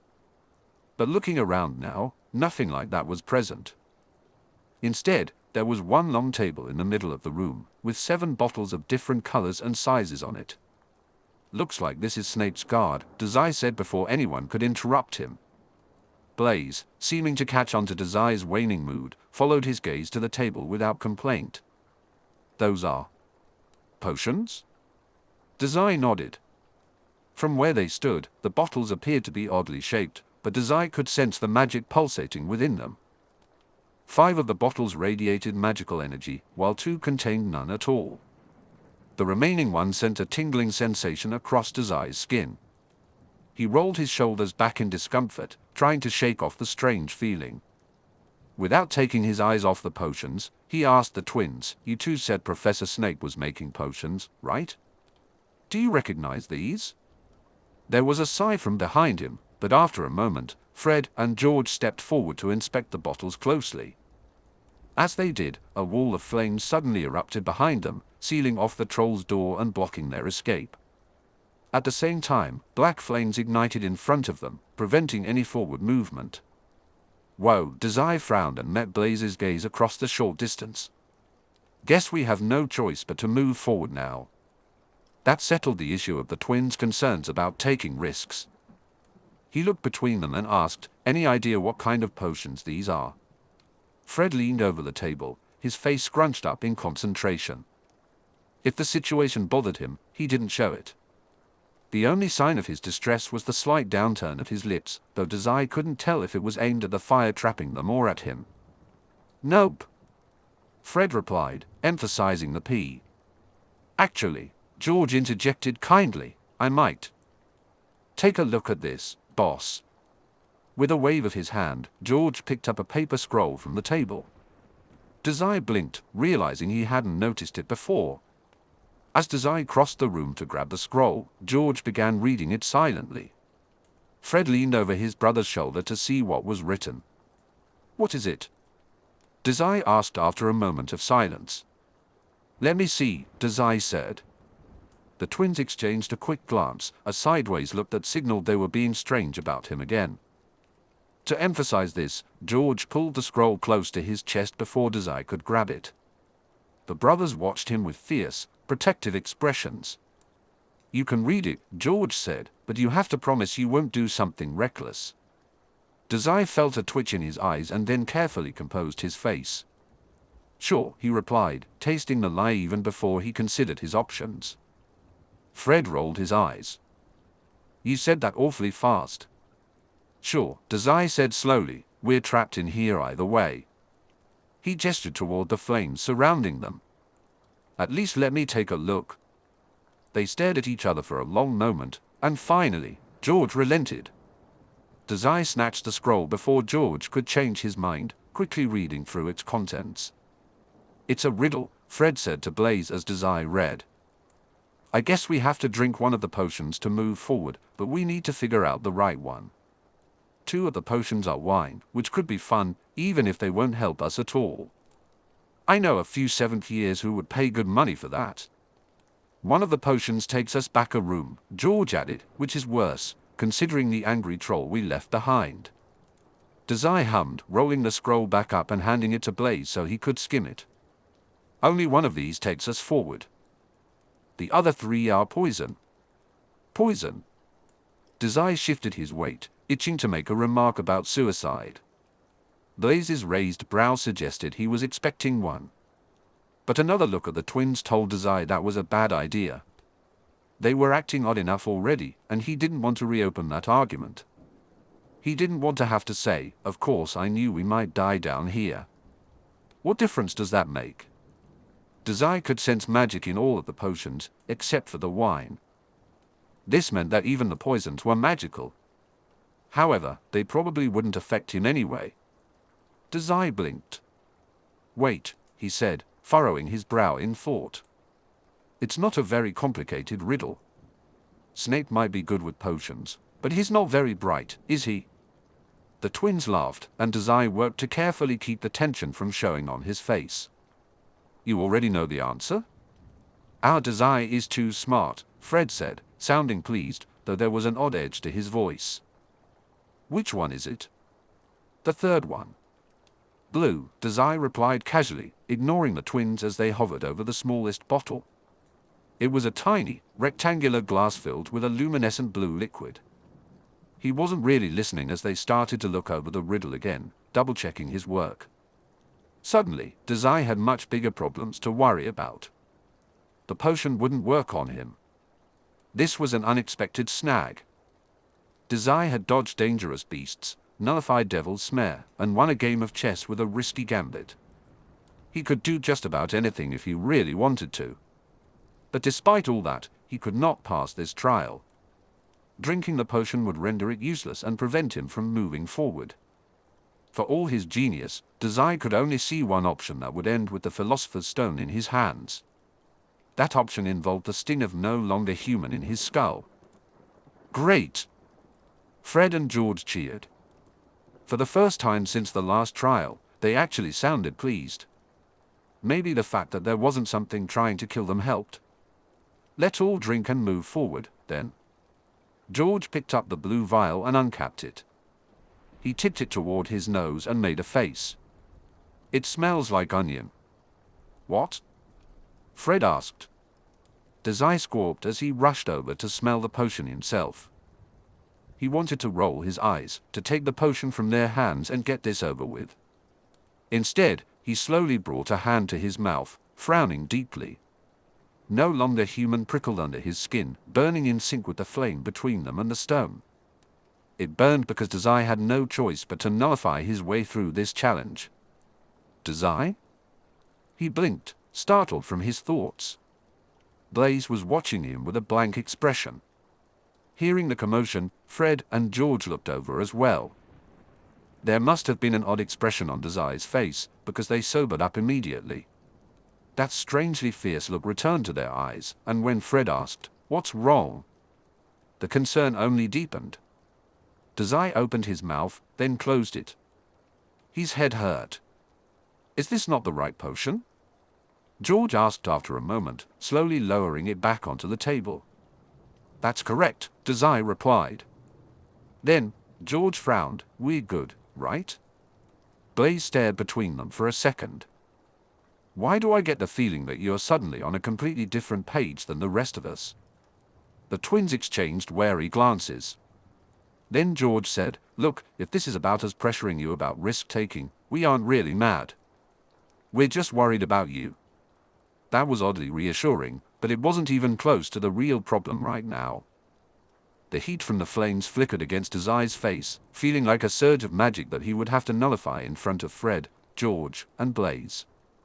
He had gone the entire year without revealing that he was sort of anti-magic incarnate, that he was something other.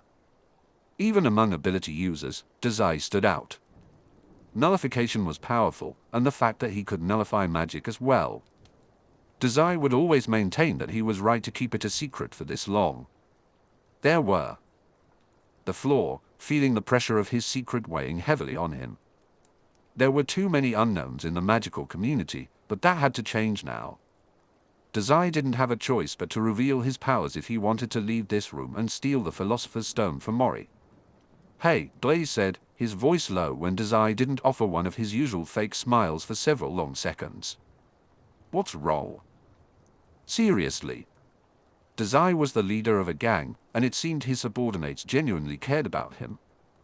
Fred and George watched him with equally worried expressions, looking ready to rush to his side, maybe even pet him again like they had in the infirmary the other day.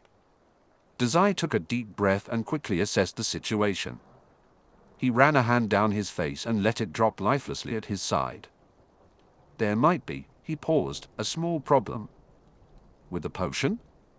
Blaise asked, eyeing the blue vial suspiciously. With me. They fell silent for a moment. The twins' mouths dropped open slightly. Blaise's brows furrowed sharply. What? Are you okay? George asked hurriedly, taking an aborted step forward. Did you get hurt? Dazai shook his head, quick to reassure them. No. He waved off their concern with a casual hand, the glow of black fire glinting off his nails. It's now or never, he thought, casting a final, mournful glance at the potions. The gang watched him, visibly concerned by his sudden shift in mood.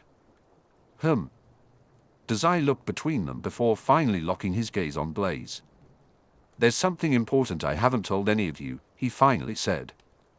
Immediately, Fred and George stood up straighter. They didn't seem distrustful, but the weight of concern returned to their posture. At least it wasn't that odd, protective anger from before. Dazai didn't turn to face the twins. He kept his eyes fixed on the floor, ready to share his truth. Blaise, instead, wore a blank frown, his expression revealing that he was deep in thought. It seemed like he was mentally reviewing every conversation they had ever had. What are you talking about, Dazai? Dazai chose his words carefully. You know how I'm awful with magic? He asked after a pause. Like, dreadfully bad. Sure, Fred said, frowning. It makes you super sick, but that doesn't stop you from practicing it all the time. Nodding, Dazai tilted his head toward the potions. Well, there's a reason for that. Look, I'm not going to drag this out since we're on a tight schedule.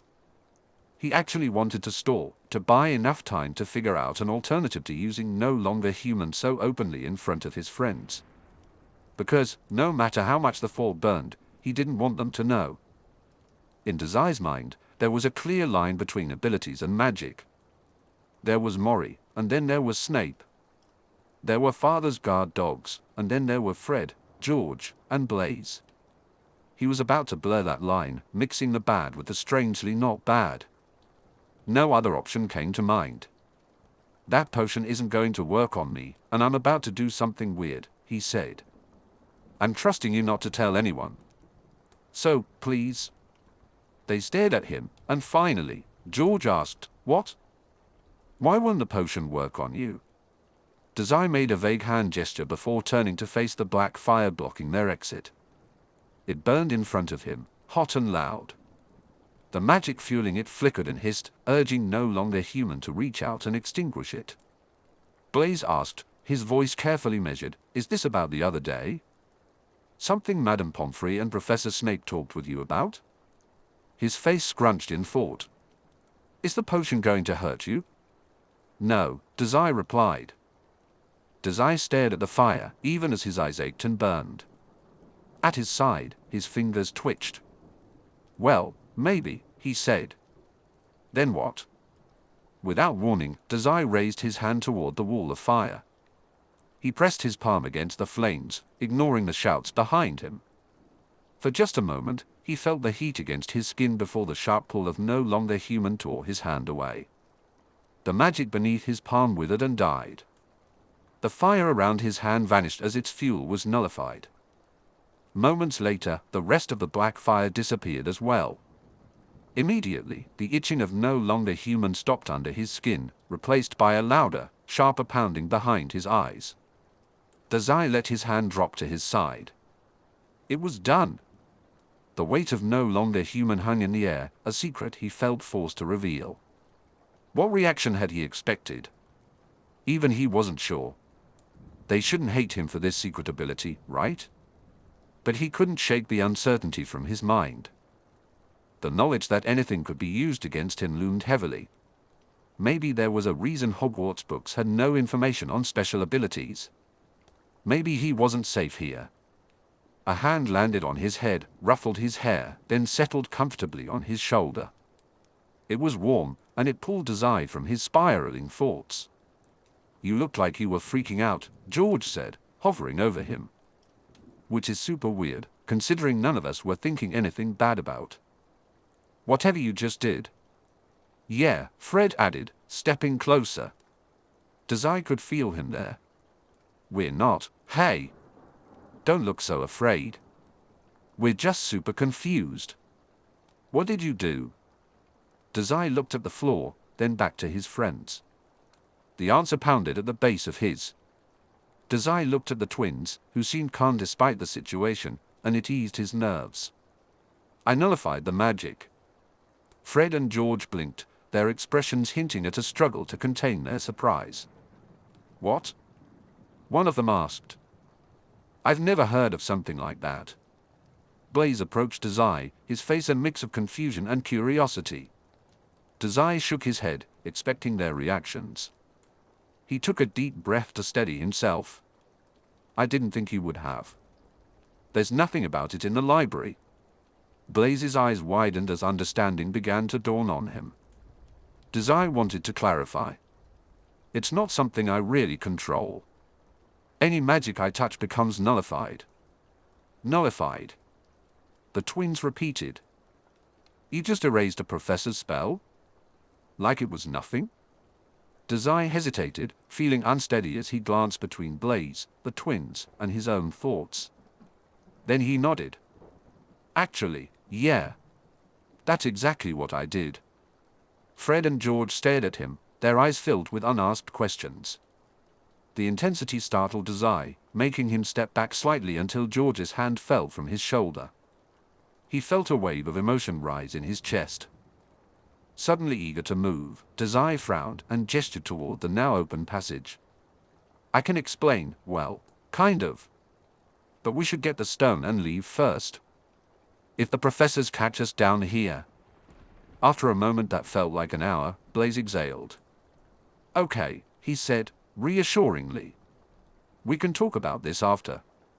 Hearing Blaise agree seemed to shake the twins from their curiosity, and they nodded. "Gosh," Fred said lightly, "our little brother is full of surprises.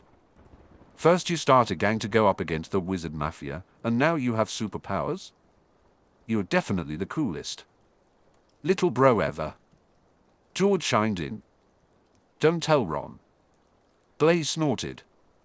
Beside him, Dazai couldn't help but smile. "Come on," Dazai said. "There should only be one room left." Slowly, they walked through the doorway. Where black flames had once stood, the group now moved forward. On the other side, the hallway was long and dark. Dazai stared down it, unperturbed. "Wait," Fred said suddenly when they were about halfway down the hall. Dazai didn't stop walking, but he turned his head to see his self-proclaimed big brother watching him with wide eyes. "Is that why you can't, like, ride a broom? Because you nullify the charms in it?" Dazai blinked, feeling the familiar buzz of no longer human under his skin. "That's right."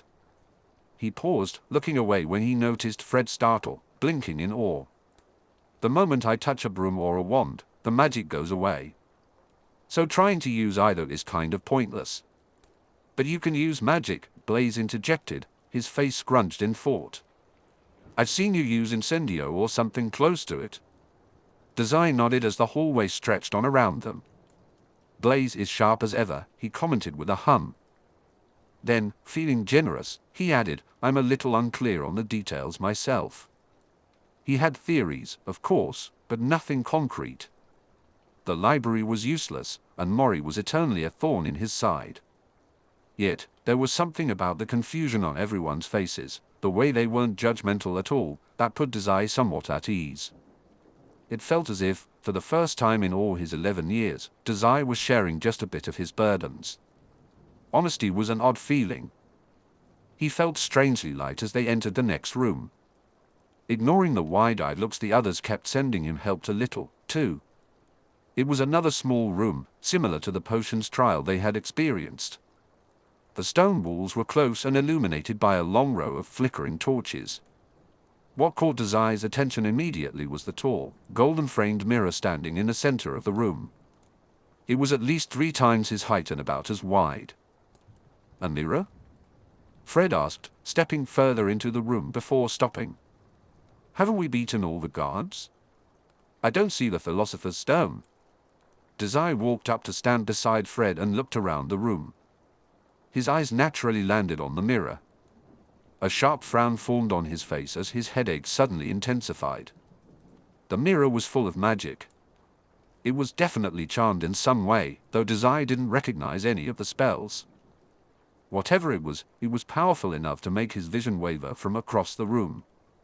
Dazai looked into the mirror and squinted to inspect it closer when he realized the others gasped around him, staring into the mirror with shock. There was no reflection. Instead, it showed a tall, empty expanse. The only thing reflected was the sharp flicker of firelight. Dazai opened his mouth to comment on the lack of reflection when Fred exclaimed, "Do you guys see that? It's George and I pranking the whole school. Only the best prank I've ever seen." George agreed, pushing himself forward to stare into the mirror. But the mirror remained blank. Dazai narrowed his eyes at it, willing an image to appear, but nothing did. Maybe no longer human was nullifying it? Yet it didn't feel like his ability was active, and he wasn't even touching the mirror. "I don't see that," Blaise said suddenly. "Oh, me neither," Dazai replied. "I see," the other Slytherin hummed, then shot a quick glance at Dazai. "Our loyalty club." A small smile crossed his face. "We look happy." Dazai was confused. "What?" Heavy weight pulled in Dazai's chest. He stared into the mirror, his eyes searching, but nothing appeared. While everyone else saw something they wanted, Dazai saw nothing. He looked at the mirror again. It remained empty. "This must be the mirror of Erist," Dazai said, keeping his voice tight and level. "I read about it in the library. Supposedly, it shows the viewer the deepest, most desperate desires of their heart." "Oh," Fred gasped, leaning in closer to stare at his reflection. Blaise opened his mouth to speak, then closed it. Almost imperceptibly, he leaned closer to Dazai's side. The mafioso allowed it. He was too busy glaring into the blank depths of his own desires to care. Nothing. Was there really nothing that Dazai desired?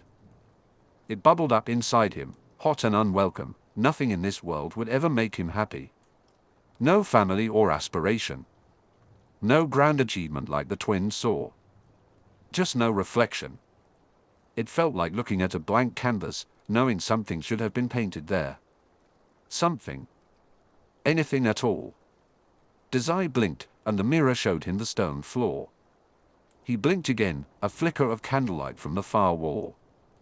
Where was Dr. Mori, smiling at him, proud? Where was his father, saying he did a good job? Useless, hopeless wishes like that.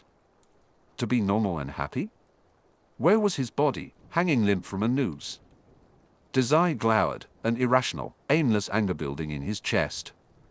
It wasn't that he was surprised, really. But facing his own inhumanity like this hurt. "So?" George said, laughing as he leaned into Dazai's shoulder. He was probably beaming, but Dazai would have to move his neck to see it. "What do you see, kiddo? I bet it's you lording over the other students, right? Dazai's mafia reigning supreme?" It was absolutely nothing. Dazai couldn't even see himself in the mirror. He felt that no perfect world could ever include him. Happiness seemed out of reach. He attempted a smile but couldn't tell if it looked right or if it was too fragile. The relief he felt after sharing his struggles about no longer human returned as a heavy burden. "Yeah. That's it," he said, his voice feeling distant and hollow. Blaise frowned at him, a crease forming between his brows. There was a cautious look in his eyes, suggesting that Dazai's expression wasn't convincing at all.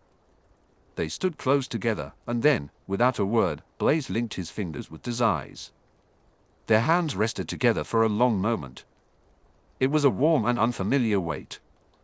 Dazai tore his gaze from the mirror and blinked down at their intertwined fingers. "Is that a lie?" Blaise asked. Dazai looked up and saw the twins watching them with matching concern on their faces. It seemed he hadn't sounded convincing at all. He shook off his self-pity but didn't let go of Blaise's hand. "Do any of you see the stone?" he asked instead of answering. He glanced around, searching for the stone. However, the only magical signature in the room came from the Mirror of Erist. It was powerful, radiating magic in waves that prickled Dazai's skin and made his head spin. "No," Blaise said after a moment, giving Dazai's fingers a gentle squeeze. "I don't see it. Did either of you find anything?" Fred and George exchanged glances, then shook their heads. "Only what the mirror is showing us," George said. "But that's not the stone. Are we sure it's in this room?" Dazai nodded silently, his eyes wandering. Dazai returned to the mirror's empty reflection once again. A sharp pain pierced through his head. He made a movement to pinch the bridge of his nose, but instead, his hand merely twitched in Blaise's. Once again, Dazai realized the mirror was exuding a lot of magic, almost too much for a simple charmed mirror. He tried to focus on the sensation. There was a silent buzz of energy coming from the mirror itself, a sharp, complicated layer of charms covering the whole thing. But there was something else as well. Tucked underneath the mirror and its many charms was a different magical signature entirely. Dazai had to close his eyes to focus on it fully.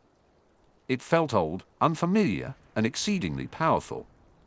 "The Philosopher's Stone," he said, opening his eyes. "It's in the mirror."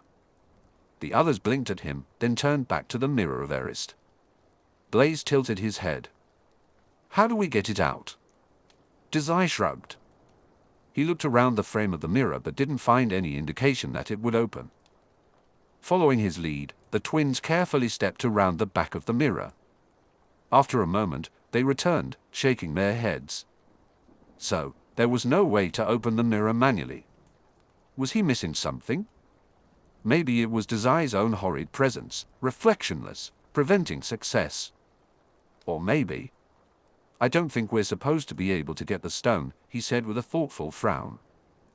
"It's locked in there so the professors can have evidence Quirrell tried to get it, but he won't actually get it." Fred and George opened their mouths, then closed them again. "What do you want to do, Dazai?" Blaise asked after a moment. Dazai closed his eyes, willing his nausea to subside. When he opened them again, the Mirror of Erist towered over him like an empty mask. Carefully, he pried his fingers out of Blaise's hold and hovered them over the mirror's glass. "We aren't meant to get the stone, but Dumbledore doesn't know about," he almost said his ability, but held his tongue at the last second. "Me?" Someone gasped in surprise and asked, "You mean your, nullification thing?" Wordlessly, Dazai extended his finger toward the mirror. A sharp pain shot through him. The moment he touched the glass, it shattered into a million violent pieces. The shards clattered to the floor and skittered across the room. Whatever chance had made the mirror functional shattered as well.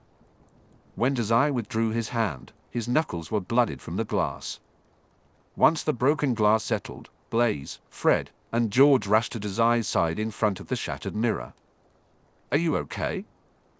George asked. Dazai blinked at him, frowning as he noticed the others now had a few cuts from the glass too. "Why did it explode?"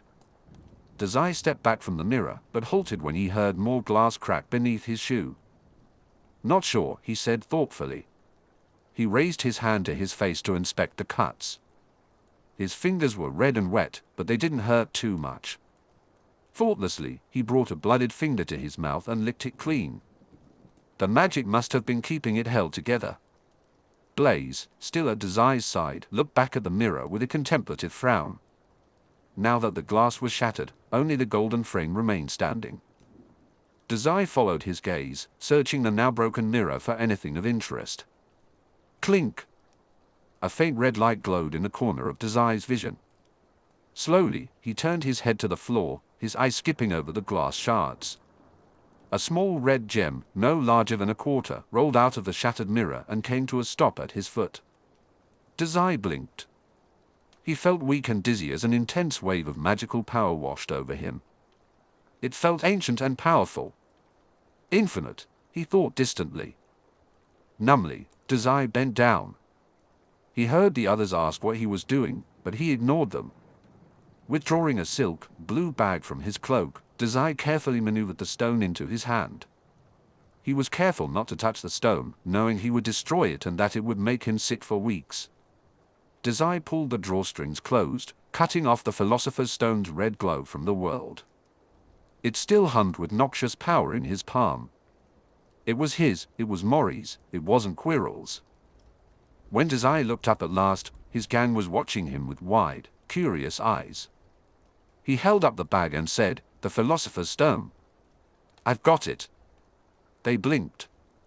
Then, one by one, Fred, George, and Blaise grinned back. Chapter 52, Undercover. "What do you mean Dazai has a superpower?" Ron exclaimed, his mouth agape and annoyance flickering across his face. Fred and George leaned in closer, their grins conspiratorial and matching. Dazai raised a hand to silence them before their teasing could escalate. Their group, which included Dazai, Blaise, the twins, Hermione, and Ron, was huddled together at the far end of the Gryffindor table during breakfast, whispering about the events of the previous night. Occasionally, they caught curious glances from other students. Dazai pointedly ignored the stares, glancing up only to glare at anyone who came too close to eavesdrop. "Keep your voice down," Dazai whispered sharply. "It's not a superpower, Ron.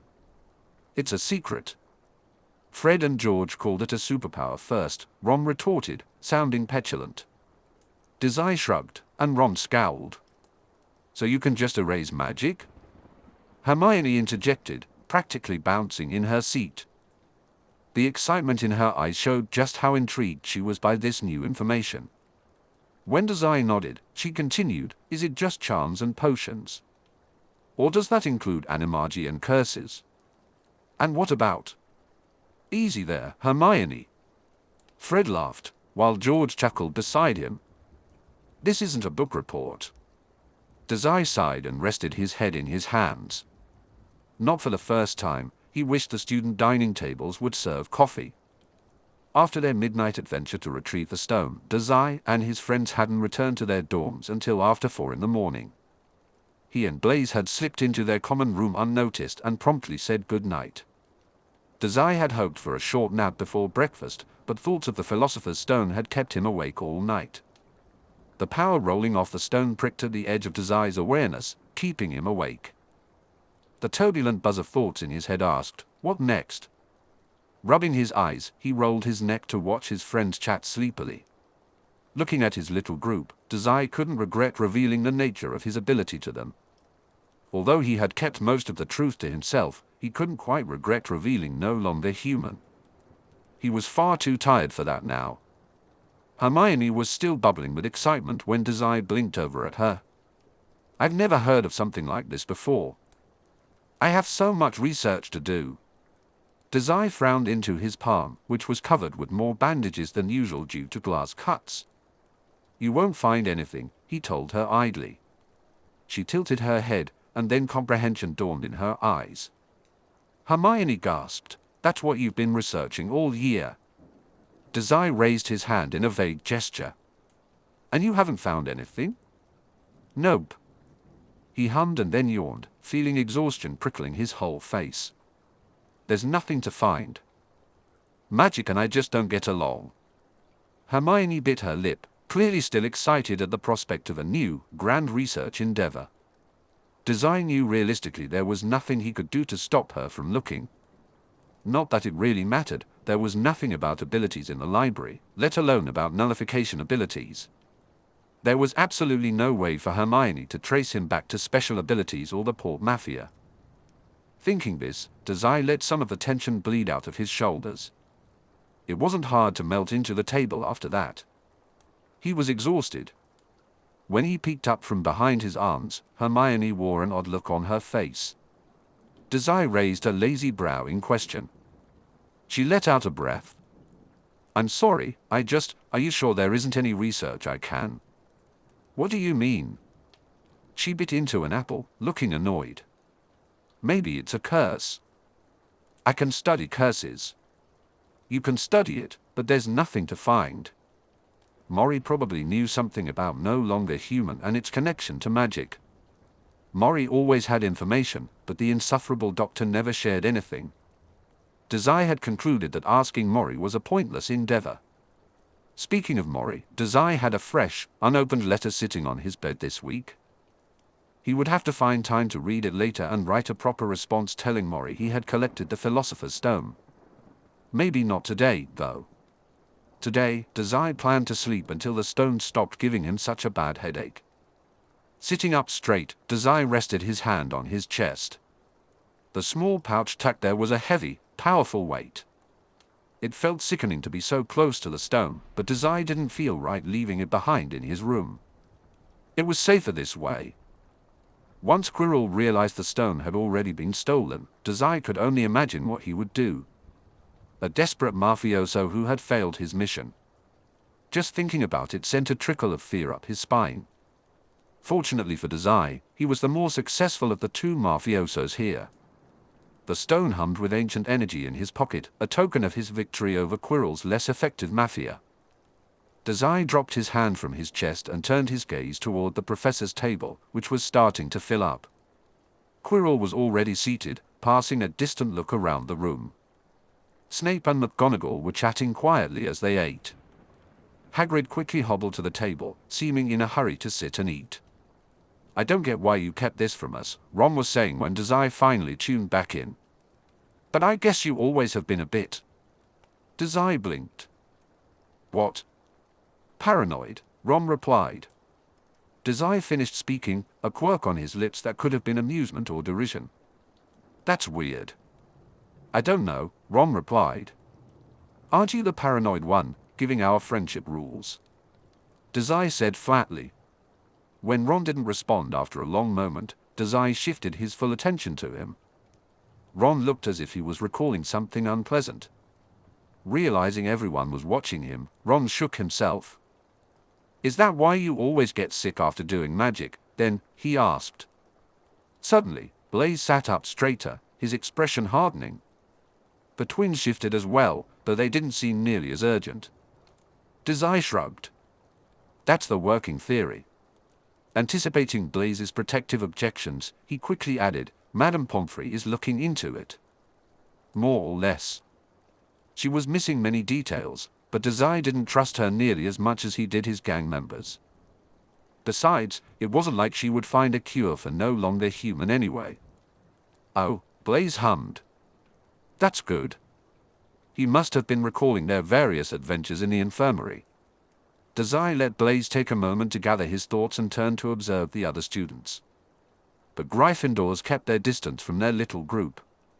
Dazai couldn't tell if it was because he was a Slytherin or due to the glares he was sending out. At the Slytherin table, Dazai noticed Pansy and Draco sitting together. "So it's a superpower and a handicap," George said wisely. "Hey, does that mean you could have accidentally nullified the Philosopher's Stone too? If you hadn't been so careful handling it, I mean." Dazai opened his mouth to respond, but before he could, his gaze fell on the professors. Most of the staff were present now: Snape, McGonagall, Pomfrey, Sprout and a few others were gathered, but that wasn't enough to catch Dazai's attention. It was the way they huddled together, whispering frantically, that made his breath catch. Hagrid stood at the center, gesturing wildly. Every few seconds, the professors scanned the room, searching for something. When Snape glanced at Quirrell for the 10th time, Dazai realized they had figured out that the Philosopher's Stone was missing. "Hey," Dazai interrupted Fred before he could finish his joke. "Looks like something big happened." The others blinked, turning to follow Dazai's pointed chin towards the professors, then quickly snapping their eyes back to him. A small grin flickered across Dazai's face. "They know about last night," Fred exclaimed in a hushed yet energetic voice. Beside him, George vibrated with excitement. "I wish I could see their faces right now." Hermione made a low sound. "Just being around troublemakers like you makes me sick. I can't believe you roped me into this." "If it's for a good reason," Ron said, trailing off with a glance at Dazai. The mafioso shrugged and turned back to watch the professors, morbidly interested in their flailing panic. They looked distressed, which made sense. Losing an immortality-granting stone would do that to someone. He passed his gaze between them, finally stopping on Quirrell, who was staring at him from across the room. Quirrell's expression was dark and heavy, but his eyes were wide and almost surprised. Dazai tilted his head back, split a wide, childish grin across his face, and waved. Quirrell's jaw dropped in shock, and something dangerous flickered in his eyes, as if he were appraising Dazai. In less than a second, Quirrell. Dazai composed his expression and turned to the side, speaking to the group. He followed his gaze to see Professor Snape, who must have said something to catch Quirrell's attention. For a brief moment, Dazai thought he saw Snape's eyes flicker toward him, but it was too quick to be certain. That was enough for now, Dazai decided. Purposefully, he turned back to Fred and George. "Hey," he said, drawing their attention away from the gathered staff. "Just in case, I want you two to come up with an alibi. I'm sure Ron and Hermione would love to help." "You think they know it was you?" Ron asked, sounding uneasy. "I wouldn't rule out the possibility," Dazai replied after a moment. He glanced at Hermione, who was nervously shifting in her seat. "Stop looking over at them, or you'll make us look guilty." "You are guilty," Ron pointed out.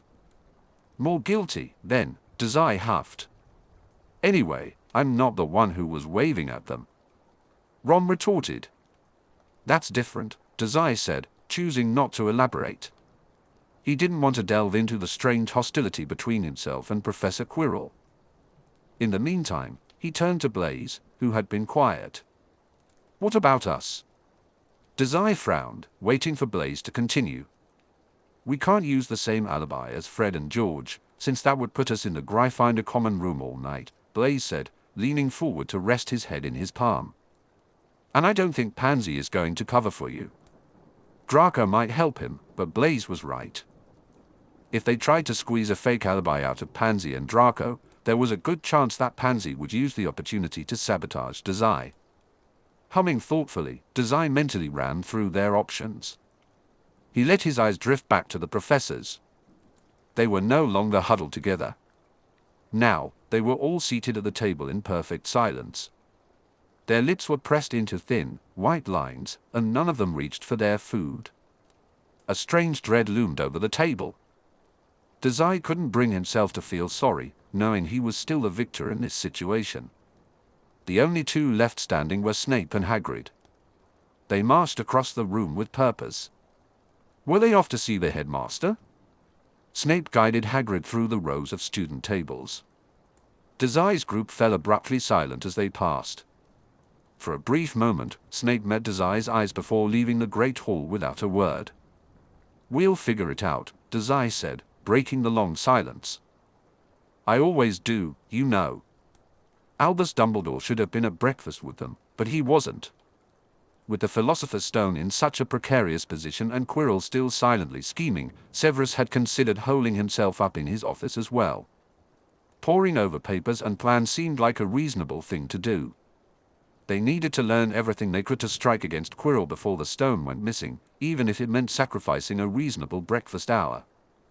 Severus was all on board for that. But then Hagrid burst into the Great Hall, panicked and whispering about a break-in. Suddenly, their entire plan crumbled.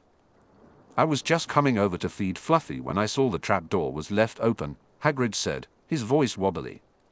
Severus wrinkled his nose at the mention of the three-headed dog. "Fluffy, what a childish name for such a monstrous beast." He glanced over his shoulder and saw the panic clearly written across Hagrid's face. The bearded man gave Fluffy a hearty pat on one of the heads. The dog slobbered clumsily in return. When Severus looked back at the trapdoor, he was sure of it. Someone had been in there. Albus hummed, stroking his long, white beard in thought. There was something tense in his expression that Severus couldn't quite place. "It is possible," the headmaster said after a short moment, "that the Philosopher's Stone was not stolen. After all, Quirrell has not yet fled the campus, as I suspect he would have had he been successful." Severus nodded, but he felt no relief at the prospect. Quirrell had completely evaded their watch last night, which was more horrifying than anything else. How had the man slipped past the many eyes Hogwarts had on him? At the very least, the Mirror of Eris should not have relinquished its hold on the stone to Quirrell. As Albus spoke, he slowly opened the trapdoor fully. "I will need to refortify the guards, Severus." "I'm coming," he barked. Dumbledore didn't look surprised. He merely offered a tight smile. "Very well," Dumbledore said with a hum. He began climbing down the door at once. "Rubeus," he addressed Hagrid, "stand guard until we return." "Aye." Without another word, Dumbledore and Snape descended into the chamber below. Their descent was cast in shadow, save for the sliver of light coming from above. After a long, quiet moment, both Snape and Dumbledore reached the floor below. Something tickled at the back of Severus' mind. "It seems," Albus began. His voice no longer held its usual pleasantness. It was serious and contemplative, the strategic mastermind most of the wizarding community would only ever hear rumors about. "That our intruder has completely destroyed Pomona's devil's snare." Severus blinked, glancing to the floor as he realized what was wrong with the room. What had once been covered in a deadly, choking vine was now cold and barren. There were a few thick roots and leaves scattered about the room, but otherwise nothing remained. His frown deepened. "No scorch marks," Severus commented with a bite. "It wasn't burnt." "Indeed," Albus hummed. "So how was it destroyed?" "Utterly?" The question hung in the air for a long moment, but no answer came. Severus bit his tongue, scowling at the shadowy room. How had Quirrell accomplished this? It shouldn't have been possible to destroy the magical plant like this. But sure enough, Albus kicked a withered vine across the floor, a contemplative look on his face. Finally, he turned from the floor and started toward the next room. "I will ask Pomona what she believes may have been responsible." Severus nodded, but he didn't feel satisfied with that conclusion. Still, he held his tongue and followed in silence. As they walked, his quiet hope that Quirrell didn't have the stone began to wane. Against all odds, the destroyed devil's snare was not the most perplexing thing they found in the stone's chambers. Dumbledore guided Severus through a massive room, frowning as he stared down at a pile of broken and twitching keys. Quirrell had not only passed the trial, but he had completely demolished it. Then, passing through Minerva's room, they found the board scattered with shattered chess pieces, indicating a swift and certain victory for Black. But the clean victories in those rooms paled in comparison to what came next.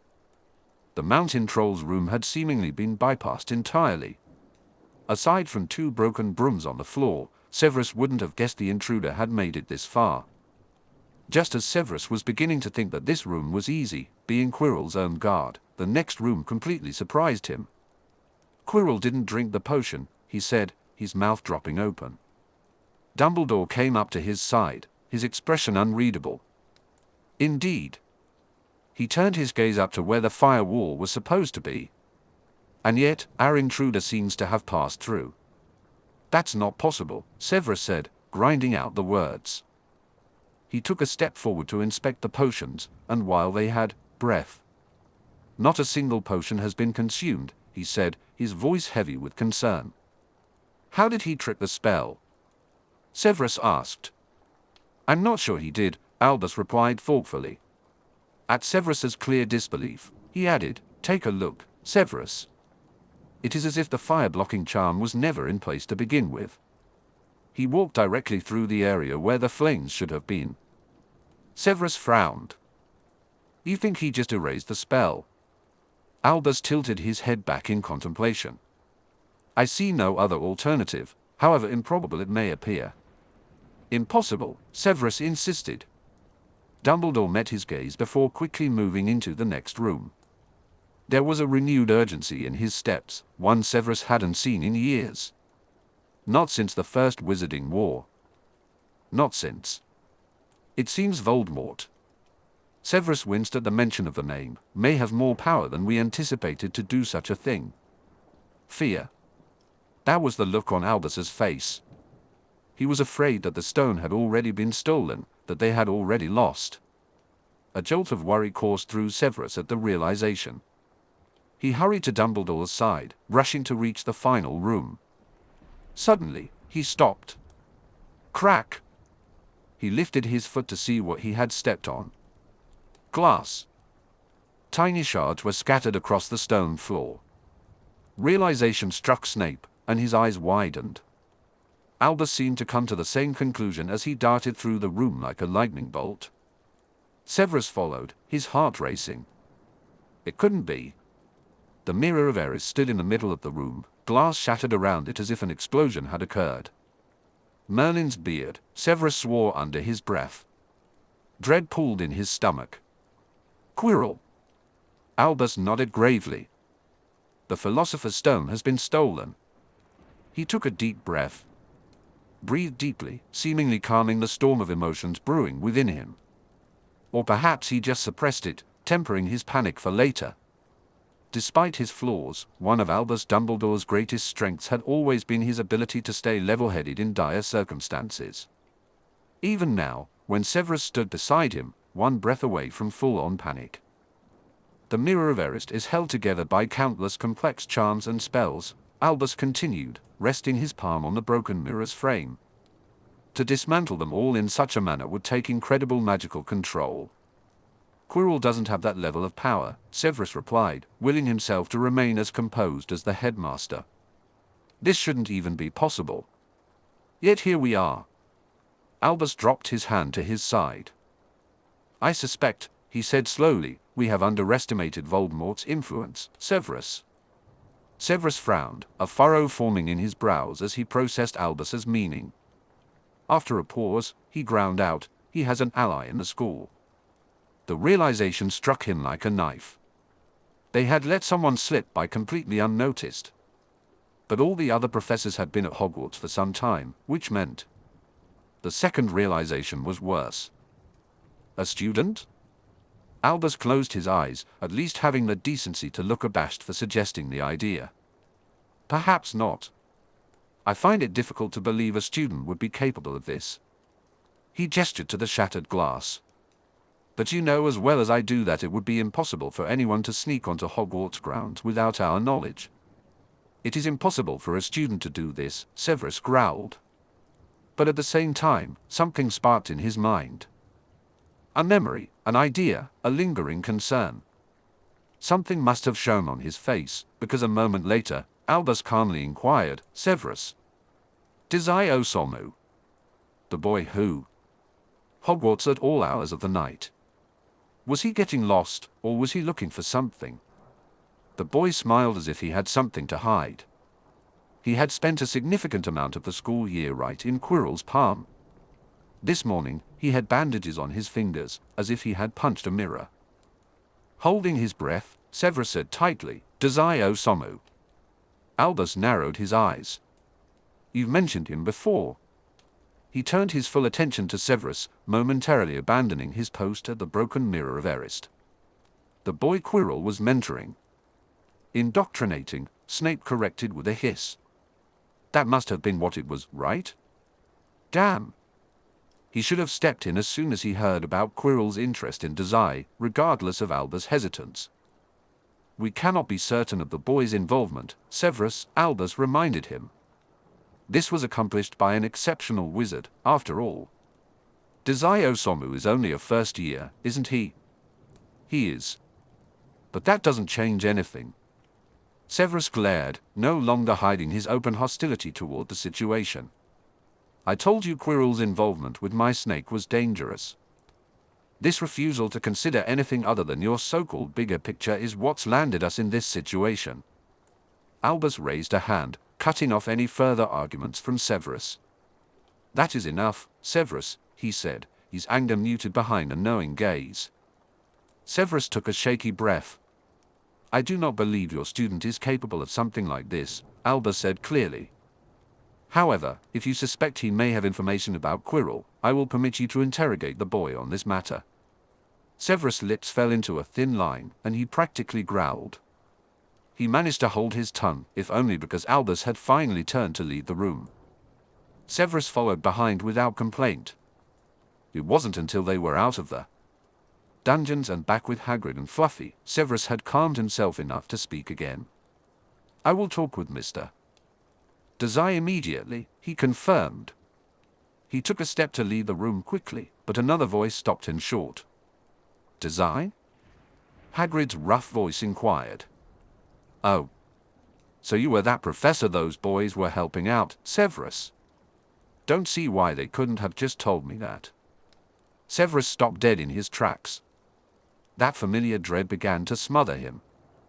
He whirled on his heels and stomped forward until he was practically pressed against Hagrid's chest. "What? Oh." Hagrid stumbled back half a step, earning a whine from Fluffy when he abruptly stopped petting one of their heads. "Was I not supposed to say so? What exactly are you referring to?" Hagrid blinked and then paled. He started petting Fluffy again and stood closer to them, as if they were anchoring him down. His eyes quickly shot to Dumbledore, who, Severus noticed, had also suddenly grown very serious. "The boys, Dazai and those Weasley twins, came to my hut last month asking about the Philosopher's Stone. They told me one of their professors was having them investigated." Hagrid shuffled on his feet, looking decidedly ill. Were you not?" Severus drew in a sharp breath. He knew he should have kept a closer eye on that problem child. Dazai was clearly still involved with Quirrell, despite what the boy had said that night over tea. Severus should have known. He should have kept pushing instead of giving Dazai some space. So many should haves, and not the least of them was allowing Dazai to continue spiraling down his clearly self-destructive path. "I believe," Albus said carefully, "you'll want to interrogate the boy now, Severus." Severus found Dazai and his a mismatched group clustered together in the library about 30 minutes later. It wasn't unusual to find Dazai there, but what was odd was that he wasn't even pretending to read the books piled around him. Instead, he leaned forward in his seat, looking half asleep at best. Most of their group, Blaise, Fred, and George, were similarly lounging around the table. Upon closer inspection, Severus realized it was really only Hermione and Ron who were flipping through books. He squinted down at the textbook propped open in front of them, Weird Wizarding Dilemmas and Their Solutions. Making Nose Hairs into Ringlets. Hermione read aloud, a disgruntled look on her face. "That's not helpful at all." Dazai grunted, unfazed. "Told you there was nothing to find." Severus frowned. This wasn't the serious conversation he would have expected from a group that had supposedly just stolen an ancient and incredibly powerful artifact. Still, he thought, there has to be something. Abruptly, he cleared his throat, cutting off whatever literary tangent Hermione had been about to begin. Immediately, several pairs of eyes turned to him, including Dazai's, who sat up straight and stared at him with narrowed eyes. "Professor!" Dazai greeted, taking charge of the conversation before it even began. Around him, his friends seemed to easily acquiesce to his leadership, going quiet and allowing Dazai to speak. Severus noted the interaction with a small frown. "What brings you here? Come to pester Blaise for letting you get attacked by a fire salamander?" "Hey," Blaise objected.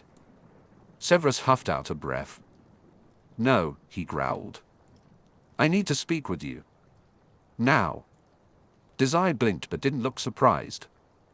Hovering over their book, Ron and Hermione shuffled in their seats, while the Weasley twins tensed up as well. Severus kept his gaze fixed on Dazai. He noticed the nervous and fearful reactions from the others. With grim certainty, he realized something significant had happened the previous night. "Damn it, problem child." Dazai yawned and asked, "Now?" "Now," Severus replied, letting a hiss slip into his voice. "The rest of you, do not move. I will return to speak with you momentarily." Dazai stood from his chair, giving each of his friends a nod and a measured look before pushing his chair back under the table and walking to Severus' side. "Where to, Professor?" he asked, his voice deceptively calm. Severus watched him in silence for a moment before responding. "My office." With that, Severus firmly gripped Dazai's shoulder. He ignored the muted flinch from the boy, letting his own dread and anger strengthen the gesture. Severus pushed Dazai through the library and into the halls. Dazai allowed himself to be led without complaint, though he looked almost ill under Severus' hand. Occasionally, Dazai shot him a short, thoughtful glance. It wasn't until Severus locked his office door and sat down behind his desk that Dazai finally spoke. "Dragging me all the way over here, are you at least going to make tea again?" Severus growled, his anger bubbling to the surface. He was angry, but not at Dazai. He had known all year that Dazai was a troubled young boy. His anger was directed at himself for allowing Quirrell to manipulate Dazai, at Quirrell for who he was, and at Albus. Just angry. The cheeky, self-satisfied grin on Dazai's face wasn't helping at all. "Last night," he snapped, no longer willing to pretend. "What did you do, boy?" Severus asked, his tone clipped. Dazai blinked and looked away. Severus frowned, realizing he still couldn't read the expressions on Dazai's face. The silence stretched on, and Severus nearly shouted, still reeling from how Dazai could flinch at the slightest movement. "Hagrid has already informed me of your investigation into the Philosopher's Stone," Severus said, forcing the words out when Dazai remained silent for too long. "Do not think you can lie to me." Something seemed to pull Dazai from his thoughts as he turned to stare at Severus, a frown knitting his brows. After a moment, that strange expression shifted to confusion. "Oh," Dazai began, clearly choosing his words carefully. "I was just curious about it, sir." "What does that have to do with it last night?"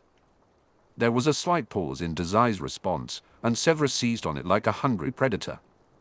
"Do not play games with me. I may have overlooked your behaviors in the past, but conspiring against Hogwarts is not one of them." Unexpectedly, Dazai didn't flinch at the accusation. Severus had expected some reaction, especially since the boy could be easily shaken by authority. That night over tea had proven that.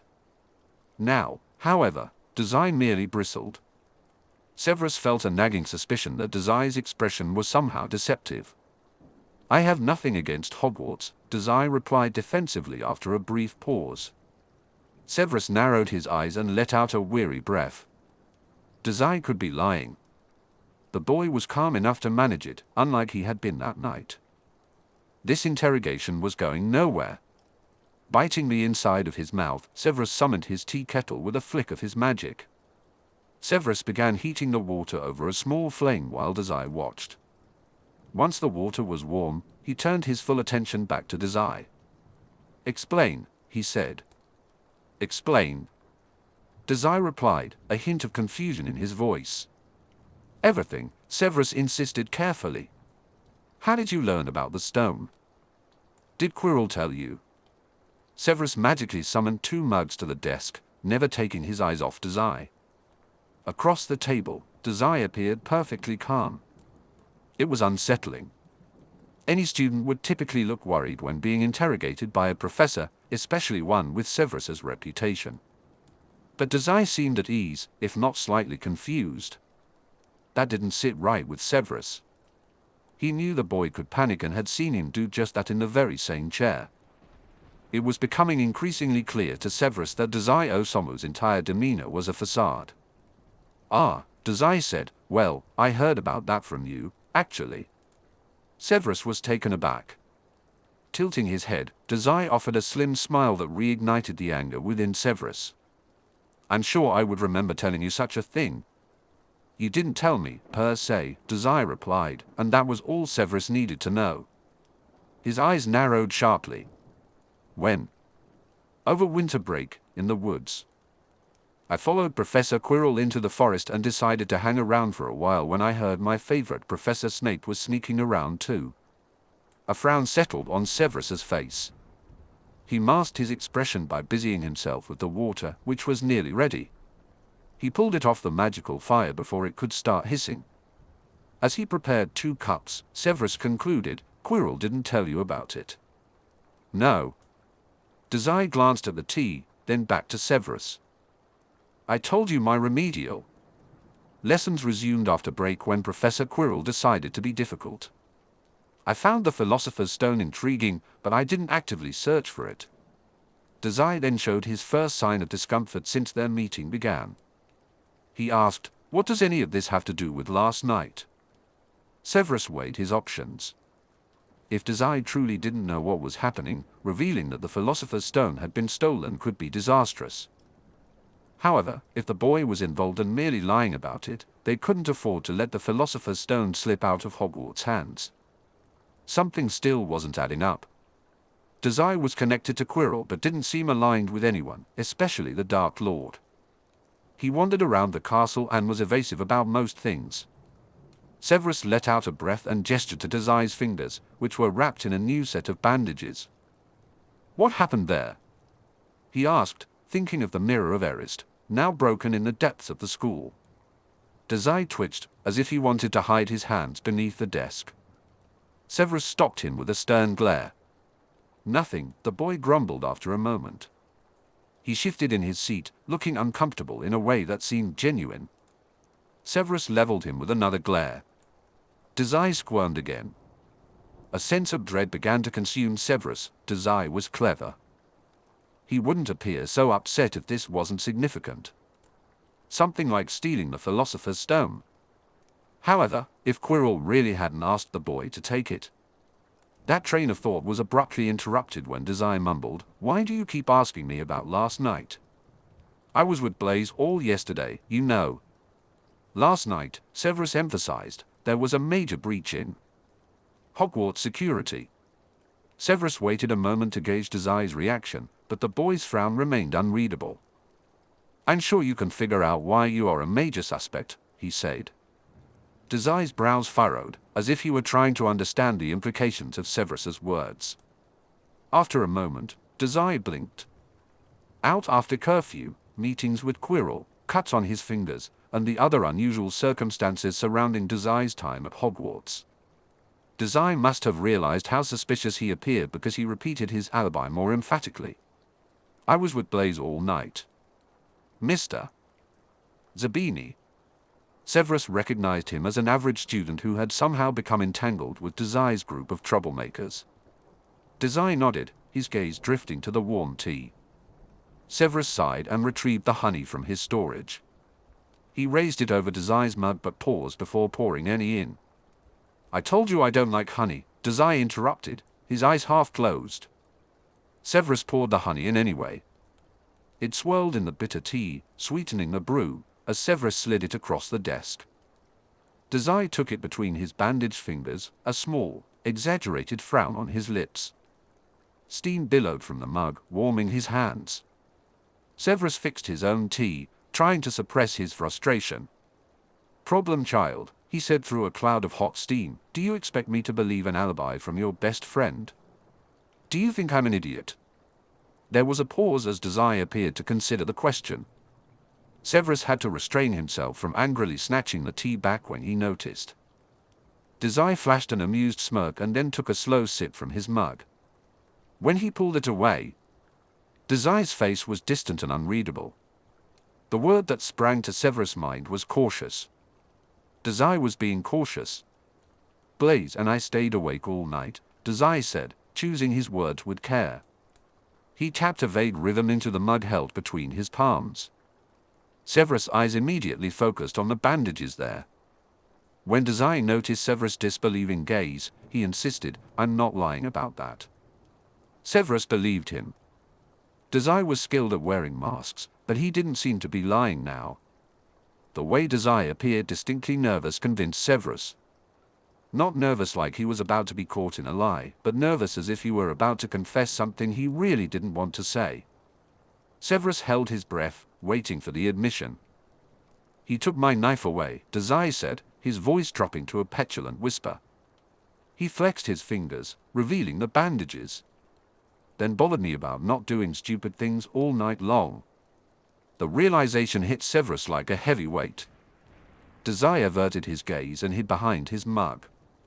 The motion revealed his fingers once again. Severus had thought the fresh bandages might have been from the shattered mirror. But the tremor in Dazai's hands and the quiver in his voice told a different story. Those bandages weren't covering up glass cuts.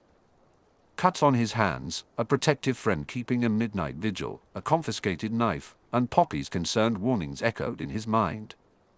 Scars, she had said, self-harm scars. Severus took a deep breath and let it out slowly. As he finished, a new type of eager tension filled his shoulders. Carefully, he set his mug down. Dazai sat at the desk, the porcelain clicking softly against the cold wood. Severus realized he hadn't intervened soon enough. Last night, Severus said slowly and thoughtfully, you were up late, cutting yourself. Dazai blinked, then looked away, his shoulders tense and straight. Steam billowed, obscuring his expression. Whatever, he replied lightly, and just letting you know, since I do have an alibi. An alibi? When Dazai nodded, Severus had to bite back another sigh. Okay. He bit his lip, unsure how to proceed. He had been too quick to accuse Dazai of stealing the stone. It was now blatantly obvious. Albus was right, no mere student could do such a thing, especially not one as troubled as Dazai. This realization filled him with dread. Severus couldn't admit his mistake, so he continued, Mr. Zabini can confirm this? Dazai bristled, letting out a pained snort. I should hope not. Any friend of mine should know how to keep a secret. Severus frowned. I would hope your friend would know that some problems are best referred to a responsible adult. Like Quirrell? Dazai asked cheekily. Like myself. Dazai huffed, obviously displeased, keeping his eyes fixed on the far wall. Severus pinched the bridge of his nose and wrapped both hands around his mug once again. Mr. Dazai, look at me. Silence. Problem child. With a heavy breath, Dazai finally tore his eyes away from the distant spot and met Severus' gaze for a long second before fiddling with his mud self-consciously. I am. Severus trailed off, struggling to find words gentle enough to share. Students typically didn't come to him with issues like this. He was prickly and mean, anyone could tell you that. But no one else was here to ask the tough questions. Albus, despite wanting to interrogate Dazai, could be so dense at times. Albus often failed to recognize that the well-being of their students was the bigger picture. Worried about you, he said after a moment. I only told you that to make you stop asking annoying questions, but I see now this was a huge mistake. Severus felt sick. He took a calming sip of tea. This wasn't a mistake. I'm glad you told me. Dazai shifted in his seat, and Severus sighed again. I've let this go on long enough. We need to talk about your habits. Severus said it with confidence, but he wasn't sure where to begin. Hogwarts might be a fantastic place to learn magic, but it offered little outside of that. Counseling, for instance. Hogwarts didn't have a counselor. Severus was not certified to provide therapy. The best he could do was say, whenever these urges to hurt yourself arise, I need you to seek out a professor. Preferably either myself or Madame Pomfrey. Merlin knew that Albus couldn't provide any constructive mental health support with his tendency to focus on the big picture. Sure. Dazai frowned into his tea, taking a near-silent sip of the honeyed brew. Severus watched him for a long moment. He got the feeling Dazai was just humoring him, that this instruction would be disregarded immediately, just like at the beginning of the year with the infirmary. Visit one of us, Severus reiterated, trying to convey the seriousness of the situation, for anything. Got it, sir, Dazai replied, a bit more forcefully now. There were other things Severus hadn't forgotten, either. Now, in the soft light of his office, Severus felt. Dazai's troubling behaviors loomed larger than ever, and all the red flags Severus had noticed seemed to demand attention. However, there was no time to dwell on them. The Philosopher's Stone was still missing, and for now, Dazai's issues would have to wait. Severus held back his concerns and said, Good. He leaned back in his seat. Then you are dismissed. Visit Poppy before returning to the library. Dazai blinked in surprise but quickly masked it. Now? Don't you want me to call Blaise in for his interrogation? Severus shook his head. Even the biggest problem child in all of Hogwarts couldn't have breached security to this extent. I see no reason to prolong the interrogation. Unless you're hiding something from me, brat. Nope, Dazai replied, humming as he tried to inject some cheer into his voice now that he was free to leave. With a wave, Severus let him go. Dazai hurried out, eager to make his exit. Once the door closed, Severus was left in silence. Steam rose from the muds on his desk. He felt a jolt of amusement at the realization that Dazai had consumed most of his tea despite his earlier protests. That thought was quickly overshadowed by the grim reality that Dazai wasn't safe. Leaning forward, Severus pressed his palms against his eyes. Later, he would learn that Dazai never reached Poppy. Panic would ensue, commands would be shouted, and there would be running. A student would plead with him to take action. 2 students would be missing. The larger problems lay ahead. But for now, Severus sat alone in his office, the silence weighing heavily on him. Chapter 53, Endgame. Dazai walked through the halls, his feet silent against the stone tile floor. He felt. No, he didn't feel anything. Feeling was gross, obviously, and he didn't do it. But if he had to feel something, Dazai supposed he could feel disoriented. Using his self-harming habits as an excuse to get Snape off his back had worked wonders, just as he had predicted. However, it was a short-term solution and a long-term problem. The last thing Dazai needed was Snape bothering him even more in the future. Unfortunately, short of asserting himself as an ambassador to the Port Mafia, Dazai was otherwise out of options to halt the Philosopher's Stone investigation. It was an uncomfortable but necessary evil. If only Snape was more like Mori or father, they wouldn't have insisted on such a probing conversation. Granted, he also would have walked away from the encounter with quite a few unwanted injuries. He took a deep breath as he passed by a group of Ravenclaw students. When their eyes didn't linger on him, Dazai knew he had succeeded in masking any residual stress from his expression. No need for worry now. Dazai was well in the clear. He just had to ship the Philosopher's Stone back to Mori and then skate through the rest of the year without drawing too much more attention to himself. Dazai walked down the hall for another minute before he abruptly stopped. He looked around. From the tall stone wall surrounding him to the dull-faced painting staring him down. "Ah," he said to no one in particular, "I'm lost." Someone chuckled, and Dazai's gaze shot up to a large painting hung just to his right. The light from a distant window turned all the colors into blues and golds. "Lost, dear?" The painting hummed. Her voice was gentle. She was an older-looking woman, but Dazai couldn't see any indication of the painted woman's name. He shrugged, then grinned. "Usually." "Well," she said. "Where are you off to, then?" "Let's see how I can help," the painting smiled. Dazai remembered he had left the rest of his gang in the library. They were probably still there, waiting. He told the painted woman as much, and she let out a laugh. "You're quite a ways off from the library, dear." Dazai sighed, but that sounded about right. "Well, we'll see what we can do." Immediately, the painting began to give Dazai directions. He committed the instructions to memory as best as he could, but navigating Hogwarts would never make sense to him. By the time the painting started talking about the rotating stairs, but only if it's rotating counterclockwise today. Otherwise, you'll want to take the second hallway. Dazai stopped listening. He hated this place. "Thanks," he said once it seemed like the painting was finally finished.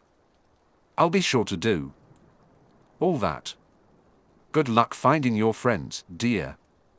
Dazai raised a hand in goodbye. Not wanting to waste more time listening to the painting's doting voice, he started down the hall once more. He was pretty sure this was the direction she had indicated. At the very least, it was probably some kind of progress. Dazai let out a breath and turned down a nearly identical hallway. He followed it for another 5 minutes before choosing a random hallway to turn down. He was about a second away from completely giving up when a voice interrupted him. "Dazai! Over here!" He blinked and turned on his heels to follow the sound. Halfway down the hall, coming out of a door that Dazai hadn't even noticed, Blaise waved a hand in hello. "Blaise!" Dazai beamed, already making his way across the hall. "You'll never guess what happened." You got lost, Blaise deadpanned. I figured. Dazai shrugged, acting nonchalant. Well, it was bound to happen, really. But I can always count on you to find me. Blaise's eyes narrowed as he listened.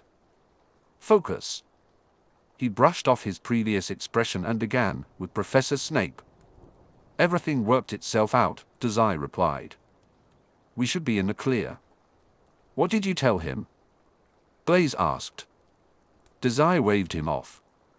He really didn't want to have that conversation again. Choosing to ignore the question, he asked, Are the others still waiting in the library? Blaise frowned but eventually accepted the change in topic. They are. We were waiting for you to come back before deciding what to do next. He paused. I think Hermione just wanted a chance to research you more. Of course she did. I take it Professor Snape isn't going to come around to interrogate the rest of us, then? Blaise asked quietly. Dazai glanced at his friend and hummed. He shouldn't. I think I managed to get him off our backs. He rocked on his heels. After a moment, Blaise seemed to take that as a cue to start walking, and Dazai followed. He thinks we were together all night in the common rooms. So our only problem now is... Professor Quirrell, Blaise nodded. Yup. Dazai agreed, a hint of cheer in his voice. Since he's the only one who knows we're involved, he has to be planning his next move. Dazai self-consciously touched the small bag in his chest pocket. It buzzed with energy. He dropped his hand to his side after a moment. Now the real question is, just how desperate is Quirrell? Dazai knew a thing or two about failing your mafia boss. If his experiences were any indication, he knew Quirrell's level of desperation was very high. Desperate mafiosi took desperate measures. A group of students walked by, chatting among themselves, pulling Dazai from his thoughts. He let out a sigh and willed himself to focus. Relax. Whatever Quirrell was planning, Dazai could handle it. Desperation didn't exactly lead to careful planning. As they walked, the hallway began to look more familiar to Dazai. A painting here, a room there, things he was sure he had seen at some point in the past. He scrunched his nose in thought. Third floor? He asked. Second, Blaise clarified. With a slightly amused expression, he added, We're going to the library. I know we've walked down this way before, Dazai. The mafioso huffed. The hallways are magical. I'm hardly to blame for not remembering any of that. They walked in silence for a moment. It wasn't until a Gryffindor upperclassman turned out of the hallway, leaving it empty, that Blaise spoke again. He kept his voice low. So? Dazai blinked, turning to watch Blaise thoughtfully. So? He mimed, trailing off. Blaise rolled his eyes. So, we have the stone, but we're hardly finished with this job. What's the endgame, Dazai? The endgame. Right. Dazai swayed on his feet while they walked, considering the idea with caution. The endgame was shipping the Philosopher's Stone home on Featherbrain's wings and into Mori's hand. And regardless of what Dazai had led the twins to believe, the endgame wasn't laughingly returning the stone to Dumbledore with a got you expression. No. The endgame was... I don't know, he replied honestly. Maybe we'll get Quirrell arrested. Blaise raised a brow. For whatever scheme he's concocting right now. Dazai nodded. Don't you trust me? Sure. Blaise's eyes fell to Dazai's cloak, where he knew the Philosopher's Stone was tucked away, then flicked back to his face. Doesn't mean I don't know you have some sort of ulterior motive, though. I've known you all year, Dazai. I know there's a plan, and I probably won't approve of it. At the very least, I can trust in that. Tilting his head, Dazai let the observations go unchallenged. I wouldn't expect any less, second in command. The endgame will work itself out, Dazai finished. Promise. Quirrell doesn't have many moves left. The fact that he can't use magic on me limits him even more. The endgame is, Dazai raised a finger to emphasize his point, Quirrell comes to us. And then? And then we make him regret it. He hummed thoughtfully. Honestly, I'm a little interested to see what he thinks he's going to do now. As long as Professor Quirrell waited just one more day, long enough for Dazai to smuggle the stone out of Hogwarts, everything would be fine. Everything. Mr. Dazai. He stopped abruptly. Was everyone going to keep pulling him aside all day? Dazai let out an annoyed breath and turned to see who was looking for him now. That annoyance immediately shifted to cold caution. Professor Quirrell, Dazai said with a forced smile. Good to see you. Of course, he thought bitterly. He angled his body carefully so the stone in his pocket was hidden from Quirrell's prying eyes. The turban-wearing professor was only a few feet behind them. The fact that Dazai hadn't heard him approach made his nerves bristle. Quirrell looked only moderately disheveled by his own standards. His eyes were dark and piercing. Dazai tensed up without realizing it. Smiling coldly, Quirrell took a step closer. Blaise reached out and pulled Dazai a step away from the professor. In response, Quirrell looked vaguely amused. We should talk, Mr. Dazai. Dazai narrowed his eyes but quickly replaced that dark feeling with a broad grin. I would think so, he replied simply. The philosopher's stone thudded against his chest, a constant reminder he tried to ignore. Boss, Blaise warned quietly. Dazai shrugged off his concern, focusing entirely on Professor Quirrell. After you cancelled our magic lessons, I was really bummed out, he said. It's nice to see that I have your attention again. Quirrell's brow twitched at his words. Dazai tilted his chin up and addressed Blaise, who stood protectively in front of him. Why don't you go check on the gang, Blaise? I'm sure they're wondering what's taking us so long to get back. I'll hang back and have a conversation with Professor Quirrell here. Blaise looked unconvinced. Dazai stepped forward, positioning himself between Blaise and Quirrell. He angled his body away from Quirrell and carefully opened his cloak. Blaise's eyes immediately fell to the small silk bag where the philosopher's stone was hidden. Slowly, so as not to attract attention, Blaise took the bag and tucked it under his own cloak. He nodded. Sure. I trust you, boss. Dazai grinned and patted Blaise on the shoulder to cover his movements. Once the swap was complete, he turned back to Quirrell. Subordinates, he complained. You know how they are. Always worrying. Ah. Quirrell blinked. Is that all right? Dazai nodded, mostly to himself, then waved Blaise off. The boy hesitated for just a moment before hurrying down the hall and out of sight. Dazai released a breath he hadn't realized he was holding. Now. That Blaise and the stone were safe. A gang, whom? Quirrell interrupted, his voice unnaturally light. Dazai simply smirked in response. I like to use my resources. Quirrell's expression sharpened. It wasn't quite a smile, but it wasn't a scowl either. He reached out and placed his hand on Dazai's shoulder. A shiver ran through Dazai, but he managed to hide most of his discomfort. Let's talk in my office, shall we? Dazai blinked as Quirrell spun him around. With the professor's fingers gripping his shoulders, Dazai was pushed down the hall. Suddenly, Dazai realized what was unsettling about Quirrell's light tone. He wasn't stuttering anymore. Dazai exhaled. It seemed the playful banter was over. It was time to get serious. Whatever endgame meant, this was it. Lead the way, sir. You need to teach him a lesson, Draco. The other Slytherins will do whatever you say. Just tell them to beat Dazai up or something. That'll teach him to disrespect you, sitting at the Gryffindor table like that. Draco contemplated Pansy's growling words for a moment before responding, no. Pansy huffed, kicking the wall before leaning against it. Is this because he saved your life on Halloween? She sneered. That was ages ago. Besides, he probably saved you by accident. Draco shot her a frowning look. Then, without fanfare, he leaned against the wall beside Pansy and let out an annoyed breath.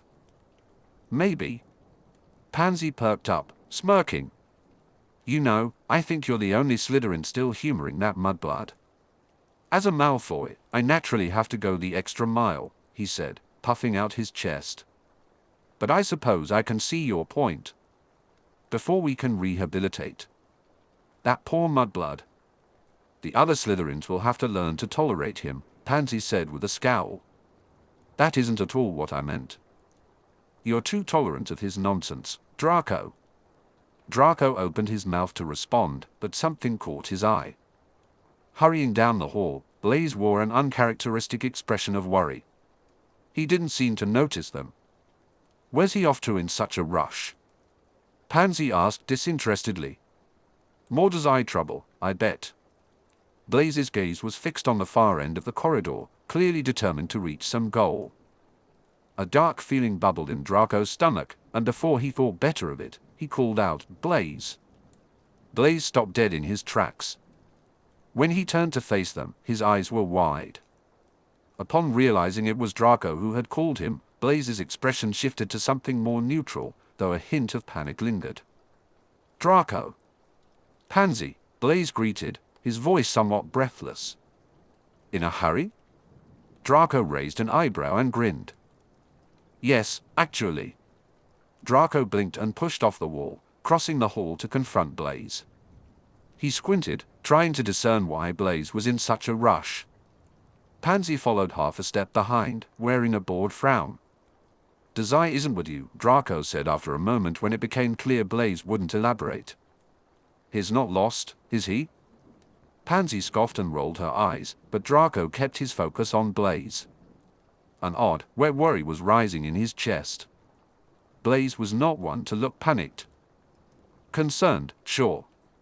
But outright panicked? Something was definitely wrong. Draco narrowed his eyes, allowing a bit of his characteristic Malfoy menace to surface. His expression tightened, demanding a response from the other boy. What's wrong? Blaise hesitated, his lips parting before falling shut again. He glanced at Pansy and then back to Draco. After a long pause, he finally spoke. Dazai is doing something reckless again. Unsurprising, Draco replied dully, masking his concern with distaste. What has my subordinate done now? Blaise frowned, struggling to find the right words to explain. Unbidden, Draco thought, Merlin's beard. What has Dazai done this time? It must be serious to alter Blaise's usually stoic expression. He's with Professor Quirrell. Draco frowned, his worry quickly replaced by confusion. Pansy seemed to share his sentiment. So what? She snapped. They're back to their stupid lessons again. Not lessons, Blaise corrected, keeping his gaze on Draco, looking thoughtful. Draco glowered. What? Nothing. Just thinking if I could. He trailed off, shaking his head. If Dazai could trust you. Of course he can. Draco felt his brows pinch together, an unexpected sense of betrayal burning in his gut. Blaise tilted his head, easily reading Draco's childish hurt. That's not an insult. Dazai doesn't even really trust me, you know. Draco opened his mouth to object, but Blaise's expression was confident, certain of his assessment of Dazai's character. Ignoring that thought, Draco redirected the conversation. Then what has you in such a fuss, Blaise? Did Dazai do something to Professor Quirrell? Pansy asked suddenly, perking up at Draco's side. At her question, something uncertain pulled in Draco's stomach. Slowly, he asked, did Professor Quirrell do something to Dazai? It was quiet for a moment, too long a moment, as Blaise took a moment to gather his thoughts before shaking his head. Draco let out a breath, feeling a weight lift off him. However, the relief was short-lived. Professor Quirrell hasn't done anything, Blaise said heavily. Not yet. Draco didn't know what expression crossed his face after hearing that, but it must have been significant. Almost immediately, Blaise added, I was just on my way to find a professor. Or the twins. The twins? Pansy sneered. They're older, and Dazai likes them, was Blaise's only explanation. Draco accepted the half answer, realizing that today's Dazai problem might be beyond their control. Just like all the times when the other Slytherin had gotten sick, passed out, or made poison instead of a potion. Seriously, Blaise, Draco said, his voice serious, what has Dazai gotten himself into now? Do I need to write my father about some sort of infraction on Quirrell's part? Blaise considered the idea for a moment. Probably. Probably? Pansy echoed, standing up straighter. Blaise paused, choosing his words carefully. What he finally said left Draco speechless. In the wizard mafia? Draco blinked, trying to make sense of Blaise's statement. Pansy immediately interjected, her voice low and growling. Is this about that mudblood stupid mafia theory again? I can't believe you're buying that, Blaise. You're meant to be the reasonable one. Hey! Draco protested. Blaise shrugged, unfazed. Draco narrowed his gaze on him, feeling a sense of urgency. Seriously, Blaise? Should I be worried? Something hardened in Blaise's eyes. Blaise leveled a heavy stare at Draco. Yes, he said easily, as if hearing the usually indifferent Blaise admit to such a thing was not significant. Draco barely caught Blaise mumbling to himself, I shouldn't have left Dazai alone. Draco opened his mouth to voice his concern, but before he could, Blaise continued. Gaining confidence, he nodded. I don't trust this situation. Professor Quirrell is trying to isolate Dazai. I think he's going to do something bad if a professor doesn't get here soon. His brow furrowed. Blaise blinked, seemingly solidifying his convictions abruptly. Draco, Pansy. Go get Professor Snape and tell him about this. Pansy stared in shock. Draco recovered from the sudden command much quicker. I'm the boss, so I make the orders, he countered, though he felt uncertain. I thought you were getting a professor. Blaise waved them off, but when the movement began to shake his cloak, he reconsidered and dropped his hand to his side. I have a bad feeling, he clarified after a moment. Pansy frowned but didn't interrupt this time. She seemed to be seriously considering Blaise's words, likely influenced by his serious demeanor. If it's that serious, Draco said, his voice careful and slow, I'll just contact my father. Blaise shook his head before Draco could finish. It would be too late then. Straightening up, Blaise reached into his cloak and pulled out a small blue bag. Draco didn't recognize it, but Blaise held the silk cloth with a sense of reverence. Draco raised an eyebrow when Blaise didn't immediately open the bag. What's in this bag, Blaise said slowly, is what Professor Quirrell wants from Dazai. Pansy perked up, reaching out to take the pouch, but Blaise swiped it away from her at the last second. What's in that thing? Draco asked, echoing his curiosity. The bag and its contents felt off. His subordinate and good friend were keeping a secret from him, and it clearly mattered. Draco bristled, glaring at the bag as if it could apologize for his selfish friends. I won't tell you, Blaise replied curtly, ignoring Pansy's offended outburst. Dazai wouldn't want me to. He's strange about letting you in our group. Strange, Draco began, his mouth dropping open as the realization hit him. Wait. Group. Blaise simply nodded. If I give you this bag, he said, holding it protectively close to his chest, and you don't open it until Dazai is safe, then I'll let you into the group. Draco sputtered. Think of it as your initiation. Since I'm second in command, I can do things like that. Probably. Stunned, Draco took a step back. Do you two just always have your own little adventures going on? Taking that as a cue, Blaise carefully extended the silk bag forward. Draco hesitated for just a moment before reaching for it. His curiosity and desire to be included quickly won out, along with a warm, worried feeling bubbling up in his chest. Don't open it, he reminded Blaise. Don't, Blaise agreed. Now, go and get Professor Snape. And don't give him the bag, either. Where do you fit into all of this? Pansy asked, glancing at Blaise. He stepped back in the direction he had come from. I'm going back for Dazai. He can take care of himself, Pansy said slowly. He really can't. Pansy bit her lip. Blaise. Just because that mudblood is doing something risky and stupid doesn't mean you should, too. Blaise shook his head and took another step. Then, he offered Pansy a small smile. Someone has to babysit. Professor Snape. Now. Blaise turned to Draco, who was clutching the bag in his hand. Draco felt he should object to being bossed around, but the words died on his tongue. Blaise had a serious look on his face. Against all odds, Draco found himself nodding. Oh, and Draco?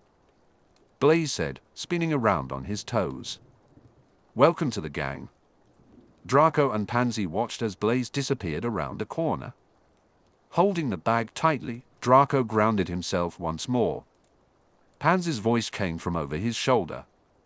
You can't just let Blaise boss you around like that, Draco. I told you that Dazai was only going to be trouble, corrupting Blaise like this. The bag felt oddly heavy in his grasp. Draco looked down at it, frowning and tense. It was quite small, but whatever was inside seemed even smaller. A small, marble-like object rolled within. Draco narrowed his eyes. So? Pansy asked. Open it up. I want to see what those two are keeping from us. Draco considered it, pinching the bag between his fingers. With a frown, he finally turned to Pansy. No. No. Not now, Draco replied after a moment. He tucked the bag into his cloak, just as Blaise must have done earlier. We're getting Professor Snape first. Pansy crossed her arms. You seriously believe him about that Professor Quirrell nonsense? Rather than responding, Draco turned on his heel and started down the hall toward Professor Snape's office, a thoughtful expression on his face. After a moment, Pansy scoffed and hurried to catch up. You can't be serious, she said, trying to keep pace. Blaise seemed upset. Draco turned down another hall. By now, Hogwarts was as familiar to him as his own mansion. Blaise never seems upset, Pansy remarked. Unless it's about Dazai, Draco replied, nodding. And Dazai is always in trouble. He recalled visiting Dazai in the infirmary several times, a deep furrow forming on his brow. Besides, we Slytherins have to stick together. He's a mudblood, Pansy growled. He's in our club, Draco countered. Pansy stared at him, her mouth slightly parted. Then, resigned, she turned away. A red flush crept to her cheeks, whether it was embarrassment or anger was anyone's guess. Either way, she didn't comment again on the mysterious bag Blaise had given Draco. Nor did she make any further remarks about Draco's sudden willingness to let Blaise boss him around. It wasn't until they were walking down the dungeon hall that Pansy spoke again. I saw Professor Snape down here earlier. He's probably still in his office. Draco nodded his thanks. When they reached the office door, he swung it open without knocking, the door slamming loudly against the wall. Snape's head shot up from the papers on his desk, his hand twitching for his wand. But once his eyes settled on Draco and Pansy, his wide-eyed expression shifted into a scathing glare. The corners of his mouth pinched into a deep frown. Mr. Malfoy, M.S. Parkinson, Snape said, his voice just above a growl. You must want a detention, barging in like this. Sir, Pansy began. Dazai and Blaise are in trouble, Draco interrupted. At his declaration, Snape's mouth snapped shut. He stood from his desk and crossed the room in an instant. Snape shifted from being rightfully infuriated to cold and serious. What's going on? He asked. Dazai and Professor Quirrell went off together somewhere, Draco explained. Blaise went after them. He seems to think Dazai's in some sort of danger. At his side, Draco felt a surge of concern. Pansy shot Draco a questioning look. Her eyes widened further when Snape went pale. When was this? She asked. Blaise disappeared a few minutes ago.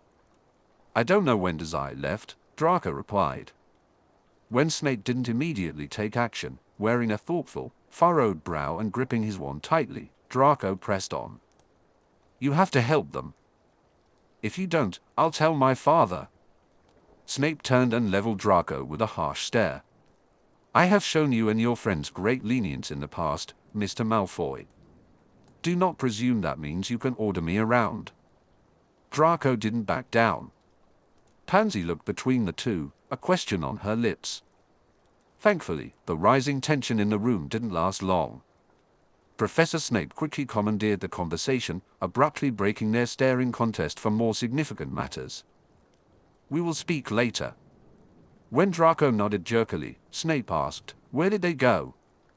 The hint of panic in his voice was both reassuring and terrifying. It was reassuring because Draco hadn't made a mistake in running here. It was terrifying because his friends were in real danger. But this was Dazai they were talking about. The severity of today's events made Draco frown. He shouldn't have been surprised that Dazai was deep in trouble, but there was still a kernel of concern tearing at his chest. Looking at Snape now, Draco thought his professor was probably thinking something very similar, in his own way. I don't know, Draco told him. Blaise didn't say. Snape worried his lip, clearly deep in thought and more concerned than was typical for him. After a moment, Snape crossed the last distance between them and dropped a hand onto Pansy's and Draco's shoulders. He stared them each in the eye. Dumbledore should be in his office at this hour. The password to get in is lemon popper seed. Snape waited until they both nodded in understanding. Draco nodded to continue. Go and find him straight away. His mouth was a thin line. Where are you going? After Mr. Dazai and Mr. Zabini. Do not follow me. Pansy shook her head, still looking a little shell-shocked. Beside her, Draco said, Yes, sir. Whether he was content with that response or just out of time, Snape nodded and released their shoulders. Not even a second later, the potions master pushed past them and went to the door. He swung it open and sprinted from the room without looking back, a warning whisper of problem child, what have you done now? On his lips. Pansy and Draco watched him disappear. They stood in silence for another long moment, surprised by the fervor with which Snape had acted. Finally, Pansy walked to the door and peeked around the hall. He babies Dazai too much, she said, but her voice was shaky and uncertain now. Draco didn't respond, the severity of the situation gluing his mouth shut. Dazai and Blaise were in deep trouble, something only the headmaster could solve. It all revolved around. Slowly, Draco removed the blue silk bag from his cloak. Despite its size, it felt heavier than ever. He took a deep breath.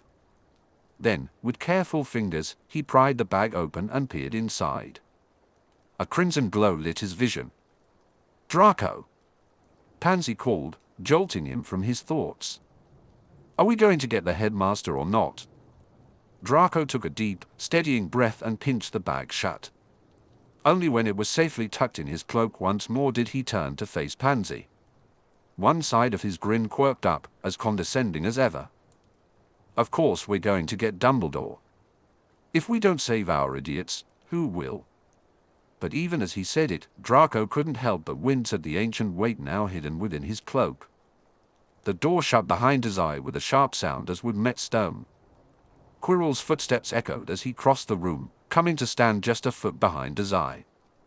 Dazai forced himself to relax. Quirrell had a knack for making him uneasy, often through an excessive use of touch. However, as long as the Philosopher's Stone was safely in Blaise's possession, Dazai could endure the discomfort. Mori would retrieve the stone, and everything would turn out fine. Once he was sure his expression was under control, Dazai turned to face Quirrell. He smiled pleasantly, but Quirrell simply stared back. Now that they were alone, Quirrell's shaky demeanor had disappeared, replaced by a cold, steely expression. This was a look Dazai had glimpsed throughout the year, but now it was fully revealed, and Quirrell's dangerous aura was palpable.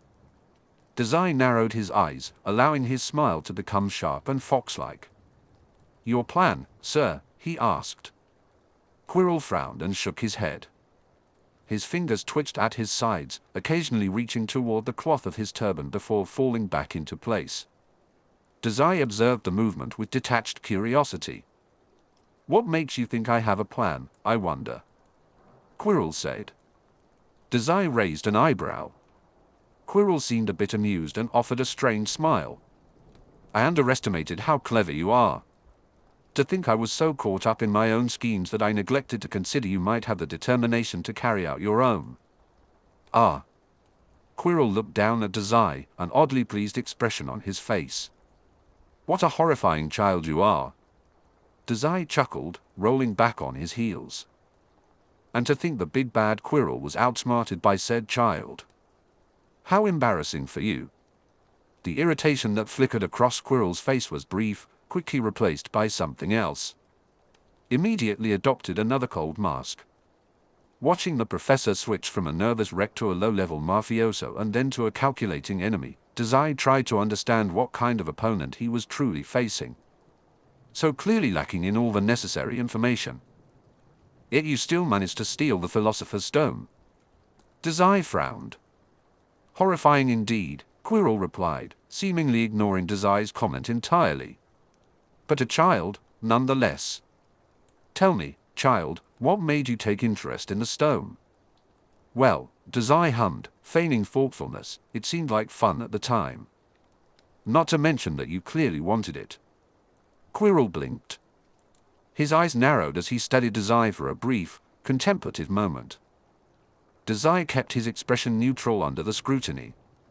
Whatever Quirrell saw seemed to harden his resolve. After a tense silence, Quirrell suddenly asked, "We first met at the Leaky Cauldron, do you remember?"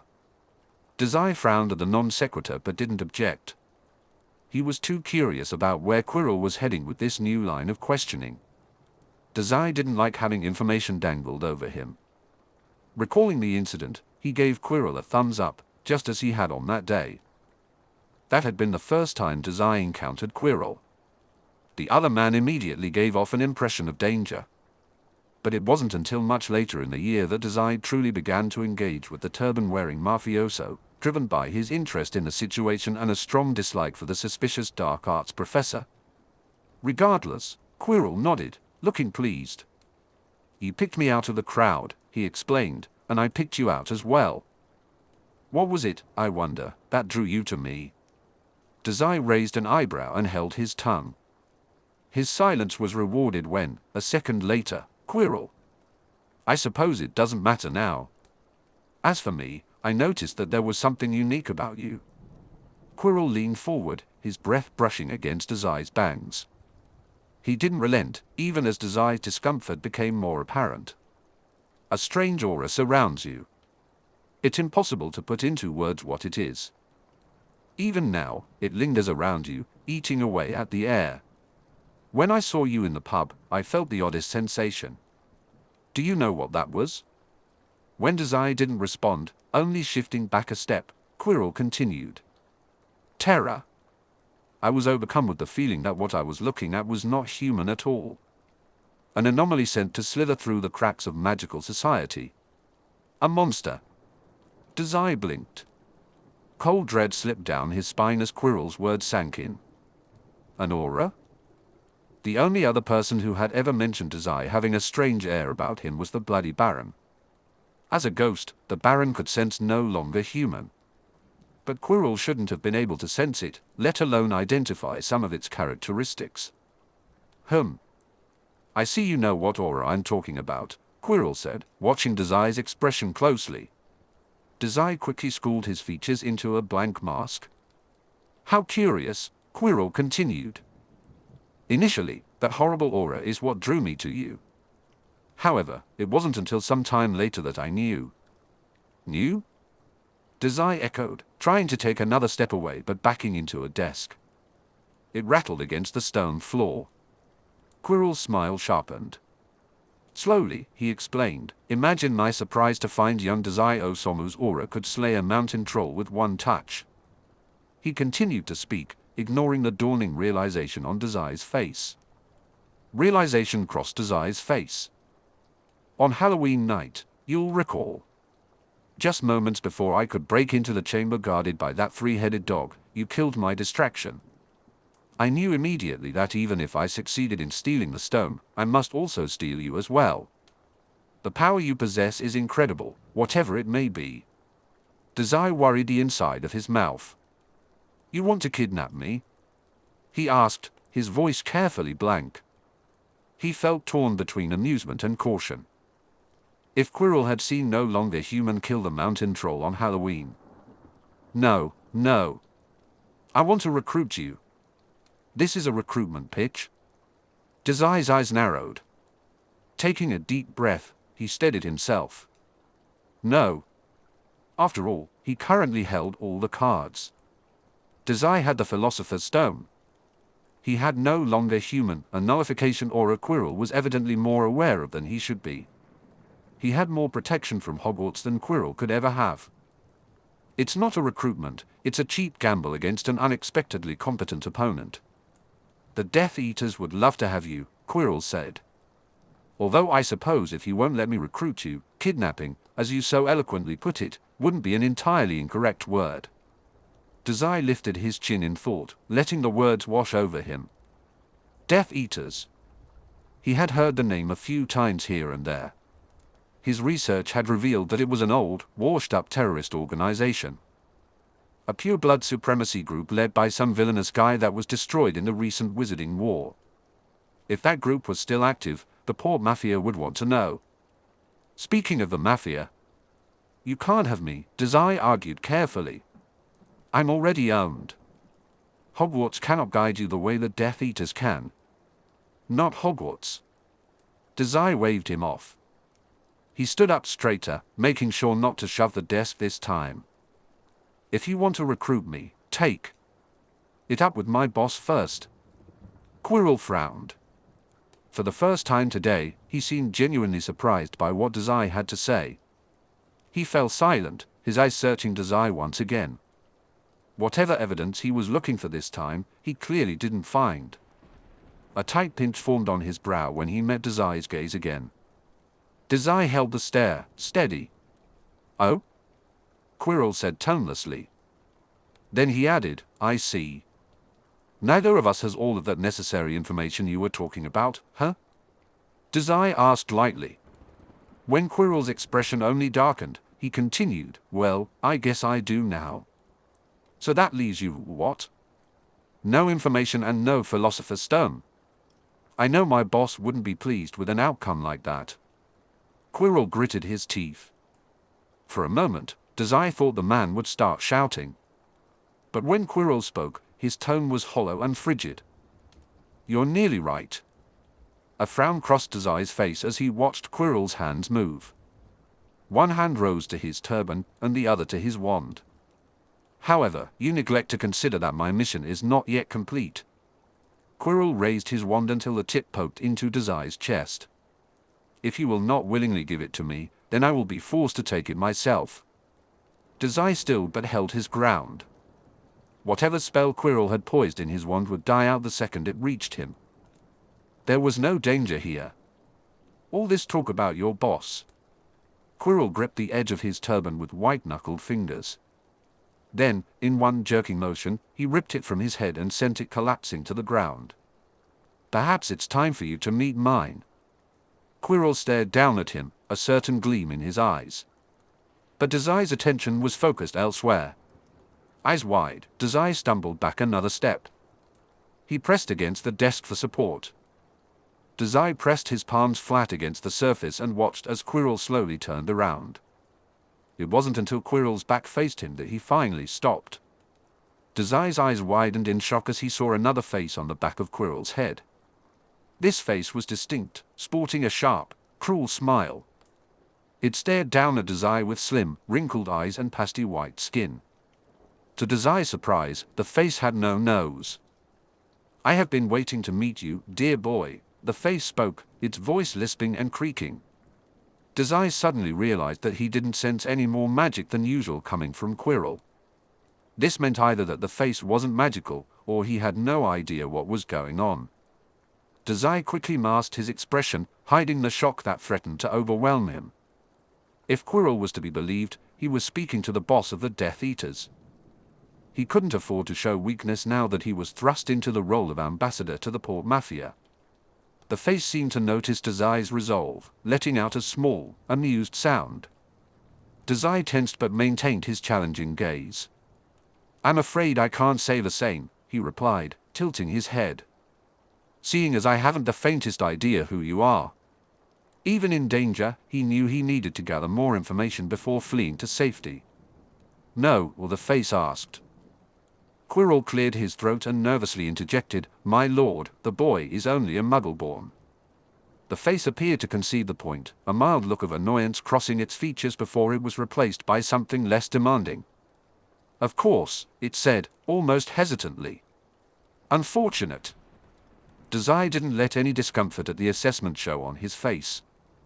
He was already used to the casual pureblood supremacy from the rest of Slytherin House, with only Blaise being the real exception. Instead, Dazai simply leveled the face with a blank stare. It stared back, its gaze condescending, before finally speaking. "My name is feared amongst all of this impure wizard society. Many shake in terror at just hearing it spoken aloud. As such, weak-minded wizards have taken to referring to me only as you-know-who." You-know-who? Dazai had seen that name in passing during his research. It was another past-tense concern for wizard society. Every report he found with that moniker had been so inflated with hysteria that he had mostly disregarded the information. "You sure have a lot of people afraid of you," then, he replied offhand. You-know-who seemed to smile at that, taking pleasure in the fear of others. It was a mafioso thing to do, and Dazai was certainly familiar with that type. Still, he couldn't help but narrow his eyes suspiciously when the face's morphed features stretched into a sharp smile. "But seeing as we will shortly be joining sides, you-know-who decided, you will call me Lord Voldemort." Dazai frowned and lifted his chin. "Aren't you listening? I'm not joining your little terrorist group." He already had his loyalties, after all. Annoyance passed over Voldemort's face, quickly replaced by scathing anger. "This is not a request." "It should be," Dazai countered. "And I'm refusing." "You don't refuse the Dark Lord." Quirrell gasped, his fingers clenching at his sides. The wand in his hand stayed poised, ready to swing around and cast an attack spell at any moment. "You don't refuse the boss of the Port Mafia, either. So I guess we're at an impasse." Voldemort blinked. Quirrell's hand stopped fidgeting. Dazai kept his gaze fixed on Voldemort, searching for a flicker of recognition in the man's eyes. Voldemort recognized the Port Mafia. Interesting, Dazai thought, followed by a question, just what kind of game is Mori really playing? "The Port Mafia," Voldemort said, his voice blank and impossible to read. "If that is the case, then I suppose there is no convincing you." Dazai stiffened at the finality in Voldemort's words. "Give me the Philosopher's Stone." "No thanks," Dazai replied as casually as he could manage, raising his arms in a loose shrug. His mind was still reeling from the implications of what Voldemort had said. Besides, the Philosopher's Stone is Port Mafia property now. Voldemort scowled. Then, seemingly taking an unspoken cue, Quirrell began to turn around. His wand pressed tightly into Dazai's chest. "Quirrell, kill the boy. Make sure his Port Mafia gets this message. The Dark Lord is not to be challenged." "Yes, my lord," Quirrell said.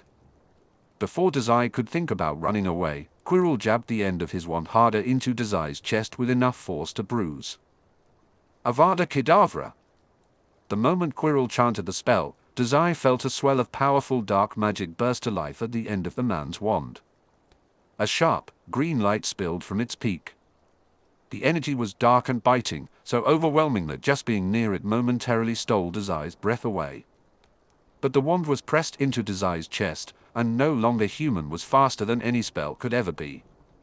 Just as the magic began to take form, Dazai's ability devoured it. Quirrell's eyes flew open, shock drawing his expression into stark relief. Using the momentary lapse in concentration to his advantage, Dazai smacked Quirrell's wand away from his chest. He dashed across the room, stumbling slightly as a sudden headache pounded behind his eyes. "Catch him!" "I am trying, my lord." Dazai reached the door but stopped just short of grabbing the handle. He couldn't leave yet. This was the perfect opportunity to gather information about the Death Eaters and about the real reason Mori sent him here months ago. Dazai turned to face both the professor and Voldemort. Quirrell stared at him, eyes wide and wand outstretched. "How did you do that?" Quirrell asked, his wand hand steady. A flicker of magical energy at the tip of his wand told Dazai that the man was preparing another spell. He recognized the magic signature as the Avada Kedavra spell Quirrell had attempted just seconds before. Dazai wasn't familiar with the name of that spell, but judging by the oppressive energy it gave off, he suspected he would find information on it only in the library's restricted section. "Spit it out, boy." Dazai raised his hands in a placating manner, subtly withdrawing his wand from the sleeve of his coat. He hid it behind his thumb. "I don't know what you're talking about, sir." "The killing curse!" Quirrell howled. "How did you stop it?" "Oh." Dazai blinked. "A killing curse? Really? Answer me, boy." Dazai stared back, blank. The longer he stayed silent, the more infuriated Quirrell and Voldemort seemed to become. After a moment, Quirrell's grip on his wand tightened until his knuckles turned white. "Since you will not answer now," Voldemort hissed from the other side of Quirrell's head, "I will be forced to pry the answers from you." Dazai watched with tense shoulders as Voldemort spat out demands. "Quirrell, knock the boy out. We will force the information and the stone. Him. Get the information out of him once we have escaped Hogwarts." Quirrell sprang into action, responding with a quick, "Yes, my lord." He jerked his wand forward and shouted, "Stupefy!"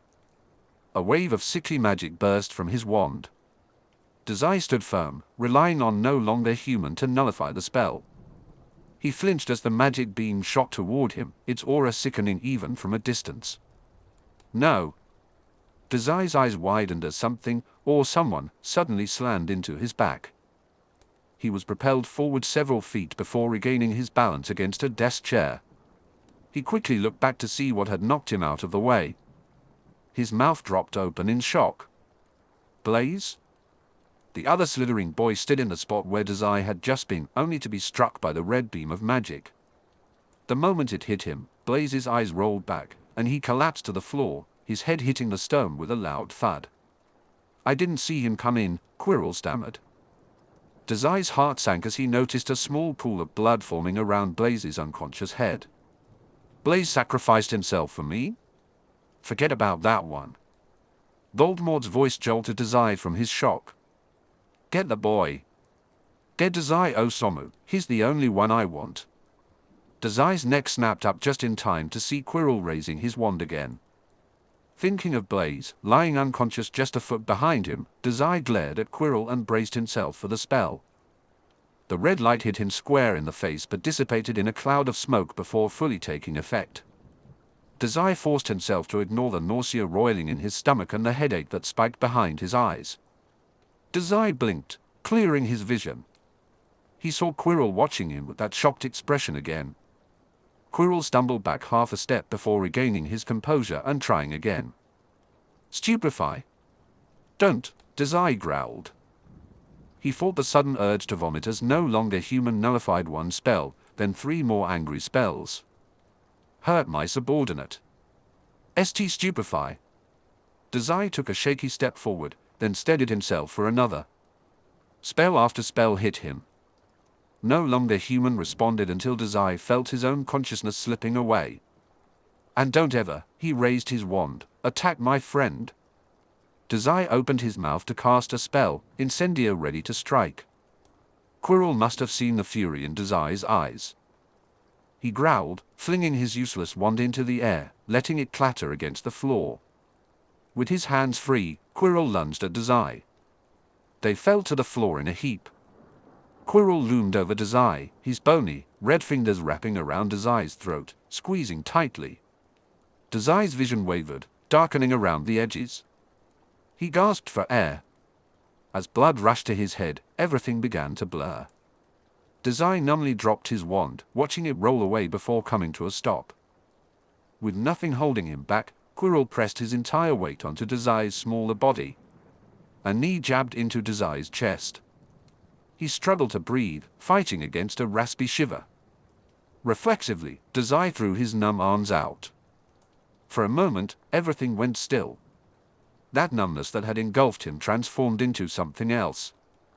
It was the familiar sensation he had come to associate with magic. The magic beneath the surface began to shape itself to Dazai's will. It twisted and fluttered as he silently thought, Wingardium Leviosa. The magic formed a hand, then a fist, and it shoved. Quirrell's grip released Dazai's throat, and the weight pressing down on him vanished. Dazai gasped for breath the moment Quirrell was off him.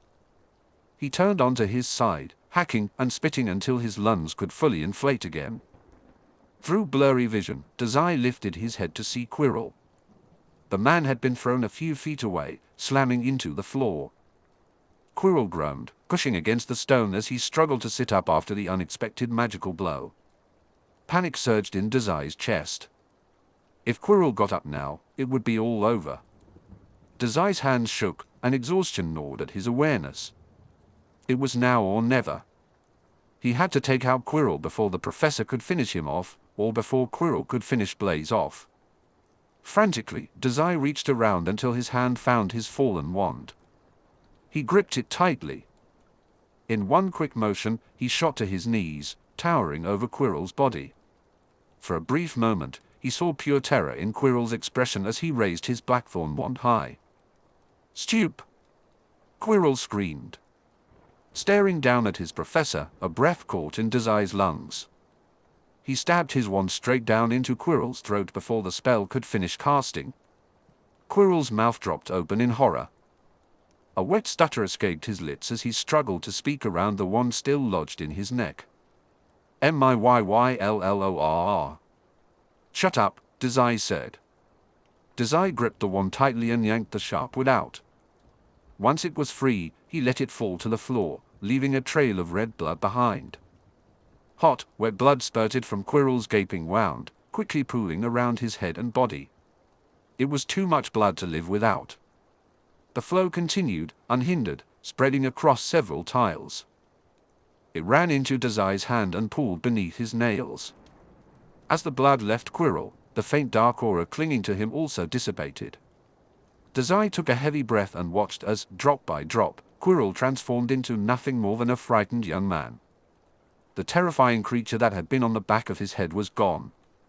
Whatever had kept Voldemort in place had released him. The Dark Lord was no more. For once, Dazai didn't care about the information he was losing. Exhaustion and sickness gnawed at him, forcing him to turn around instead. Blaise was still lying on the tile, motionless. The blood around his head continued to spread. A thick concern bubbled up in Dazai's gut. He dragged himself across the stone on his hands and knees to Blaise's side, struggling with each pull as his breathing remained ragged. Just when he finally reached Blaise, Dazai's arms gave out. He fell to the floor with a pained groan and instinctively reached for the pain in his stomach. He tilted his neck back. "Blaise?" Blaise breathed shallowly beside him. "I thought I was supposed to be the reckless one," he gasped, fighting for each breath against a damaged throat. "Stupid second in command." Blaise didn't respond. Just as Dazai's consciousness began to fade into darkness, he saw the office door. The door swung open. Severus Snape's wide black eyes stared down at the scene before him. He took in the two students and the professor lying on the floor, the too sharp wand cast aside, and the splattering of blood across the ground. Snape shouted, "Are you okay?" "Shit. Boys, are you okay?" But his words never reached Dazai's ears before unconsciousness took hold. Chapter 54, The Bigger Picture.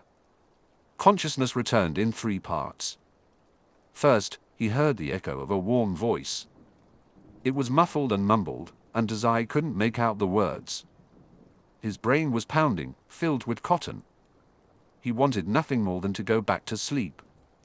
But the mafioso in him wouldn't let Dazai ignore the possible threat. When he tried to focus on the voice. Second, feeling slowly crept back into his limbs. He flexed his fingers experimentally, noticing how they dragged across a light cloth. A familiar cloth. Dazai concentrated on the sensation and the sound, his face scrunching up in concentration. It wasn't until the voice speaking around him finally came into focus that Dazai fully woke up. "I hope you wake up soon, dear. You have a lot of people very concerned about you." Something moved, pulling a blanket tighter around Dazai's shoulders. It was soft, warm, and foreign. And finally, third, Dazai pried his eyes open, and the harsh lights of the Hogwarts infirmary bleached his vision white. Blinking repeatedly to clear his sight, Dazai's surroundings slowly came into focus. The infirmary was quiet and calm. Dazai stared at the ceiling for a long moment, a frown on his face. What had happened? Why was he? Quirrell. The Philosopher's Stone. Blaise. Dazai sucked in a breath as the memories returned. Suddenly frantic, he struggled to sit upright. Pushing against the cot, he shakily levered his body into a sitting position. Every motion was sore and painful, and Dazai's skull pounded behind his eyes.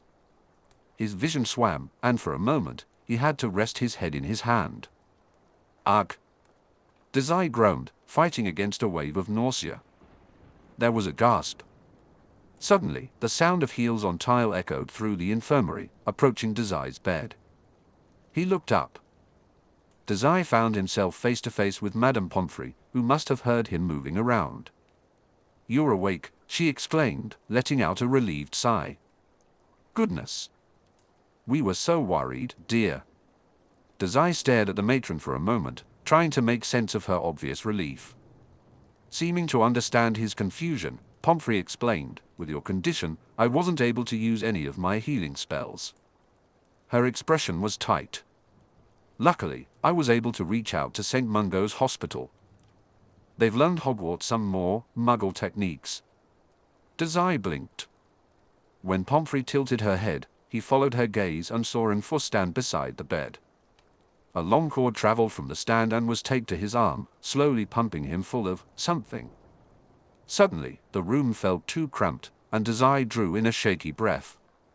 Waking up from an unexpected unconsciousness, hooked up to a mystery chemical, while sitting below a smiling doctor, the whole situation felt reminiscent of Mori. Dazai raised his other arm to grab at the tube, wanting to yank it free, but Pomfrey caught him before he could. Her hands wrapped around his, then gently placed them back on his lap. "Don't touch that, dear," she chided softly. "It's there to keep you healthy."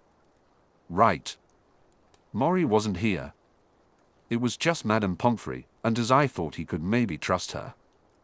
At the very least, he could trust her more than that slimy doctor of his. "What?" Dazai started to ask, but his voice came out gravelly from disuse. He leaned forward, overcome by an unexpected cough. Madame Pomfrey placed a hand on his back to steady him. Dazai couldn't find the energy to shake her off. "What's in it?"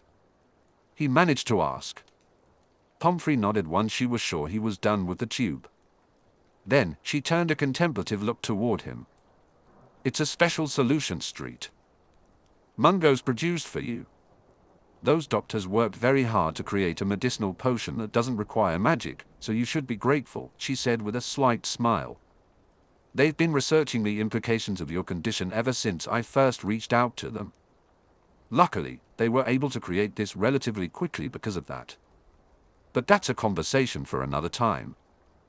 How are you feeling?" Dazai narrowed his eyes, then closed them completely when even the slightest movement made his head pound. "Fine, I think," he replied casually. Pomfrey's words echoed in his mind. His eyes snapped open when he realized, "Wait, how long have I been out?"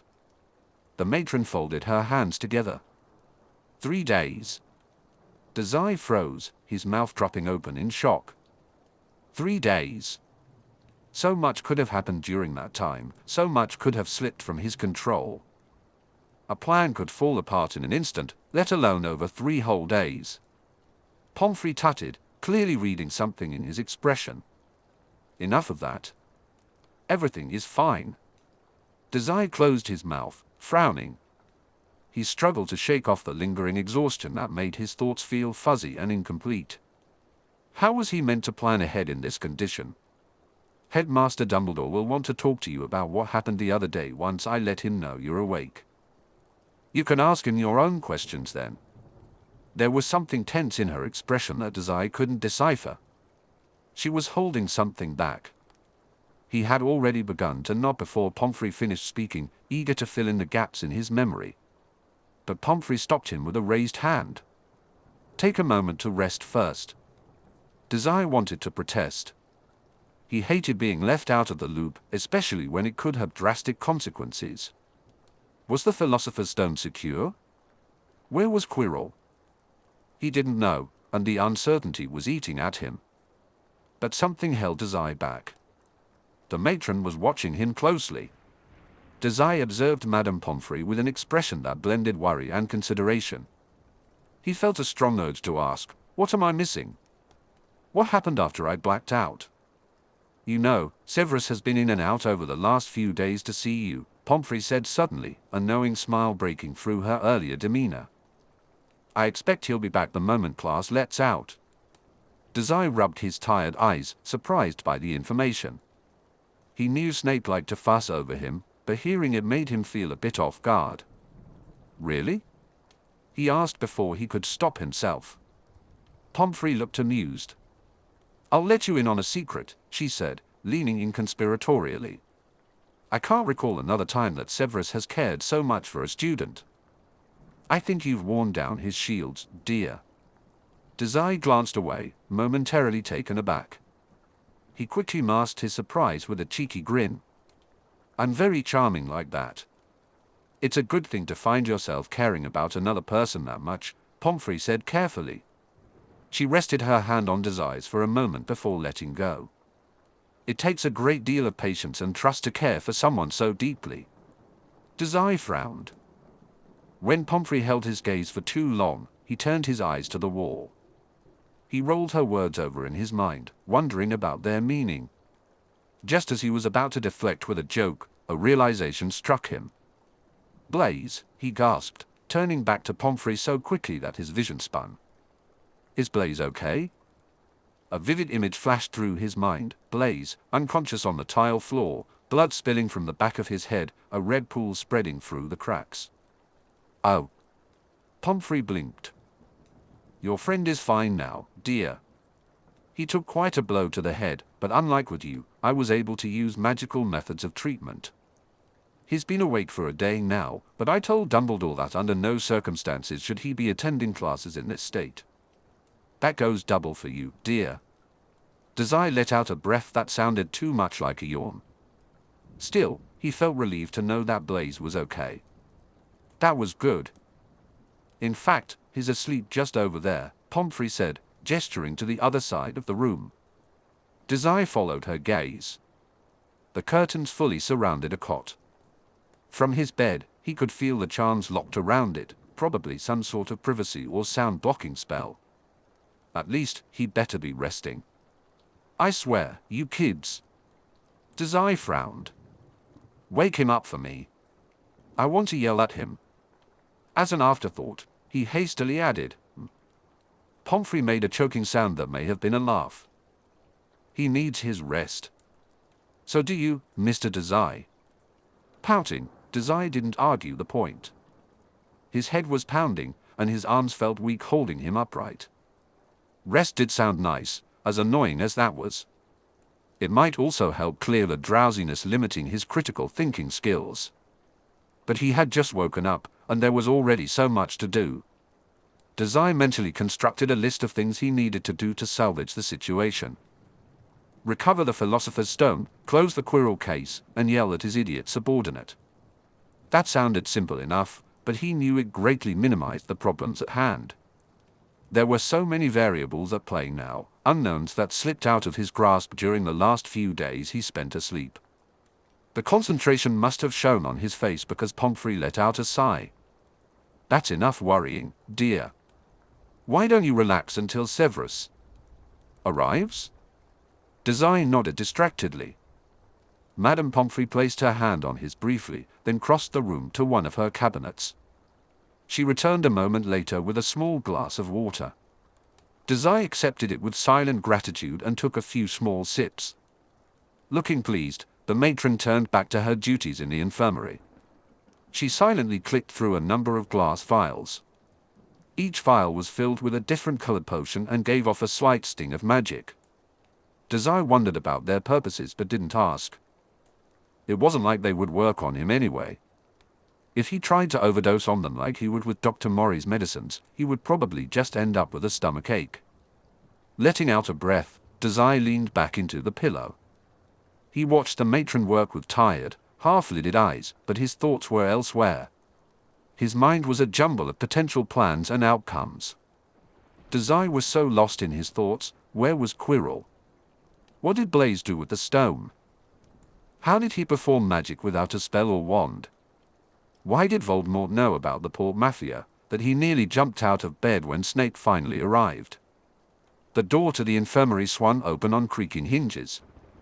Professor Snape's greasy, black hair poked through the door first, followed by a pair of dark and solemn eyes. The moment Snape's eyes locked onto Dazai's upright form, he threw the door open wider. Snape crossed the room and reached Dazai's side before the mafioso could even blink. Dazai flinched slightly at the unexpected proximity. "You're awake," Snape said, breathless. Dazai shifted in place. Pomfrey tutted before Dazai could respond. "Don't crowd the boy, Severus.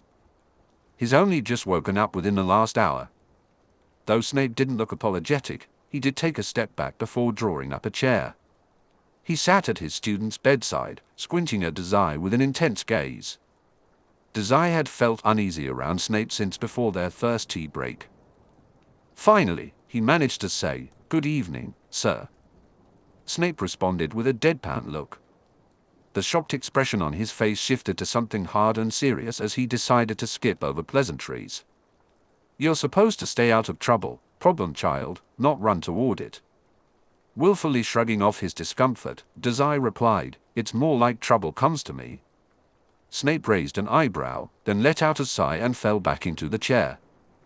He stared at Dazai for a long moment, assessing him, before coming to a conclusion.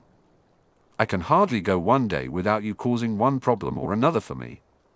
It seems that no amount of patience can teach you to keep your head down." "Oh. Had you been trying to teach me something like that?" "Among other things," Snape said, sounding more tired than angry. Dazai tilted his head, trying to decipher Snape's expression. When Snape noticed the gesture, he narrowed his eyes. "I know that some professors here falsely believe that no student is unteachable. Unfortunately for them, you exist." Dazai snorted but silently disagreed with Snape's assessment. Sure, he rarely followed instructions, but that didn't mean he didn't learn. For instance, Dazai knew that Snape wanted him to stay away from the dangerous mess that was Quirrell. He just couldn't find it in himself to care. There were always more important things to do. Even though Dazai made an effort to keep his thoughts from showing on his face, Snape let out a frustrated sigh. "You'd better not be thinking anything problematic, Mr. Dazai. I'm the one who has to handle all the paperwork regarding this incident. Don't complicate things." "You'll do that?" "Not the headmaster?" Dazai asked innocently. "Him too." Snape exhaled sharply. He fixed Dazai with a serious gaze, holding the boy's attention. The intensity of the stare made Dazai uncomfortable, and he began scratching at his wrist unconsciously. "Stop that," Snape said. Dazai blinked away from Snape's gaze and glanced down at his hands. He fiddled with the frayed edges of his bandages for a moment before letting his fingers fall limply. After a brief pause, Snape cleared his throat. Dazai obediently looked back up to see the potion master's thoughtful but weary expression. "Regarding what happened on Sunday," Snape began, ensuring he had Dazai's full attention, "I expect a complete account of what occurred between you and Professor Quirrell. Do you understand? You will leave no details out."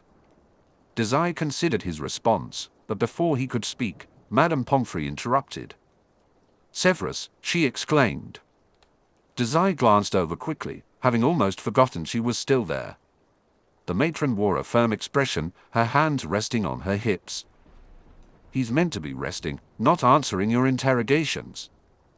Let the poor boy relax a little before you talk about. Her voice faltered, but she quickly recovered. About all of that. Snape and Pomfrey exchanged a brief look, sharing some kind of silent conversation. Dazai furrowed his brow, trying to decipher their unspoken words but failing. After an awkwardly long moment, Pomfrey turned away to continue organizing her potions. When the headmaster arrives, Snape continued. Dazai's attention snapped back to him. Until then, Poppy is correct. You need to focus on recovering. When will he be here? The headmaster? Dazai asked. Tonight, Snape replied immediately. Tomorrow, Pomfrey corrected. They shared another look before Snape finally relented. Tomorrow morning, Albus and I will come here to discuss the events of Sunday. Do not try to weasel your way out of it. Wouldn't dream of it, sir, Dazai replied. He really wouldn't, especially since he had just as many questions about the situation as Snape and Dumbledore did. Snape leveled him with a long stare before finally rising to his feet. Good, Snape said, casting a glance at Dazai's now still hands. Behave yourself. Dazai splayed his fingers out and smiled. Snape sighed and raised a hand, slowly indicating his movement.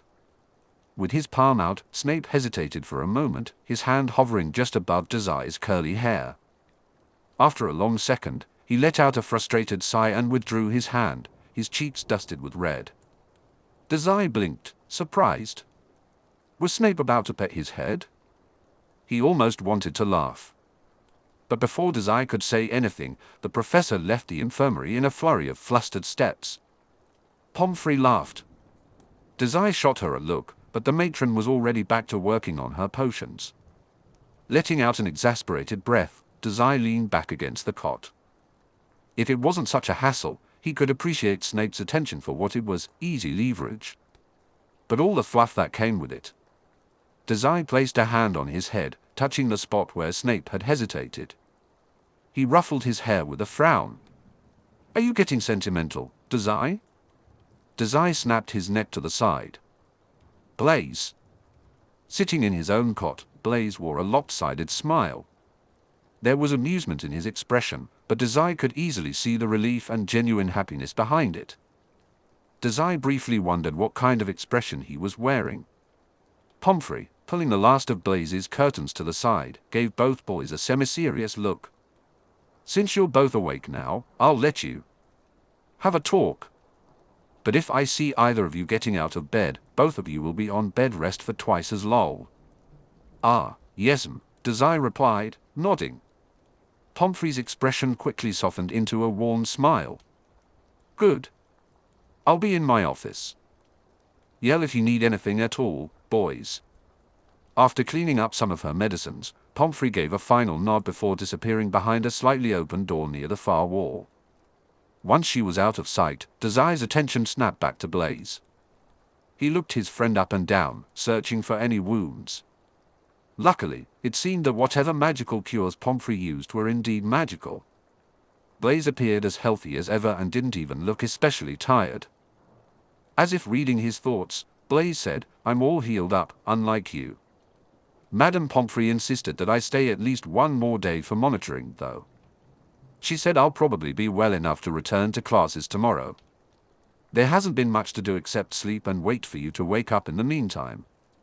Sounds boring, Dazai replied. It was, Blaise said, tilting his chin up. But I'm glad I stayed. I think it would have driven me crazy not being here to see that you were okay. Dazai's mouth dropped open, and warm blood rushed to his face. Blaise is embarrassing, saying things like that. Blaise shrugged, clearly unfazed by Dazai's reaction. Don't do reckless things, then, if you don't want to hear my worrying. Pouting, Dazai crossed his arms and leveled Blaise with a serious stare. If anyone should be lecturing here, it's me. With a quick glance at Pomfrey's open office door, Dazai suddenly dropped his voice to a low whisper. What were you thinking, jumping in front of that stupefy, Blaise? You know a spell like that won't work on me. I was thinking, Blaise said. Dazai asked quietly, what in the world is my boss doing now? Blaise replied, why your loyalty is admirable, That was still unnecessary. Was it? Dazai uncrossed his arms when Blaise didn't elaborate. I had everything under control. And I seem to recall assigning you a task other than bodyguard. Blaise stared at him, his expression blank. Then, as if suddenly remembering something, he clapped his hands. Oh. That's right. HM? What did Blaise do now? Dazai asked. I wasn't done telling you off, you know. I think you know that won't stop me from caring about you. Dazai sniffed but held Blaise's gaze steady. Blaise shuffled in his seat, not looking ashamed of what he had said. Instead, he seemed apprehensive. Dazai frowned slightly. Seriously, what did you do? And how much cleaning up after you am I going to have to do? Blaise? Dazai began, a dark thought suddenly occurring to him. Where is the stone? Blaise seemed to steel himself before answering quickly and quietly, it's in safe hands. Dazai paused, narrowing his eyes. Blaise didn't wilt under his intense stare. But not your hands, Dazai noted. No. Blaise shook his head slightly. Draco is holding on to it. Dazai blinked, processing the information. Blaise continued, I know you're hesitant to bring him into the gang, but I trust him. I gave him the stone on Sunday, and he's held onto it since then. He hasn't even told Pansy about it.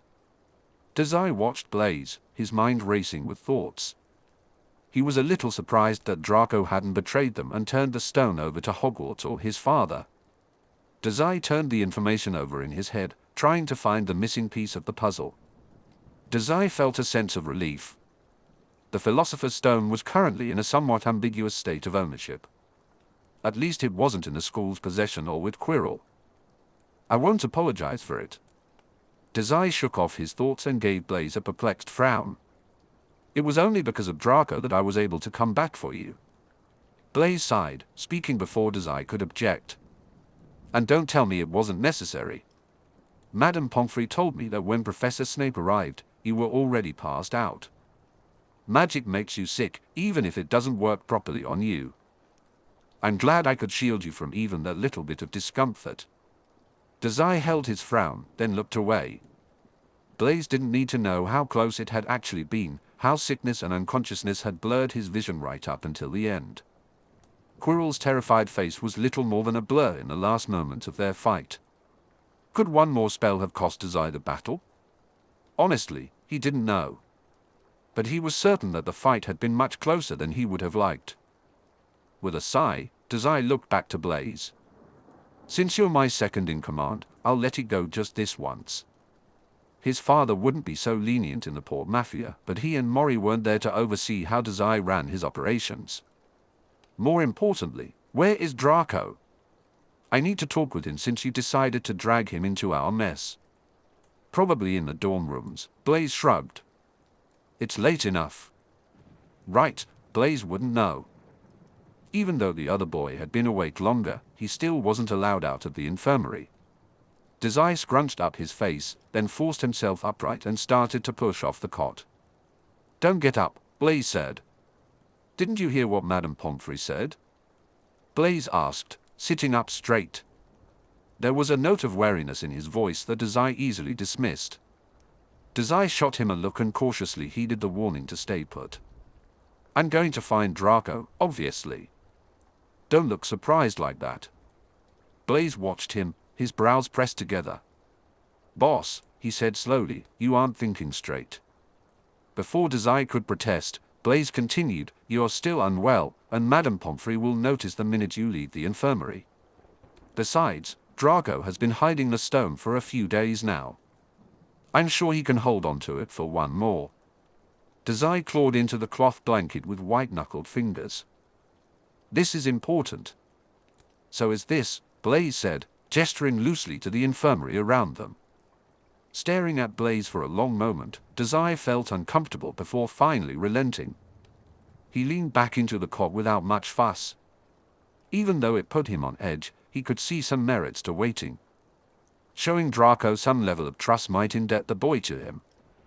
It would also help affirm Blaise's loyalty by demonstrating that he respected his second-in-command's decisions. That, and Dazai still had an interrogation with the headmaster to get through. He needed his strength. He also needed to not be holding on to the Philosopher's Stone when Dumbledore was just 3 feet away. The urgency he often felt in the infirmary didn't lessen, but he was able to channel it elsewhere. Last time, he had the twins' help. This time, will you tell me what else I've missed? Blaise shot him a warning look, as if he knew that despite the change of pace, Dazai's mind was still overworking itself on the subject of Draco and the Philosopher's Stone. Blaise paused for a moment, then reported, apparently, the gang has visited quite a few times since then. I only saw them once yesterday. He took a breath. They're worried about us. Hermione is particularly concerned about getting in trouble. But otherwise, they're fine.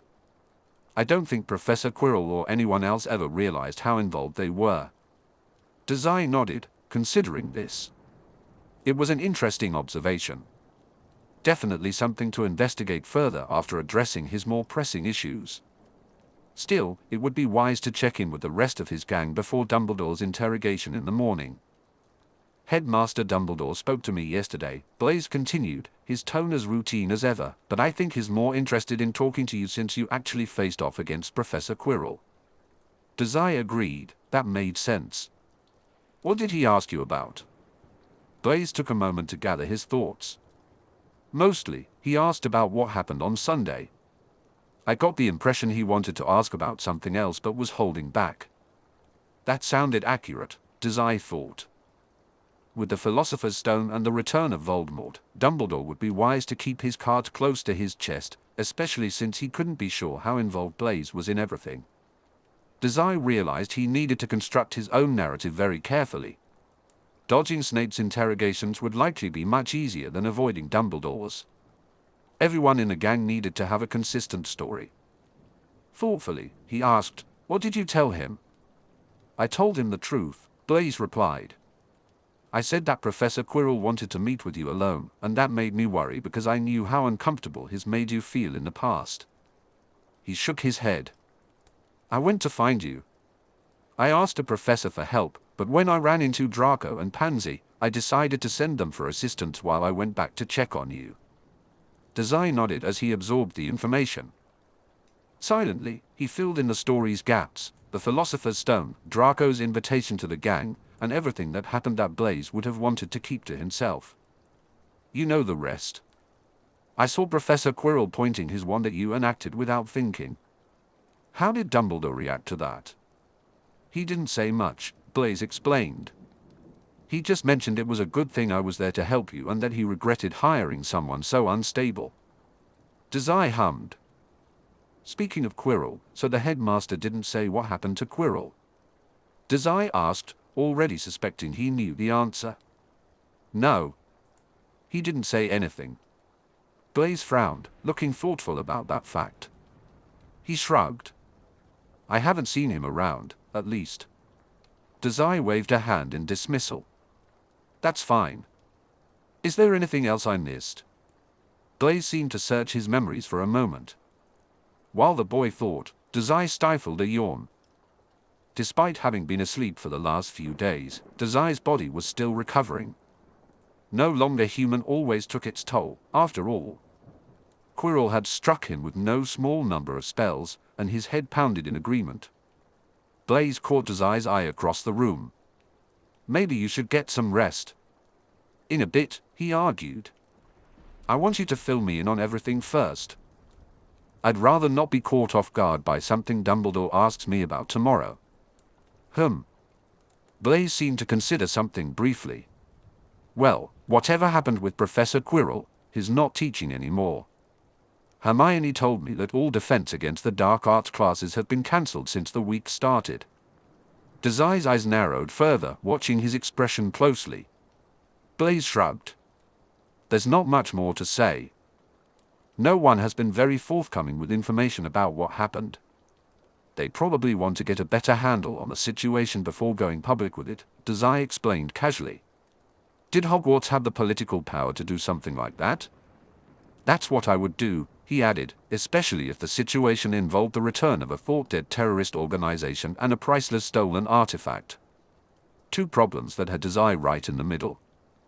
One last question. Dazai trailed off. When Blaise nodded to show he was listening, Dazai held his gaze.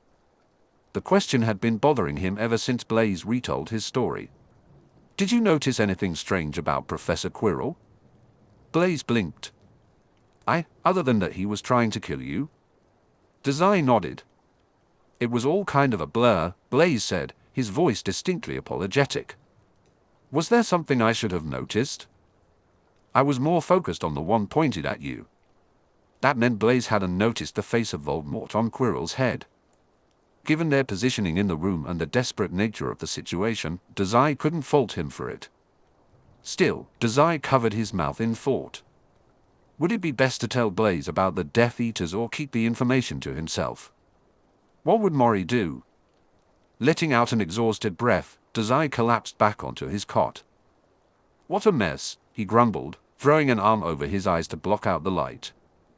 They sat in silence for a long moment while Dazai tried to formulate a plan of action. After a bit of deliberation, he finally decided, I need to send a letter. What was that, dear?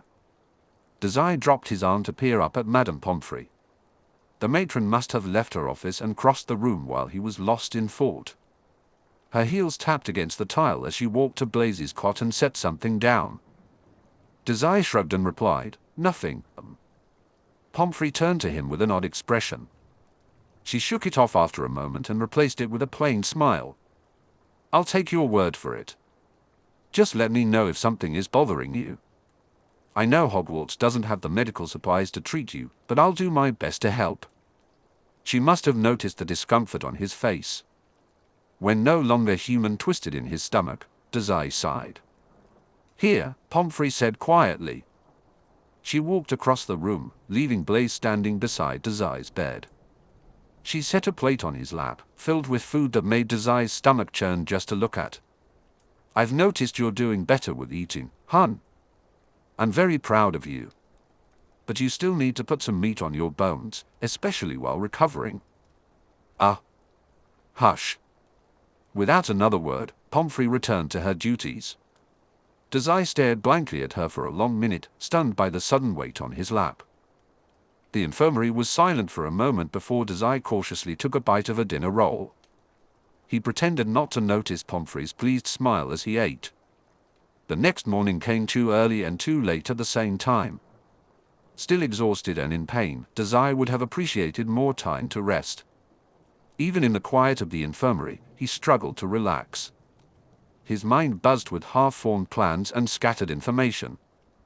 It was difficult to focus on a course of action when his body ached from magical overuse. Yet, Dazai felt relieved when the sun finally rose above the horizon. Talking with Dumbledore would be challenging, but it also meant getting some tangible information. What had happened to Quirrell? And more importantly, how much did the headmaster know? Dazai considered his situation.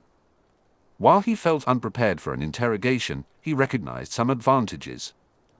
Knowing that Snape would be at the meeting eased his anxiety. Ultimately, Dazai decided not to dwell on the issue. There was nothing he could do now except prepare for the upcoming confrontation. With that thought, he slowly pushed himself into an upright position on the cot. He stretched his arms overhead with a groan, feeling the burn in his muscles. Yawning, Dazai leaned across the bed and tugged the curtains open, revealing the quiet infirmary bathed in morning light. Blaise's bed curtains were still drawn, but Madame Pomfrey was awake, organizing glass bottles by the cabinet. When she heard Dazai move, Pomfrey turned her head toward him. Good morning, dear. Are we feeling any better this morning? Dazai rolled his shoulders, discomfort washing over him. I am, he said with a smile, though it was a lie. It's all thanks to your help. Pomfrey shot him a suspicious look. Then, with a sigh, she set down the potion she held and faced him fully. I hope that's true. St. Mungo's created an incredible non-magic medicine for you, but I worry that, I never thought I'd say this, you might be better off in a Muggle hospital. Dazai tilted his head, holding back a response and humming non-committally. Pomfrey let out a breath and gave a tight smile. Never mind that. Why don't you eat breakfast, dear? Severus stopped by about 10 minutes ago. He and the headmaster will be here shortly. You'll want your energy for that. As she spoke, she handed him a plate. Dazai eyed the toast and fruit with distaste. After a long pause, he hesitated. Dazai took a tiny bite of bread and felt relieved when Madame Pomfrey finally turned away to focus on her potions. Idly, he tried to guess the purpose of the potions based on their magical signatures. With very little to compare, he had little luck.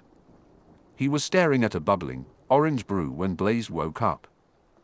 They chatted quietly about trivial topics while they ate. Occasionally, Madame Pomfrey would chime in with a comment about something. Dazai realized he didn't mind her presence nearly as much as he had during their first unfortunate encounter. Now that he knew how different Pomfrey was from Dr. Mori, it wasn't hard. Dr. Mori was very unlikable, but Madame Pomfrey was not. Shortly after, the infirmary door opened, cutting off their conversation. Dumbledore stepped through first, quickly followed by Snape. "I do hope I'm not interrupting something," the headmaster said, a twinkle of amusement in his eyes. "Not at all," Pomfrey smiled. The boys were just finishing up their breakfast. Dumbledore nodded, smiling and looking entirely non-threatening. But Dazai was familiar with deception. He noticed the serious glint hiding just beneath the surface, the thoughtful twitch of a brow, and the calculated pull of his lips. Headmaster Dumbledore was someone who wanted to appear kind while systematically extracting information from his target. Dazai had noticed this when they first met, but now he was facing it directly. He considered giving a wide, toothy smile in return but decided against it. He wanted to approach this situation with a bit more class. With Quirrell, Dazai felt comfortable teasing his opponent.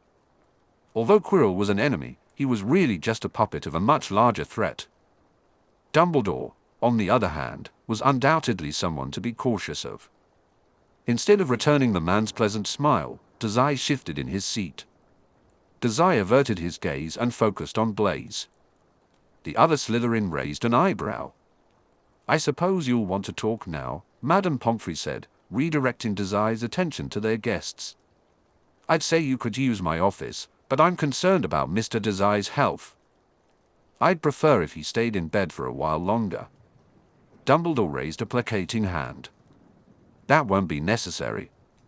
We can discuss things here."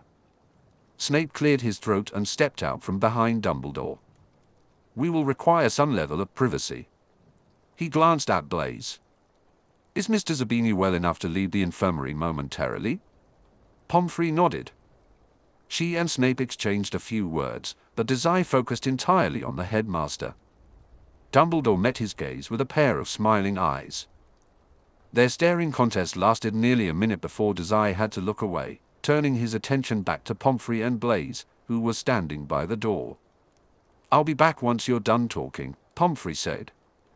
"Under no circumstances should you strain yourself, understand?" "Ah, I understand." "Good. That goes for both of you too. If either of you stress Mr. Dazai out, I'll have a lecture coming your way." Snape nodded seriously, while Dumbledore simply chuckled. Blaise raised a hand in farewell. "I'm headed back to the common room. Want me to grab something for you while I'm there?" Dazai hummed, considering the many things he needed Blaise to do for him. However, he felt it was best not to say anything under the watchful eyes of the Hogwarts headmaster. So, he shook his head. "I don't think so. Say hi to Draco and Pansy for me." Blaise raised an eyebrow at the mention of Pansy but didn't question it. "Sure. I'll check back in during your talk." "Lunch." Dazai waved, and a few seconds later, Madame Pomfrey was ushering Blaise out of the room. She followed with a warning glare directed at Snape, Dumbledore, and Dazai before shutting the door with a soft click. Instantly, the temperature in the room seemed to drop. Without Blaise or Pomfrey to ease the weight of Dumbledore's gaze, the seriousness of the situation filled the space. Dazai held his breath.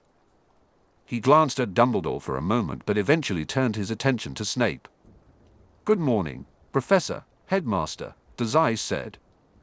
"Good morning," Dumbledore replied, his tone lightly amused. He sat on the cot next to Dazai's while Snape pulled up a chair. "You gave us quite the scare, Mr. Dazai." "I trust you're recovering well," Snape said.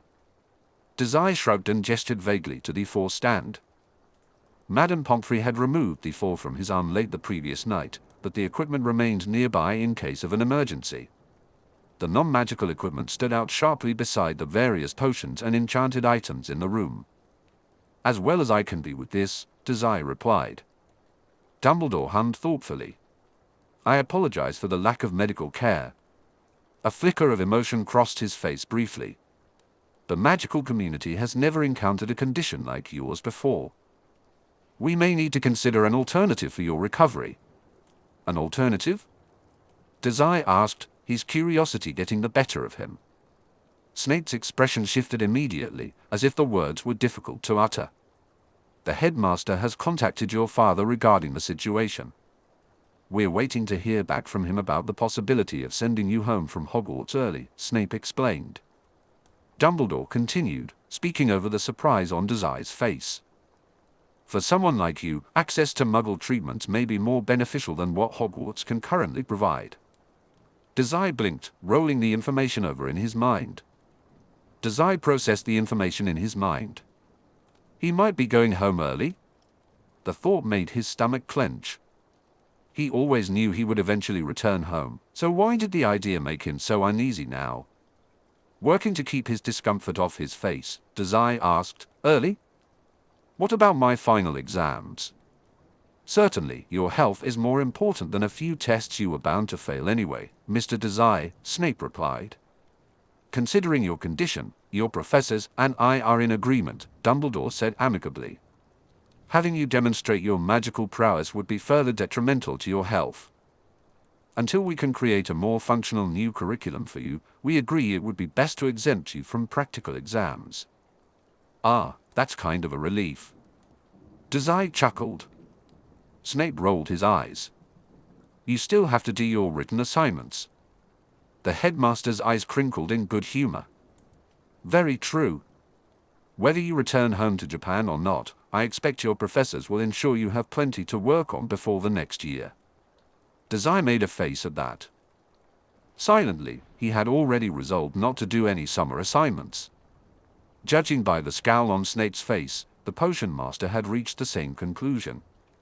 Still, Dazai cheerfully replied, "I'll do my best, sir." Dumbledore offered another smile, but his eyes no longer wrinkled with genuine emotion. Dazai tensed up automatically. With that disgust, the headmaster began, "I would like to move on to more pressing matters." "Quirrell," Dazai translated. "Just so." There was a glimmer of concentration in Dumbledore's eyes. It cut through Dazai's blank expression, searching for something to latch onto. Now that the necessary pleasantries were out of the way, Dazai felt his mental barriers slam shut.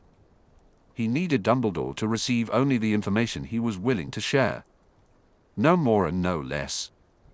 And to do that, Dazai thought, how would a normal child react if they had just been randomly attacked by a professor claiming to be from a terrorist organization?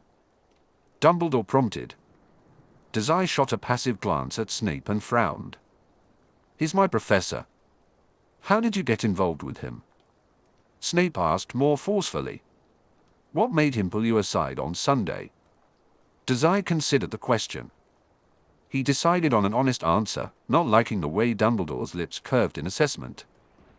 "The same thing that made you interrogate me on Sunday, sir. He thought I stole the Philosopher's Stone." Admitting even this much was a calculated risk. While it was a believable truth to follow, it only opened more questions. But those questions were exactly what Dazai wanted. Based on the way Dumbledore and Snape stilled, he knew they had reached the expected conclusion. If Dazai didn't steal the stone and Quirrell didn't steal the stone, who did? The truth itself was a distraction. Dazai knew that Snape would believe him. From their previous conversations, he was certain he was completely innocent in the potion master's eyes. Because of that, they would have to conclude that there was someone else at Hogwarts who was after the stone. While Hogwarts was busy frantically searching for a secret third-party thief, Dazai could safely ship the Philosopher's Stone back home. How curious, Dumbledore hummed. I wonder how he came to suspect you of stealing it. Dazai shrugged, letting them draw their own conclusions. There were many ways for Quirrell to have hypothetically learned about Dazai's research into the Philosopher's Stone, including Dazai outright saying it to his face. Taking control of the interrogation, he explained, I'm sure Blaise already told you, that Professor Quirrell pulled me aside on Sunday after my talk with Professor Snape. He wanted me to give him the Philosopher's Stone. I told him that I didn't have it, Dazai said, choosing his words carefully. Well, it was more or less the truth. They didn't need to know that Quirrell wanted far more than just the stone, he wanted Dazai. I take it that's when he attacked you, Snape said, his fists white-knuckled on his lap. Yeah, Dazai replied with a nod. That's when Blaise came in and... He trailed off, trying to appear like a frightened child worried for his best friend. It wasn't difficult. Snape cleared his throat, struggling to keep his expression neutral. Then what did you do? He prompted, his voice quiet. He shifted in his seat, fingers clenching at his side. Dazai thought a normal person would be more anxious when discussing being attacked by a teacher. Well, attacked by a teacher, and then stabbing that teacher in the throat. I tried to fight him off with some spells, but I wasn't able to cast anything. He averted his gaze. I started to feel sick. Snape nodded, clearly understanding the predicament after having witnessed Dazai in the infirmary before. Dumbledore offered a subtle smile, though Dazai thought it looked more contemplative than sympathetic. He squinted down at the tile floor, considering what to say next. The image of Quirrell's bloody face flashed through his mind, along with the sensation of ripping a wand from the man's neck. The blood, too much blood to be anything but. He could still feel their eyes on him. Though they were clearly trying to give him time to collect his thoughts, Dazai used the pause to perfect his mask. Fingers twitching at his sides, he quietly asked, "What happened to Professor Quirrell?" Snape drew in a sharp breath. "Why don't you finish telling us your story first?" Dumbledore suggested instead. "I stabbed him with my wand," Dazai finished, his head snapping up to meet the headmaster's watchful eyes once again. "Is he dead?" An earlier conversation. Dazai noticed the surprise on both Snape's and Dumbledore's faces. Dumbledore was the first to regain his composure. It was clear they hadn't expected Dazai to be so direct. Dazai, however, was all too familiar with death and had no intention of tiptoeing around the subject. He needed information from them just as much as they needed it from him. He turned to Snape, who now wore a sickly pallor, and watched Dazai with a complex emotion in his eyes. When Snape caught Dazai's gaze, he exhaled slowly. The horror on his face softened into something more subdued, tinged with sorrow. "Yes," Snape confirmed. Dumbledore shot him a quick look, but Snape ignored it. "Quirrell is dead." Dazai thought, good. But his body language suggested otherwise. His shoulders were hunched, and his eye contact wavered. If he wanted to appear uninvolved in the Philosopher's Stone conspiracy, he needed to look like the victim. He shook his head. "I killed him." Snape's breath hitched at that. Dazai turned to Dumbledore, but the headmaster's expression was inscrutable. What was Dumbledore thinking? "It was self-defense," Snape growled, defending Dazai. Dazai blinked, feeling relieved to have Snape's support once again. "That does appear to be the case," Dumbledore added. "Hogwarts will treat this ordeal accordingly." Curiosity piqued, Dazai asked, "Just Hogwarts? Aren't there magical courts or something?" Dumbledore tilted his head, his thoughts unclear. "The Wizengamot, yes." Dazai nodded, recalling that name from earlier discussions. Some of the many books he had read throughout the year. The Wizengamot was the highest court in the wizarding world. Although their trials were known for being brief, they often addressed significant issues. Dazai thought he should probably refresh his knowledge of the magical legal system. This wasn't Yokohama. The port mafia hadn't bribed any legal officials here. They may pursue a trial, Dumbledore concluded, bringing Dazai's attention back to him, but I suspect they will not. Once the full story comes to light, there will be larger issues to focus on. Snape sighed. If there is a trial, it won't be against you. Really? Dazai found that interesting, but not entirely unexpected. Hogwarts had been monitoring Quirrell all year. His involvement in the conflict was relatively minor compared to that. Quirrell's death was a result of a much larger, ongoing issue. About the Philosopher's Stone? Dumbledore's eyes narrowed. Dazai met his gaze, trying to appear earnest. After a moment, the headmaster calmly asked, "Did Quirrell say anything else during your encounter?" Dazai sensed Dumbledore was fishing for something. He tipped his head to the side. Remembering Blaise's account of events, he said, "It's all kind of a blur." "Anything at all?" Dumbledore pressed. Dazai closed his eyes to think. There were really only two things Dumbledore could be searching for. First, the location of the Philosopher's Stone. Dazai wouldn't reveal that truth.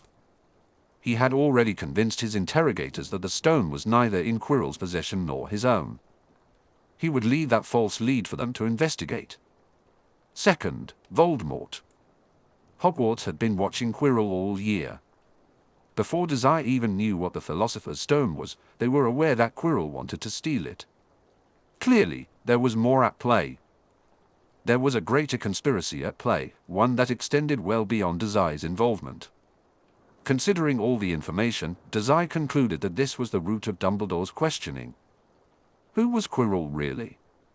This also meant that Dumbledore had long suspected the supposedly dead Death Eaters were still active. Interesting, but not particularly relevant at the moment. Dazai contemplated how much to reveal. He had seen Voldemort's face vanish before Quirrell died. Would telling Dumbledore about that benefit him?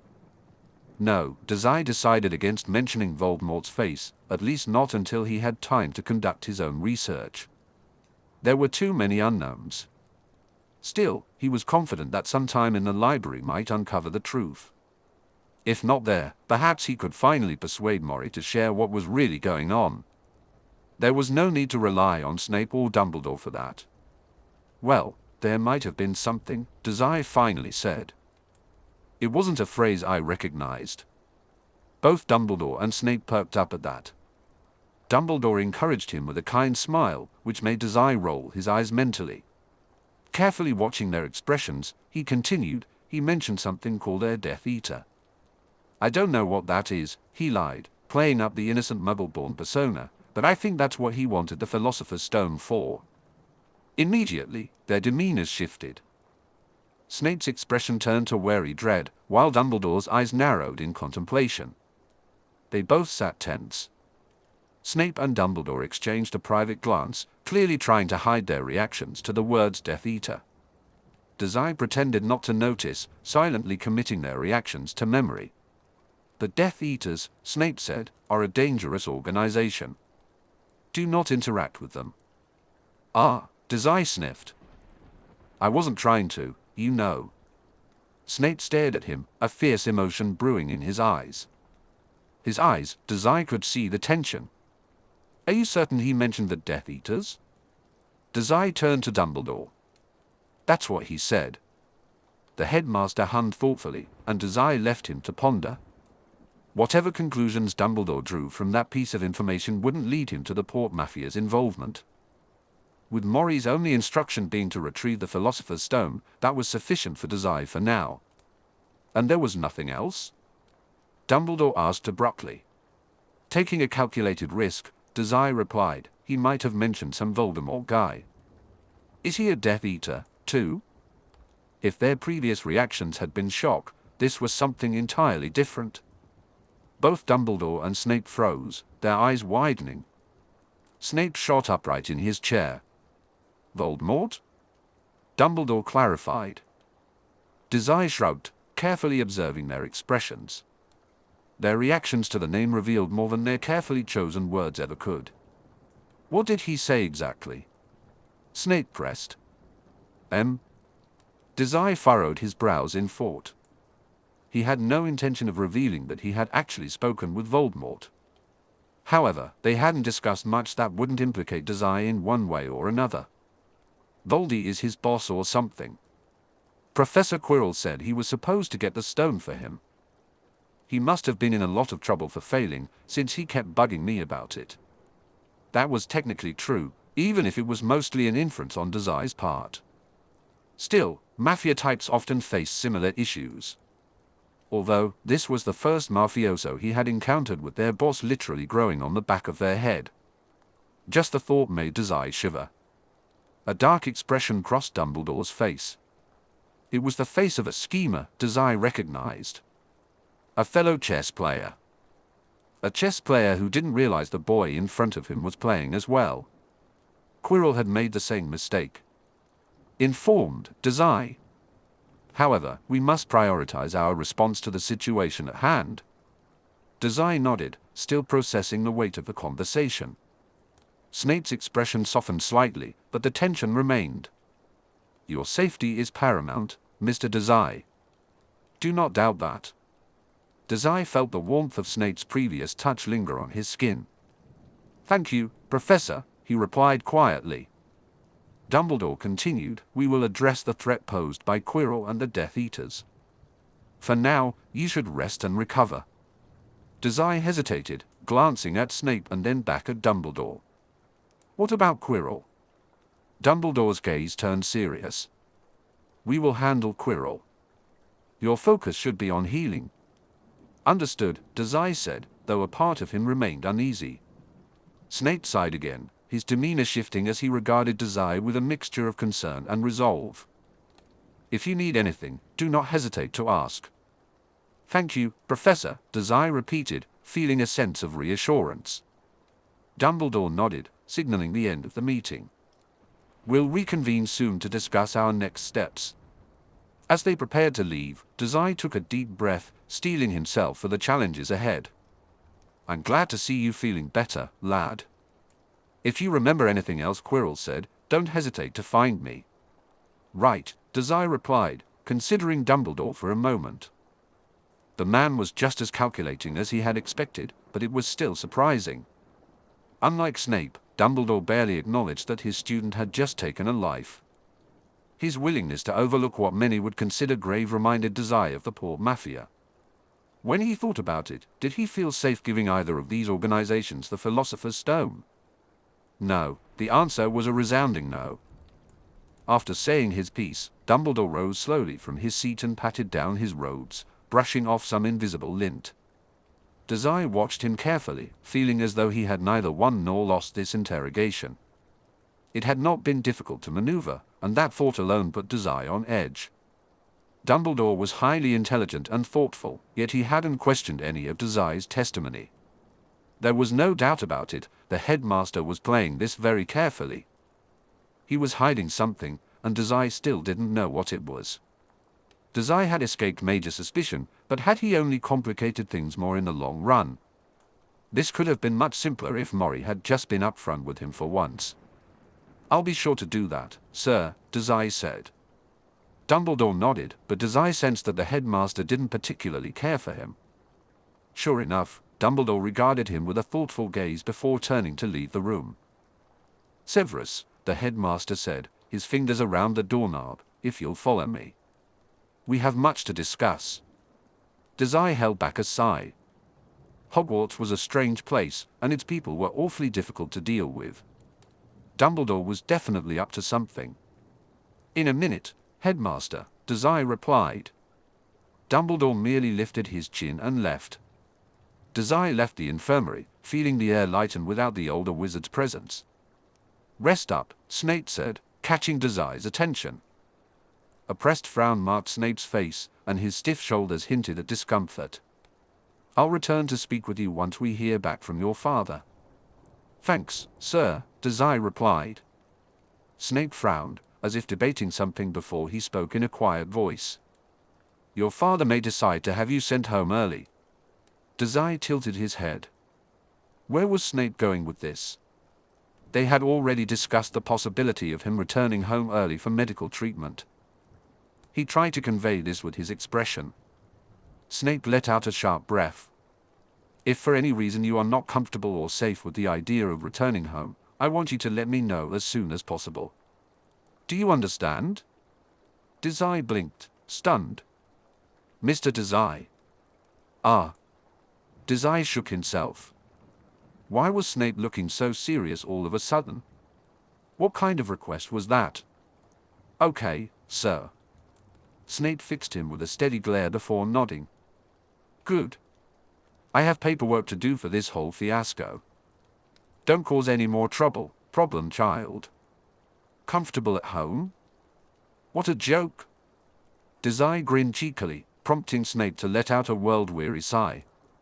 A moment later, he closed the door, leaving Dazai alone in the infirmary's warm silence. Dazai fell back into his bed and draped an arm over his eyes. This was definitely a real mess. Chapter 55, Going Home Club. Welcome back. Dazai stepped back and looked around the room. Streamers hung from the ceiling, and colorful balloons were gathered around the chairs. The Gryffindor common room looked positively festive. He shot a bewildered glance at Fred and George, who had their arms spread wide. What is this? Or, Snaky? Fred whined. It's a welcome back party, obviously. Yeah, didn't you hear us shout welcome back? Want us to do it again? The yell still echoed in his ears. Absolutely not. Dazai looked at Blaise and then back at their Gryffindor friends. Ron and Hermione stared back, looking sheepish. And that doesn't answer my question. You can't welcome me back since I didn't go anywhere. You've been in the infirmary for a whole week now. I think that counts as being away. Besides, Fred chimed in with a teasing tone, Ronnikins here really missed having you around in class. He's been talking about you non-stop. Have not. Au contraria. Dazai rolled his eyes while the siblings bickered and teased. Instead, he shifted his focus to the room around him.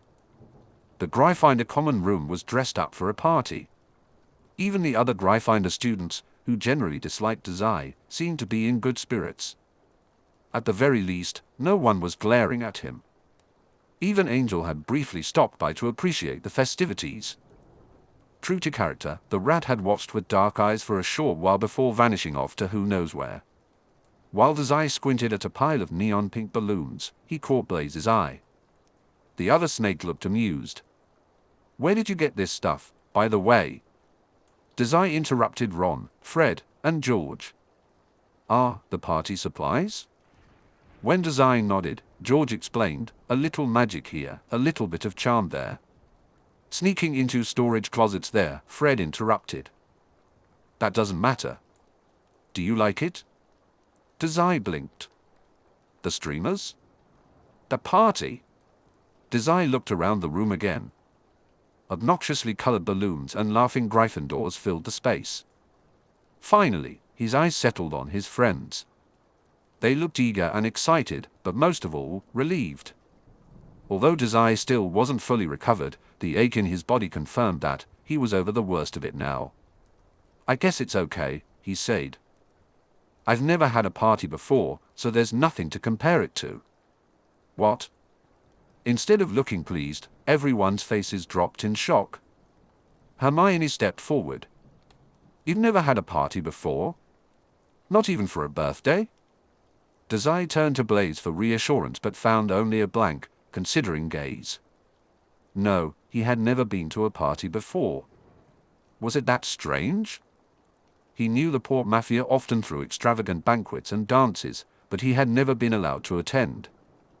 His father insisted on keeping him locked up in his room instead. Dazai tried not to dwell on it. When he asked Mori about parties, the doctor described stiff, formal affairs filled with drinking wine, making connections, and discussing business. Dazai thought parties sounded awfully boring. But there was a warm feeling in his chest. This was definitely something different. If we knew this was your first party, we would have put more wow into it. Dazai turned away from his thoughts to give the twins a flat look. Wow? He echoed. Do I want to know what that is? Yeah, Fred clapped. There would have been fireworks. Presents. Music. Cake. Hermione cleared her throat. You don't need any of that to have a real party, she said, then turned her full attention to Dazai and smiled. All it takes to have a successful party is hanging out with good friends, right? Ron nodded enthusiastically.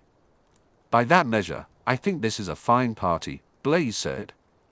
The streamers were a nice touch, though. Dazai hummed, turning to face the streamers as he felt his cheeks heat up. You're the party experts, he said, so I'll take your word for it. A moment later, someone draped their weight over Dazai's shoulders. He jumped slightly at the unexpected touch. Fred looked apologetic but didn't let up. We'll just have to make this one extra memorable then. Giving Dazai a gentle nudge, Fred guided him through the Gryffindor common room. Dazai fell into a plush armchair with a thump, blinking up at them, confused and amused by the twins' pushiness. Ron plopped down in the seat beside him, crossing his arms. Fred, George, stop mother-henning my friend. It's our duty, as boss self-appointed big brothers. Would it make you feel better if we fussed over you too, Liel Ronnie? Ron immediately turned beet red, flapping his hands in frantic dismissal. This only spurred the twins on in their teasing. They rushed to Ron's side, fussing over him and mussing up his hair. Ron squawked loudly. They're lively as ever, Dazai said, smiling. Blaise's lips quirked up as well. I'm not surprised, he said, tilting his head back into the chair. It was far comfier than the leather seats in the Slytherin common room. Those two could find a way to laugh no matter what. That certainly seemed true.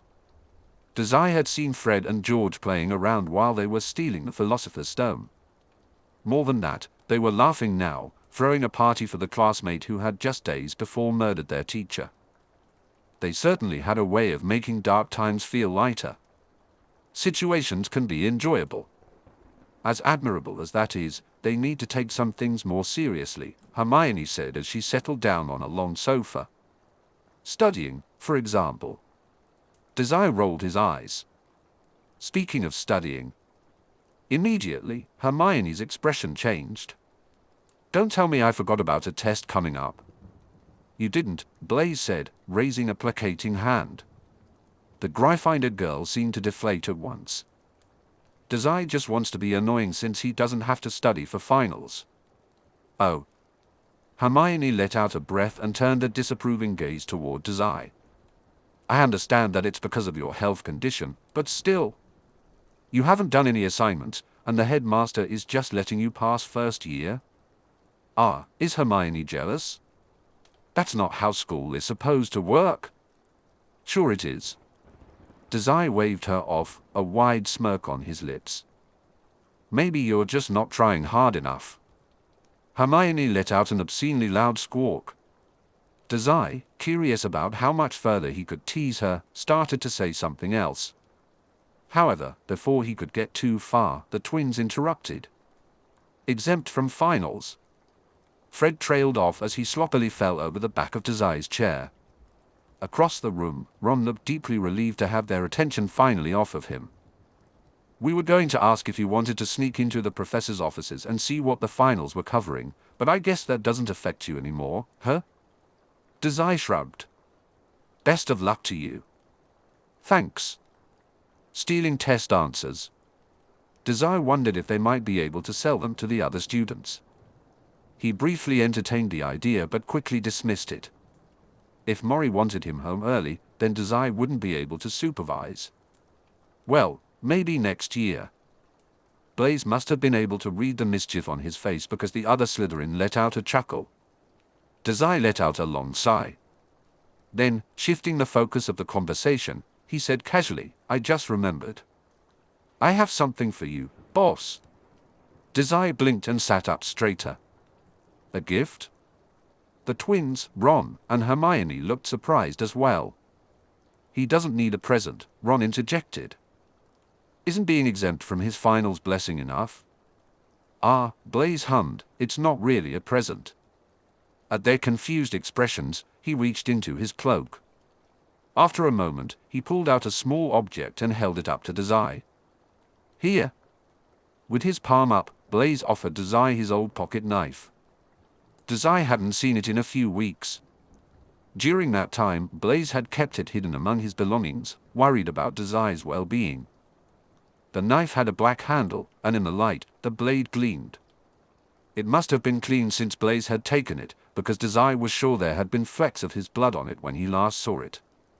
"You should take this back," Blaise said, nudging the knife forward again. "Even if I don't regret taking it away from you, it is still your knife." He paused and added, "And just in case your dad does want you to go home early, you should have it back." "When it comes down to it, I guess Blaise isn't really a thief," Dazai commented. He leaned forward to examine the blade. He could still remember how it felt in his hands, the coarse handle pressing into his palm and the sharp blade cutting into his forearm. Looking at the knife now, Dazai was suddenly struck by a realization. He reached out and pushed Blaise's outstretched hand back toward his chest. When Blaise opened his mouth to protest, Dazai smiled. "You know, a lot of organizations, like mafias and gangs, have a sort of ritual." Dazai explained, "When someone brings you into the gang, they give you a personal item of theirs. It could be something like a coat or a hat that signifies, 'I'm this person's responsibility,' or 'as long as I have this, I'm loyal.'" Hermione blinked in surprise. "Is that real?" "Sure." Dazai chuckled, turning back to Blaise. "Consider that knife my welcome gift for our gang. Now everyone will know you belong to me." "Everyone already knows that, boss," Blaise replied. Dazai shrugged, acting casual. "You'll keep it, though, right?" Blaise looked at Dazai, then down at the pocket knife. He let out a fond sigh and slowly lowered his hand, gripping the knife tightly. "You could just say, 'Here's a token of our friendship, so don't forget me over break, you know?'" "Don't be ridiculous, Blaise." "Yeah, okay." Blaise rolled his eyes. "I'll hold on to it, Dazai." "Great." Dazai clapped his hands. He tried to ignore the flustered feeling rising in his chest at Blaise's words. Instead, he shoved his fingers under his thighs and kicked his feet out childishly. "Hey!" Fred and George shouted. Dazai's head snapped over to them. "Where's our welcome gift, boss? Don't we get one too?" Ron looked between them, smirking. "What about me?" Hermione laughed. "Well, me?" A grin spread across Dazai's face as he glanced at the many faces of his gang members surrounding him. "I don't have that many belongings with me." "That's not fair," Fred teased. "Go and grab something for us, Snaky." "Yeah, hurry up, boss. We're official members too." Dazai rolled his eyes, but mentally he began to take stock of the items he kept in his dorm room. What could he give to his subordinates? "I don't have anything else," Dazai finally said, racking his brains. And it was true, the only things he had brought him into her sights. He had only brought a pocket knife and bandages from home, and he had run out of bandage rolls weeks ago. The only ones he had left were the scratchy bandages he had taken from Madame Pomfrey earlier that year. Fred and George exchanged glances and let out simultaneous, melodramatic sighs. "Well, I guess we can wait," one of them said.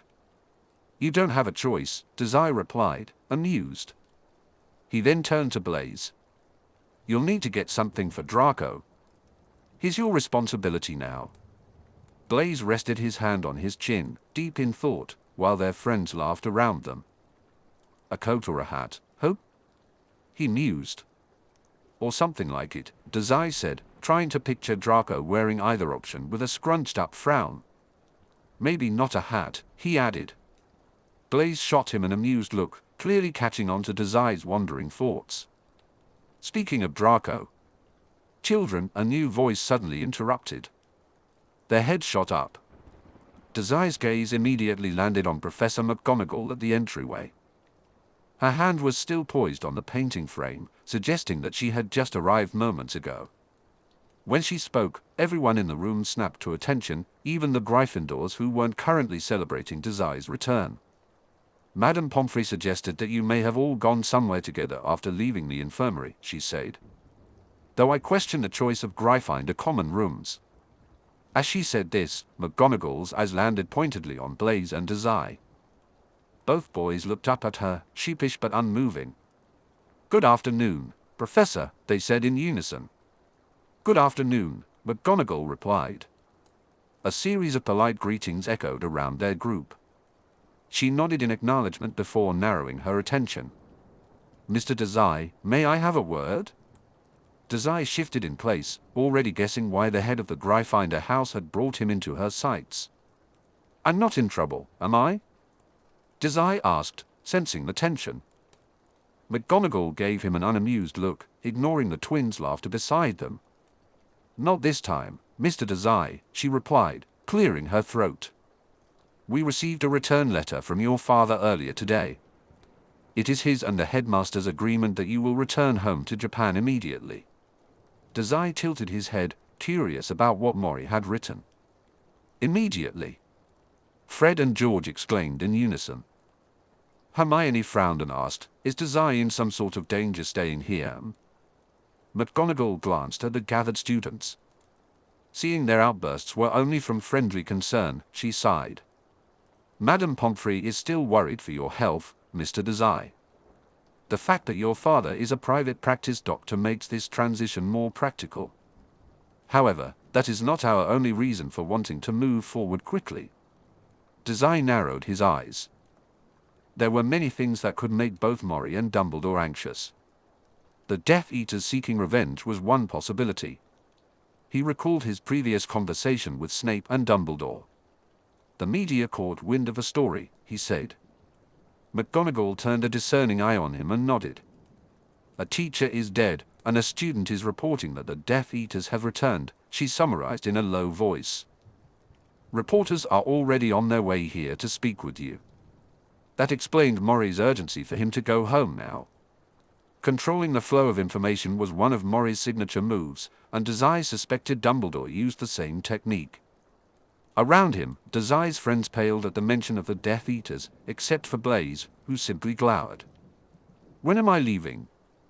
Dazai pressed on, eager to escape Hogwarts before the reporters arrived. "In 2 hours," McGonagall said. "What?" Ron exclaimed, his mouth falling open. "That's so soon." "It is out of my hands." "Now, Mr. Dazai," she said, "Severus is currently gathering your things from your room. I encourage you to make your goodbyes now. Find him once you are finished." "Oh." Hermione deflated. The twins shared a look before collapsing onto Dazai's shoulders. "So by immediately, you really meant immediately, immediately?" Dazai worried a frown onto his lips. "Thanks," he said, distractedly. McGonagall let out a breath before taking a step toward the door. Opening it, the professor spared them all a final glance. "I look forward to seeing you next year, Mr. Dazai." With that, McGonagall nodded a farewell and shut the door behind her. The group fell silent. After a moment, Dazai broke the lingering tension. "I guess I should get going," he said. "Thanks for the party. It was short, but I liked it." "Isn't this all a bit too fast?" Ron interjected as he stood. "You only just got better." Hermione shook her head. "But he's not better, Ron.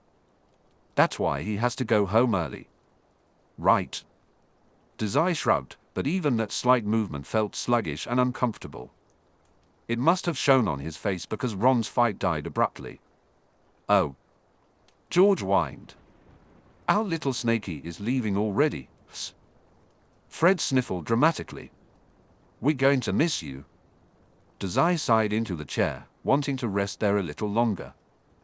It certainly wouldn't hurt to spend his last couple of hours at Hogwarts with his friends. But he couldn't. There were still a few loose ends to tie up. He felt a nudge on his arm. When Dazai turned to see who had bumped into him, Blaise offered a small smile. "I think I saw Draco hanging around in the Slytherin common room this morning." "He'll probably still be there if you hurry," Blaise said. Knife in his hand. His fingers wrapped tightly around the handle. The pads of his fingers brushed over the blade in a way that felt affectionate. Blaise always understood what Dazai was thinking. Feeling grateful, Dazai stood up. When his head spun, Ron placed a steadying arm on his shoulder. Off to do business? George asked. Why don't you keep enjoying the party? Leave the rest to us. Dazai shook his head and brushed off Ron's hold. You've all done plenty for me. That much was true. It was true in a way Dazai couldn't fully explain. He had never felt so welcome anywhere before. And while I'm gone, you're all in charge of keeping the gang together. Blaise will be interim boss until I return. If I return, because that was up to Mori. And Mori had never been open about his plans in the past. Why would he start now? Dazai, we're going to miss you. Get well soon. You better write me while you're gone. Dazai stared, eyes wide, as his friends jumped to their feet and pulled him into one big hug. He gasped as their warmth surrounded him. Slowly, he melted into the embrace. All the hands on him, all the smothering touches, somehow Dazai didn't feel trapped at all. This is gross, he said into Fred's chest, his words muffled. You're all gross and sentimental and gross. Ron and Hermione pulled away from the hug, but Blaise and the twins held on for a moment longer. Blaise was the last to let go, an unreadable smile on his face. Feelings are gross, Blaise echoed, stepping back. I know, Dazai. Goodbyes are supposed to be like that. Oh. I don't like them, Dazai whined. The twins chuckled. I don't think you're supposed to like goodbyes. Well, Dazai said, taking a deep breath. Dazai took a deliberate step toward the door, ignoring the metallic pull on his chest that tried to draw him back to the gang. Goodbye, then, he said. Blaise shook his head. Until next year. Right, Dazai laughed. Until next year. He slipped through the door before it could close, his aching body and deep exhaustion making him much slower than usual. Once he entered the Slytherin common room, the cold air of the dungeon did little for his stiff joints. Dazai made a beeline for the fireplace. A quick glance around the room revealed no one was present, except for. As he settled into his chair, Dazai noticed a smooth bundle of silver blonde hair peeking over the edge of another sofa. You look glum, boss, he remarked. Draco raised a brow but quickly wiped the accommodating look from his face. Don't tease you? Dazai guessed, rubbing warmth into his fingers. He looked around the room again. Where was everyone? Hadn't McGonagall said that Snape would be here? Draco remained quiet for long enough that Dazai sat up. He tried to peer into Draco's half-masked eyes, but found only a mask staring back at him. Still, Dazai thought his expression looked more thoughtful and suspicious. The other Slytherin's brows were drawn together, and there was a thin pull to his lips. Don't call me boss, Draco said, his voice strangely serious. Carefully, he pulled a familiar blue cloth bag from his cloak. Dazai's eyes locked onto it immediately. Not when you don't mean it. Dazai stared at the bag. A thrum of power seemed to roll out of it, the magic buzzing in his ears. The Philosopher's Stone. There was no doubt about it, Draco knew what secrets the bag was hiding. Dazai let out a breath as he mentally shifted track. Plan A, simply asking for the bag back, was. Blaise's trust in Draco hadn't extended as far as Draco had hoped. Fortunately, Dazai was skilled at adapting to situations. Seriously, Dazai, Draco said, interrupting him, what in the world have you and those Gryffindor nobodies been up to all year? This and that, Dazai replied, glancing at the bag before focusing on Draco's face. I see you opened the bag. Of course I did. You're my subordinate, after all. Or. Draco hesitated, mumbling, or at least he should be. The cloth bag swung back and forth, like a pendulum ticking away seconds. Ah. Are you jealous that I didn't ask for your help to get that? Dazai asked. Draco shot him a glare. Dazai continued, the reason I didn't involve you, well, you're not very trustworthy, Draco. It's nothing personal. That's incredibly personal, Draco retorted. Do you even know what that is? Dazai asked, nodding toward the bag. Draco paused. Slowly, he lowered the bag to rest on his leg, keeping a protective hand over it. I do. It's the... You stole the Philosopher's Stone, he exclaimed. Dazai maintained a neutral expression, though his eyebrows raised at the revelation. Don't give me that look. The Malfoy family is exceptionally well educated, Draco insisted. Shaking his head, Dazai offered a half smile. It's not about smarts. He pivoted and asked, who told you about it? After all, Dazai had to sneak around the Forbidden Forest and the restricted section of the library just to learn what the Philosopher's Stone was. He had spent time interrogating Hagrid and avoiding questions from Snape. There was no way Draco had done the same without raising suspicion. The situation with the Philosopher's Stone was proving to be much more complicated than Mori had suggested. Like that's any of your business, Draco said, looking down at the stone in his lap before Dazai could read his expression. When he looked up again, his face revealed only mild discomfort. Would it kill you to act like a normal student for once? Probably, Dazai replied, distracted. His thoughts were still analyzing Draco's words. He knew none of the professors would disclose information about the stone to a student. He was also fairly certain he would have noticed if another student was investigating it. This left only someone outside of Hogwarts who could have informed Draco about the stone's location. The only other person Dazai had heard Draco mention was his father. Are you taking it, then? Dazai asked. Giving the stone to your, for lack of a better word, boss. Draco visibly flinched at the term of boss, not because Dazai had hit a nerve, but as if he hadn't considered that phrasing before. If Draco refused to return the stone, Dazai's fingers instinctively sought a knife that wasn't there. Would he fight, or even kill, the Draco for the stone? Could he? Mori wanted the stone. He had made it clear that Dazai was to retrieve the Philosopher's Stone for the poor Mafia. If Draco didn't want to give it back, Dazai would have to take it by force. But the thought churned uneasily in his stomach. It felt wrong. The disparity between what he should do and what he wanted to do was so profound that it felt treasonous to even think about it. Dazai's friend studied him for a moment, appearing to wrestle with something troubling. A discomfort shadowed Draco's face as he spoke, revealing an inner conflict brewing within him. Dazai felt a knot in his stomach rising up into his throat.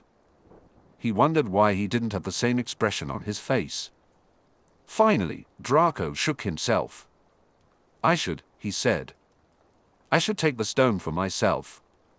Just as Dazai thought, I should be able to kill you, but... Draco continued, but Blaise said I'm a member of your gang now. So I'm unfortunately loyal to you. Draco sighed, the tension melting from his body as he made his decision. The quirk to his lips was shaky, but the teasing bite in his tone was not. Right, boss? Oh. Draco tossed the bag across the gap, and Dazai caught it with unthinking hands. That's all you have to say? Oh? I just professed my loyalty to your stupid friend gang, and you don't have anything inspiring to say? Your group is full of blood traitors. I'm really making a sacrifice here. Dazai blinked, pulling himself free from his thoughts. These Hogwarts kids never ceased to surprise him with their sentimentality. A warm feeling spread in his chest, and he wondered if he had caught some feelings as well. The bag in his hand pulsed with power, and Dazai carefully hid it in his cloak, worried about accidentally nullifying the stone. I'm just surprised the high and mighty Mr. Malfoy admitted to being my subordinate, is all, he said, lying. You were bossing me around just last week. Maybe I'm just resigned to the fact that you're never going to actually do the things I tell you to do, Draco huffed. You made an awful subordinate. Oh, thanks. That's not a compliment, and you know it. I've poured too much of my incredibly valuable time into you to just drop you, no matter how horrible you are. Dazai laughed. Welcome to the gang, regardless. Yeah, Draco breathed out, briefly averting his gaze. Thanks. Thank you for having me. Now, are you going to tell me why in Merlin's name you stole the Philosopher's Stone? Dazai tilted his head, considering the question. Because I wanted it, he replied. Spreading his fingers, he added, "If you want me to tell you about it, you have to answer my question first.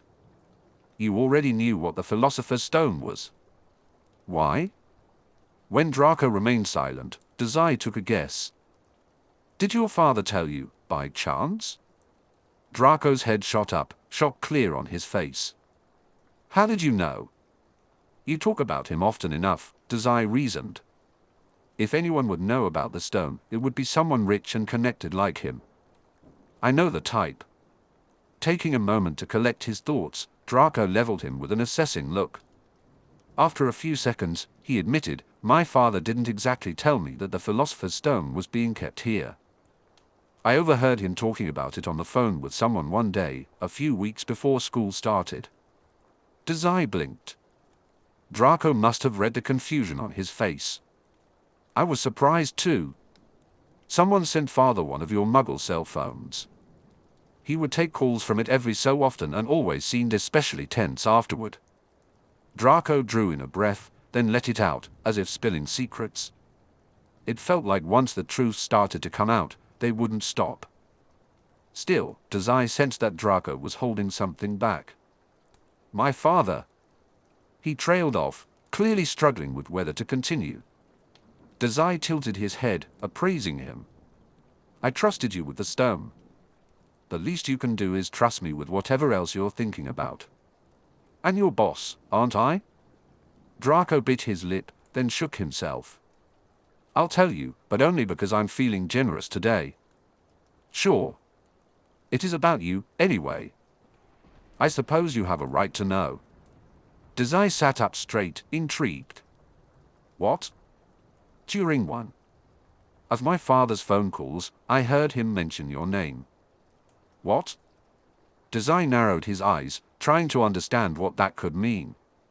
"My father didn't explicitly tell me to keep an eye on you, but I figured I would do the Malfoy family a favor and keep watch," Draco explained, gesturing vaguely with his hand. He looked tense and upset. Dazai sympathized. It was an awful feeling when your superior didn't include you in their plans. "When you were sorted into Slytherin despite being a Muggleborn, I took it upon myself to keep our housemates from murdering you." Processing the information, Dazai replied, "Thanks, I think.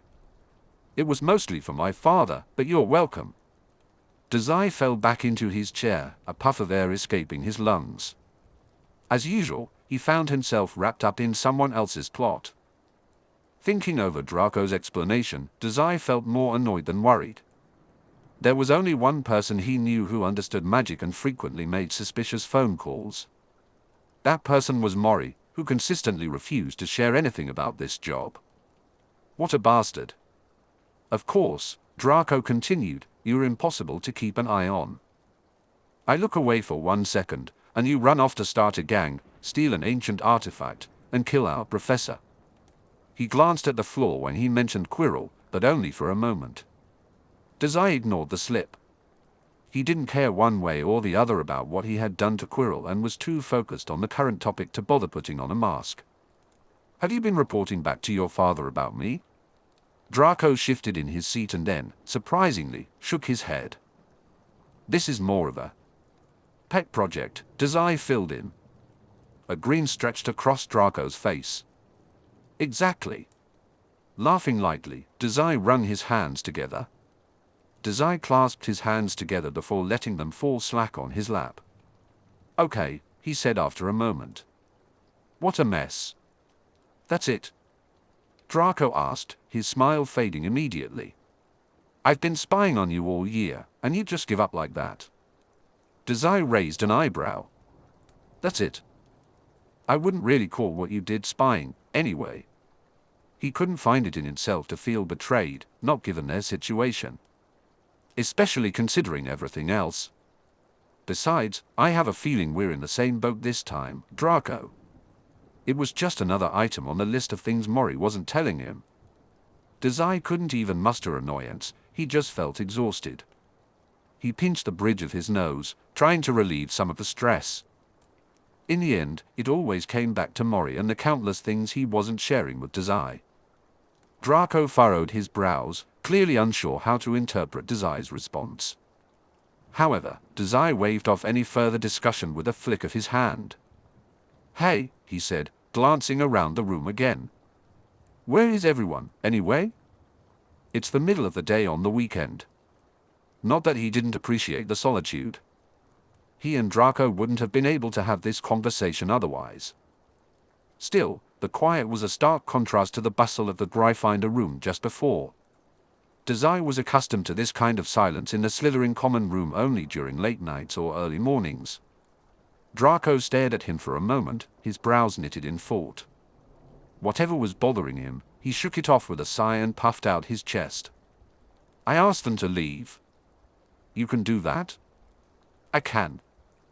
"They wouldn't listen if you tried telling them where to go." Draco lifted his chin, and Dazai smirked. "And it doesn't have anything to do with Professor Snape being here, does it?" "Is it?" Draco twitched. "No." He scowled. "How did you even know Professor Snape was here?" "He's in the bedrooms." Dazai glanced to the side and saw that the bedroom doors were still firmly closed. Snape was just beyond it, likely picking up some textbooks Dazai had left lying around from the other night. He briefly worried that Snape might find something incriminating, but didn't think so. Dazai was always proactive in keeping his space clean and nondescript. Besides, he didn't have many belongings to begin with. Shaking himself from his thoughts, he said, "I'm going home today. I'm sure Blaise can fill you in on the details. Professor Snape is supposed to meet me here." "Today?" Dazai snorted. That's exactly how the others reacted too. Maybe Draco would fit into the group better than Dazai had initially suspected. He continued, "Don't make trouble for the gang while I'm gone.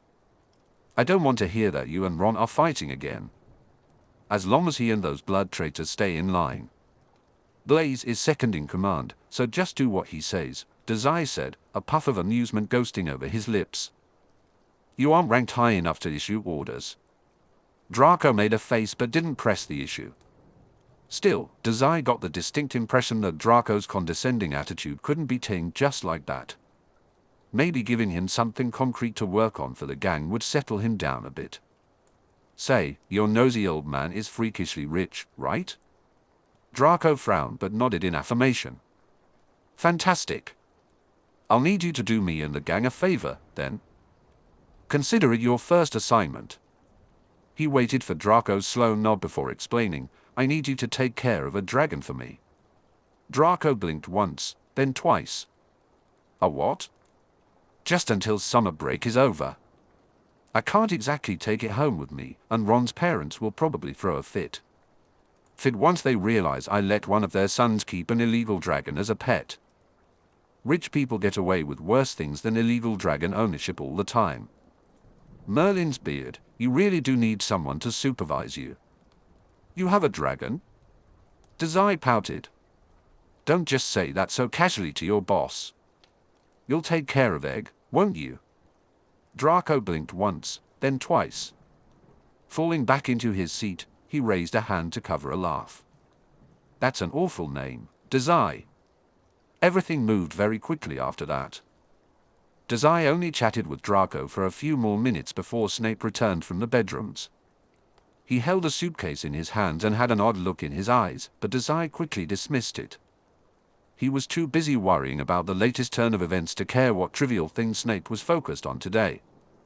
Thoughts about returning home, about Mori and Malfoy Sr., carried Dazai out of Hogwarts Castle and all the way to the Owlery to pick up Featherbrain.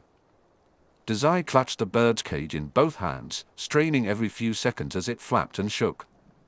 He struggled with the cage for long enough that Snape, after a few minutes, let out a grievous sigh and took hold of the bird cage himself. Dazai gratefully grabbed onto the smaller, less obtrusive suitcase in return. Holding a case that didn't fight back made the walk across the bridge to the train station much easier. Dazai looked around, noticing a few other passengers boarding alongside them.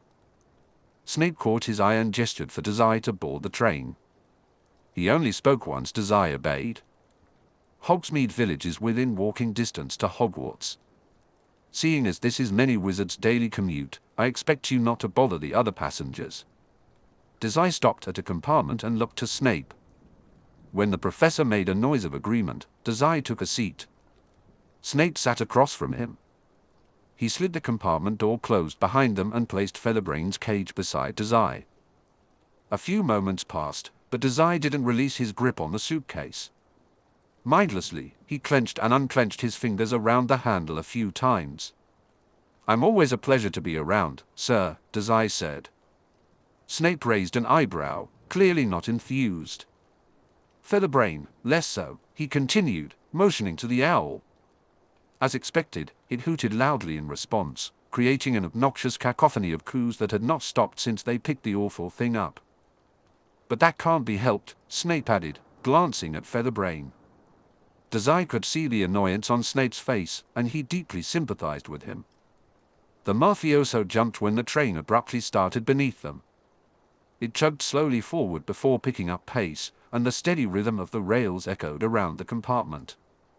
Glancing out the window, Dazai watched as Hogwarts grew smaller in the distance. Soon, it was nothing more than a speck of sand to squint at. It all felt so final, like saying a wordless goodbye to a life Dazai had come to really appreciate. A life away from home, where he had his own friends and his own objectives. It was something Dazai had never had before and something he never thought he would have. He almost felt sad to see it go. Almost. There was a bigger picture at play: Mori, the Philosopher's Stone, the Death Eaters, Voldemort, and now the Malfoy family. Dazai could appreciate sentimentality only while he had sentimental things in his grasp. Or maybe this cold feeling was just a product of having to see Mori again so soon. Regardless, those dark thoughts swirled in his head, drawing a long frown across Dazai's features. His fingers dragged across the suitcase. When Dazai finally turned his focus back inside the train, Snape was. Dazai watched Snape with narrowed eyes. "What?" he asked. Snape's frown deepened. "What, sir?" The potions professor sighed, and Dazai felt himself tense up. "Have you thought any more about what I said?" Dazai paused, mentally sorting through their previous conversations. He couldn't recall Snape asking him to think about anything important recently. After all, Dumbledore had led the interrogation regarding the Philosopher's Stone and Quirrell. "You'll have to remind me, sir. What was I supposed to be thinking about?" Snape stared at him. Dazai met his gaze, only looking away when Snape let out another weary breath. There was an odd look on the professor's face. He almost looked sick. Snape seemed to steel himself, silently battling how to phrase his next sentence. Dazai frowned in anticipation. He wasn't too worried. There was no way Snape had discovered the truth behind the Philosopher's Stone. That meant this was probably something worse. Another one of Snape's tedious, sentimental, protective moments. "Are you safe at home?" Dazai's spine snapped straight, momentarily shocked by the bluntness of the question. Snape's gaze held strong, refusing to waver for even a second. Quickly, Dazai scrambled to mask his astonishment with a pleasant, if shaky, smile. The thought echoed in his mind: what sort of question is that supposed to be? "Oh," Dazai hummed, playing up his childish persona. He looked out the window, where winter branches blurred into grey smudges. "That again?" "Yes, that again," Snape replied. "Answer the question, problem child." Old Scar stunned beneath his bandages, but Mori would never let him die. The good doctor would always patch him up. Dazai was just as safe at home as he was anywhere else. Featherbrain made a too loud commotion. The bird squawked, as if reading Dazai's thoughts and calling him out on an obvious lie. He shot it a glare, but it flapped around, appearing oblivious to his irritation. "Mr. Dazai," Snape said, his tone serious. "I'm fine," Dazai replied hastily. "I don't know where you get all these ideas from, Professor. Are you sure you aren't just missing me already?" "This is serious," Snape interrupted. His expression remained grim, the tight pinch between his brows deepening. "Regardless of what the headmaster may have led you to believe, the safety of my students is my priority. I will be as blunt as possible. I believe we have been avoiding some important topics for too long." Dazai nodded silently. His fingers dropped from the suitcase and instinctively searched for his bandaged wrist to scratch at it. Instantly, he realized this was a mistake. That being one of them. I have avoided forcing you to discuss your self-harming tendencies because it clearly makes you uncomfortable. Dazai opened his mouth to protest, but Snape cut him off. And that is my fault. It is my responsibility as your teacher to keep you safe, including from yourself. I put my own hesitance to have this conversation above your safety. When Dazai didn't respond, Snape continued. You came to Hogwarts malnourished, covered in bandages, and clearly attempting to manipulate the people around you. I have seen you have panic attacks and flinch away from your professors. You understand that my concerns for your welfare and home life are not unfounded. Dazai nodded thoughtlessly, then quickly corrected himself. None of those things were unusual, that was just how things were in the Mafia. Some of his outrage must have shown on his face, because Snape suddenly gasped. This is exactly why I should have forced this conversation earlier. You're misunderstanding, Dazai said abruptly. He needed to steer Snape away from this topic. Dazai tried to shake off the train of thought before it became too tangled in the complexities of his criminal life. He wanted to avoid hurting Mori's plans or dragging Snape into one of those schemes. Then explain it to me, Snape said. Dazai hesitated, words stuck in his throat like a peach pit. You're misunderstanding, he repeated. It baffled him how he could weave a fantastic half-truth about the Philosopher's Stone, yet struggle to share even a single word about himself. What a cruel twist of fate. A voice deep and dark, reminiscent of Mori's, whispered that it was meant to be this way. The metal bars of Featherbrain's cage rattled, sounding like claws on steel. Dazai felt the harsh noise reverberate through his bones. Snape let out a strained sigh. Once Featherbrain quieted down to a soft hooting, Snape continued, You don't have to tell me everything right now. We can address that later. Dazai paused, waiting for the catch. All I need from you right now is an answer. I'll handle everything else from there. Snape took a deep breath. Are you safe at home? Yes, Dazai replied immediately. Mr. Dazai, our Snape's gaze was intense. Yes. I am. An uncomfortable silence fell between them. Even Featherbrain seemed to sense the tension and kept its beak closed for once. The train tracks clattered rhythmically beneath them, matching the anxious air in the compartment. How far is the station? Dazai asked. Snape snapped out of his thoughts, his brow relaxing momentarily before a shadow crossed his face. You can't run from this conversation. Can't I? Dazai replied with a dismissive wave of his hand. I told you it's fine, so there's no reason to keep talking about it, sir. The barely suppressed growl in Dazai's tone seemed to take away Snape's voice. The professor fell silent for a long moment. Dazai thought about distracting Snape with a joke, but he quickly dismissed the idea. It wouldn't work with someone like Snape, who had shown an unwillingness to let things go. He recalled their previous interrogations with an unsmiling sigh. In fact, Dazai remembered with a jolt that the only time Snape had ever let him off the hook for something serious was when something bigger was at stake, like finding Quirrell or following Dumbledore like an obedient mutt. Problem child. Do you think the media will follow me back to Yokohama? Dazai interrupted quickly. Snape startled back for a moment before scowling. Dazai sensed that Snape knew exactly what he was trying to do. Regardless, the potion master leaned back into his seat, looking deflated.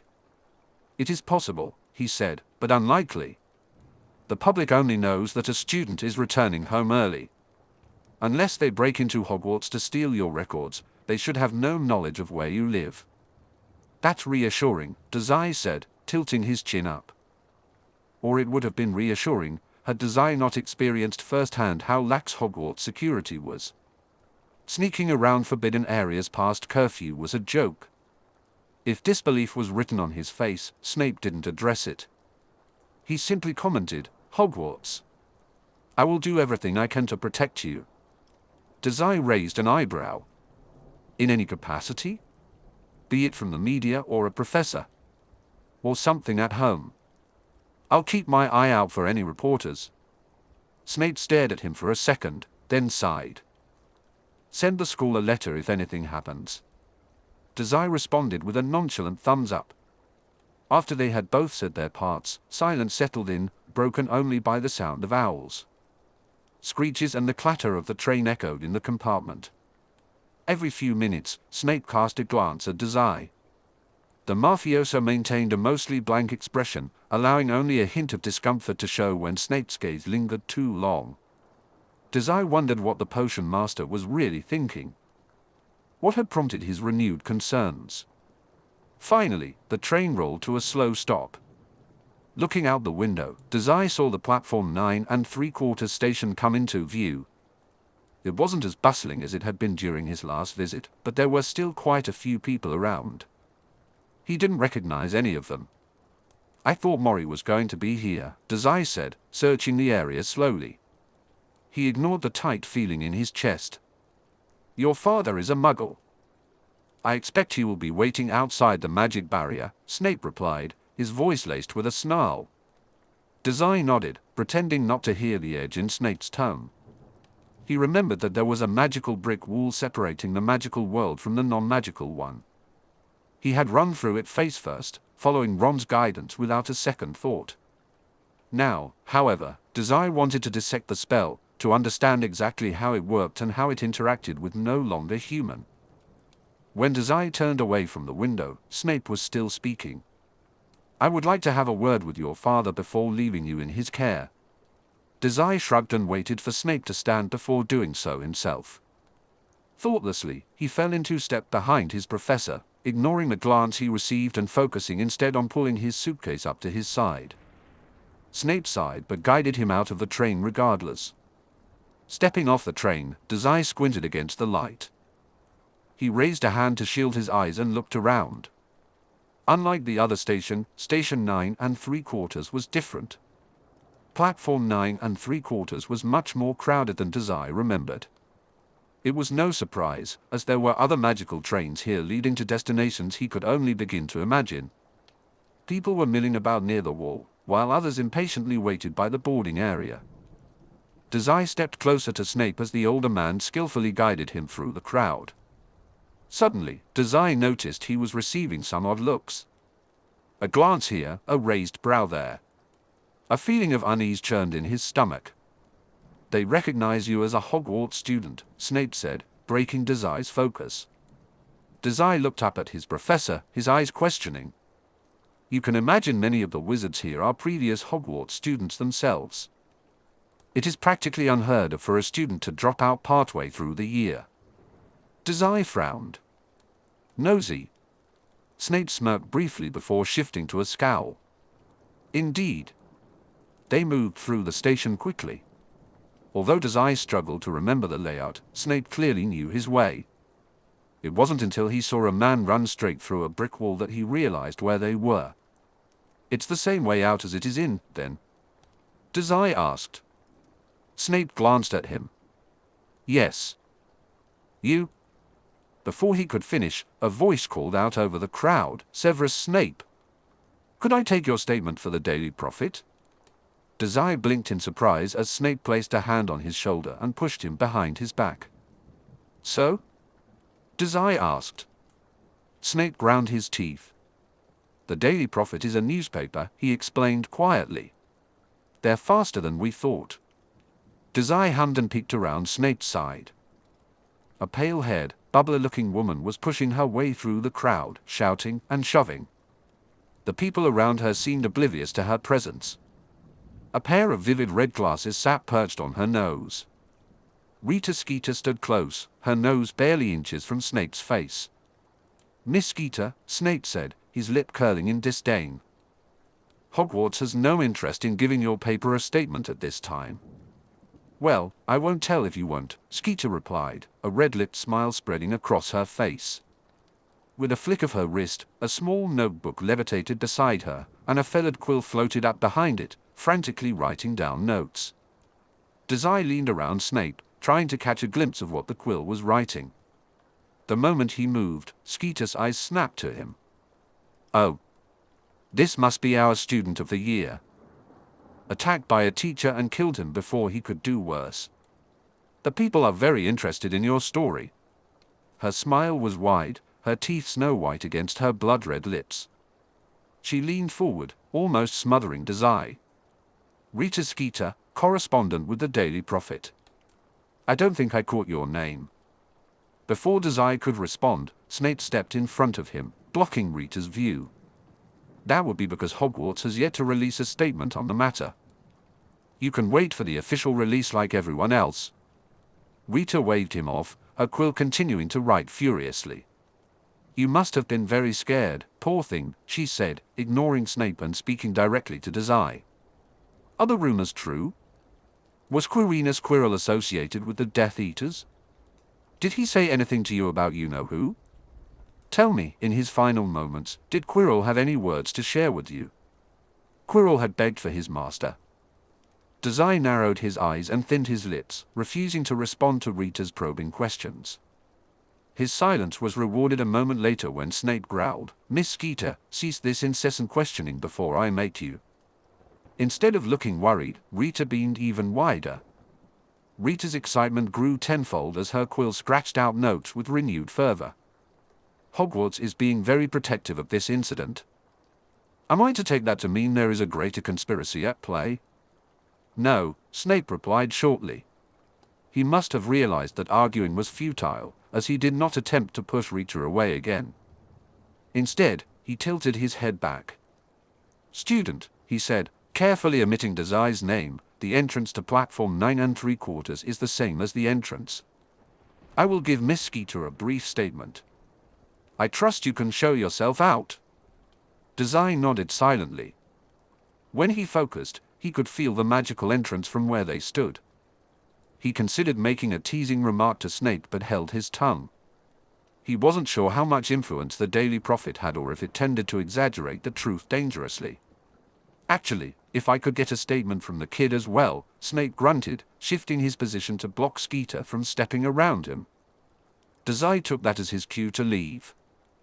With a whispered, "Bye, sir," he hurried away from Snape and Rita Skeeter. By now, several people at the station were watching the scene unfold. This was only exacerbated by Skeeter practically yelling for him to come back and answer her questions. Dazai skipped across the stone, doing his best to ignore the attention. He stopped just in front of a tall, brick wall. He could feel the magic radiating from it, tickling his senses. He glanced back one last time and saw Snape still trying to block Rita's view. Her expression was a mix of fury and mania as she took Snape's statement. Judging by her frantic glances in Dazai's direction, Snape's interview was hardly the goldmine she had hoped for. Dazai grimaced when their eyes briefly locked. Turning away, he launched himself forward. Dazai stepped through the brick wall portal. The sudden rush of magic overwhelmed him like a swarm of hungry gnats. He squeezed his eyes shut against the pain and discomfort. The sensation was too intense and too quick for him to process any of the magical signatures. He opened his eyes again when the noise of Muggle society filled his ears.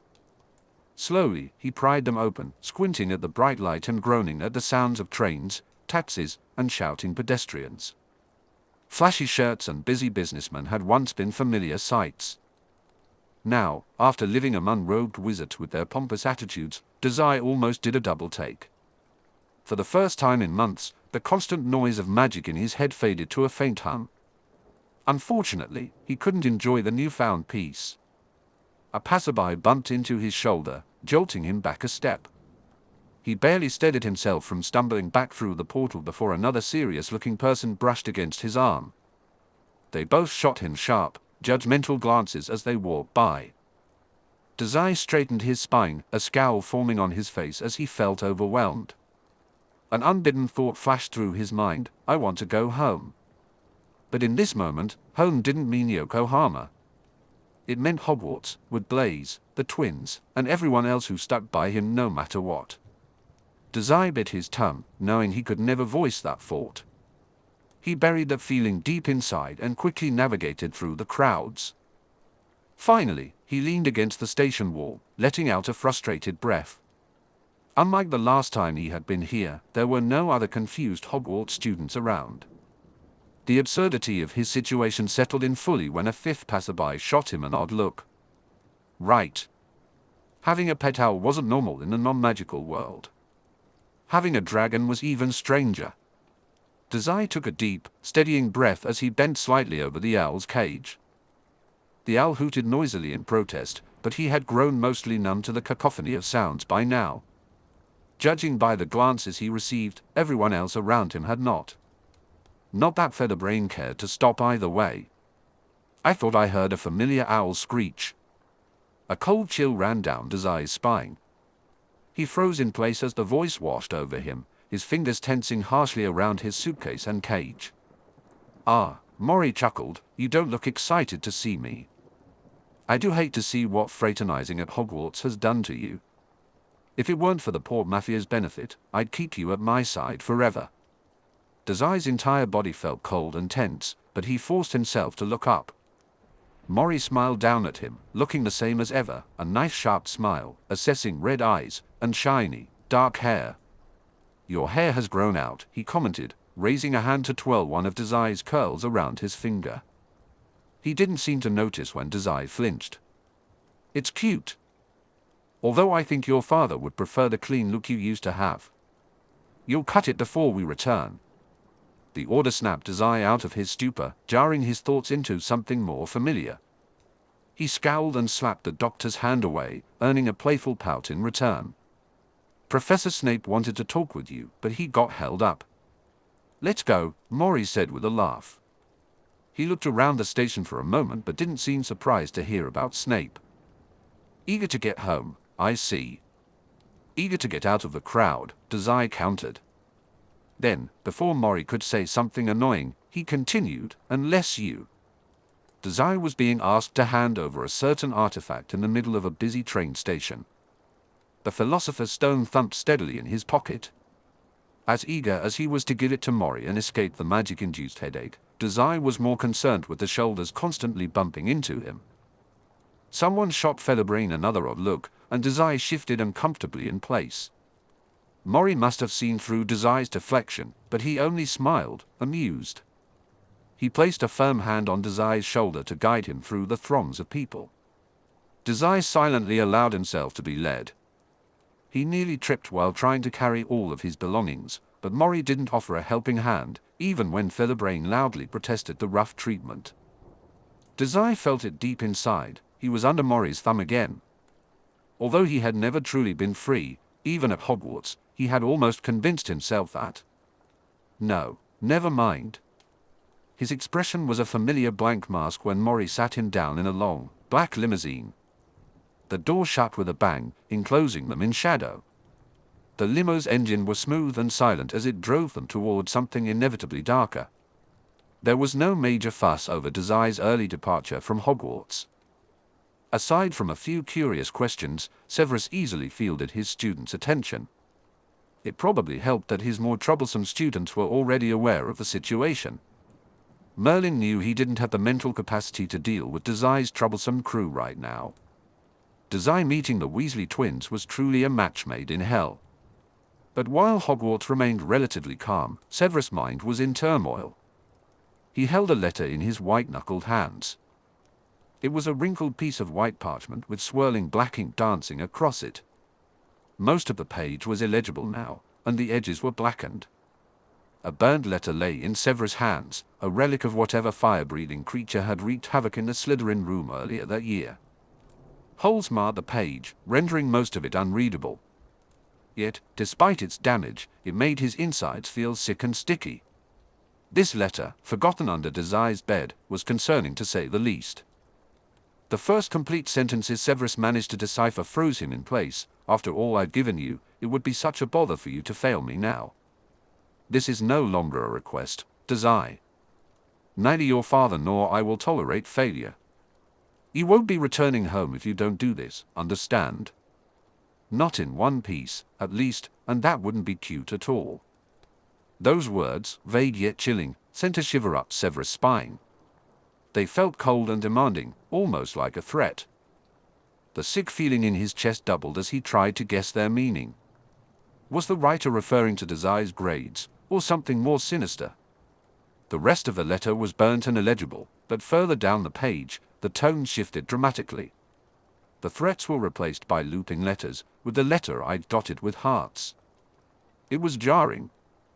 It's a bit too large for Elise, but that's what I have you for. You always have looked adorable in white. You're not pure like that at all. That sentence alone filled Severus with such a disturbed feeling that he had to pause reading for a few minutes. It could be innocent, more than half the letter was unreadable, after all. Without context, he couldn't be certain. But something in Severus' gut screamed wrong, wrong, wrong. The letter was signed only with the initial M. Severus squinted down at the paper. Severus paused for a moment, feeling a pang in his chest as he remembered that Dazai's father's name was Mori. Yet, something about that didn't make sense. Hadn't the writer claimed they were not Dazai's father? If that was the case, who was the author? The rest of the letter was a jumble of words and phrases lacking context. Large burns and claw scratches rendered any other sentences illegible. Words like checkup, ability, and port meant nothing without the surrounding context. What kind of vile person was Dazai involved with? How had he been foolish enough to ignore all of his students' warning signs? He felt like an idiot. Even worse, Severus realized he was too emotionally invested in the situation. He was allowing Dazai's discomfort to cloud his judgment. He hesitated to push for fear of hurting the boy, but not pushing was what had led to this outcome.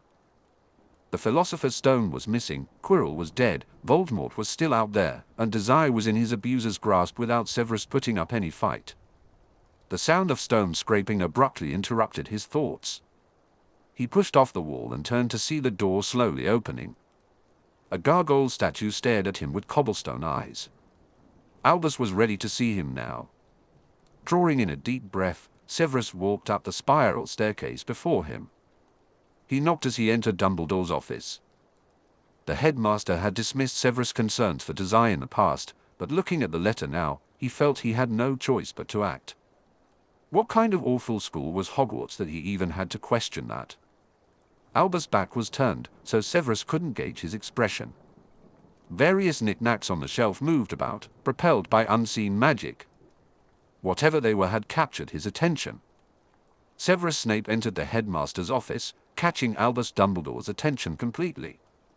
He glared at a particularly colorful object before shutting the door firmly behind him. A phoenix observed him from the desk with its shiny eyes. "Is the boy safely returned home, Severus?" Albus asked. "I saw him off myself. The Daily Prophet is as fast as always, however." Albus nodded, clearly expecting Rita Skeeter's obnoxious presence. "All the more reason we should be glad Mr. Dazai is no longer at Hogwarts, for the moment. No magical newspaper would dare to enter the Muggle world so brazenly. He'll be far safer there than at Hogwarts." Severus nodded stiffly, gripping the letter in his hands tightly. "Would Dazai really be safer at home?" "Albus." "Severus," Dumbledore interrupted. He turned around, the flash of his magnificent, starry cloak startling Severus back a step. His eyes were steely and sharp. "Neither Voldemort nor Hogwarts has the Philosopher's Stone. Some third party must be involved. I have heard nothing from any of my contacts about the stone's current owner, though they must have someone planted inside the campus. Perhaps." "Perhaps?" Severus narrowed his eyes. "What does that mean?" His hands clenched around the letter, the curly, black ink pressing into his palm. It didn't seep into his skin like snake venom, but Severus thought it must have been close. "There is quite a lot about the theft that we are still unclear on. I merely wish to consider all of the possibilities and prepare for all alternatives." Severus recalled his interrogation of Dazai with a frown. Nothing about their conversation had truly answered his questions. To say that Albus had been displeased would be an understatement. "Mr. Dazai." "Enough about the boy, Severus," Albus snapped. "We need to focus our attention on more important matters. If Voldemort is not responsible for the theft, we need to act quickly to get ahead of whoever did," Severus said, his mouth dropping open. Once his shock passed, rage twisted his expression into a harsh scowl. Before he could unleash his anger toward Dumbledore, the headmaster sighed. The weary look on Dumbledore's face was unusual. He carried an air of absolute certainty, a testament to his expertise. Seeing him like this only fueled Severus' anger. Though I suppose you are right. For Quirrell to take an interest in him, Mr. Dazai may be of some value to us, Dumbledore continued. He is more than just one of your pawns, Severus replied. Albus acknowledged the point only with a slight tilt of his head. Would it reassure you to investigate the boy yourself? That isn't what I meant, Severus insisted. I'm permitting you to keep an eye on him. Is that not what you are always asking me about? Albus spoke with little inflection, as if the topic of a hurt child was merely an annoying pest buzzing around his head. Report back to me if you find anything of value. The letter in Severus' hand crinkled beneath his clenched fist. A stranger's inked words fell damning against his palm. His teeth ground together in frustration. Now, onto the bigger picture. The phoenix turned its fiery head toward the window. Severus, Albus said, his eyes dark, have you ever heard of special ability users?